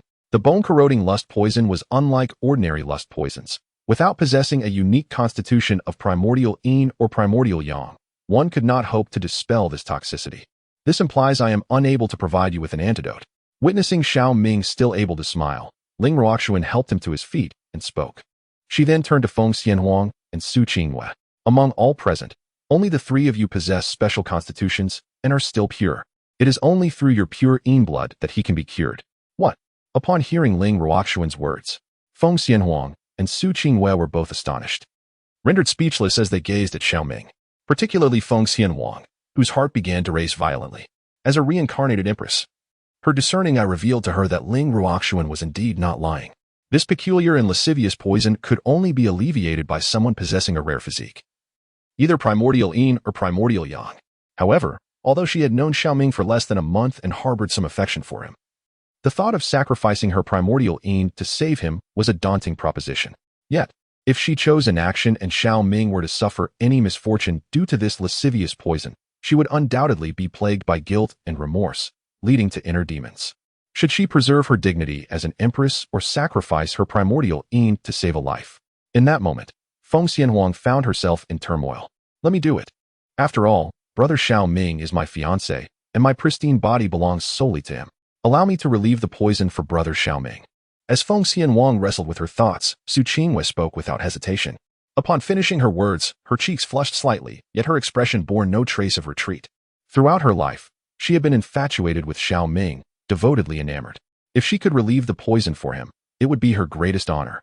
However, she did wonder if her delicate frame could withstand the burden of confronting the lascivious poison afflicting brother Xiao Ming. No. Just as Su Qingyue's words lingered in the air, Ling Ruoxuan solemnly interjected. The poison within him was likely the culmination of the demonic lord's life essence, released in his dying moments. Although Xiao Ming was merely afflicted by a fraction of the poison, it still posed a tremendous threat to the cultivators of the cave heaven realm. Alone, you cannot completely neutralize the toxin. What? Upon hearing Ling Ruoxuan's words, Su Qingwei and Yun Ling were both taken aback, unable to fathom the terrifying potency of the poison. However, in the next moment, a surge of ecstatic joy illuminated Yun Ling's face as she blushed and boldly declared, "Let me join forces with junior sister Qingwei." Earlier, when Ling Ruoxuan spoke, Yun Ling had been engulfed in turmoil. Throughout their journey, her admiration for Xiao Ming had gradually transformed into a budding affection, a romantic sentiment that blossomed between them. Many times, as she observed Xiao Ming comforting Su Qingwei, she could only stand by, consumed by envy and a profound sense of despondency. Just moments ago, she had intended to eagerly volunteer. But upon recalling that Xiao Ming was engaged to Su Qingwei, she had forcibly suppressed her impulse. Little did she expect the situation to take such a turn. The toxicity surrounding Xiao Ming was indeed formidable, and he could not resolve it alone. This was undoubtedly a divine opportunity bestowed upon her, a chance to aid Xiao Ming in neutralizing the poison. She could not let this chance slip away. If you join in, it would indeed suffice to counteract the toxin. Ling Ruoxuan remarked, observing the flushed face of Yun Ling. Though surprised, she refrained from further comment. She had anticipated that it would be Su Qingwei and Feng Xianhuang who would step forward, but Yun Ling's eagerness took her aback. In that case, you two support him and accompany me inside, Ling Ruoxuan instructed, her face slightly reddening as she turned away. This statement rendered Su Qingwei and the others utterly speechless, with Su Biqing even collapsing to the ground. Wasn't it sufficient for the two of them to neutralize the poison? Why must this individual enter as well? The toxicity he harbors is exceptionally formidable. Given your relatively weak cultivation, should he become agitated and lose control, the situation could deteriorate drastically. Therefore, I must remain vigilant, lest anything unfortunate befall you both. Observing the rigid expressions on Su Qingwei and Yun Ling's faces, Ling Ruoxuan spoke with an impassive demeanor at that moment. The implication was unmistakable. There was a fear that Xiao Ming could bring about fatal consequences. Hearing this, Su Qingwei and Yun Ling felt a rush of embarrassment and trepidation. What had initially stirred excitement and anticipation now instilled a sense of fear. After her words fell, Ling Ruoxuan did not linger, leading the way into the spirit boat's pavilion. Upon hearing the exchange among the women, Xiao Ming felt utterly bewildered as the poison coursed through him. Was this truly how matters were to be resolved? Was there no inquiry into his own opinion? Ding. The life choice system activated randomly, presenting the host with the following options. Option 1. To capitulate. Acquiescing to Ling Ruoxuan's decision, allowing Su Qingwei and Yun Ling to assist in alleviating the poison, thus earning a random spiritual treasure. Option 2. To strive for self-improvement. Retaliating with a slap to each of Su Qingwei and Yun Ling, relying on his physical constitution and the strength of his cultivation to resist the poison, thereby earning a random formation technique. Option 3. To express dissatisfaction, contesting Ling Ruoxuan's decision and compelling all present women to assist him in detoxification, thus earning a random medicinal pill. Select 4. The strong man locks the man. How could a mere girl dispel a man's poison? With a swift motion, she slaps all the women present and seeks out a male cultivator with a unique constitution to obtain the essence of yang to neutralize the toxin, thereby earning a random martial art as a reward. In the third update, Ayin is pregnant. I beseech everyone to assist me in generating power for love, allowing me to suppress the formidable presence within her womb, preventing it from wreaking havoc upon the rabbit. Chapter 109 poses the question, should one sever this inappropriate sentiment, or gradually accept this man? Faced with several system options, Xiao Ming found himself at a loss for words. The second and third options could still be explained with the concept of hypermasculinity. However, the fourth option transcended mere hypermasculinity. It was utterly perverse. Moreover, the strong man locks the man? From what perspective did this absurd system discern such potential? It was simply infuriating. System, I choose option 1. Too weary to argue with this hypermasculine system, Xiao Ming promptly made his choice in his heart. Ding. Congratulations to the host for making a choice. You have received the reward, 10,000 poisons pearl. The reward has been automatically placed in the system space, ready for the host to extract and inherit with a single click upon completion of the selection. 10,000 poisons pearl, a treasured artifact of the ancient era, forged by the Emperor of Deceptive Poisons, who amalgamated myriad poisons of the world. Upon his demise, he combined his own toxic essence to refine this precious poison spirit. It can absorb and refine any toxicity below divine level, forging a vengeful poison potent enough to slay demigod-level powerhouses. Note, the 10,000 poisons pearl was once acquired by the abyssal evil clan in ancient times, which burned its essence to conjure a fortified version of the vengeful poison, successfully slaying 2 demigod powerhouses from the human and demon races. The origin of the 10,000 poison pearl is depleted, necessitating the consumption of myriad toxins to restore its essence before it can once again condense the vengeful goddess poison. The 10,000 poison pearl? Yet another remarkable treasure. But why has its source been entirely exhausted? What transpired in ancient times that so many treasures have been drained? Observing the treasures presented by this choice, Xiao Ming's heart was immediately filled with confusion. Although the specific reasons eluded him, it seemed to be connected to the abyssal evil clan. As for the so-called demigod, it presumably represents a realm beyond that of an emperor, yet it feels distant at this moment. For now, it is best to focus on detoxification. Just as this thought settled in his mind, a terrifying desire erupted within him, accompanied by a surge of malevolent fire in his lower body, making him feel as though he might explode. Xiao Ming's eyes gradually turned a fierce crimson, his gaze fixated on Su Qingwei and Feng Xianwang with an almost predatory intensity. Had it not been for his formidable willpower, he might have lunged at them like a rabid dog. Brother Xiao Ming looks so frightening. We should help him inside, Su Qingwei stammered, her legs trembling at the sight of Xiao Ming's condition. Both she and Yunling steadied themselves against his arms. The moment they made contact, they were startled, unable to suppress a gasp. For at that moment, Xiao Ming's body radiated an astonishing heat. His entire being was so scalding that even ice water would instantly evaporate upon contact. The thought of such a searing body made them shudder. They could hardly imagine what would happen if they proceeded with detoxification. Would they be burned to a crisp on the spot? What are you still hesitating for? If this continues, he will truly perish. Observing Su Qingwei and Yunling's flushed faces, seemingly filled with trepidation, Ling Ruoxuan halted her steps and turned to speak. Once she finished, as if sensing Xiao Ming's impending loss of composure, she waved her hand, enveloping Xiao Ming and Su Qingwei with her vital energy, drawing them into the pavilion of the Celestial Xian Holy Spirit Vessel. The formation of the Celestial Xian Holy Spirit Vessel immediately activated, erecting a barrier that obstructed all prying eyes.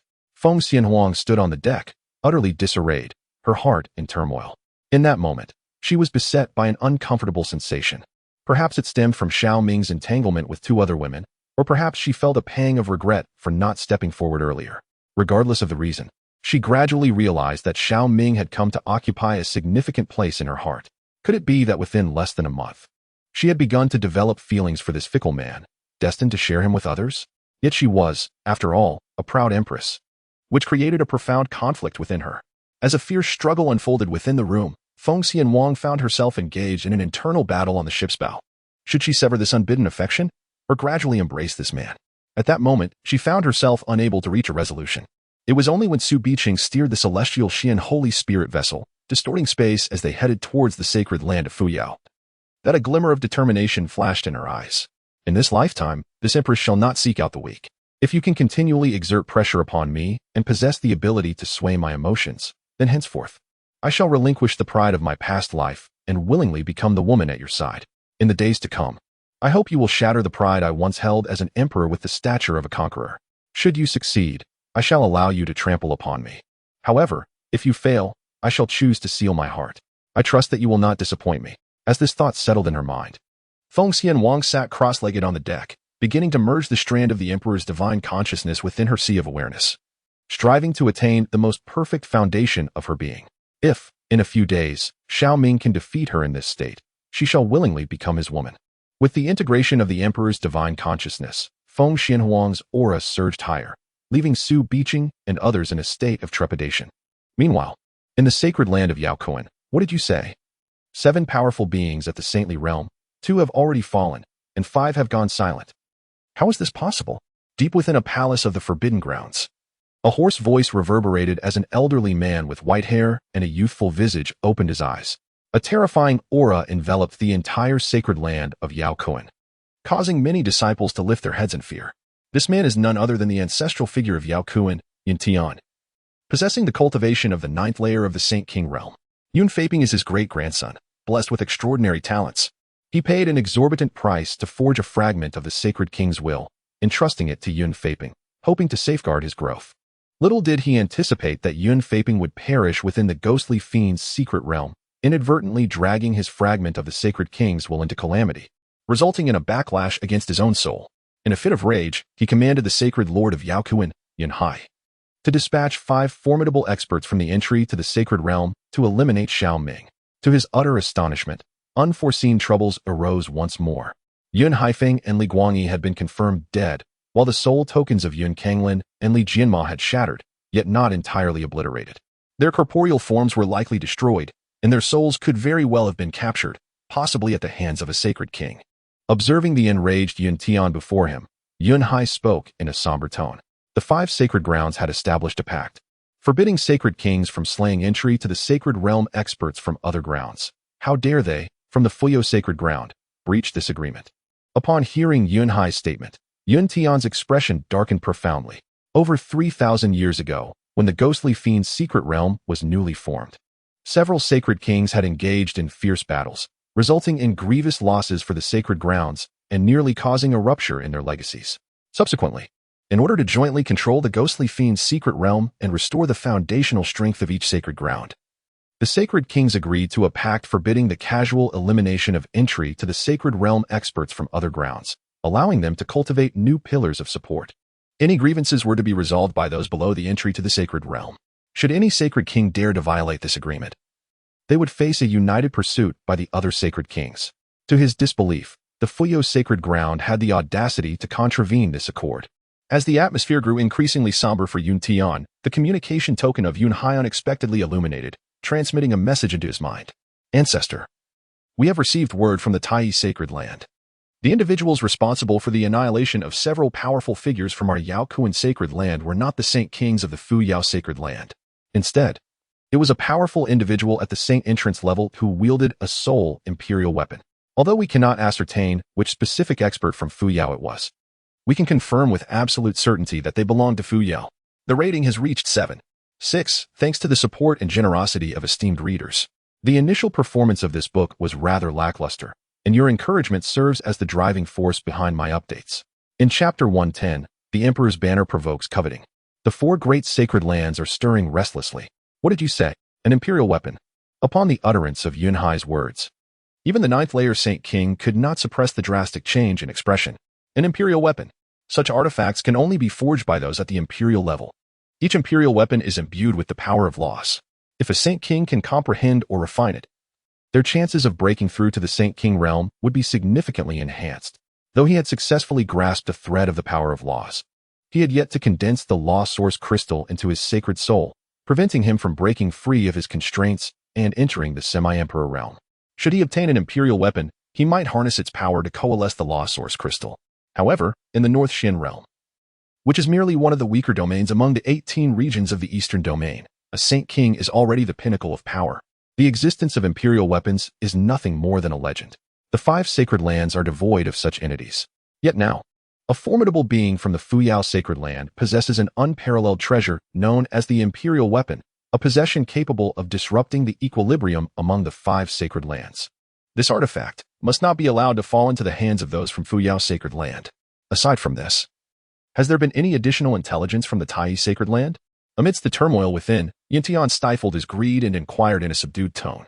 Confronted with such a divine relic, the Tai sacred land has not contemplated launching an assault on the Fuyao sacred land to seize it. Rather, they have chosen to divulge this information to the Yaokuan sacred land, likely believing that this treasure is beyond their grasp. Indeed, the Tai sacred land also mentioned that, apart from Likanger and Nangong Waya, there exists an exceptionally enigmatic 9th-level sacred king in the Fuyao sacred land.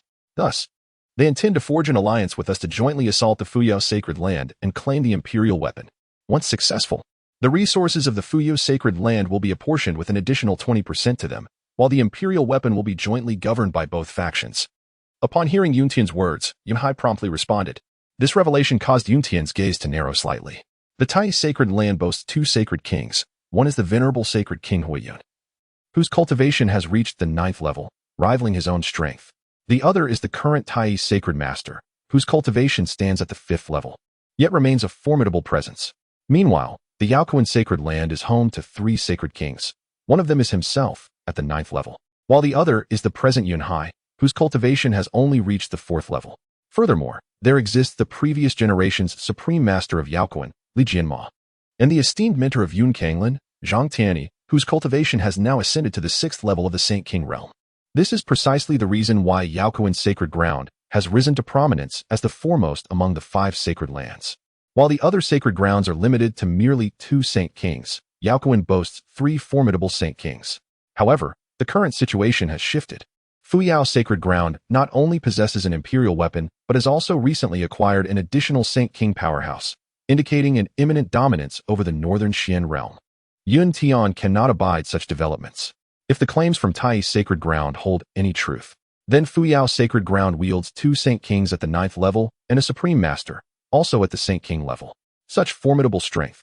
It would be exceedingly challenging for the 2 sacred grounds to subdue them together. It seems imperative to reach out to the other 2 sacred grounds. As his gaze flickered with intensity, Yun Tian issued instructions to Yun Hai. You shall personally negotiate with Tai's sacred ground and ascertain the veracity of the imperial weapon's existence. Should Tai's claims prove true, proceed to engage with the other 2 sacred grounds to collectively strategize an assault on Fuyao sacred ground. Upon hearing Yun Tian's directive, Yun Hai nodded and vanished into the secret chamber. As the supreme master of Yaokuan, he was acutely aware of the gravity of the situation. If Tai's sacred ground's assertions were entirely accurate, and Fuyao sacred ground indeed possesses an imperial weapon, then the 9 Nether Demon sect and the Deqian sacred dynasty would undoubtedly covet it as well. Should Yaokuan sacred ground and Tai's sacred ground rashly join forces, they may find themselves outmaneuvered by these 2 sacred entities. Thus, the most prudent course of action is to uncover the truth and rally all sacred grounds to act in unison. Regarding the ownership of the imperial weapon, it can be determined later, in the sacred dynasty of Deqian, within the sacred dragon hall. As Mingzhan utilized secret methods to teleport a jade slip back to the palace, a middle-aged man clad in a purple-gold dragon robe slowly opened his eyes. This individual was none other than the sacred emperor of Deqian, Yang Tianyang, whose cultivation had reached the 4th level of the sacred king realm. However, within the confines of the sacred dynasty, he could harness the power of the imperial fortune to unleash the combat prowess of a 6th-level sacred king. To think that old Ninth perished at the hands of a prodigy from the Yaokuan sacred land? Observing the scene depicted in the jade slip, Yun Feiping struck Yang Yuanqing into the earth with an invincible stance, and a wave of terrifying killing intent erupted from Yang Tianyang. Yet, upon reflecting on the strength and foundation of the Yaokuan sacred land, this surge of fury was swiftly subdued. Although he could reign as an emperor within the boundaries of the Deqian sacred dynasty, once he stepped beyond its borders, he could only contend with the master of Yaokuan at best. As for the other 2 sacred kings from Yaokuan, merely looking upon them would likely result in a severe beating. The royal ancestor, with cultivation at only the 8th level of the sacred king realm, would similarly face a grim fate against the elder of Yaokuan. It appeared that this enmity could only be contemplated over the long term. Just as Yang Tianyang's thoughts settled, a dragon pearl on a coiling dragon pillar within the hall suddenly flickered, followed by a burst of radiance that illuminated the figure of Yunhai. The sacred emperor of the Qian, the Yaokuan sacred land, has an imperial weapon manifesting, and I have urgent matters to discuss with you. Upon hearing this, Yang Tianyang abruptly rose from his dragon throne, a terrifying aura sweeping across the entire imperial city, not only in the Dacian sacred dynasty, but even within the realm of the nine nether demonic gate. A piercing laughter reverberated through the heavens and the earth. He, the emperor's weapon, such a treasure, it is destined to be intertwined with our demonic sect. Prepare for a blood sacrifice to unseal the coffin and awaken the ancestor of the nine nether. Meanwhile, Su Biqing was piloting the celestial Xian spirit vessel back to the Fuyo sacred land. To his right, another spirit vessel from Fuyo, carrying several peak masters and elders, approached to rendezvous with him. The speed of the celestial Xian spirit vessel, compared to its initial haste, had noticeably diminished. Atop the vessel's pavilion sat a young woman with a somewhat melancholic expression, a peculiar wine gourd dangling from her waist. This individual was none other than Jiang Xianying. Upon perceiving the unsettling situation when Xiao Ming unleashed the two strands of desolate true fire, she had torn through the void to hasten towards the Guxia secret realm. However, upon arriving after traversing hundreds of thousands of miles, she discovered that Xiao Ming had already slain a formidable opponent from the Tai sacred land and was currently in a room with several beautiful women, administering an antidote. This revelation left Jiang Xianying greatly astonished. After a brief inquiry into the circumstances, she chose not to disturb them, instead remaining on the spirit vessel to provide protection for Xiao Ming and his companions, guarding against any sudden attacks from powerful sacred kings. Indeed, my two disciples are quite remarkable. One possesses an emperor's weapon and embodies a chaotic physique, even holding a certain exceedingly mysterious inheritance. The other not only boasts a bloodline of ancestral phoenix lineage, but also carries the legacy of the ancient phoenix clan. And within her sea of consciousness lies the divine awareness of an emperor, truly astonishing. Gazing at the figure seated at the bow of the ship, entirely enveloped in flames, Feng Xianhuang, whose cultivation had ascended to the 7th level of the cave heaven realm, stirred a sense of gravity within Jiang Xianying's eyes. Possessing the innate 9-orifice luminous body, she was acutely sensitive to fluctuations in energy. Previously, she harbored doubts regarding both Feng Xianhuang and Xiao Ming. However, as their mentor, she refrained from probing too deeply into the two. Now, with their growth, certain secrets had begun to unveil themselves, leaving her utterly astonished. It appeared that these two youngsters might soon rival her own cultivation. Casting her gaze at Feng Xianhuang, then downward, Jiang Xianying's eyes flickered uncertainly before she took a sip of her drink. In truth, calling them youngsters was a mere formality. She was only 20 years their senior. One possessed the essence of an emperor's consciousness, while the other wielded a soul-type imperial weapon. Perhaps, in the near future, they could lend her a helping hand. Contemplating the sealed entity within Wangwei Peak, a glimmer of anticipation graced Jiang Xianying's countenance. Yet, before addressing that, she needed to tackle the imminent crisis. With the imperial weapon manifesting in the North Xian region, it was inevitable that the other major sacred grounds would covet it, heralding a storm of bloodshed. As the second and third updates were hindered by Shun He, she suggested that everyone reconvene the following day. Additionally, she extended her mid-autumn festival greetings, assuring that Little Fish would continue to provide stable updates and that Yun wished everyone well. Chapter 111. Has this female Emperor Junior sister been granted extraordinary powers? As time slipped by, 2.5 days swiftly passed. Upon the return of the Tianxian sacred spirit vessel to the Fuyao sacred land, news regarding the ghostly fiend secret realm spread rapidly throughout Fuyao. Have you heard the astonishing news? Xiao Ming and Feng Xianhuang have not only wreaked havoc within the ghost fiend secret realm, but they have also acquired the 7-colored fiend and forged the heavenly Dao cave. Their combat prowess has reportedly reached a level capable of slaughtering those in the sacred realm. The heavenly Dao cave? Slaughtering those in the sacred realm? Dogsheng.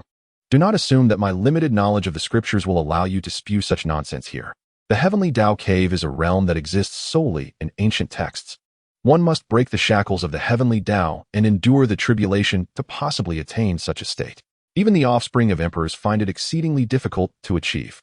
Furthermore, even if Xiao Ming and Feng Xianhuang truly forged the heavenly Dao cave, they are still leagues away from the sacred realm. Are they truly bold enough to confront sacred realm powerhouses head-on? Goodness gracious. This was merely a slip of the tongue from senior brother Zhang Dong after indulging a bit too much the other day.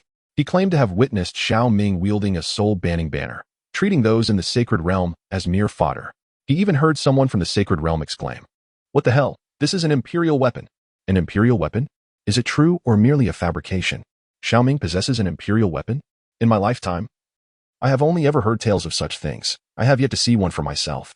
Moreover, I have heard that Xiao Ming suffered a backlash afterwards and was afflicted by a bone-corroding poison, requiring the unique essences of Yuan Yin and Yuan Yang for the antidote. The Fairy of Jade Maiden Peak had no choice but to sacrifice her purity. How exhilarating! Why does such fortune not come my way? I too yearn to be afflicted by the poison, so that the Fairy of Jade Maiden Peak might come to my rescue. Alas, my dear friends, our esteemed brother Xiao Ming has betrayed us. How could he succumb to lustful poison without waiting to return to the sacred land of Fuyao, seeking the aid of us, the enchanting maidens, to remedy his affliction? Instead, he dares to indulge another woman. Truly, he is a feeble man, unable to endure even this modicum of poison. I can barely contain my indignation. As soon as brother Xiao Ming emerges from the celestial spirit vessel, I shall procure a dose of that lustful poison and consume it before him. Let us see whether he will come to my rescue. My dear friends, you have shown great resolve, though this poison comes at a steep price. Perhaps we should pool our resources. As events unfolded within the ghostly killing secret realm, a few disciples inadvertently let slip information, further shrouding Xiao Ming's reputation in mystery within the sacred land of Fuyao. However, he remains oblivious to the ensuing turmoil and the looming threats from several other sacred grounds, as he is currently engrossed in his cultivation. In just a few short days, his cultivation has not only ascended to the 9th level of the cave heaven realm, but he has also grasped the rare essence of yin and yang. During this time, Yunling has swiftly regained her cultivation to the 7th level of the cave heaven realm, significantly surpassing her previous strength. Her current cave heaven is of imperial quality, incomparable to her former state. As for Su Qinghua, although her progress has not been as extraordinary as Yunling's, she has achieved the 5th level of the cave heaven realm within these days. It was not until the 6th day, under the radiant sun, that Xiao Ming finally emerged from the pavilion. After 5 or 6 days, he has finally stepped out. Just as he was about to survey his surroundings, the voice of Feng Xianhuang suddenly resonated. This revelation took Xiao Ming by surprise. He had not anticipated that this female imperial junior sister was actually guarding outside. Could it be that something was amiss? Have you also ascended to the 9th level of the cave heaven realm? Upon noticing Feng Xianhuang's breakthrough, a look of astonishment crossed Xiao Ming's face. His own advancement to the 9th level had been achieved through a process of destruction followed by reconstruction, and he was taken aback to learn that Feng Xianhuang had similarly reached this pinnacle. It seemed this female imperial junior sister had some extraordinary means. Amidst his astonishment, Xiao Ming immediately activated the Eye of Truth to delve into Feng Xianhuang's background. It was then that he discerned the underlying secrets. By merging with the source of the emperor's consciousness and inheriting the power left behind from a previous life, he finally understood. Realizing the method behind Feng Xianhuang's rapid ascent eased his heart somewhat. Indeed, this approach bore resemblance to being endowed with extraordinary luck. Feng Xianhuang, having been reborn as the empress, possessed a fragment of the emperor's consciousness which contained a portion of her past power. Although this strength was relatively weak compared to her peak, it was immensely vast for Feng Xianhuang in her current state.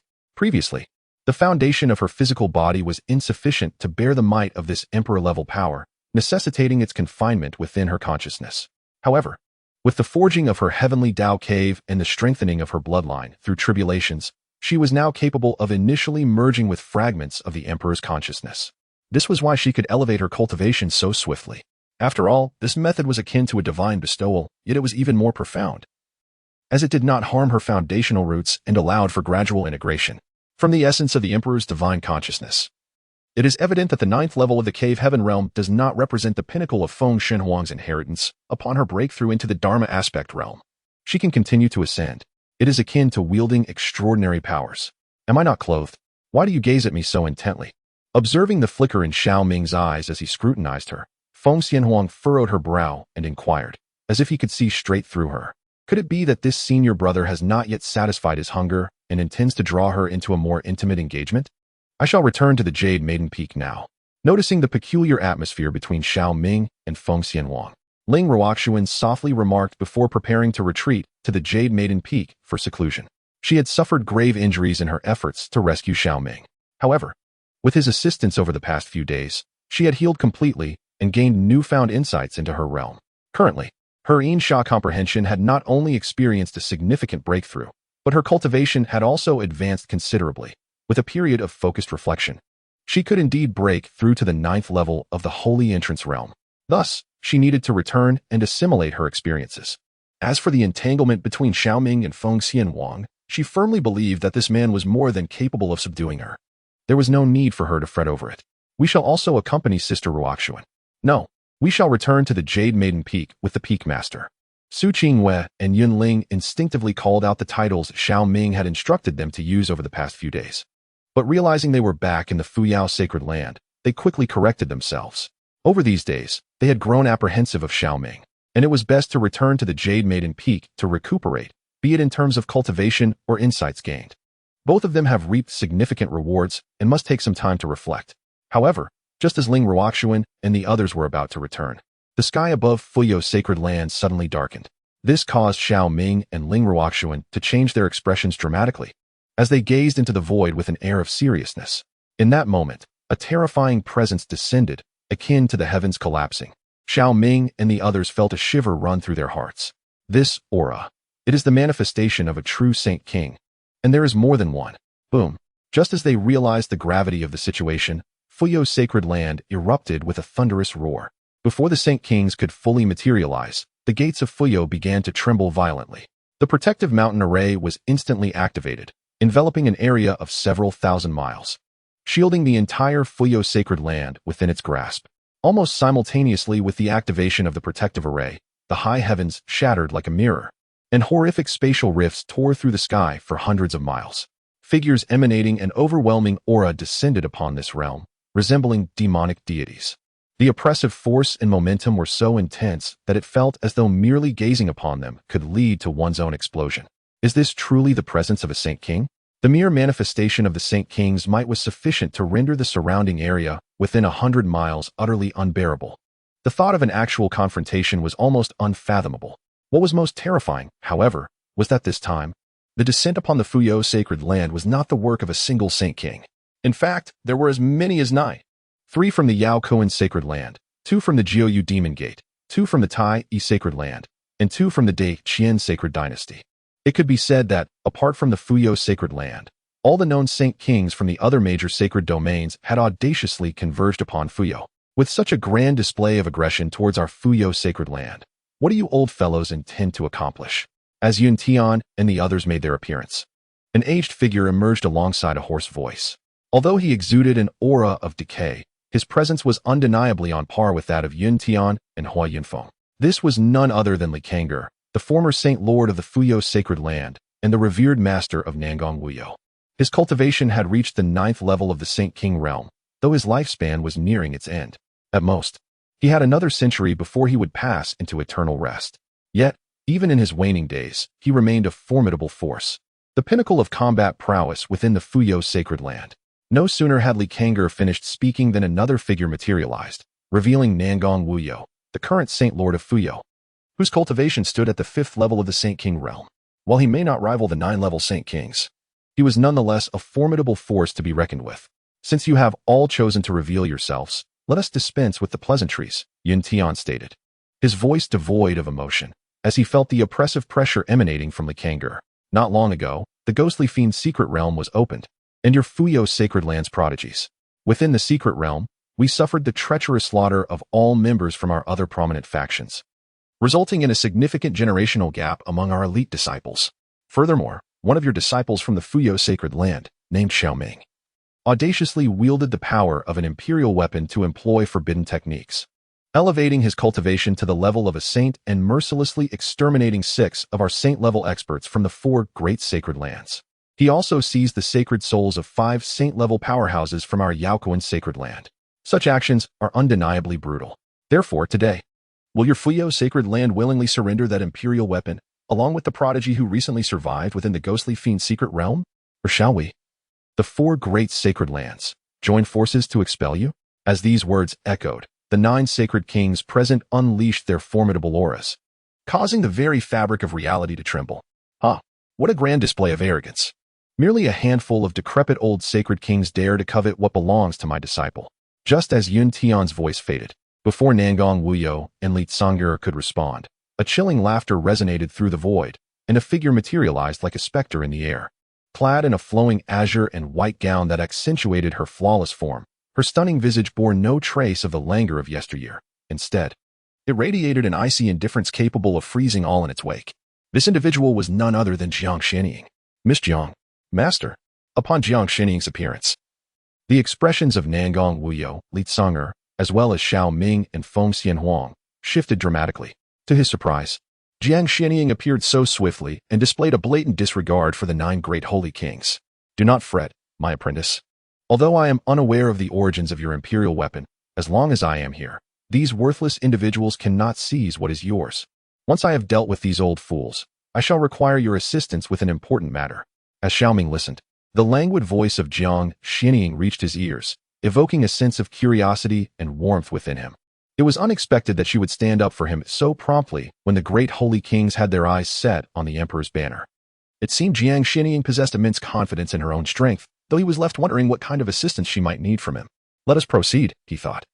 As he and Feng Xianhuang made their way towards the Mountain Gate Plaza, the emperor's banner contained the sacred souls of 5 formidable beings in the Saint Realm, which could be invoked in dire circumstances, thereby posing a threat to those at the Holy King level and potentially aiding Jiang Xianying. If that were insufficient, he could still summon the Willow God.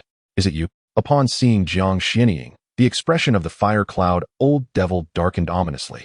His desire to consume her palpable. The last time she had appeared so unexpectedly, he had been so frightened that he had sacrificed his Holy King consciousness, resulting in a backlash that had yet to fully heal. Might I inquire as to which faction's Holy King you belong? He asked, his voice grave as he regarded Jiang Xianying with intense scrutiny. Although she did not release any formidable aura, she instilled within him a profound sense of trepidation. This instilled in Yun Tian a sense of foreboding. The dead need not be burdened with excessive knowledge.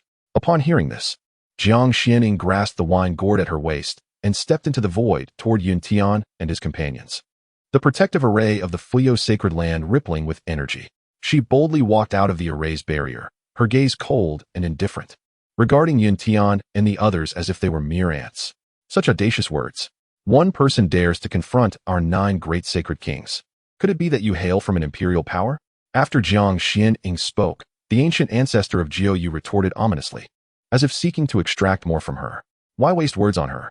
If she were indeed from an imperial power, the Fuyo sacred land would have proclaimed its backing long ago. It would not remain silent for so long.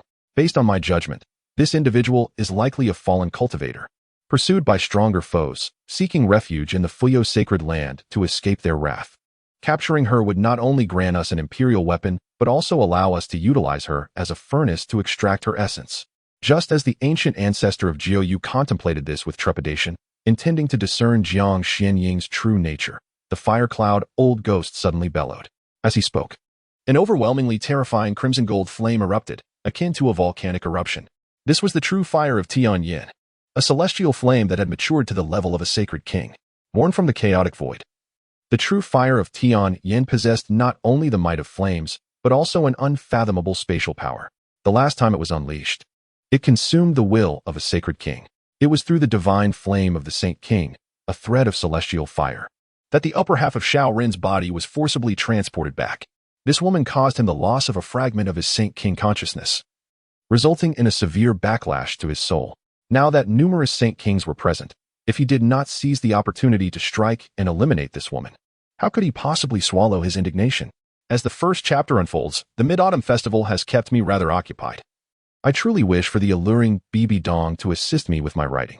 Upon finishing, please remember to click on a small complimentary gift. I wish everyone a delightful experience. Chapter 113. Do you not seek the Imperial weapon? I happen to possess one. As the divine flame from the fire cloud ancestors surged towards them, the desolation flame erupted from Jiang Xianying, colliding with the celestial fire. The fabric of space shattered like fragile paper, and the divine flame of the fire cloud ancestor could not breach the defenses of the desolation flame. It was instantly engulfed by the ensuing explosion. The terrifying shockwave compelled the weaker Saint Kings present to retreat, their expressions filled with astonishment as they gazed ahead. Utterly incredulous that Jiang Xianying could effortlessly withstand the onslaught of the fire cloud ancestor. Old man, not long ago, I merely overlooked your actions, never anticipating that you would sacrifice a fragment of your Saint King consciousness, allowing you to transport back that young man's half-body. Do you truly believe that having achieved a stroke of luck at my expense grants you the strength to contend with me? Jiang Xianying spoke with an indifferent tone, her gaze fixed on the astonished fire cloud ancestor. With that, she took a step forward. The terrifying aura of the 9th heaven of the Saint King realm surged forth from her like a tsunami. In that instant, the desolation permeated the heavens and the earth, shrouding the entire void in a veil of gray mist. causing the flora beyond the sacred land to wither at an alarming pace, spreading rapidly to 1,000 miles in the blink of an eye. Even Yun Tian and the old demon of fire cloud displayed expressions of horror. At that moment, they finally realized that this woman before them was no ordinary Saint King, but a top-tier powerhouse within the Saint King realm, an existence of unparalleled terror among her peers. In other words, although she was at the ninth heaven of the Saint King realm, should she engage, she could easily overpower several of them. Esteemed friend, this is a misunderstanding. Our great Qian sacred dynasty was coerced by these few to come and lend support. We have no intention of seizing the imperial weapon in your possession, nor any desire to plot against you. The elder of the great Qian, Yang Tian, spoke in a state of panic, his face a mask of fear. Without regard for whether Yun Tian and the others would erupt in fury, he attempted to pull Yang Tianyang away from the spot. However, just as the two Saint Kings were about to tear through the void to escape, a series of formation patterns suddenly emerged from the desolate aura that enveloped the world. As Jiang Xianing stepped forward once more, a terrifying void formation immediately enveloped an area spanning 1,000 miles. The Desolation Refinement Array. This was Jiang Xianying's innate restriction, crafted using the essence of desolation as the formation pattern and the true fire of desolation as its foundation. In realms shrouded by desolation, the innate prohibitions may be activated in an instant, conjuring formations that seal the void. Even those of the Sacred King realm, should they fail to shatter this formation, would find no means of escape through spatial transmission. 100 miles of land is sealed. My friend, do you truly believe that you alone can contend against our 9 sacred kings? Sensing the encompassing seal over 1,000 miles, the grand ancestor of Deqian turned and bellowed. A terrifying dragon's might erupted from his being. Cackling with madness, the 9 nether ancestor declared, "They are clearly intent on our demise. Do you too still entertain the illusion of remaining uninvolved, as if you are emperors wielding the fates of millions? If you ask me, life and death are trivial matters. If you refuse to yield, then let us fight." The essence exuding from this woman was remarkably pure, suggesting she was indeed a maiden, a virgin at the 9th level of the Sacred King realm. Her primal een could rival the efficacy of a Sacred King elixir. Should she be refined, it might provide an opportunity for significant advancement in one's cultivation, perhaps even a breakthrough into the Sacred King realm. Upon the grand ancestor of Deqian's pronouncement, the 9 nether ancestor erupted into frenzied laughter. His gaze greedily fixed upon Jiang Xianying. The 9 nether demon sect excels in the art of harvesting. To him, Jiang Xianying's primal een was not only harvestable, but her flesh and blood could also be refined into elixirs. She was nothing short of a supreme, sacred medicine. With this thought, a terrifying aura of demonic energy burst forth from the 9 nether ancestor, as the power of blood magic relentlessly eroded the surrounding realm. Before him, a crystal skull materialized. The essence of a blood-soaked realm and the ambience of slaughter surged forth from him, transforming the surroundings into a terrifying ocean of crimson within a myriad of miles. Sinister demons soared amidst the sanguine tide. Let us strike. At this moment, Yin Tian could no longer contain his fury, unleashing a thunderous roar as his cultivation at the 9th level of the Holy King realm erupted to its zenith, manifesting a colossal phantom of the Kunping behind him.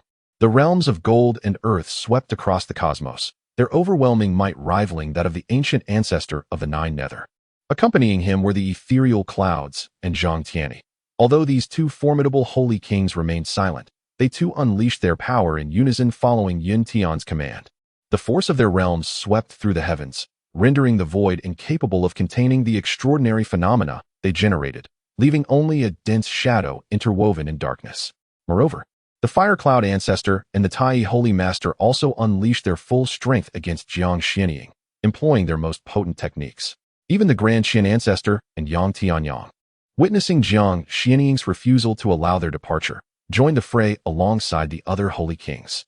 In their rage, this pair of grandfather and grandson turned hostile, conjuring twin phantoms of sacred dragons that exuded immense imperial might, which then coalesced into a terrifying force to strike at Jiang Xianying. Such a harrowing spectacle caused the onlookers within the sacred land of Fuyao to change countenance, prompting Li Kang'er and Nangong Waya to rush forward. "Miss Jiang, we come to assist."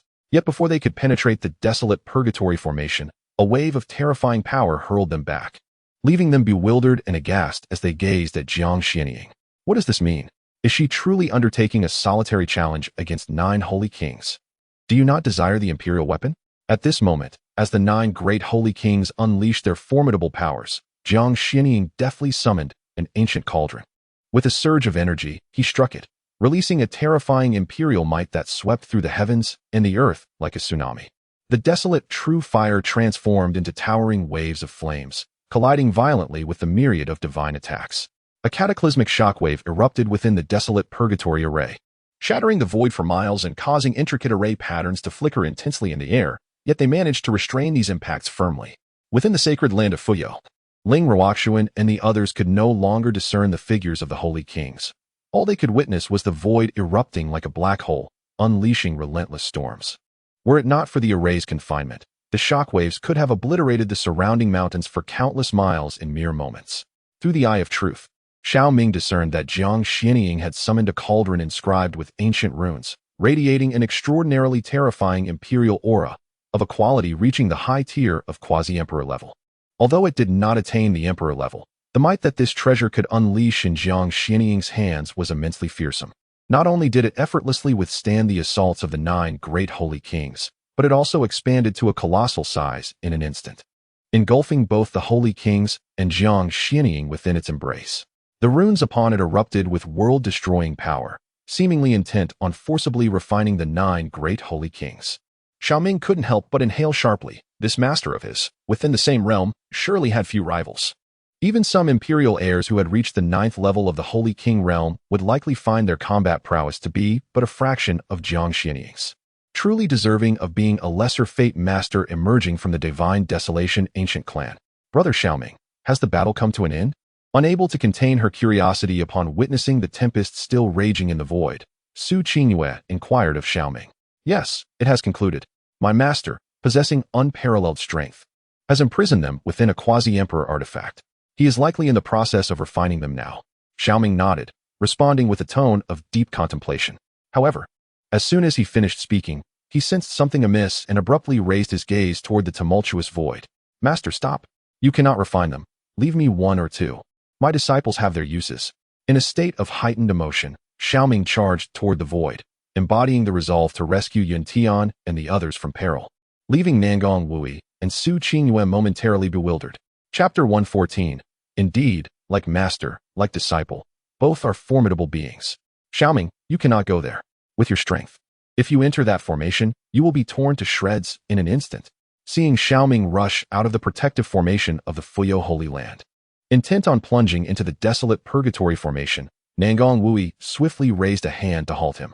The formation was rife with the aftershocks of the clashes between Saint King level powerhouses. It was a realm where even an earthly immortal would meet a grim fate, let alone a mere entry-level saint. Upon hearing Nangong Wui's words, Xiao Ming finally regained his composure, though his expression remained pained. 9 Saint King level powerhouses, such were 9 invaluable treasures. Should he manage to absorb the powers of these 9 individuals, it would undoubtedly allow the sacred source ring to be filled to the brim with energy, granting him temporary access to the might of a sacred king when necessary. Although his current physical strength is insufficient to withstand such power, invoking it would lead to his corporeal form disintegrating. Possessing it, even in a dormant state, is preferable to having none at all. Furthermore, the essence of the 9 sacred kings' flesh could adequately nourish the emperor's sword, restoring its origin to the level of a sacred king. Most crucially, if the sacred souls of these 9 sacred kings could be consumed and refined by the emperor banner, the original power would also be restored to the sacred king level. Alas, the desolate purgatory array severs the connection between heaven and earth, as well as all forms of communication. At this moment, he cannot enter, only witnessing Jiang Xianying refining Yun Tian and others, thereby losing a golden opportunity to soar to great heights. Nonetheless, Xiao Ming does not harbor resentment towards Jiang Xianying for acting unwisely. After all, she has taken such drastic measures to protect him from the covetous eyes of the powerful, eliminating Yun Tian and his companions with a fierce hand. The adversaries remain unaware of his ability to absorb others' cultivation, refine their flesh and essence, and even consume their souls. He can only seek an opportunity to advise Jiang Xianying that, should she wish to eliminate a sacred king in the future, she may first incapacitate them to allow him ample time to prepare. At that moment, as Xiao Ming's thoughts settled, a tremendous roar erupted from the void ahead, where a storm was violently torn apart by an overwhelming force. Jiang Xianying's figure reappeared in the ethereal realm, and before her, the desolate cauldron began to tremble intensely. The might of the imperial weapon was rapidly escalating, with the runes inscribed upon it flashing fiercely. Her ancient cauldron had already reached the brink of advancement. Perhaps it could break through the bottleneck with the aid of the 9 great holy kings. Indeed, shortly after Jiang Xianying's thoughts settled, a terrifying aura swept across the heavens and the earth. The ancient cauldron shattered its previous limitations, expanding rapidly at that moment, adorned with several mysterious runes. After a considerable time, this dreadful commotion gradually subsided. Was this the ascension of an imperial weapon? After devouring and refining the 9 great holy kings, this ancient cauldron ascended from the high-grade quasi-imperial level to the supreme grade. Observing the transformation of this imperial weapon before him, Xiao Ming grew increasingly aware of his master's extraordinary nature. Not only did she hail from the divine wilderness ancient clan, but she also possessed an imperial weapon capable of evolution. Even her combat prowess, among those of equal rank, was terrifyingly in the first tier. This deepened Xiao Ming's curiosity about his master. Meanwhile, Nangong Wuyo and Li Kang'er were left in a state of shock, their scalps tingling in fear. Although they knew that this woman from beyond the northern Xian realm was extraordinarily formidable, they had never anticipated her to be this fearsome. It was one thing to slaughter the 9 great holy kings who had dominated the northern Xian realm for many years, like mere animals. But to refine and offer them as sacrifices to an imperial weapon in mere moments was simply more diabolical than the demon sect. Just as their thoughts settled, the ancient cauldron began to shrink in the void, transforming into a size suitable for a person and hovering before Jiang Xianying. Several peculiar relics flew out from the cauldron, each containing an immensely terrifying energy, and upon closer inspection, there were as many as 9. It was as if these were remnants left behind by the fallen powerful beings of the 9 great holy kings. These troublesome old fellows have been dealt with by me. Next, the remnants of the factions from the various holy lands shall be left for you to eradicate. After collecting the 9 sacred relics in the ancient cauldron, Jiang Xianying swiftly appeared before Xiao Ming and the others, addressing Nangong Wuyo and Li Kang'er with an air of indifference. This caused both Nangong Wuyo and Li Kang'er to tremble, their faces lighting up with joy. With the demise of all the sovereign-level experts from the 4 great holy lands, the remaining high-ranking members were, in their eyes, utterly insignificant. In other words, the Fuyo Holy Land would henceforth become the dominant force in the North Xian realm, with the territories and resources of the other holy lands ripe for Fuyo to allocate and harvest. Such unimaginable wealth awaited them. However, should word of this reach beyond the North Xian realm, other factions might seek to stake their claim. Yet, if those factions possessed only sovereign-level combatants akin to Fuyo, then they could be managed. The true concern lay in the potential involvement of imperial-level forces, which would be beyond the capacity of Fuyo to contend with. With this thought in mind, Nangong Wuyo and Li Kang'er turned their gaze toward Jiang Xianying, pondering how long she intended to remain in the Fuyo Holy Land. If there were no pressing matters, the old man wished for Jiang Xianying to linger a while longer. Are you concerned that this turmoil might attract stronger forces? Before Li Kang'er could finish his sentence, Jiang Xianying interjected, assuring them, "Rest assured, I shall not depart from the Fuyo Holy Land in the near future. Should any troubles arise that you cannot handle, I will lend my aid to resolve them." Beneath the moonlit peak, the mysteries yet to be resolved linger. While Xiao Ming and Feng Xianwang have yet to truly mature, she would never depart irresponsibly, unless an unforeseen circumstance arose within her clan, compelling her return. Thank you, Miss Jiang. Upon hearing Jiang Xianying's words, Nangong Wuyo and Li Kang'er were filled with unrestrained joy, given the backgrounds and capabilities of their companion. Even in the face of imperial-level forces, they believed their safety to be assured. Without delay, we shall take matters into our own hands. You will lead a group to the 9 nether demon sect, while I shall make my way to the Tai sacred land. After we have eradicated the Saint Realm cultivators from these 2 sacred grounds, you must swiftly proceed to the great Qian sacred dynasty, while I head towards the Yaoquan sacred land. It is imperative that we annihilate these sacred lands in the shortest possible time. With a respectful bow towards Jiang Xianying, Li Kang'er spoke in a grave tone. Geographically, the 9 nether demon sect and Tai sacred land are closer to the Fuyao sacred land, followed by the great Qian sacred dynasty and Yaoquan sacred land. After this exchange, the 2 sacred kings intended to depart when Xiao Ming hastily interjected, "Sovereign, ancestor, I have a humble request." As these words fell, both Nangong Wuyo and Li Kang'er paused, turning their gazes towards Xiao Ming. "Regarding the Saint Realm cultivators of these sacred lands, I implore you, esteemed ancestors, to refrain from delivering fatal blows. It would be preferable to incapacitate them, sealing their powers and bringing them back. Should it become absolutely necessary to resort to lethal measures, I kindly ask that you spare their physical forms and sacred souls, returning them to the Fuyao sacred land. My nature is one of simplicity, and I cannot bear to see their arduous cultivation to the saint realm ultimately wasted. Please ensure that the disciples come to perform the rites for their departed, so they may be reborn as virtuous beings. Observing the two great sage kings glancing over, Xiao Ming immediately began to speak earnestly yet absurdly, causing Nangong Wuya and Li Kang'er to twitch at the corners of their mouths. Were it not for their knowledge of recent events, these two venerable elders might have been led to believe him. However, now they could somewhat discern that Xiao Ming intended for these powerful beings in the saint realm to refine the imperial weapon, much like Jiang Xianying did with that ancient cauldron. Indeed, like master, like disciple, the pair were undeniably formidable. Yet, Nangong Wuya and Li Kang'er were not foolish enough to outright refuse. After a brief nod of acknowledgement, they departed from the Fuyao sacred land. To show mercy to one's enemies is to be cruel to oneself. With differing allegiances, they would harbor no pity.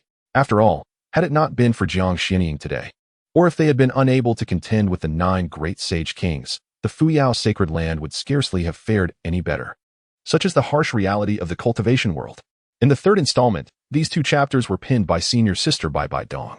Upon completion, she instructed me to confront Tang San tomorrow, and I kindly asked everyone to bestow a small gift to cheer on Xiaoyu. Chapter 115. In the face of absolute interests, all sentiments are but nonsense simultaneously, at the Yao Kuan sacred land, within the Hall of Destiny. As the 3 soul tablets enshrined atop the destiny racks shattered into countless fragments almost instantaneously, the several powerful beings present in the saint realm felt as though the sky had fallen. The ancestors, the Holy Master, and the old Holy Master had all perished.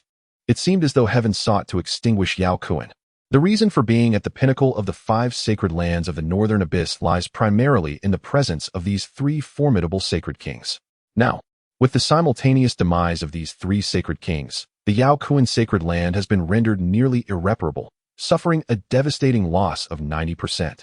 A decree must be issued to all disciples and elders, instructing them to gather their respective legacies and resources and depart from the Yao Kuan sacred land with utmost haste.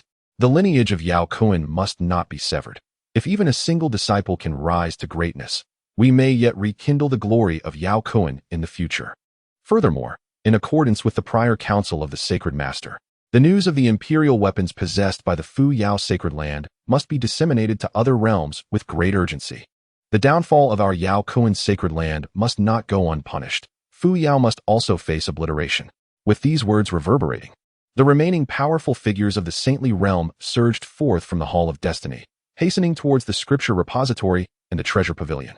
Although the majority of resources within the Yao Kuan sacred land were controlled by the several sacred kings, the scripture repository and the treasure pavilion still housed a plethora of invaluable items. With the fall of the sacred kings, they are now the strongest remaining forces of Yao Kuan. They must seize everything. This urgency is not exclusive to Yao Kuan. The other sacred lands are equally frantic, some even more so. For instance, the 9 nether demon sect. Following the demise of the 9 nether ancestor and the sect leader, numerous protective elders suddenly perished on the spot, having been under the control of the 2 sacred kings, while some were merely victims of backlash. The moment news of the 2 sacred kings' downfall spread, many powerful individuals within the demon sect commenced a brutal struggle for supremacy, vying to claim the treasures left behind by the 2 fallen kings. Some, driven by vengeance, began a merciless slaughter of the descendants of the 2 sacred kings. After all, the demon gate has always been governed by the principle of strength. Some guardians and elders were compelled to submit, as in the past. 2 great holy kings instilled fear within them, leaving these individuals with no audacity to overstep their bounds. However, with the demise of the 2 holy kings, their true natures have been laid bare. Furthermore, following the fall of the 2 sovereigns, the fortunes of the great Qian sacred dynasty suffered a significant backlash, manifesting in a torrential downpour of blood rain over the imperial city. At that moment, all the princes, lords, and generals understood that the holy emperor had passed away. Yet, few mourned for him. Instead, a terrifying aura of bloodshed erupted within the imperial city. The princes began to vie for power, while lords from various factions initiated rebellions. Instantly, the great Qian sacred dynasty was thrown into chaos. Similarly, the situation in the Tai sacred land was not much better. After the demise of the Fire Cloud ancestor and the Tai sacred master, the entire sacred land descended into disorder, with numerous peak masters and elders betraying their oaths. However, this turmoil did not persist for long. As a fissure appeared above the realms of the 9 nether demon gate, and the Tai sacred land, unleashing a cataclysmic onslaught akin to a natural disaster. Without the presence of a holy king to maintain order, even though both sacred lands had protective mountain formations, they could not withstand the assault of a holy king. Many disciples perished on the spot, while those within the realm of sanctification who had not yet fled were captured like helpless chicks. With the downfall of the two sacred lands, an even more terrifying tempest began to sweep across the entire North Xian realm. After all, the 5 sacred lands were the overlords of the North Xian realm, and beneath them lay numerous subordinate forces. As the giants fell, the smaller factions inevitably descended into internal strife. Nevertheless, at this moment, Xiao Ming remained unaware of these unfolding events, as Nangong Wui and Li Si-Ingar embarked on a mission to eliminate the strongholds of several sacred lands. Xiao Ming and F-Ing Shi-Nu-Ing returned to Wangyue Peak. As for L-Ing Ru-Su-En, due to the unforeseen circumstances, she was obliged to lead the higher-ups of Yan Peak, joining forces with other major peaks to encircle the affiliates of the sacred lands, as well as to suppress and assimilate the subordinate powers of these sacred realms. For the foreseeable future, she would be tirelessly on the move. Meanwhile, S-Kunju and Yn-L-Ing returned to Yn Peak to meditate and assimilate the insights and experiences they had recently acquired. Master, have the 9 great sacred kings been completely refined by you? Upon returning to Wangyue Peak, Xiao Ming hesitated for a moment before he could not restrain his curiosity. Indeed, they are utterly deceased. Their flesh, blood, and souls have been sacrificed to that ancient cauldron.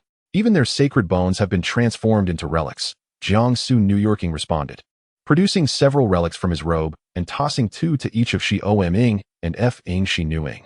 This is the relic of the desolate bones. It is crafted from the skeletons of living beings, combined with the power of desolation and true fire, containing an immensely powerful essence of bone.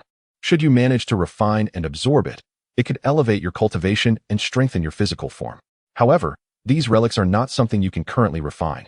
Wait until you reach the Nirvana realm before attempting to do so. Upon hearing Jiangsu New Yorking's words and gazing at the relics, Xiao Ming and F-Ing Shi-Nu-Ing's expressions became solemn. They had not anticipated that their master would be so generous as to bestow upon them relics forged from the bones of sacred kings. Indeed, it was their fortune to have Jiangsu New Yorking as their mentor. Master, are there any limitations to crafting the desolate bone relics? With a scrutinizing gaze fixed upon the 2 relics before him, Xiao Ming boldly posed the question. Presently, his human emperor banner could refine souls.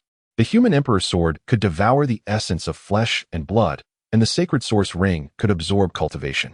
However, the bones seemed a waste, easily crushed by his hand. If he could learn the method to forge the desolate bone relics, his transcendent package would be perfected. You wish to learn? Noting Xiao Ming's eager expression, Jiang Xianying discerned his intentions and continued. There are no specific restrictions on the crafting process. As long as one has cultivated the great desolate refining divine art and comprehends the essence of desolation, one can temper bones using this understanding, employing special techniques for their creation. If you truly wish to learn, I can impart this knowledge to you. But heed this warning. Do not let your pursuit of power lead you to indiscriminately slay the innocent. The universe operates on a principle of cause and effect. Unrestrained killing not only risks your own moral compass, but may also attract calamity and misfortune. Jiang Xianying was aware of recent events. Coupled with Xiao Ming's previous remarks about Nangong Wuyo and Li Kang'er, she surmised that Xiao Ming possessed the ability to refine human flesh and souls. Should his mindset falter, such powers could lead to indiscriminate slaughter, ultimately transforming him into a soulless demon, a fate often met with dire consequences. I understand, Master, Xiao Ming replied, a chill running through him at her words, refraining from any rebuttal. This is the method for refining the bone relic. Observing Xiao Ming's eager expression, Jiang Xianying casually tossed a jade slip. Xiao Ming quickly reached out to catch it, a look of delight spreading across his face. However, at that moment, Jiang Xianying's languid voice drifted over, causing Xiao Ming's expression to shift. Could you kindly present that imperial weapon in your possession, one capable of devouring souls, for me to examine?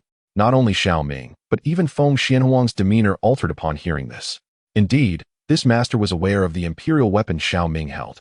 Should the other party develop a covetous desire after witnessing it, it would spell disaster for them. After all, in the face of overwhelming interests, all sentiments are rendered worthless. Despite Jiang Xianying's current benevolence towards them, if greed were to arise due to the item's immense value, the bond of master and disciple could swiftly unravel. Just as Xiao Ming's gaze flickered, a system notification chimed in. First update, a humble request for a small gift. After reading, please support with a couple of advertisements. Little you will provide daily updates, and the alluring Ji Qing sends you Chapter 116.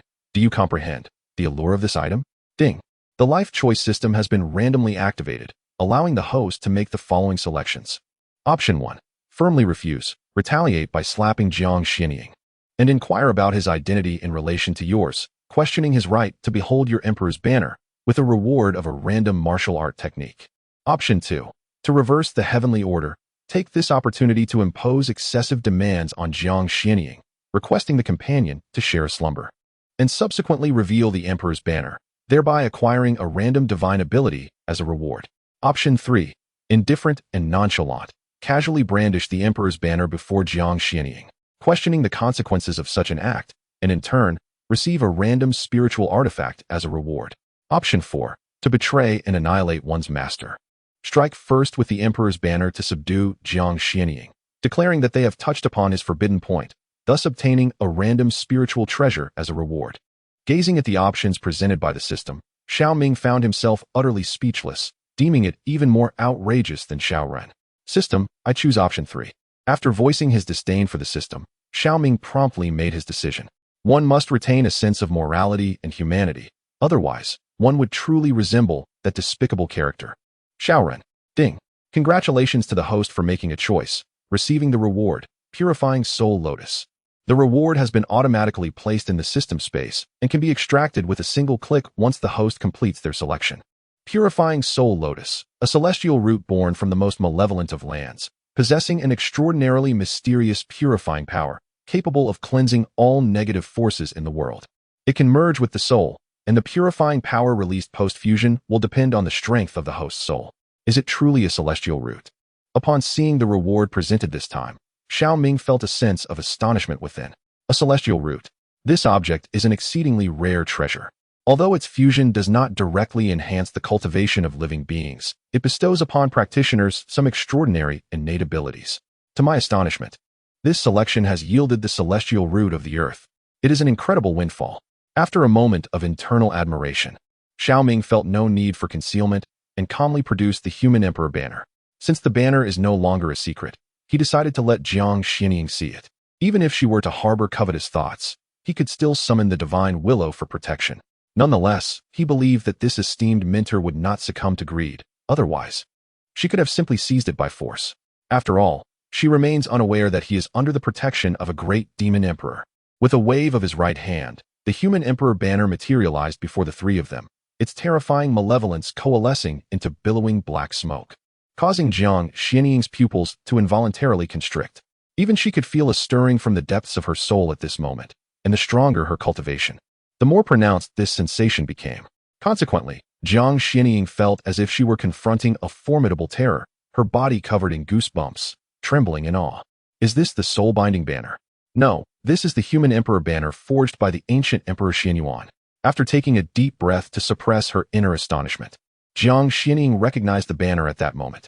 After all, she hails from the ancient clan of the Divine Wilderness and is the lesser life-death official of the Jiang family. Well-versed in many matters of antiquity, she had encountered records of the human emperor banner in the ancient texts of her clan. After the fall of the supreme Emperor Xianyuan, this extraordinary imperial weapon vanished completely from the various realms of the Tsang Yuan world. To my astonishment, it has manifested upon Xiao Ming. Do you comprehend what this item is? With a slight quickening of her heartbeat, Jiang Xianying turned her gaze towards Xiao Ming and spoke in a remarkably somber tone. Indeed, it is the supreme imperial weapon forged by the ancient human emperor, Xianyuan. Xiao Ming replied with an air of calmness. Observing Jiang Xianying's demeanor, it was apparent that she had already recognized it. Thus, there was no need for him to fabricate further. It was far better to acknowledge the truth openly and see how his esteemed master would react. Upon Xiao Ming's words, Jiang Xianying fell into a profound silence. She had initially presumed that he was ignorant of its value, yet she was taken aback to discover that he was well aware. Even the nearby Feng Xianhuang regarded her with a serious expression, her eyes devoid of any astonishment. As if she had known all along that this object was the human emperor's banner. This realization left Jiang Xianying feeling rather unsettled. The fact that her disciple possessed an extraordinary imperial weapon, of which she remained oblivious, was disconcerting. Do you understand the allure of this item? Even a powerful emperor would be envious. Are you not concerned that your master might harbor greed, claiming it for herself, or even resorting to eliminating you to silence the matter? With a flicker of her gaze, Jiang Xianying murmured ominously, a terrifying aura subtly permeating the atmosphere. This caused Feng Xianhuang's expression to darken immediately, her body tensing at that moment. She was acutely aware of Xiao Ming's hidden strength. Should this master succumb to greed, an inevitable clash would ensue. I trust my master will not. After Jiang Xianying's words fell, Xiao Ming merely responded with a faint smile. Although his master sometimes appeared somewhat unreliable, he firmly believed that she was not one to forsake principles for material gain. Upon hearing Xiao Ming's response, Jiang Xianying's lips twitched slightly, and she swiftly concealed her aura. Young one, this is not merely a material possession, it is an ultimate imperial weapon. Even an emperor would be driven to madness over it. Jiang Xianying gazed at the human sovereign flag, and a thought seemed to flicker in her mind, her voice becoming notably somber. Remember, never underestimate human nature. In the face of absolute benefit, even bonds of affection can prove to be illusory. Just as Jiang Xianying finished speaking, Xiao Ming interjected with a calm smile. While I cannot deny your words, in the presence of absolute trust, all external possessions also become insubstantial. This ultimately varies from person to person. At the utterance of these two sentences, Jiang Xianying momentarily froze, regarding Xiao Ming with a curious gaze, which soon blossomed into a smile. You little rascal, you certainly possess a silver tongue. No wonder that Peak Master and those two young ladies willingly came together to help you dispel the poison. However, I must remind you, one should never place blind faith in others. Put this away. Unless absolutely necessary, do not wield it in front of others, or it may lead to dire consequences. The avarice inherent in human nature is far more terrifying than one might imagine.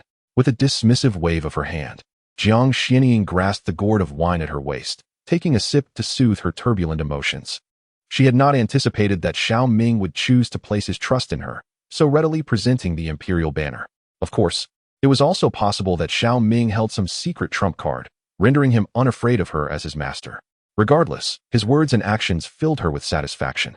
Upon hearing her, Xiao Ming retracted the imperial banner, a subtle smile gracing his lips. In truth, he did not harbor absolute trust in Jiang Xianying. His willingness to generously unveil the imperial banner stemmed from the possession of that very trump card. Additionally, he sought to use this opportunity to gauge Jiang Xianying's character. Fortunately, she did not disappoint him. She was indeed a master of integrity. One wielding an unparalleled imperial weapon and the other possessing the divine consciousness of an emperor. Though the extent of the secrets they harbored remains unknown, remember that you are both disciples of Jiang Xianying. Henceforth, should you encounter any tribulations, your master will resolve them, and you need not hold back. However, I earnestly hope that you will remain true to yourselves. Regardless of the legacies you carry, never lose sight of your own identity. If, by any chance, you were to descend into the depths of malevolence, your master would not hesitate to sever you from existence. After Xiao Ming's contemplations settled, Jiang Xianying turned her gaze towards the two. Furthermore, once you both attain the law manifestation realm, there are two matters with which I require your assistance. Hope that you two little ones will not refuse. With that, Jiang Xianying turned and vanished from sight, presumably returning to her dwelling. This left Xiao Ming and Feng Xianhuang exchanging glances, their eyes flickering with intrigue. Hey, you wouldn't be attempting to win over this esteemed master, would you? Feng Xianhuang's sudden remark nearly caused Xiao Ming to choke. Chapter 117. The First Comparative Judgment, a challenge from Feng Xianhuang. What? Xiao Ming gazed at Feng Xianhuang in bewilderment. Then, feeling a twinge of guilt, glanced around to confirm that Jiang Xianying had indeed departed before fixing a glare on Feng Xianhuang. What nonsense are you spouting? I must inform you. This is slander, a blatant calumny. Watch out, or my senior brother may give you a beating. He had not been overtly expressive, merely probing Jiang Xianying. Furthermore, he had exchanged a few, somewhat heartfelt words. Was that considered wooing?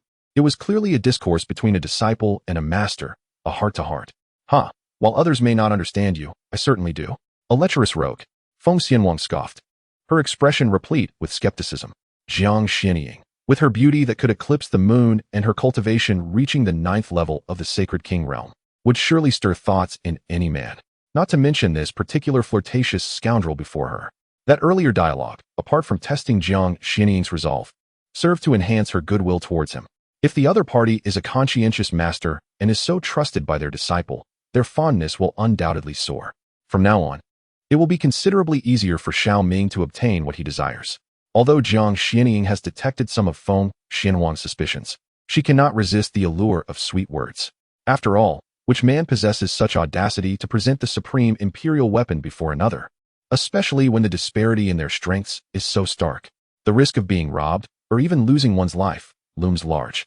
Yet, the other party remains undaunted, sincerely professing that he does not care for such material possessions. His willingness to display it stems from his trust in her, a sentiment that would surely captivate any beautiful master. This is what one might call strategy, an artful game of seduction. Unfortunately, the one embroiled in the situation is often blinded, while the observer sees clearly. Feng Xianhuang immediately discerned Xiao Ming's clever scheme to achieve two objectives with one move. Is that so? Then, do you wish to delve a little deeper? Observing Feng Xianhuang's haughty demeanor, a subtle smile crept upon Xiao Ming's lips. He then provocatively remarked, prompting an instant blush to color Feng Xianhuang's delicate features, her expression shifting to one of barely contained irritation. Xiao Ming, you're asking for trouble. This shameless rogue dares to tease her in such a fashion, as if she cannot comprehend his insinuations. As his words hung in the air, a formidable aura erupted from Feng Xianhuang, igniting a spark of excitement in Xiao Ming's eyes, as he felt a wave of eagerness wash over him. As the saying goes, fighting can strengthen bonds. If Feng Xianhuang truly intends to engage, he would not shy away from a little playful intimacy. However, just as Xiao Ming anticipated that Feng Xianhuang was about to take action, he was taken aback when she suddenly retracted all her aura. In 3 days. If I truly cannot surpass you, we shall engage in battle then. I hope you will not hold back. With these enigmatic words lingering in the air, Feng Xianhuang turned and returned to her abode, leaving Xiao Ming in a state of perplexity. What could possibly occur in 3 days? Was it some trivial matter? Or was this woman planning to leave home? Although a sense of confusion enveloped him, Xiao Ming decided not to dwell on it further and made his way back to his own dwelling. The recent tumult of combat and duel cultivation had imparted significant insights to him, and he needed to calm his mind to thoroughly digest them. System: extract the pure world soul lotus. Upon returning to his quarters, Xiao Ming wasted no time in extracting the rewards he had earned this time. As for the previously acquired 10,000 poisons pearl, he had already effortlessly inherited it after completing dual cultivation with Su Qingyue and Yun Ling aboard the heavenly mysterious sacred spirit vessel. Ding! Congratulations, host, on successful one-click inheritance. The Pure World Soul Lotus is now binding to the host.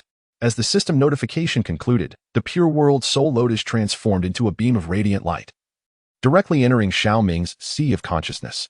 In an instant, this celestial root of the earth fused completely with Xiao Ming's soul, subsequently forming a lotus seal upon the heart of his soul. Whenever Xiao Ming harnessed his soul power, he would be able to wield the force of purification.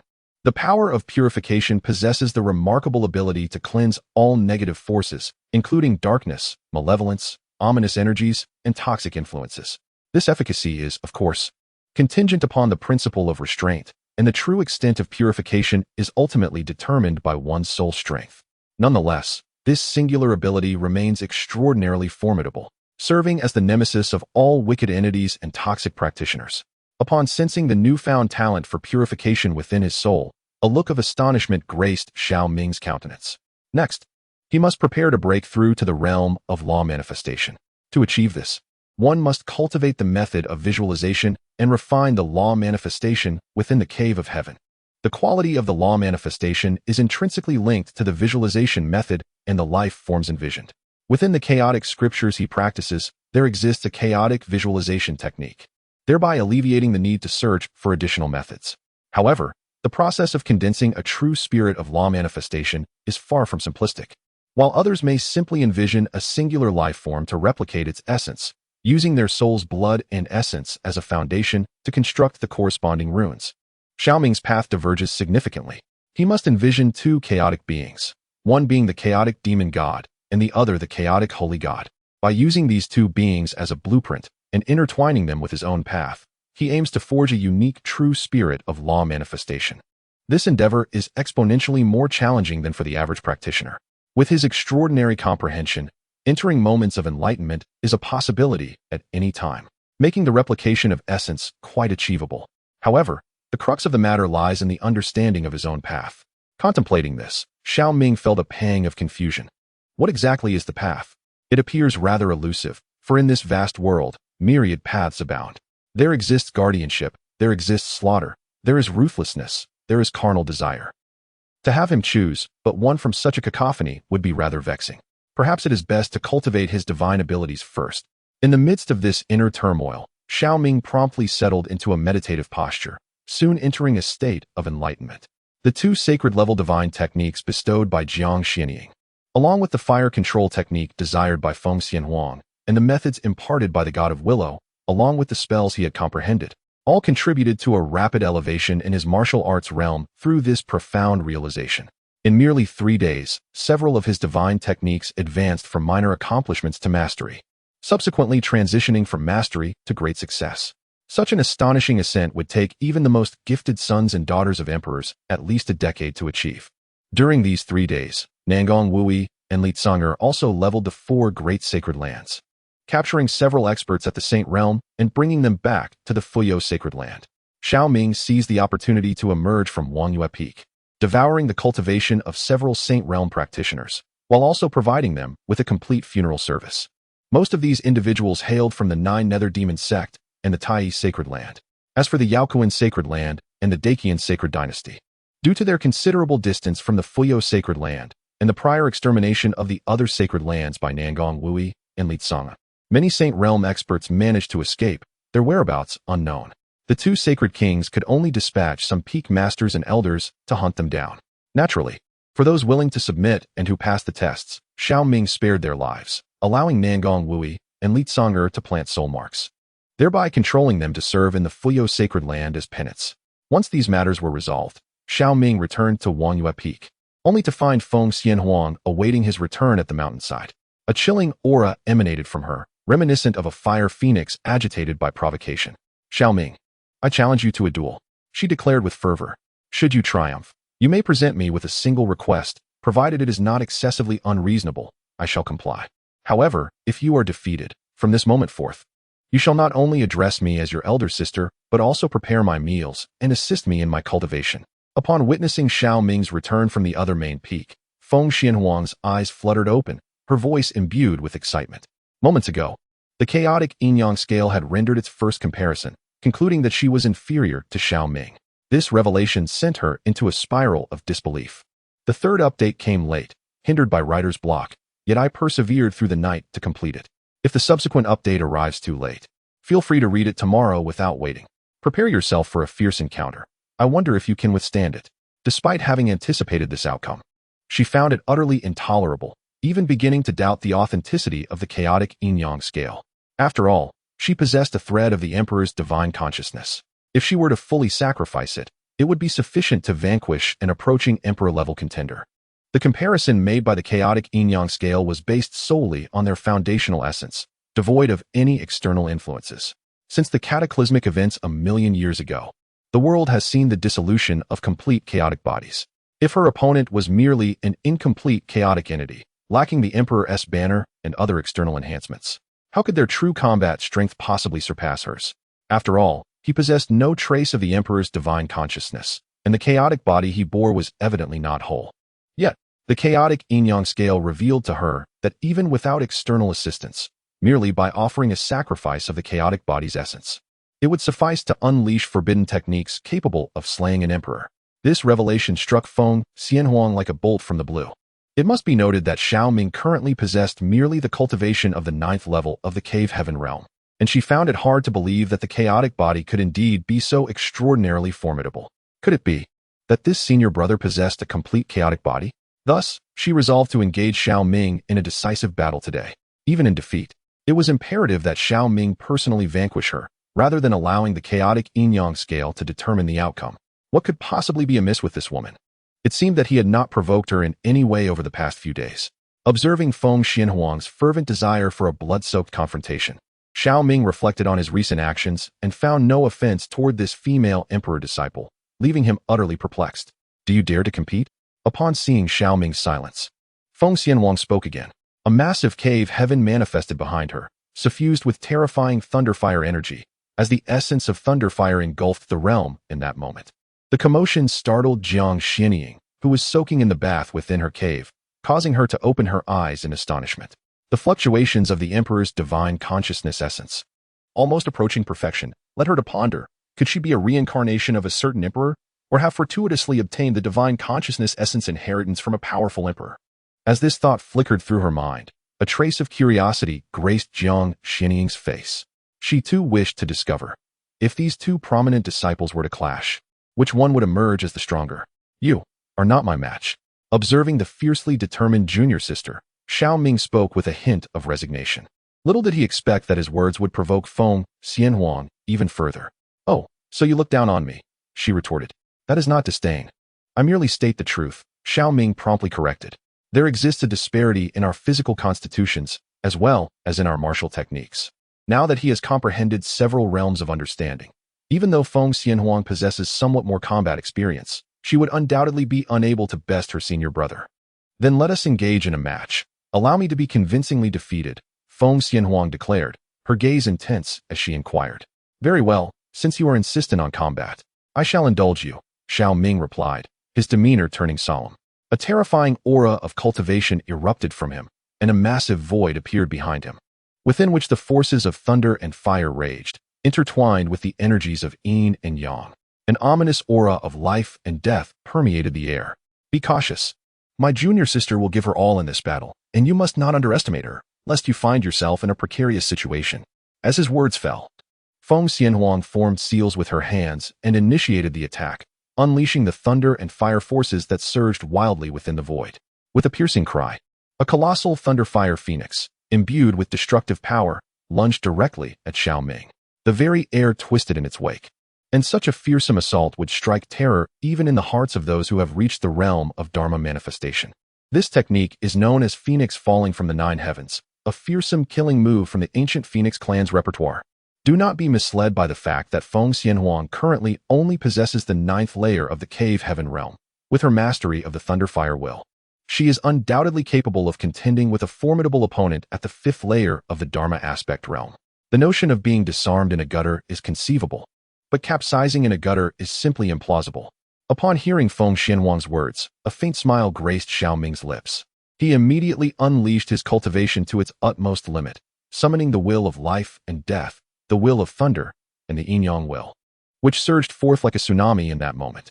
The sky above Wangyue Peak was instantaneously shrouded in darkness, transforming the entire realm into a chaotic void, as a colossal foot of a divine demon descended upon the Thunderfire Phoenix. The chaotic law, star treading. Should this technique be perfected, one could shatter the Sunstar with a single step. The unparalleled and terrifying aura astonished and shocked those, such as Nangong Wuyo, who were dozens of miles away, leaving them utterly bewildered by the astonishing fluctuations of battle erupting from Wangyue Peak. In the next instant, accompanied by a resounding boom, the divine demon's foot collided with the Thunderfire Phoenix, which struggled furiously yet was firmly suppressed by that foot. No matter how fiercely the Thunderfire surged, it could not shatter the foot before it. After enduring for less than 3 breaths, the Thunderfire Phoenix was utterly obliterated by that strike, unleashing a terrifying shockwave that once again swept across Wangyue Peak. Feng Xianhuang forcefully suppressed the backlash, her hands transforming the seal once more. "Phoenix feather, the world." As her voice rang out, the remnants of the shattered Thunderfire Phoenix erupted into a storm of feathers, unleashing a devastating sword intent that spiraled towards Xiao Ming like a tornado. The two divine abilities intertwined flawlessly, eliciting a look of astonishment from Xiao Ming. Truly a remarkable reincarnated empress. Even when her divine abilities are forced to recoil upon her, she can once again unleash her power in an instant. Were it any ordinary prodigy, they would undoubtedly be caught off guard by Feng Xianhuang's onslaught. Alas, she encountered him instead, almost simultaneously with her thoughts. A colossal foot of divine and demonic origin shattered explosively, unleashing a terrifying realm of life and death. It conjured a fearsome tempest of thunder, fire, and wind that clashed violently with the deluge of Phoenix feather sword chi. The void trembled incessantly. Such a cataclysmic force of the storm could annihilate a 5th-tier law manifestation realm expert. Were it not for the protective formations of Wangyue Peak, it would have surely been obliterated by this impact. Before the tempest could dissipate, several figures, akin to specters, coalesced the Phoenix's true essence into Thunderfire Phoenix feathers. Like daggers, they tore through the chaotic storm, simultaneously launching their assault upon Xiao Ming.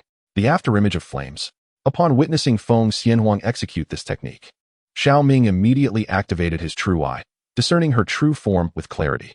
The chaotic body erupted with an overwhelming vitality, and Xiao Ming advanced towards her using the true dragon technique.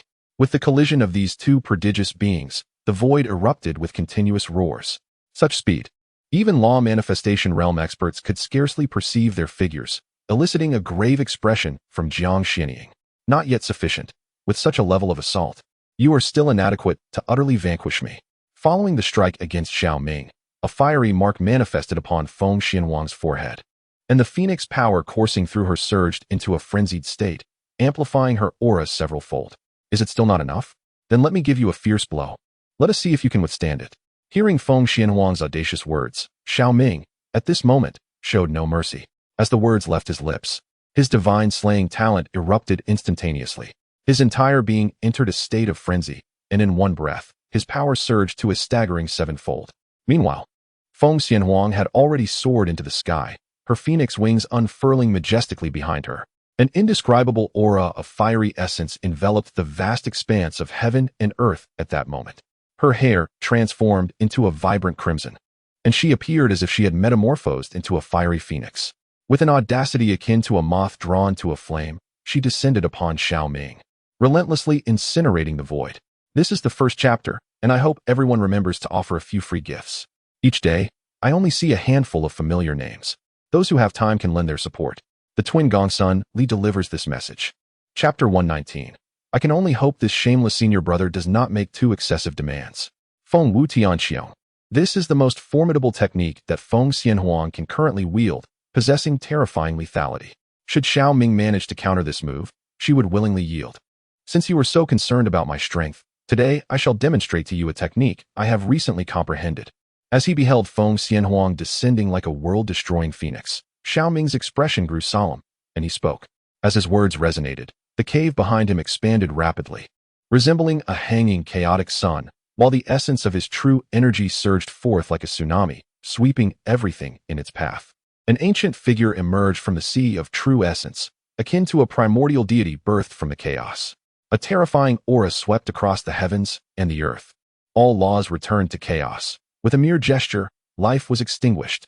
As these words resonated through the air, Xiao Ming formed a seal with his hands and pointed a finger. In that moment, the realms of life and death, thunder, and the duality of yin and yang bizarrely fused into one. An elusive and mysterious essence erupted from Xiao Ming, as if the very heavens and earth were on the verge of reawakening. Although this was not the true essence of chaos, it bore the nascent form of such a concept. With this essence empowering him, the spectral figure of the deity raised a hand and pointed, where chaotic true fire and the purple lightning of calamity coiled ominously, transforming into a fearsome power of an almost ashen hue. Wherever it traversed, the forces of the universe disintegrated, as if instantaneously reverting to chaos.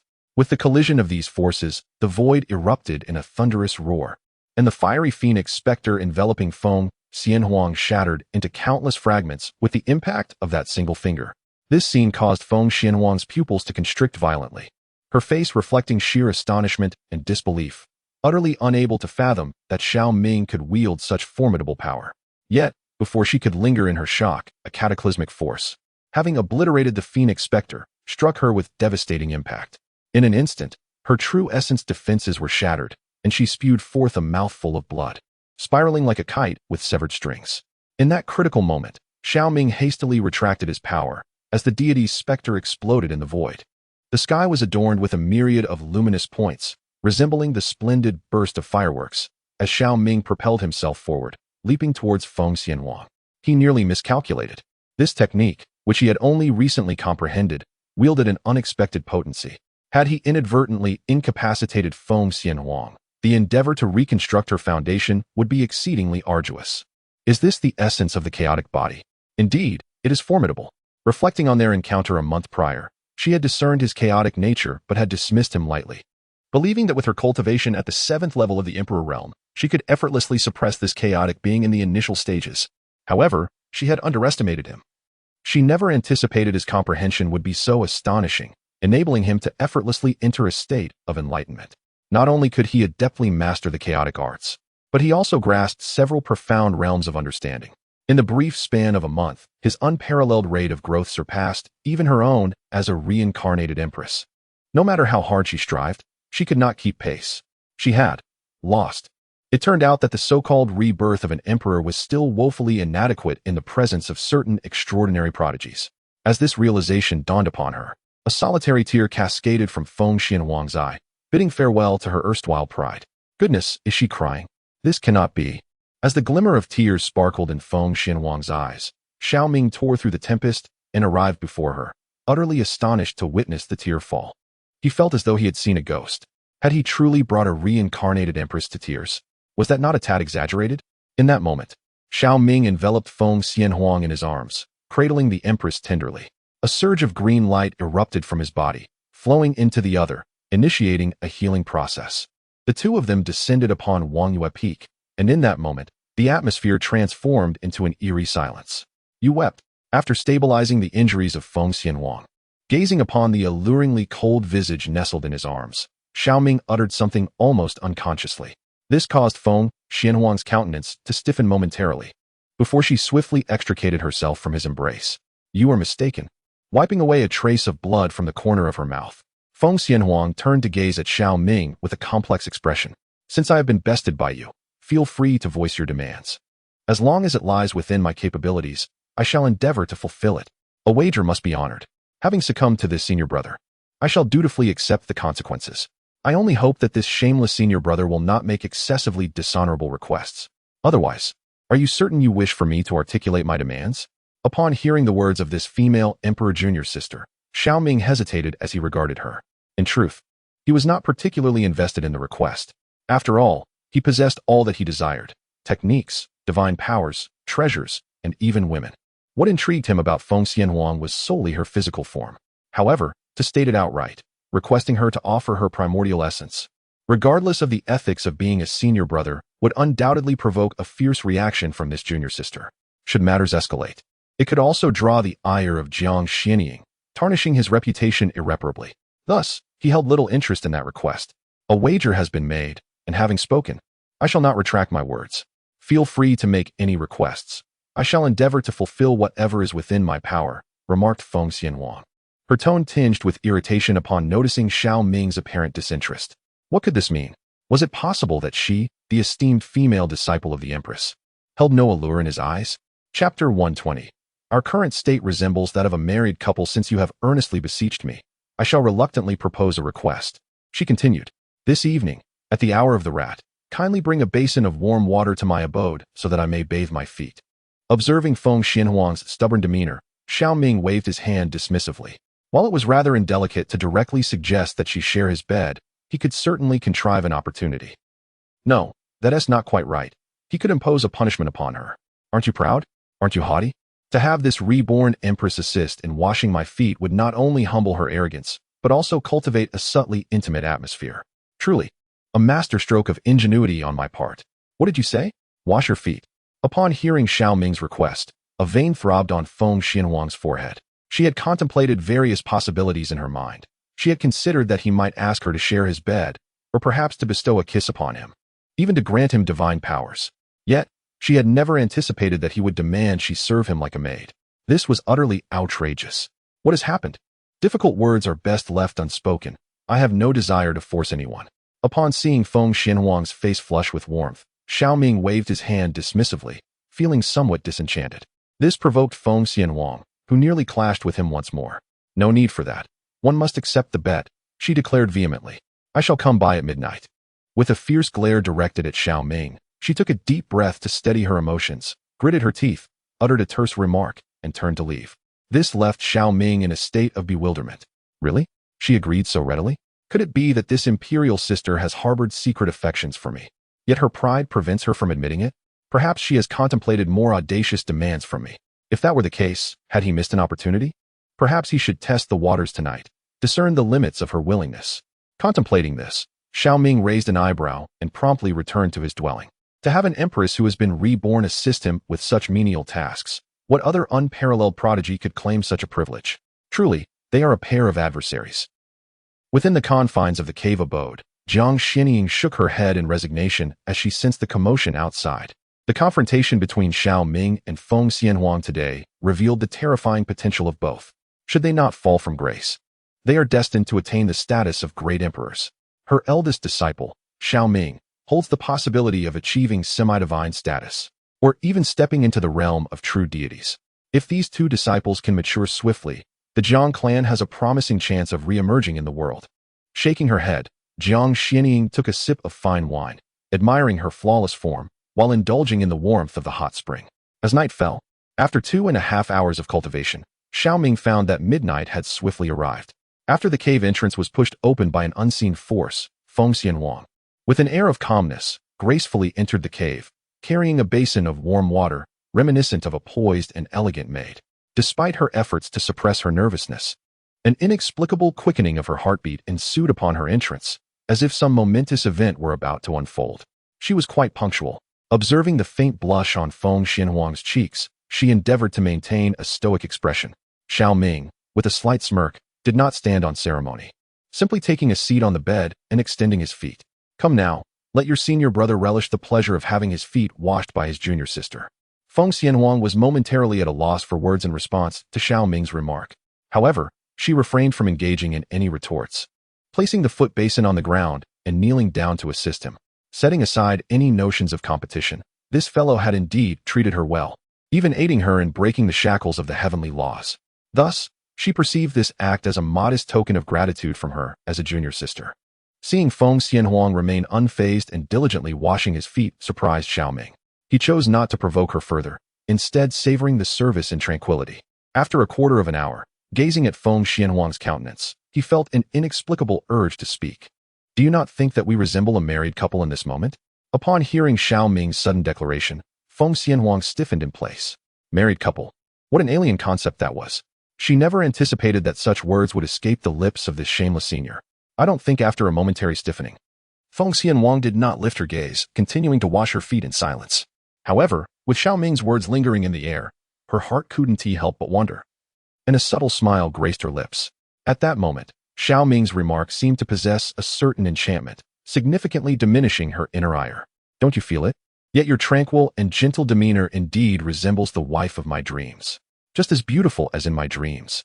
Upon hearing Feng Xianhuang's words, Xiao Ming appeared somewhat languid, suddenly expressing his sentiments with a hint of nostalgia. Certainly, he acknowledged that his words were intended to flatter Feng Xianhuang.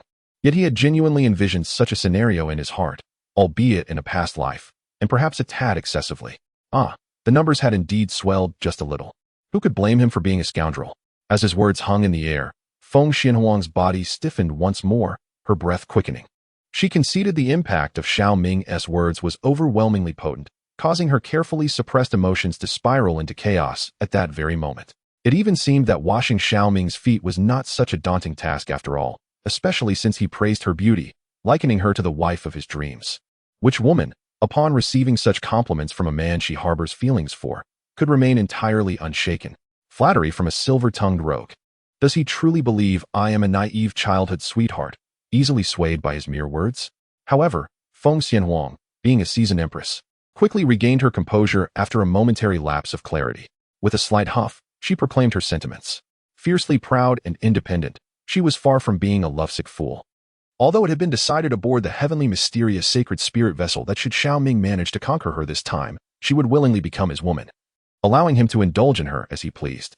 Nevertheless, this did not imply that she would simply surrender herself without reservation. Whether she would willingly become a mere plaything depended entirely on the intoxicating allure the man could weave around her. You are you, and she is she. Each possesses their unique merits. Every individual has qualities that captivate me, and I have no intention of comparing you. That would be a profound disrespect. However, I can sense that you both hold me in high regard, which brings me a sense of honor. Upon hearing these words from Feng Xianhuang, Xiao Ming merely chuckled, his laughter devoid of any pretense. His words were sincere and heartfelt. He truly believed that there was no need to measure his beloved against anyone else, as such behavior struck him as exceedingly childish. To find someone he cherished, who was also cherished by another, without any ulterior motives, this was already a stroke of immense fortune. Why ponder further? Feng Xianhuang was momentarily taken aback by Xiao Ming's unexpected insight. It was astonishing to her that he possessed such awareness. In a world where martial prowess reigned supreme, the strong often attracted numerous subordinates, most of whom, once becoming prized possessions, would ultimately be reduced to mere toys. Xiao Ming, possessing a chaotic physique, could easily be regarded as an emperor among his peers, treating the women who willingly submit to him as mere playthings. However, he chooses to extend respect towards them, a quality that is undeniably captivating. Enough of your washing. Allow me the honor to assist you, he declared. At this moment, Feng Xianhuang's admiration for Xiao Ming surged once more. Suddenly, he stood up, leaving her utterly bewildered. In the third update, for those experiencing a dearth of reading material, I suggest exploring another work by Xiao Yu, titled Picking a Female Emperor Monthly. The System Understands Me, recommended by Yu Chan and Qin Yi. Chapter 121. I wish for you to be my woman. Wash her feet. Feng Xianhuang stared at Xiao Ming in sheer disbelief, nearly convinced she had misheard him. It is widely perceived that such tasks are reserved for maidservants and subordinates. No prodigy would ever lower themselves to perform such menial duties, especially not someone like Xiao Ming. A prodigious talent with a chaotic body, for even the empress or divine maiden would not be worthy of having their feet washed by him. Thus, when he initially suggested this during the day, she felt a surge of indignation, believing he was belittling her. Yet, as the victor, she recognized her defeat to Xiao Ming and contemplated accepting the situation. Little did she expect him to demean himself in such a manner. What are you waiting for? You wash my feet, and I shall wash yours, so you won't feel discomfort, thinking your senior brother is bullying you, Xiao Ming remarked with a hint of amusement. Observing Feng Xianhuang lost in thought on the ground. Before Feng Xianhuang could utter a word in response, Xiao Ming seized her arm, causing the female imperial disciple to gasp in surprise as she plopped down onto his grand bed. In the next instant, with a swift motion of his hand, her shoes vanished without a trace. Her delicate little feet, resembling jade from a pristine sheep's fat, radiated a soft, misty luster under the ethereal glow of crystal light. Complemented by her long, slender legs of smooth, snowy white, she appeared to be a masterpiece meticulously crafted by the heavens themselves. Put them down. As he observed Feng Xianhuang's legs suspended awkwardly in midair, Xiao Ming crouched down, rolling up his sleeves as he spoke. I do not require your assistance in washing. Upon hearing his words, Feng Xianhuang's complexion flushed, her face turning away as she retorted, cease your arrogance. Having been defeated and feeling disheartened, you surely wish to regain some semblance of balance after having me wash for so long. Brother, I understand your stubbornness, so I shall reluctantly assist you this once. With that, Xiao Ming grasped her dainty feet, causing Feng Xianhuang to shudder, her body becoming even more rigid. An inexplicable tingling sensation, akin to a gentle tickle, coursed through the soles of her feet, rendering her somewhat uneasy. Are you this sensitive? Noticing her subtle reaction, a smile crept upon Xiao Ming's lips. Have you had your fill of this game? Just as he suppressed his mischievous thoughts, Feng Xianhuang, with gritted teeth, suddenly inquired, her face now completely flushed. If not for her injuries still healing, she would have longed to unleash her powers and challenge Xiao Ming once more. Who, while washing her feet, circles her sole and then playfully teases her toes with her fingers? Is this truly a foot wash? It is evidently a mischief. What nonsense!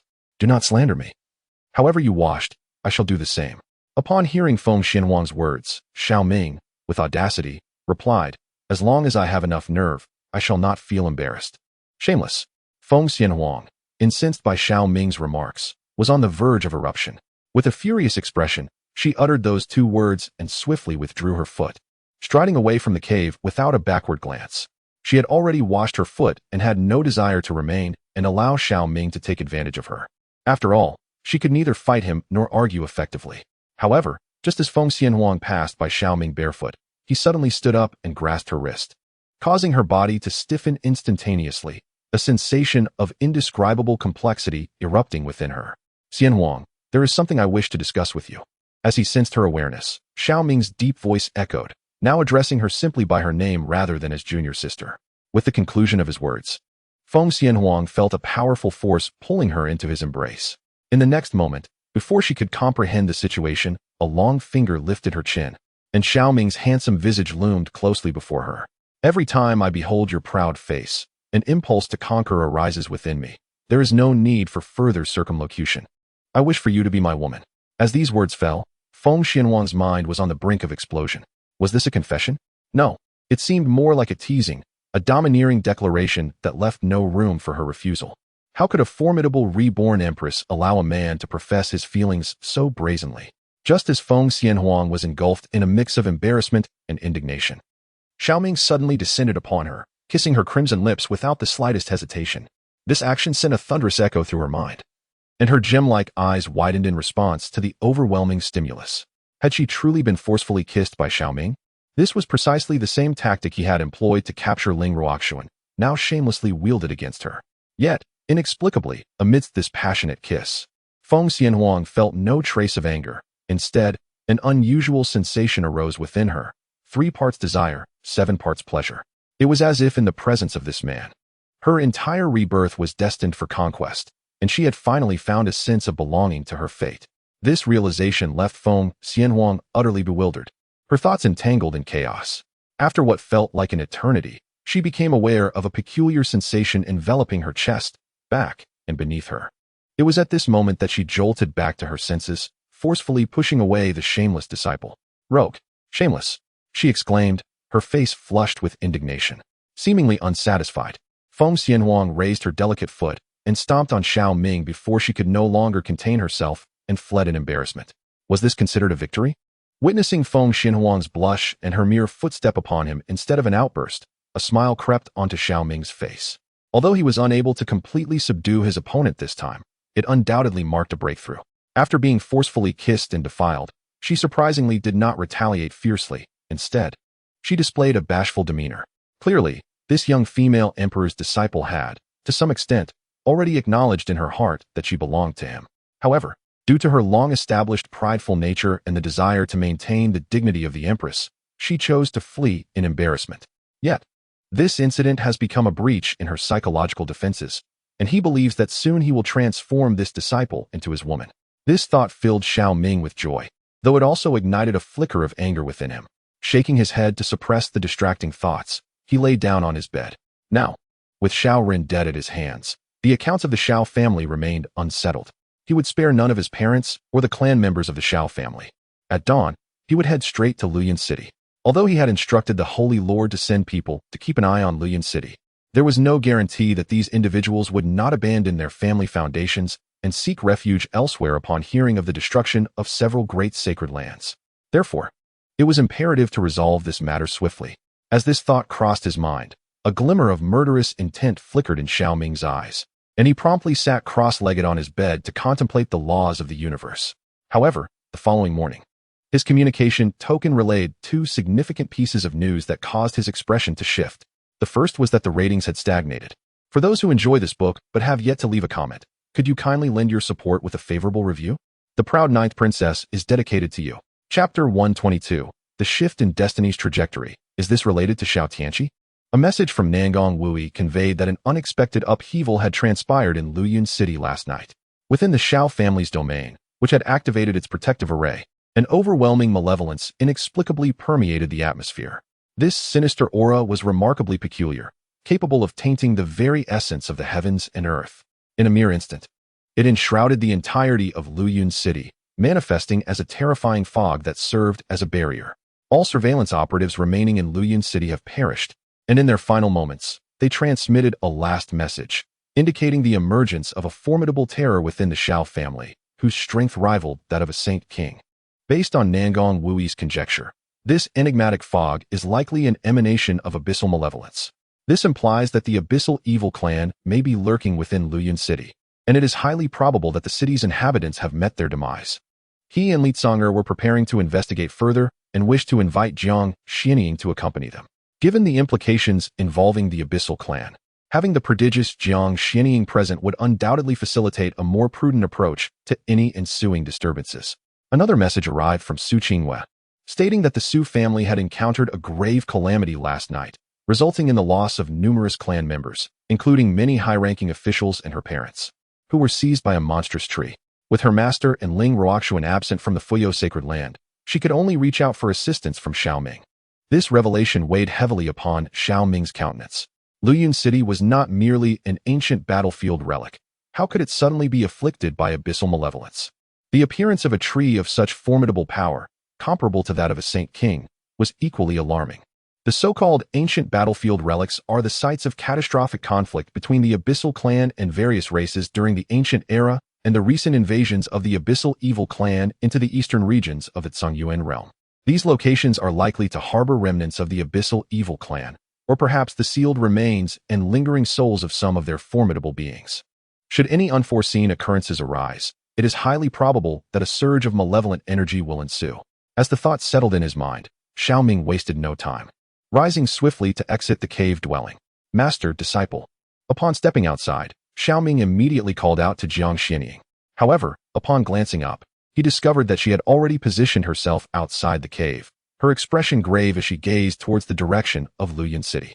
I am aware of the situation and will follow. You should accompany Nangong Wuyo for now. I still have a few matters to attend to. Upon seeing Xiao Ming emerge, Jiang Xianying spoke with a calm demeanor. With that, she vanished into the void. Shortly thereafter, Mount Wangyue trembled violently. A terrifying shockwave erupted from beneath the ground, causing Xiao Ming's expression to shift uneasily. At that moment, he sensed an extraordinarily malevolent aura emanating from beneath Mount Wangyue. The segment of the Emperor's finger bone sealed within the mountain similarly unleashed a formidable force, as if it were resisting the sinister fluctuations from below. This revelation darkened Xiao Ming's gaze. Could it be that deep within the bowels of Mount Wangyue lies a seal containing the evil artifacts of the Abyssal Evil Clan? Or perhaps the remnants of their powerful beings? What could have transpired? Such a disturbance also roused Feng Xianhuang, compelling her to dash out of the cave without hesitation. After being defiled by Xiao Ming the previous night, she had struggled to find peace until dawn broke, only to be confronted with the unsettling commotion from Mount Wangyue. A grave situation had undoubtedly unfolded.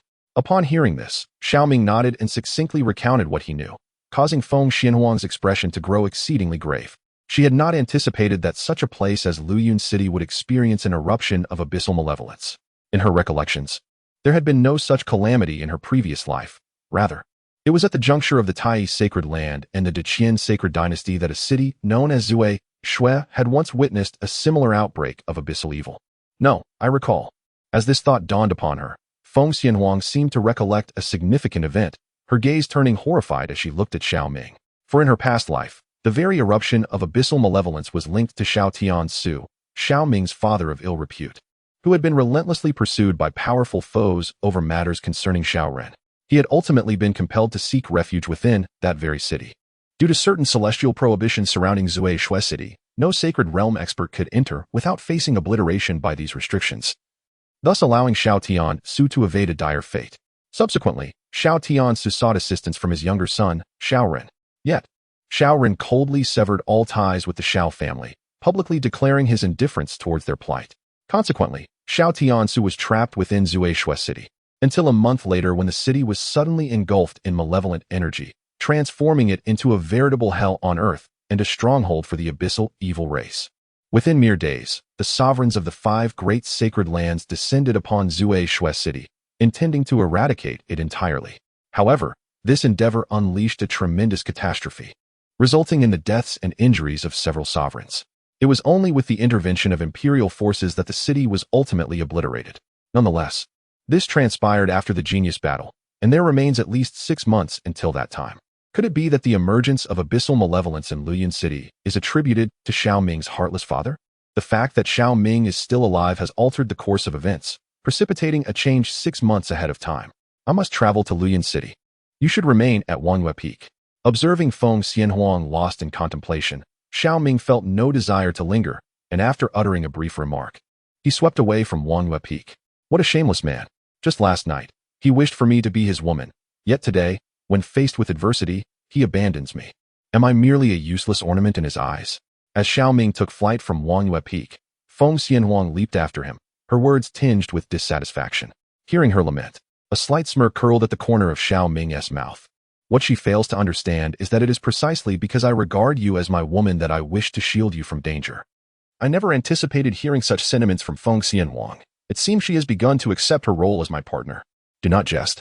If you truly considered me your woman, you would fight alongside me. Feng Xianhuang retorted with a haughty snort. Her words, though brimming with pride, were imbued with concern. In her past life, she had confronted the Abyssal Evil Clan and was acutely aware of their terrifying nature. Moreover, if this matter pertains to Xiao Tian's, perhaps she could leverage her memories from her previous existence to assist Xiao Ming. Furthermore, in this life, Feng Xianhuang seeks a partner with whom she can grow, not someone who hides behind her in times of crisis. Together, they advanced. As the words faded, 2 figures transformed into streaks of light, arriving directly at the Sacred Master Peak. Upon landing, Xiao Ming and Feng Xianhuang noticed several figures awaiting them before the Grand Hall of the Sacred Master, including Nangong Waya, Li Kang'er, as well as Su Qingwei and Yunling. After exchanging customary greetings with the sacred master and the ancestor, they turned their attention to Su Qingwei and Yunling brother Xiao Ming. Su Qingwei gazed at him with tear-filled eyes, her expression laden with worry and trepidation. It was only after her brief conversation with Nangong Waya and Li Kang'er that she learned of the turmoil in Luoyang City, triggered by the eruption of abyssal malevolence and unspeakable horror. The members of the Su family, including her parents, were likely facing grave peril. Do not fret excessively. Uncle and aunt will be fine, Xiao Ming reassured her upon observing her distress. He then turned his gaze towards Nangong Waya and Li Kang'er. Time is of the essence. Sacred master, ancestor, let us set forth at once.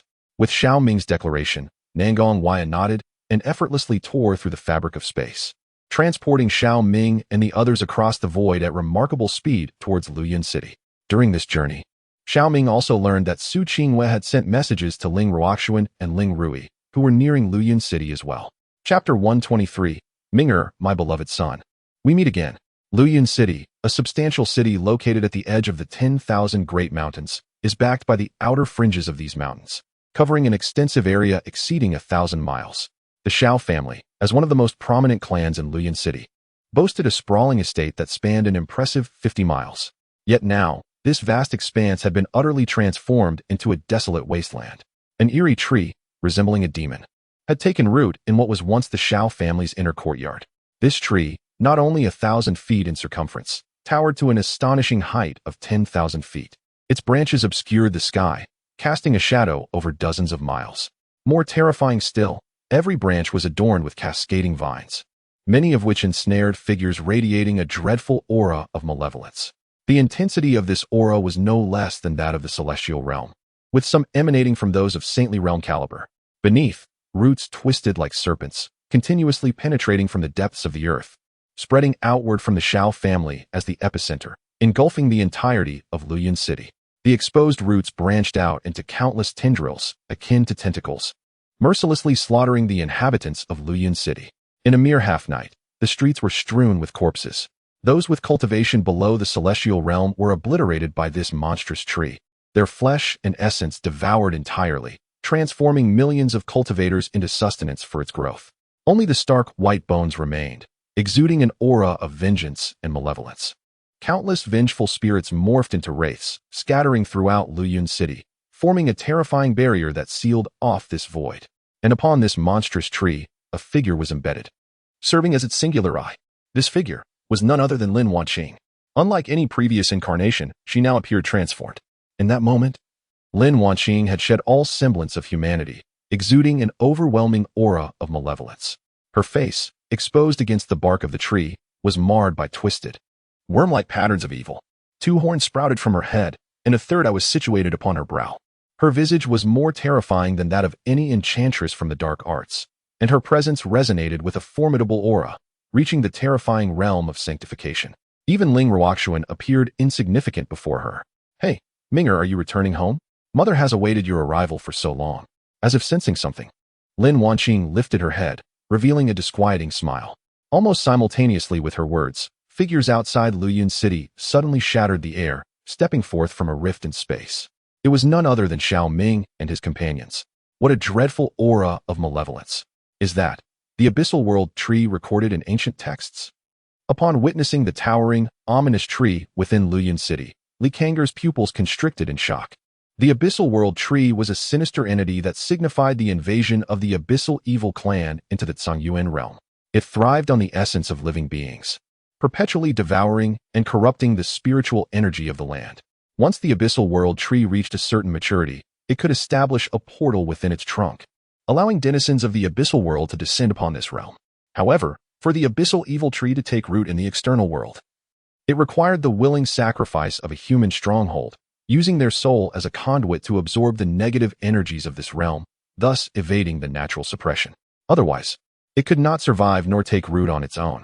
Which traitorous human would willingly become a pawn for the abyssal evil clan?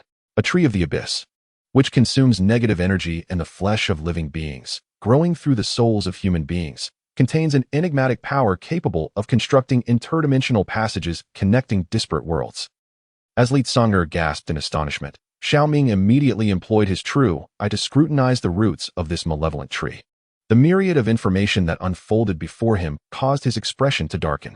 Should this abyssal tree fully mature, it would surely herald a cataclysmic disaster for the entire North Xian realm, or rather, the entire eastern region.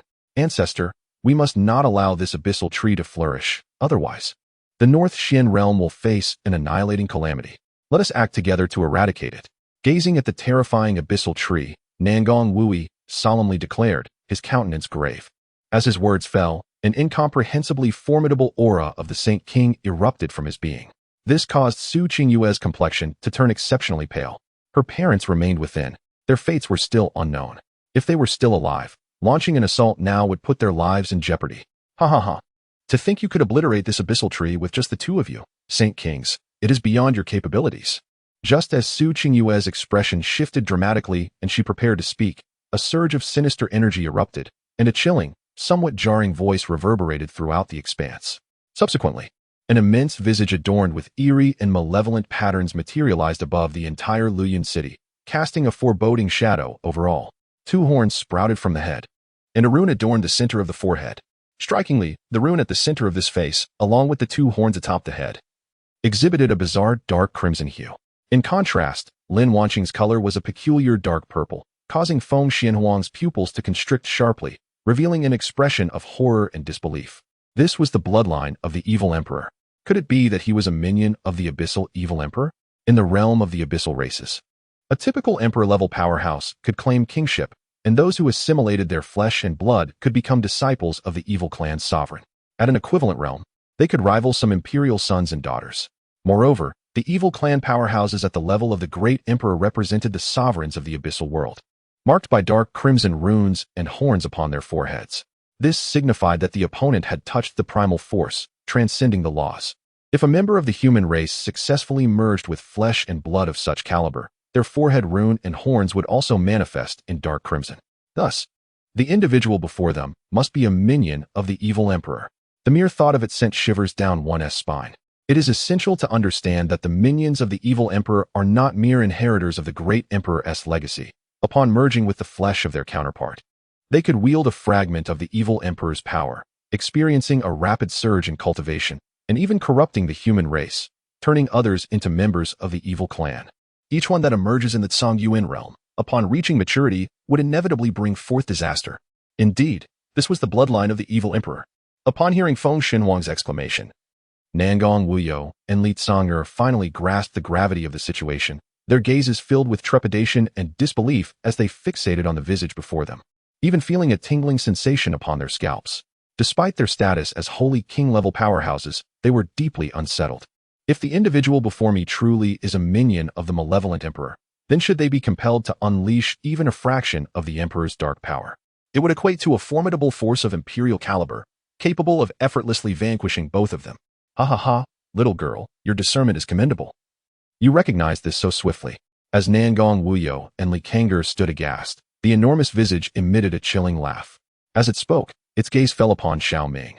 And in that moment, its countenance transformed into a ghastly snarl, its voice reverberating ominously through the heavens and earth. Ming'er, my beloved son, we meet again. Your growth during this time has truly astonished me, so much so that I could almost devour you on the spot. As the words echoed, that face, resembling a vengeful spirit, surged forth, infused with a terrifying abyssal malevolence, lunging at Xiao Ming and his companions. Chapter 3. Delayed, but updated. After reading, remember to support our dear Xiaoyu. Lend a hand by clicking twice for love's sake. The aloof Lu Sueki offers you her profile in gratitude. Chapter 124. If I were to falter, who would uphold the heavens for you? Arrogance. Upon realizing that Xiao Tian's was merely a projection, they dared to recklessly charge forward. Simultaneously, Nangong Wuyo and Li Kang'er shouted in unison, raising their hands to grasp the void ahead. The terrifying power of the Saint King swept across the realm, shattering the void before them like a mirror, transforming 100 miles of space into a tempest. The dark projection of Xiao Tian's was obliterated amidst this spatial maelstrom. Above the city of flowing clouds, a wraithly barrier erupted in ripples, ultimately managing to stave off the encroaching force. Nangong Wui and Li Tsonger raised their hands to deflect the storm's onslaught, both sovereign kings gazing gravely at the barrier. This formidable seal was forged from the blood sacrifices of millions of cultivators from Flowing Cloud City, and even united, they would require considerable effort to breach it.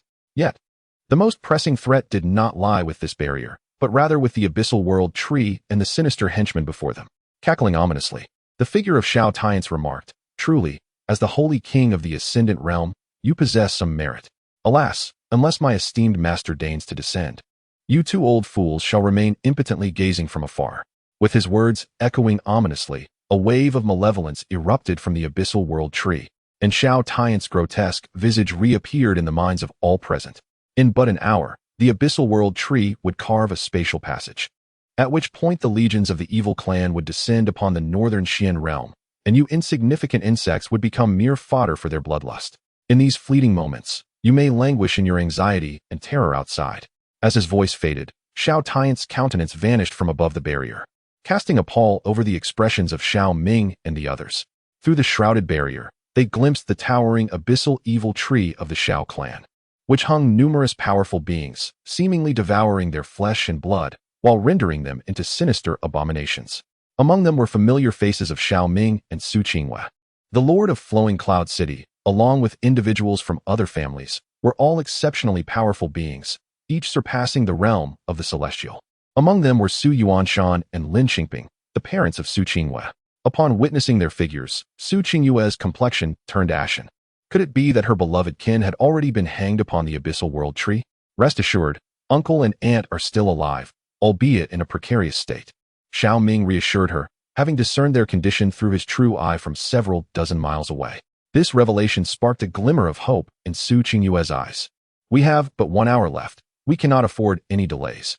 Should the abyssal world tree establish a passage to the abyssal otherworld, allowing the imperial powers of the abyssal evil clan to descend upon the North Xian realm, even your master's intervention would be futile," he continued. "Thus, we must endeavor to destroy that abyssal world tree." As Xiao Ming's words fell, Li Kang'er spoke in a somber tone, implying a forceful attempt to breach the barrier and launch an assault on the abyssal world tree. Although this action would undoubtedly lead to the tragic demise of Su Qingyue's parents and many formidable beings, it was deemed a necessary sacrifice for the survival of countless lives in the North Xian realm. Upon hearing this, Su Qingyue's face drained of color, her gaze turning fervent as she stared at the barrier. It seemed impossible, with only the powers of the Holy Master and the Ancestor. Breaching the barrier within an hour was unattainable. Should they provoke that entity, unforeseen consequences might arise, potentially precipitating the early arrival of the abyssal evil clan. After Li Tsong'er finished speaking, Xiao Ming's voice fell into a somber tone. "We cannot simply sit idly by, waiting for your master to descend at an uncertain time. Can we?" Upon hearing Xiao Ming's words, Nangong Wuyo replied in a low voice. "Uniting the power of the 3 great sacred kings could indeed enable us to break through this barrier in one fell swoop. However, we have no knowledge of when Jiang Xianying will arrive, and remaining outside is not a viable option. While this barrier may deter those at the sacred king level, individuals below that threshold can enter, albeit with significant peril." Listening to Nangong Wuyo's words, Xiao Ming gazed at the barrier, his voice laden with gravity. The fact that those above the sacred king level cannot enter may indicate a deliberate flaw and trap set by Xiao Tiansong, intended to lure them or some sacred realm experts inside to investigate. This would allow them to capture and devour their flesh and essence, subsequently offering them as a sacrifice to this tree of the abyss, or perhaps transforming them into aberrant beings. Yet, if we do not venture inside, what will become of Su Qingyue's parents? Ding. The life's choice system has been randomly triggered, and the host may make the following selections. Choice 1. Remain indifferent, tending to one's own affairs without regard for others, ignoring the fate of Su Qingyue's parents, and return to Wangyue Peak to meditate in seclusion, thereby receiving a random martial art as a reward. Choice 2. Act with righteous indignation, for a true man cannot be swayed by emotions, turning against Su Qingyue and decisively severing any potential threat to oneself, thus earning a random divine ability as a reward. Choosing 3. Unwaveringly, lead Su Qingyue and others into Luyun City to rescue Su Yuan and his wife from Xiao Tian's grasp, thereby earning a reward of a random spiritual treasure. Choosing 4. Turning from light to dark, accompany Su Qingyue and others into Luyun City, only to slay them and pledge loyalty to Xiao Tianza, joining the ranks of the abyssal evil clan, thus receiving a reward of a random elixir. As Xiao Ming contemplated Xiao Tianza's intentions, a system prompt resonated, presenting him with several significant choices. "Brother Xiao Ming, I wish to enter and rescue my parents. You and the ancestors should remain here for the time being. If anything happens to Qingyue, Do your best to destroy this barrier." Upon hearing Xiao Ming's words, Su Qinghua lifted her head and spoke. "What foolish talk! Venturing in alone is tantamount to seeking death." Before Su Qinghua could finish, Xiao Ming interrupted her directly. "I will go in with you." "No," Su Qinghua exclaimed, her agitation evident. Though she wished for Xiao Ming to accompany her in the rescue, she was equally reluctant to expose him to danger. If any misfortune befell him because of her, no amount of remorse would suffice to atone for that sin. "Silly girl, I understand your desire to protect me from peril, but as your man, if I were to falter at a critical moment, who would stand by your side in the future? Your brother Xiao Ming is no coward. Moreover, I possess numerous trump cards. Until the final moment, how can you ascertain that our conclusion will be utterly despairing?" As these words fell, Su Qinghua, who had been striving to remain strong, could no longer contain her tears. "Enough, I shall take care of everything." Observing the tears streaming down Su Qinghua's face, Xiao Ming gently wiped them away, making a decisive choice within his heart. "System, I choose 3. Ding. Congratulations, host. You have made a choice and received the reward, Spatial Gateway. The reward has been automatically placed in the system space, ready for immediate extraction upon the host's completion of the selection. Spatial Gateway encompasses an extraordinarily mysterious power of spatial transmission. Upon inheritance, one may select another being as a binding entity for the Spatial Gateway's interactions. Once activated, regardless of whether the two parties exist in the same world, they can traverse through the Spatial Gateway. Note: activating the Spatial Gateway requires the consumption of primordial spatial energy, with each activation necessitating a day for recovery. With the first update, the rating stands at 7. Although this is relatively low compared to those scoring in the 9s, it still marks progress. I extend my gratitude for everyone's support, especially to the captivating Ji Qing. Chapter 125. This Imperial Banner should rightfully belong to me. The Spatial Gateway? Upon witnessing the reward unveiled this time, Xiao Ming's gaze sharpened with intrigue. The ability to open gateways between different worlds is nothing short of a life-saving artifact. As long as he can rescue Su Qingyue's parents and fully inherit the Spatial Gateway, even if they are trapped within the confines of Luyun City, hope remains. It is also effortless to escape, which greatly bolstered Xiao Ming's confidence. "Holy Master, Ancestor, please remain outside the barrier for now. We shall enter and seek opportunities to rescue Qingyue's parents and destroy that abyssal world tree." As these thoughts settled, Xiao Ming addressed Nagong Waya and Li Kang'er, and the group prepared to charge directly into Luyun City. However, just then, accompanied by a sound of piercing air, 2 figures hastily approached. In an instant, these 2 figures darted forward, distorting space to arrive before the group. It was none other than the sisters Ling Ruoxuan and Ling Rui. "Master." Upon seeing Ling Ruoxuan's presence, Su Qinghua and Yunling's eyes reddened, akin to children reuniting with their mother. It appears the situation is dire. Ling Ruoxuan cast a sweeping glance over the crowd and surveyed the scene within Luyun City, her expression growing exceedingly grave. Ultimately, she turned her gaze to Xiao Ming and Su Qinghua. "Could you provide a brief overview of the situation?" With Ling Ruoxuan's query, Xiao Ming succinctly conveyed the entirety of the matter. This revelation caused Ling Ruoxuan and Ling Rui's expressions to darken. They had never anticipated that Xiao Ming's father would become a pawn of the evil clan, plotting to construct an abyssal passage to torment the beings of the North Xian realm. "I will accompany you in," Ling Ruoxuan declared without hesitation. She was genuinely concerned about Xiao Ming and the others venturing into danger. "I will go as well," Ling Rui chimed in after Ling Ruoxuan's statement. "Qinghua, being my disciple, cannot be left to face her parents' predicament alone. Every additional ally strengthens our cause." Although her cultivation may not match that of Ling Ruoxuan, she has nonetheless advanced to the 5th level of the sacred realm. Should she find an opportunity within, she might yet prove invaluable. Thus, we shall enter together. After Ling Ruoxuan and Ling Rui spoke, Xiao Ming refrained from adding further words and led the group into the misty barrier. Outside, Nangong Wuyo and Li Kang'er remained, their expressions grave. They could only hope for the success of Xiao Ming and the others. Otherwise, it would spell disaster. As the group traversed the barrier, a wave of overwhelming malevolent energy, thick with negativity, surged forth like a fog, causing Xiao Ming's gaze to sharpen. Under the onslaught of this sinister aura, they felt their true essence disrupted and eroded, while a torrent of negative emotions surged within them: rage, anger, sorrow, despair, and anguish, all akin to colossal hands striving to drag them into an abyss. "Ha ha ha, you truly have come," a chilling voice echoed through the void. "Shall I deem you foolish or commend your courage? My initial intent was merely to delay and catalyze the construction of the abyssal world tree's passage. However, since you have entered, you shall become sustenance for the world tree." Upon their entrance, Xiao Tian's ominous words reverberated through the air, as a terrifying wave of abyssal malevolence swept across the realm.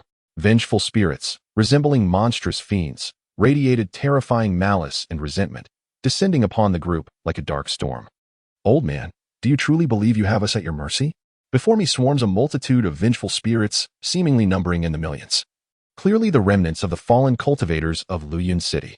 At this moment, Xiao Ming is seated in the void, his hands forming seals as he summons the Emperor's banner. Immediately, Zue Yi bursts forth from the banner. However, at this juncture, the opponent is not merely a soul entity, but has taken possession of Li Jianma's corporeal form. Under normal circumstances, the Emperor's banner can only harbor soul entities and cannot contain the flesh of living beings. Yet, should a corporeal body be usurped by the main soul of the Emperor's banner, it can, through this connection, assimilate that fleshly form. This is another remarkable function of the Emperor's banner's main soul. As Zue Yi seizes control of Li Jianma's body, Xiao Ming simultaneously transfers his consciousness into Zue Yi.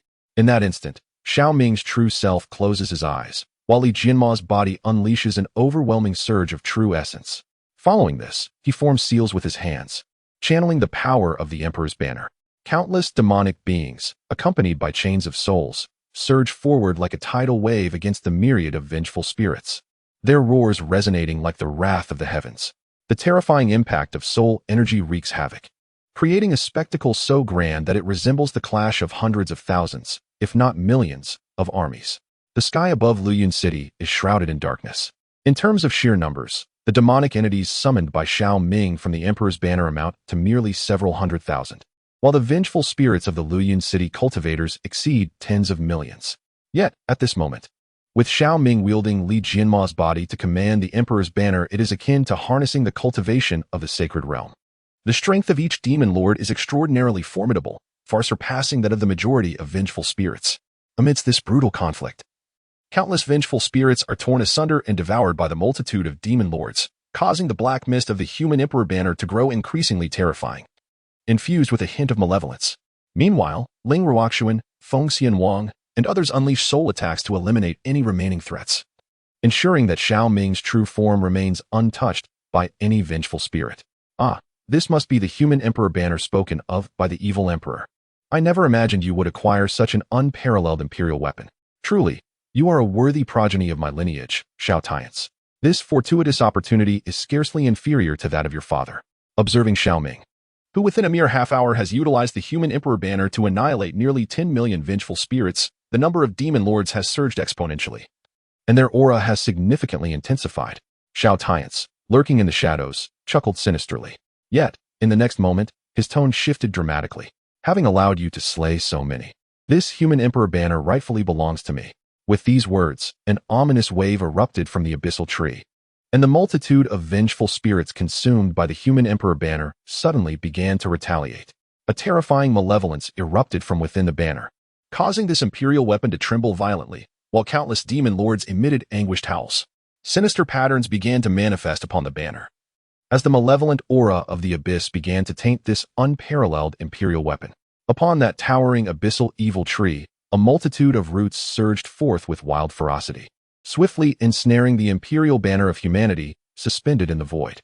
The malevolent aura of the abyss not only taints the ethereal essence of heaven and earth, but also corrupts the myriad beings of various races, alongside defiling all manner of imperial weapons and treasures. In ancient times, when the abyssal evil clan set their sights on the realm of the Xianyuan emperor, their intent was to corrupt this supreme imperial artifact. However, the formidable power of such a weapon was beyond the grasp of ordinary evil clans. Yet now, this once mighty imperial artifact found itself diminished, its essence depleted, rendering it susceptible to potential corruption. In Chapter 126, The Purifying Soul Lotus, the heavenly bane of the evil clan. Xiao Tian's composure shattered. Naive. At the sound of Xiao Tian's derisive proclamation, Xiao Ming merely responded with a chilling laugh. As these words echoed, his consciousness returned to his corporeal form, and he formed a mysterious seal with his hands. At this moment, the imperial banner of humanity, ensnared by the roots, erupted with a terrifying soul fire, fiercely incinerating the vengeful spirits and the myriad encroaching roots. The void reverberated with heart-rending wails, as if a legion of vengeful ghosts lamented. Ha ha ha! Truly worthy of the imperial banner of humanity, it exhibits remarkable strength. However, What if it were to unfold like this? Observing Xiao Ming's defiance through the imperial banner, Xiao Tian's voice resonated once more in the void, and immediately, the skies above Luyun City darkened ominously. A peculiar aura enveloped the entirety of Luyun City, leaving Su Qingwei and Ling Ruoxuan in a state of bewilderment. Beware, this is the encroaching darkness. He seeks to corrupt your very souls. Sensing the eerie fluctuations, Feng Xianhuang exclaimed with a commanding voice. As the reincarnated empress, now fused with a fragment of the emperor's divine consciousness, she was entirely immune to this level of dark intent. However, Ling Ruoxuan and Su Qingwei found themselves in peril. Dear niece of the Su family, behold, these are the vengeful spirits of your clan, mercilessly eradicated by your brother, Xiao Ming. Does your heart not ache? Just as Feng Xianhuang's words echoed in the air, Xiao Tian's voice resounded once more. Ensnared by the numerous tendrils surrounding the human emperor's banner, anguished soul shadows emerged. Among them were the very kin of the Su family. This sight caused Su Qingyue's pupils to involuntarily constrict as she recognized some familiar figures from her past. No. The one who slaughtered them is you. You are the true instigator. You are the source of all malevolence. In the midst of her tumultuous emotions, Su Qingyue spoke fiercely. A terrifying aura of malevolence emanated from her, rendering her state decidedly unstable. Qingyue, remain calm. Do not let them sway you, Feng Xianhuang cautioned, simultaneously combating the vengeful spirits while whispering to Su Qingyue. Meanwhile, Xiao Ming maintained his composure, showing no signs of concern. After all, he possessed the purifying soul lotus. Should the situation turn dire, he could simply employ its purifying power. At this moment, he sought an opportunity. As long as he could draw near to Su Yuanshan and Lin Xingping, the situation would inevitably undergo a complete reversal. As I lingered there, unable to play with Ming'er. Do you truly believe I am your servant? At that moment, as Xiao Tian's incited Su Qingyue, a chilling voice suddenly pierced the air, causing the abyssal world tree to tremble violently. Lin Wanqing, with her enchanting presence akin to a succubus, emerged from the trunk of the abyssal world tree, unleashing a terrifying malevolence that swept across the realm like a tempest. The once withered figures, nurtured by the abyssal world tree, opened their pitch-black eyes, radiating an equally fearsome aura of evil. These individuals were none other than the esteemed elders of the Xiao family and several formidable beings from Luyun City, some of whom, bolstered by the abyssal malevolence, had ascended to the sacred realm. You insolent fools, how dare you act without my command? Xiao Tian's furious voice echoed across the heavens upon witnessing Lin Wanqing's emergence from the abyssal world tree. As he integrated the flesh of the abyssal evil emperor, intending to forge the Xiao family into his subservience, he was taken aback to discover that two members of the Xiao family had caught the abyssal evil emperor's attention. One was bestowed with the blood of the evil king, becoming a vessel for the abyssal world tree, while the other was a reincarnation born from the remnants of the abyssal evil god's essence, having been drawn into the abyss by an arcane method during the rooting of the abyssal world tree. It was believed that this reincarnation was undergoing a process of rebirth and revival within. The individual granted the blood of the evil king, astonishingly, was his wife, Lin Wanqing. After she became the vessel for the abyssal world tree, Xiao Tian's sternly warned her against jeopardizing his grand plans. Yet, he could never have anticipated what would unfold. After being corrupted by the malevolent energy of the abyss, the woman's inner darkness and wickedness erupted completely. She now resembled a deranged individual. Or perhaps it would be more fitting to describe her as a Yandra mother. Ha ha ha. Ming'er was born of me. He perished within my womb. What right do you have to compete with me for him? Upon hearing Xiao Tian's words, Lin Wanqing, in a frenzy, immediately unleashed countless corrupted aberrations from the abyssal world tree. Go, retrieve my son. I shall personally tear his body apart, consuming him piece by piece until he is inseparably bound to me, his mother. With these two declarations, numerous corrupted aberrations lunged toward Xiao Ming and his companions, including the corrupted Su Yuanshan and Lin Xingping. Opportunity. Witnessing these figures charging across the distance with lethal intent, a glimmer of joy appeared on Xiao Ming's face as the Saint Source Ring began to radiate light. In an instant, his cultivation surged to the Saint Realm, and he moved like a specter to intercept them. In the blink of an eye, he approached Su Yuanshan and Lin Xingping, binding them with his newfound power. He then raised his hand and pressed it against the crowns of their heads, causing the purifying soul lotus within his consciousness to erupt in a dazzling brilliance. The purifying force enveloped Su Yuanshan and Lin Xingping, eliciting anguished cries from their lips as the malevolence within them was furiously cleansed. This scene struck both Xiao Tian's and Lin Wanqing with profound horror. What manner of power is this? How can it purify the abyssal malevolence? In astonishment at this extraordinary force before him, Xiao Tians uttered in disbelief. The Abyssal Evil clan is exceedingly unique. Even the most ordinary powers of light and nature are ineffectual in purifying the malevolent essence of the abyss. Otherwise, the Abyssal Evil clan would not be a source of dread among the myriad races of the Tsang Yuan realm. Even some formidable emperors, unable to cleanse the corpses or wicked artifacts of certain malevolent beings, resort to sealing their foes within formations to gradually eradicate them. Yet, Xiao Ming astonishingly manages to purify the abyssal malevolence in a remarkably short span of time, rendering him the natural nemesis of the Abyssal Evil clan. This is the power of the world-purifying Soul Lotus, a rare spiritual root. At any cost, this emperor must eliminate him. Amidst Xiao Tian's astonishment, a voice of fury and trepidation suddenly echoed in his mind. It was none other than the Abyssal Evil Emperor, fused with Xiao Tian, Su's flesh and blood. A prodigy of the human race, possessing the terrifying physique of the Chaos Body, whose soul has melded with the world-purifying Soul Lotus. Should he be allowed to mature fully, he would become an unimaginable nightmare for the Abyssal Evil clan. You are Xiao Ming. As the Abyssal Evil Emperor issued commands to Xiao Tian, Su Yuanshan and Lin Qingping also regained their consciousness, gazing at Xiao Ming with expressions of confusion and anguish, seemingly oblivious to how they had arrived here. Father, mother. Upon witnessing Su Yuanshan and Lin Qingping awaken, Su Qingyu's eyes turned crimson in an instant as she rushed toward them. Qingyu, recognizing Su Qingyu and the hellish scenes surrounding them, Su Yuanshan and Lin Qingping recalled the events of the previous night, the sudden upheaval at the Xiao residence, as Luyun City transformed into a purgatory. They had thought themselves doomed, yet they were still alive. Ding! Congratulations to the host for completing the selection. The spatial gateway has been placed within the system's domain, allowing the host to extract and inherit it at any moment. As the system's notification echoed, Xiao Ming cast a glance around, and at that moment, the Emperor's sword surged forth, decisively slaying several corrupted fiends transformed from the powerful members of the Xiao clan. His gaze, frigid and resolute, locked onto Lin Wanqing.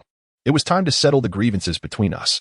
As these words fell from his lips, the Emperor banner erupted with an even more terrifying might, the tendrils surrounding it shattering abruptly. In the third update, I have made slight modifications to the plot of the previous 2 chapters. If you find yourself perplexed, feel free to revisit them, as the changes are minimal. A sultry gift from Senior Lu Shen awaits you. Chapter 127, The Brutality of Xiao Tiansong and the Fall of Lin Wanqing. Accompanied by a frenzied onslaught that swept through the void, the Emperor banner soared back above Xiao Ming. That aura not only remained under Xiao Ming's control, but even absorbed some of the abyssal malevolence, causing the dark energy of the banner to become increasingly formidable. Should it regain its peak power in Xiao Ming's hands, there lies the potential to surpass its former rank, evolving into a divine artifact capable of suppressing the heavens and the earth. This sight rendered Xiao Tiansong, lurking in the shadows, profoundly grim, unleashing a terrifying killing intent within the abyssal world tree. However, before he could utter a word, Lin Wanqing burst into laughter, declaring, "What a profound understanding of grievances. Truly lower than beasts. Your mother endured the hardships of carrying you for 10 long months, yet now you seek her demise. Truly, you are a remarkable son." As the words fell, a malevolent force erupted from Lin Wanqing, reaching the astonishing 9th level of the Holy Realm. In stark contrast to her previous state, this represented a cataclysmic enhancement, elevating her 2 major realms in just half a month. This is the terrifying power of the blood and flesh of the demonic royal lineage, capable of nurturing strength as if pulling seedlings to grow. It is akin to sealing a fragment of one's own power within the flesh, thereby transferring it to the chosen beings of myriad races. However, those who merge with this power will find their souls corroded, gradually transforming into chaotic beasts, ultimately reduced to mere puppets of the abyss, driven solely by the instincts of slaughter and consumption. The debts you owe have been repaid. Do not utter further words. My life is one you bestowed upon me. Long ago, when your beloved son from the Xiao family sought to take my life, not a single one of you intervened. In the moment you closed your eyes, the former Xiao Ming had already perished. Now, this life of mine is but a stroke of fortune, salvaged from the clutches of the Xiao family. Upon hearing Lin Wanqing's words, Xiao Ming's expression remained utterly unperturbed, his gaze as frigid as that of a stranger. Though Lin Wanqing later sought forgiveness before the gates of the sacred roost, her affection was not for him, but rather a form of self-love. Had he not displayed extraordinary talent, astonishing the world as a prodigious genius, he would have merely been a wretched dog fleeing for survival. Would Lin Wanqing have sought him out to atone for her sins? Certainly not. Perhaps the other party may feel a fleeting sense of guilt due to a hint of maternal instinct, yet she would never approach him to confess her transgressions. The reason she arrived at the sacred land of Fuyao is that Lin Wanqing understands that Xiao Tiance is devoid of sentiment, and that Xiao Run, his youngest son, bears no true affection either.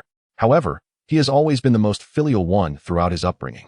Now, with his unparalleled talent on display, Lin Wanqing sees a glimmer of hope. Thus, in a moment of self-deception, she rashly approached the gates of the sacred land to seek atonement. If she could earn his forgiveness, she could leverage her maternal status to rise in prominence, no longer needing to rely on Xiao Tiance and Xiao Run, becoming an object of admiration in the northern Xin realm. Therefore, when Xiao Run intended to take his life, Xiao Ming truly discerned Lin Wanqing's true nature, a hypocritical woman who loves herself more than anything else, willing to forsake her own flesh and blood for the sake of benefit and vanity. How could he possibly forgive and accept her anew? How eloquently put. However, in a mother's eyes, every drop of your blood, every strand of your hair, is born of my own flesh and blood. Until you return them to me, you shall never repay this debt of gratitude in your lifetime. Upon hearing Xiao Ming's words, Lin Wanqing's expression contorted. In an instant, her hands transformed, extending into sharp claws, each glistening with a chilling metallic sheen, before she launched towards Xiao Ming, radiating a terrifying malevolence. Now, let this mother extract your heart and strip away your bones, devouring them piece by piece. Regrettably, witnessing Lin Wanqing transformed into her current state, Xiao Ming spoke in a somber tone, subsequently elevating his cultivation to the 5th level of the Saint Realm. He then activated his god-slaying talent, entering a state of 7-fold rampage. The chaotic true essence surged forth like a tsunami, instantly transforming the sky above Luyun City into a celestial expanse.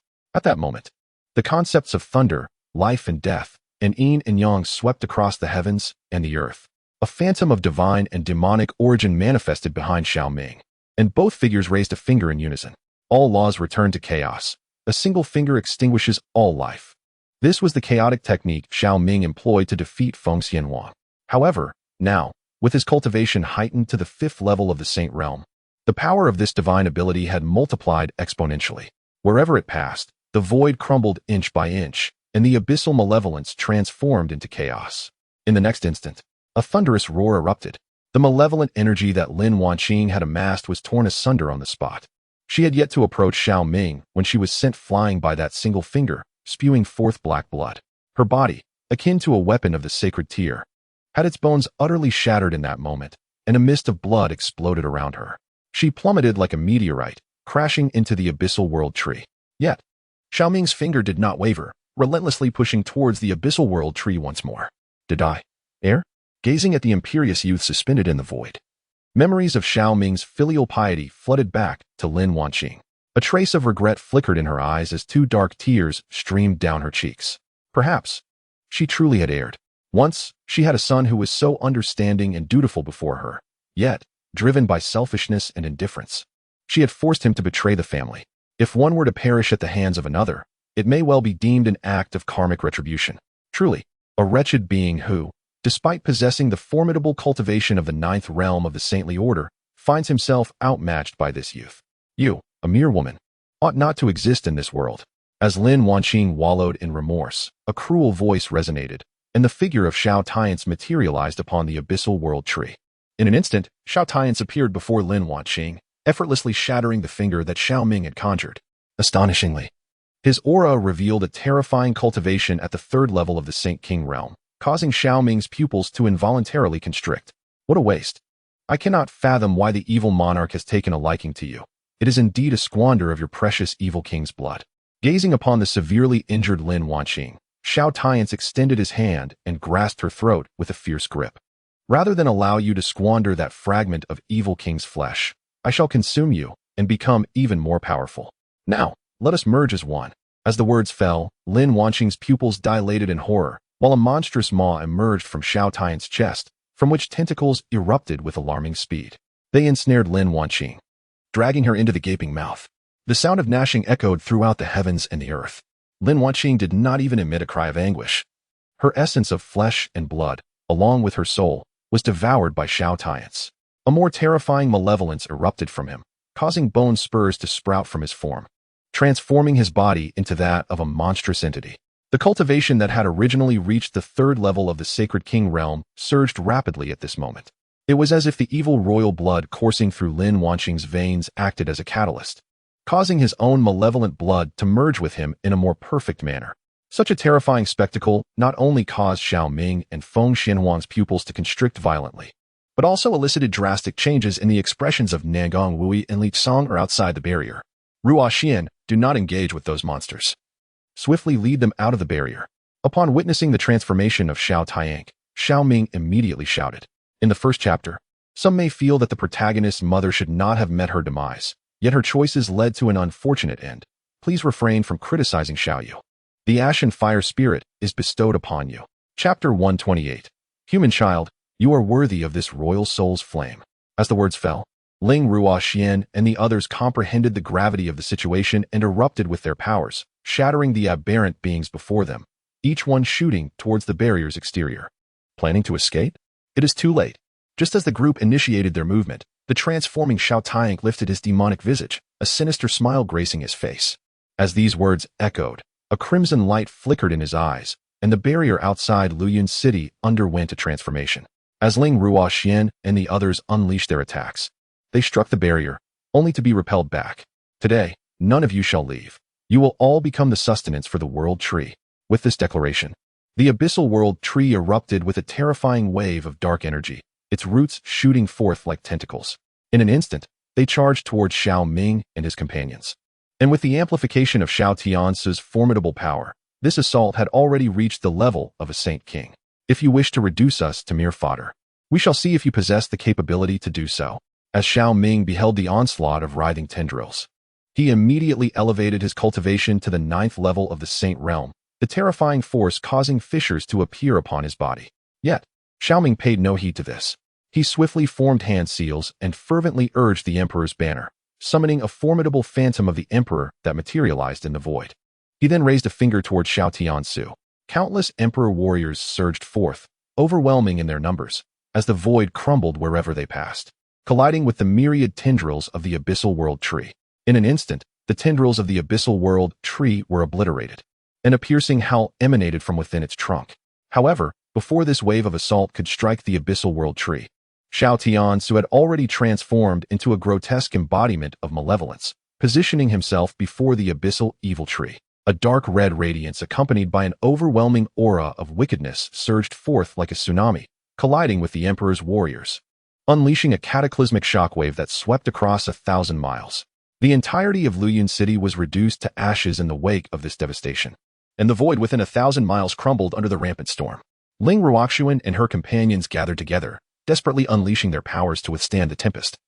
Their faces etched with terror and trepidation. Together, they sought to shatter the barrier. Witnessing the horrific carnage erupting within the confines of the barrier, which caused ripples to form, Li Tsonger bellowed at Nangong Wuyo. The two Saint Kings joined forces. A cataclysmic shock struck against the barrier, causing the void outside Luyun City to collapse utterly. Yet, the barrier merely rippled, proving impervious to immediate breach. However, Li Kang'er and Nangong Waya did not relent. Instead, they unleashed a fervent assault upon the barrier. Saint Master, Ancestor, shortly I shall open a spatial gateway for you. You too must enter and eliminate him, preferably capturing him alive. Just as Nangong Waya and Li Kang'er were intensifying their attacks, Xiao Ming's voice resonated in their ears, causing their actions to momentarily falter. Opening a spatial gateway? It is known that this barrier is extraordinarily unique, likely imprinted by the abyssal evil monarch within his very flesh. Xiao Tian's merely sacrificed millions of lives from Luyun City, activating it with the negative energy gathered from their tragic demise. Not even those of the Sacred King realm could rend the space traversing this barrier. Can Xiao Ming genuinely provide a means for them to enter?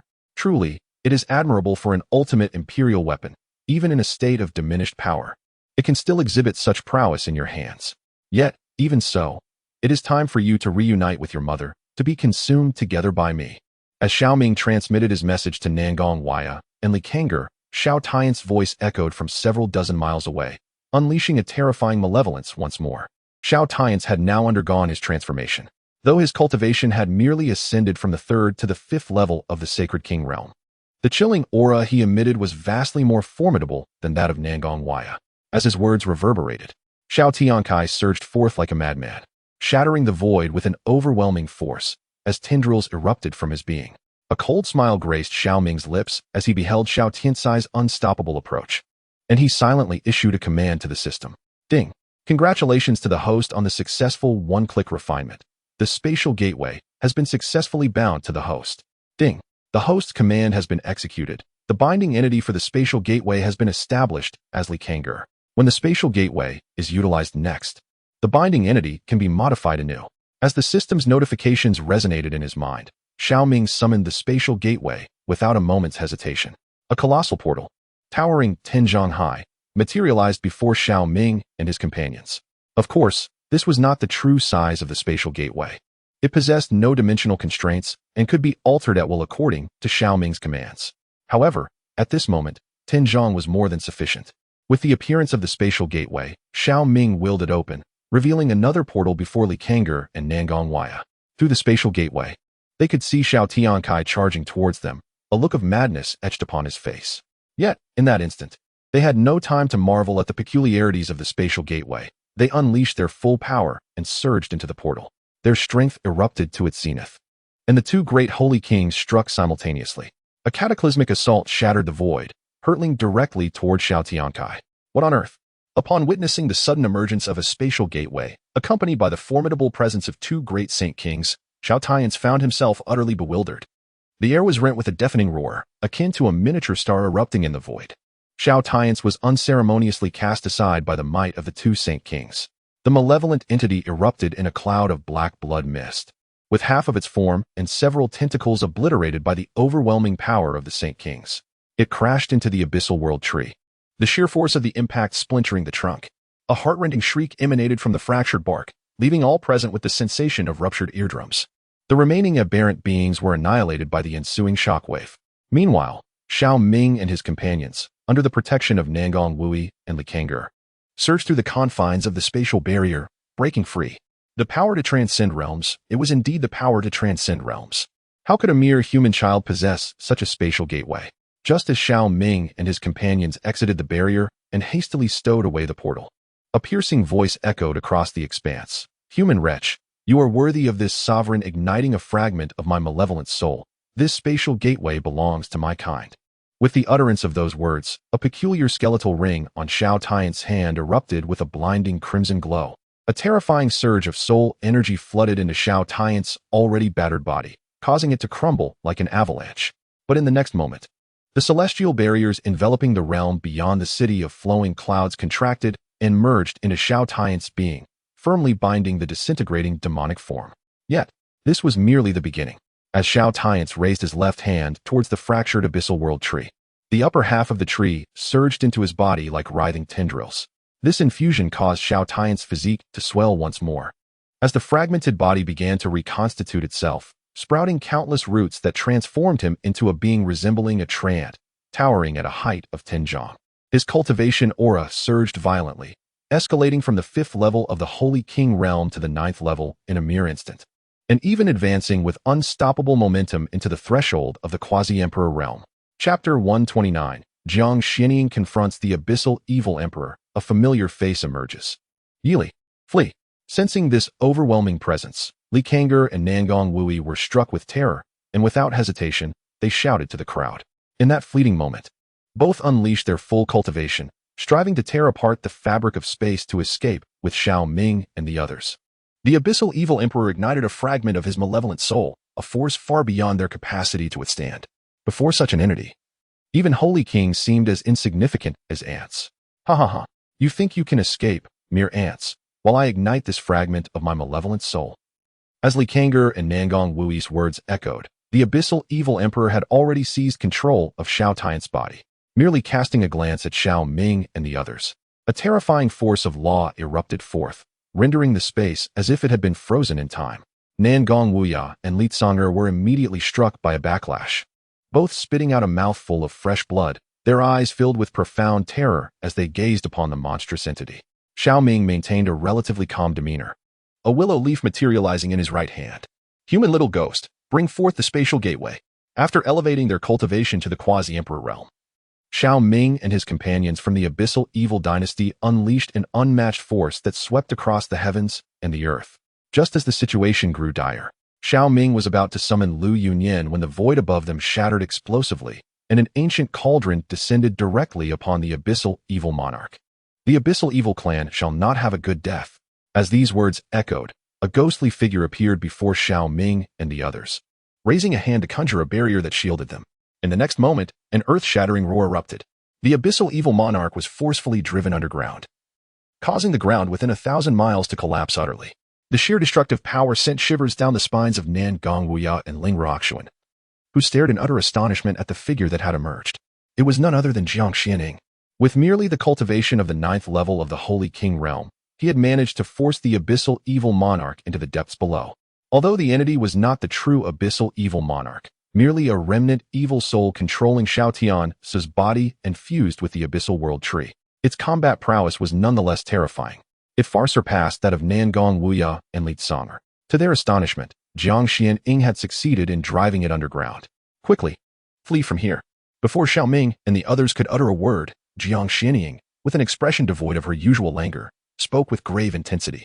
Upon hearing her words, Li Kang'er and Nangong Waya exchanged solemn glances and, seizing the moment when the surrounding space was unshackled, swiftly retreated with Xiao Ming and the others to a distance of 10,000 miles. Mere ants from the ancient wilderness clan dare to lay a hand on me. As Xiao Ming and the others withdrew to safety, an unfathomable abyss erupted, forcefully ejecting the ancient cauldron. The abyssal evil emperor's terrifying aura surged forth from the depths of the pit. A root, resembling a golden staff, descended with cataclysmic force, splitting the very heavens and earth in twain. The destructive energy caused Li Kang'er and Nangong Waya, who were 10,000 miles away, to change countenance drastically. They immediately retreated further with Xiao Ming and his companions. Witnessing such a horrifying scene, Jiang Xianing felt a surge of urgency. Without hesitation, she seized the wine gourd at her waist and took a deep swig. An overwhelming, tempestuous energy erupted from her being. As the desolate power within her reached a frenzied peak, and the bloodline of the ancient wilderness clan surged to a boiling state, an ancient mark appeared upon her forehead. And the essence of desolation, intertwined with the laws of desolation, swiftly enveloped the surrounding expanse of tens of thousands of miles. The ancient cauldron, which had been blasted away, shattered the void and materialized before her, colliding violently with the root of the abyssal evil emperor. The clash resonated with a thunderous sound, akin to the tolling of a great bell, as the 10,000 miles of emptiness erupted like fragile paper. The terrifying shockwaves forced Li Kang'er and Nangong Waya to muster all their strength to withstand the onslaught. Blood dripped from the corner of Jiang Xianing's mouth, a testament to the wounds inflicted during this tumultuous clash. She was merely at the 9th level of the Saint King realm, and despite her extraordinary talents, it was exceedingly challenging for her to contend with the quasi-emperor. After all, at the imperial level, even the most prodigious beings from ancient clans find it difficult to surpass their realms and slay foes. Moreover, the malevolent entity before her was no ordinary quasi-emperor. It was a deep abyss evil sovereign, transformed by the infernal flames of its wicked soul. Truly, as a member of the ancient divine clan, it was impressive that she could withstand this sovereign strike. Yet, you are still far from being able to rival my power. As the harsh echoes of his voice lingered in the air, countless tendrils erupted from the deep abyss evil sovereign, each one imbued with terrifying abyssal malevolence. In an instant, they descended upon Jiang Xianing like a torrential storm. However, at that very moment, the arid true fire surged forth from Jiang Xianing as her wine gourd floated into view. Subsequently, the arid true fire engulfed the gourd, unleashing cataclysmic waves that radiated outward. Swords of condensed arid true fire surged forth like a tempest, striking against the myriad roots descending from above. This, too, was a quasi-emperor weapon, as the devastating storm swept across the heavens and the earth once more. Cultivators tens of thousands of miles away were paralyzed with fear, fleeing in a panic, crying out for help. Though they were unaware of why such a fierce battle erupted in the direction of Luyan City, they understood that when deities clash, it is the insignificant that suffer. Should they linger even a moment longer to witness, they would undoubtedly be obliterated by the onslaught of these storms. Their master could not contend with such a force. Ancient ancestor, take me into the battlefield. I can assist my revered master with the imperial banner. Holy sovereign, you remain here to protect the others. Observing the apocalyptic scene before him, Jiang Xianing had evidently fallen into a precarious position. Xiao Ming immediately addressed Li Kang'er and the others. Though uncertain whether Jiang Xianing had any hidden cards, he could not stand idly by while his companion faced peril. Have you lost your mind? With your strength, Even wielding an imperial weapon, you cannot hope to contend with it. Li Kang'er exclaimed in horror upon hearing Xiao Ming's words. Though he did not comprehend how Xiao Ming had elevated his cultivation to the saint realm, such power entering the fray would surely result in immediate disintegration. Should Xiao Ming encounter any misfortune, how could he possibly explain it to Jiang Xianying? Rest assured, ancestor, I still possess hidden cards. My life is not in jeopardy. If we can hold this abyssal evil sovereign at bay until its malevolent soul energy is nearly exhausted, that shall be our moment to counterattack and slay it. Xiao Ming replied, undeterred, his voice somber. Although summoning the willow deity was the simplest and most direct method, he was uncertain of Lu Yunyan's current condition. He worried that summoning her across the void might exacerbate her injuries, potentially plunging the demon emperor into another slumber. Thus, unless absolutely necessary, he preferred not to invoke her assistance. Very well, then I shall protect you as you advance. Should the situation turn dire, I will swiftly withdraw with you.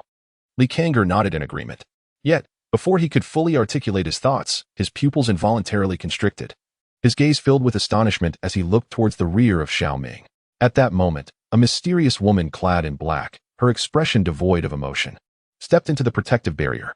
It was astonishing to witness this shield, which he had painstakingly conjured, being pierced as if it were mere parchment.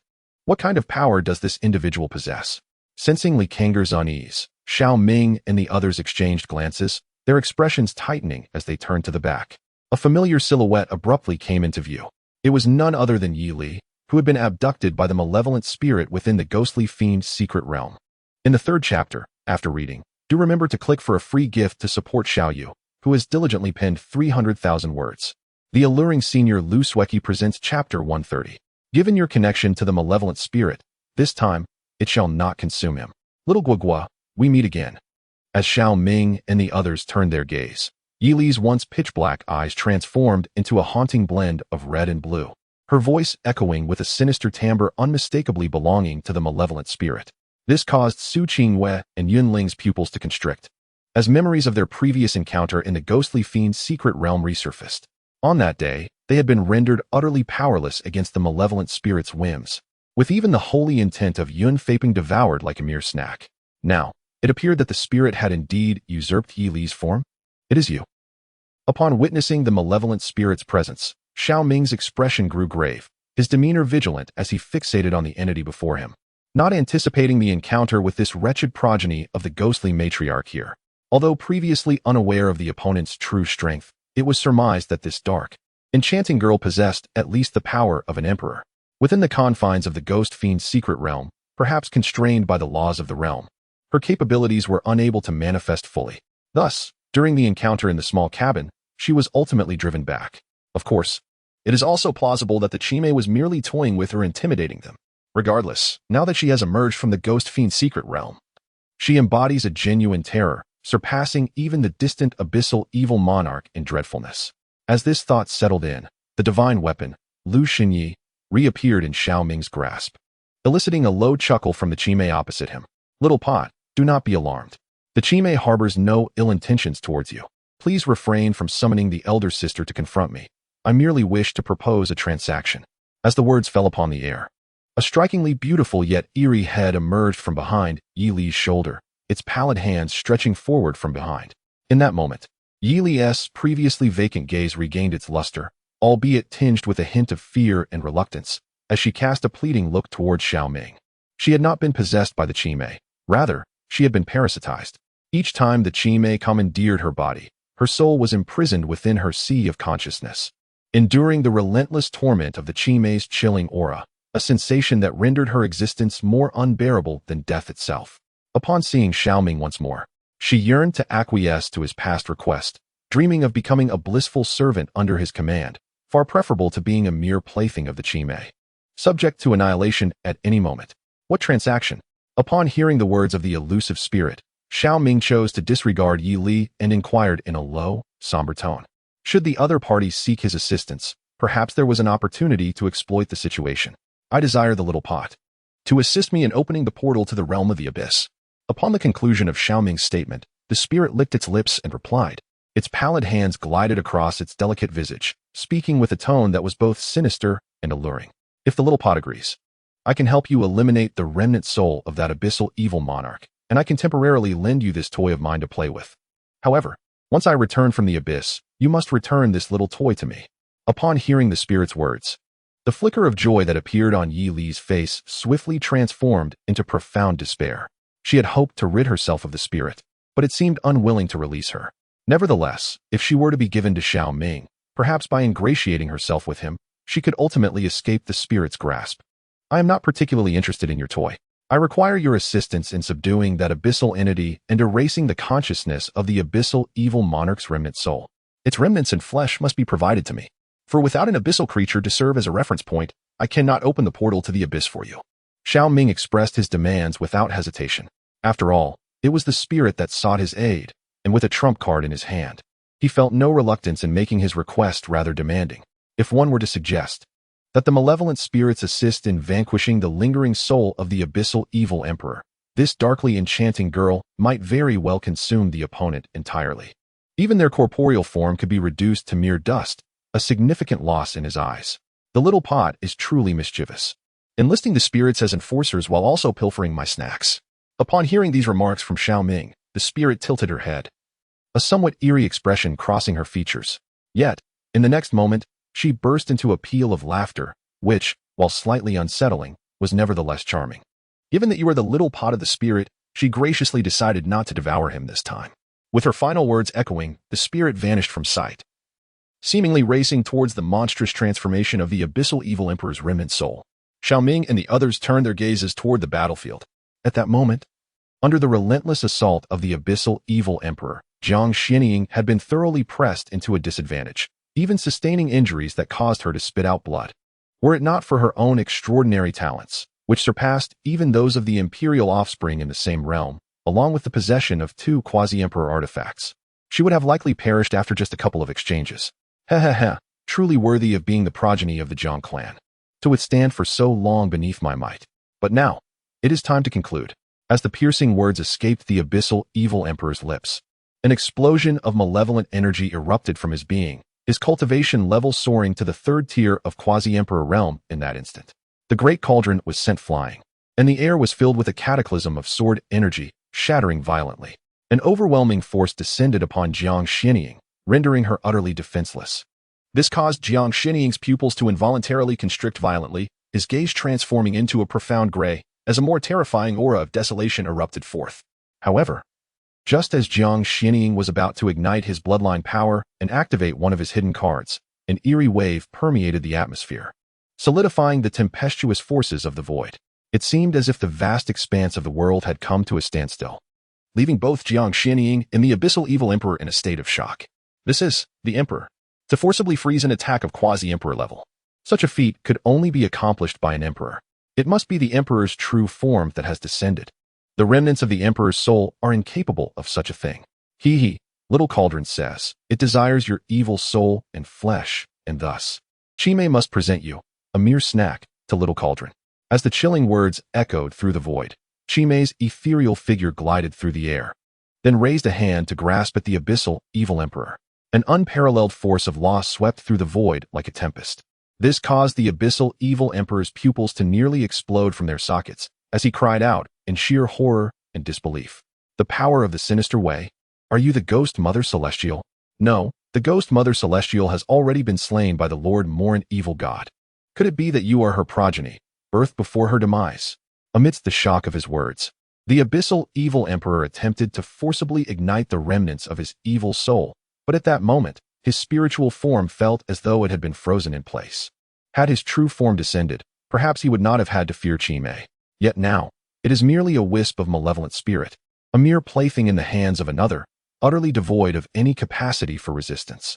The vengeance of my esteemed mother shall be exacted by the malevolent specter. Now, this wisp of dark soul can be transformed into sustenance. Upon hearing the anguished roar of the abyssal evil sovereign, the diminutive hand of the specter clenched tightly, unleashing a cataclysmic force into this sinister entity. This caused Xiao Tiance to merge with the demonic form derived from the abyssal world tree, resulting in an explosion of sanguine mist that filled the air, which subsequently coalesced into a drop of black blood.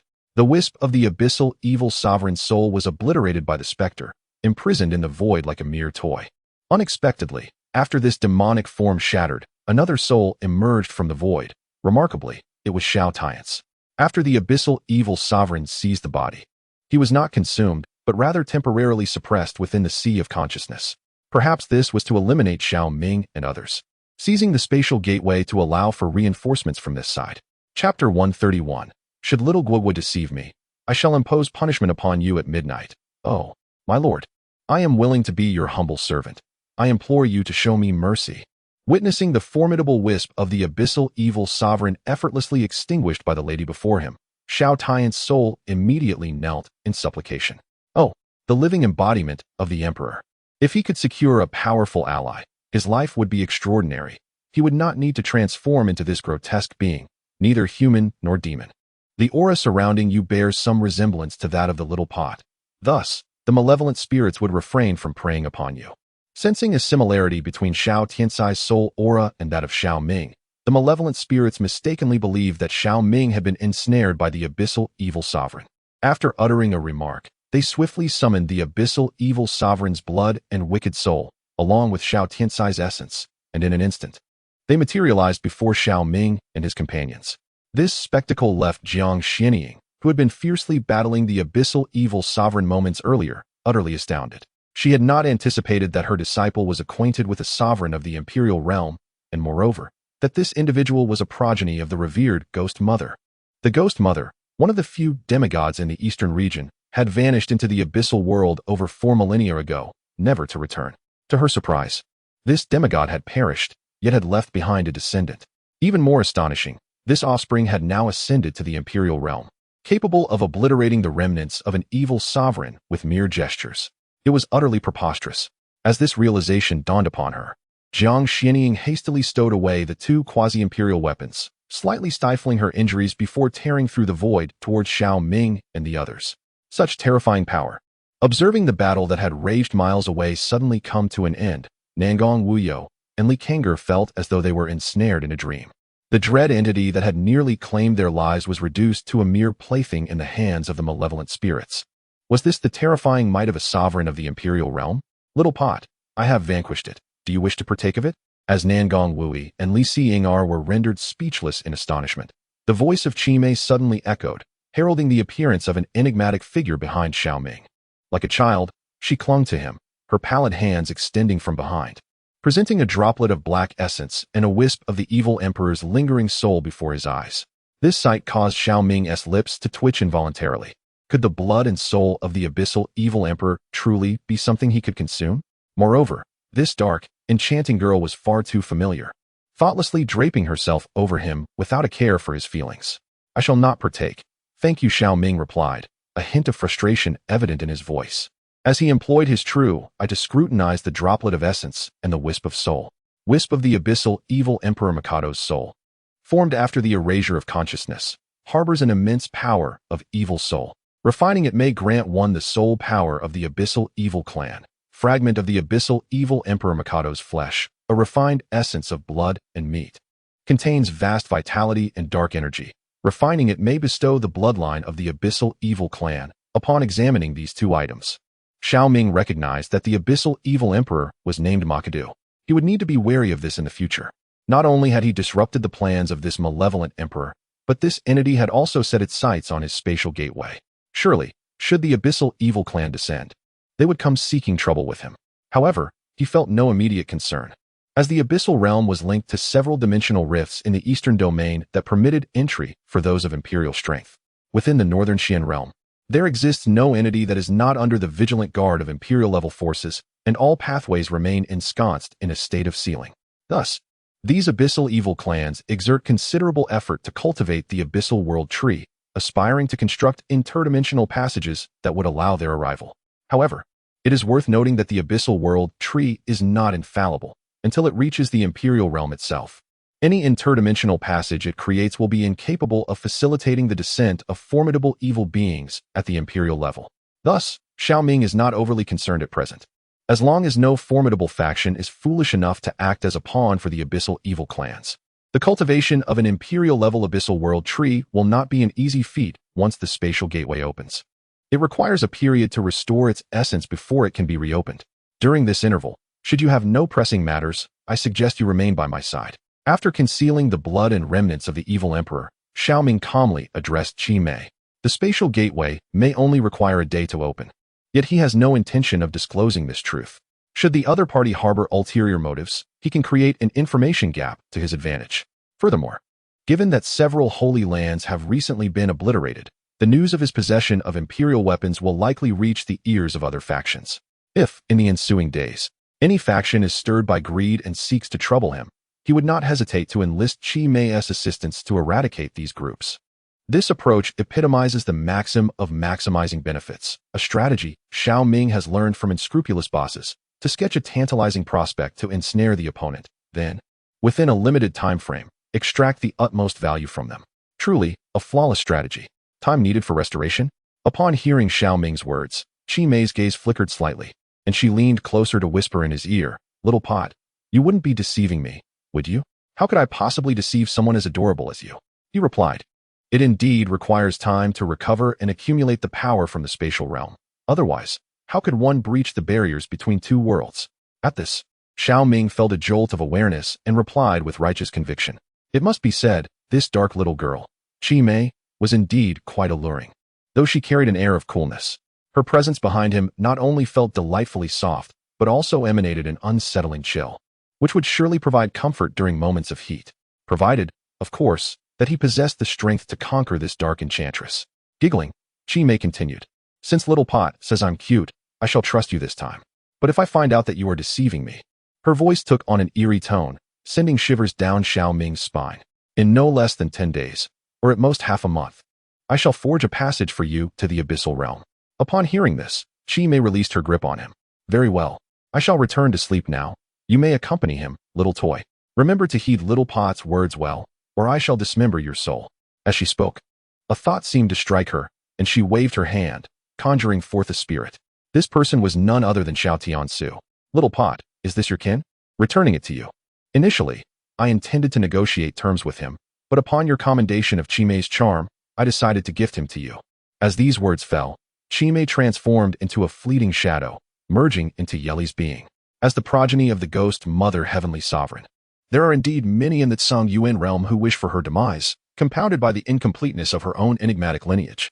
She cannot linger in the outside world for too long, lest some formidable beings detect her presence. Thus, she must rely on the trace of the celestial demon bloodline within Yeli to obscure her unique soul fluctuations, which elucidates why she initially sought to seize Yeli. "It truly astonishes me that the evil sovereign did not consume you." Observing the figure of Xiao Tian's before him, a frigid smile crept onto Xiao Ming's face. Without uttering a word, he encapsulated Xiao Tian's within the human sovereign banner. Following the recent skirmish, he had plundered the souls of numerous members of the Xiao clan from the realm, except for Lin Wanqing, who had been devoured. The remaining family members should have gathered by now. Subsequently, upon returning to the Fuyao sacred land, he would amalgamate this remnant soul of the abyssal evil sovereign, refining both Xiao Tian's and the others into demonic entities. Chapter 132, Xiao Yiting, the terrifying abyssal evil clan concealed within the Xiao family? Xiao Ming, how did you come to know of this great terror? As Qi Mei entered Yeli's being, and Xiao Ming secured Xiao Tian's soul, Jiang Xinying's voice also echoed in. Regarding this disciple, she found herself increasingly perplexed. The secrets she harbored were simply innumerable. It was astonishing that she even knew a being of the imperial sovereign realm. Would a great emperor emerge next? All of this is a lengthy tale. Let us first return to the sacred land of Fuyao. Upon hearing Jiang Xinying's words, Xiao Ming smiled faintly. As he withdrew the power of the sacred source ring, a terrifying backlash coursed through his body. However, this time, due to his enhanced cultivation and the absence of poison, his injuries remained within a manageable scope. Under the restorative influence of the Chaos Tao Demon Scripture and the Divine Wood Immortal technique, Xiao Ming's wounds began to heal rapidly. This technique, it evokes a sense of familiarity. Observing the intricate divine patterns emerging on Xiao Ming's body, along with a green luminescence mending his form, Jiang Xinying could not help but narrow her pupils. If she was not mistaken, this must be the Lu God technique. Could it be that her disciple has ties with that formidable emperor of the demon race? Yet, at this moment, Jiang Xinying refrained from inquiring further, instead tearing through the fabric of space to depart with Xiao Ming and the others, leaving behind a desolate expanse of land, reduced to ruins for miles around. On the other side, in the abyssal world, a grayish malevolence enveloped a seemingly endless abyssal continent. with dark red stars suspended in the vast firmament. Each blood-red star boasted a diameter exceeding 1,000,000 miles, orbiting this land like a constellation surrounding the moon. This is the evil Emperor Demon Star, an auxiliary celestial body of the abyssal continent, akin to a subordinate realm. The sovereign of each blood-red star is a formidable emperor of the abyssal races, known as the abyssal evil sovereigns. As the specter of the malicious soul was erased by the chimeras, on one of the evil Emperor Demon Stars, a towering figure, adorned with bony spines, suddenly unleashed a torrent of black blood from its maw, followed by an eruption of unfathomable malevolence. Rage, hatred, madness, and a thirst for blood, an amalgam of negative energies, erupted upon this malevolent star, causing it to tremble violently. A cataclysmic storm swept across a significant portion of the demon star, obliterating billions of malevolent beings in an instant. Subsequently, the dense aura of wickedness and overwhelming negative force converged frantically towards a specific location on the star, allowing this sinister entity to regain its composure amidst the backlash. This malevolent being was none other than Makadu. Even a sovereign among the wicked would suffer repercussions when a fragment of its consciousness is annihilated. This is why many powerful beings in the imperial realm hesitate to divide their consciousness carelessly. Although it can yield substantial benefits, it may also lead to self-destruction if mishandled. Cursed be the fate that obliterated a fragment of my consciousness, thwarting my meticulously crafted plans. Truly a detestable wretch. Suppressing the backlash coursing through him, Makadu's gaze flickered with intensity. Although he failed to cultivate the abyssal world tree through the traitor of the human race and establish a foothold in the desolate lands of the eastern region, he had nonetheless acquired invaluable intelligence. He discovered not only the existence of an ancient imperial weapon left behind by the primordial human emperor in the northern Xin realm, but also learned of the luminous orb that the ghost Mother Celestial was said to have expelled upon her demise at the hands of the malevolent deity Morin. That orb was, in truth, a progeny conceived in her final moments, now having matured to the level of a sovereign. Most importantly, he unearthed the astonishing fact that a young human possessed a spatial gateway, capable of linking the Zhongyuan realm with the abyssal world. This intelligence is sufficient to rectify my shortcomings. It must first be reported to Lord Morlin, the evil god. As this thought settled, a black crystal materialized before Makadu, followed by the emergence of a projection. Startled, Makadu quickly knelt on one knee. I pay my respects to the evil god, Morlin. Morlin, one of the 7 evil gods of the abyssal evil clan, is a demigod of unparalleled strength, born from billions of evil beings. Her status in the entire abyssal realm is akin to that of a deity. Whether it be the emperors of the human race or the evil monarchs of the abyss, they merely graze the surface of the great Tao's essence, achieving the pinnacle of the emperor realm. However, a demigod transcends this simplicity. It involves integrating a fragment of the great Tao's essence into one's soul, igniting the divine fire and transforming the soul into a divine essence. One could say a foot has already stepped into the realm of divinity. Should one provoke the divine tribulation and successfully navigate the trials of the great Tao, true godhood could be attained, far surpassing the limits of the emperor realm. Morlin, one of the 7 evil gods of the abyss, inquired with an air of indifference. Has the plan failed? Despite being merely a projection, the divine might radiating from her sent chills through Makadu. It is my failure to execute my duties. I implore the evil god to impose punishment. Yet, this time, Makadu had not returned empty-handed. He had indeed witnessed something of significance. As he spoke, he gently raised his hand, and a projection unfolded in the void, revealing a series of events occurring in the city of flowing clouds, playing at an astonishing speed of 10,000 times normal. To the ordinary observer, only a fleeting glimpse of light was visible.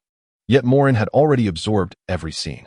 The chaos body, the human emperor banner, the spatial gateway. It was astonishing that the avatar of my divine self, a mere descendant of the human race, had achieved such remarkable growth in just 1 month. Intriguing.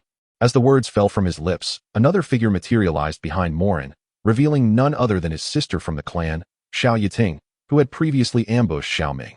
Over 3,000 years ago, a demon emperor intruded upon the abyssal world, unleashing carnage upon her territory and ascending to demigod status amidst the onslaught of several wicked sovereigns. She had intended to slay him during his moment of breakthrough, but the ensuing chaos shattered the abyssal world and, for reasons unknown, fused a strand of the great Tao's essence with it.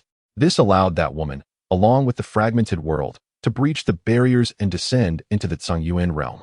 Since that moment, a connection between the abyssal world and the Zhongyuan realm had emerged. Upon sensing this change, She contemplated severing her soul's consciousness to send it into the Zhongyuan realm's cycle of reincarnation, thus nurturing a human avatar. Once the avatar matured, it could merge with her original essence, thereby circumventing the suppression of the Zhongyuan realm's primal source upon demonic demigods. In such a scenario, when the demon race could finally descend into the Zhongyuan realm, she would unleash her full combat prowess, unimpeded unlike before, when she was constrained by a twofold suppression. However, it turned out that the primal sources of the abyssal world and the Zhongyuan realm were dissimilar. Her soul could not undergo reincarnation within it, forcing her to eliminate the malevolent soul essence. Over the span of 3 millennia, she had attempted this over 10,000 times, each endeavor culminating in failure and nearly resulting in damage to her divine soul. 20 years ago, during the 1032nd attempt, her lingering soul finally eluded the primordial will of the Zhongyuan realm, successfully reincarnating within the Xiao family of Luoyuan City. However, due to the thorough obliteration of the evil soul's essence, this human incarnation did not exhibit extraordinary talent nor awaken any sinister abilities. She was merely an ordinary woman with slightly above-average aptitude. To safeguard this incarnation, Morin instructed Makadu to sever a fragment of the evil soul and a piece of flesh, sealing them within a ring. After incurring certain costs, he transmitted it to Luoyuan City, where it was acquired by Xiao Tians. Naturally, this method could only transport inanimate objects or small items, and it required the complete isolation of any malevolent energy fluctuations. Otherwise, it would easily attract the attention of semi-divine beings from the Zhongyuan realm. Due to Xiao Yiting's development, she did not encounter any life-threatening crises, and Mikado's fragment of the evil soul remained dormant within the ring, only awakening in moments of dire peril. Over these 2 decades, Makadu had occasionally revived to assess Xiao Yiting's circumstances and subtly manipulated Xiao Tians to serve the interests of the evil clan. It was only recently that Morin issued a directive for him to control human powerhouses, sacrificing a city to nurture the abyssal world tree and retrieve the human incarnation. Additionally, a base was to be established in the North Xian realm to facilitate Morin's reintegration of the refined human incarnation back into the Zhongyuan realm. Thus, Makadu set his plans in motion, only to have everything thwarted by Xiao Ming. As the 3rd installment concludes, I kindly ask everyone to support the author by engaging with a small gesture. For those experiencing a literary drought, recommendations for this book would be greatly appreciated. The Snow Maiden sends her regards. In Chapter 133, he does not mind emulating Ning Kaichen, taking on the role of a spectral knight. Moving forward, you need not involve yourself in matters concerning him. I shall orchestrate the establishment of a new stronghold for Langia. With the utterance of these 2 statements, Morin's projection vanished into thin air. Langia. Upon hearing Morin mention this name, a glint of cold light flickered in Mikado's eyes. This individual is another abyssal evil emperor, and both harbor affections for Morin, each viewing the other with disdain. Should either gain favor, the other would undoubtedly face neglect. Contemplating this, Mikado's gaze shifted restlessly. It seemed he must take action. Although the precise strength of that ghostly progeny remains uncertain, since they are allied with that human specter, they are bound to seek entry into the abyssal realm. Capturing them might well rectify past missteps. With this thought, a sinister smile crept across Mikado's face as he produced a peculiar shard of a bronze mirror. This is the Mother and Child Ghost Emperor Mirror, an artifact forged through the tireless devotion of the Ghost Mother Celestial Sovereign. During her struggle with Morin, she even sacrificed herself, allowing this supreme weapon to ascend to the status of a lesser divine weapon, unleashing tremendous power that severely wounded Morin. Alas, it is a pity. In a desperate bid to protect her newly born offspring, the revered Ghost Mother Celestial ultimately chose to self-destruct a divine weapon, shattering it into several fragments that scattered across the abyssal continent. Among these fragments, one was eventually discovered by him.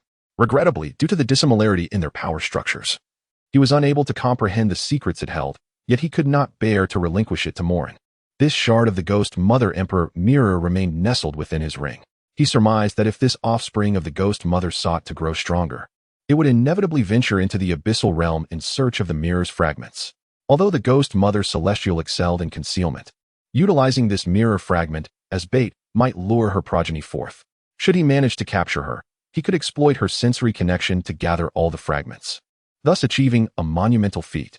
In the Zhongyuan realm, this emperor could only manifest as a wisp of malevolent spirit, rendering him incapable of opposing you. However, should you dare to enter the abyssal realm alone, I possess myriad methods to bring about your demise. As these thoughts whispered through his mind, Makadu secured the copper mirror fragment to his chest, then sat cross-legged to begin mending his injuries. Meanwhile, at the sacred land of Fuyao, atop Moonwatch Peak, the conversation unfolded. What did you say? That formidable figure of the Emperor realm is someone you encountered within the Ghost Xia secret realm? Upon hearing Xiao Ming's explanation, Jiang Xianying was taken aback, unable to fathom that such a minor secret realm within the North Xian territory harbored a being of emperor-level power. Indeed, she was a descendant of the Ghost Mother Celestial. Although her mind appeared somewhat immature, her strength was formidable, reaching the 8th level of the Emperor realm. It is a truly terrifying existence. Upon hearing this, Xiao Ming nodded and spoke with an air of nonchalance. This time, as the Chi-Mei struck before him, he discerned the true strength of his adversary. He was astonished to find that the opponent was so formidable, just a hair's breadth away from breaking through to the 9th layer of the Emperor realm. Moreover, the being was exceedingly peculiar. Even a powerful entity at the 9th layer of the Emperor realm could contend with this ghostly progenitor. This individual could already be considered among the foremost tier of the Tsang Yuan realm's warriors. However, when compared to Lu Yunyan, there was still a significant disparity. Thus he felt no fear of this ghostly progenitor. You possess a technique reminiscent of a certain demon emperor. Could it be that you have acquired their legacy? Jiang Xianying, too, felt no trepidation towards the Chi-Mei, for she held her own trump cards that could pose a threat to such a being. Yes, she currently serves as my protector on the path, Xiao Ming responded, nodding in acknowledgement. His words startled Jiang Xianying. The demon emperor was indeed alive and had become Xiao Ming's protector. It was known that Lu Shun was the most likely among all the emperors in the eastern domain to ascend to demigod status. The fact that his disciple could have garnered such an accolade left her feeling somewhat superfluous. Just as she was about to speak again, a chilling voice suddenly echoed. Not far away, Yili, surveying Wangyue Peak, became rigid as a figure emerged from within her. I smell something delectable. What is this place? Upon hearing this, Xiao Ming and Jiang Xianying turned their gaze, observing the mischievous spirit resembling an exuberant child, who instantaneously appeared behind Xiao Ming. Is this your home, little pot? It inquired, noting the ominous seal beneath, as if something was imprisoned below. Upon hearing these words, Jiang Xianying's expression shifted dramatically, but a moment later, a glimmer of joy illuminated her face. Perhaps she could harness the power of this ghostly progeny. Beneath this peak lies a malevolent soul worm, a remnant formed after the demise of a dark sovereign from the abyss. This entity thrives on negative energy, capable of parasitizing others. Even a formidable emperor-level warrior could fall prey if their consciousness is invaded, becoming a mere puppet. Years ago, an esteemed emperor from my clan faced an onslaught from this malevolent soul worm. Although he escaped its control, he was unable to annihilate it. In a desperate measure, he severed one of his fingers to forge a sealing technique, confining the creature beneath this mountain. Before Xiao Ming could interject, Jiang Xianying continued, recounting events from 8 millennia ago when this land had yet to become the sacred land of Fuyao. At that time, the Abyssal Evil Clan launched another invasion into the eastern region, leading to ferocious battles among the realms. The emperor from the Jiang clan, after sustaining severe injuries, resorted to this drastic measure to prevent his own subjugation. Unfortunately, by the time assistance reached the Jiang clan, they had suffered catastrophic losses, and the formidable emperor ultimately perished in battle. After many years, she had finally located this place through relentless searching. Her intent to remain in the sacred land of Fuyao was to eradicate this malevolent soul worm and reclaim a fragment of the emperor's fingerbone, which contained a vestige of desolate law power. Though the passage of 8 millennia has rendered this malevolent soul worm exceedingly feeble, she still finds herself unable to eradicate it through the formation. Consequently, she plans to wait for Xiao Ming and Feng Xianhuang to ascend to the law manifestation realm, hoping to harness the power of the human emperor banner and the divine sense of the emperor to assist in obliterating this sinister soul worm. Unexpectedly, Xiao Ming reveals his acquaintance with Chi-Mei, a formidable emperor-level being and a descendant of the Ghost Mother Celestial Sovereign. Should Chi-Mei intervene, the malevolent soul worm could indeed be annihilated, allowing her to reclaim the colossal fingerbone of the great emperor. The term soul worm sounds rather delectable, doesn't it? Upon hearing Jiang Xianying's explanation, Chi-Mei smiled and inquired, her face close to Xiao Ming's. Little pot, can Chi-Mei consume this malevolent soul worm, or do you wish to keep it for yourself? At Chi-Mei's words, Xiao Ming's lips twitched. He had no inclination to partake in such peculiar delicacies. If one were to desire it, the only means of refinement would be through the human emperor banner. Yet, even formidable emperor-level beings struggle to eradicate this entity. Presently, with the human emperor banner's essence depleted and his own strength limited to the cave heaven realm, he is incapable of refining such a thing. Should he allow it to be usurped and controlled by the entity, it would be a case of greed leading to self-destruction. If you believe you can consume it, then proceed. If you lack confidence, I can assist you, Xiao Ming proposed after some contemplation. Capturing this dark young girl would grant him an additional protector on his path. Perhaps, at that moment, one could consider allowing the other party to become the primary soul of the human emperor banner. Perhaps there lies a chance for the banner to ascend to the status of a secondary divine weapon. Of course, this is merely a jest. Although Chi Mei is a female ghost, with her icy demeanor, the thought of making her the primary soul of the human emperor banner is utterly heartless. If possible, he wouldn't mind emulating Ming Kaichen and becoming a spectral knight for a change. Chapter 134. Do you have a penchant for absorbing yang energy? Which is why you often linger behind me. Little pot, do you look down upon Chi Mei? Just a frail little bug. Watch how I dispose of it. Upon hearing this, Chi Mei revealed her small fangs, her blue and red eyes shimmering with an eerie light, before she vanished as the words fell. In the next moment, the entire Moonwatch Peak trembled violently. A terrifying wave of malevolent energy erupted from beneath, with divine patterns spreading across the mountain like a spider's web. Fortunately, this was a sealing formation laid down by a powerful emperor. Otherwise, the sacred land of Fuyao might have perished in that instant. Jiang Xianying quickly unleashed her cultivation, summoning the ancient cauldron to stabilize the formation as much as possible. However, in the following moment, the commotion beneath Moonwatch Peak began to subside. A quarter of an hour later, the malevolent energy had entirely vanished, and Chi Mei reappeared before Xiao Ming and the others, nonchalantly burping and emitting a wave of sinister energy, causing Xiao Ming's forehead to darken. His aspiration to become a spectral knight diminished significantly in that instant. Little pot, the Chi Mei is quite full and should be able to break through now. I shall return to sleep. As Xiao Ming stood speechless, Chi Mei, brimming with excitement, spoke up, pressing against Xiao Ming's back. As she spoke, Chi Mei produced an object from her hand, resembling a cicada's molt, yet also akin to crystal. Oh, this is for you. It is the soul molt left behind by that evil soul insect. It can be utilized for soul refining or the crafting of soul treasures. Upon seeing the insect-like soul molt before him, a smile of delight spread across Xiao Ming's face, and his fondness for Chi Mei surged rapidly. Goodness, this evil soul insect evolved after the fall of the abyssal evil emperor. The soul molts left behind can be used to forge quasi-emperor level soul treasures. I never imagined this dark little girl would gift it to me so freely. He suddenly felt that becoming a death knight was indeed a splendid idea, as learning from the spirit of his predecessors is of great significance. However, this little girl has a peculiar habit of clinging to people's backs. This is troublesome. Chi Mei, do you have a penchant for absorbing yang energy, which is why you often perch on my back? After accepting the soul mold from the evil soul insect, Xiao Ming cleared his throat and inquired.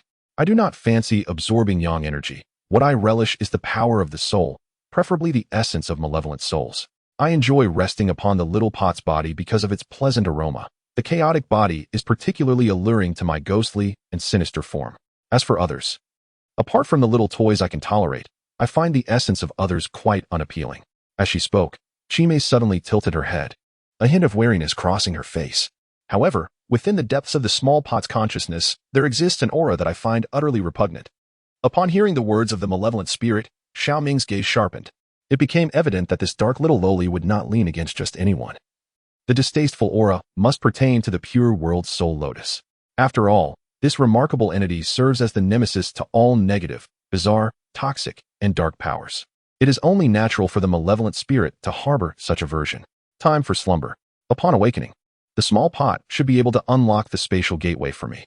With these two statements uttered, the malevolent spirit transformed into a fleeting glimmer, merging into the consciousness of Yi Li.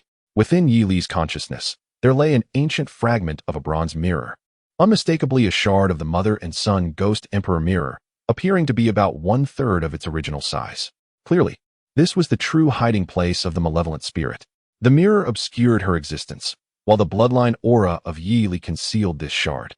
Otherwise, a mere surge of her aura would obliterate Yi Li's consciousness. Xiao Ming, Xian Huang, I shall now enter a period of seclusion. This item is entrusted to the two of you for your protection.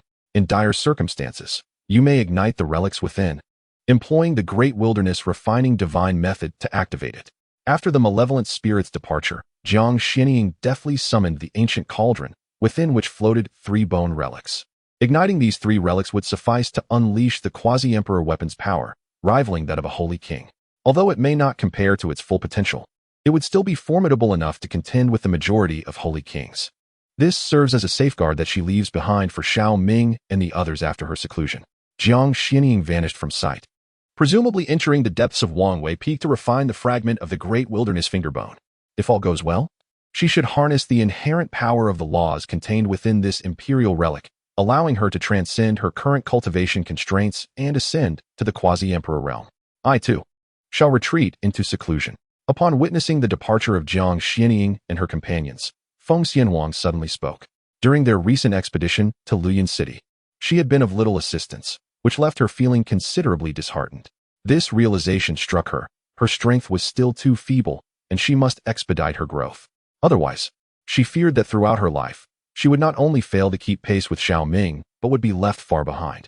Thus, she must hasten her breakthrough to the Dharma aspect realm, and in this lifetime, she sought to manifest a Dharma aspect distinct from that of her previous incarnation.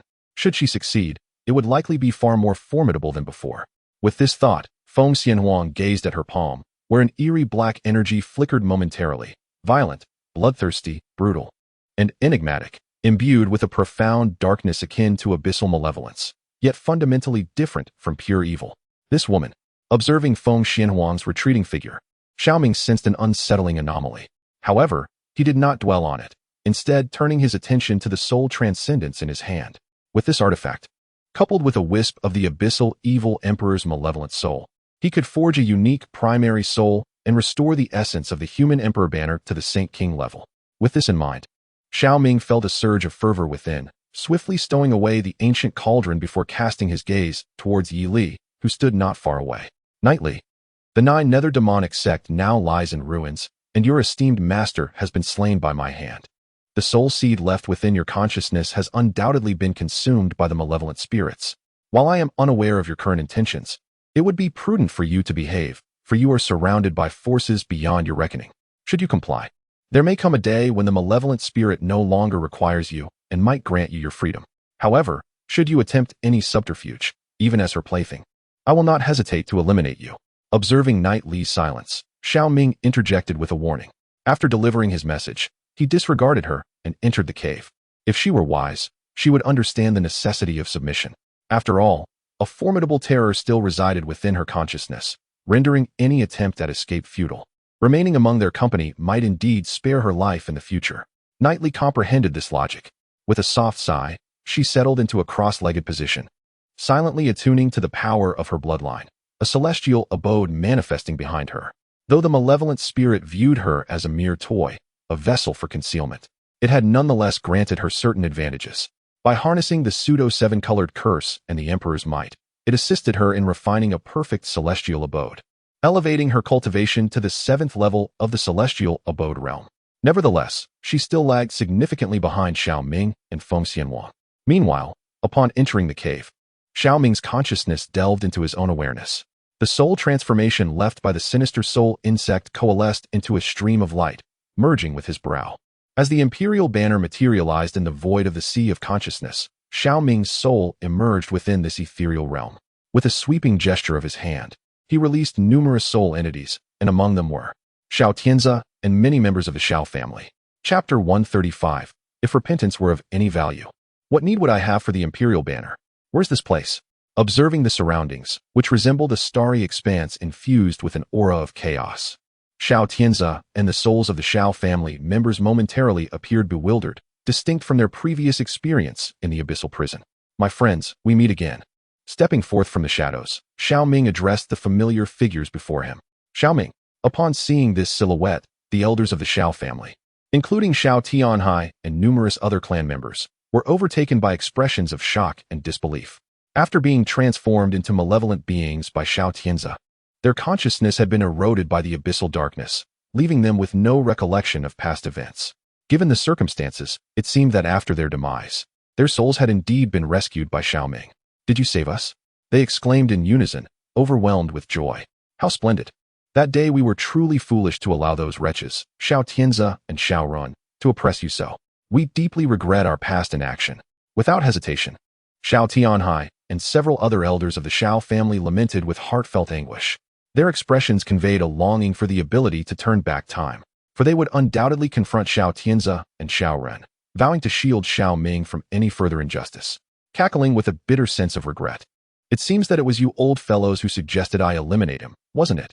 Just as Xiao Tianhai and the others finished speaking, a piercing voice echoed, and a soul figure ahead suddenly threw back its head in a wild, manic laugh. An aura of terror erupted from him, and like a malevolent spirit, he turned and lunged at Xiao Tianhai and the others. When Xiao Ren was in power, you all flattered him, eagerly wishing for my hand to be raised against Xiao Ming to curry favor with that wretched beast. Now that Xiao Ming has gained the upper hand, you lament your choices. Amidst the frenzied howls, Xiao Tianze, resembling a demon, plunged into the throng of souls, ravenously devouring these members of the Xiao clan, instilling absolute terror in Xiao Tianhai and his companions. Xiao Ming, please save us, they cried. Xiao Tianze has colluded with the abyssal demons. He is the great enemy of the Eastern human race, and he must be eradicated. We have erred in the past, but we can repent and become your servants. We implore you, for the sake of kinship, save us this one time. In a fleeting moment, dozens of clan souls had been consumed by Xiao Tianze, and the leading elders of the Xiao family wept in despair. If they still had their physical forms, perhaps they could have fought back, but with their bodies lost, and having yet to reach the sacred realm, their souls remained untransformed, rendering their combat abilities pitifully weak. Repentance. Hearing the wails of Xiao Tianhai and witnessing the scene before him, Xiao Ming coldly chuckled. You were unaware while serving as accomplices. Yet now you seek forgiveness in the face of peril? If repentance were truly effective, what need would there be for the imperial banner? As the final words echoed, Xiao Ming raised his hand and grasped towards the crowd, causing the imperial banner to tremble violently. Chains of souls, ignited by terrifying soul flames, began to entwine themselves around the souls of the onlookers. Xiao Ming, what are you intending to do? Upon witnessing those formidable chains, Xiao Tianhai and the others displayed expressions of horror, a sense of foreboding surging within their hearts. What am I doing? Did you not wish for repentance? Then let yourselves be transformed into the minions of the imperial banner, eternally repenting within. As those words fell, a series of eerie runes erupted within the imperial banner, flooding into the souls of Xiao Tianhai and the others through the chains. Their consciousness unraveled in fear, their souls undergoing a metamorphosis amidst these runes. This was a process of refining Xiao Tianqi and the others into minions of darkness. Naturally, this was merely the standard transformation of the imperial banner's minions. Ordinarily, a mere thought from him would suffice for the imperial banner to autonomously refine them. However, considering how these individuals had once proclaimed their intent to strip him of his powers, standing atop their moral high ground to condemn him, he deemed it too lenient to allow the imperial banner to act independently. It would be far more satisfying for him to oversee their transformation personally. After all, he had promised his extraordinary brother, Xiao Ren, to establish a lineage within the imperial banner. The minions formed from the refinement of these individuals would henceforth serve as subordinates to Zue Yi and Zue Air. As for the origin of Zue Air, it was none other than the present Xiao Tianqi. Xiao Ming, refining the souls of your kin, you shall meet an untimely end. O heavens and earth! What sins have my Xiao clan committed to be burdened with such malevolent kin? No, I refuse to become a fiend. Grandfather Xiao Ming, I implore you, spare me. I would rather serve you faithfully than succumb to this fate. Amidst the refining of the imperial banner, Xiao Tianhai and others emitted heart-wrenching howls, their eyes filled with venomous hatred directed at Xiao Ming, yearning to devour his flesh and blood. Yet, Xiao Ming remained unperturbed, devoid of any compassion. The consequences of today are rooted in the actions of the past. During an avalanche, no snowflake is innocent. If we are to speak of innocence, the others in Lian City are even more so, yet they all perished at the hands of Xiao Tianze, some not even leaving behind their souls. This world is indeed brutal. Ha ha ha. It is no wonder you are of my blood, Xiao Tianze's progeny. Your ruthless methods are truly akin to mine. Alas, why did you not reveal such talent sooner? Had you done so, I would not have forsaken you in favor of Xiao Ren. Looking at Xiao Ming, Xiao Tianze laughed maniacally.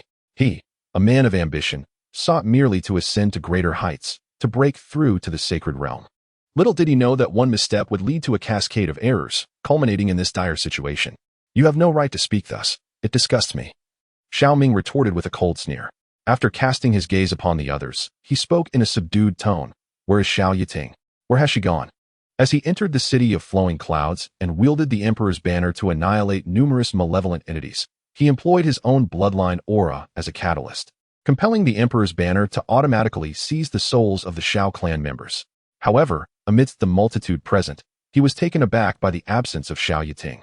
This outcome suggested several possibilities. Either she had long since departed from the city of flowing clouds, or she had met her demise and her soul had been shattered.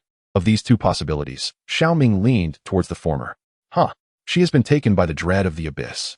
Though I am unaware of her origins, she shall undoubtedly become your nightmare. You have thwarted the schemes of the abyssal evil clan, and they shall not spare you. Xiao Ming, should you choose to refine me, you shall bear the sin of patricide, and retribution will find you in the unseen realm.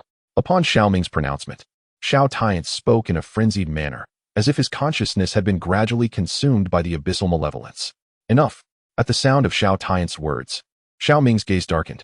He formed a seal with his hand, and the Emperor's banner erupted with resplendent might, channeling a terrifying power through the chains of souls, directly invading Xiao Tian's being and erasing his consciousness. Subsequently, he seated himself within the sea of consciousness, gathering a staggering total of 129,600 runes. In conjunction with a fragment of the evil Emperor's residual soul and a soul-transmuting insect of malevolence, commencing the refinement of the second primary soul of the Emperor's banner. As for Xiao Yiting, regardless of her origins, he felt no trepidation towards her future. At present, he had already mastered several trump cards. Moreover, there exists a system that continuously reveals its hidden cards. He remains unconvinced that he cannot outplay a relative who has previously betrayed him. In the third chapter, apart from the protagonist's mother and Xiao Yiting, everyone else has entered the Emperor's banner, largely adhering to the primary storyline. If you enjoy it, please leave a favorable review. Chapter 136. Is he daring to undergo a transformation at the risk of his own soul, hoping to triumph over me this time? As time passes, a total of 129,600 runes, along with the essence of his own soul blood, have been infused into Xiao Tiansai's soul body by Xiao Ming. However, refining the remnants of the evil Emperor's soul and the evil Soul Gu's soul metamorphosis is no simple task for Xiao Ming. After all, the quality of these two items is exceedingly high, far beyond the capacity of an ordinary individual to refine. Fortunately, Xiao Ming's soul power has reached the pinnacle of the Dharma aspect realm. Coupled with his practice of the Soul Spirit Emperor Sutra and the assistance of the Emperor's banner for refinement, he has ultimately succeeded in fully refining these two treasures. Though this process consumed an entire day, the next step is fusion. I hope it does not disappoint me. Gazing at the soul body before him, a look of gravity appeared in Xiao Ming's eyes as his hands formed intricate seals. Subsequently, he infused them into Xiao Tiansai's soul body, which immediately opened its eyes and began to consume the materials derived from the refined remnants of the evil Emperor's soul and the evil Soul Gu's metamorphosis. In the next moment, a beast-like roar erupted from Xiao Tiansai's soul body, and a terrifying abyssal malevolence surged forth explosively from him. Fortunately, Xiao Ming had anticipated this. The Emperor's banner had already manifested above this soul body, with chains binding its limbs and torso, relentlessly suppressing this entity. Is there any resistance? Even in the face of rejection, one must strive for integration. As the thought settled, Xiao Ming's soul closed its eyes, and his consciousness shifted towards the other entity. Almost instantaneously, as his awareness took command of this soul, an overwhelming wave of terrifying negative emotions exploded deep within Xiao Ming's psyche. Bloodlust, brutality, madness, slaughter, devouring, destruction, despair, and fury. An array of sinister sentiments surged forth like a relentless tide, as if seeking to extinguish his consciousness in a maelstrom of negativity or to assimilate him into a savage abyssal entity.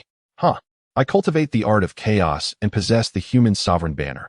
Do they truly believe that such paltry negative emotions can assimilate my consciousness? With a low growl erupting from this soul, Xiao Ming, in that moment, completely suppressed all negative emotions, successfully seizing control of this soul. A formidable power of the malevolent spirit surged forth. Sharp bone spines continuously sprouted from the soul, transforming it entirely into the visage of the abyssal clan.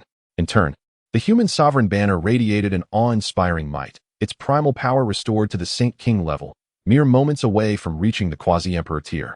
All the demons within the human sovereign banner, including the formidable presence of Zue Yi, experienced a terrifying enhancement at that moment. It had finally become. As Xiao Ming sensed this soul, realizing it not only could devour negative emotions, but also absorb abyssal malice, a look of astonishment crossed his face. This was unequivocally the essence of the abyssal clan, and a remarkably advanced form at that. In the next instant, Xiao Ming could not help but furrow his brow. The second emperor's banner master soul has transformed into an evil spirit, presenting both advantages and disadvantages. The benefits include his ability to wield this malevolent soul in combat and to gain insights into various negative powers through it. The Emperor's banner can also absorb abyssal malevolence, rendering him immune to the corruption and control of the abyssal evil race, which is significantly more potent than the influence of Sin 1. However, the drawbacks are considerable. This soul has fully metamorphosed into an evil entity, and should it be revealed before other factions, he may be perceived as a lackey of the abyssal evil race. If exploited by those with ulterior motives, he could very well find himself hunted by various forces, a rather troublesome predicament. Perhaps an opportunity could be sought to allow this evil spirit to enter the abyssal realm, enabling it to seize a body from the evil race for its own growth.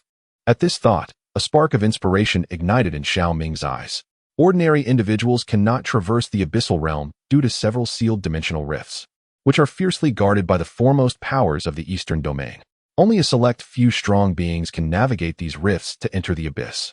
Yet, he is different. He possesses a spatial gateway. As long as he has a location established in the abyssal world, he can effortlessly travel between the two realms. Although there are some limitations, it remains remarkably convenient. Should Sin 2 be allowed to operate within the abyss, he would not only acquire items exclusive to that realm, but could also command a portion of the evil race to serve his purposes, potentially establishing a domain within the abyss. This strategy may indeed be feasible. Now that Sin 2 has evolved into an evil spirit, obtaining a body from the evil race would render even an evil emperor indistinguishable. Even if I am exposed and fall into the abyssal world, it may cause some losses. Yet it will not strike at my very foundation. At most, it would result in a backlash. With this thought taking root in my mind, Xiao Ming found himself brimming with eagerness. If he could infiltrate the abyssal realm, the potential gains would surpass the risks involved. Next, he must first break through to the lawform stage. Currently, within his soul resides the pure world soul lotus, making it relatively easy to observe the chaos Holy Spirit. As for studying the chaos demon god, with that fellow Zaire around, it should pose no difficulty. Even the path he intends to take has become clearer in recent days. That path is to follow his heart. Where the heart leads, the path shall follow. This path may embody guardianship, may embrace slaughter, may be filled with affection, or may be devoid of it. It all depends on a moment's thought, and it can be said to be chaos, encompassing the myriad paths of existence. Although this journey carries the risk of losing oneself, Xiao Ming felt no trepidation. After all, the road lies beneath his feet. If he does not attempt it, how will he know it is impossible? Boom. Just as Xiao Ming's consciousness returned to his true soul form, preparing to observe the two chaos demon gods and coalesce his own law form, a sudden roar resonated from the outside world, causing his gaze to sharpen. His consciousness immediately returned to the external realm, focusing on a particular direction. This is the power of darkness? No, it resembles the corrupting aura of the abyss. Sensing this force, Xiao Ming's expression changed, and he promptly rose from his abode, rushing out to the entrance of Feng Xianhuang's dwelling. Indeed, this surge of power emanated from within Feng Xianhuang's lair. Has she fallen into madness? Gazing at the tightly shut stone door of the cave, adorned with flickering array patterns, Xiao Ming's expression grew increasingly grave. He immediately activated his true eye to discern the conditions within. It was not a descent into madness. Rather, it was an endeavor to comprehend the dark essence through the abyssal malevolence, with the intention of integrating it into her very bloodline. Observing Feng Xianhuang's actions, Xiao Ming took a deep breath. One must admit, this woman is truly audacious. Her audacity to merge with the abyssal malevolence and grasp its negative energies stemmed from her unique cultivation method and the possession of the pure world soul lotus, rendering her impervious to the corruptive influence of negative power. However, Feng Xianhuang lacked the pure world soul lotus, making her susceptible to its insidious grasp. Yet, the presence of a strand of emperor-level divine consciousness within her sea of consciousness diminishes the likelihood of her succumbing to corruption. Upon inspecting Feng Xianhuang's state, Xiao Ming could not help but furrow his brow, a twinge of concern lingering in his heart. A low probability does not equate to an absolute certainty of safety. Should Feng Xianhuang's desires grow too fervent, these negative emotions might find an opening, easily leading her to lose her sanity and fall into demonic corruption. If that strand of emperor-level divine consciousness were to succumb to the same fate, it would render her willpower insufficient to extricate herself. How dare mere negative energies aspire to corrupt me? I can traverse the realms of darkness, and that does not imply you possess the ability to assimilate me. As Xiao Ming pondered, Feng Xianhuang within the cave suddenly opened her eyes, unleashing a surge of dark energy. as the Emperor-level divine consciousness erupted in tandem, completely suppressing the negative forces. As long as the Phoenix bloodline undergoes a dark transformation, and one comprehends the essence of the dark flame, it is possible to successfully condense the dark Thunderfire Phoenix, perhaps even catching up to Xiao Ming. Is the risk of the dark transformation an attempt to triumph over me? Sensing the indomitable spirit of Feng Xianhuang, a hint of helplessness graced Xiao Ming's visage. Truly, the reborn empress is endowed with an impressive sense of pride. Just as Xiao Ming was lost in contemplation, the system notification suddenly echoed, leaving him somewhat taken aback. The first update has garnered a rating of 7.8, a slight increase after several days. Gratitude is extended to everyone for their support and contributions, particularly to the alluring Ji Yingying, who dedicates her appreciation to each companion. Chapter 137. The Eruption of Negative Emotions, the Counterattack of Feng Xianhuang. Ding. The life choice system has been randomly triggered, allowing the host to make the following selections. Option 1. Nothing occurs. Feign ignorance of Feng Xianhuang's situation. Turn back to the cave and continue to advance, earning a random martial arts technique as a reward. Option 2. Enhance the situation.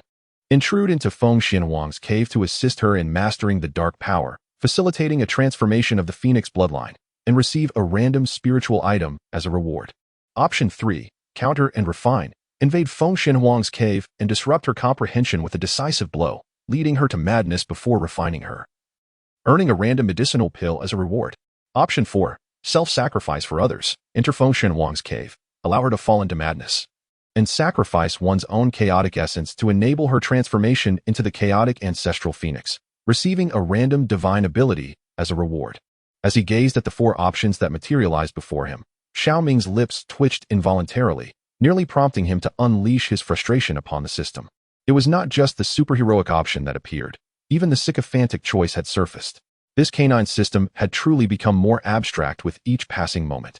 The 4th option. Aside from those sycophants from the female-centric worlds, it seemed unlikely that any man would resort to such actions. First, he would lead Feng Xianhuang to madness, then offer the chaotic body as a sacrifice, ensuring that she would fall utterly in love with him, burdened by an inherent sense of guilt. Following this, a heartfelt confession would unfold, culminating in his demise within Feng Xianhuang's embrace, leaving her in eternal anguish. The subsequent narrative would undoubtedly blossom into a tragic love story rife with trials and tribulations in pursuit of a husband. Feng Xianhuang would rise to power, battling through the chaos of yin and yang, drenched in blood, all for the sake of resurrecting him from the underworld. It was profoundly moving, indeed. Merely contemplating this scenario ignited within him an impulsive desire to select the 4th option. However, after a moment of internal lamentation, Xiao Ming decisively opted for the 2nd choice. The rationale behind his selection was simple. Feng Xianhuang had already acknowledged him as her man, and assisting her in mastering the dark powers would not only enhance her strength, but also endear her to him further. Furthermore, this opportunity would enable him to grasp the essence of darkness and flames, a far more convenient process than solitary enlightenment. Thus, this was far from being a sycophantic gesture. As for the possibility of being overshadowed by her, that was a jest. If he possessed the capability to dominate Feng Xianhuang once, he could certainly do so countless times thereafter. This female imperial disciple, should she wish to exert her influence over him in the future, could only resort to physical means. He could not conceive of any other method. Ding. Congratulations to the host for making a choice. You have received the reward Star Array Plate. The reward has been automatically placed in the system space, ready for the host to extract and inherit with a single command upon completion of the choice. Star Array Plate, a treasured formation device crafted by the Celestial Star Master. Once activated, it can harness the power of the stars, evolving into the Imperial-grade formation, the Celestial Star Array. When fully realized, this formation can effortlessly annihilate powerful emperors, with its potency contingent upon the cultivation level and comprehension of the Array Plate's master. An Emperor-level Array Plate? Upon seeing this reward, Xiao Ming could not help but raise an eyebrow. Previously, he had inherited part of the formation insights from the Elder of Annihilation. However, due to limitations in his cultivation and materials, he was unable to forge a high-grade Array Plate. He had little regard for lower-tier ones. Thus, he had never had the opportunity to showcase his talents and formations. With this Array Plate as a solid foundation, his strength would undergo a transformative change.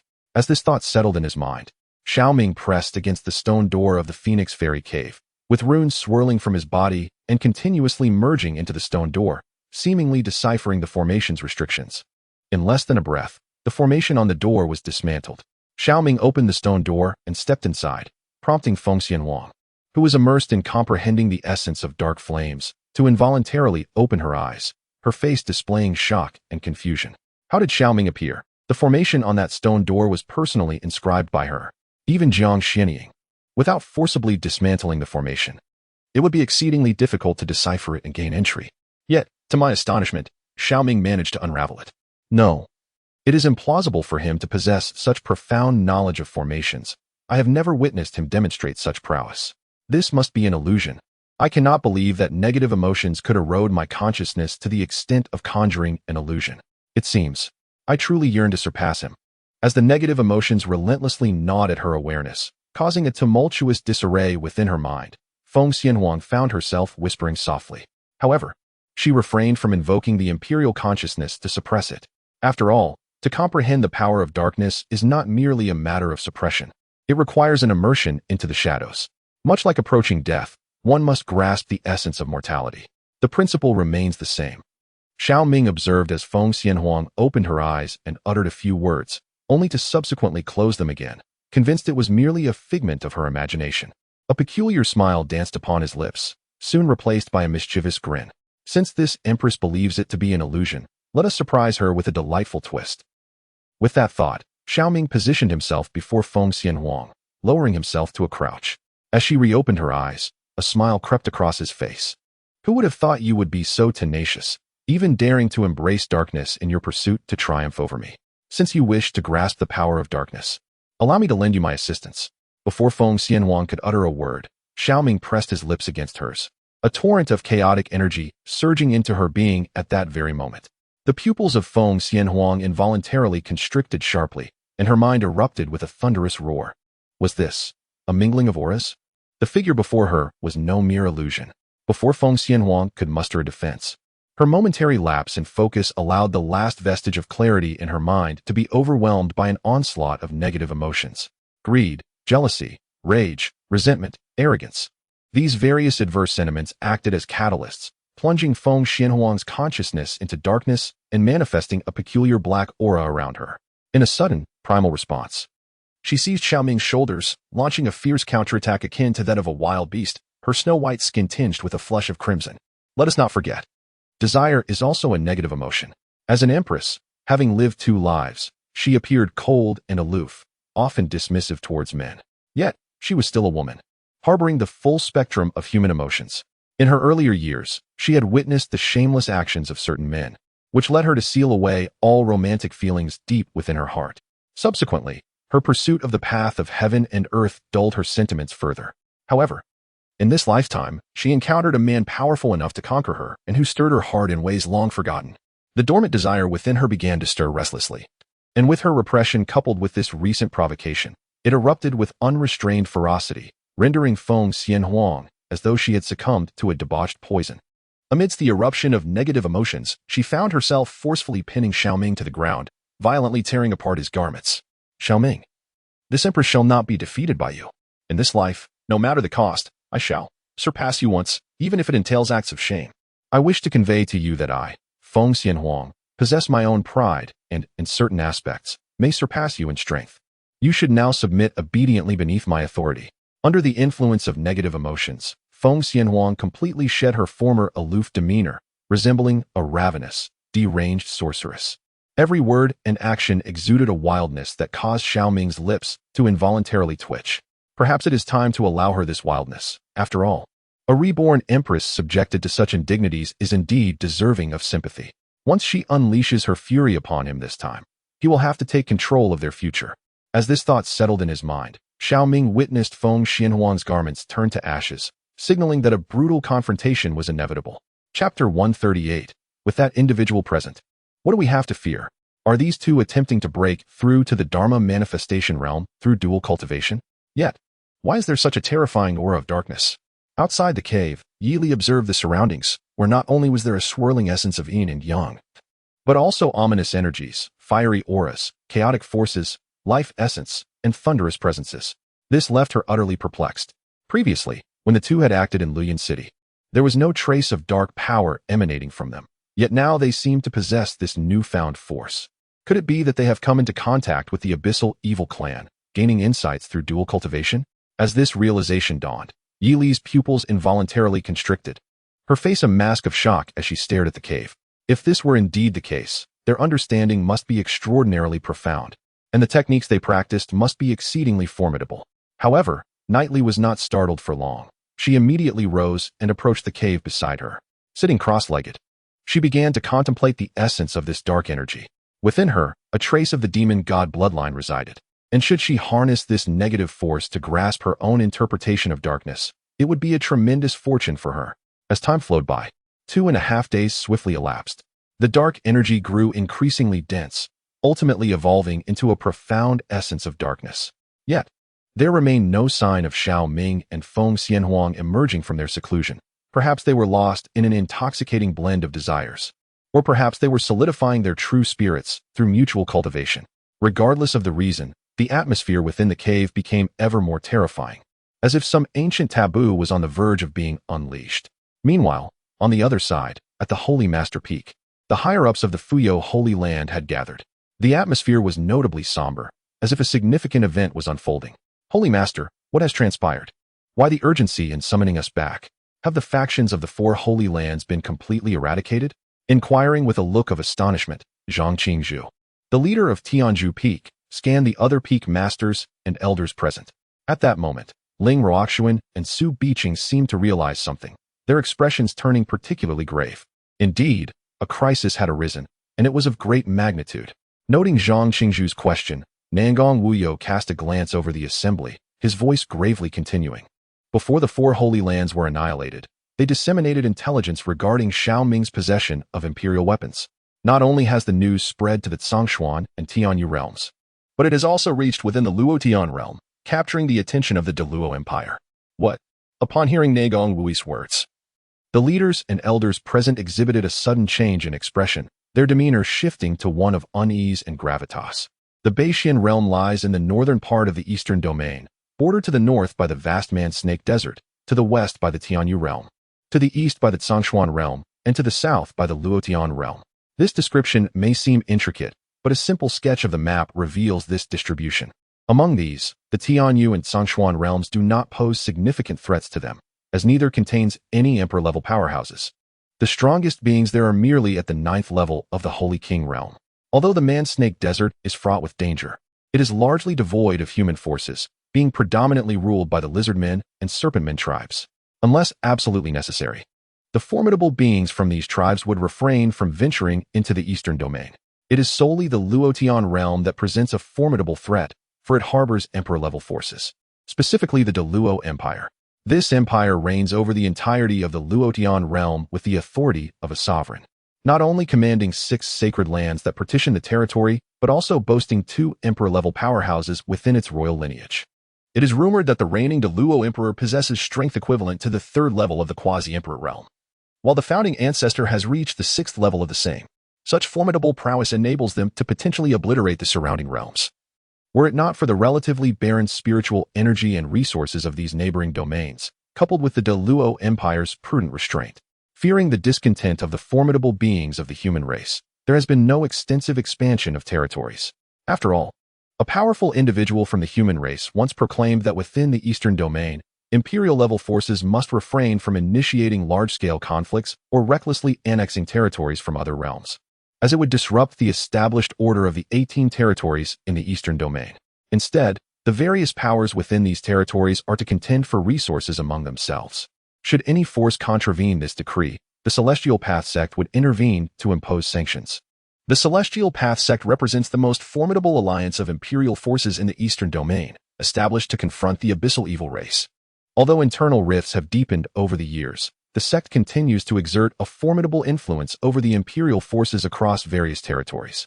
Consequently, in the absence of absolute benefits, many imperial powers are reluctant to risk antagonizing the Celestial Path sect by launching aggressive maneuvers against the sacred sites of other realms. However, the soul-banning banner in Xiao Ming's possession has been sensationalized by individuals from the 4 great sacred sites, claiming it could potentially be a treasure of imperial rank. Some have even suggested that it is the legendary human emperor banner left behind by the ancient human emperor Xianyuan. Such hyperbolic claims, albeit inadvertently, have touched upon the truth, igniting greed within certain imperial powers. The Deluo Empire could not contain its ambitions. Following some whispers of opportunity, the Crown Prince Luo Hao was dispatched with a contingent to summon a sacred king from each of the 6 sacred sites under the Deluo Empire, all hastening towards the North Xian realm. Even forces from the Tsang Xian realm and the Tianyu realm are stirring with intent, perhaps having secretly sent formidable beings into the North Xian realm. The situation is indeed dire. Realizing this, the countenance of all present strong individuals grew grave, as they simultaneously turned their gazes towards Nangong Wuyo. Master, is there not a formidable emperor-level expert at Wanhua Peak? With their presence, what do we have to fear? Reflecting on the terrifying prowess of the specter from days past, Ling Rui expressed her bewilderment. Although that emperor had merely struck a deal with Xiao Ming, it was uncertain whether they would assist the sacred land of Yaoyang in battle. Yet, these individuals were drawn by the allure of the imperial weapon. Should Xiao Ming find himself in peril, it was likely that this emperor would not remain indifferent. This was the crux of the matter. Upon hearing Ling Rui's inquiry, Li Kang'er, who had been meditating with his eyes closed, opened them at this moment. I had the occasion to visit Wanhua Peak earlier. That emperor fortuitously has been in seclusion, currently unaware of when they might awaken. Moreover, both Xiao Ming and Feng Xianhuang's master are regrettably engaged in their own breakthroughs. Even Xiao Ming and Feng Xianhuang are deeply immersed in their cultivation, likely in the process of condensing their Dharma manifestations. With a heavy sigh, Li Kang'er expressed his frustration. These revelations were gleaned from his inquiries with Yi Li and his observations at Wanhua Peak. It was known that Jiang Xianying had left contingencies for Xiao Ming and Feng Xianhuang, but the unfortunate timing of their breakthroughs left Li Kang'er in a quandary. To forcibly interrupt their ascension would spell ruin for these 2 prodigies. However, should the prince of the Daiyuo Empire descend during this interval, accompanied by various holy kings, he feared that he, along with Nangong Wuya and the formidable array, would struggle to withstand the onslaught for long. Once the protective mountain formation was breached, a mere gesture from the adversary could obliterate the entire mountain gate. Upon hearing Li Tsonger's words, all the formidable figures present fell into silence, astonished by the unforeseen turn of events. At this critical juncture, several pivotal individuals had successively entered seclusion, which elucidated why Li Tsongo had summoned them all back. So, ancestor, shall we hold our ground? Zhang Qingzhu inquired, a sense of despair creeping into his heart. To merely hold their position would be akin to a mantis attempting to block a chariot. I, along with Nangong Wuhua, shall remain to guard Wanhua Peak, while you should disperse with some core disciples to various locations across the North Xian realm. Li Tsonger responded with a sigh. At this point, we can only brace for the worst. Not good, Nangong Wuhua interjected, his gaze fixed on a compass in his hand, his expression grave. This device is known as the Tianshu Star Compass, a rare sacred artifact. It can integrate Tianshu star stones into the void, detecting anomalous spatial fluctuations within a designated area. Each Tianshu star stone can monitor a radius of 100,000 miles. I possess 5 Tianshu star stones, strategically placed at the border between the Luo Tian realm and the North Xian realm. The compass has begun to indicate disturbances, confirming that a sacred vessel has traversed that expanse of void, likely belonging to the De Luo Empire. Have you seen that vast desert of the barbaric serpent? If all proceeds as anticipated, there shall be a regal and aloof Queen Medusa awaiting, and lo, the iridescent scales shall be bestowed upon you. Chapter 139. You are already mine. Is it not entirely reasonable to call me husband? How could you arrive so swiftly? Upon hearing Nangong Wire's words, Li Kang'er's expression darkened immediately as his gaze swept over those present. There is no time to delay. You must hasten to evacuate some core disciples from the sacred land of Fuyo to avoid leaving no survivors under a collapsing nest.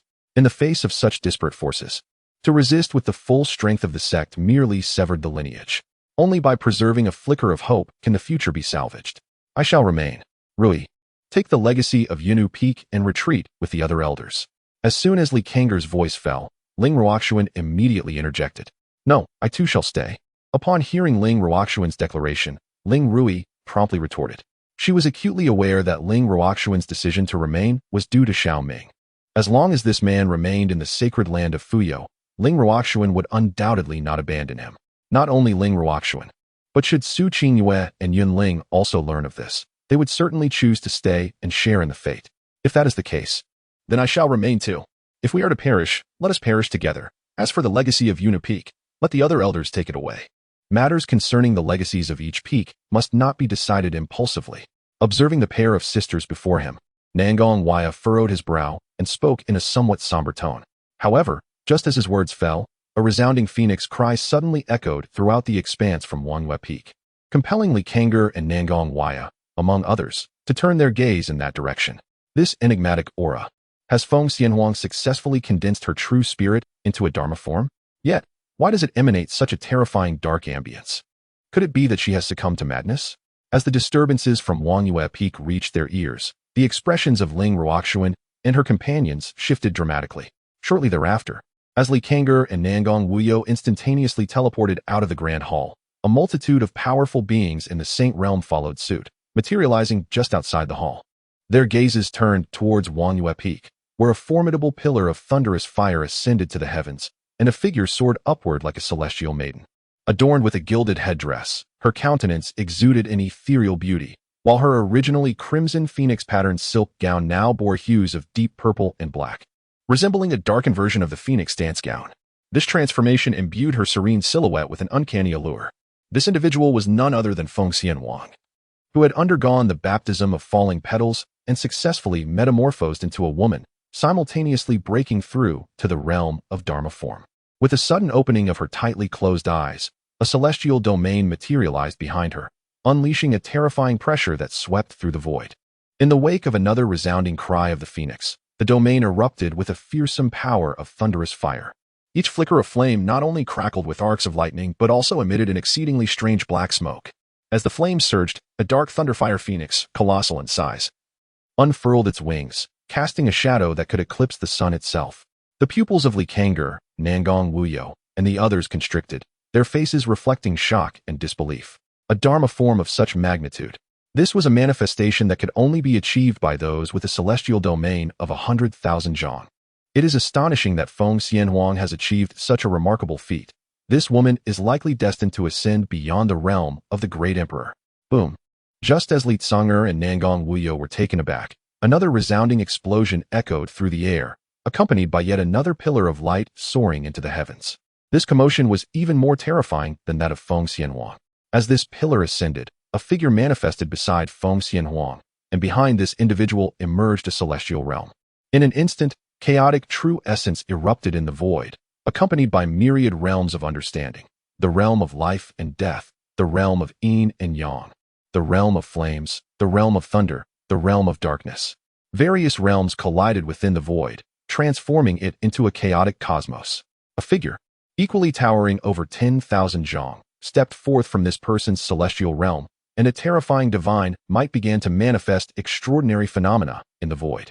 What was even more astonishing was that this divine manifestation bore an uncanny resemblance to the man who had appeared.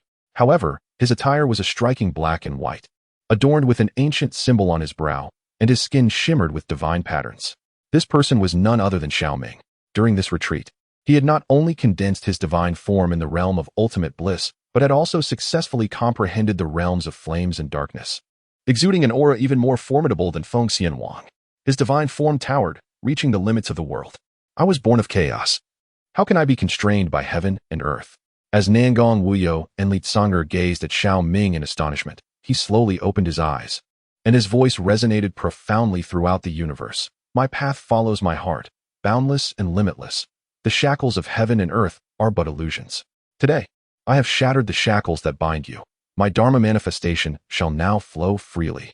With the final declaration, a thunderous resonance erupted. Behind Xiao Ming, the true spirit of his Dharma manifestation abruptly opened its eyes. The runes on its brow and the divine patterns adorning its form began to flicker violently. The Dharma manifestation, which had already reached a staggering height of 10,000 zhang, swelled once more amidst the radiant brilliance.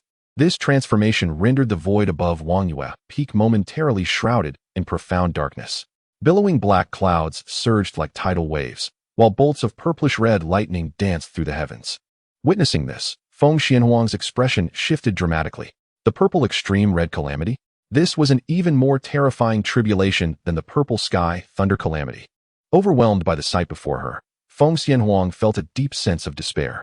Just moments ago, she had reached the pinnacle of the Dharma manifestation realm and felt a sense of satisfaction. Yet, to her astonishment, this man before her seemed unsatisfied, audaciously breaking through the limits. Was he intent on keeping her beneath him for eternity? Do not be so astounded. As your man, If I am not formidable, how shall I ever keep you in check? He quipped, a glimmer of mischief in his eyes. After all, when you unleash your fervor, I find myself somewhat apprehensive. Seeing Feng Xianhuang transform from a regal peacock to a humble hen, Xiao Ming couldn't help but tease her further. Upon hearing his words, Feng Xianhuang's face flushed crimson. Memories surged forth of their earlier encounter within the cave, where she had succumbed to a tempest of negative emotions, wild and untamed like a she-wolf. Although it had initially brought her an unprecedented sense of fulfillment, once clarity returned, she had yearned to withdraw. Yet, she was swiftly subdued by Xiao Ming, who manipulated her as if she were a mere plaything. This scoundrel even recorded her disgraceful moments, consumed by negative emotions, while simultaneously punishing her. It nearly shattered her resolve. The heavenly tribulation was imminent. Call me husband, and I shall guide you through the tribulation and help you break free from the shackles of this realm. Upon witnessing Feng Xianhuang instantly enter a state of heated agitation, a subtle smile graced Xiao Ming's lips. This prompted Feng Xianhuang to lift her head, her silver teeth clenched. Breath quickening as a thought suddenly emerged in her mind. Are you unable to endure? If that were the case, simply call me father, and I shall show you mercy. This rascal's tone was strikingly reminiscent of a past encounter. Back then, even when her strength waned, Feng Xianhuang refused to yield for the sake of the last shred of dignity of the empress, enduring until she fainted. Now, this man was once again tempting her. If she were to capitulate to Xiao Ming this time, who knows if the next time would not be husband she would call him. Do not think of me so poorly. I was merely indulging in a fleeting whim. Besides, you are already my woman. Is it not natural to call me husband? He continued, of course. If you prefer not to, I shall not impose. However, should you choose not to join me in shattering these constraints, I fear you may never have another chance to win me over. Observing Feng Xianhuang's conflicted expression, as if she recalled something, Xiao Ming tempted her like a devil. Although this empress had become his woman, deep within, she still harbored a sense of defiance, longing for the day she could overpower him. She embodies the quintessential strong-willed woman. However, what delights Xiao Ming the most is the thrill of conquest, which he finds far more engaging than mere cultivation. Chapter 140. This individual is surnamed Su. Given name Kuan. Upon hearing Xiao Ming's words and witnessing the mischievous smile on his face, Feng Xianhuang felt as if she might shatter her own teeth in frustration. This was a classic case of feigned submission. Once she yielded, it was certain that Xiao Ming would gradually tame her, reducing her to a delicate wife bereft of her imperial dignity. Husband. The inner turmoil led Feng Xianhuang to chastise herself vehemently, yet after a moment's hesitation, she shyly uttered the word, her face flushed with embarrassment. To forego an opportunity is truly despicable.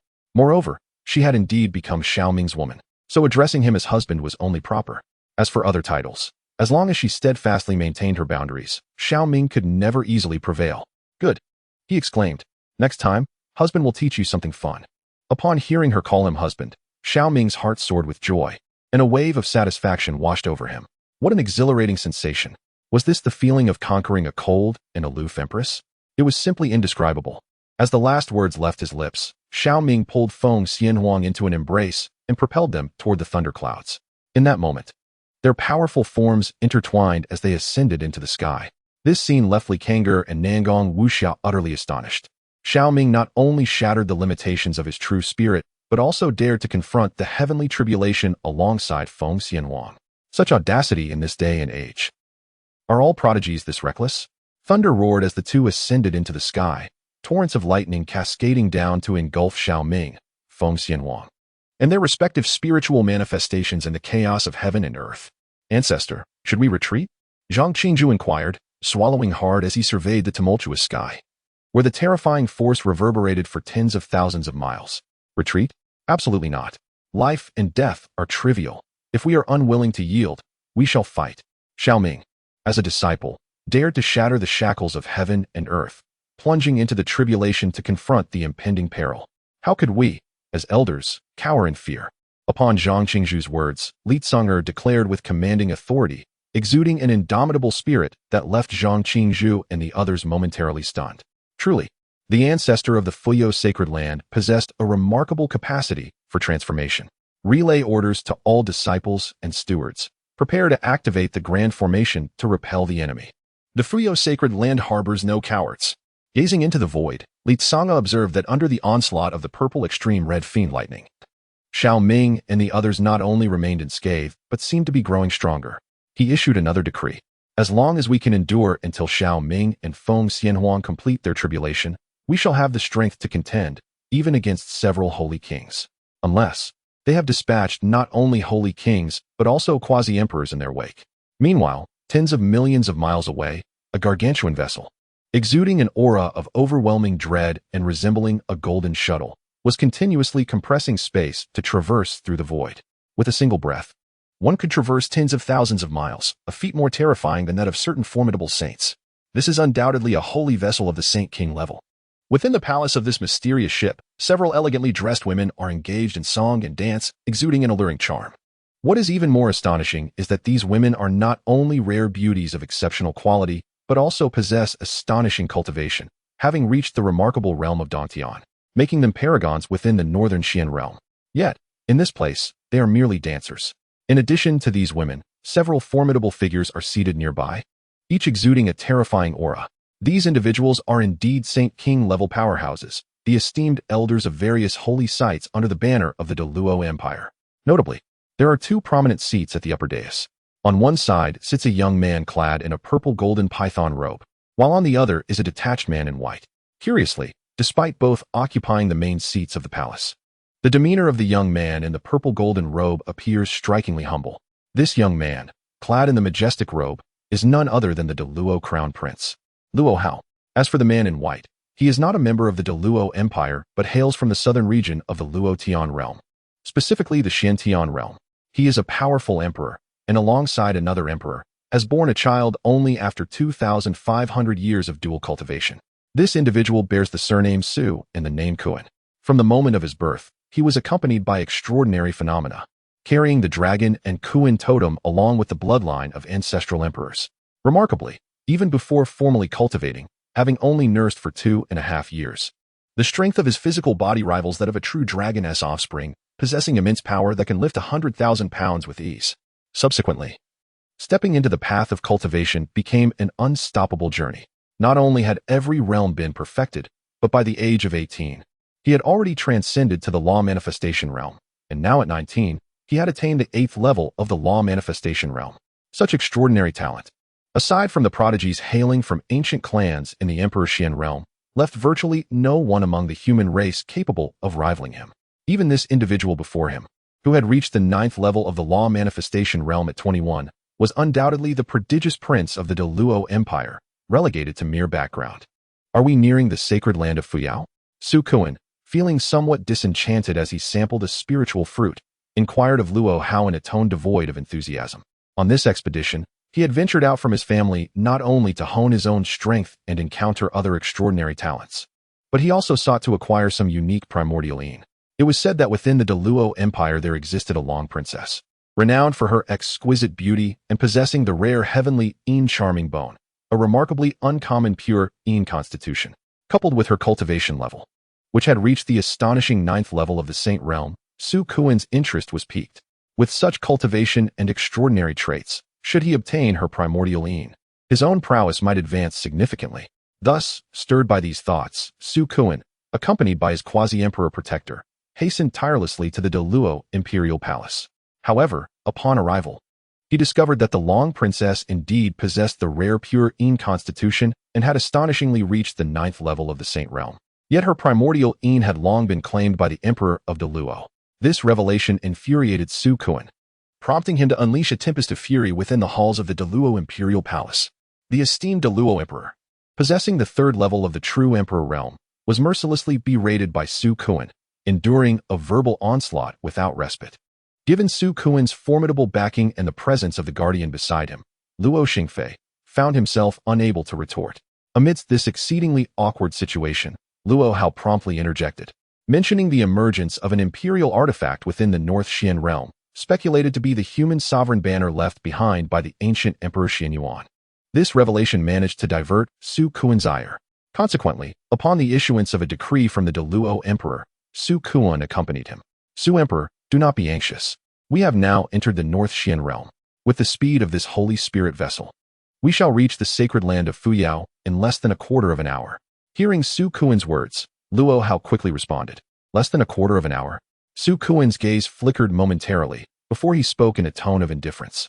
I sincerely hope that what you mentioned earlier is indeed true, that the human sovereign banner truly exists within the North Xian realm.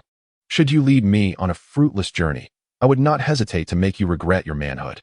As Su Kuan's words fell, Luo Hao's countenance turned exceptionally grim, compelling him to respond with a forced bravado, "Your Excellency.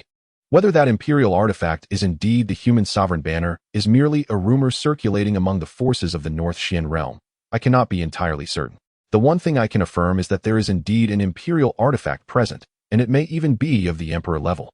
Furthermore, I shall ensure that your Excellency does not leave empty-handed. If we cannot locate the imperial artifact, I will scour the surrounding realms to find a few individuals with unique constitutions suitable as Yuan-Yin furnace cauldrons for your Excellency." After Su Kuan's words fell, Luo Hao resolutely declared, which somewhat eased Su Kuan's expression. However, at that moment, a man clad in black, standing silently with his arms crossed behind Su Kuan, suddenly opened his eyes wide. An indescribable aura of terror instantaneously enveloped the entire hall, causing Su Kuan and Luo Hao to change their expressions. The second and third updates were hindered. Everyone might as well wait until tomorrow to check, perhaps due to sensitive words being triggered. I had written with utmost seriousness, yet it was vexing. The alluring Ning Yuti made her appearance. Chapter 141. Damn it, why aren't there two women? What has happened? Sensing this overwhelming aura of dread, Su Kuan immediately inquired of the man.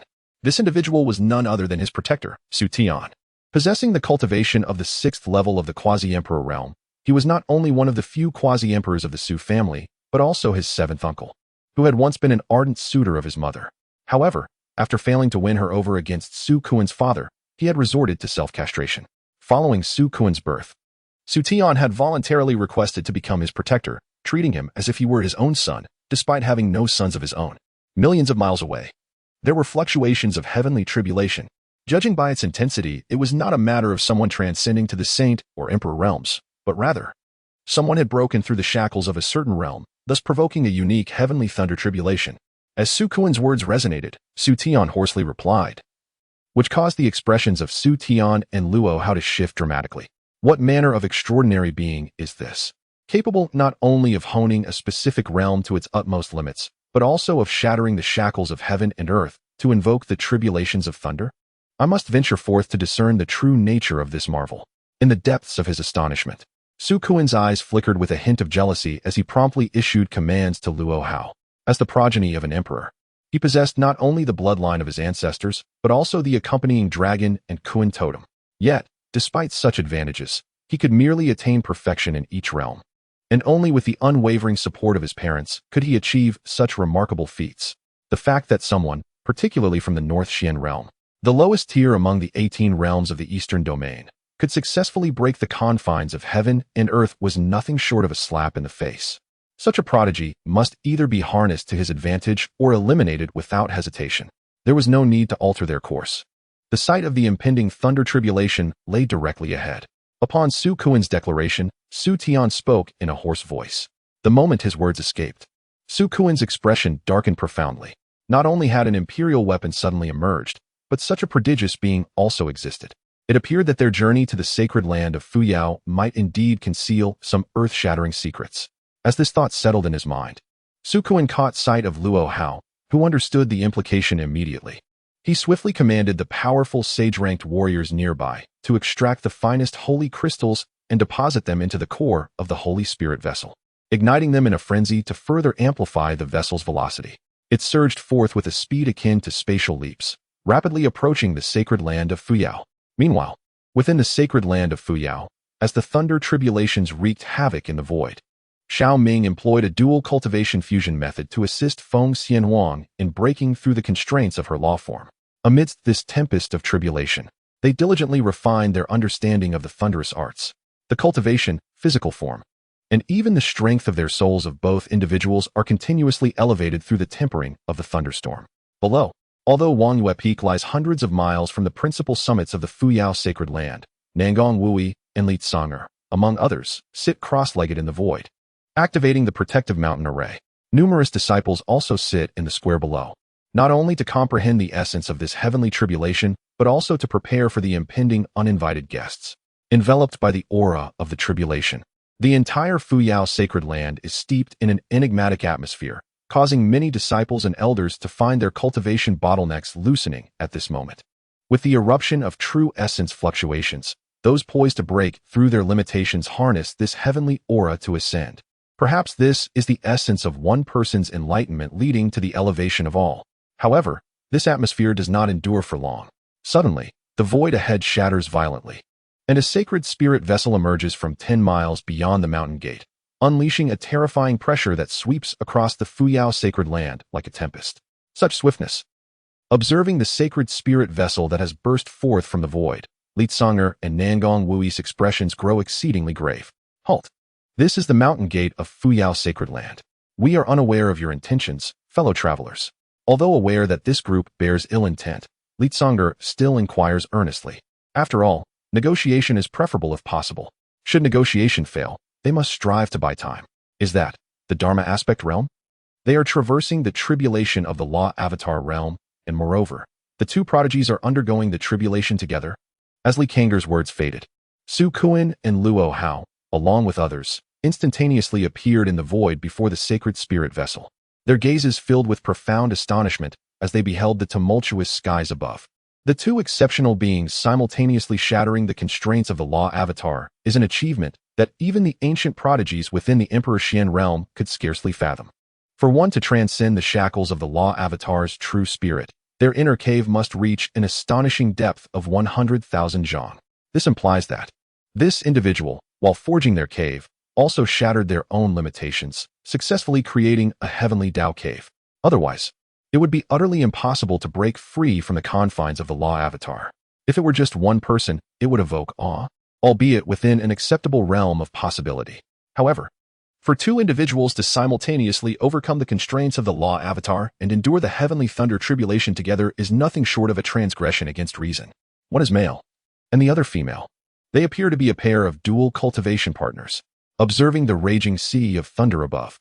Although the figures of Xiao Ming and Feng Xian Wang remain obscured, the two could still sense the fluctuations of their energies, one yin and one yang, entwined with each other, escalating at an alarmingly terrifying pace. Damn it! Why must it be a man and a woman? Why not two women? Upon hearing Su Tian's words, Su Kuan's expression twisted with a hint of ferocity, as a surge of intense jealousy welled up within him. To break free from the shackles of the law avatar's true spirit must signify an extraordinarily perfect woman. If the two individuals before him were a pair of women, he might have leveraged their primal yin to undergo a transformation, allowing his dragon and Kuan totem and ancestral emperor blood to evolve. However, the reality is that one is a man and the other a woman. It is evident that the woman is tainted. She has lost the most precious essence of her primal yin, and it is likely due to this very essence that the man was able to achieve his breakthrough alongside her. Merely contemplating this fills him with an overwhelming jealousy. The imperial prince inquired of them, the couple undergoing tribulation in the heavens, "Are you not denizens of the Fuyao sacred land?" Suppressing the dark emotions within, Su Kuan fixed his gaze upon Li Tsonger and spoke in a somber tone. As his words resonated, the several great saint kings behind him unleashed their auras, causing Li Tsonger and the others to pale. These 7 individuals were all formidable beings at the late stage of the Saint King realm, the weakest among them being at the 7th level of the Saint King realm. In addition to these 7, there stood a man clad in black behind the speaker, whose cultivation was indiscernible to him. Could it be that this individual was a quasi-emperor? As this thought crossed his mind, Li Tsonger felt his heart sink to the depths of despair, compelling him to respond with a forced bravado.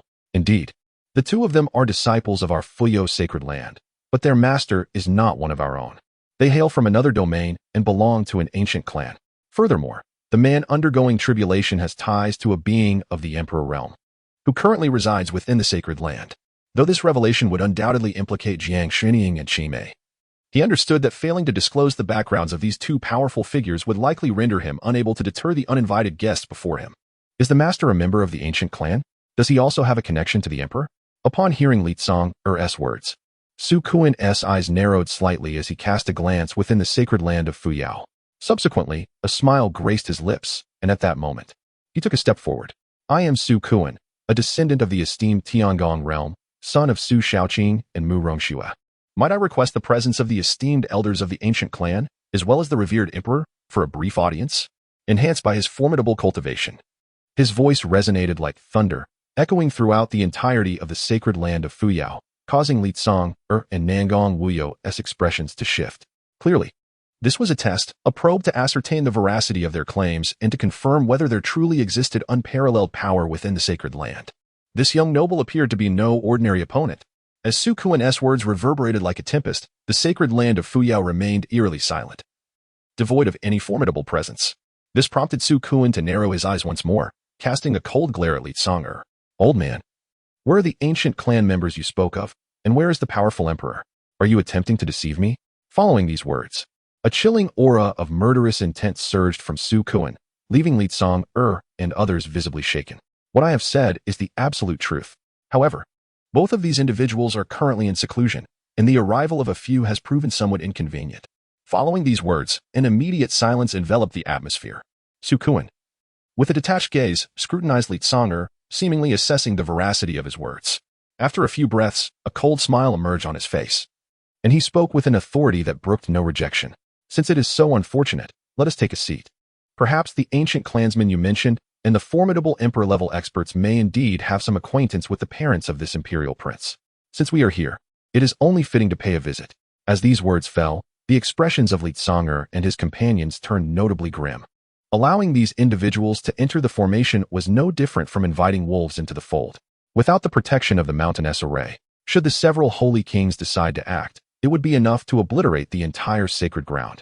Esteemed guests, those two are not fond of disturbances. Our inadequate hospitality can only lead to your understanding. After a brief silence, Li Tsong'er spoke solemnly. Yet, before he could finish, Su Kuan's expression darkened completely, a chilling aura emanating from him. Sensing Su Kuan's genuine fury, Luo Hao stepped forward, his voice icy as he interjected, "Old man, don't overstep your bounds. Do you know the extent of the Su family's power in the Shandian realm? They're a top-tier imperial force even in the eastern region, with several emperor-level experts within their ranks.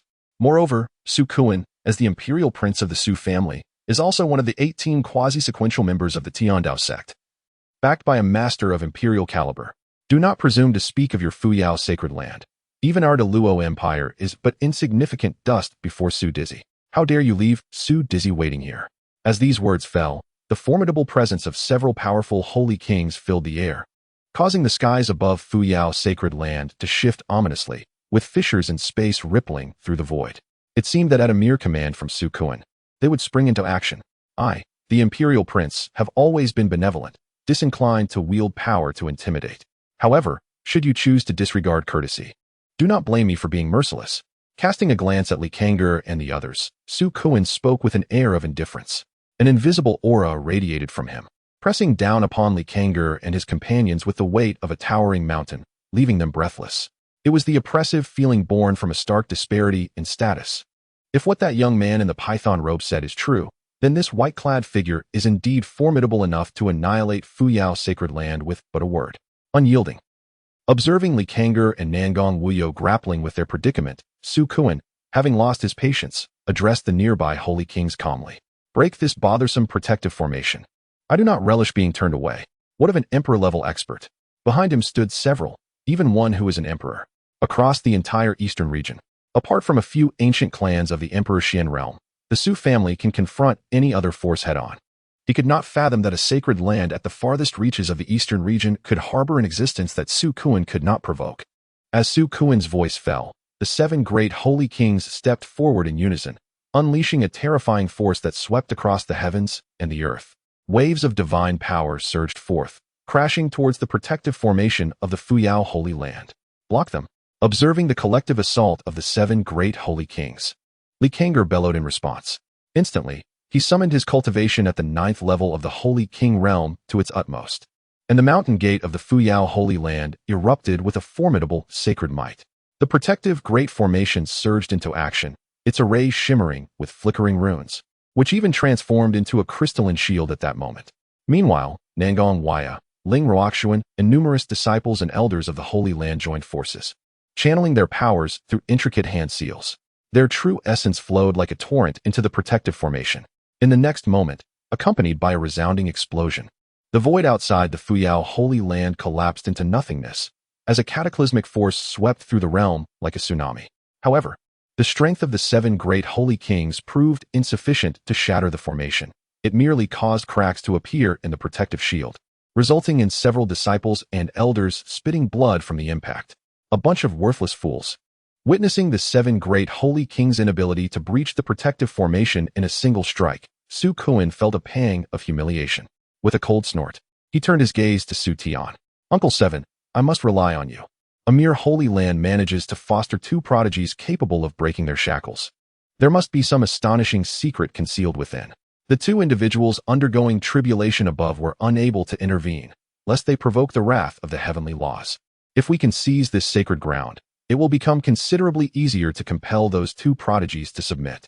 As Su Kuan's words fell, Su Tian also opened his eyes.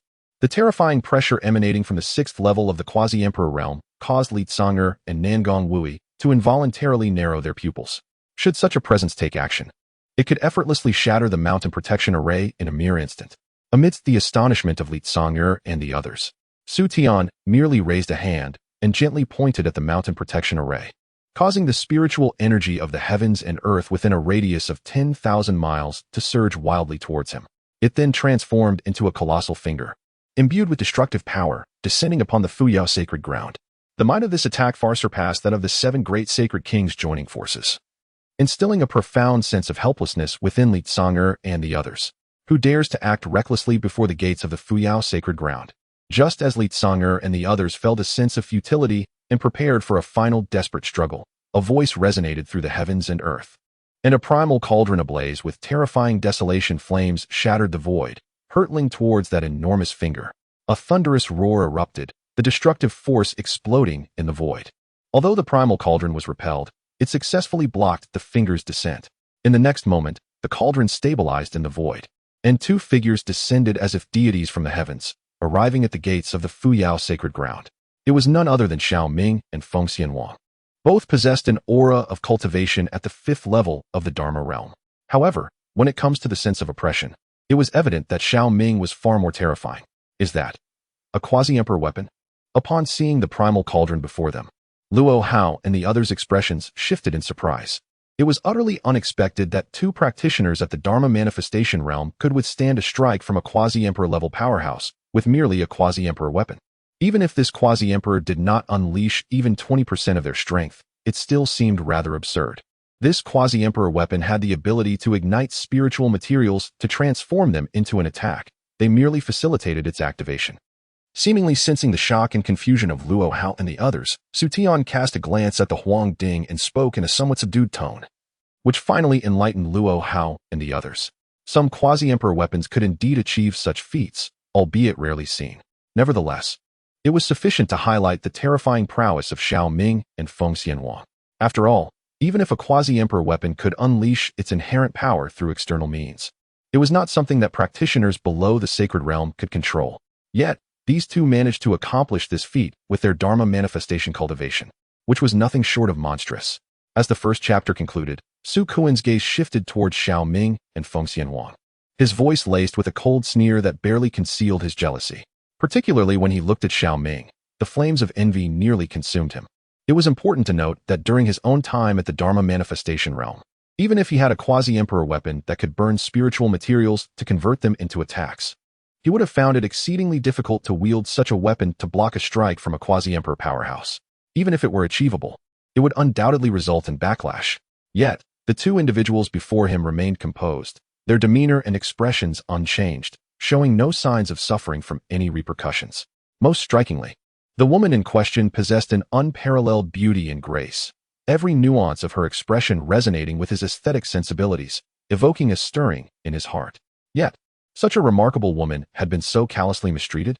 Kneel down and allow me to brand you with a mark of servitude. Perhaps then you might survive. As Su Kuan's words echoed in the air, Xiao Ming merely cast a fleeting glance at the group, his tone resolutely challenging. The moment these words left his lips, not only were Su Kuan and Luo Hao taken aback, but even Li Tsonger and Nangong Wui were struck with fear. This dialogue would have been more fitting for Su Kuan to deliver, yet unexpectedly, after withstanding a strike from a quasi-imperial powerhouse, Xiao Ming dared to speak so boldly to Su Kuan. Was this young prodigy unaware of Jiang Xianying and the imperial monarch's seclusion? By adopting such a defiant stance, could it be that Xiao Ming possessed hidden cards of his own? You dare to demand that this imperial son kneel before you, and even wish for me to mark you as my servant?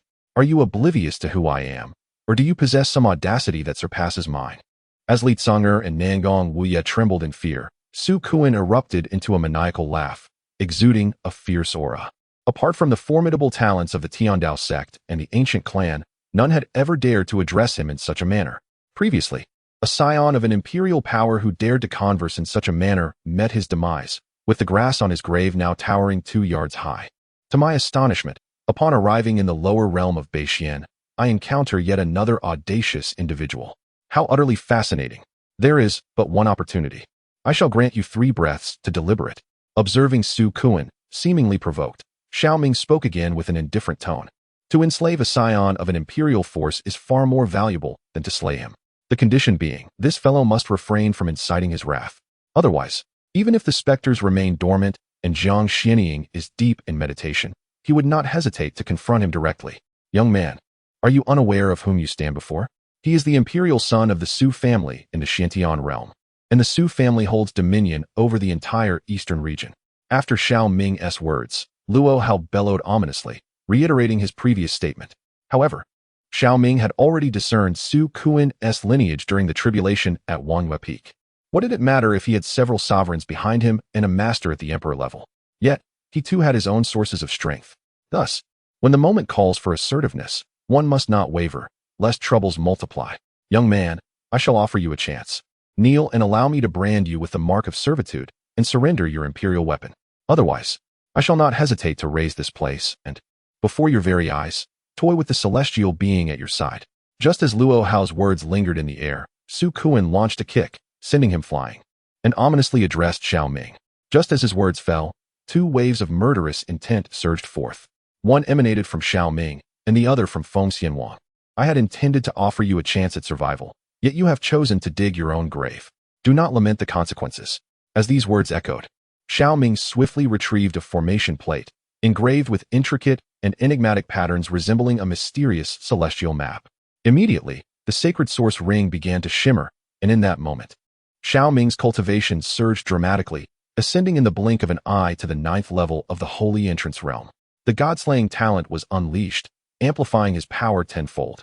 A cataclysmic force surged violently through Xiao Ming's limbs and bones, causing the veins on his body to bulge like writhing earthworms. As his cultivation broke through to the 5th level of the Dharma manifestation realm, and having undergone the refinement of the purple extreme red calamity thunder, Xiao Ming's physical strength soared to an extraordinary level, rivaling that of certain formidable beings in the celestial realm. However, this does not imply that he could confront a celestial realm expert solely with his physical prowess. It merely indicates that his bodily strength has reached their tier. Under normal circumstances, his overall combat capability still pales in comparison to that of celestial realm warriors. Nevertheless, even so, it grants him the ability to endure the pressures of the 9th level of the Holy Entrance realm for a brief period, leveraging the abnormal recovery of his chaos body. The sun and moon shift, the cosmos transforms. The formation arises, and the stars descend. After elevating his cultivation to the 9th level of the Holy Entrance realm, Xiao Ming formed a mysterious seal with his hands, and the chaotic true essence surged violently into the starry array plate. In an instant, a myriad of radiant beams erupted from the celestial array, transforming the entire cosmos into a vast expanse of starlit sky. The void shimmered with twinkling stars, resembling a grand celestial map. In the ensuing moments, as the stars shifted and realigned, the space outside the sacred land's mountain gate was enveloped by the array, creating an independent spatial formation. This scene left Su Kuan and Luo Hao in a state of astonishment. Even Su Tian, a formidable warrior at the 6th level of the quasi-emperor realm, exhibited an expression of disbelief. The very heavens seemed to be altered. Was this an imperial-level array? No. The terrifying aura of the laws suggested it was an ultimate array. Upon hearing Su Tian's words, Su Kuan and Luo Hao felt as if struck by lightning. Their gazes fixed in horror upon Xiao Ming. An ultimate array? Such a formation rivaled the might of an ultimate emperor's weapon. Even some powerful emperors, if not well-versed in the art of formations, could not forge such a treasure. How could this individual possess such a precious relic? Meanwhile, beyond the formation, Li Kang'er and Nangong Wuyi observed a bizarre celestial array that completely enveloped Xiao Ming and his companions, causing them to vanish from sight. Only a corner of the celestial array remained connected to the mountain's protective formation, leaving them bewildered. Ancestor, Holy Master, I have connected the celestial array with the mountain's protective formation. Please unleash your full power to assist me in holding back this quasi-emperor and several sacred kings. Xianhuang, I have transported you and that second-generation heir to the same location. You must subdue him with utmost haste, for I cannot contain that quasi-emperor for long. Xiao Ming sat cross-legged within a crucial area of the starry array, his voice echoing into the ears of Li Tsonger and Feng Xianhuang, among others. Time was of the essence. He could only draw in everyone outside the formation before they could react. The array had now formed its own realm, and he could no longer open it to allow others to enter, lest he expose a flaw to the quasi-emperor level adversary lurking nearby. Such a breach could enable that formidable opponent to break the formation and emerge. If they were attacked from the outside or if they targeted the sacred land of Fuyao, the situation would become exceedingly precarious. Thus, he could only rely on Li Tsonger and the others to stabilize the formation while sending Feng Xianhuang to subdue the arrogant scion. Should they succeed in capturing that brash heir, the quasi-emperor would undoubtedly hesitate to act. As the second message rang out, gratitude was extended to the generous patron lost in the starry sky for the substantial support, as well as to Rin from the land of earth for the 3 urging talismans, alongside various gifts from others. Fire Spirit offered her appreciation to all. Chapter 144. Entangled with this fellow. The Su clan and the Deluo imperial dynasty are doomed. Strike with all might. Upon hearing Xiao Ming's words, Li Tsonger and Nangong Wuyo's expressions sharpened, and they immediately channeled their full power into the formation, although they were unaware of how Xiao Ming possessed such a high-level array. In that moment, they had no choice but to stand with him through thick and thin. Otherwise, the sacred land of Fuyao would be reduced to mere prey on the chopping block, vulnerable to the whims of others. As Li Tsonger and the others infused their energy, the starry array erupted with dazzling brilliance, and the vast starry sky within began to shift once more. Su Tian, along with the 7 great sacred kings and Luo Hao, found themselves transported into a chaotic sea of stars. Surrounding them were not only meteorites, darting about with devastating force, but also 2 colossal celestial bodies in the vicinity. One emanated an incredibly terrifying chill, while the other radiated a fearsome flame. One cold, one hot, one yin, one yang. As they rotated in tandem, they unleashed an eerie tempest of yin and yang, capable of not only assailing foes within the area, but also plunging their powers into disarray. Even high above, as the stars flickered incessantly, an overwhelming aura of suppression permeated this bizarre starry expanse, diminishing Su Tian's strength by 10% and that of several holy kings by 30%. Damn it, where is this place? This formation is utterly uncanny. With a gaze that traversed the boundless cosmic vista, Luo Hao cursed under his breath. He sensed that his own powers had been suppressed by a staggering 80%. What a predicament! If he were to encounter even the slightest attack, he would be obliterated instantly. Where is Su Kuan? Curse be the situation. Did this little brat intend to subdue Su Kuan first and use him as leverage against me, the protector? Upon realizing Su Kuan's absence, Su Tian swiftly deduced Xiao Ming's intentions, unleashing his cultivation at the 6th level of the quasi-imperial realm. A cataclysmic force transformed into a beam of sword light, cleaving towards the celestial expanse above, seemingly aiming to shatter the very fabric of the cosmos. This spectacle caused a glimmer of excitement to flicker in Xiao Ming's eyes, who was seated at the core of the formation. He immediately formed a seal with his hands, fervently drawing upon the gathered power of Li Tsonger and others, and then activated a unique ability within the stellar array, astrological shift. As the capabilities of the formation were unleashed, the surrounding sea of stars witnessed a tumultuous flickering of certain celestial bodies as an inexplicable force swept across the void. The sword light that Su Tian had unleashed mysteriously vanished. In the next instant, ripples undulated through the space, and a blade of light emerged from the opposite side, wielding a devastating might as it struck towards the 2 holy kings. No! The 2 holy kings cried out in terror at the sudden onslaught of the sword light. At that moment, their powers surged to their utmost limits, summoning their innate sacred weapons and unleashing their innate divine abilities. Yet, against the onslaught of Su Tian, who stood at the 6th level of the quasi-emperor realm, they were akin to mere ants, only slightly more formidable. Moreover, their strength was currently suppressed by 30% within this starry expanse, plunging them into a profound despair. With a thunderous roar, the sacred weapons of the 2 were sent flying, their chests grievously shattered. The annihilating force obliterated their internal organs, while the murderous intent and the power of the laws emanating from the sword light severely injured their sacred souls. The shadow of death loomed ominously over them. However, in that fleeting moment of life and death, an eerie ripple surged through the cosmos, causing the remnants of the 2 holy kings to vanish without a trace. Only the cataclysmic storm of power remained, continuously distorting the space around them, instilling a chilling dread in the hearts of the other holy kings nearby. It was evident that this was the handiwork of Xiao Ming.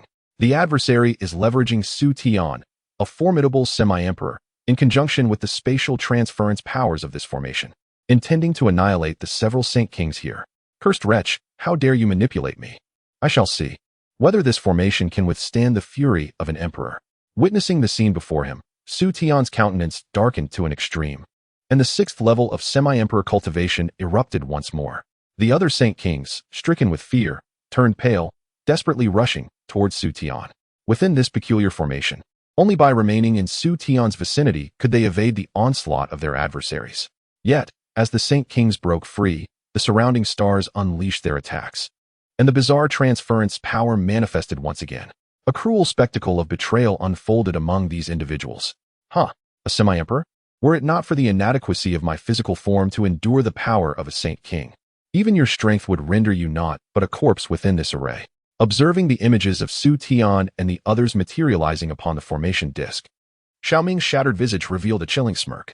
The emperor's banner materialized above his head, and chains of souls shot forth, piercing the brow of a gravely injured and unconscious saint king, coordinating with the powers of Sin 1 and Sin 2 to suppress the opponent's sacred soul. He then seized the bloodied neck of his foe, as the sacred source ring commenced its voracious consumption of the adversary's cultivation. Although the 7th level cultivation of a saint king is beyond his current capacity, should someone push him to the brink, he would not hesitate to wield the power of a saint king, even at the cost of his own physical collapse. You. Feeling his consciousness invaded, he experienced his entire cultivation being devoured relentlessly. The powerful saint king suddenly opened his eyes, filled with terror and disbelief as he gazed upon Xiao Ming. He could hardly fathom that a mere junior at the Dharma aspect level could be so terrifying. Through some means, he had elevated his cultivation to the 9th level of the saint realm, ensnaring a quasi-emperor and several saint kings with the power of an extreme formation, cleverly utilizing the strength of that quasi-emperor to inflict grievous wounds upon them. Now, he was capable of suppressing his saint soul and devouring his cultivation. Was this truly within the realm of possibility for a Dharma aspect practitioner? It was akin to a divine being reincarnated. Spare me, I submit. In the wake of his severely wounded saint body and saint soul, the saint king could no longer muster power and could only raspingly plead for mercy from Xiao Ming. Yet, the only response he received was Xiao Ming's cold gaze. I have no need for that. As the words fell, the emperor's sword erupted from Xiao Ming's being, plunging into the saint king's body, beginning to ravenously consume his flesh and essence. This caused the saint king's pupils to dilate in disbelief. It could devour flesh and essence? This was certainly not a divine reincarnation, but rather the rebirth of an abyssal evil god. Having crossed paths with this individual, the Su family and the Deluo Empire were doomed. After sending one saint king away with the utmost ease, Xiao Ming swiftly retracted the saint king level skeleton and turned his attention toward another saint king. He proceeded to replicate his earlier actions, dispatching yet another saint king. He then stabilized the operation of the star map formation using the control plate, once again suppressing Su Tian and several other saint kings. Meanwhile, on the other side, Su Kuan gazed at the enigmatic starry sky before him, realizing that Su Tian and several powerful monarchs had vanished without a trace. At that moment, a sense of panic began to envelop him. Damn it, where have they taken me? Are they attempting to trap me here? Amidst his curses, Su Kuan scrutinized his surroundings, and he contemplated sending a message to Su Tian to inform him of his predicament.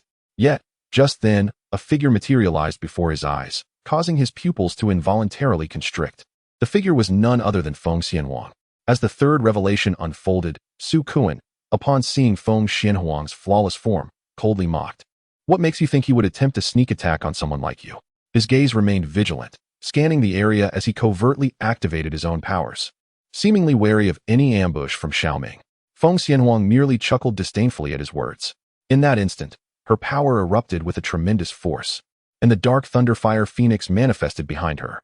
Without uttering another word, she formed a seal with her hands, and the dark thunderfire phoenix soared through the starry expanse with a piercing cry. Each feather, imbued with the terrifying force of dark thunderfire, shot towards Su Kuan like 1,000 swords converging upon their target. This strike caused Su Kuan's pupils to constrict sharply, as a profound sense of life and death crisis erupted within him. He had never anticipated such a turn of events. The woman, astonishingly ruthless, revealed her true power with a mere appearance. Woman, are you courting death? In a moment of trepidation, Su Kuan dared not underestimate her. The overwhelming force of his 9th level of the Dharma realm erupted within him. The imperial blood coursed through his veins, awakening the dragon Kuan totem. Strange scales emerged upon the exposed skin of his body, and behind him, a terrifying manifestation of true spirit appeared, neither holy dragon nor entirely fish. This was the savage, exotic dragon Kuan, a rare hybrid born from the union of true dragons and the mythical Kuanping, a creature even more fearsome than either in their respective realms. As an eerie roar reverberated through the air, the dragon Kuan unleashed a cataclysmic wave, akin to an ancient dragon emerging from the sea to confront the tempest of thunder and fire raining down from the heavens. In an instant, the roar resonated like that of an enraged deity, shaking the very fabric of the cosmos. Dark waters and lightning ravaged the void, and the dragon Kuan was severely injured amidst the storm. Su Kuan, overwhelmed, coughed up a torrent of blood, his face a canvas of shock and disbelief. In a mere exchange, he had sustained injuries. It was crucial to note that this woman stood at the 5th level of the Dharma realm, a full 4 minor realms beneath him. Was it possible that such a prodigy, defying the constraints of heaven and earth, possessed such monstrous combat prowess even within her own realm? Just as Su Kuan was reeling in astonishment, a cry reminiscent of a phoenix echoed through the air. From the dark, fiery phoenix emerged 3 terrifying realms of intent: darkness, flame, and thunder. These 3 profound forces intertwined violently, causing the true spirit of the Dharma to spiral into chaos. In the resonant cry of the phoenix, the formidable dark thunderfire phoenix unexpectedly tore the dragon Kuan into shreds. The manifestation of true spirit was shattered, and Su Kuan coughed up blood, his complexion paling to an alarming degree. Yet, before he could utter the words impossible, a storm ahead was cleaved asunder by a blade of light, and a figure, akin to a specter, surged forth towards him. In a moment of desperation, a jade pendant at Su Kuan's waist suddenly shattered, transforming into a terrifying beam of sword light aimed at the approaching figure. This was a life-saving trump card bestowed upon him by Su Xiaoqing and Murong Shui, encapsulating a sword aura potent enough to slay a Saint King. At that moment, he was overwhelmed by the thunderous onslaught of the phoenix. Should the adversary close the distance or capture him, the situation would become dire. Thus, even if it meant using a sledgehammer to crack a nut, and despite harboring certain thoughts about this woman, Su Kuan did not hesitate to strike with lethal intent. The sword light, wielded with unparalleled force, descended upon the figure. The apparition was cleaved in 2, and the cataclysmic power obliterated the remnants. Yet, strangely, there was not a trace of blood missed upon its demise. This peculiar phenomenon caused Su Kuan's pupils to constrict once more. An afterimage? A mirage? Sensing the ominous turn of events, Su Kuan swiftly withdrew. However, at the very moment he turned, the figure of the phoenix appeared before him. A dark crimson glint flashed in her eyes, and an overwhelming surge of spiritual shock enveloped him. Su Kuan felt a sharp pain in his mind. As the entire realm before him ignited into a sea of flames, the dark thunderfire phoenix descending upon him with an annihilating presence, shattering the very heavens and earth. The terrifying shock of the soul left Su Kuan feeling as though his mind were on the verge of explosion. Fortunately, within his sea of consciousness resided a treasured soul artifact. As a soul orb unleashed a dreadful wave of spiritual energy, the colossal phantom of a phoenix was instantly torn asunder. However, in that fleeting moment, Feng Xianhuang had already closed in on Su Kuan. Her delicate jade-like hand coalesced with destructive power, striking through an inner armor meant for protection and crashing into his internal organs. Su Kuan was grievously wounded, spewing forth a torrent of blood. A binding seal then manifested upon him, directly restricting his cultivation and mobility. Such a worthless second-generation heir. Yet he possesses an abundance of treasures. Observing the sealed Su Kuan before her, Feng Xianhuang finally exhaled in relief. To deal with a second-generation heir of such stature, one must act decisively and unexpectedly. Otherwise, should the opponent regain their wits and reveal their hidden cards, even her extraordinary prowess might struggle to subdue him in a short span of time, with the risk of being countered. This illustrates the stark difference between those with connections and those without. Meanwhile, as Feng Xianhuang confronted Su Kuan, Su Tian seemed to sense something amiss. Raising his gaze towards the depths of the starry sky, "If you dare to harm even a single hair on Su Kuan, I shall ensure your demise right here." With these words, Su Tian's patience evaporated. He drew forth a bone dagger from within himself, unleashing a terrifying aura of bloodlust, accompanied by the force of the laws of slaughter, erupting within the stellar array. This was unmistakably Su Tian's innate imperial weapon, Although the grade only reached the mid-tier of the quasi-emperor level, it was nonetheless a veritable quasi-emperor weapon, forged by Su Tian through millennia of arduous effort. Upon invoking his life-bound emperor weapon, Su Tian ceased to hold back. As an immense tide of true essence surged into the quasi-emperor weapon, a terrifying phantom, soaring to a height of several 100,000 zhong, materialized within the vast expanse of the starry sky, resembling a skeletal monarch emerging from the abyss. It brandished its scythe-like shadow, causing the entire cosmos to tremble. The remaining holy kings, along with Luo Hao, the prince of the Luo, gazed at Su Tian with palpable fear. "My lord, please no. If you strike, we shall all perish," they implored, desperation lacing their voices. In their terror, each holy king summoned their sacred weapons for protection, simultaneously shouting in horror at Su Tian. It was apparent that Su Tian intended to unleash an indiscriminate, widespread assault, seeking to shatter the constraints of the formation with absolute power. Yet, should he proceed, even if the holy kings banded together, they would inevitably fall victim to his onslaught. "You insignificant insects, what do your lives matter to me?" Su Tian remarked indifferently, raising his bone blade, releasing a cataclysmic force. The entirety of the starry sky transformed into a sea of crimson blades. The void twisted and shattered in that moment, as countless stars erupted into fragments. Even Tianyang star and Xianin star bore cracks under the impact of the tempest, the celestial array trembling violently. The holy kings screamed in agony as they were grievously injured, with two among them tragically obliterated on the spot. Even the esteemed Prince Luo Hao, despite activating several life-preserving trump cards, was reduced to a mere mist of blood amidst the tempest of blade energy. As for Xiao Ming, enduring such a ferocious assault within the starry formation, his soul suffered a profound backlash. Nevertheless, upon sensing that Feng Xianhuang had subdued Su Kuan, a sinister smile crept across his face, devoid of any trace of fear. Indeed, the quasi-emperor was formidable, yet I must express my gratitude for assisting me in eliminating and severely wounding these formidable saint kings. As he murmured these words, Xiao Ming formed a seal with his hands, transporting the severely wounded 3 saint kings away.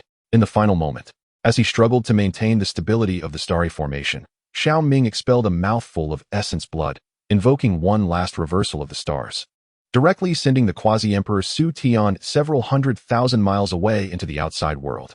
After accomplishing this, he finally retracted the starry formation disk. Upon witnessing the disappearance of the starry formation, only Xiao Ming remained, holding 3 bloodied figures, while Feng Xianhuang bound the emperor's son with her true essence. Li Kang'er and Nangong Wuyo, along with others, displayed expressions of ecstasy and astonishment. Although they were uncertain how Xiao Ming had achieved this, the prospect of slaying the quasi-emperor and the 6 saint kings would undoubtedly grant the Fuyo sacred land a much-needed respite. In their moment of relief, Li Kang'er and Nangong Wuyo nearly plummeted to the ground. In the span of merely a few breaths, they felt utterly drained, as though their very essence had been siphoned away, unable to keep pace with the overwhelming output. Yet, in the next moment, the countenance of Li Tsang'er and Nangong Wui underwent a drastic transformation, their gazes filled with profound astonishment as they fixed their eyes upon the distant void. Within their perception, millions of miles away, an exceedingly terrifying aura swept across the heavens and the earth, palpable even at such a distance, indicating the presence of a formidable figure. At the very least at the level of a quasi-emperor. Could it be? Amidst their inner trepidation, both Li Tsang'er and Nangong Wui turned their attention towards Xiao Ming, who at that moment was consuming the 3 great sacred kings. After devouring them and securing their sacred bones, Xiao Ming swallowed a healing elixir before finally directing his gaze towards Li Tsang'er and the others. "Elder, there is no need for concern. My hand still holds trump cards. He cannot harm us," Xiao Ming stated nonchalantly, before shifting his focus to Su Kuan. It was no surprise that as the scion of an emperor, he possessed such an abundance of treasures. The eye of truth scanned Su Kuan, revealing his situation in its entirety, leaving Xiao Ming somewhat astonished. This individual not only bore the bloodline of an ancestral emperor, but also harbored the dragon Kuan totem. Within his sea of consciousness resided a soul treasure of sacred king caliber, and he donned a defensive inner armor of the same rank. Furthermore, he possessed 2 specially crafted talismans for protection at his waist. Merely what was visible was already impressive. There must be additional secrets concealed within his storage ring. Well done. Next, you shall retreat to the protective mountain array. Leave that individual to me. Xiao Ming remarked to Feng Xianhuang after casting a glance at Su Kuan, then raised his hand to grasp the void, seizing Su Kuan by the neck. Feng Xianwang merely nodded upon hearing the words and stepped into the protective mountain array. She was acutely aware of Xiao Ming's hidden cards, and remaining here would only cause chaos. Xiao Ming, are you not coming in? Seeing Feng Xianwang enter the protective mountain array, Xiao Ming remained outside, prompting Li Kang'er and Nangong Waya to exclaim in astonishment. Rest assured, I shall be fine. Ancestors, you need only defend the Fuyo sacred land. I will handle that formidable quasi-emperor. Xiao Ming replied with a calm smile. Had he brought Su Kuan into the protective mountain array, once Su Tian returned, he would undoubtedly launch an immediate assault. At that moment, the protective mountain array would be breached, with the terrifying might of a quasi-emperor. Even without a direct attack on the Fuyo sacred land, it would be sufficient to cause countless casualties within. Moreover, the primary reason Su Kuan and others managed to locate this place was due to him. In the face of an extermination crisis, Li Kang'er and others still chose to confront the imperial forces alongside him. Such loyalty was indeed rare. Now, with the means to protect himself, there was no need for him to risk the enemy's emergence. Alas, upon hearing Xiao Ming's words, Li Kang'er and Nangong Waya both displayed expressions of shame, lamenting their insufficient power. If only their strength were greater, they could assist him now instead of cowering within the array. You truly possess remarkable courage, young man. Just as the few conversed, a voice filled with murderous intent echoed throughout the heavens, as ominous blood clouds surged forth. The terrifying aura descended like an apocalyptic force, causing the very fabric of the surrounding hundreds of thousands of miles to tremble violently. Upon witnessing this, Xiao Ming merely smiled coldly. With a swift motion, the Emperor's banner was summoned to counter the overwhelming force, while ethereal chains, akin to tentacles, penetrated Su Kuan's skull. This sudden invasion caused Su Kuan to open his eyes wide, filled with sheer terror as he gazed at Xiao Ming. In that moment, as the chains delved into his consciousness, Su Kuan realized that within his mind's sea, a sacred king-level soul pearl was being mercilessly suppressed by a formidable power. To his horror, a malevolent entity was about to pounce upon him. Seventh uncle, save me. A demon seeks to possess me. His piercing cries reverberated through the heavens and earth, shattering the void of the Fuyo sacred land like a broken mirror, as Su Tian's figure re-emerged, resembling a divine demon. In a mere span of breaths, he traversed millions of miles to return to the Fuyo sacred land, driven by an overwhelming fear of Su Kuan's impending demise. Stop this at once. In sheer disbelief, Su Tian instinctively reached out towards Xiao Ming, unleashing a cataclysmic force that confined the void. Yet in that fleeting moment, a bone sword radiating an overwhelming demonic aura erupted from Xiao Ming's body, piercing through Su Kuan's protective armor and embedding itself within him. If you dare to move, he will perish. As the Emperor's sword embedded itself within Su Kuan, Xiao Ming's icy voice echoed through the realm, rendering Su Tian's outstretched hand motionless in the void. Should you dare to harm him again, I assure you, you and everyone in this sacred land shall meet a fate worse than death. Su Tian bellowed, his countenance twisted in rage. A typical practitioner of the Dharma manifestation realm could easily be immobilized with a mere flick of his finger. However, he never anticipated that Xiao Ming possessed not just one, but multiple imperial weapons. In addition to the previously mentioned extreme Dao-level array plate, the soul-confining banner before him, along with the menacing bone sword, were also of Imperial Lord caliber. There was even the possibility that they might be extreme Dao imperial weapons. Otherwise, it would have been impossible for the opponent to maintain control over these two imperial artifacts under his confinement. Threatening me? Upon hearing Su Tian's words, Xiao Ming let out a cold laugh. The Emperor's sword was drawn from Su Kuan's body, and in an instant, a flash of sword light severed Su Kuan's arm. A piercing scream reverberated through the heavens and the earth. For every threat you make against me, I shall sever his limbs. This is merely the first. As Su Kuan's anguished cries echoed, Xiao Ming raised his head indifferently, casting a frigid gaze upon Su Tian. This caused Su Tian's face to twitch uncontrollably, as an overwhelming murderous intent took form, causing the surrounding void to collapse. It was the first time since becoming a quasi-emperor that he had been threatened in such a manner, and what was worse, the threat was issued by a mere insect. Kid, you certainly have guts. This time, I concede defeat. As long as you release him, I shall swear an oath upon the Tao, vowing never to strike against you again. After taking a deep breath, Su Tian gritted his teeth and spoke. Having said that, to demonstrate his sincerity, he suppressed his murderous intent and restrained his aura. This scene left Li Kang'er and Nangong Wuyo, among others, utterly astonished.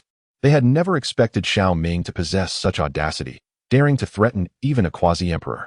As Li Kang'er and Nangong Wuyo pondered whether Xiao Ming would acquiesce, to their astonishment, Xiao Ming spoke without hesitation.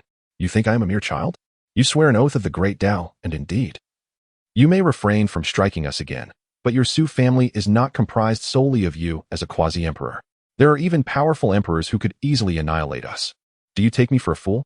Upon hearing Xiao Ming's incisive remarks, Su Tian's expression instantly froze. Li Kang'er and Nangong Wuyo looked equally astonished, never expecting Xiao Ming to consider this so swiftly. However, what course of action would Xiao Ming take if he refused? The situation was becoming increasingly unmanageable. What will you do then? Su Tian asked, his face contorted with frustration. Quite simply, Xiao Ming replied. Doesn't this fellow have a pair of emperor parents? Summon them both here to bow and apologize sincerely.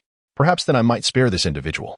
A chilling smile crept across Xiao Ming's face as he spoke those startling words. Since the offense had already been committed, it was time to unleash a wave of vengeance. Rather than eliminate these two and invite retaliation from the Su family's emperor, it would be wiser to summon their parents and eliminate them as well.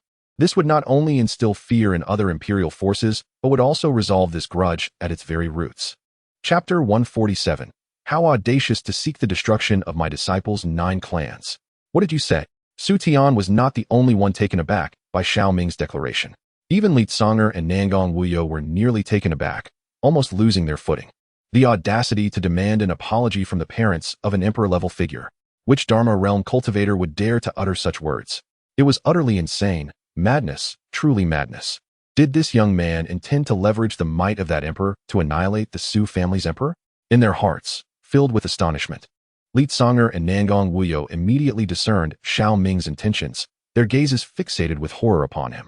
Even though that enigmatic emperor could indeed obliterate the 2 great emperors of the Su family, as per the words of the young man clad in a python robe, this emperor's son was merely a provisional member of the heavenly Tao sect, backed by a formidable master of emperor caliber. Should that master be provoked, the consequences were unimaginable. Ha ha ha. To summon his parents for an apology. Young man, do you understand? In the presence of true emperor-level powerhouses, even possessing several emperor weapons renders you no more than an insignificant ant. If you possess any sense, you would release him at once. Otherwise, once his parents arrive, not only you and your companions, but even your entire lineage will be reduced to ashes. As Xiao Ming's words echoed, Su Tian paused momentarily before responding with a chilling tone. His words reverberated through the heavens and earth, serving as a final warning to Xiao Ming. Summoning Su Kuan's parents would only showcase his own impotence. Therefore, unless absolutely necessary, he had no desire to invoke the arrival of Su Kuan's parents. And now, he threatened me? Upon hearing Su Tian's words, Xiao Ming revealed a chilling smile and was about to sever Su Kuan's arm. However, in that fleeting moment, a terrifying aura erupted within Wang Yue Peak, and a cold voice laced with murderous intent echoed. How audacious to seek the annihilation of my disciples' 9 clans. As this declaration resonated, the skies above Wang Yue Peak transformed dramatically, dark clouds rolling in like a surging tide. A dreadful celestial might swept across an expanse of several 100,000 miles, prompting Su Tian and Xiao Ming to lift their heads in astonishment. Is this the tribulation for attaining the quasi-emperor realm? Has someone within this sacred ground ascended to quasi-emperor status? Upon recognizing the impending tribulation, Su Tian's pupils constricted momentarily. Yet, the next instant, a glimmer of joy illuminated his face. From the context of that statement, it seemed that the powerful figure ascending to quasi-emperor was none other than the master of the person before him. Moreover, judging by the tone, this quasi-emperor was exceptionally arrogant. Seemingly unafraid of Su Tian, who was at the 6th level of the quasi-emperor realm, it was likely that after overcoming the tribulation, this individual would confront him. And should he manage to subdue his opponent, he could leverage that to threaten Xiao Ming. With this thought in mind, Su Tian's expression sharpened as he promptly settled into a meditative posture. This scene caused Xiao Ming's gaze to narrow slightly. He had not anticipated that Jiang Xianing would emerge from seclusion at such a critical juncture. If that were the case, then the malevolent spirits would soon awaken as well. With this notion in mind, Xiao Ming turned his attention back to Su Kuan and, with a mere gesture, severed another of his arms.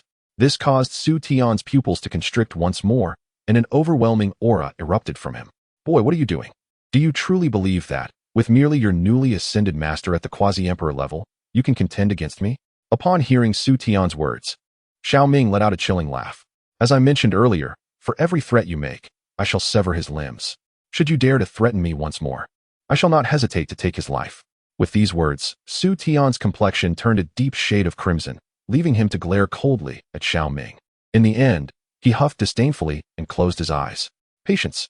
What he required now was restraint. He chose to feign weakness, awaiting the arrival of his opponent's master for a confrontation, at which point he would unleash his wrath with overwhelming force. That would be the moment to vent his fury.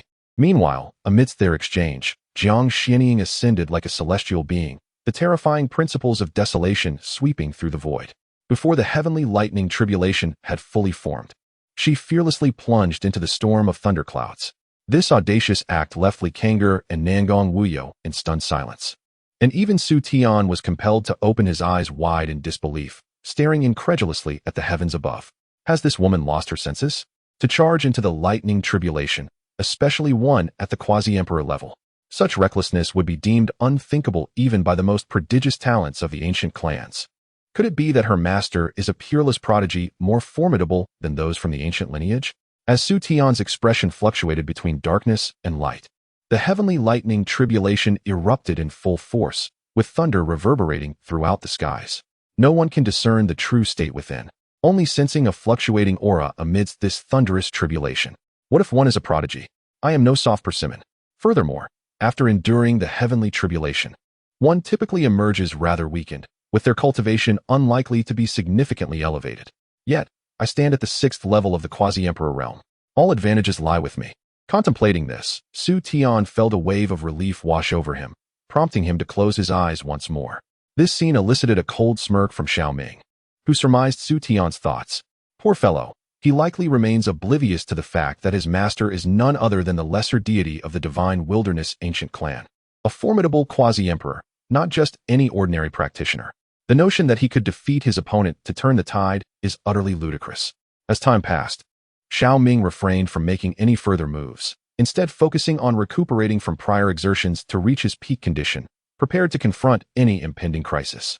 It was not until a quarter of an hour later that the heavenly tribulation dissipated. Jiang Xianying tore through the void, a terrifying aura of murderous intent erupting forth. So, it is you, who seeks to annihilate my disciple's kin? Observing Xiao Ming clutching Su Kuan, who resembled a lifeless dog, and the stalemate unfolding before her, Jiang Xianying deduced the sequence of events. It must be that due to the recent uproar, news of Xiao Ming possessing an imperial weapon had spread to other realms, prompting this quasi-emperor and that young noble to come forth. However, they did not anticipate that Xiao Ming would capture the second-generation heir, leading this quasi-emperor to hesitate in taking reckless action. Although it remains a mystery how Xiao Ming managed to seize the imperial prince under the protection of such a powerful quasi-emperor.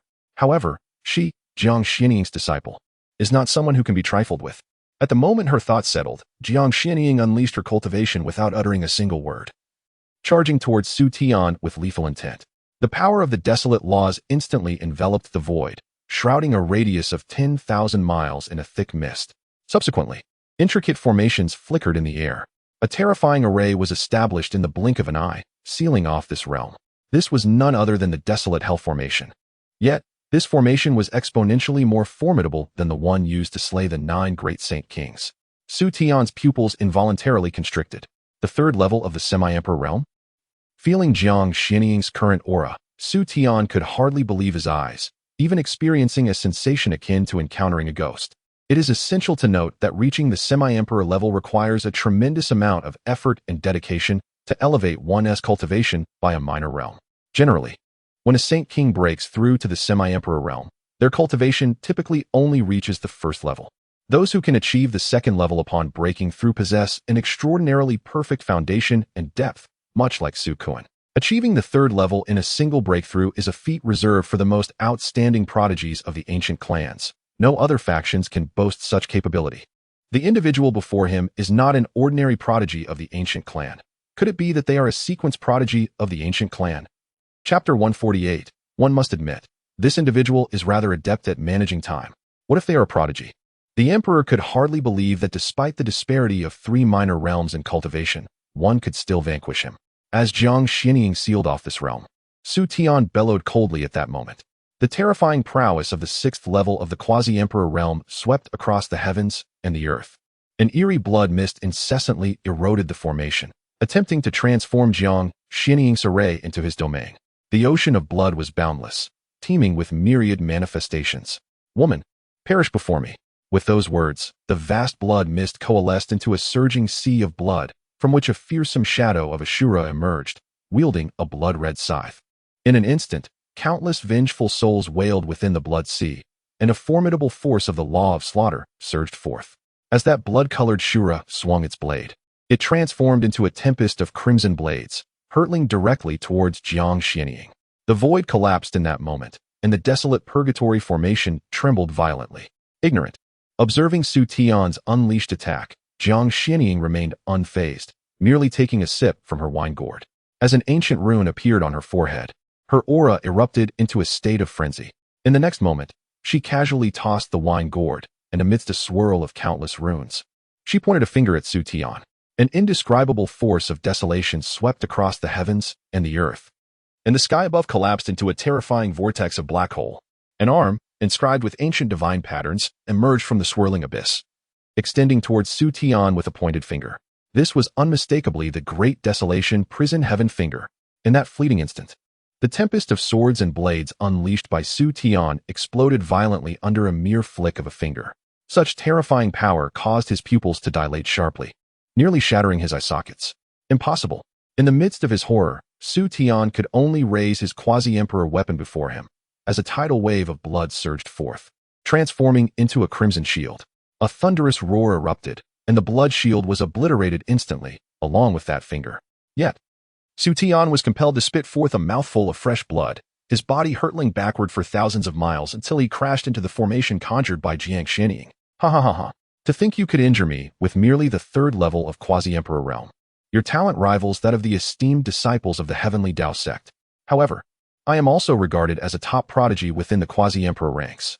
The chasm between our three minor realms is not something you can bridge. As he felt the excruciating pain coursing through him, Su Tian's expression turned frenzied. In a swift motion, he drove the bone dagger into his own flesh. The next moment, with a grimace, he wrenched the dagger free, unleashing an even more savage aura that swept across the heavens and the earth. His hair transformed into a crimson hue, and after absorbing the blood of his opponent, the blade and hilt of the bone dagger sprouted vicious blood crystal spikes. The barren purgatory formation trembled, fissures appearing incessantly, which rendered Jiang Xianying's gaze exceedingly grave. He clearly had not anticipated that Su Tian possessed such a card. Xiao Ming, the great wilderness cauldron. As this phrase echoed in Xiao Ming's ears, he swiftly retrieved the ancient cauldron. In that fleeting instant, Su Tian, his expression frenzied, raised his head and cast a bloodthirsty gaze towards Jiang Xianying. To compel this emperor to unleash such a technique, I shall accept your essence. With the declaration echoing in the air, Su Tian surged forth, causing the vast emptiness ahead to collapse abruptly. The laws of slaughter coalesced behind him, manifesting a Shura phantom that seamlessly fused with his form, transforming him into a formidable embodiment of Shura. The surrounding void morphed entirely into a blood-soaked inferno, simultaneously contaminating and assimilating the desolate purgatory formation, without any unnecessary dialogue. Su Tian swung his hand and struck with a blade. This strike traversed thousands of miles through the void, had it not been obstructed by the desolate purgatory formation. It would have cleaved the heavens asunder in an instant. It was time to conclude. As Su Tian's devastating blow descended, Jiang Xianying formed a seal with his hands, summoning the desolate cauldron that seemed to pierce through the void. In the blink of an eye, it materialized within the confines of the desolate purgatory formation, merging completely with the array. Desolate purgatory, cauldron transcending heaven and earth. With the reverberation of this proclamation, countless runes infused into the cauldron, which began to spin violently, erupting into a myriad of fragments that shattered explosively. Each fragment harbored the terrifying power of desolation, whirling like falling stars within the formation, colliding with Su Tian's strike in an instant. A thunderous roar resonated through the void, the cataclysmic force surging forth like a tidal wave, causing Su Tian to spew blood anew amidst the onslaught. At that moment, the desolate purgatory formation shattered explosively, leaving Li Kang'er and the others in utter astonishment as they beheld the scene unfold. This level of assault, once unleashed upon the skies of the sacred land of Fuyao, would rend even the most diligent efforts to maintain the protective array into mere fragments. Yet, in that fleeting moment, the shattered remnants of the desolate inferno formation coalesced into an ethereal silhouette that enveloped the vast expanse above, resembling a colossal version of the desolate cauldron. A resounding clang echoed, akin to the clash of metal, as this apparition transformed into a tangible entity, with the terrifying flames of desolation raging within the cauldron. This spectacle left Li Kang'er and the others utterly astonished, while even Su Tian, grievously wounded within the cauldron, lifted his head in disbelief. The transformation of the world? Impossible. Absolutely impossible. You are merely at the third level of the quasi-emperor realm. How could you wield the powers of an emperor? Amidst Su Tian's terror and incredulity, a colossal figure of Jiang Xianying materialized above the cauldron, gazing down with an expression reminiscent of one assessing a herb destined for refinement. As Jiang Xianying formed a hand seal, the true flames of desolation surged forth like a tsunami, engulfing Su Tian. His pupils dilated in acute terror, a primal sense of life and death flooding his mind. Brother, sister-in-law, Kuan is in peril, come swiftly. In this moment of existential crisis, Su Tian expelled a mouthful of vital blood, his desperate cry echoing with urgency. The blood transformed into a mysterious rune, breaking through the cauldron's confinement and vanishing into the void. In an instant, above the sacred land of Fuyao, the void appeared as if marked, continuously emanating a bizarre crimson glow that radiated across hundreds of thousands of miles. Unless everything within this vast expanse were entirely obliterated, the summoned ones could still perceive the coordinates of this place, wielding their divine abilities to traverse countless miles of emptiness to arrive here. This indeed posed a dilemma. Observing the crimson light merging with the void, Jiang Xianying's expression grew exceedingly grave. The Emperor's realm. This was beyond her capacity to confront. Unless she resorted to certain hidden cards, she would stand no chance in battle. Has she finally summoned the opponent's parents? One must admit, this individual possesses a knack for timing. With a slight smirk gracing his lips, Xiao Ming displayed no fear as he gazed toward the distant Wangyue Peak. Just moments ago, he had sensed an unusual fluctuation emanating from that dark little girl. She had, within Yi Li's consciousness, ascended to the 9th level of the Emperor's realm. As for why Xiao Ming could sense this subtle change, it was due to a mark left on him by the Qimei, perhaps to monitor his situation or track his movements. Though the Qimei acted with great secrecy, it could not escape the scrutiny of the true eye. Through the minute variations of this mark, Xiao Ming discerned the current state of the Qimei within Yi Li's consciousness. The first update. My old manuscript has been confined to the shadows once more. Today, I must revise my writing. I am uncertain whether it is due to a report or some other reason. Sigh. It is a difficult situation. As the enchanting silhouette of the black-clad flame spirit approaches, I find myself contemplating chapter 149. Baby, tell me, should I eliminate him? What has transpired, little pot? Why is there such a commotion outside? Just as Xiao Ming's thoughts settled, a voice pierced the air, sending a chill down his spine. Amidst the refreshing and soft sensation, a head emerged from behind his shoulder, playfully nuzzling against his cheek. This startled Xiao Ming, causing his expression to stiffen and the corners of his mouth to twitch involuntarily. What audacity, to appear so suddenly and frighten me so. An oblivious individual has arrived, accompanied by a protector of the quasi-emperor realm. Not only do they seek to seize your precious little pot's imperial weapon, but they also aspire to take away his woman and, most alarmingly, they desire his very life. Yet, none of this matters. After all, your little pot's life holds little value. If he perishes, so be it. However, if they were to take my life, who would assist you in opening the gateway to the spatial realm? This is clearly an act to thwart your grand ambitions. After a brief internal lament, Xiao Ming spoke earnestly, as if soothing a child, which caused Qimei to momentarily freeze in surprise. Then, a mischievous smile graced her face as she leaned closer to Xiao Ming's ear and whispered, "Little pot, are you treating me, a spirit, as a child to be coaxed?" Upon hearing Qimei's words, Xiao Ming's expression abruptly stiffened. This dark, youthful spirit had consistently displayed a somewhat immature mindset. He was momentarily distracted, failing to recognize that the other party was an ancient being who had lived for millennia. How could their mindset possibly resemble that of a mere child? Ahem, you are overthinking it. In my heart, you possess an exquisite beauty and a flawless figure. Rivaling even the divine maidens such as Lucian, how could I ever treat you like a child to be coaxed? Xiao Ming, having experienced the intricacies of the world, cleared his throat and unleashed a barrage of sweet words. He could not believe that there existed a woman who would remain unaffected by such charm. Indeed, as soon as Xiao Ming's words fell, the corners of Qimei's mouth could no longer remain restrained, and she even tightened her embrace around Xiao Ming's neck. Hee, little pot, your words are so sweet, they delight me immensely. Unfortunately, little pot's sea of consciousness harbored the Emperor's banner and that bothersome entity. Otherwise, Qimei would undoubtedly wish to play with little pot in a more intimate manner.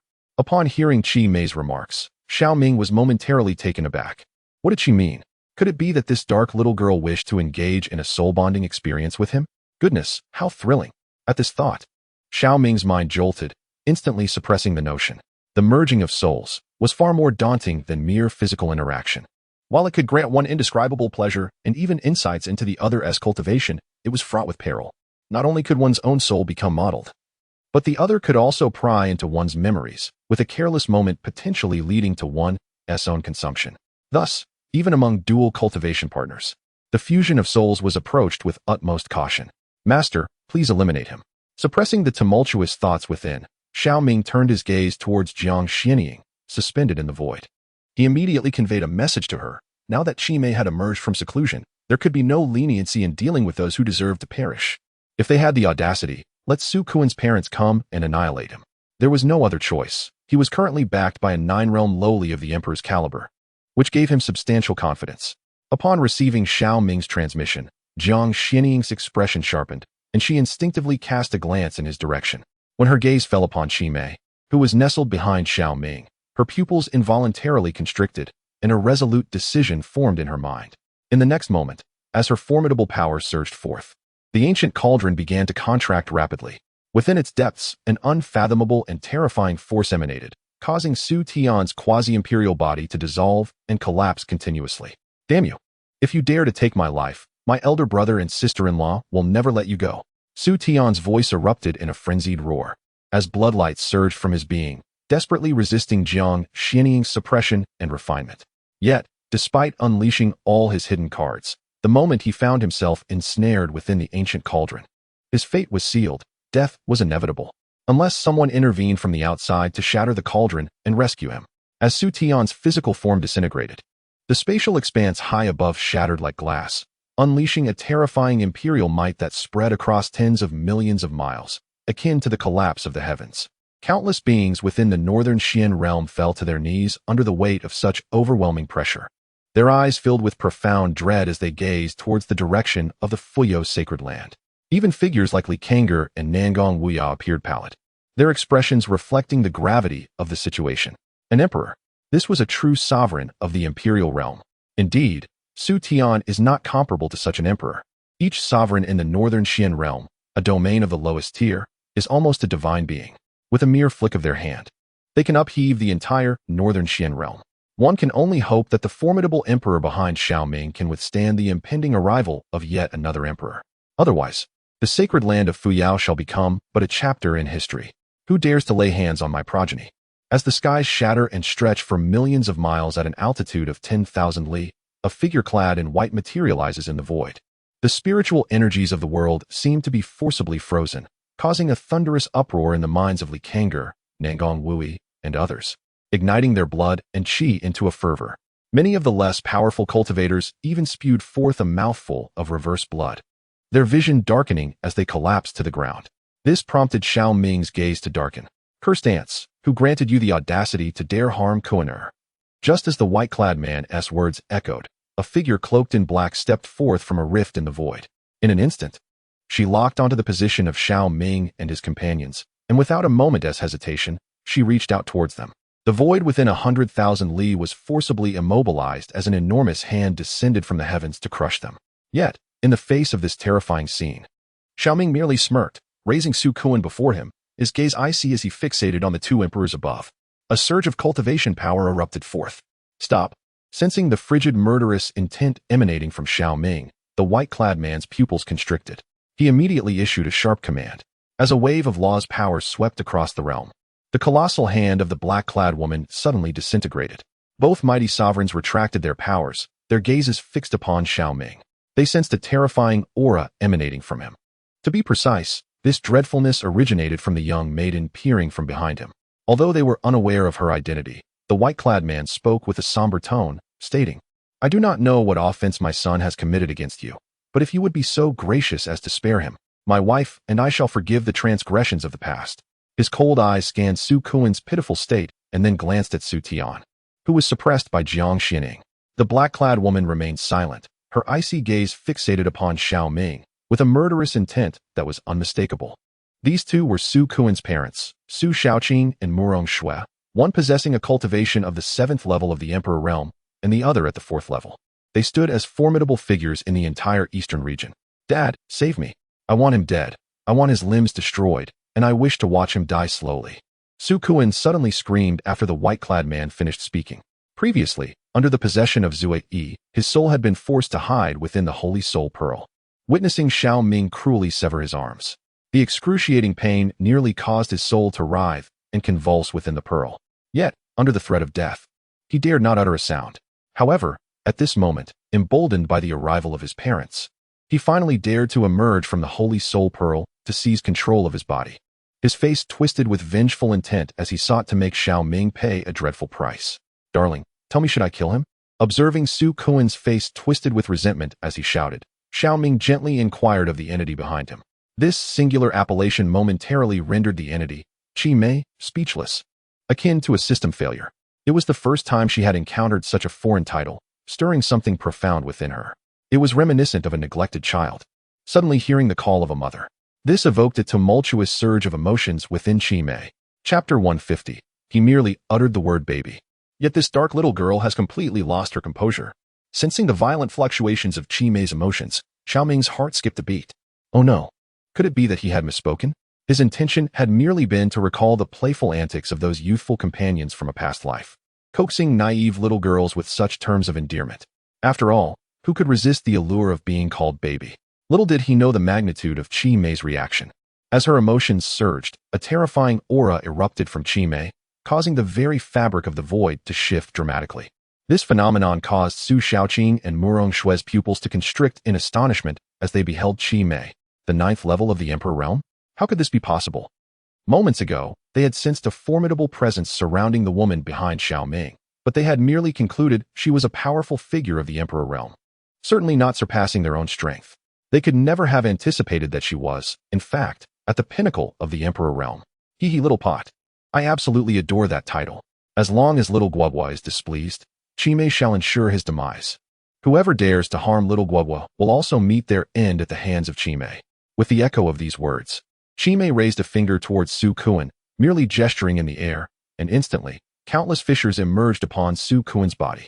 Subsequently, like fragile porcelain, he shattered before Xiao Ming, reduced to a multitude of fragments.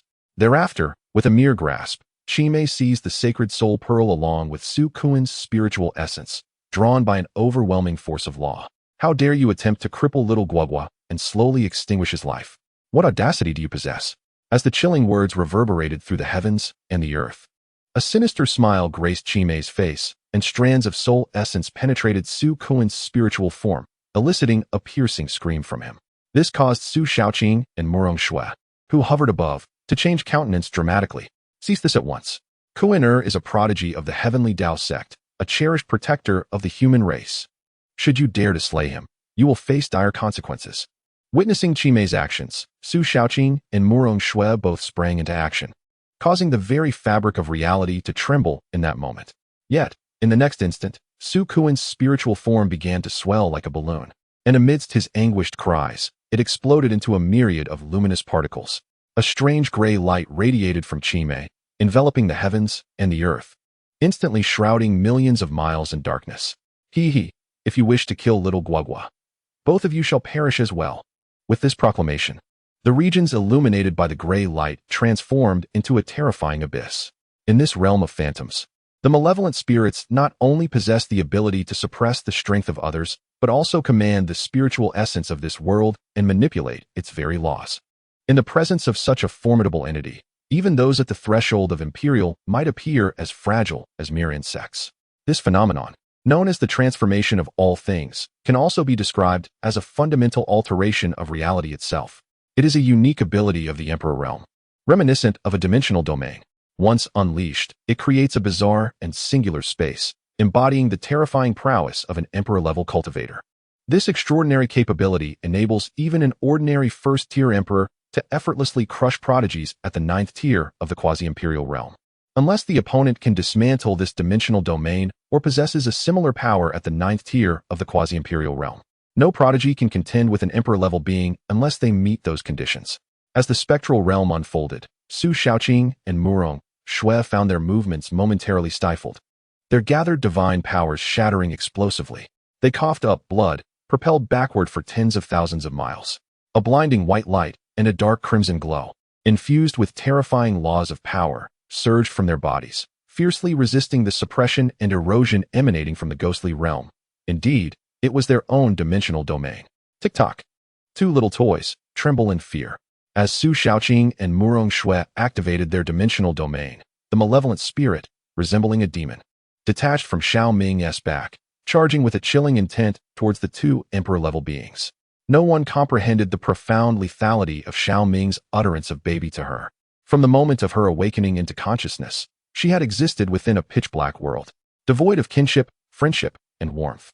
She lingered for a millennium within the shattered fragments of the mother and child ghost emperor mirror. An unforeseen event led her to plummet alongside the divine willow into the northern abyss. Before she could break free from her confinement, a strand of the great Tao merged with the remnants of the fractured abyssal world, allowing the ghost mother celestial sovereign's lingering malevolence to corrupt and evolve into a sinister entity. This entity sought to usurp the divine willow's essence and consume her. However, it was unexpectedly subdued and sealed away by the severely wounded divine willow, entombed within an enigmatic stone tablet. At that moment, she had hoped to forge a friendship with the divine willow, only to find her ensnared in slumber. In the ensuing 3 millennia, although she eventually emerged from the mother and child ghost emperor mirror, she remained trapped within the confines of a secret realm due to its formation.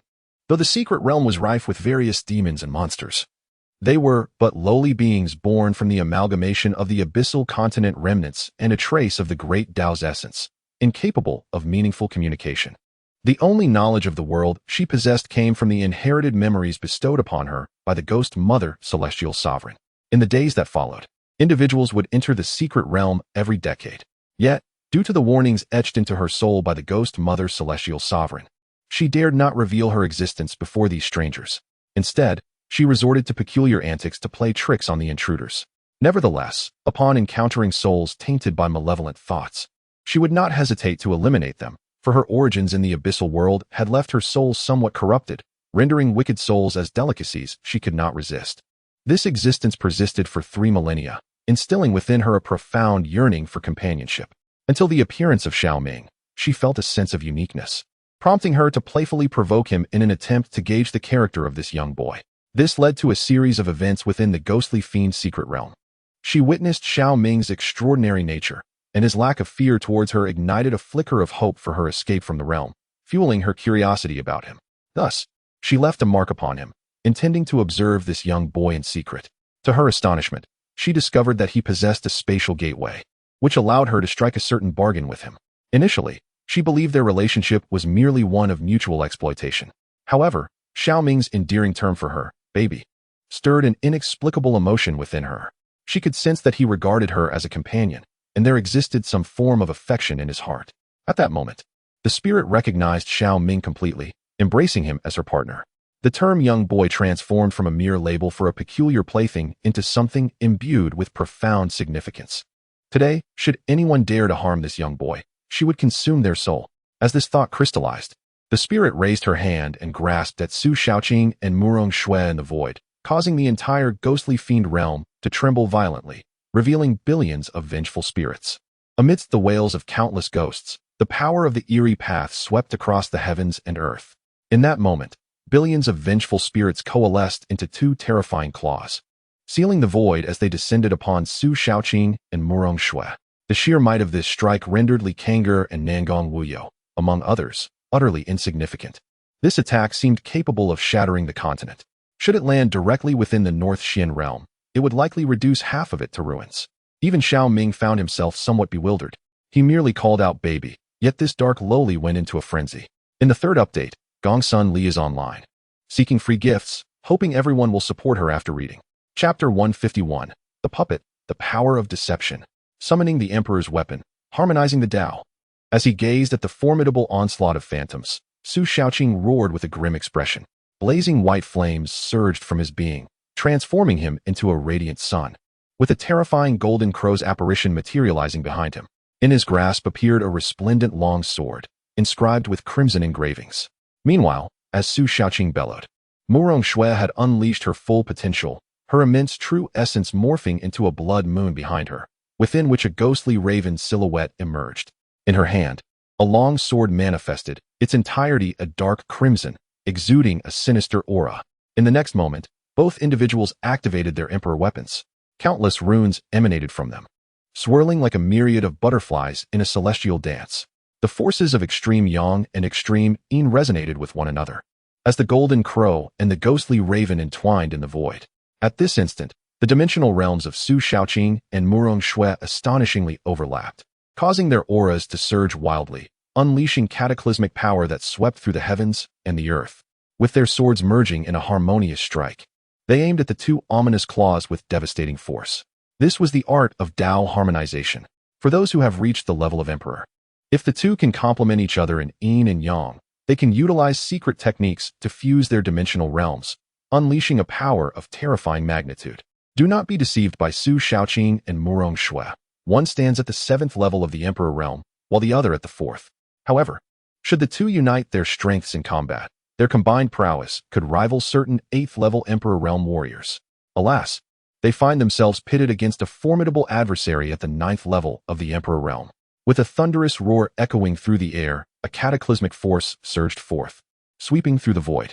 The radiant sword lights unleashed by Su Shaoqing and Murong Shui were effortlessly shattered by the ghastly claws of their opponent. Both powerful emperors coughed forth copious amounts of royal blood, only to raise their hands and point towards the void before them. The ethereal images of the golden crow and the nether crow, summoned by the forces of yin and yang, transformed into a terrifying wheel that stood resolutely before them. A more horrifying shockwave erupted within the void, causing millions of miles of space to shatter like glass. The southern mountains of the Fuyo sacred land crumbled into a bottomless abyss under the pressure of this force. The entire northern Xian realm trembled violently, as Li Kang'er and Nangong Wuyo struggled to stabilize the Fuyo sacred land amidst their pallid visages. Even Jiang Xianying was compelled to summon the ancient cauldron to help withstand the terrifying aftermath of the shockwave. In a matter of moments, having unleashed two powerful abilities in quick succession, Su Shaoqing and Murong Shui finally managed to fend off the strike from the malevolent spirit. However, both emperors were sent plummeting into the depths of the earth, their faces pale and their energies in disarray. It was evident that the malevolent spirit had merely toyed with them, inflicting considerable injury with a casual strike. Retreat. She is no ordinary 9th level emperor. Together, we cannot match her. Su Shaoqing declared resolutely, his determination unwavering despite the blood feud that demanded vengeance. The couple's journey to attain their current level of cultivation has been fraught with challenges, positioning them as the pillars of the Su and Murong families in the realm of Tianxian. Should any unforeseen calamity befall them in this place, it would spell disaster for both esteemed families. Although Murong Shui felt a deep sense of resentment upon hearing this, she refrained from contradicting Su Shaoqing at that moment. Instead, she unleashed her cultivation power, tearing apart the space around them in preparation for their escape. Life is singular. However, a child can be had again, if need be. Upon their return, she could bind Su Shaoqing for several millennia. Even if the union of sovereigns makes offspring rare, they could certainly conceive another. Where do you think you were running? Just as the two imperial sovereigns were about to rend the fabric of space to flee, a ghostly apparition emerged from the abyss. Akin to a specter, her eyes radiated an otherworldly glow. In an instant, the vast phantom realm, which had enveloped millions of miles, began to rapidly constrict, unleashing a terrifying force of law that wreaked havoc in the abyss. Su Shaoqing and Murong Shui felt invisible strands of soul energy, akin to drifting wisps, frantically invade their bodies as the phantom realm shrank. Their flesh began to stiffen, and their spiritual consciousness experienced violent upheaval. A dreadful sense of life and death crisis detonated within their hearts. Unyielding, we must flee. In that moment of peril, Su Shaoqing erupted with blazing solar fire, fervently incinerating the unseen soul strands. As he spat a mouthful of essence blood onto the sword in his grasp, a golden beam shot skyward from him, causing the vast phantom realm above to warp and twist. Several runes inscribed themselves in the void, as if beseeching aid from a powerful entity. As Su Shaoqing executed his actions, Murong Shui's pupils abruptly transformed into a ghostly gray. In the next instant, her formidable power erupted, delivering a fierce strike upon Su Shaoqing, inflicting a grievous wound upon him. His gaze, filled with terror, turned toward the malevolent spirit, a puppet, wielding the power of the arcane. Are you perhaps a disciple of the ghost Mother Tianzuan? In a state of astonishment, Su Shaoqing conjured forth a bizarre flower, radiating terrifying waves of soul energy. This was the imperial-grade heavenly soul flower, a precious soul-type mystical plant. capable of safeguarding one's consciousness from corruption when refined. Should it self-detonate, it could unleash a devastating soul attack. At that moment, witnessing Murong Shui ensnared by the malevolent spirit, Su Xiaoqing resolutely detonated the heavenly soul flower. An indescribable surge of soul energy surged towards the malevolent spirit, causing its countenance to darken as countless vengeful spirits materialized around them, colliding with the oncoming force. A cataclysmic soul shockwave erupted from the abyss, causing Su Xiaoqing to cough up blood, his consciousness teetering on the brink of shattering. Murong Shui, too, let out a piercing scream, her imperial soul suffering a grievous blow. The power within her spiraled out of control, erupting into a mist of blood. Her meridians and dantian severely injured. Her cultivation aura plummeted to the second tier of the Emperor realm. Fortunately, Su Xiaoqing seized the moment, unleashing the power of the laws to suppress her injuries. The two of them shot forth from the abyss like meteors. Yet, in that fleeting moment, the malevolent spirit, seemingly incensed, abruptly lifted its gaze from the depths and, without hesitation, reached out towards the pair. An indescribable aura of the soul surged into the heavens, transforming the entire realm into a purgatory of despair. A phantasmal figure, exuding a mesmerizing and otherworldly beauty, emerged from the void. With a similar gesture, it reached out towards Su Xiaoqing and Murong Shui with an ominous grasp. Could this be the Ghost Mother Celestial Sovereign? Upon witnessing this ethereal apparition, Su Xiaoqing felt an overwhelming dread, his voice trembling as he cried out, "Brotherling, save me." Simultaneously, he hurled a cauldron from his hand. Aflame with the blazing essence of the sun, like a shooting star, it raced toward the terrifying hand of the specter. This was another imperial weapon he had refined. Though it was merely of the peak quasi-imperial grade, it contained a sealed essence of the sun, and upon detonation, it would unleash a cataclysmic force. Yet, even with such power, the explosion merely caused the ghostly hand to momentarily falter, failing to eradicate the manifestation of the sovereign. In this life and death moment, madness flickered in Su Xiaoqing's eyes as he prepared to detonate the imperial weapon in his grasp. At that instant, the runes he had inscribed in the skies erupted with blinding radiance, forcibly tearing a rift in the ghostly illusion of the specter. Accompanied by the formation of a spatial vortex, an indescribable imperial might swept across the heavens and earth. Chapter 152. What qualifications do you possess to dare speak of my revered mother? What audacious scoundrels are you? Not only do you dare to slay my disciples, but you also wish to assassinate my sworn brother. As a chilling voice resonated through the void, a colossal sword imbued with the essence of death erupted from the swirling space. It collided fiercely with the spectral form of the Ghost Mother, and in that instant, the entire realm dimmed, the laws of nature descending into utter chaos. Both the massive sword and the Ghost Mother's avatar were obliterated simultaneously, the terrifying shockwave causing fissures to appear within the ghostly domain. Su Xiaoqing and Murong Shui were grievously injured by this force, spitting out mouthfuls of blood. Fortunately, this power was contained within the ghostly realm and did not explode across the world. Otherwise, not only would the sacred land of Fuyao be devastated, but also much of the northern Xianyuan realm, with countless lives perishing in the wake of such a cataclysm. The Emperor? As the Ghost Mother's avatar was shattered, the specter let out a muffled groan, raising her head to fix her icy gaze upon the void, evidently having suffered some backlash from the earlier clash. However, this only stirred the ferocity within her, enhancing the malevolent aura that enveloped her, the intent to kill potent enough to freeze the very heavens. Truly, it was as if a lesser foe had been replaced by a more formidable adversary. Indeed, in this fantastical realm, power derives from one's lineage and connections. Observing the tumult from several thousand miles away within the ghostly domain, Xiao Ming could not help but express his disdain internally. Regardless of the realm, the signs of powerful factions are invariably backed by formidable figures. Ordinary individuals, lacking fortune and opportunity, could scarcely contend with these malevolent heirs. Yet, rather inconveniently, he found himself to be one such anomaly. As Xiao Ming's thoughts settled, he directly opened a spatial portal and stepped forth to stand beside Qi Mei. This audacious action caused the expressions of Jiang Xianying and Li Kang'er, among others, to shift dramatically. Was he out of his mind? Ahead lay the Imperial Lord's battlefield. A practitioner of the Dharma aspect realm, no matter how prodigious, would surely meet their demise within. Fear not, he shall be unharmed, Feng Xianwang suddenly interjected. Observing the anxious faces of Li Kang'er and Ling Ruoxuan, this revelation took everyone by surprise. At that moment, Jiang Xianying seemed to recall something, his demeanor easing considerably. Little Guogua? Upon seeing Xiao Ming materialize beside her, Qi Mei momentarily froze, astonished that he would dare take such a risk to be near her. evoking a sense of being cherished. "You have performed admirably," she noted, "but you are my dear one, and I cannot allow you to fight this battle alone." Witnessing Qi Mei's bewilderment, Xiao Ming smiled, adopting a tone akin to that of a scoundrel expressing concern. Yet, he was not truly a rogue, at least in that instant. His concern was genuine. Though the reason behind Qi Mei's apparent turmoil eluded him, he found himself increasingly fond of this dark little girl. Meanwhile, as Xiao Ming appeared beside Qi Mei, a figure emerged high in the sky. Clad in gray, this individual, though undeniably alive, radiated an aura of death. Beneath his gray hair lay a face as pale as that of a corpse. His emaciated form exuded a terrifying pressure, as if he were the very embodiment of death, wielding dominion over the fates of all living beings. This was the Emperor of the Fallen Sky, Lingyu. He is the master of the Death Spirit Hall in the Emperor's profound realm, a venerable deity of the heavenly Dao sect, and the revered mentor of Su Kuan, as well as the sworn brother of Su Shaoqing. His cultivation has reached the pinnacle of the Emperor-Monarch realm, making him a renowned top-tier power even within the Emperor's profound realm. Even ancient clans must show him a modicum of respect. My elder brother.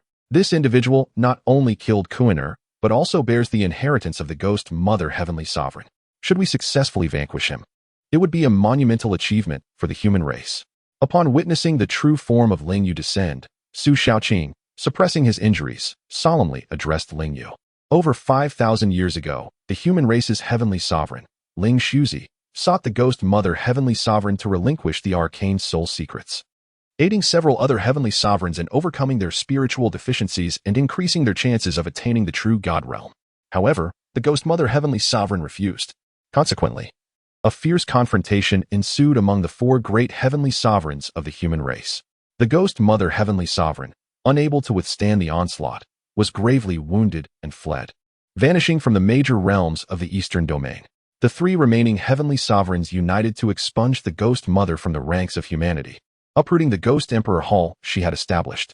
Several of her disciples suffered the wrath of human powers, and over the millennia, for out of the 7 disciples have been slain, with 3 others remaining hidden. Should they be discovered, they are to be executed without hesitation. This woman before us, although unrecognizable as one of the Ghost Mother Heavenly Sovereign's disciples, carries the inheritance of the Ghost Mother, rendering her a target for all major forces in the Eastern Domain. A remnant of the Ghost Mother, a traitor to humanity. How abominable!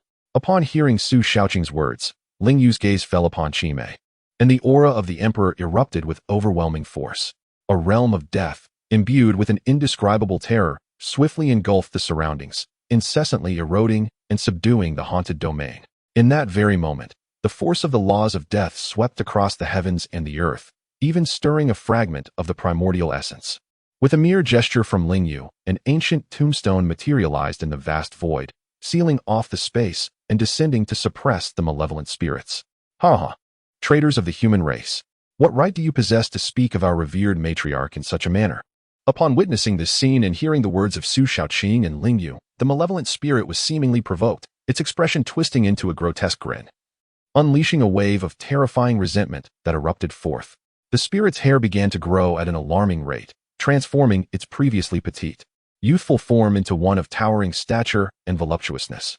In the blink of an eye, the dark, diminutive figure morphed into a frenzied and alluring woman, a transformation that left Xiao Ming wide-eyed in astonishment.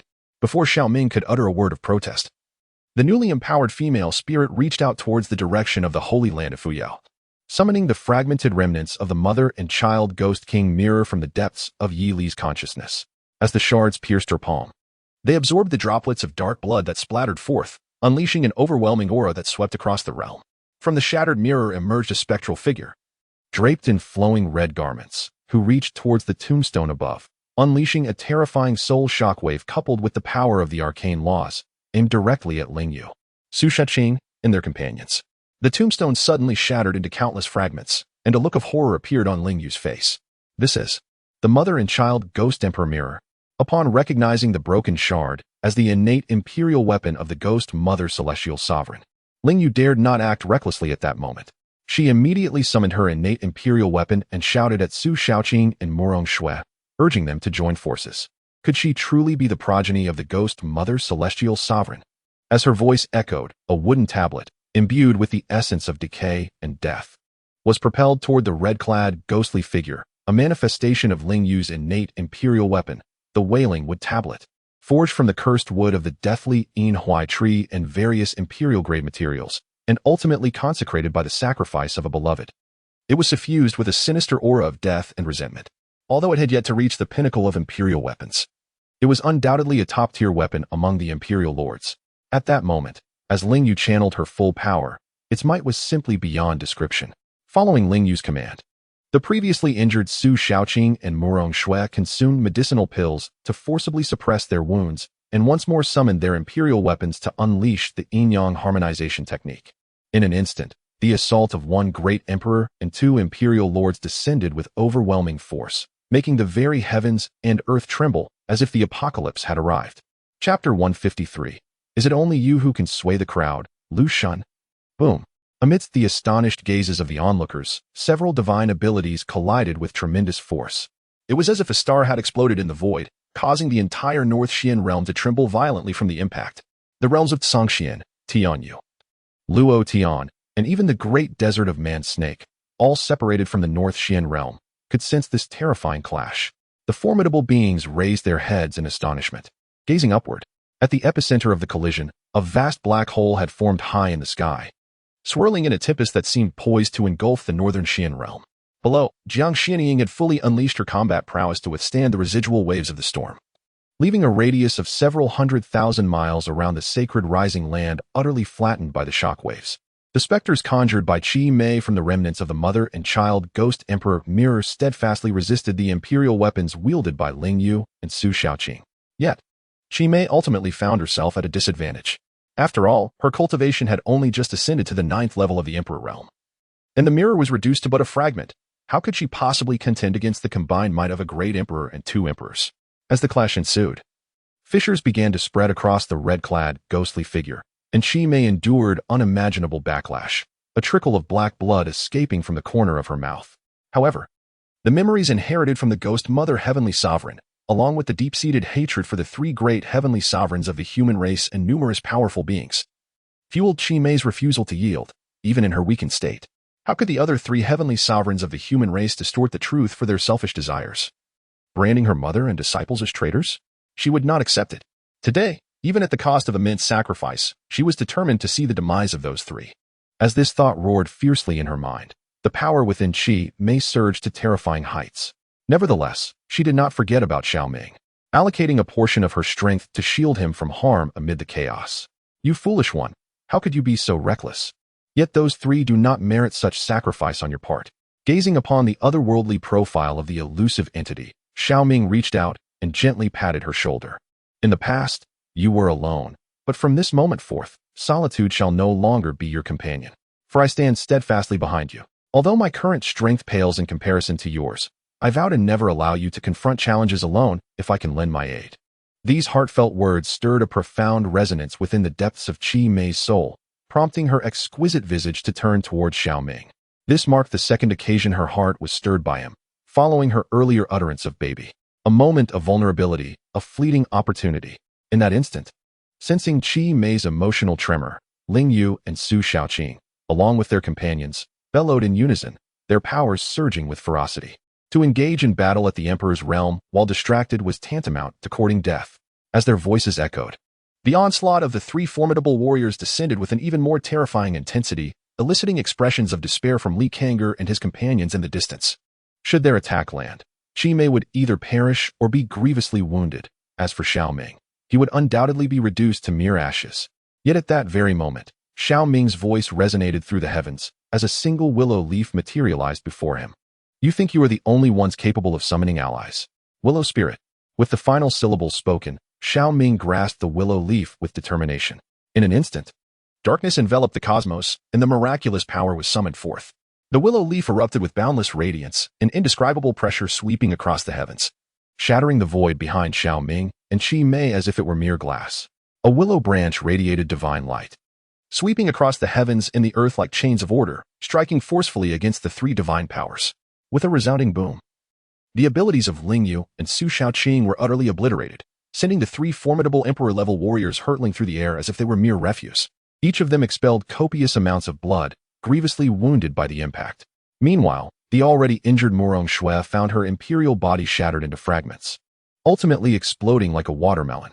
Only a single imperial soul survived, fortunate enough to endure under the protection of a soul treasure. This scene left Lingyu and Su Shaoqing in utter astonishment, gazing incredulously at the willow branch. The willow deity? Impossible. It simply could not be true. Had she not perished in the abyssal world? In a fit of emotion, Su Shaoqing cried out in alarm, failing to notice Murong Shue's corporeal destruction. Though Lingyu remained silent, her heart roiled with tumultuous waves. Over 3,000 years ago, Lu Yuniao had disregarded the warnings of other formidable beings of the demon race and resolutely ventured into the abyssal world in search of the truth. After which terrifying disturbances emanated from that realm, suggesting the intervention of an evil deity. Under such circumstances, it was absolutely impossible for a single demon emperor to survive. Yet, after 3 millennia, this demon emperor not only thrived but effortlessly shattered his full-force strike. It must be noted that he too was an emperor. Even if he could not rival Lu Yuniao's extraordinary prowess, he was still a formidable emperor. How could he be so fragile and feeble? As Ling Yu and Su Shaoqing stood in shock, an ethereal figure of unparalleled grace materialized in the void, its indescribable divine might sweeping across the heavens like a tempest. Ling Yu's pupils dilated to the point of nearly bursting from their sockets, his gaze fixed in horror upon the apparition. This was no mere imperial sovereign. You have actually succeeded in taking that step, becoming a demigod. Upon hearing Ling Yu's astonished exclamations, not only Su Shaoqing and Murong Shui, but also Jiang Xianying and Li Tsunger gasped in disbelief. A demigod. This was the pinnacle of combat prowess in the Tsungyuan realm. Each one in existence akin to a deity, revered by numerous imperial sovereigns as the heavenly lords. Across the vast expanse of the eastern domain, among billions of human beings, only 4 individuals had reached this status. No, currently only 3 heavenly lords were known. The ghost mother heavenly lord had been excluded from this count, and it was highly likely she had already perished. Among the demon race, only 2 were recognized. One was the lord of the demon court born of the Golden Crow clan, and the other was the ruler of the Sea clan in the eastern domain. To think that Lu Yunyan had become the 3rd demigod of the demon race. She was indeed the only emperor among the demons to achieve demigod status through a demon plant body. Should she return to the demon race, their strength would undoubtedly surge, potentially stirring great upheaval. However, none of this concerned him. His paramount objective was to swiftly vacate this place. With this thought, Ling Yu hesitated not a moment longer, promptly stowing away the imperial weapon and tearing through the void, intent on retreating to his necromancer's hall. Yet, at that very moment, as Lu Yunyan gently raised her right hand amidst the void, a radiant light enveloped the realm, transforming it into an impenetrable cage. Lu Yunyan, I am merely carrying out the orders of the 3 great celestial lords to cleanse the remnants of the human traitors. What is the meaning of your actions? Upon witnessing Lu Yunyan sealing off the heavens and the earth, Ling Yu immediately turned around and spoke sharply. The dead would steel guarded before him. Emanating a terrifying aura of death, he stared at Lu Yunyan as if facing a formidable enemy. Nothing of significance. I merely desire to kill you. In response to Ling Yu's words, Lu Yunyan uttered no further superfluous remarks, nor did she inquire about what had transpired with Xiao Ming. As her words fell, she raised her hand and pointed at Ling Yu, a slender vine extending from her being shot forth like a chain of order towards him. Chapter 154. This. Let it be a gift for Xiao Guogua, Lu Yunyan declared. I am a guest of the Lingshu celestial lord. Do you dare to kill me? Upon seeing the vine hurtling towards him, Ling Yu shouted in a frenzy. The power of the laws of death swept across the realm, causing the deathwood steel to expand dramatically. Suddenly, a woman engraved upon it came to life, emerging like a vengeful spirit, gathering overwhelming resentment and the terrifying power of death. She clashed violently with the vine. Yet, in the next moment, accompanied by a piercing wail, the vengeful spirit of Ling Yu's deceased wife was shattered by a slender willow branch. The gravestone of the deceased Qi split apart on the spot, violently striking Ling Yu, causing the formidable emperor's body to crumble incessantly while he spewed forth copious amounts of blood. He specialized in the powers of death and annihilation, while Lu Yunyan was adept in the path of the immortal divine wood. The two were inherently antithetical. Now that the divine Lu had ascended to the realm of demigods, she had him firmly under her control. In a mere strike, Ling Yu suffered grievous injuries. Yet, the willow branch did not relent. It surged forth once more like a divine chain, aiming to pierce Ling Yu anew. His countenance shifted dramatically as a profound sense of life and death crisis erupted within his heart. Heavenly Sovereign, save me. Seeing the unstoppable willow branch, Ling Yu, in a state of terror, once again gathered his divine powers. and a jade pendant at his waist suddenly shattered, erupting in a beam of light that soared skyward. Alas, this realm had been thoroughly sealed by Lu Yunyun, rendering his message unable to reach Ling Shuzi. Under Lu's confinement and suppression, even with all his might, Ling Yu could not withstand the willow branch. Ultimately, it pierced through his skull, erasing both his life force and imperial soul. Even Su Shaoqing beside him and Murong Shui, reduced to mere imperial soul, were likewise pierced by this willow branch in sheer terror. They were subsequently dragged into the void like mere puppets. It seemed her intention was to use the corpses and imperial souls of these three formidable sovereigns as nourishment to replenish the essence of the secret realm within the ghostly fiend's secret realm, thereby allowing her to absorb energy to heal her own injuries. However, the imperial weapons and storage rings belonging to the three formidable powers transformed into streams of light and floated before Xiao Ming. Clearly, this was a gift from Lu Yunyun. The traces and causal connections of this realm have been concealed by my intervention. Henceforth, I shall enter a period of seclusion to recuperate my injuries and restore my cultivation. You must refrain from acting recklessly and also keep a close watch on that young girl. As the imperial weapons and several storage rings descended, Lu Yunyun's voice resonated in Xiao Ming's ears. In the next moment, a radiant light radiated around the sacred land of Fuyao, completely erasing the fractured space and tempestuous forces. The desolate expanse surrounding the sacred land, previously reduced to ruins across hundreds of thousands of miles, began to revive, sprouting towering ancient trees as if nature itself was awakening. In mere moments, it evolved into an endless range of mountains, indistinguishable from the former 10,000 great mountains. After the restoration of the surrounding landscape, the radiant light transformed back into a single willow leaf, albeit dimmed compared to its former brilliance, signifying Lu Yunyun's commencement of seclusion. When this willow leaf once again emanates luminosity, it shall indicate the conclusion of Lu Yunyun's retreat. Should a crisis arise, he may summon her once more. As for the young girl referred to, it likely pertains to the alluring spirit before him. Concerns arise that this little girl might impulsively seek revenge against the disciples of the three celestial sovereigns, which could lead to dire consequences should they discover her actions. Nonetheless, with one emperor and two sovereigns having fallen here, even with Lu Yunyun's assistance in concealing the state of affairs, some powerful entities will inevitably take notice. After all, the commotion surrounding the Battle of the Emperors is astonishingly profound. Not only the beings of the northern mystic realm, but even formidable figures from several surrounding realms can sense it.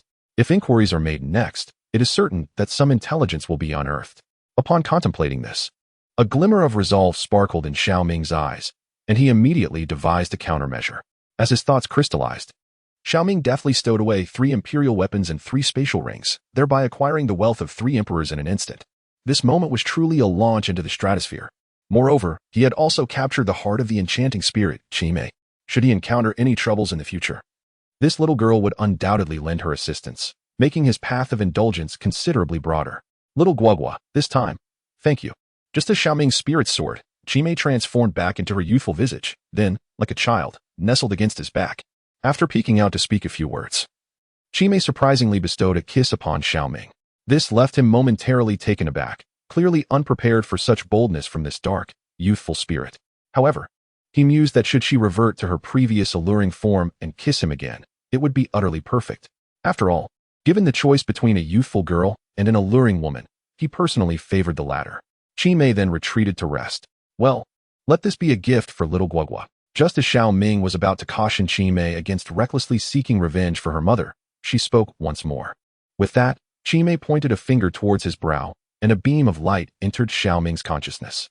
Accompanied by a resounding explosion, countless cryptic and arcane characters materialized, subsequently coalescing into several prominent words within Xiao Ming's consciousness. The imperial spirit scripture of deception. This was indeed the core legacy of the Ghost Mother Celestial Sovereign, re-established by her after attaining semi-divine status, using her own techniques as a template to forge this esoteric soul secret art. Although it may not rival the Ghost Mother's own cultivated deceptive divine mantra, it remains a prestigious soul scripture capable of enabling one's soul to ascend to the status of an emperor, comparable in prowess to the soul spirit emperor scripture he had previously mastered. It was unexpected that the specter would bestow such a fundamental inheritance upon him, indicating that this dark fairy had truly been captivated by him. Should he manage to comprehend this soul secret art and amalgamate it with his own soul spirit emperor scripture, his capabilities and soul attacks would ascend to unprecedented heights. Furthermore, He could eventually fuse these two profound soul arts into an even more formidable technique. With this thought, a surge of excitement coursed through Xiao Ming, and he was eager to return immediately. However, upon completing the acceptance of the inheritance, he realized that the specter had already vacated his back, presumably having entered the fragment of the mother and child ghost Emperor mirror to return to Yi Li's consciousness. Although he felt a tinge of regret, he understood that opportunities would abound in the future. Xiao Ming did not linger in the void, but transformed into a streak of light, returning to the sacred land of Fuyao. Ancestors, Holy Master, I kindly request you to dispatch someone to disseminate certain information, stating that an imperial weapon of extreme path has emerged within the northern Xian realm, and that the crown prince of Deluo, accompanied by several holy kings, intends to seize it, only to be unexpectedly slain by a quasi-emperor from the Xiantian realm. Subsequently, a formidable being from the northern domain unexpectedly intervened, resulting in a fierce battle among several emperors in the skies above the northern Xian realm. 3 of them perished, while a few managed to tear through the void and escape. In any case, this is merely a fabrication. Surely you two possess a deeper understanding than I do, and it is imperative to obfuscate the truth of the matter. We must concoct multiple versions to absolve the Fuyao sacred land of any suspicion. Observing Li Kang'er and Nangong Wuyo, Xiao Ming promptly proposed a strategic response, which caused both sacred kings to fixate their gazes upon him. Astonished by his ability to conceive a plan capable of delaying the crisis within such a short span of time, this burden rests upon us, they thought in silent admiration. As both Li Kang'er and Nangong Wuyo nodded, their minds racing to refine the strategy. After providing his instructions, Xiao Ming flicked his wrist, producing several storage rings, and once again addressed Li Kang'er and the others. These resources within the rings are to be divided by the ancestor and the Holy Master. We must first reassure the disciples and elders, ensuring their discretion regarding today's events. These rings were left behind by the 7 deceased sacred kings, containing a wealth of cultivation resources and techniques sufficient to significantly enhance the foundation of the Fuyao sacred land. Currently, with the considerable assets of several emperors at his disposal, the resources within these storage rings were somewhat superfluous for him, serving as an ideal means to pacify Li Kang'er and the others. After all, the events of today were of great significance. The disciples and elders of the Fuyao sacred land had all played a part if they were not properly reassured. A multitude of rumors could easily arise. The first update. After reading, please take a moment to click for a complimentary gift to support the little fish. The white-haired saintly Kyer presents this.